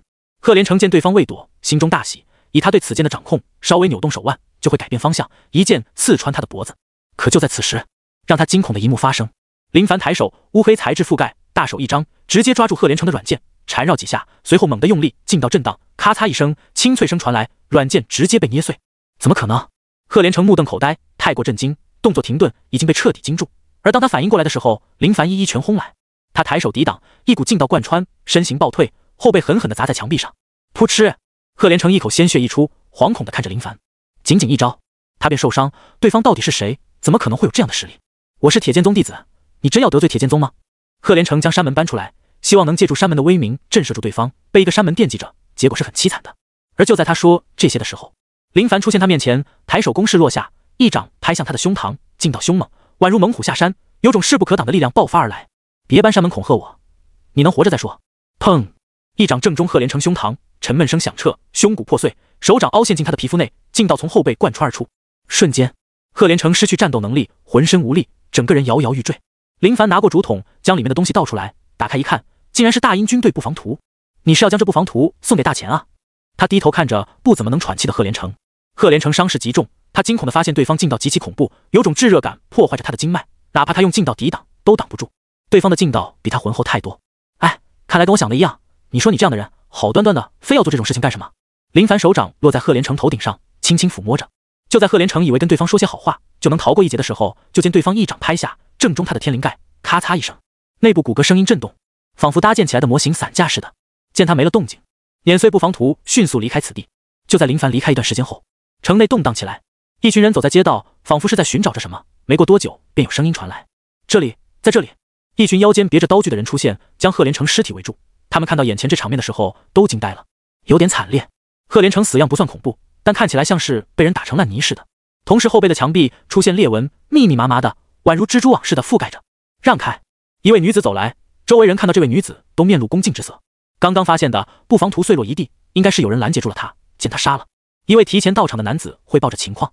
女子嗯一声，蹲下来，手掌摸着贺连成的身体，随后沉声道：“骨头被一股劲道震碎，致命一击是在胸膛，仅仅一掌就击碎他的胸骨，最后是从天灵盖下手，劲道贯穿脑部。这些碎件。”他拿起一块碎片，神色逐渐凝重起来。他已经知道眼前这具尸体是什么来历，铁剑宗的弟子砖。蜀剑分为软剑、硬剑，但不管是哪种剑，锻造技术都极高，绝对不会那么容易碎裂。而眼前这些便是被蛮力弄碎的，好可怕的高手，这等实力难以想象。莫非是某个山门长老出现在这里吗？女子沉思着，想不通，随后挥手将所有东西带回去。是聚源酒楼。林凡站在窗户前，看着外面的动静，他知道对方发现布防图消失，然后全城搜索，反应真够慢的。就这样的看守能力，实在是让人堪忧啊。没有多想，继续修炼。他颇为好奇，铁剑宗如何是好？知道铁剑宗弟子勾结大钱，会不会灭掉这山门呢？但想想，应该不会。清晨，天刚刚亮，林凡来到一楼吃着早餐，随后就见顾傲跟张嫣从楼上下来。醒了。他看了一眼张嫣，目光落在下半身，虽说从这里分析的话准确率不高，但看情况应该是没拿下。师兄早。张嫣微笑打着招呼。顾傲道：“林兄，你起得够早啊。”习惯了，都过来吃早饭吧。林凡早就给他们准备好早饭，至于醒得早，那真的是习惯，曾经每天基本也就睡3个小时而已。如果修炼上头的话，不睡也是家常便饭。昨晚我听到外面有动静，看来贺城并不安宁啊。顾傲说着，明显是听到昨晚的动静，那群人寻找贺连成基本没有隐藏，如果连这都听不到的话，那真的太废了。林凡道：“我看了一眼，有大动静，应该是有大钱的人在这里面偷东西，后来被发现，四处逃跑，最后被抓住了。”唉，顾傲叹息一声，摇着头，颇为无奈的很。曾经的大英是很强的，只是谁能想到会变成现在这种情况，真的是意料之外的事情啊。早点结束出发吧。林凡说道。顾傲跟张嫣都点着头，加快速度，尤其是张嫣已经迫不及待地找到爹跟哥，想着快点带他们离开鹤城这是非之地。如今还留在鹤城的百姓，除了有产业在这没法离开，就剩下一些没法的。而鹤城的百姓已经很少，没有往日那般的繁华，哪怕是白天，街道显得很冷清。林兄，如今鹤城的情况完全没法跟咱们宁城相比。顾傲感叹道。那是自然，不过如果大英军队没有挡得住大钱进攻的步伐，宁城变成鹤城也只是早晚的事情而已。林凡说道。那山门会有事情吗？不好说，也许没事，也许会有事，这就得看山门是如何选择的。似懂非懂。顾傲没有询问，对他而言，有的事情没必要知道的太清楚，他心里自己有数，只是这说不说都是一样的。城外，他们朝着军队驻扎的地方出发，也不知那里情况如何。许久后，军营，你们是什么人？军营重地，闲杂人等不准入内。2位士兵拦住他们的去路，警惕地看着他们。林凡道：“我们是从台城过来，这位是张汉明的女儿，特意前来找他。你是张老爷的女儿？”看守士兵听到张汉明这3个字，脸色柔和许多，没有先前那般的警惕。看来张汉明在这地方还是有些威望的。是的，我们特意从台城过来，找我父亲跟大哥。张嫣说道。我带你们去找他。士兵说道。多谢。一群人跟随在士兵身后，朝着里面走去。林凡看着周围的情况，很多士兵都在训练，没有想象中的那般颓废。数月前遇到的那些逃兵，也不知是从哪里来的，看起来惨不忍睹，简直就是老弱病残，不堪一击。反观这里的士兵，精神状态都很好。张老爷子就在里面。士兵将他们领到一处帐篷前，周围频频出现一些绑着白布的受伤士兵，掀开帘子，一股浓烈的药味扑面而来。爹！张嫣看到不远处正在给一位士兵包扎的老者，赫然就是他的爹。张汉明的发家史就是从大夫开始的，后来专门做药材，虽说很长一段是没有给人看过病，但自身的医术还是很不错的。嫣儿，你怎么来了？张汉明跟士兵轻声说了几句话，便放下手里的活，徐徐走来，看到张嫣过来，真的很惊讶，还有些诧异。2位师兄陪我回来，娘说你来了这里，我们就赶来了。我哥呢？你哥正在煎药，有什么事情出去说吧，让他们好好休息。离开的时候，林凡看着这些士兵，伤势都很重，有的断臂断腿，都是刀伤。莫非前段时日刚发生过冲突吗？叶儿，你带着你娘先去宁城，为父跟你哥还得在这里一段时间。当张嫣将想法说出来的时候，张汉明没有答应。爹，你们做的已经够多了，这些事情不该由你们来冒险。张嫣惊声道，显然是没想到爹竟然不走。张汉明道，叶儿，国家兴亡，匹夫有责，张家在台城成为富甲，不能赚到钱，看到战争爆发就离开。放心吧，我跟你哥又不到前线，就是煎点药，治一治受伤的士兵，没危险的。张嫣将目光看向林凡跟顾傲，仿佛是希望两位师兄能够帮他说说话。顾傲满脸无奈，他能说什么？林凡也没有多说，选择再个人，他佩服这位张老爷子。张伯父，现在情况如何？大前军队开始对贺城动手了吗？林凡询问着，虽然对大英的情况不算太在意，但他也想知道能否挡得住。张汉明道，前段时间大前派了不少侦察兵来查看情况，后来被发现发生了一些冲突，而且大前有不少高手参战，好在我们这里也有高手，否则情况不容乐观。就在他们交谈的时候，远方一道身影注视着他们。华莲看到林凡等人时颇为诧异，主要是没想到竟然会在军营见到，想了想没有出面跟他们相认。华兄，一位穿着盔甲的男子走来。赵将军。华莲收回目光，随后跟赵浪走进帐篷里商讨重要的事情。而在华莲进入帐篷的时候，林凡朝着那方向看了一眼，就在刚刚好像有人窥视着他。如果是以前，他绝对是感受不到的，但随着修为提升，感官发生天翻地覆的变化，如果是特意看着对方，就会有那种奇怪的感觉。此时他见那边没人，便没有多想，也许是他们的到来引起某人的注意吧。帐篷内，华兄，大前国师派来的那些高手对我们有很大的影响，如果不是魏公派高手保护着我们，不少将军都有可能被他们暗杀。赵浪沉声道，行军打仗排兵布阵他最为擅长，虽说自身也有不俗的实力，但是跟那些真正修行的强者相比，还是有很大的差距。赵兄放心，剩下的交给我便好。此次带来妖堂、武堂高手，为的便是对付这些家伙，你安心镇守指挥便可，别的不用操心。华莲来此的目的，便是跟大前国师会的那群高手决一胜负，击溃那些高手。夜晚，军营很宁静，但时不时的能听到士兵巡逻时的脚步声，偶尔还有那些受伤士兵在睡梦中发出的痛苦声。师妹，伯父跟你哥怕是不会离开这里了，你要想清楚，早做打算。林凡说道。张嫣不知该如何是好，他原本的想法就是带着家人离开，可是爹跟哥都不想离开，要留在军营，这让他一时间都不知该说些什么才好。师妹，我听你的，如果你想待在军营保护你父亲，我愿意陪你留下，让林兄带着你家里的人先到宁城也行。顾傲做好准备，肯定得陪着张嫣，至于别的那都不重要。张嫣感动，想拥抱顾傲。顾兄，师妹，以你们的情况留在这里，恐怕会有危险。这不是林凡不相信他们，而是他们的实力真的还没有达到那种境界，肯定是会遇到危险的。相比张老爷子，他们是大夫，也运送物资，虽然也有危险，但不用直面危险，保护得当，相对安全的很。顾傲道，林兄，你说如今大前想要攻破大英，我见那些士兵模样极惨，伤势很重，都是为了守卫国家，你说是不是我们有点太偏见了？或者说我们仅仅只是知道一些表面情况而已？这跟他曾经听过的不一样。外界流传大英已经腐败到极致，那些对抗大前的军队都是一群散沙，碰之就碎。可现在他看到这些士兵都很英勇，听伯父说，如果不是这些士兵不惧生死的抵抗着，贺城早就被攻破了。也许你说的对。林凡神色淡然道。顾傲说的这些或许是对的，但对他而言并未有太大的波动，他的想法便是努力修炼，别的不想多管。如果此次不是顾傲拜托他前来，他绝对不会出现在这里。林兄，不管危险如何，我已经决定了跟师妹留在这里。顾傲沉声道，他有自己的想法，老丈人跟大舅哥都在这里，既然他跟师妹已经在一起了，就得做些男人该做的事情。师兄，师妹，两人紧握着双手，含情脉脉对视着。林凡眨着眼，早知道就将师姐带来的，也能避免有人在他面前撒狗粮。嗨，林凡假装咳嗽着。顾傲跟张嫣对视一眼，两人脸色微红，情不自禁的动情，竟然忘记他还在这里，真是不应该啊。既然是你们自己的选择，我也不便多说什么。林凡没多说什么，这是人家的选择，他劝解过就行，大伙都已经成年，自己的选择不管最终结果如何，都由自己承担。师兄，我娘他们便有劳师兄了。张嫣诚恳道。林凡笑道，师妹放心，这点小事没有任何问题。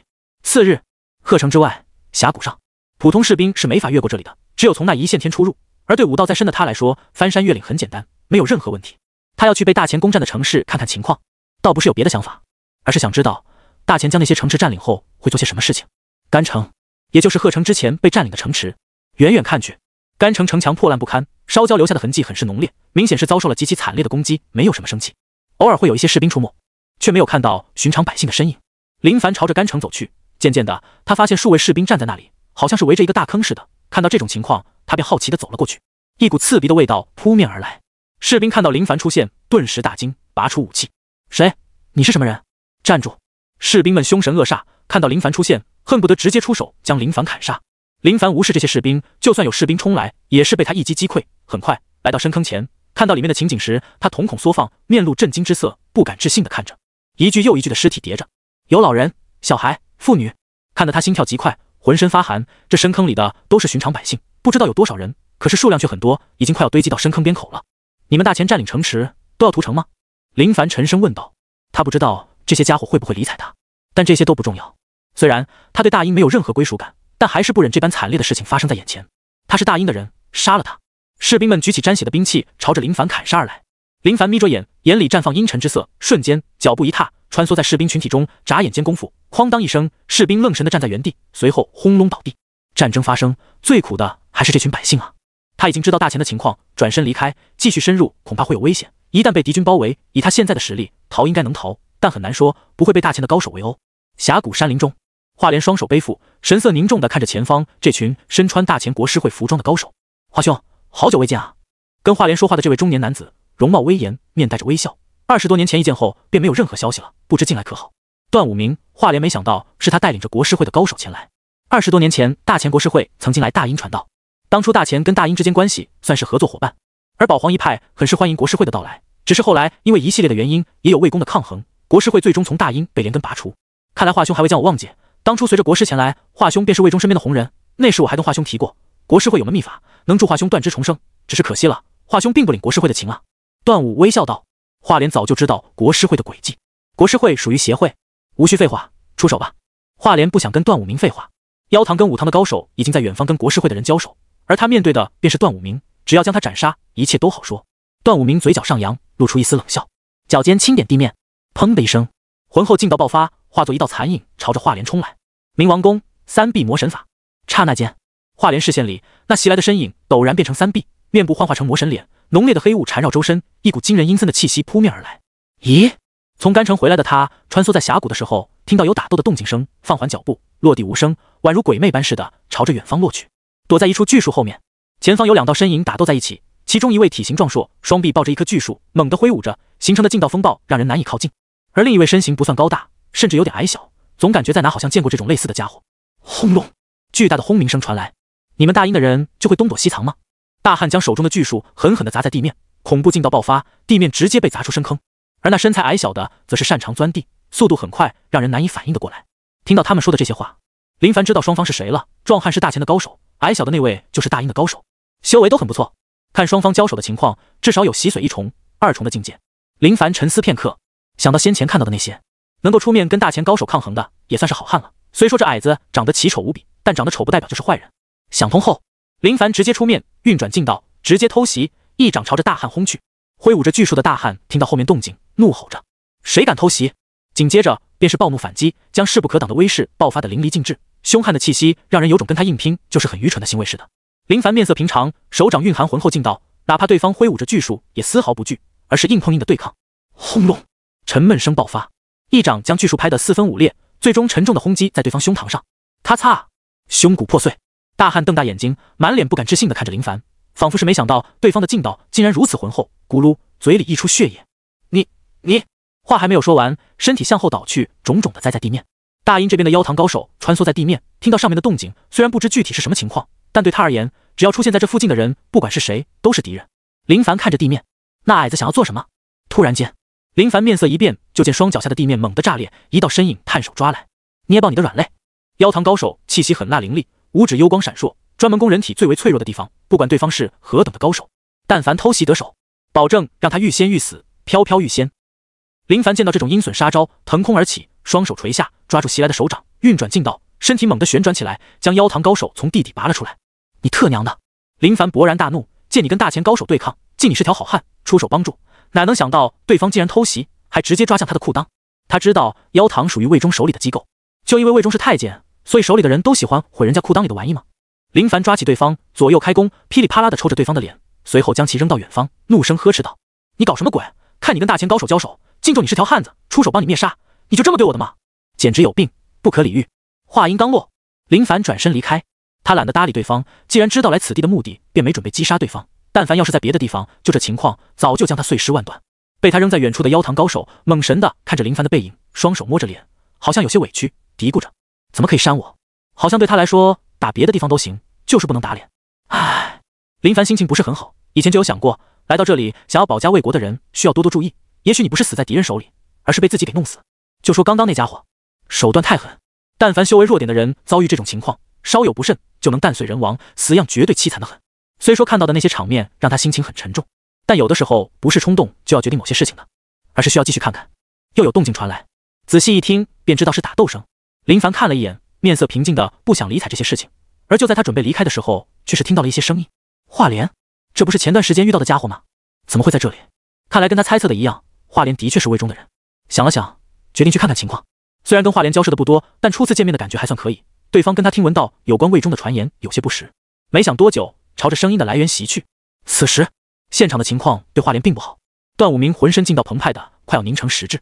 华莲，20多年过去，你可没多少长进啊！老子可是早就将冥王功修炼到极其高深的境界。段武明冷笑连连，虽说他身上也有不少伤势，但以这些伤势将华莲击溃便已经足够。周围到处都是坑坑洼洼，都是劲道贯穿造成的深坑。华莲没想到段武明的冥王功如此厉害，3臂魔神法的奥妙便是以国师会神灵为基础，运转特殊劲道形成的效果。20多年的时间里，他有很大的进步，可是对方的进步更大。去死吧！段武明低吼一声，一跃而起，一掌朝着华莲拍来。浑厚的劲道扭曲着空间，看似普通的一掌，却蕴含着恐怖的威势。华莲紧咬牙关，深吸一口气，调动浑身劲道，准备跟对方硬拼。躲避是不可能的事情，段武明的身法极快，一旦躲避，便会落入到对方的攻势中。而就在此时，一道身影从天而降，落到华莲面前。面对段武明拍来的一掌，林凡丝毫不慌，也是一掌拍去。两掌对碰，劲道碰撞，刹那间，以两人为中心，一股劲道冲击猛地扩散出来。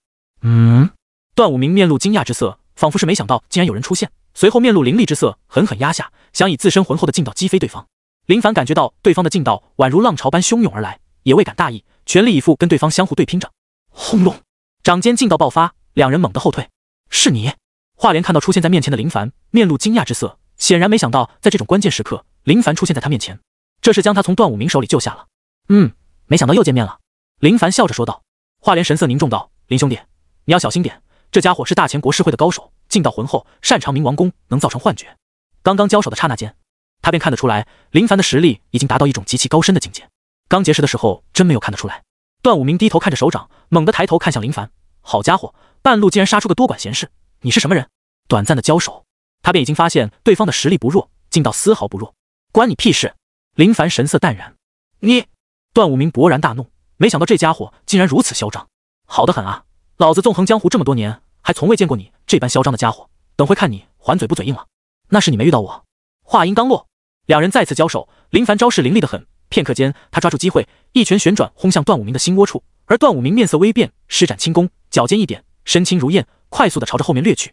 林凡紧追不舍，他的拳头距离段武明心窝仅仅只有一拳的距离。而就在此时，林凡变拳为止，手指被乌黑材质覆盖，同时延伸出来，惊得段武明面色大变，强行转变方位，扑哧一声，刺穿段武明的护体劲道，在他胸前划出一道伤口。你们大英的武者就如此卑鄙吗？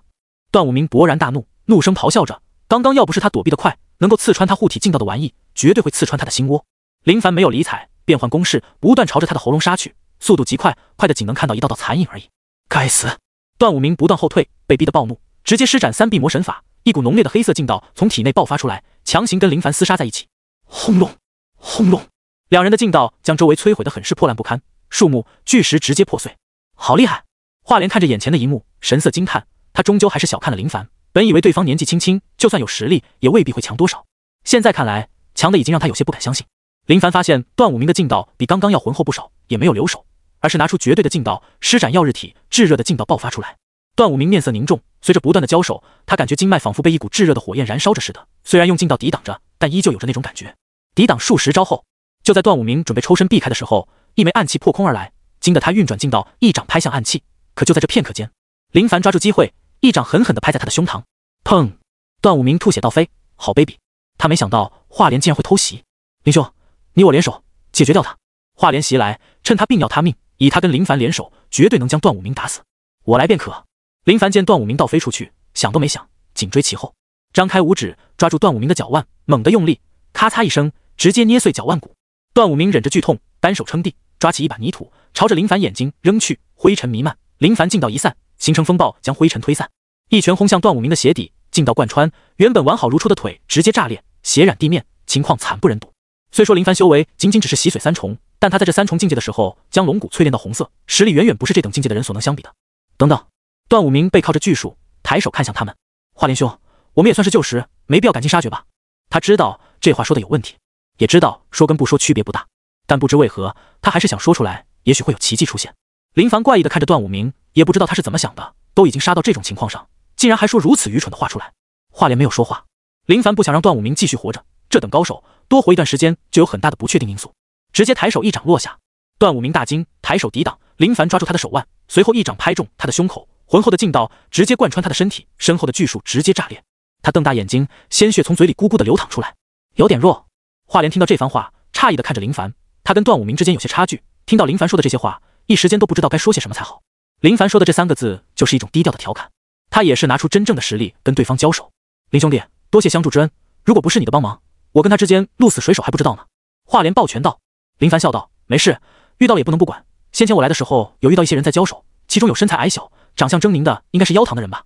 没错，那便是妖堂的人，魏公手里的2大机构之一，为的就是用来对付大钱的高手。这段武明是大钱国师会派来的高手，他一死，这件事情算是圆满结束了。林凡道，我说嘛，先前就遇到一位妖堂的人，帮他杀掉大钱的高手后，他竟然直接偷袭我，差点毁我命根子，这妖堂的人得管一管。华莲听到此话，面色一变，明显有些发怒了。林兄弟，你说他是谁，竟敢如此不知好歹？哈哈，算了，都已经忘记了。林凡摆手，不想多说什么。而就在此时，一道身影快速从远方出现。华大人，一位身材矮小的妖堂高手袭来，看到华莲出现在那里，立马恭敬地称呼着。林凡看着那道身影，惊讶道，咦，好像就是他。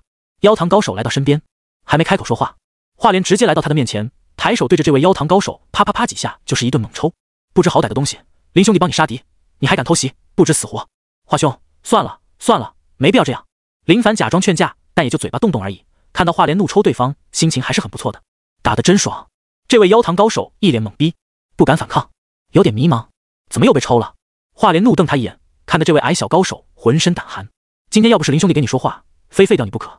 华莲的怒声呵斥，让这位妖堂强者偷偷看了一眼林凡，第一眼没什么，第二眼心里想的就是好眼熟，反应过来，这家伙不就是抽他嘴巴子的吗？林凡还是很想看到华莲继续扇这矮子，哪能想到华莲竟然说我给他说好话，这是不可能的事情。误会了呀，你继续抽，但凡我说一句话，就算我有病。滚！华莲怒喝道。矮小强者立马缩着脑袋离开。林兄弟，还请不要放在心上，这些家伙不懂事。华莲抱拳道。林凡笑道，无妨，我能理解。此次多谢林兄弟的相助，段武明在国师会有着不俗的地位，没想到这次交手，初次就能将他斩杀，将他的尸首悬挂在那，必能降低大前武者的士气。华莲心情不错，感觉自己运气很好。这些高手都是国师会派来的吗？林凡问道。华莲沉声道，没错，都是国师会派来的。国师会在大前是信仰教派，创始人便是当朝国师，大前对大殷发动战争，国师会便在后面推波助澜。原来如此。林凡想到曾经在大殷内遇到的那些荒废破庙，当时他就感觉荒庙内的神像狰狞可怕，跟刚刚段武明施展的招式好像有点像。莫非以前国师会在大殷出现过，最后被排挤出去？有这种可能性。林兄，你怎么会经过这里？华莲疑惑得很，出了鹤城便已经很危险，更不用说来到这里，运气稍微不好点就能遇到大前的高手。此次他们就是跟国师会越好，武道高手在此决战，往往他们的输赢便能代表战争的结果。如果这一次大殷输掉，国师会的高手便会暗杀军队将军，导致群龙无首，兵败如山倒。这些年里，妖堂跟武堂出动了很多高手，死伤无数，失败一次便丢失一城。林凡道，听闻大前攻占数城，便想看看那些被占领的城池中百姓如何。那看到了吗？看到了。如何？惨不忍睹。唉。林凡跟华莲对视着，无声叹息。对他们而言，一位是希望能将大前击退，另一位便是希望能安安静静的修炼，别弄出这么多的幺蛾子出来。华莲兄，我还有事就先告辞了。林凡抱拳，没有逗留。他想到黄承思假带拳，那人也是想拉着他加入黄承思，给高官后路的拉拢，只是他自知自身实力还未到那种地步。况且他现在仅仅只是洗髓3重修为，真的很弱。别看他现在的修为好像能干4重、5重的高手，但说实话，就这点实力，胆敢在外面胡乱的浪，简直就是一种找死的行为。林兄，华莲出声，的确有想邀请林凡加入他们这一方的想法。现在的人才是最稀缺的，但凡能拉到一位人才，那就是大赚的很。华兄，我知你要说什么，但我现在还没有这样的想法，就先告辞，有机会再见。林凡没有多说什么，身轻如燕，朝着远方袭去。唉，可惜了。华莲看着林凡远去的身影，久久没能回神。不过脑海里想到正道宗，有的事情该跟魏公说一说。此次一战，他不敢占功劳，如果不是林凡出手，结果还说不准。随后，他来到段武明尸体前，死得真惨，你的尸首就给我好好的用一用吧。华莲抓起段武明的尸首，没别的想法，就是要悬挂他的尸体，让大前的人知道，你们的高手已经被杀。军营，顾兄，师妹，你们真决定了？林凡询问着，他将刚刚遇到的危险告诉他们，留在军营中，说不准就要面临着危险，而且还不是寻常危险。两军交战，刀剑无眼，说不准就能命丧在此地。顾傲道：“林兄，我留在这里陪着师妹，我不能将我爹留在这里。如果真遇到危险，我们第一时间就会离开。”张嫣沉声道：“他自然知道留在这里很危险，可是没办法，自己的父亲要留在这里，身为子女的他还能怎么办？那好，你们注意安全。前段时间我们遇到的那位华莲兄，在此地的地位极高，如果遇到解决不了的事情，倒是可以找他。”林凡说道：“那他就是魏中的人？”顾傲诧异道：“没错，就是魏中的人。那他为人还算不错，不用担心。虽说跟华莲没认识多长时间，但就这短暂的结识，虽说华莲是魏中的人，却没有他想象中那般的不讲道理。也许人的手段都有些恶，但凡能讲道理，那都好说。”次日，林凡早早的从军出发，来到台城，便是要带走师妹的家人，因为有师妹的书信，事情很好解决，没有发生任何意外。只是师妹家的管家需要留在这里，负责张家的生意，同时给军营那边运送物资。这些物资对军队来说或许是杯水车薪，但也是张家想要做的事情。一辆辆马车行驶在官道上，马车是由张家仆人牵着，他待在马车内修炼，已经将玄武秘法修炼到入境，下个阶段便是通透，最终就是圆满。等修炼到那种时刻，他的实力将发生天翻地覆的变化。不管他修炼武技也好，还是秘法，都是按部就班，有序不乱，一门接着一门，不将每一门修炼到圆满，他都不会停止。张家的人从台城迁徙到宁城，大大小小的货车就有不少。如果是以往，他们肯定害怕的很。现在的江州很乱，到处都是盗匪，他们的目标群体实在是太大，很容易引来别人的注意。但护送他们的是自家小姐的师兄，山门高手，这都不知比多少护卫运送还要安心，因此没太大的危机意识，感觉这一路肯定很安全。荒原平地，一群盗匪围坐在泥土坑前，坑内燃烧着木柴，一位盗匪拨开火堆，从里面刨出饱满泥土的椭圆形的东西，木棍一敲，香味扑鼻，里面藏着一只烤熟的鸡。就在众人分享美食的时候，一道身影从远方跑来，来活了，来活了！一位脸色乌黑、长相有点丑陋的盗匪从远方跑了过来，满脸的兴奋。吃着鸡肉的盗匪们疑惑地看着。盗匪来到一位光头大汉面前，弯着腰道：“大哥，我看到一群车队从远方过来，数量不少，都装着货物，而且没什么护卫，看样子像是某个富商外逃的。这次可是真正肥美的大餐啊！有多少人？”大汉满脸横肉，凶神恶煞，放在身边的是一柄大砍刀，初步看有20-30号人。带兵器的有几个？没几个带兵器的，老弱病残多点。好，大汉听闻大喜，提着大刀，一口吞掉手里的鸡肉，高声道：“兄弟们，来活了，都给我准备好家伙，将他们给劫了！”话音刚落，一群盗匪欢呼着，他们最喜欢听到的就是来活。车队有序不乱地朝着宁城方向驶去。车厢内，林凡修炼结束，掀开一角，看着外面的风景，已经离台城有段距离。按照这种速度，用不了多久就能出江州，进入怀州境内。突然，林凡感觉有些问题，他发现周围有些问题。停车！随着他声音从车厢内传递出来，张家的人都老老实实地站在原地。在他们心里，林凡就像是护卫首领，实力高强，能够提前感觉到危机的到来。林凡从里面出来，站在马车上，看向四周，宁静无人，但他知道那里有人，运足一口气，缓缓道：“各位有备而来，必然是有所图谋，不妨出来谈一谈。”他神色淡然，遇到这些事情并不慌张。可是张家的人却远远没有他这般镇定，脑海里第一个想法就是遇到盗匪了。以往的时候，这些家伙就是所有商队的头号敌人，运气不好的遭遇到这些人财两空。远方，大哥，他好像知道我们在这里，要我们出去呢。一位盗匪说道。光头盗匪沉思片刻，马德，哪个兔崽子暴露了咱们的位置？先出去看看，就这批货物，我看价值不菲，要是从我眼前溜走，还不懊悔死我？别的盗匪露出贪婪之色，大哥说的对，真要放过这么多的货物，别说懊悔，就连想死的心都有。顿时，一群盗匪从山坡上冲了下来，来势汹汹，挥舞着手里的刀具，看得人内心惶惶不安。张家车队的人很是紧张，不知所措地站在原地，有的害怕掏出刀具，仿佛随时都做好跟对方拼命的准备似的。林凡没想到又会遇到盗匪，这频率有点高，还是说这行业比较有搞头，导致很多人都愿意在这行业里混呢？谁是这里管事的？出来说两句。光头大汉骑着马，肩扛大刀，气势汹汹地看着这群在他看来2-3刀就能干翻的普通百姓。我是林凡从后面走来，面对着这群足足有30多号人的盗匪。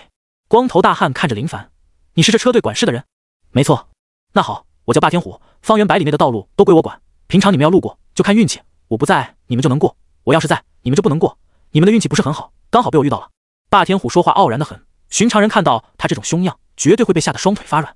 然后呢？林凡问道。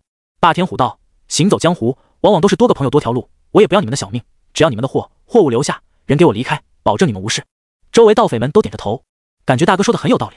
咱们是有素质的盗匪，劫财不杀人，货物留下就行，下次还能继续抢一次。说的有道理，只是货物不能留下，在下正道宗弟子，带着同门家人回去。你们身为盗匪拦路劫财，倒是能够理解，但也该知道什么能拦，什么不能拦吧？林凡沉声道。霸天虎听到林凡自报山门，内心猛地一惊，山门弟子，如果真是这样，可就有些棘手了。他们干这一层从来都不会招惹山门的人，毕竟那不是他们能够对付的。既然阁下是山门弟子，那多有打扰，希望能谅解。撤！霸天虎挥手，带着人马离开。张家的人看到盗匪离开，都露出笑容，看向林凡的眼神都充满崇拜的色彩。果然够厉害的，都还没有动手，仅仅是自报名号就将人给吓走，实在是太厉害了。林凡没想到这些盗匪竟然如此自觉，这是他没有想到的。回到马车内，让他们继续赶路。大哥，真放他们离开？一位盗匪小弟问道。放任这样的肥肉离开，真的好不甘心。霸天虎冷笑道，怎么可能？好不容易遇到一头肥肉，放他们离开，天打雷劈！二虎，你给我在后面跟着，我现在快马加鞭去铁剑宗，既然他是山门弟子，那老子就让别的山门弟子干他。而就在此时，一道声音传来，那我做什么？霸天虎头都没回，便怒声道，你特么的给老子待着！大哥，干什么？他……霸天虎发现小弟说话的语气有些不对劲，撇过头，看到林凡这张脸的时候，惊得他连爬带滚，跟林凡拉开距离，面色惶恐，抬手指着林凡，你什么时候来的？真被吓傻。对方神出鬼没，就跟鬼魅似的。林凡微笑道，在你说要亲自去铁剑宗找人帮忙的时候，我也就到了。你想干什么？霸天虎不安得很，有种不妙的感觉。没什么，我就是来看看你们等会要做什么，要是什么都没做，大家就当没见过，但现在你的行为让我很难搞啊。你别乱来，我们没别的意思。我知道你的意思，但你的意思不是让我很满意。林凡摇着头，为他的选择感到遗憾。原先在张家人面前出现的时候，他就想将这群盗匪击溃，但想到场景可能会很血腥，便没有在那里出手。霸天虎知道此时的情况已经不是他想的那般简单，凶残道，兄弟们都给我抄家伙，跟他拼了。很好。林凡捏着手指，嘴角带着一丝笑意。没过多久，林凡回到车队，路过张老夫人马车时，老夫人掀开窗帘询问林凡情况。老夫人放心，没事的。林凡微笑道。老夫人目光落在林凡身上，微笑点点头。紧接着他发现林凡双脚走过的地面竟然有血印，想到刚刚的情况，再加上此时的血脚印，心里明悟，一二山门的人都不简单啊。没有说出来，就是心里想着而已。如果他没猜测的话，刚刚那些盗匪应该都已经死了。对林凡而言，这些都只是寻常的事情而已，修炼才是最为重要的。霸天虎在江州是有关系网的人，就是跟铁剑宗里的某位弟子有着密切的关系，但对林凡这种过客来说，杀了也就杀了。莫非对方还能顺着路线来找我吗？都城魏公府书房内，魏忠翻看着书信，眉头舒展。好一个妙人，没想到正道宗竟然出了一位这样的弟子，不错，真不错。信件是华莲从鹤城那边送来的。国师会段武明被击杀，让他松了口气，这是很重要的一战，如果不能将国师会的高手击溃，那么鹤城必然很难守住。来人！随着魏忠话音落下，一道身影立马出现，这是魏忠身边暗藏的高手，由他亲自培养，专门为他做些秘密中的秘密。地牢中是否有正道宗的弟子？有。是谁？皇城司正秋，此人跟妖堂作对，连杀数位妖堂的人，最终被擒，已经关押在地牢中数月。情况如何？刺穿琵琶骨，每日鞭打，折磨3年弄死。就他一位吗？是。魏忠沉思片刻，缓缓道，全力救治，治好后给我送回正道宗，告诉正道宗的人，我魏忠有恩必报。是。随着魏忠吩咐后，人影消失。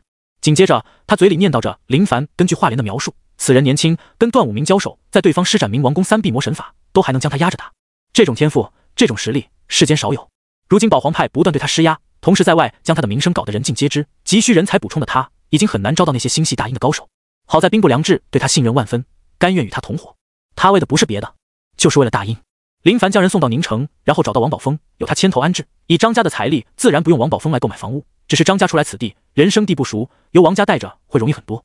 宁城就这么大，张家肯定还想做生意，只是那张饼都已经被分完，想要从别人手里将抢来一些饼，以张家外来者的身份是很难的事情。但有王宝峰的帮忙，还是能分到一点的。院落中，林兄，江州那边的情况是不是很严重？王宝峰询问着。身为商人的他，肯定不希望大殷被大钱踏平，否则他们根本没有任何生存的空间。林凡抱着干女儿王宁书，小丫头已经1岁了，活泼可爱，长得就跟娃娃似的，十分讨他的喜欢。有点麻烦，但暂时还不会有事。王兄你就放心吧，哪怕以后真有事，只要有我在，我能保你全家平安。林凡说道。王宝峰叹息道：哎，倒不是苟且，而是想到大殷万一哪天被踏平，我等都是亡国之人。林兄，正道宗有过说法吗？林凡摸着干女儿的脑袋，沉思片刻，随后摇着头，没有。如今情况并不明朗，各大山门都想静观其变，你对魏忠有何看法？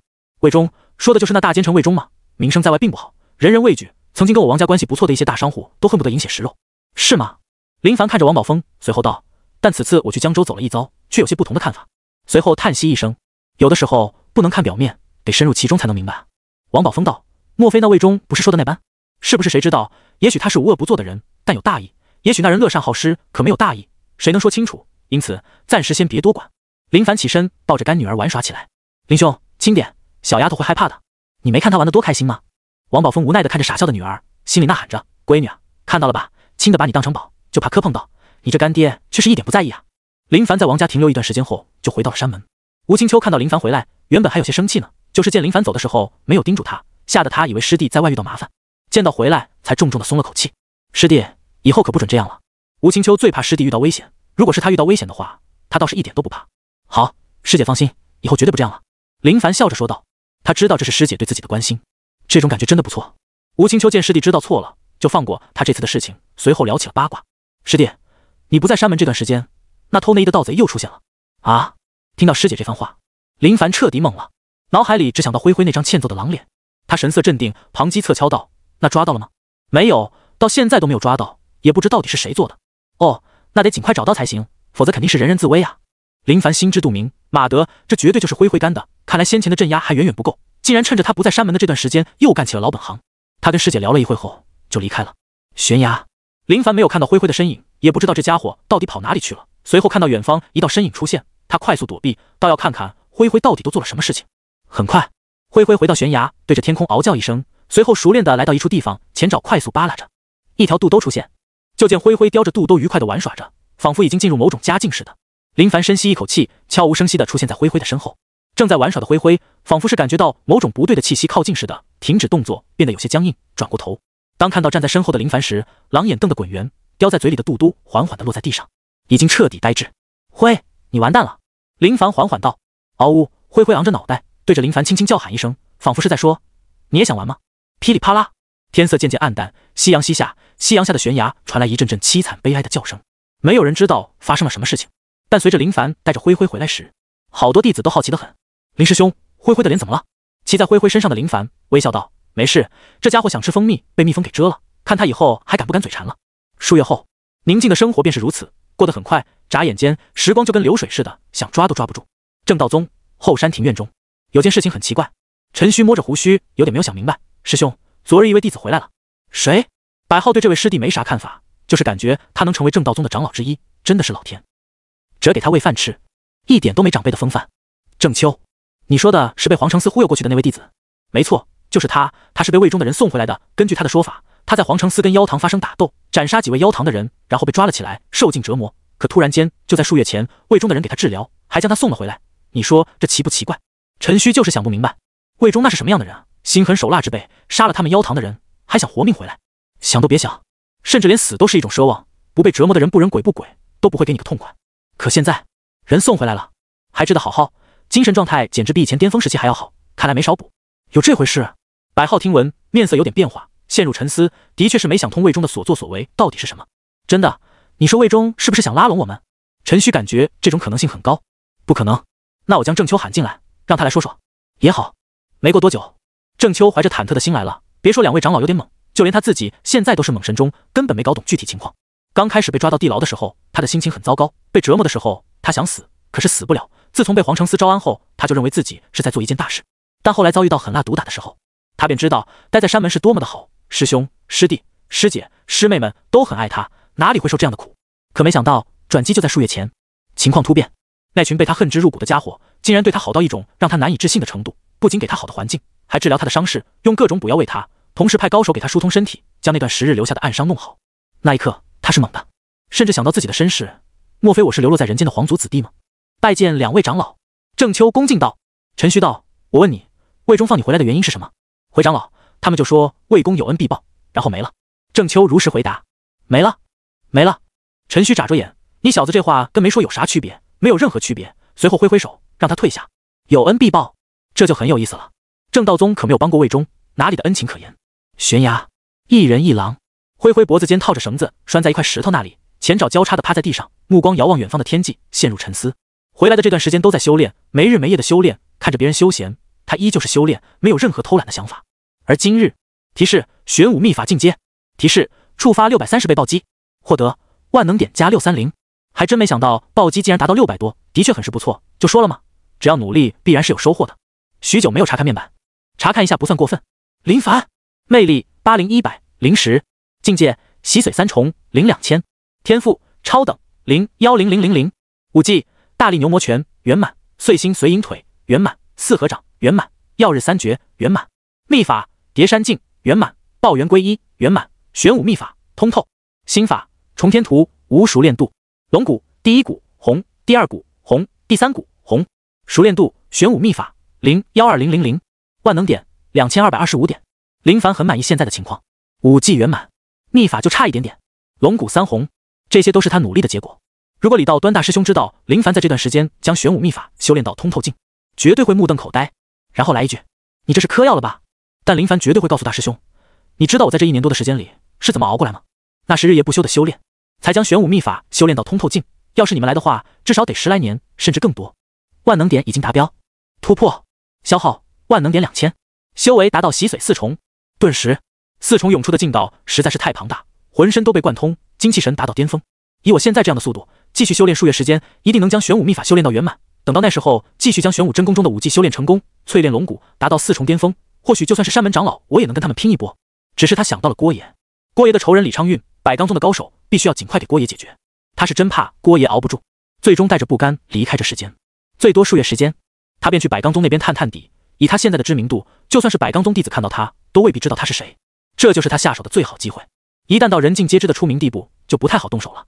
林凡起身，深吸一口气，紧握拳头，顿时劲道缠绕手臂，一拳轰出，劲道爆发，能够明显看到空间在震荡。倒不是真的能击碎空间，而是劲道浑厚到一定程度，轰出的时候发生的变化。师弟，师姐拎着饭盒过来，如同往常一样。他逐渐发现师姐没有跟以前那样表现的好像很希望跟自己在一起，而是归于一种平淡，做饭、买衣服等等一些平常该做的事情。师姐，吴青秋来到林凡面前，咦，师弟，我见你精神状态有变化，看来是又有所进步了。刚刚进步了点。林凡笑着说道。师弟，你现在的修为早就能够成为内门弟子，就真不准备进入内门吗？这就是吴青秋最想不明白的事情。他知道师弟的实力强横的厉害，至于有多厉害，师弟没有说明，但他知道已经很强。内门跟外门对我而言暂时并不重要，我只想安静的在这里修炼，等时机成熟，我会主动加入内门的。林凡说道。师姐理解你。吴青秋已经是内门弟子了，这是正常情况，任何人都在进步中，只是林凡的进步是最为恐怖的，就是知道的人不多，或许只有吴青秋知道一点点而已。最近有贺成的消息吗？林凡问道。有，刚发生过一场战争，大钱跟大英都死了不少人，但已经将大钱挡在那里了，暂时未能更进一步。那就好，顾傲跟张嫣都在贺城，有点担心他们的情况，都已经过去那么久还不回来。林凡无奈的很，他知道在这段时间里，搬到宁城的张家已经站稳跟脚，在王宝峰友善的帮助下有所开展，而没想到的就是张家老夫人竟然也在招募物资往贺城运送。好在宁城有山门弟子接任务，运送过程相对安全。师弟放心，我想顾师弟跟师妹能照顾好自己，菜快要凉了，先吃饭吧。吴青秋说道。林凡盘坐着吃着师姐亲手做的饭菜，师姐跟往常一样微笑的看着他，林凡有时也抬着头跟师姐对视微笑。师弟，你这身衣服又起毛线了，那家的手艺真不行，我还特意叮嘱过，看来得换一家才行。你说游记裁缝店不错的。不行的，以前可以，现在换了师傅，手艺跟不上了。哦，没事，能穿就好。这可不行，衣服不仅仅要能穿，还要穿得舒服。你每天都这样静坐修炼，舒适度是很重要的，不过用不了多久，师弟就能穿到我最满意的衣服了。为什么？吴青秋笑盈盈道。因为师姐已经学做衣服很长一段时间了，快要出师了。听到这番话，林凡抬头面对着师姐微笑着，一切都放在心里。因为师姐的出现，让他无需为生活操心，只需要安心修炼便可。他不是太擅长表达感情的人，一切都记在心里。那我可很是期待师姐做的衣服。林凡说道。师弟放心吧，保证你会很满意的。吴青秋自信的很。林凡微笑着，哪怕师姐衣服扎人，他都会说很满意，千金万金都不换。师姐，我们去剿匪吧，好久没陪师姐出去看看了。好啊，盗匪要是知道这种情况，绝对会痛哭流涕。我们的存在就是你们培养感情的垫脚石吗？怀州的盗匪不算多，但也不算少，因为这份工作自由自在，可以横行无忌，只要不主动招惹山门的人，相对都会很安全。劫商队是来钱最快的，运气好的话，一招就能富足。山门下，林凡跟师姐骑着灰灰，师姐坐在前面，而他坐在后面，揽着师姐的腰肢，一路前行，欣赏风景为主，盗匪为辅，清风拂面，轻松悠哉。现在这种季节是最好的，气候适宜，不热不冷。吴青秋张开双臂，闭上眼睛，感受着美好的时刻。我也喜欢，那我跟师弟喜欢的季节都是一样的呀。两人聊得很开心，就跟有很多话要说似的。对于林凡来说，哄师姐开心是很正常的事情，虽说哄人的难度有点高，但对师姐还是很愿意花费脑细胞的。你知道吗？前段时间郑秋师弟回来了，听说被魏忠抓住，又莫名其妙的原因，好吃好喝的养好伤，将师弟送了回来，好像是咱们山门谁对他有恩。是吗？我都不知道这种情况。林凡琢磨着，魏忠说报恩，是不是华联将贺城那边的事情告诉了魏忠，所以释放出的好意有可能是这种情况。谁知道呢？师姐，我们从这里往南走，然后绕个圈，看看会有哪个倒霉的盗匪被我们遇到，好不好？好啊。很是糟糕的对话，这对盗匪来说就是一种羞辱。福天，徐之志最近的精神状态不是很好，他总感觉有人在窥视着他。先前他是没有注意到这种情况的，而是有一次他跟大伙在荒庙内睡觉时，突然发现掌心里握着一张小纸片。你被跟踪？简单的4个字惊得他冷汗直冒。被跟踪？怎么可能？都已经隐藏得这么深，还能被发现？紧接着他就想到，给他留字条的人绝对就是春秋老道，神不知鬼不觉的出现，除了他还能是谁？他知道我在找他，春秋老道到底会是谁？虽然很想知道，但经过提醒后，徐之志没有继续寻找对方，而是彻底成为乞丐，不管是生活习惯等等，都跟乞丐没有两样。就算暂时不找春秋老道，也想知道跟踪他的人到底在哪。此时，怀州一位扛着锄头的老汉发现一头巨狼朝着他走来，而且还发现巨狼身上竟然骑着2个人。这种惊人的情况惊呆了老汉，他从来都没有见过这种情况。如果不是看到有人骑在巨狼上，早就提着锄头跑得没影。只是老汉发现对方还朝着他赶来，吓得他浑身冒汗，脑海里出现各种可怕的想法。莫非是这头巨狼肚子饿了，刚好看到他出现在这里，想过来一口将他吞掉，填饱肚子吗？荒郊野外的，万一被吃掉也不会有人知道，更何况能够制服巨狼的人能是普通人吗？就算被人发现，也没人胆敢多管闲事的。老汉，请留步！林凡喊道。听到这话，老汉拔腿就跑，别看年龄颇大，但跑起来的速度却是不慢。师姐，这……林凡尴尬了。吴青秋笑道：“师弟，我们骑着灰灰，人家看到是头狼，怎么可能不害怕？”灰灰追上去。林凡说道。灰灰动作灵敏，速度极快，跑动起来的时候，耳边风声鼓鼓，眨眼间就追了上去，拦住老汉的去路。好汉饶命，女侠饶命，狼祖宗饶命啊！老汉那头就拜，原地磕头。林凡无奈道：“老伯无需害怕，我们就是问件事情。”老汉缓缓抬着头，见对方并没有想吃他的想法，才缓了口气，随后从容的起身，拍了拍膝盖的灰土。吓死我了，还以为要吃我。请问附近有盗匪的踪迹吗？林凡询问道。老汉诧异的看着两人，真没想通对方为什么要询问盗匪的行踪。陡然间他又有点慌了，不会是来加入盗匪的吧？林凡一眼就看出老汉对他好像有点误会。老汉放心，我们是正道宗弟子，今日陪师姐出来剿匪。林凡语气温和，尽可能的让老汉感受到他们的善意。当然他是不可能告诉老汉，我跟师姐出来就是找乐子的，这种说法不太好，有点轻浮。有的，就在前面80里地有座山，山上有个盗匪帮，平日无恶不作，烧杀抢掠没少干，百姓跟商队们都恨透了。老汉说到这盗匪的时候都恨死了。林凡诧异道：如此凶残的盗匪怎么没有被消灭掉？我记得正道宗往日都会有剿灭凶残盗匪的任务啊。的确是这样。吴青秋也应道。老汉道：不太清楚，但听说那帮盗匪好像是换了位首领，以前也就抢东西，后来就变得不留活口了，而且还拉拢了不少别的盗匪，都已经壮大了。林凡跟师姐对视一眼，感觉有问题。按理说以目前的情况，盗匪是难以解决的，就算解决一处大的，还会有别的成为盗匪，但不管怎么说，这里是怀州，相对还是很安全的。现在突然出现这样的盗匪，就有很大的问题。多谢告知，师姐，我们去看看吧。林凡说道。吴青秋也想看看这到底是什么盗匪。老汉带着八卦的事情离开了，他回去后要跟大伙说一说今天遇到的事情。我竟然遇到正道宗弟子了，他们骑着狼来追我，我淡定的等待着，丝毫不慌。现在他们去剿匪了，那盗匪我肯定要倒霉了。师姐，你怎么看待这件事情？林凡问道。感觉有点不对，如果是江州盗匪，师姐倒是相信，可怀州并不算乱，盗匪胆敢这样干，肯定是在找死。除非你说会不会是有人故意这样做，为的是让怀州乱起来，内乱搞得人心惶惶。就是这道理。林凡想了想，不管是什么情况，去看看便知道了。随后他们朝着老汉所指的方向赶路，不急不慢。林凡单手搂着师姐的腰，时不时的指着远方的风景，两人有说有笑。这种情况格外的温馨。对林凡来说，师姐的意思他是懂得，而他对师姐从刚开始的不算太有意思，到慢慢敞开心扉。古话说的对，日久生情，不是你不想，而是你们日的不够久远。男人都是感性的，一旦谁对他真好到一定程度，那真的挡不住。师姐感受着腰间传来的温度，还有师弟那只手时不时的摩擦着她的腰，脸色就红润得很。林凡为师姐改变不少。首先，他已不喜欢白嫖了，就算有白嫖，他也不会多看一眼，这是对师姐的尊重。在两人欢声笑语中，已经看到老汉所指的一座山了。这座山曾经来过，里面地势有些复杂，谁躲在里面很难发现。师弟，不如我们打个赌，看看盗匪是在哪个方向好不好？吴青秋满脸笑容，跟师弟在一起，内心很宁静，很幸福。就算来到有盗匪存在的地方，他也一点紧张感都没有。好啊，林凡道。我选择这条方向。吴青秋指着右边。灰灰，你说走哪个方向？林凡询问着。灰灰听懂林凡的意思，对着空气嗅动着，随后对着左边嗷叫一声。师姐，不如你选左边，我选右边怎么样？吴青秋想了想，既然是师弟让我选，我就听师弟的。灰灰，先走右边，看看盗匪在不在。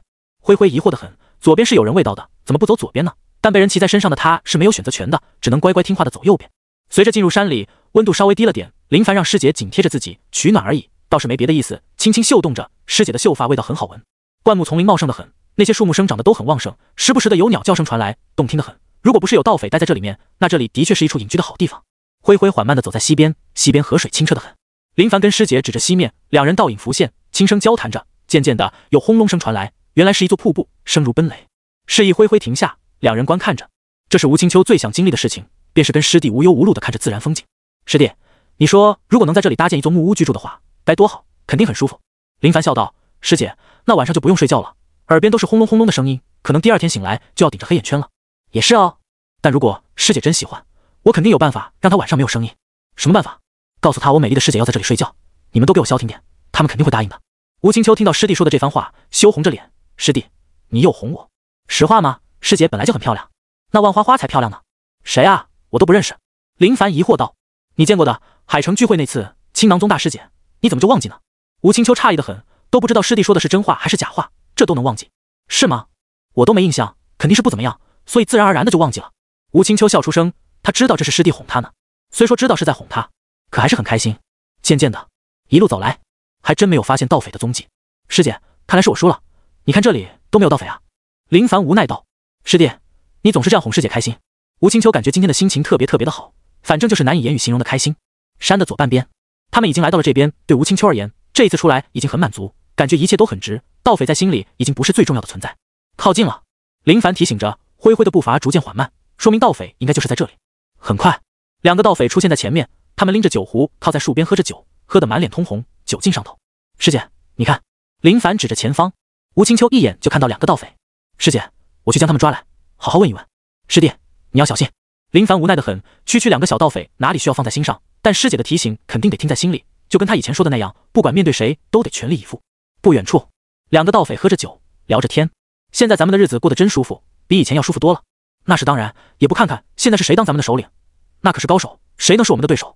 他们交谈着，对他们而言，以前的首领虽然也会带着他们打家劫舍，拦截商队，但抢得不利索，有的时候往往都会被商队的护卫吓退。有的时候想想觉得很是憋屈，但现在不一样，他们早就在一片横行霸道了，首领实力高深，就算那些商队有护卫也是照抢不误，而且不仅仅抢货物，还灭口，那感觉说实话真的很爽。很多同行听闻他们的霸道之势，主动前来投靠，从数十人的队伍壮大到100人，俨然成为一方势力了。突然间，一道身影出现在他们面前，就在他们想要反抗的时候，却被对方跟拎着小鸡似的直接拎了起来，一点反抗的余地都没有。林凡将他们扔到灰灰面前，灰灰朝着露出凶残的模样，那可怕的野兽气势吓得他们脸色一白，裤裆一片潮湿，竟然被吓坏了。老实回答问题，否则他的肚子就是你们以后待的家。用最温柔的语气说着最为残忍的话。灰灰朝着他们再次露出凶样，利齿滴落着口水，滴答滴答，吓得两名盗匪抱在一起瑟瑟发抖。别吃我们什么都说，饶命饶命啊！以前都是他们人多势众欺负别人，何时遇到过这种情况？早就被吓傻了。你们这帮盗匪何时开始换的首领？林凡问道。1个月前刚刚换的，我们现在的首领从外地过来，将我们以前的首领打死，收编我们。他叫什么？我们不知道名字，一直都是用首领来称呼的。不知道来历？不知道。林凡询问了很多，但没有得到关于这首领的真实情况。两掌将盗匪打死。师姐，我看真的有问题。身份神秘，名字神秘，就知道很厉害。任何盗匪来投靠都照收不误，明显是想壮大。而且根据刚刚2位盗匪的供述，前段时间遇到过正道宗的弟子，但他们这首领竟然能将正道宗弟子击退，甚至在林凡看来，可能有把握将他们杀掉，只是没有做而已。这怕是担心击杀正道宗弟子，引来整个山门的报复。师弟，你说这会不会是大钱派来的人？为何这样说？怀州是富裕之地，海贸繁华，算是整个大英为数不多的经济中心。如果怀州内乱的话，那么对大英来说不是好事。一旦乱起来，情况对大英是很麻烦的。林凡点着头，感觉师姐说的好像有道理，但到底是不是，还需要去看一看。师姐，没想到我们出游来剿匪，竟然还需要这样的盗匪，看来这是老天希望我们来解决这件事情。林凡笑着。吴青秋知道师弟期待这种事情发生，寻常盗匪都不过如此，但这种盗匪却让人充满好奇心。没过多久，他们见到盗匪的大本营，看似简陋，但都用结实的木材搭建成围栏封锁着，背靠山壁，仅有一面可以进入。什么人？就在林凡他们靠近的时候，就被盗匪发现了。门口那里有用木材搭建的高塔，有盗匪手持弓箭巡逻着，站在高处，视野宽广。况且林凡跟吴青秋就是骑着灰灰大摇大摆的过来，没有隐藏。如果隐藏的话，就凭他们的能力，绝对不可能发现林凡的踪影。站住，报上名字！2位盗匪小弟怒声喊道。只是见林凡没有回话，2位盗匪对视一眼，放箭，通知首领有敌袭。咻咻，破空声传来，林凡看着剑矢袭来，就见剑矢到达面前时，大手一挥，袭来的剑矢瞬间转变方向，以更快的速度击中两位盗匪。噗嗤，噗嗤！对这两位盗匪来说，哪能想到会是这种情况，捂着胸口从高塔上掉落下来。师姐，你看这盗匪真不友好，问一句话就射箭，真不知说什么好。林凡无奈的很，还能有什么好说的？对于这种情况，他肯定只能以最凌厉的手段反击。咚咚，敲锣声响起，随后便听到盗匪寨里有呐喊声传来：“敌袭，敌袭！”寨子里，盗匪们都在安心歇息着，有的则是围聚在一起赌博。听到外面动静，露出震惊之色。有盗匪将牌拍在桌上：“马德，哪个不长眼的胆敢来找死？”说完起身，拿起家伙就准备砍掉来者的脑袋。一群穷凶极恶的盗匪朝着寨门走去。就这种情况，不管是谁看到，都会胆颤心惊，吓都能吓死人。突然，砰的一声，厚重的寨门轰然倒地，狠狠地压在地面，荡漾起浓烈灰尘。林凡抬着脚缓缓落下。这扇寨门的确很重，但也一脚就能踹开，没任何难度的。哼，师姐，这盗匪人数真不少。林凡笑道。吴青秋轻声道：“师弟不能大意。”我知道。林凡随意地跟师姐闲聊着，的确没有大意。但说实话，对付这些修为的盗匪，他都不用出什么力，简单几下就能锤死。要说类似他这种修为的人，还真没这么闲的，大多数都在想办法找大药，想办法淬炼龙骨，哪里有时间去找这些盗匪的麻烦？你们是谁啊？如果就他们两个出现的话，这群盗匪倒是没啥感觉，可他们看到跟随在身后巨狼，这头巨狼的体型有点不对劲，不是有点，而是这真的是狼能够长到的体型吗？未免也太夸张了吧！找你们首领，让他出来，想见见到底是什么样的人，胆敢在怀州拉帮结派。林凡这番话顿时让这群盗匪勃然大怒。你是谁？我们首领是你想见就能见到的吗？盗匪大怒，往往只有他们猖狂嚣张，从未见过有人胆敢在他们面前嚣张。以往结识商队，哪个商家看到他们不是瑟瑟发抖，就跟见到活阎王似的。算了，林凡想了想，跟他们多说废话很有可能是在浪费时间，没有任何必要。随后轻声对着师姐道：“师姐，你等我片刻，很快就好。师弟，自己小心。”吴青秋叮嘱着。话音刚落，林凡微笑看着这群盗匪，随后脚步一踏，化作一道道残影穿梭在盗匪中。没过多久，便见刚刚还凶神恶煞的盗匪们倒地惨叫着：“好痛，好痛啊！我身体里有东西在琢磨着我，你到底对我们做了什么？”这群盗匪只感觉浑身炙热，经脉里好像有东西在撕咬着他们似的。有些盗匪身怀修为，想用劲道来抵挡，可是他们的劲道实在是太弱，怎么可能挡得住林凡的劲道？如果非要相比较的话，便是一滴水跟河水的比较。林凡拍了拍手，简单轻松，没有任何难度，对付这群盗匪根本不是难事。就在此时，有掌声传来：“阁下好功夫，一言不合就灭我手下，不知阁下是从何处而来？来我这里又有什么事情？”一位大汉从寨内大厅缓缓走了出来，脚步沉闷，每一步落下都仿佛巨人踩踏似的。林凡看向对方，略显惊讶：“好壮硕的体型啊！这是他见过最为壮硕的人，不仅仅是壮硕，还很高大，初步估算至少有2.3米左右。你就是他们的首领吗？”林凡好奇地问道。对方这般体型给人的压迫感很强，难怪那么容易让盗匪们臣服，从体型上看就有着绝对的压迫感，不管是见到怕是都会惊呼一声：“好特娘的壮士！”楚城看着眼前的林凡，心里疑惑得很，他到底是谁？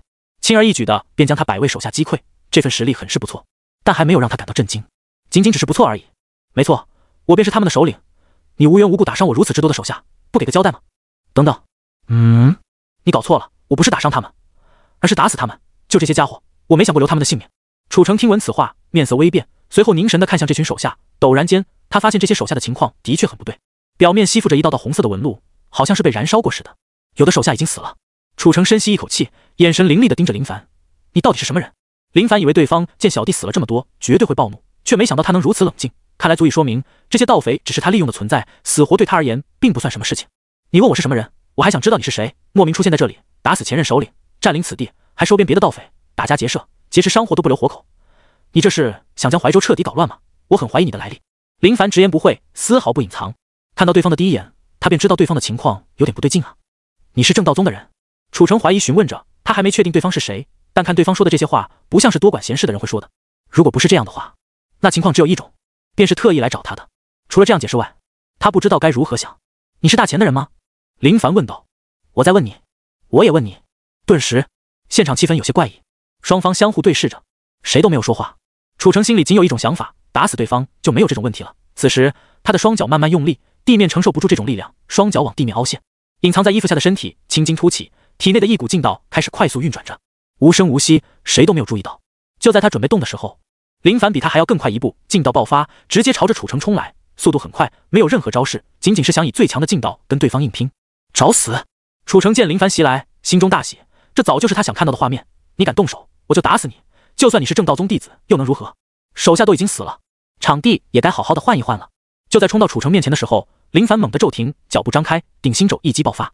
楚城出拳抵挡，轰隆一声，一股惊人的声音爆发出来。随后就见楚城宛如炮弹似的倒飞出去，将大厅外的木柱砸断，劲道未消，砸到厅内，紧接着便是轰隆不断的声音。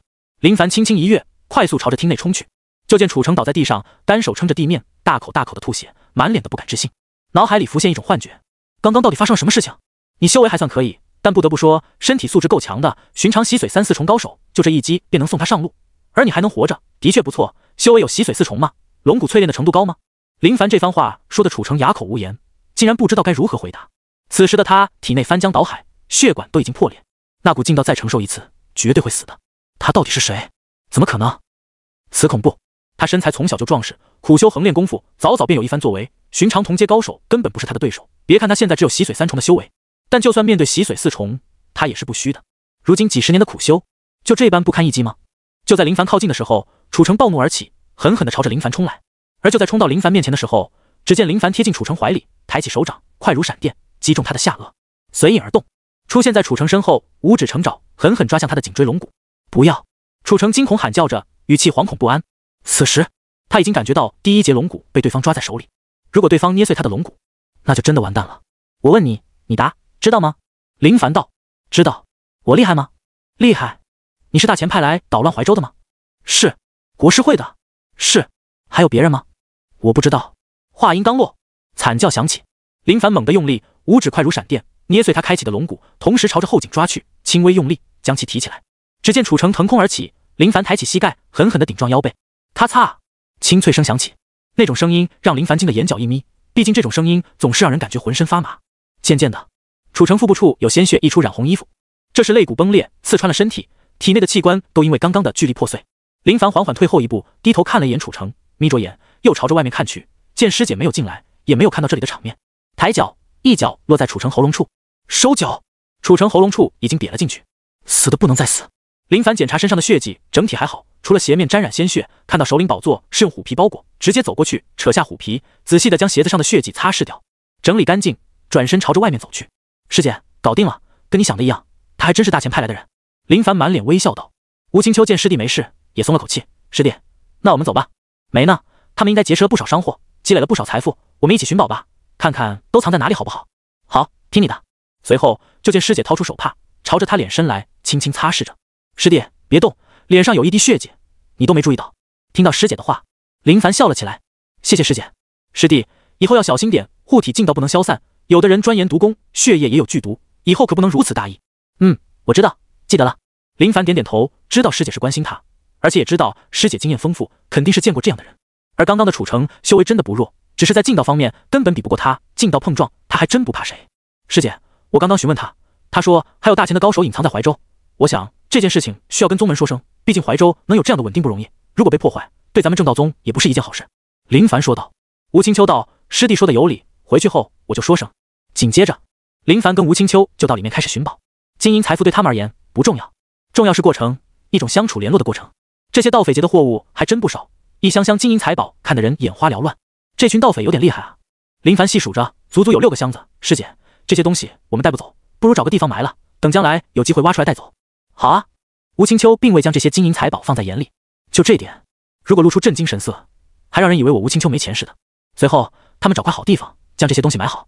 山门游完回来后，吴青秋便去汇报在山下遇到的事情。大前派高手到怀州，收编盗匪，形成无恶不作的势力，想要扰乱怀州的稳定。这件事情不仅仅跟正道宗有关，跟百当宗、青囊宗都有关系。一旦怀州乱了，对他们来说可没有任何好处。鹤城军营不断有伤员送来，张汉明手忙脚乱，人数实在是太多。好在顾傲为了讨好老丈人，在这段时间里也学会了一些包扎技术，深得张汉明的喜欢。他知道顾傲喜欢他的闺女，对此他很赞同，也很满意这位女婿。伯父，交给我就行，你好好的歇一歇。顾傲见自己老丈人年龄大了，忙碌到现在又这么劳累，就想着让他休息。他是真佩服这老丈人，负伤锦衣玉食，如今竟然不惧辛苦的忙前忙后，也不知道能有多少人做到这种程度。张汉明气喘吁吁，也好，休息会，也不知道前线情况怎么样。赵浪赵将军擅长排兵布阵，用兵如神，应该能挡得住大前的军队。先前丢失的那些城池，镇守将军不是不行，而是没赵将军这般的厉害。要不是赵将军坚持着，鹤城早就被攻破。他不知道赵将军还能坚持多久，是否能够将大前的军队挡住。至于想要收复失地，恐怕已经是不可能的事情了。而在大前那边，想要占领鹤城的人却是非常的愤怒。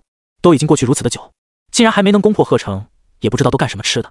对于国师会来说，大鹰的高手的确有些难以对付。前段时间派遣段武明前去杀大鹰武者，却没想到竟然被大鹰高手斩杀，尸体被悬挂在外，对大前一群武者造成了很大的打击。但就算如此，也不能阻拦他们前进的道路。自从林凡回到山门后，便一直都在修炼玄武秘法，仅仅就差一个境界便能圆满。等到那时，实力将会发生天翻地覆的变化。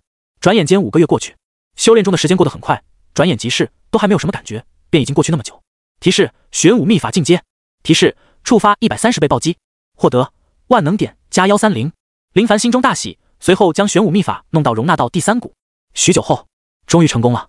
林凡起身，紧握着双拳，此时的他只感觉充满力量，3门秘法贯穿，能够爆发出17倍劲道。他就想问，谁能挡得住？起身，拽着绳子，一跃而上，朝着山门走去。数日后，夺印城，林凡单独一人来到此地，他不想郭野等太久，此次过来就是来诛杀李昌钰。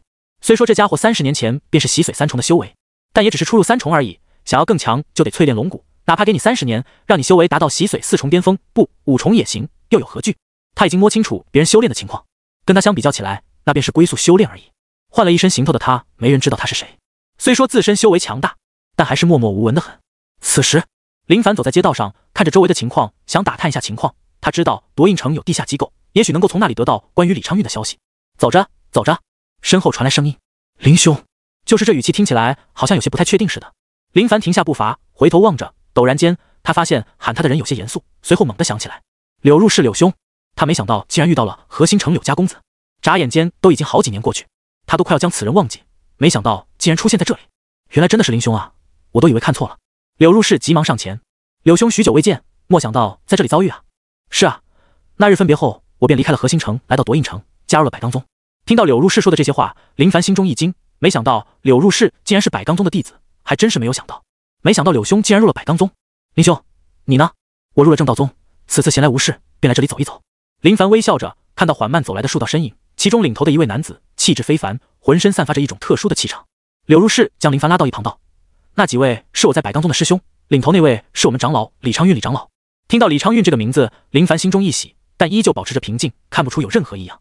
柳兄，咱们边走边聊吧，好久不见，甚是想念啊。如果是先前遇到柳入是，他最多跟他闲聊几句，然后挥挥手，就此告别，分道扬镳。但现在什么都不用说，老乡见老乡，两眼泪汪汪。你柳入是就是我林凡在外遇到的好兄弟，就是我的目的是打死你们宗门的长老，没别的意思。两人并排而行。柳入是当初就是认为林凡此人不俗得很，有心结个善缘，将来相遇也好有交情。果然跟他想的一样，林兄成为正道宗的弟子，而他成为百罡宗的弟子，等将来有机会让林兄帮忙引荐，不就能认识正道宗的人了吗？他在百罡宗的地位并不高，修为有点弱，因此处处都需要听从师兄们的安排，俨然成为了跟班。这要是在何星城，绝对是不可能发生的事情，但没办法，进入山门就是这样，甭管你家世如何，一切都凭实力说话。林凡早早就将李昌钰的容貌记在心里，同时旁击侧敲，想从柳入是那里得知他那位长老接下来要做什么，又要去哪，想看看有没有单独下手的机会。酒楼，林凡跟柳入是喝着酒，聊着一些琐事。在这期间，他的那些师兄都有过来参与一会，只是在得知林凡是正道宗弟子，入门没几年，兴致不高，便匆匆离开。在他们看来，入山门没几年的人能有什么作为，最多也就跟柳师弟一样而已，不值得结交。他们结交的都是高手，而且必须是内门弟子，只有内门才能有资格跟他们平起平坐。这种见人结交的风气在百罡宗是很盛行的。柳入是见到师兄们的行为也是无奈的很，他也不知道该说些什么才好。他在百罡宗待那么久，也知道这是什么风气。柳兄，你们准备何时回山门？林凡问道。用餐结束就准备回山门了。哦，林凡脑海里想的都是到底该用什么办法能够将李昌钰单独弄出来，只要将他弄出来便能解决了。随后他们又随意的交谈着。许久后，柳入是跟林凡告别，跟随着同门们离开。林凡看着他们离去的背影，沉思片刻，想了想，便跟随在后面，但始终保持着一段距离。柳入是，李昌钰身为长老，霸道威武，气质非凡，有久居高位的那种风范。弟子在。柳入是恭敬的很，不知长老找他有什么事情？刚刚那人是谁？回长老，他是我曾经的一位好友，现在是正道宗弟子。哦，李昌钰简单回应一声后，便没有任何动静。柳入是也老老实实的跟随着队伍朝着山门出发。远方，林凡隐藏自身的气息，远远的看着那边的队伍，低头沉思着，随后眼前一亮，顿时想到一些办法。他从地面捡起一些石子，运转劲道，将劲道吸附在石子上，手臂一挥，咻咻，石子破空而去。这些蕴含劲道的石子不会要人性命，但柳入是想着长老跟他说的那些话，到底是想知道什么？又或者说跟正道宗的弟子认识是不是有什么问题？这些都是他需要想的。曾经在核心城的时候，他就经常思考一些事情，随着不断思考，能解决很多问题。而就在此时，破空声传来，柳入世抬头看向侧方，顿时瞳孔猛地放大，啪嗒一声，石子砸中脑袋，晕死倒地。反观李昌运抬手抓住石子，发现弟子们都晕倒在地，看向远方，在那阴暗的森林里站着一道身影。由于光线原因，根本看不清林凡的脸。找死！李昌运脚步一踏，快速朝着林凡杀来，速度极快。林凡转身就跑，这里不适合战斗，以防有人看到，或者那些晕死的家伙突然醒来，看到他的脸，那情况可就有些不太好解释了。给我站住，别跑了！李昌运紧追其后，怒声呵斥。他不知道对方是谁，但胆敢在百罡宗地盘袭击他，简直就是找死。林凡没有多说一句废话，直线前行，不断加快速度，就不是让李昌运追上。此时，李昌运很是恼火，这家伙到底是谁，又有什么目的？渐渐的，林凡发现周围环境不错，已经远离刚刚的位置，缓慢停下脚步，随后落在一块镶嵌在泥土地面的石块上，面对面看着追来的李昌运。李昌运见对方停下步伐，也放缓速度，随后打量着林凡，看到他的容貌，眉头紧皱，好像见过你。哦，你就是柳如是的朋友。林凡看着对方，没有说话，猛地用力，脚下的石块瞬间崩裂，化作碎片，朝着四周扩散，直接朝着李昌运杀来，挥舞着拳头，17倍劲道爆发。哼，雕虫小技，不知天高地厚，胆敢动手，让你死无葬身之地。李昌运见对方胆敢冲来，嘴角露出冷笑，一跃而起，张开五指，浑厚劲道瞬间爆发出来，施展的便是百罡宗绝学。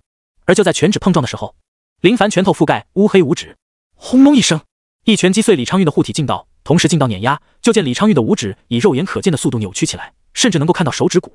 砰！李昌运被轰飞，撞断巨树，抬头不敢相信地看着林凡，随后又看着被轰成碎渣的右臂，一时间露出震惊之色。李昌运，有人要你的命！林凡简单一句话，又快速冲来，全力爆发，不敢有所保留，最怕的便是打斗过程中发生意外。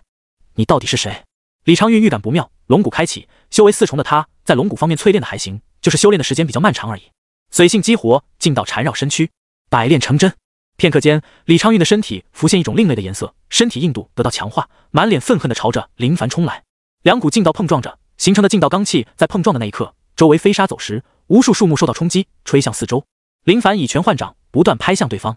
17倍劲道的爆发，威势是极其恐怖的。随着咔嚓一声，李昌运周身劲道破碎，一掌被林凡拍中胸膛，身躯猛地一震，一口鲜血喷出，一股气浪在他胸前震荡着，劲道破开他的后背，背部仿佛被一股劲道充斥着似的，直接鼓胀起来。郭正堂，替我向你问好。话音刚落，林凡五指并拢成手刀，横扫劈向他的脖子，削铁如泥，脑袋腾空而起，在天空旋转，而断裂的地面平整光滑，血柱冲天。林凡一跃而起，抓住脑袋，暴退数十米。而就在此时，一股恐怖的劲道从远方传来，眨眼间，一道人影快速出现，一掌朝着林凡拍来。感受到这股浑厚的劲道，林凡知道对方是高手，绝对不是默默无名之辈，而且速度太快，没有任何机会反应。运足劲道，一掌拍去，两股掌劲碰撞，形成的威势比之先前还要恐怖。林凡神色一惊，他发现对方的实力好像很恐怖。轰隆！林凡借助劲道的反震，身体向后退去，脚尖落地后，快速转身逃离，不想在这里应战。哪里走？百炼圣勃然大怒，直接朝着林凡追去。山门长老被杀，岂能放任对方离开？他到底是谁？林凡满脑子疑问，对拼一掌，他便知道对方绝对不是普通人，劲道实在是太浑厚，就算他爆发17倍劲道，竟然也感受到一丝压力。如果纠缠下去，他根本打不赢对方，甚至很有可能被对方镇压。低头看着手里的戒指，刚刚可是连这都已经动用了，竟然还是如此。按照这戒指的加持，可就不是17倍那般的简单。给本宗主站住！百炼圣怒声喊道。他没想到这家伙的修为如此浑厚，对拼一掌竟然还能从容逃跑，简直不可思议。他感觉想要拿下这家伙都有点难，甚至不可能。林凡没有回答，而是继续逃窜。但听到对方的话，他想到这位很有可能就是百罡宗的宗主，想到对方的身份，他心头一紧，大意了。只是这到底是怎么被发现的？想来想去，便是自己运气不够好，也许对方就是路过，随后听到打斗的动静就立马赶来，很有可能就是这样，否则怎么说明这种事情？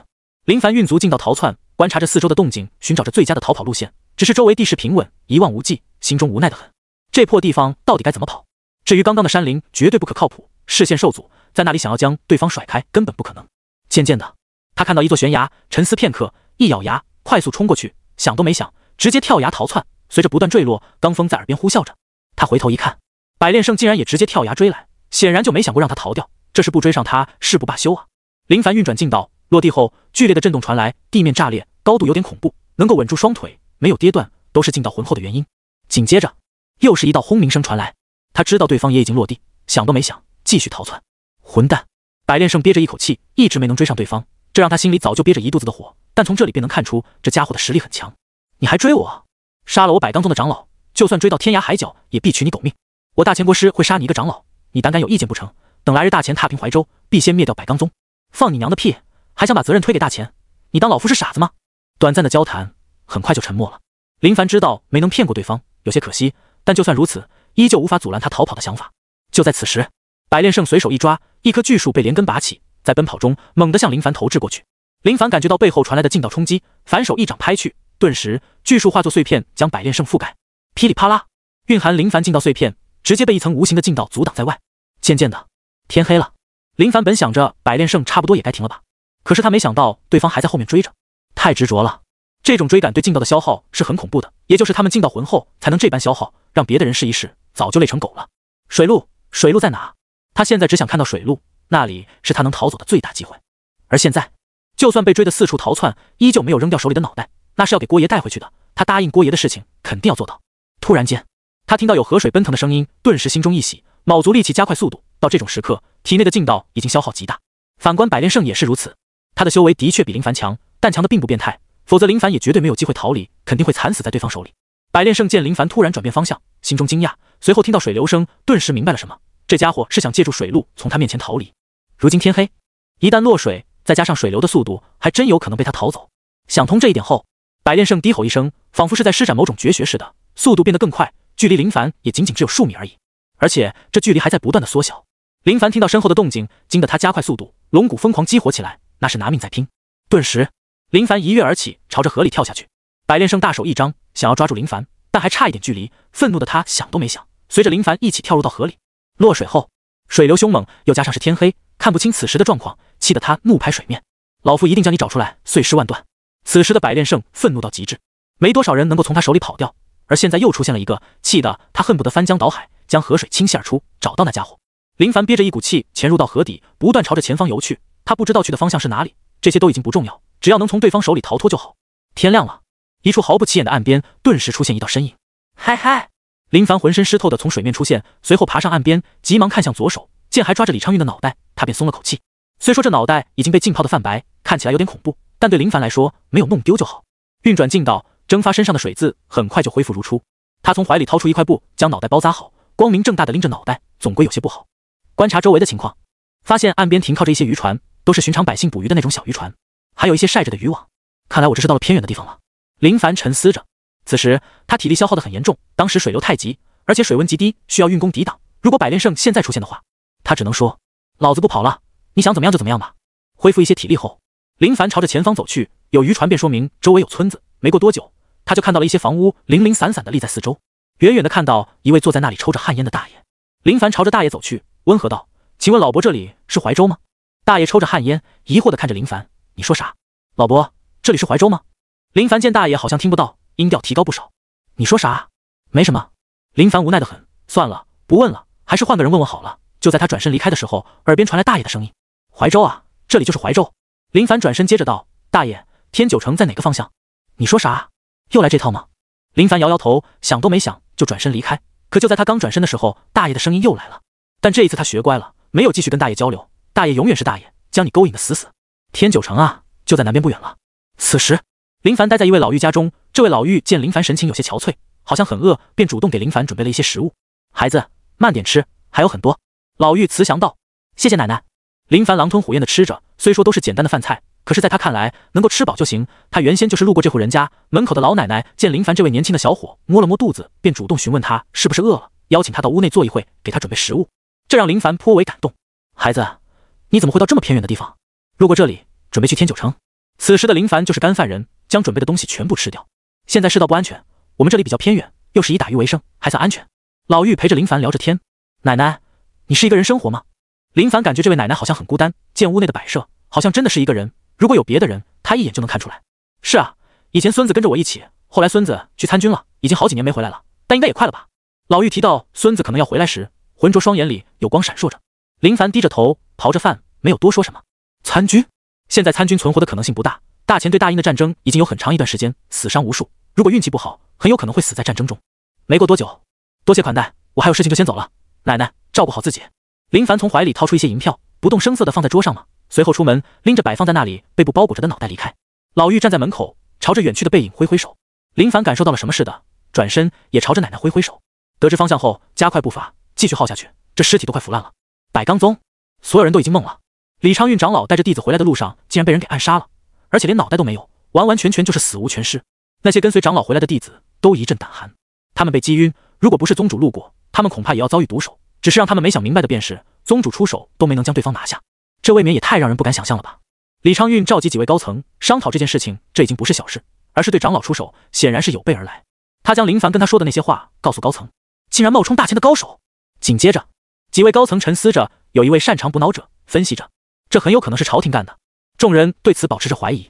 朝廷？这不可能吧？但那位擅长补脑者将情况分析得头头是道。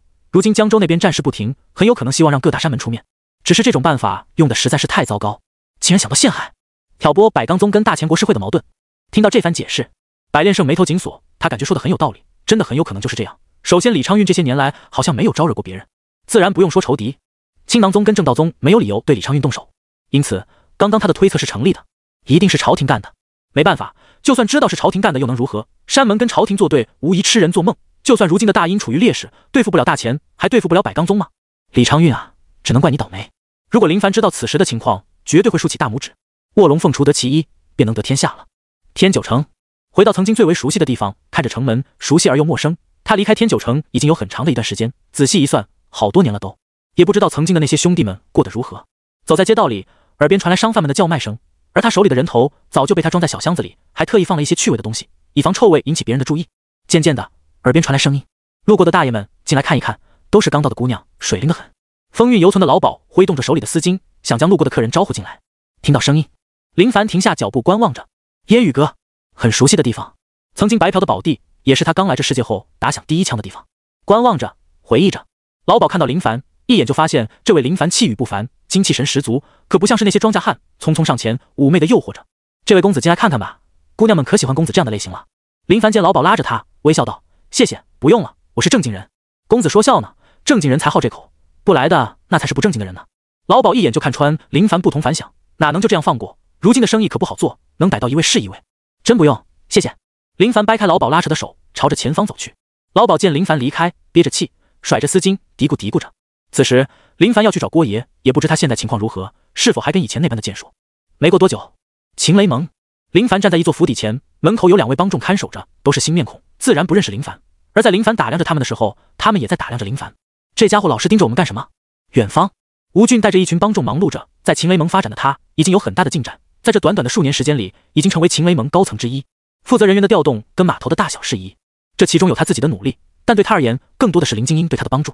突然，他目光看向秦雷盟府邸，原本就是随意的看一眼而已，可顿时他停下脚步，神色猛地发生变化。那张侧脸真的很熟悉，能够忘记谁都行，但唯独不会忘记对他而言最为重要的一个人。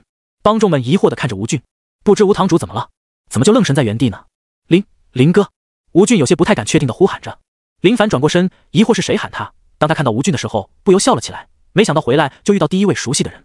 吴俊看清那张脸，彻底兴奋起来。没有错，那是离开好几年的林哥。吴俊这一声林哥叫的那些帮众有些懵，他们大眼瞪小眼，都疑惑地看着林凡。这家伙谁啊？竟然让咱们的吴堂主称呼他为哥，这要不是亲耳所听，都不敢相信的好不好？吴俊来到林凡身边，便大大的拥抱着，满脸兴奋道：林哥，何时回来的？一走好几年都没消息，我们都想死你了。刚回来就遇到你，你小子这些年如何？林凡上下打量着，随后拍着他的肩膀道：好小子，壮士不少，看来这些年很努力啊。得到林哥的夸赞，吴俊不好意思地抓了抓脑袋。在别的帮众面前，他是威严的吴堂主，但在林凡面前，还跟以往的小弟一样，没有任何改变。林哥，我们到里面聊吧。如果八小姐知道你回来，肯定会很开心的。不用，郭爷怎么样？郭爷很好。那带我去找郭爷，我有事情找他，等事情解决后再好好的叙旧。林凡不忘初心，始终想让郭爷先看到这颗人头，没别的意思，就是这人头放久了，真的会很臭。他能熬着带回来，都是因为信念坚定，换做别人，早就将这脑袋给扔了。林哥，我带你过去。吴俊让帮众们自己去忙碌，接下来不管发生什么事情，都跟他没有关系，他只想好好跟林哥待在一起。太想念，真的好多年没见了。在吴俊的带领下，来到一处府邸。林哥，自从你走后没多久，八小姐就给郭爷安排了一座府邸给他居住，平时郭爷就负责训练新入秦雷盟的帮众。吴俊说着林凡离开后的变化，说实话，变化真的很大。秦雷盟的势力在郭爷的帮助下，已经朝着外面扩展，尤其是海运这条路，已经打压了不少海匪。这放在以前是不可能的事情。同时也因为秦雷盟实现了统一，没有像以前那般几种派系的争斗，类似以前那种真的很不好，对秦雷盟的发展有着绝对的坏处。此时，郭正堂躺在那里，闭着眼睛，哼着小曲，很是自在的休闲着。吴俊想开口，却被林凡制止。林凡笑着，见郭爷如此悠哉，捏着嗓子怒声道：“郭正堂受死！”一声怒喝传开。闭眼悠哉休闲的郭爷听到这声音，吓得连爬带滚的躲向远处，脑海里只有一种想法：有人竟然来杀我，就我现在这被废掉的状态，怕是挡不住啊！哈哈哈！可紧接着他便听到笑声传来，他愣神一看，看到吴俊一点不意外，直到目光落在林凡身上，愣神片刻，随后反应过来，大喊大叫道：“好啊！你这小子消失几年不说，一回来救下我，我这身老骨头差点被你吓散架。郭爷胆小了呀？放屁！我那是被你出其不意的吓到，有本事你现在吓我，你就看我眼皮跳不跳。哪怕数年未见，两人见面还是跟以前一样。这是我给你带来的礼物，看看喜不喜欢。”林凡将盒子放到石桌上，你肯定很喜欢。这……郭爷看了看木盒，又看了看林凡，仿佛是想到什么似的，表情逐渐凝固，慢慢走到木盒前，抬起颤抖的双手，轻轻抚摸着木盒，然后掀开，看到木盒里的东西，郭爷瞳孔猛地收缩，情绪逐渐激动起来。就在林凡以为郭爷要大喜大怒的时候，却发现他又逐渐平缓了情绪，只是安静地看着。随后盖上木盒，来到林凡面前，诚恳道：“谢谢，答应你的事情我肯定做到。”林凡说道。如果是以前，郭正堂绝对难以控制自己的情绪，但30年过去，心中的恨的确是恨，可当仇人的尸首出现在眼前时，他又感觉好像没什么意思。吴俊给你郭爷在这里挖个坑，将这木盒放进去，想了这么多年，得让这老东西好好的陪着我才行。郭爷笑着：“是，郭爷。”吴俊应道。林凡跟郭爷坐在那里闲聊着，我本以为你小子在外面不一定能混得下去，肯定会灰溜溜的回来，没想到竟然给我带来这么大的惊喜，太厉害了。郭正堂感叹着，的确如此，他深知外界山门是有多么的难混，那不是寻常人能够坚持的。那当然，这些对我来说都简简单单，没有任何难度。林凡说道。夸你一句，你就上天了，要不是我没有跟着你走，你能这么潇洒？郭爷，你想跟着我走，我也不可能带你啊，带不动。郭正堂都不想跟林凡说话了，太伤人。这次回来准备待多久？郭正堂问道。林凡道：看完兄弟们就走，现在外面的情况你可能不知道，有点复杂，而且解决这家伙的时候被百罡宗宗主追杀，好不容易逃了，为了我的事情让你冒险了。不算冒险，那家伙是意料之外的事情，我也没想到会被他遇到。郭正堂看着林凡，很多疑问。如果没有记错的话，他走的时候也才洗髓一重刚开始吧，这才几年时间，竟然修炼到这种地步，能够从山门宗主手里逃脱，这份实力可不是开玩笑的。他没有询问，人人都有自己的秘密，知道那么多做什么？郭爷，买好了。吴俊走来道：辛苦了。郭正堂情绪很稳定，看着那已经被平好的地面，笑了笑，好像已经没有什么值得继续回想了。林凡道：吴俊，你安排一下，晚上跟兄弟们见一面。行，交给我就好。那我现在就去通知他们，安排地方。吴俊转身离开，看着吴俊离开的背影，林凡道：郭爷，最近秦雷盟有什么解决不了的事情吗？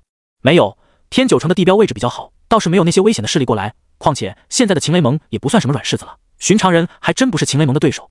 郭正堂说道，随后想到了一件事情。哦，对了，要不要去见见八小姐？林凡道：见她做什么？不管怎么说，一夜夫妻百日恩啊，这么绝情的吗？郭爷玩笑道。林凡道：各取所需，都过去了，还是不说这些事情的比较好。其实你去看看也好，说不准有别的收获。郭爷意味深长，嘴角带着猥琐的笑意。老不正经。林凡见到这样的笑容，脑海里就浮现出一种想法。郭爷嘴角抽搐着，我不正经都没说呢。秦雷盟码头，听说了吗？今天出现一位神秘的年轻人，咱们吴堂主见到对方竟然称呼对方为林哥，你说这人是什么来历啊？一群帮众没事就闲聊着，喜欢八卦的他们对这件事情颇为好奇，只是他们都是在林凡离开后的那些年加入的秦雷盟，都不知道是什么情况。府邸，张管教匆匆进入屋内，就见八小姐在查看账本。如今的秦雷盟蒸蒸日上，各方面发展的都很不错，尤其是在水路方面最有进展。八小姐还是跟以往一样称呼她为八小姐，虽说八小姐已经是秦雷盟的管理者，但没有用帮主或者盟主称号。八小姐继续翻阅着账本。张管教，有何事情？林凡回来了。张管教轻声道。听到这名字，八小姐稍微停顿后继续翻阅着账本。回来便回来，你可以好好接待一番。虽说他已经加入山门，但好在曾经也是秦雷盟的人。那要不要？张管教沉思着，刚说一半就被八小姐打断。不用，退下吧。八小姐挥挥手，示意张管教不用多说。是。张管教没有多说，无奈叹息一声，随后转身离开。在张管教离开后，八小姐放下手里的账本，看向外面，神色略显凝重，随后起身朝着府邸后面走去。夜晚，飘香酒楼，这便是当初林凡给跟随他的兄弟弄来的酒楼，在天九城也是响当当的店面。曾经跟随林凡的小弟们见到林精英回来，都是两眼泪汪汪。跟随一位好大哥的好处，就是大哥离开的时候都给他们安排的明明白白，同时他们店面的生意一直很好。吴俊也经常带着帮众过来捧场，算是属于秦雷盟的定点饭店。以前跟随林凡的那些帮众，除了吴俊壮士了，其余的都已经发胖发福。各位兄弟们，几年不见，都胖了不少啊！林凡笑看着众人，哈哈哈，闲钱多了，吃的就好了。我也是。他们听到林凡说的话，都开始为自己找理由了。他们真的很感谢林精英，应该称呼为林哥。如果不是林哥照顾着他们，哪里有这样的好日子？咦，黄章呢？林凡看了一圈，没有找到黄章的身影，倒是疑惑得很。虽说以前黄章是借钱出名了，但说实话，此人对他算是够义气的。吴俊道：“林哥，我通知过他，也不知道他怎么没来。”林凡放下酒杯，吴俊，你知道他家在哪吧？知道，带我去看看。各位兄弟们，你们先吃，我们等会就来。林哥，我们等你。众人都放下酒杯，绝对不动面前的饭菜，就这样等着他们回来。路上，林哥，你可能不知道，黄章他以前收养了不少孩子，我们也是后来才知道。吴俊说道。林凡震惊，没想到黄章竟然还有这样的一面。说实话，他是真的不敢相信。林凡琢磨着，想到一种可能性，黄章借钱的原因很有可能就是为了那些孩子。如果是这样的话，真值得敬佩。只是他自认为曾经跟黄章的关系蛮不错的。我几年回来一趟，怎么说也得来看看我吧。没过多久，他们就到了一座用木栏围着的屋子。站在门口，便看到黄章坐在院落里，看着黑漆漆的天空。黄章很无奈，他自然知道林凡回来，吴俊也有来通知他，但这些年来让他有些憔悴，主要是孩子们都长大了，需要花费的地方实在是太多。以他的能耐，想要赚到这些钱，真的很难。比较落魄的他有点不敢去。听说林凡已经是山门弟子，那是何等高贵的存在，就算是秦雷盟的八小姐都得客客气气的。嗨嗨！就在此时，一道咳嗽声传来，在这安静的夜晚格外的响亮，惊得黄章立马起身，警惕道：“谁？我？谁？我的声音你都听不出来了吗？”黄章愣神，随后缓慢靠近，当看到林凡的容貌时，却是彻底惊呆了。随后急忙开门道：“林兄，你怎么来了？怎么问我怎么来了？说好的呢，都已经通知你，你怎么不来聚餐？不是看不起我吧？”林凡玩笑的问道。“怎么可能？”黄章急道：“我这是刚准备出门，没想到你们就来了。”“是吗？当然了，那还愣着干什么？走吧。”“好脸，我现在就走。”黄章没说别的事情，林凡也没有提黄章收养孩子的事情。“你不说，我不提。”林凡知道黄章的想法，也许他跟别人借钱的时候一点脸皮都不要，能借到是我的本事，但不想用家里情况等各种理由借，应该是不想让别人觉得他可怜吧。这是很怪异的一种想法。酒楼随着黄章的到来，聚餐正式开始，而黄章还是那位黄章，至少在林凡看来没有怎么变过，依旧是人见人怕，鬼见鬼愁的借钱王。郭爷本来就很潇洒，自从心头是结局后，那自然是更加的潇洒。今晚他是醉了，但醉得很是潇洒开心。此时郭爷拉着林凡靠在耳边道：“小子，你知不知道你已经有了儿子？”刚准备喝口酒，听郭爷跟他说悄悄话，听到这话，顿时神情一愣，哐当一声，酒杯掉落，急忙拿好酒杯，随后一脸震惊地看着郭爷，那表情就像是在说：“玩我呢？你不信？”郭爷又开口道：“林凡点着头，目瞪口呆，脑海里想到那种情况，没有别的人，只有他了。郭爷轻声道：“别不信，知道的人不多，也就我。张管教知道，那孩子已经好几岁了，但不是跟你姓，而是跟八小姐姓。对外传言就是曾经老帮主流落在外的私生子。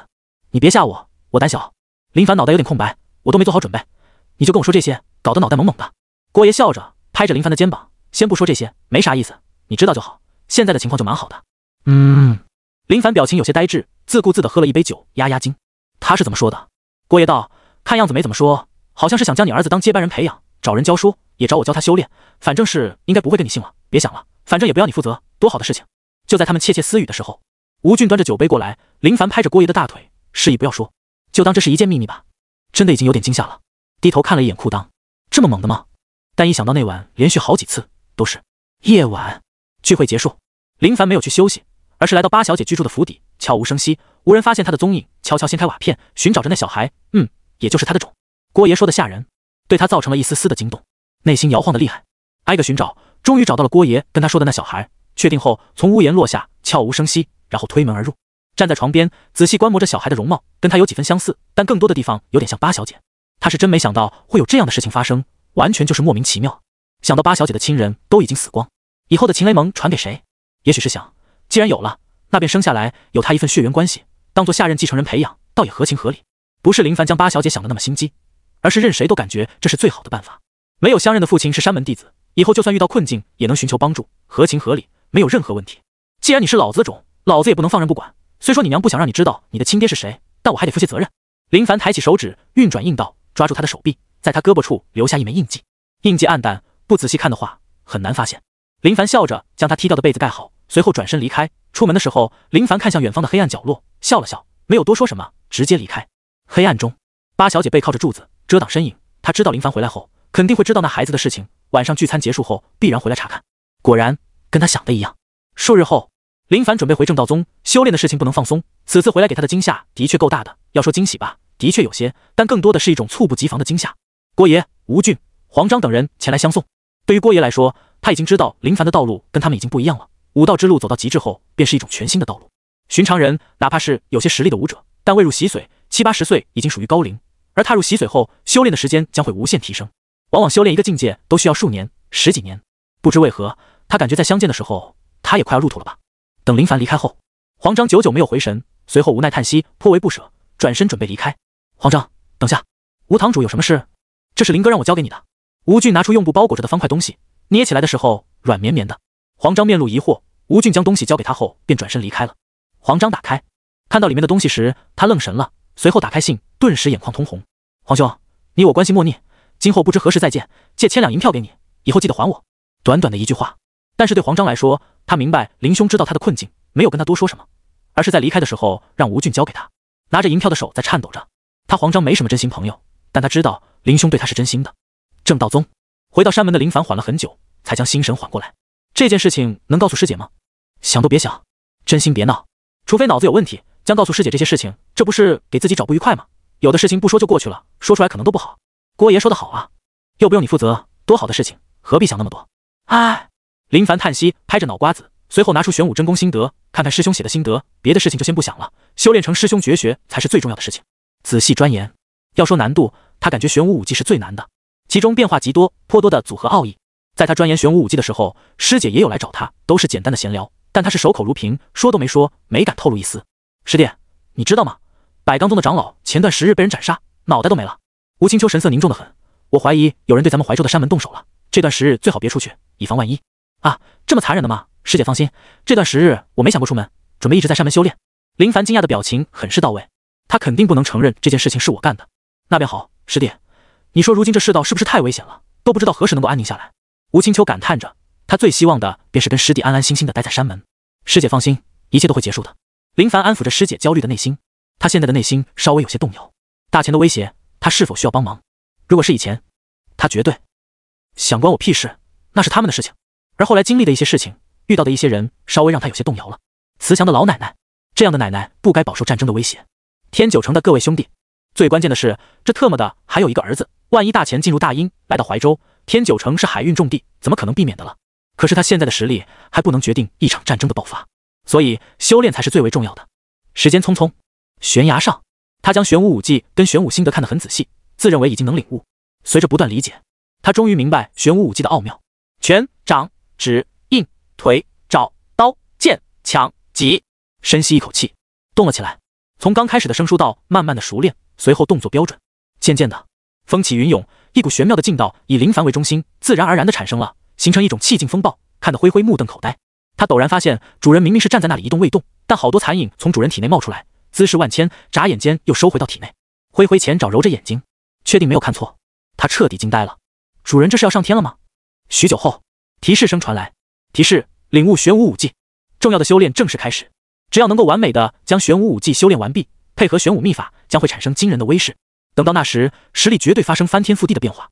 提示触发6倍暴击，好难，这是他从未有过的感觉。玄武武技的复杂程度超出他的想象，这是他需要花费极多时间才能修炼有成的绝学。想到李道端师兄修炼到如今都不知用了多长时间，而他就算拥有小辅助，按照现在这种熟练度，怕是需要很长时间才能将玄武武技进阶。夜晚，大师兄居住的地方，大师兄在吗？林凡来到门外，轻声询问着。咯吱，房门打开。哦，原来是林师弟，进来说吧。李道端推门见是林师弟过来，有点惊讶，但还算平静。屋内，李道端得知林师弟的来意后，露出惊讶之色。他没想到林师弟竟然修炼了玄武真功，这门绝学就算是他都没修炼到高深境界。倒不是他天赋不行，而是这门绝学颇为繁杂，精力有限，想要修炼到最为圆满的境界，需要的时间实在是太长了。师弟，玄武真功中的武技部分最难修炼，涉及太广，但想要最强，便必须都要修炼。拳掌指印腿爪是自身所有，无需借助外力。但刀剑枪戟看似是兵器，实则需要修炼的是劲道，10种招式便是10种劲道。李道端没有藏私，而是将自己知道的全部告诉师弟。不知师兄修炼到什么境界了？林凡问道。李道端摇头道：师兄，我修炼数10年，已经快要达到通透之境，但这快要却是需要漫长的时间。林凡沉思，大师兄的天赋无需质疑，看来玄武真功的武技的确如他所想的一样，需要漫长的时间。随后，林凡将修炼中遇到的问题说出来，李道端耐着性子一一解答。看似交谈很短，实则已经过去很长的时间。多谢师兄解惑，师弟在此拜谢。林凡起身，抱拳弯腰，眼前这位大师兄对同门的人品绝对没话说，令人敬佩。李道端笑道：“能帮到师弟便好，但师弟务必切记，玄武真功不能操之过急，这门绝学颇为玄妙，稍有不慎便能功亏一篑。多谢师兄道歉，我知道了。”林凡应道。离开师兄屋子，外面的天已经很黑。林凡抬头看着皎洁的月光，睡觉？修炼？林凡摇着头，如此大好时光，竟然想要睡觉，看来懒惰永远存在，稍有不慎就能左右自身的想法。朝着悬崖走去，路过同门房屋的时候，能听到一些同门聚集在一起喝着酒，聊着天，夜晚的闲暇欢快时光开始了。而林凡的行为举止跟他们格格不入，无法融入。林凡也想玩耍，也想喝酒，也想吹牛，但修炼真的太重要，心里暗暗发誓，只要等以后修炼有成，一定要好好的放松一下。月黑风高，林凡继续修炼，精神的疲惫只是一时的，他想着将玄武真功修炼到圆满境界，然后好好淬炼第四股。他已经能够深刻的感觉到越往后修炼需要的时间越多，但没办法，修炼就是这样，不努力会后悔的。时光匆匆，岁月如梭，半年后，在这段期间没发生什么跟他有关的事情，他已经低调的快要人间蒸发，也就师姐每天都会过来。而在这期间，地渊又再次开启，但这一次林凡没有去，师姐也没有去，倒是两位长老都去了。范进跟百浩两位长老要给胡杜山寻找最后一株材料，用来炼制万血丹。此事关系到正道宗大药事业，自然是放在头等要事上。过程不重要，重要的是他们的确将那株材料抢回来了，同时也因为此次地渊之行，正道宗高层下达了命令，禁止门内弟子跟青囊宗接触，哪怕遇到了都要小心应对，足以说明双方之间的关系可能已经恶化到一定程度。悬崖提示：玄武武技进阶。提示：触发430倍暴击，获得万能点加430。此时林凡脸上难得露出一丝笑容，经过半年的努力，终于将玄武武技进阶到入境，真的很不容易。在这半年的时间里，修炼时产生的暴击倍数已经很可以了，但就算如此，还是足足花了半年时间，真的很难修炼，简直要命。不过好在有所收获。进阶后，他看着远方的天地，一时间不知道该说些什么，就是感觉这人生有点太枯燥，除了修炼就没有别的事情能干了。但就算如此，他也只是小小的抱怨一下而已。晃了晃脑袋，有什么好想的，继续修炼，除了修炼没别的选择。师弟，就在此时，吴青秋来了。师姐，怎么了？吴青秋来到林凡身边道：“这是从贺成那里寄来的一封信，是给你的，你看看是不是有什么事情？”给我的。林凡想到顾兄跟张师妹，接过信件，快速拆开，他预感应该没什么好事。信是顾傲写的，大概意思就是大前发动了大规模的进攻，情况很危险，原本是要带着张师妹家人离开，但他的老丈人不愿意离开，要坚持到最后，救助更多的伤员，希望林凡能够前来接应，将师妹带走，他陪着老丈人、大舅哥在那坚持到最后。看完内容，林凡苦笑摇头，心里想着顾傲这家伙精明的很，信上是这样写的，但意思可就不是这意思了。以他对顾傲的理解，不就是想他过去，以师兄的威严让张师妹回来吗？顾傲跟张嫣的关系属于伴侣，谁管谁都说不准呢。师弟，我跟你一起去。吴青秋知道信件的内容，江州鹤城那边很危险，大军压制，师弟单独前去，他很担心。林凡道：“没事，我去就行。此次之行有点危险的，如果是我一人的话，我相信没人能留得住我。师弟是嫌弃师姐拖后腿了呗？”师姐，我可没这样说，你话里的意思，师姐哪能听不懂哦？此刻的吴青秋就跟深闺怨妇似的，那表情很是到位。林凡苦笑道：“师姐想去，那就一起去呗。好了，师姐不逗你了，师姐知道你的能耐，况且那里又不是小孩过家家，师姐明白。多谢师姐理解。”吴青秋凝重道：“答应师姐，注意安全，不要冒险。”放心。林凡郑重地点着头，同时心里想着，刚好修炼结束，闲得都快生蛋了，出去看看，顺便试一试修炼成果，没有浪费时间，招来灰灰，拍着他的脑袋，让他以最快的速度赶路。如今灰灰的体型很庞大，师姐给他嗑了不少药，在野兽界有着绝对的地位。师姐，走了，注意安全。话音刚落，灰灰化作一道残影，消失在远方，速度极快，就算是千里良驹也无法跟灰灰相比。鹤城城内已经乱成一团，百姓们拖家带口的逃离这里，原本还算整洁的街道，此时早就混乱不堪，到处都是遗留的废弃物品，宛如荒城似的。偶尔还有百姓们路过，但都是收拾到现在才逃离的。大前集合军队了，跟以往不同，这次是真的要攻打进来了。居住在鹤城的百姓一直以来都胆颤心惊，时刻关注着战局。如果大前真的打败大殷的军队，那么等大前军队进城，到时候想跑就跑不掉了。此时鹤城里的百姓已经没有多少了。一会，老者将椅子搬到街道，安安静静地躺在那里，眼神平静地看着荒凉的街道，随后闭着眼睛哼着小曲。鹤城边防峡谷，一名斥候匆匆跑来：“将军，大前军队已经集合完毕，初步估算有20万大兵。”继续探。赵浪大手一挥：“是。”赵浪神色凝重，大前估算20万兵马，而这边仅有4万，虽说在人数上相差不少，但他丝毫不慌，他们占据有利地形，易守难攻，只要不主动出击，必能守得住。唯一让他担心的便是峡谷两侧的山林，一旦大前高手冲过来，搅乱他们的阵型，便会造成极其恶劣的影响。赵将军放心，你只需要守好重要通道，别的交给我们便可。华莲说道。在得知大前集合大军的时候，华莲便已经从都城赶来。在朝廷方面，魏忠想尽办法弄来资源，但那群保皇派实在是太难对付，好在不少富商鼎力相助，才能解决军营用度之需。他们已经在鹤城防守了快有1年的时间，挡住大前数十次的进攻，有所损失，但能挡得住。但现在大前明显已经忍无可忍，准备进行强攻，攻破鹤城，然后一路南下，占据大殷的重要州城。华兄，虽说大前有20万大军，但我有信心挡得住，那些大前高手就交给你们了。赵浪沉声道。华莲道。赵将军放心，妖堂跟武堂的高手已经做好将性命留在此地的准备。军营就职处，顾傲将张嫣拉到外面，小声道：“师妹，你先走吧。”原本他是真的以为一旦情况不对的时候，师姐就会带着他爹主动离开，可是谁能想到竟然都不走了，这搞得他真的很懵，一时间都不知道该说些什么才好。师兄，没事的，情况还没到最坏的时候，万一大殷军队真的没有挡得住，我们再走也不迟。张嫣说道。顾傲眨着眼，心中无奈，真到那时，可就不是你想走就能走的事情了。就在此时，军医救人！外面传来声音，在场的军医有不少人听到动静，都匆匆地往外跑去。顾傲心中一惊，战争这么快就开始了？送来的基本都是箭伤，第一波进攻便是双方相互射箭。虽说他们这边占据着绝对的优势，但箭雨袭来，终究还会有人受伤的。大前那边，大军与大军之间的战斗已经爆发，但国师会跟大殷高手间的战斗还未开始。此次国师会出动的都是精锐。国师会除了国师权力最高外，下面的便是4神、4圣、4象、4兽4个组织，一共由16位强者领导。如今带领国师会强者的便是一兽饕餮，4兽中最强的高手。行动吧，你们先去跟大殷的高手们好好的玩一玩。说话的是一位老者，身形佝偻，显得很是瘦小苍老，看起来就仿佛随时都能被吹倒似的。他就是4兽中的一兽饕餮，他的真名不叫饕餮，而是一种称号，在国师会中，这种称号是至高无上的荣誉，由在他们心中至高无上的国师亲自授予。随着老者饕餮的话音落下，国师会的高手们朝着远方袭去。数日后，林凡骑着灰灰踏入到鹤城，街道很冷清，跟他以前来的时候形成强烈的对比。太安静了，皇城啊，安静的都很难听到声音。看来战争已经爆发了，但鹤城还没有沦落，便说明正在抵挡，只是不知情况如何。走着走着，他看到一位老者悠哉地躺在家门口的长椅上休息着，这一幕跟鹤城的情况显得有些格格不入。大爷，你没走吗？林凡问道。闭眼休息的大爷听到声音沙哑道：“能去哪？”也是。林凡骑着灰灰路过大爷，没有多说什么。大爷说的的确有道理，能去哪？峡谷森林中，到处都发生着战斗，高手间的对决往往都很残酷。魏忠让青囊宗炼制了很多化魔丹，这些丹药便是给妖堂跟武堂的人服用的。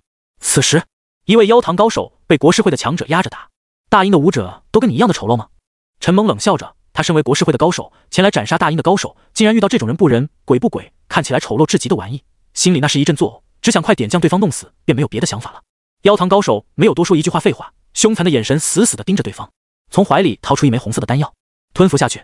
顿时，咯吱声作响，妖堂高手发出沉闷的声音，体内有绿色的东西在游动着，充斥在身体表面。紧接着，一股浑厚的劲道猛地爆发出来，威势惊人，让人有种不寒而栗的感觉。陈蒙面露惊骇之色，你服用的是什么玩意？怎么变得更为丑陋？话音刚落，服用化魔丹的妖堂高手一跃袭来，腮帮子猛地鼓起来，一口喷出墨黑色的液体。陈蒙抵挡，瞬间发现劲道受到腐蚀，惊得他面色大变，仿佛见鬼似的。你到底是什么怪物？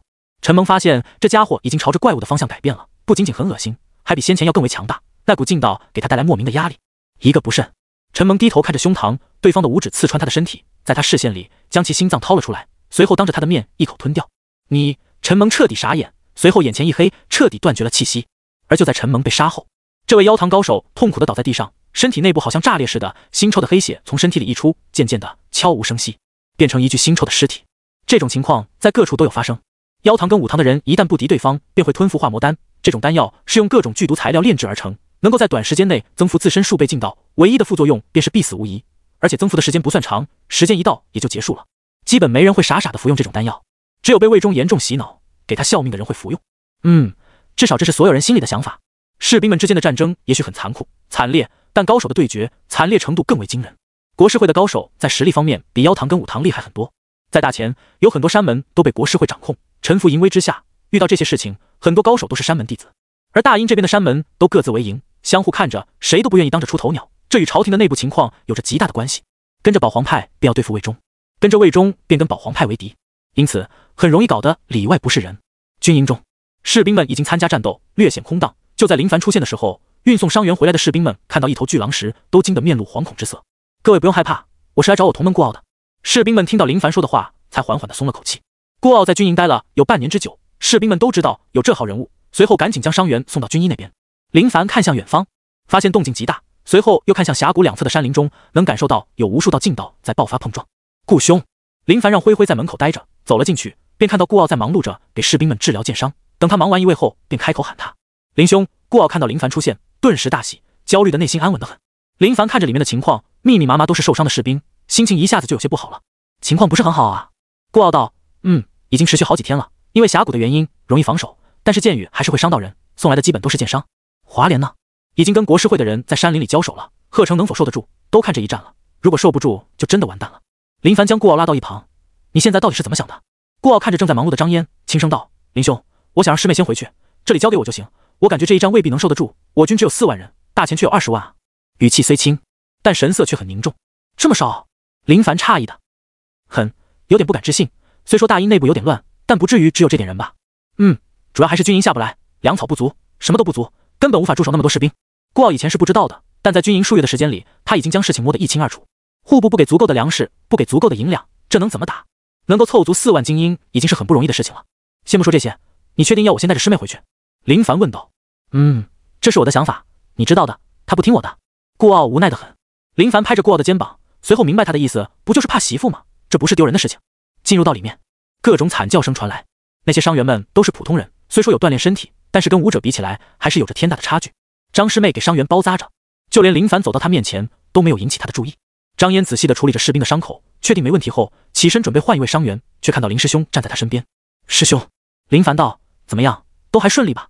还好，都是一些剑伤，用劲到止血效果很好，暂时还没有士兵在我手里丢了性命。张嫣脸上露出笑容，这是他最为自豪的事情。此时，一些经过几天疗养的士兵走来。“你们要去哪？”张嫣问道。一位中年模样的士兵道：“张姑娘，我们伤势已经没什么事了，经过这些天的疗养，已经恢复的差不多。现在大前军队压制峡谷通道，我们必须得去防守了。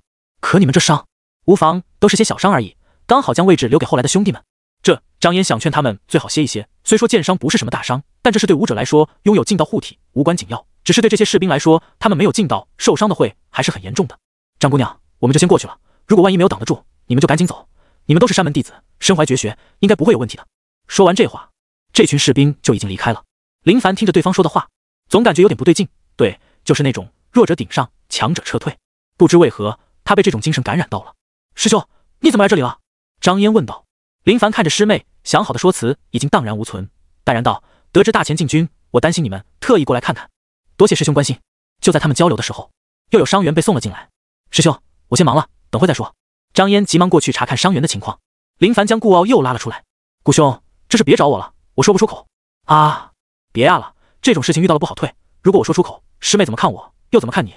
刚刚那老兵说的话，你听到了吧？他们可没有实力，却还猛地往前冲，让我们遇到危险就赶紧撤。看似关怀的一句话，对我们来说，无疑不是一种羞辱。你认为呢？顾傲低头沉思着，感觉说的很有道理。可是他……林凡拍着他的肩膀道：“你跟师妹继续救治伤员，我去那边看看。”林兄，我陪你。”顾傲说道。林凡摇摇头，没有多说，他怕说出来的话伤到顾傲，毕竟顾傲到现在还不知道他的实力有多猛。我是去虐杀敌人，你去的话，可能是被人打爆脑袋，这是2种情况。林凡出来，灰灰迈着脚步跟随。你留在这里，等我回来。林凡说道。体型看似庞大，只能对付寻常武者，而他所要面对的都是精锐。武者中的精锐，不是那种闯荡江湖的小高手，能够参加这种排面的高手，最低都得是洗髓一重，否则来干嘛？丢人现眼吗？嗷呜！灰灰趴在地上，发出无奈的叫声，仿佛是在说：“我被小瞧了。”此时，林凡心里有数，这一战他必须拿出全部的实力，不能放水，不能松懈，全力以赴镇压大前武者。别看他刚入洗髓4重，但他是将大多数时间都耗在了玄武真功上，能够花这么多时间修炼，只能说明这门绝学不普通，甚至是很强大。林凡听到身后有动静传来，回头一看，一匹良驹快速袭来，骑在良驹上的人穿着他熟悉的服装，没有错，很眼熟，黄承思的服装。只是这匹马怎么感觉好像是朝着他冲来？让开！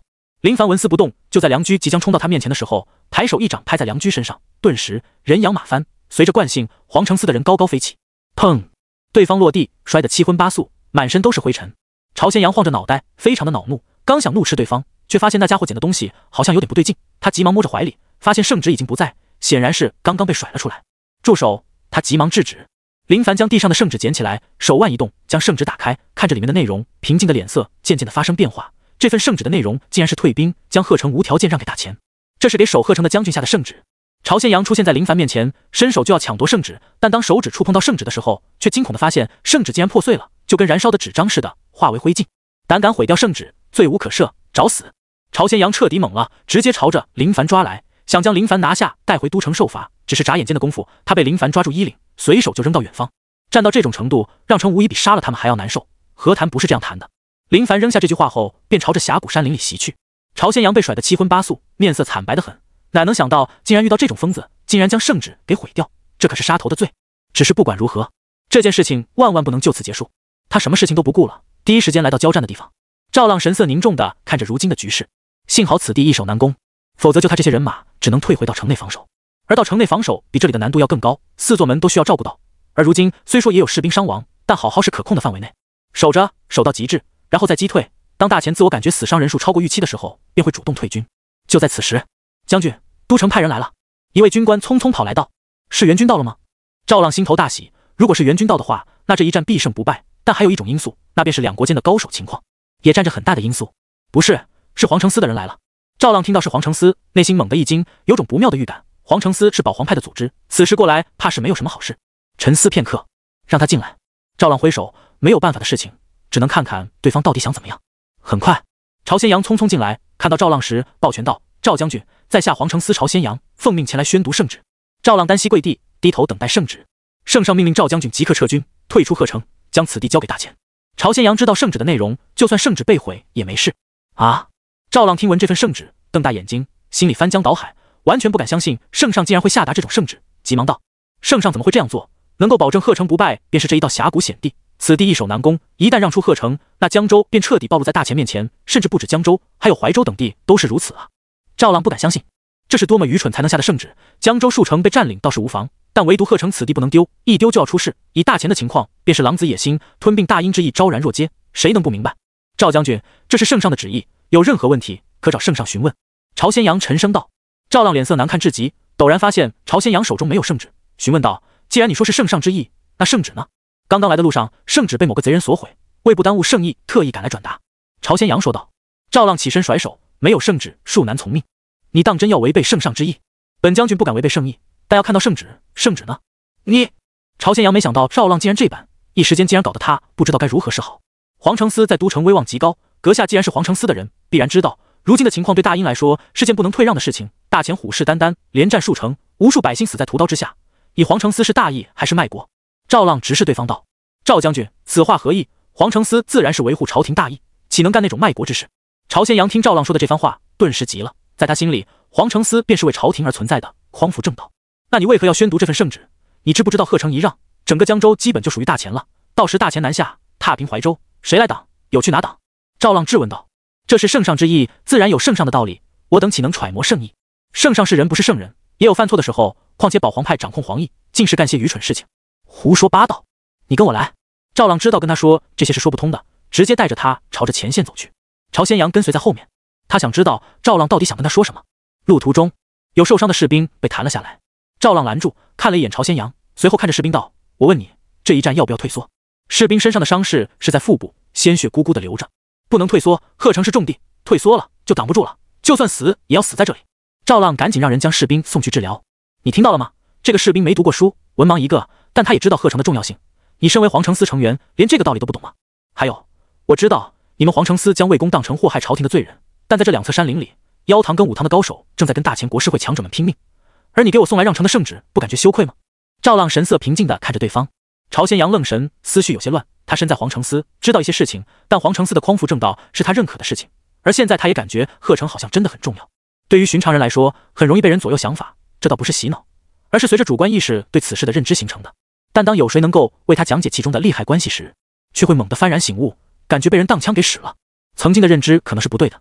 山林间，你们大殷武堂的人就这么孱弱吗？4位大钱高手围住一位武堂的人，已经将对方逼到绝境。原本他们有2人，但是在对方4人的围剿下，仅剩下他1人。他取出化魔丹，准备服用。能够有翻身的机会，便是服用化魔丹。虽说副作用很恐怖，但这是没有办法的事情。突然间，一道身影从天而降，惊得他不知道对方是谁。随后就见那道身影穿梭在4位大钱高手中，双手成爪，锋芒极致，寒光闪烁，隐隐约约能够看到对方身后的劲道凝成一头雄鹰。速度极快，根本无法捕捉到他的身影。而等他反应过来的时候，将他逼到绝境的4位大前高手竟然已经被4分5裂，尸块洒落一地，还散发着热腾腾的蒸汽。他彻底傻眼，这到底是谁啊？怎么可能恐怖到这种程度？刚刚他是被逼到极限了，连一点反抗的机会都没有。可就是这样的强者，竟然在眨眼间就被对方4分5裂，真的有被吓到。你是？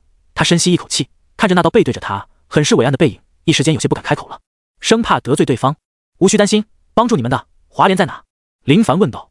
听到这番话后，对方猛地松口气，自己人就好。不知道，华莲大人没有跟我们一起，应该是在某处杀敌。他急忙回道。有这样的高手加入，那他们的胜率简直就是起飞啊！林凡想了想，找不找华莲不算太重要，看看周围的情况，国师会派来的高手不算少，直接遇到便杀就行，将对方全部解决掉。紧接着，林凡身影如同鬼魅般似的消失在他的眼前。好强的身法呀！他震惊万分，不知道这位神秘人到底是谁，强得有些离谱。走到那4位大前高手前，看着洒落一地的尸块，不知为何心里胆寒得很。此人恐怖程度惊世骇俗。林凡感知劲道的频率，发现都很强。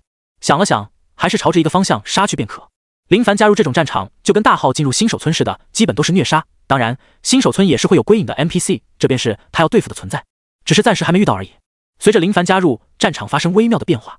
大前跟大鹰之间的交战，随着他的到来，妖堂跟武堂的高手们都感觉到，当一位真正的强者出现时，情况变化是多么的爽快。突然间，林凡发现一处战况，而他的目光落在一位大前的高手身上，此人很强。同时那人双手抱肩的站在那里，看着同伙跟大鹰高手交战，同时时不时的指尖一弹，一枚暗器射出，击穿大鹰高手的身体。看到这种情况，林凡瞬间怒了，这是欺负大鹰没人吗？还是说当我林凡能够视若无睹吗？咻！国师会高手武山明精通暗器，抬手投掷便能看到一位大鹰的高手被击中，而且击中部位就是特意挑选过的，腿部、腰部、手臂，就是让对方在战斗中出现失误。有的大鹰高手听到暗器的破空声，只能急忙避开，而在避开的时候便露出破绽。按照这种情况下去，必败无疑。林凡眯着眼，五指成爪，运转劲道，猛地一吸，瞬间将地面上的石子吸到掌心，随后指尖一弹，蕴含劲道的石子破空而去，速度极快。砰砰！数位国师会的高手听到破空声传来，本以为是自己人投掷的暗器，可瞬间一道道惨叫声传来，就见国师会的人身体被击穿，有的是喉咙被击穿，有的是脑袋被击穿，基本是招招都要人小命。不就是投暗器吗？搞得好像谁不会似的。刹那间，武山明的目光落在远方林凡身上，没想到竟然出现了一位高手，而且跟他一样都站在远处投掷暗器。看清林凡的容貌，心中一惊，很陌生，此人到底是谁？经过刚刚的一幕，大前国师会的高手们都知道情况有了变化，大鹰那边也有高手在偷袭他们。反观大鹰这边的高手不由松了口气，看向林凡，露出惊讶之色。很陌生，不认识对方是谁，但在这种时候，认不认识已经不重要，从对方出手帮助他们就能看出对方是在帮助他们。自己人，不用慌张。武山明勃然大怒，劲爆爆发，面前漂浮着很多被劲道包裹的暗器，随后轻嚓一声，双掌一推，密密麻麻的暗器朝着大鹰高手袭去。林凡手腕一转，掌心之下形成劲道龙卷，地面石子被劲道牵引，高速旋转，手掌向前一推，被劲道覆盖的石子铺天盖地的朝着远方袭去。劲道碰撞，噼里啪啦作响，完全将武山明的暗器击溃，同时还有一些暗器击中大前的高手。初次交手，以林凡的暗器略胜一筹，顿时场面安静得很。国师会的强者们都傻眼了，怎么感觉他们才是真正的靶子？陡然间，林凡发现一道很是犀利的目光落在他的身上，抬头看去，武山明眼里喷着火，恨不得将他吞掉，那种愤怒很是明显。武山明手腕一动，对着林凡便是铺天盖地的暗器袭来，每一枚暗器都蕴含着惊人的力量。林凡神色淡然地看着，抬手间劲道牵引着地面的石子直接对碰而去，砰砰，每一枚暗器碰撞都形成惊人的威势。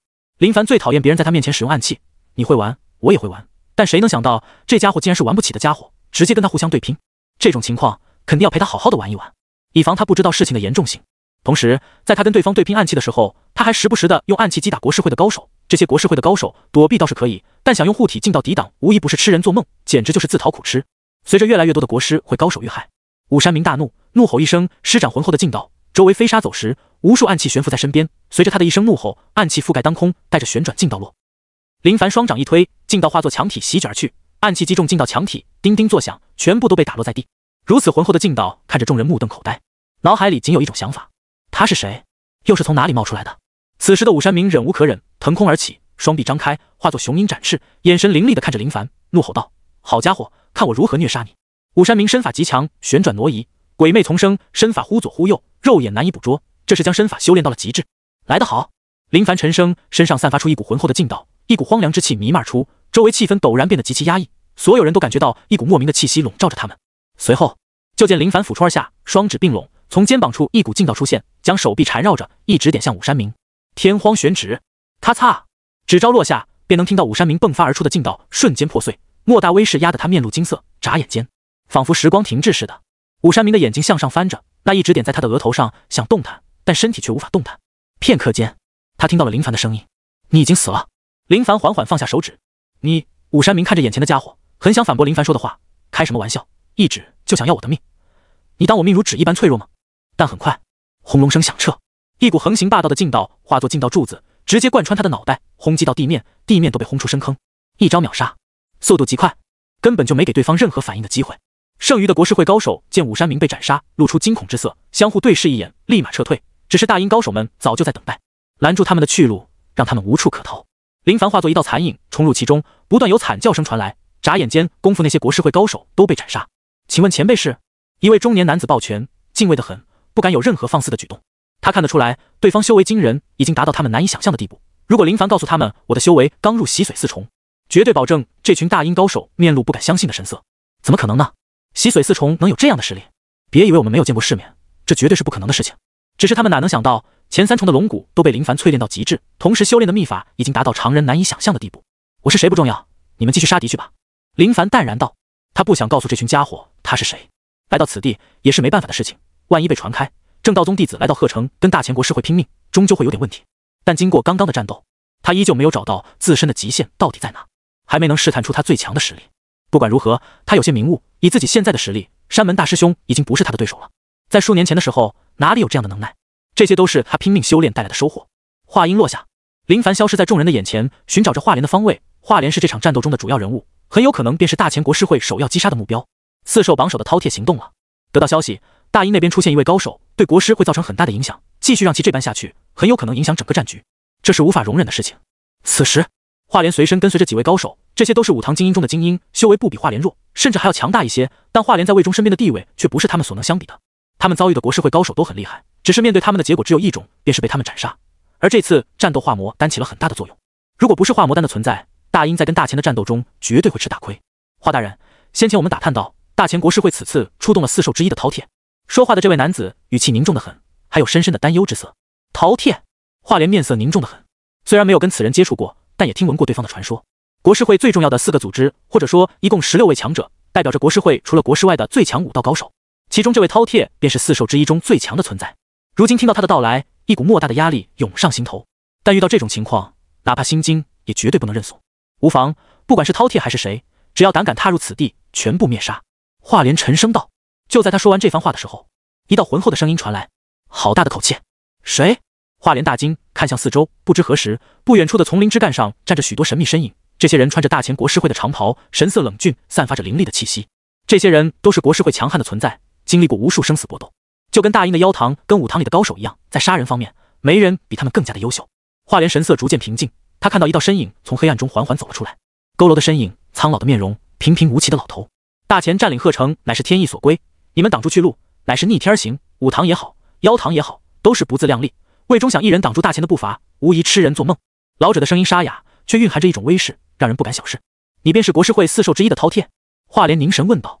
正是老夫，你们应该调查过国师会的情况，你该知道，以你们是无法挡得住我们的去路。老者缓缓道，对国师会的实力充满绝对的信心。如果大阴能够将山门的力量结合起来，就算是国师会都不敢随意行动。但很遗憾，大阴破烂到极致，山门中人都寻求自保，观望情况。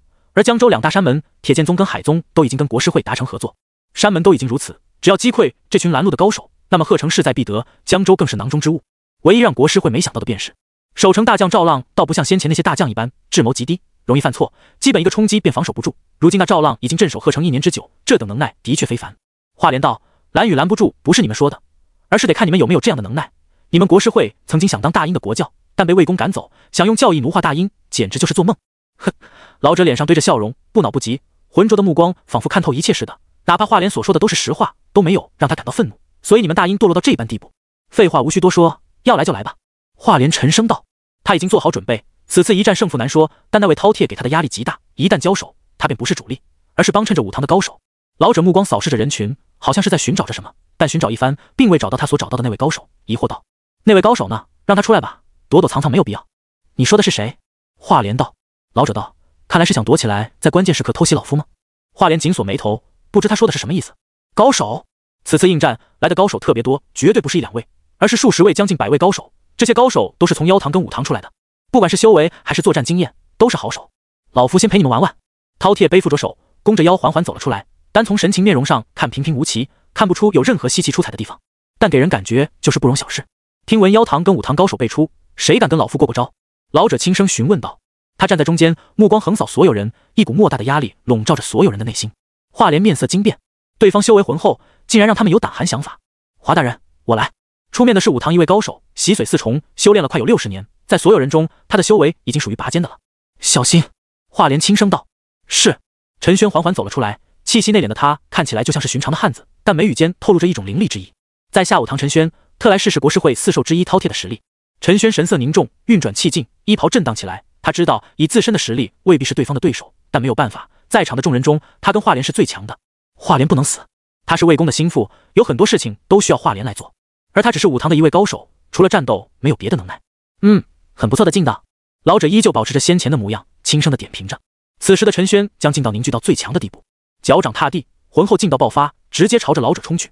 八风掌，陈轩腾空而起，身影幻化，不断朝着老者拍去。而老者身上浮现圆形劲道罡气，任由他的手掌拍在上面。眨眼睛的功夫，陈轩落地，怒吼一声，双掌一合，覆盖在老者身上的掌劲瞬间炸裂。这便是八风掌的威势，能够彻底让劲道炸裂，形成恐怖杀伤力。剧烈的轰鸣声荡漾起灰尘，现场的气氛陡然安静下来。陈轩目光死死地盯着，但很快他听到灰尘中有动静传来，知道对方一点事情都没有，随后直接横冲而去。三阳破天指，陈轩施展绝招，指尖气劲旋转，形成具有极强穿透性的劲道。啪嗒一声，他感觉双指被某种东西掐住，纹丝不动，任由他如何用力拉扯都是如此。灰尘散去，陈轩面色惊变，他的双指被对方死死地掐住，随后就见老者微微一笑，轻轻一折，咔嚓一声断裂了，指骨暴露出来，鲜血流淌着，很想发出惨烈的叫声。陈轩忍着剧痛，抬手一掌拍来，却被老者抓住，面门打开，毫无防备。老者深吸一口气，腮帮子鼓起来，张开嘴，一声怒吼，音波震荡，能够看到音波产生的波纹朝着四面八方扩散着。众人捂着耳朵，耳膜就像要被刺穿似的。陈轩、华莲面色惊变，一种不妙的情绪涌上心头，他感觉陈轩可能已经遭难。声音渐渐消失，老者松开手指，放下他的手臂，嘴角带着笑意地看着，佝偻的身影让他显得脆弱不堪。可体型壮硕的陈轩在他面前，此时动都未动。陈轩表情木讷，缓缓转身，面对着华莲等人。华莲发现陈轩七窍流血，眼睛失去光彩，随后轰隆一声倒在地上，悄无声息。哼，老夫的震天魔音威力还是未减啊！老者笑道，随后目光看向华莲等人，还有谁要来？老夫倒是想试一试你们的大阴的水准如何。见对方如此猖狂，华莲心中胆寒得很。国师会4兽中最强的饕餮就如此强大吗？也许能够跟对方相互抗衡的，必然只有妖堂跟武堂的那些教官了。那些教官教导出无数高手，属于妖堂跟武堂最为厉害的存在，也是最为重要的存在，可以缺少任何人，唯独不能缺少那些教官。我来，我也来。一位位妖堂跟武堂的高手站了出来，他们拿出化魔丹，直接一口吞入腹中。华莲见他们服用化魔丹，面色平静得很，这便是他们的归宿。来到此地阻拦大前国师会的高手，就是做好万全的准备，别的都不用想。啊！一道道怒吼声爆发出来，服用化魔丹的他们身体发生变化，药力已经爆发，给他们的时间已经不多，劲道暴涨，随后朝着老者冲去。老者眯着眼嘀咕着，化魔丹吗？他知道大阴给这些家伙准备的丹药能够暴涨数倍劲道，但唯一的副作用便是在短时间里，他们的身体会崩溃，从而彻底被毁灭。妖堂跟武堂的高手们如狼似虎的扑来，瞳孔已经变成黑色，这些都是充满剧毒的药力，刺激着他们的身体潜能，涌入到大脑深处，一旦服用后便没有任何存活的激活。老者依旧保持着原先的模样，他已经感受到狂暴浑厚的劲道将他锁定，但就算如此，依旧让他保持着镇定。而就在这群狂暴的高手触碰到他的时候，老者发生巨变，整个人都开始拔高起来，肌肉暴涨，衣服不断崩裂，化作一条条布片垂挂在身上。4兽之一的饕餮，有着奇根称号类似的无敌绝学。此时的老者已经不能算是老者，而是一位壮硕的中年人，蒲扇般大小的巴掌猛地一扇，直接将一位武堂高手拍炸。就你们这吞服丹药暴虐的家伙，知不知道秘法的暴增比丹药要厉害得多？此时的老者浑身充斥着暴虐的气息，下手极其霸道狠辣，根本不留手。以他自身为中心，一股劲道冲天起，呈现龙卷风暴，牵制着武堂跟妖堂的高手。随后杀招宛如雨点般的落下，一位妖堂高手模样极其丑陋，知道老者的恐怖，低吼着，面部狰狞恐怖，双手插到胸膛，直接撕开口子，运转劲道，蕴含劲道的毒血化作利剑似的噼里啪啦的朝着老者落去。这是同归于尽最强的手段，哪怕吞服化魔丹都不是饕餮的对手，只能用此最残忍的手法，想要跟对方同归于尽。他们的血液已经蕴含着剧毒。滋滋，老者饕餮发现毒血，劲道被腐蚀，顿时一惊，他还真没想到对方竟然会这样做。但就算如此，也丝毫不虚，劲道外扩，将那些毒血震开。沾染毒血的高手们忍着剧痛继续杀来，结局已经确定，何须害怕这些？华莲看着一位又一位妖堂跟武堂的人死在对方手里，他的心在滴血。都是好样的，除了有些是他们从小培养的，也有的是后来加入的，但是在面对强敌面前，从来都没有露出胆怯的之意，都是跟对方拼命。没过多久，老者饕餮将一位武堂高手的尸体扔到了华莲面前。呵呵，结束了，的确很不错，但也就到此为止而已。华莲低头看着尸地，深吸一口气，就剩下他一人了。他是真的小看了四兽之一的饕餮，实力真的很强，就算服用化魔丹都不是对方的对手。可就算如此，他依旧直视着对方。饕餮抬手，在身后的那些国师会高手明白意思，咻咻，一个个都施展高超的身法，明明是在远方，但眨眼间便站在饕餮的身后。莫大的威势压在华莲身上。你是魏忠身边的红人，可以给你一次活命的机会，臣服国师会可以给你活着的机会。饕餮沉声道：“你痴心妄想。”华莲想都没想便拒绝对方的要求。不管如何，他都不会背叛魏公。对国师会来说，从来都不存在妄想，只有想不想而已。拿下他，由我来炮制。老者饕餮大手一挥，交给身后的国师会高手来处理。他的存在便是以绝对的实力轰杀这群拦路的人。华莲从怀里拿出化魔丹，这是他给自己留着准备的。他已经尽力了，剩下的一切便是看天意吧。他抬着头望着天空，而就在他看向天空的时候，他发现天空中有道黑影。那道黑影急速坠落，速度极快，周身缠绕的罡气破开气流，甚至因为速度过快产生摩擦，有火焰绽放着。那是谁？华莲静静地看着，俨然不知是谁到来了。原本准备对华莲动手的国师会等人，见他愣神地抬头看着天空，所有人都很诧异，这是绝望中的自我救赎吗？还是说已经彻底放弃抵抗？老者饕餮抬头，平静的神情上出现了一丝疑惑，跟华莲心里的想法是一模一样的。那是谁？此时天空中，林凡目光看向下方，他看到华莲了，也看到国师会的人。如果不是这里的动静太大，未必能够这么快的找到。下坠的速度越来越快，轰隆一声，地面被劲道贯穿，直接炸裂，天地皆灭。林凡低吼一声，体内劲道澎湃而起，气劲交织爆发，如同千军万马奔腾而起，气劲形成的巨浪朝着四周扩散，覆盖四方。身处在这等庞大劲道杀招内的国师会众人，只感觉身体被一座大山压制，不断撞击着他们的身躯。砰砰砰，哪怕拳脚没有触碰到他们，但浑厚的劲道碾压而去，狠狠地压在他们的身上。噗嗤，一位位国师会高手吐血倒飞，瞳孔瞪得滚圆，宛如见鬼。他们哪能想到会发生这样的事情？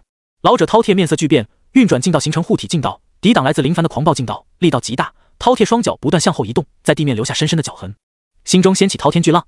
他是谁？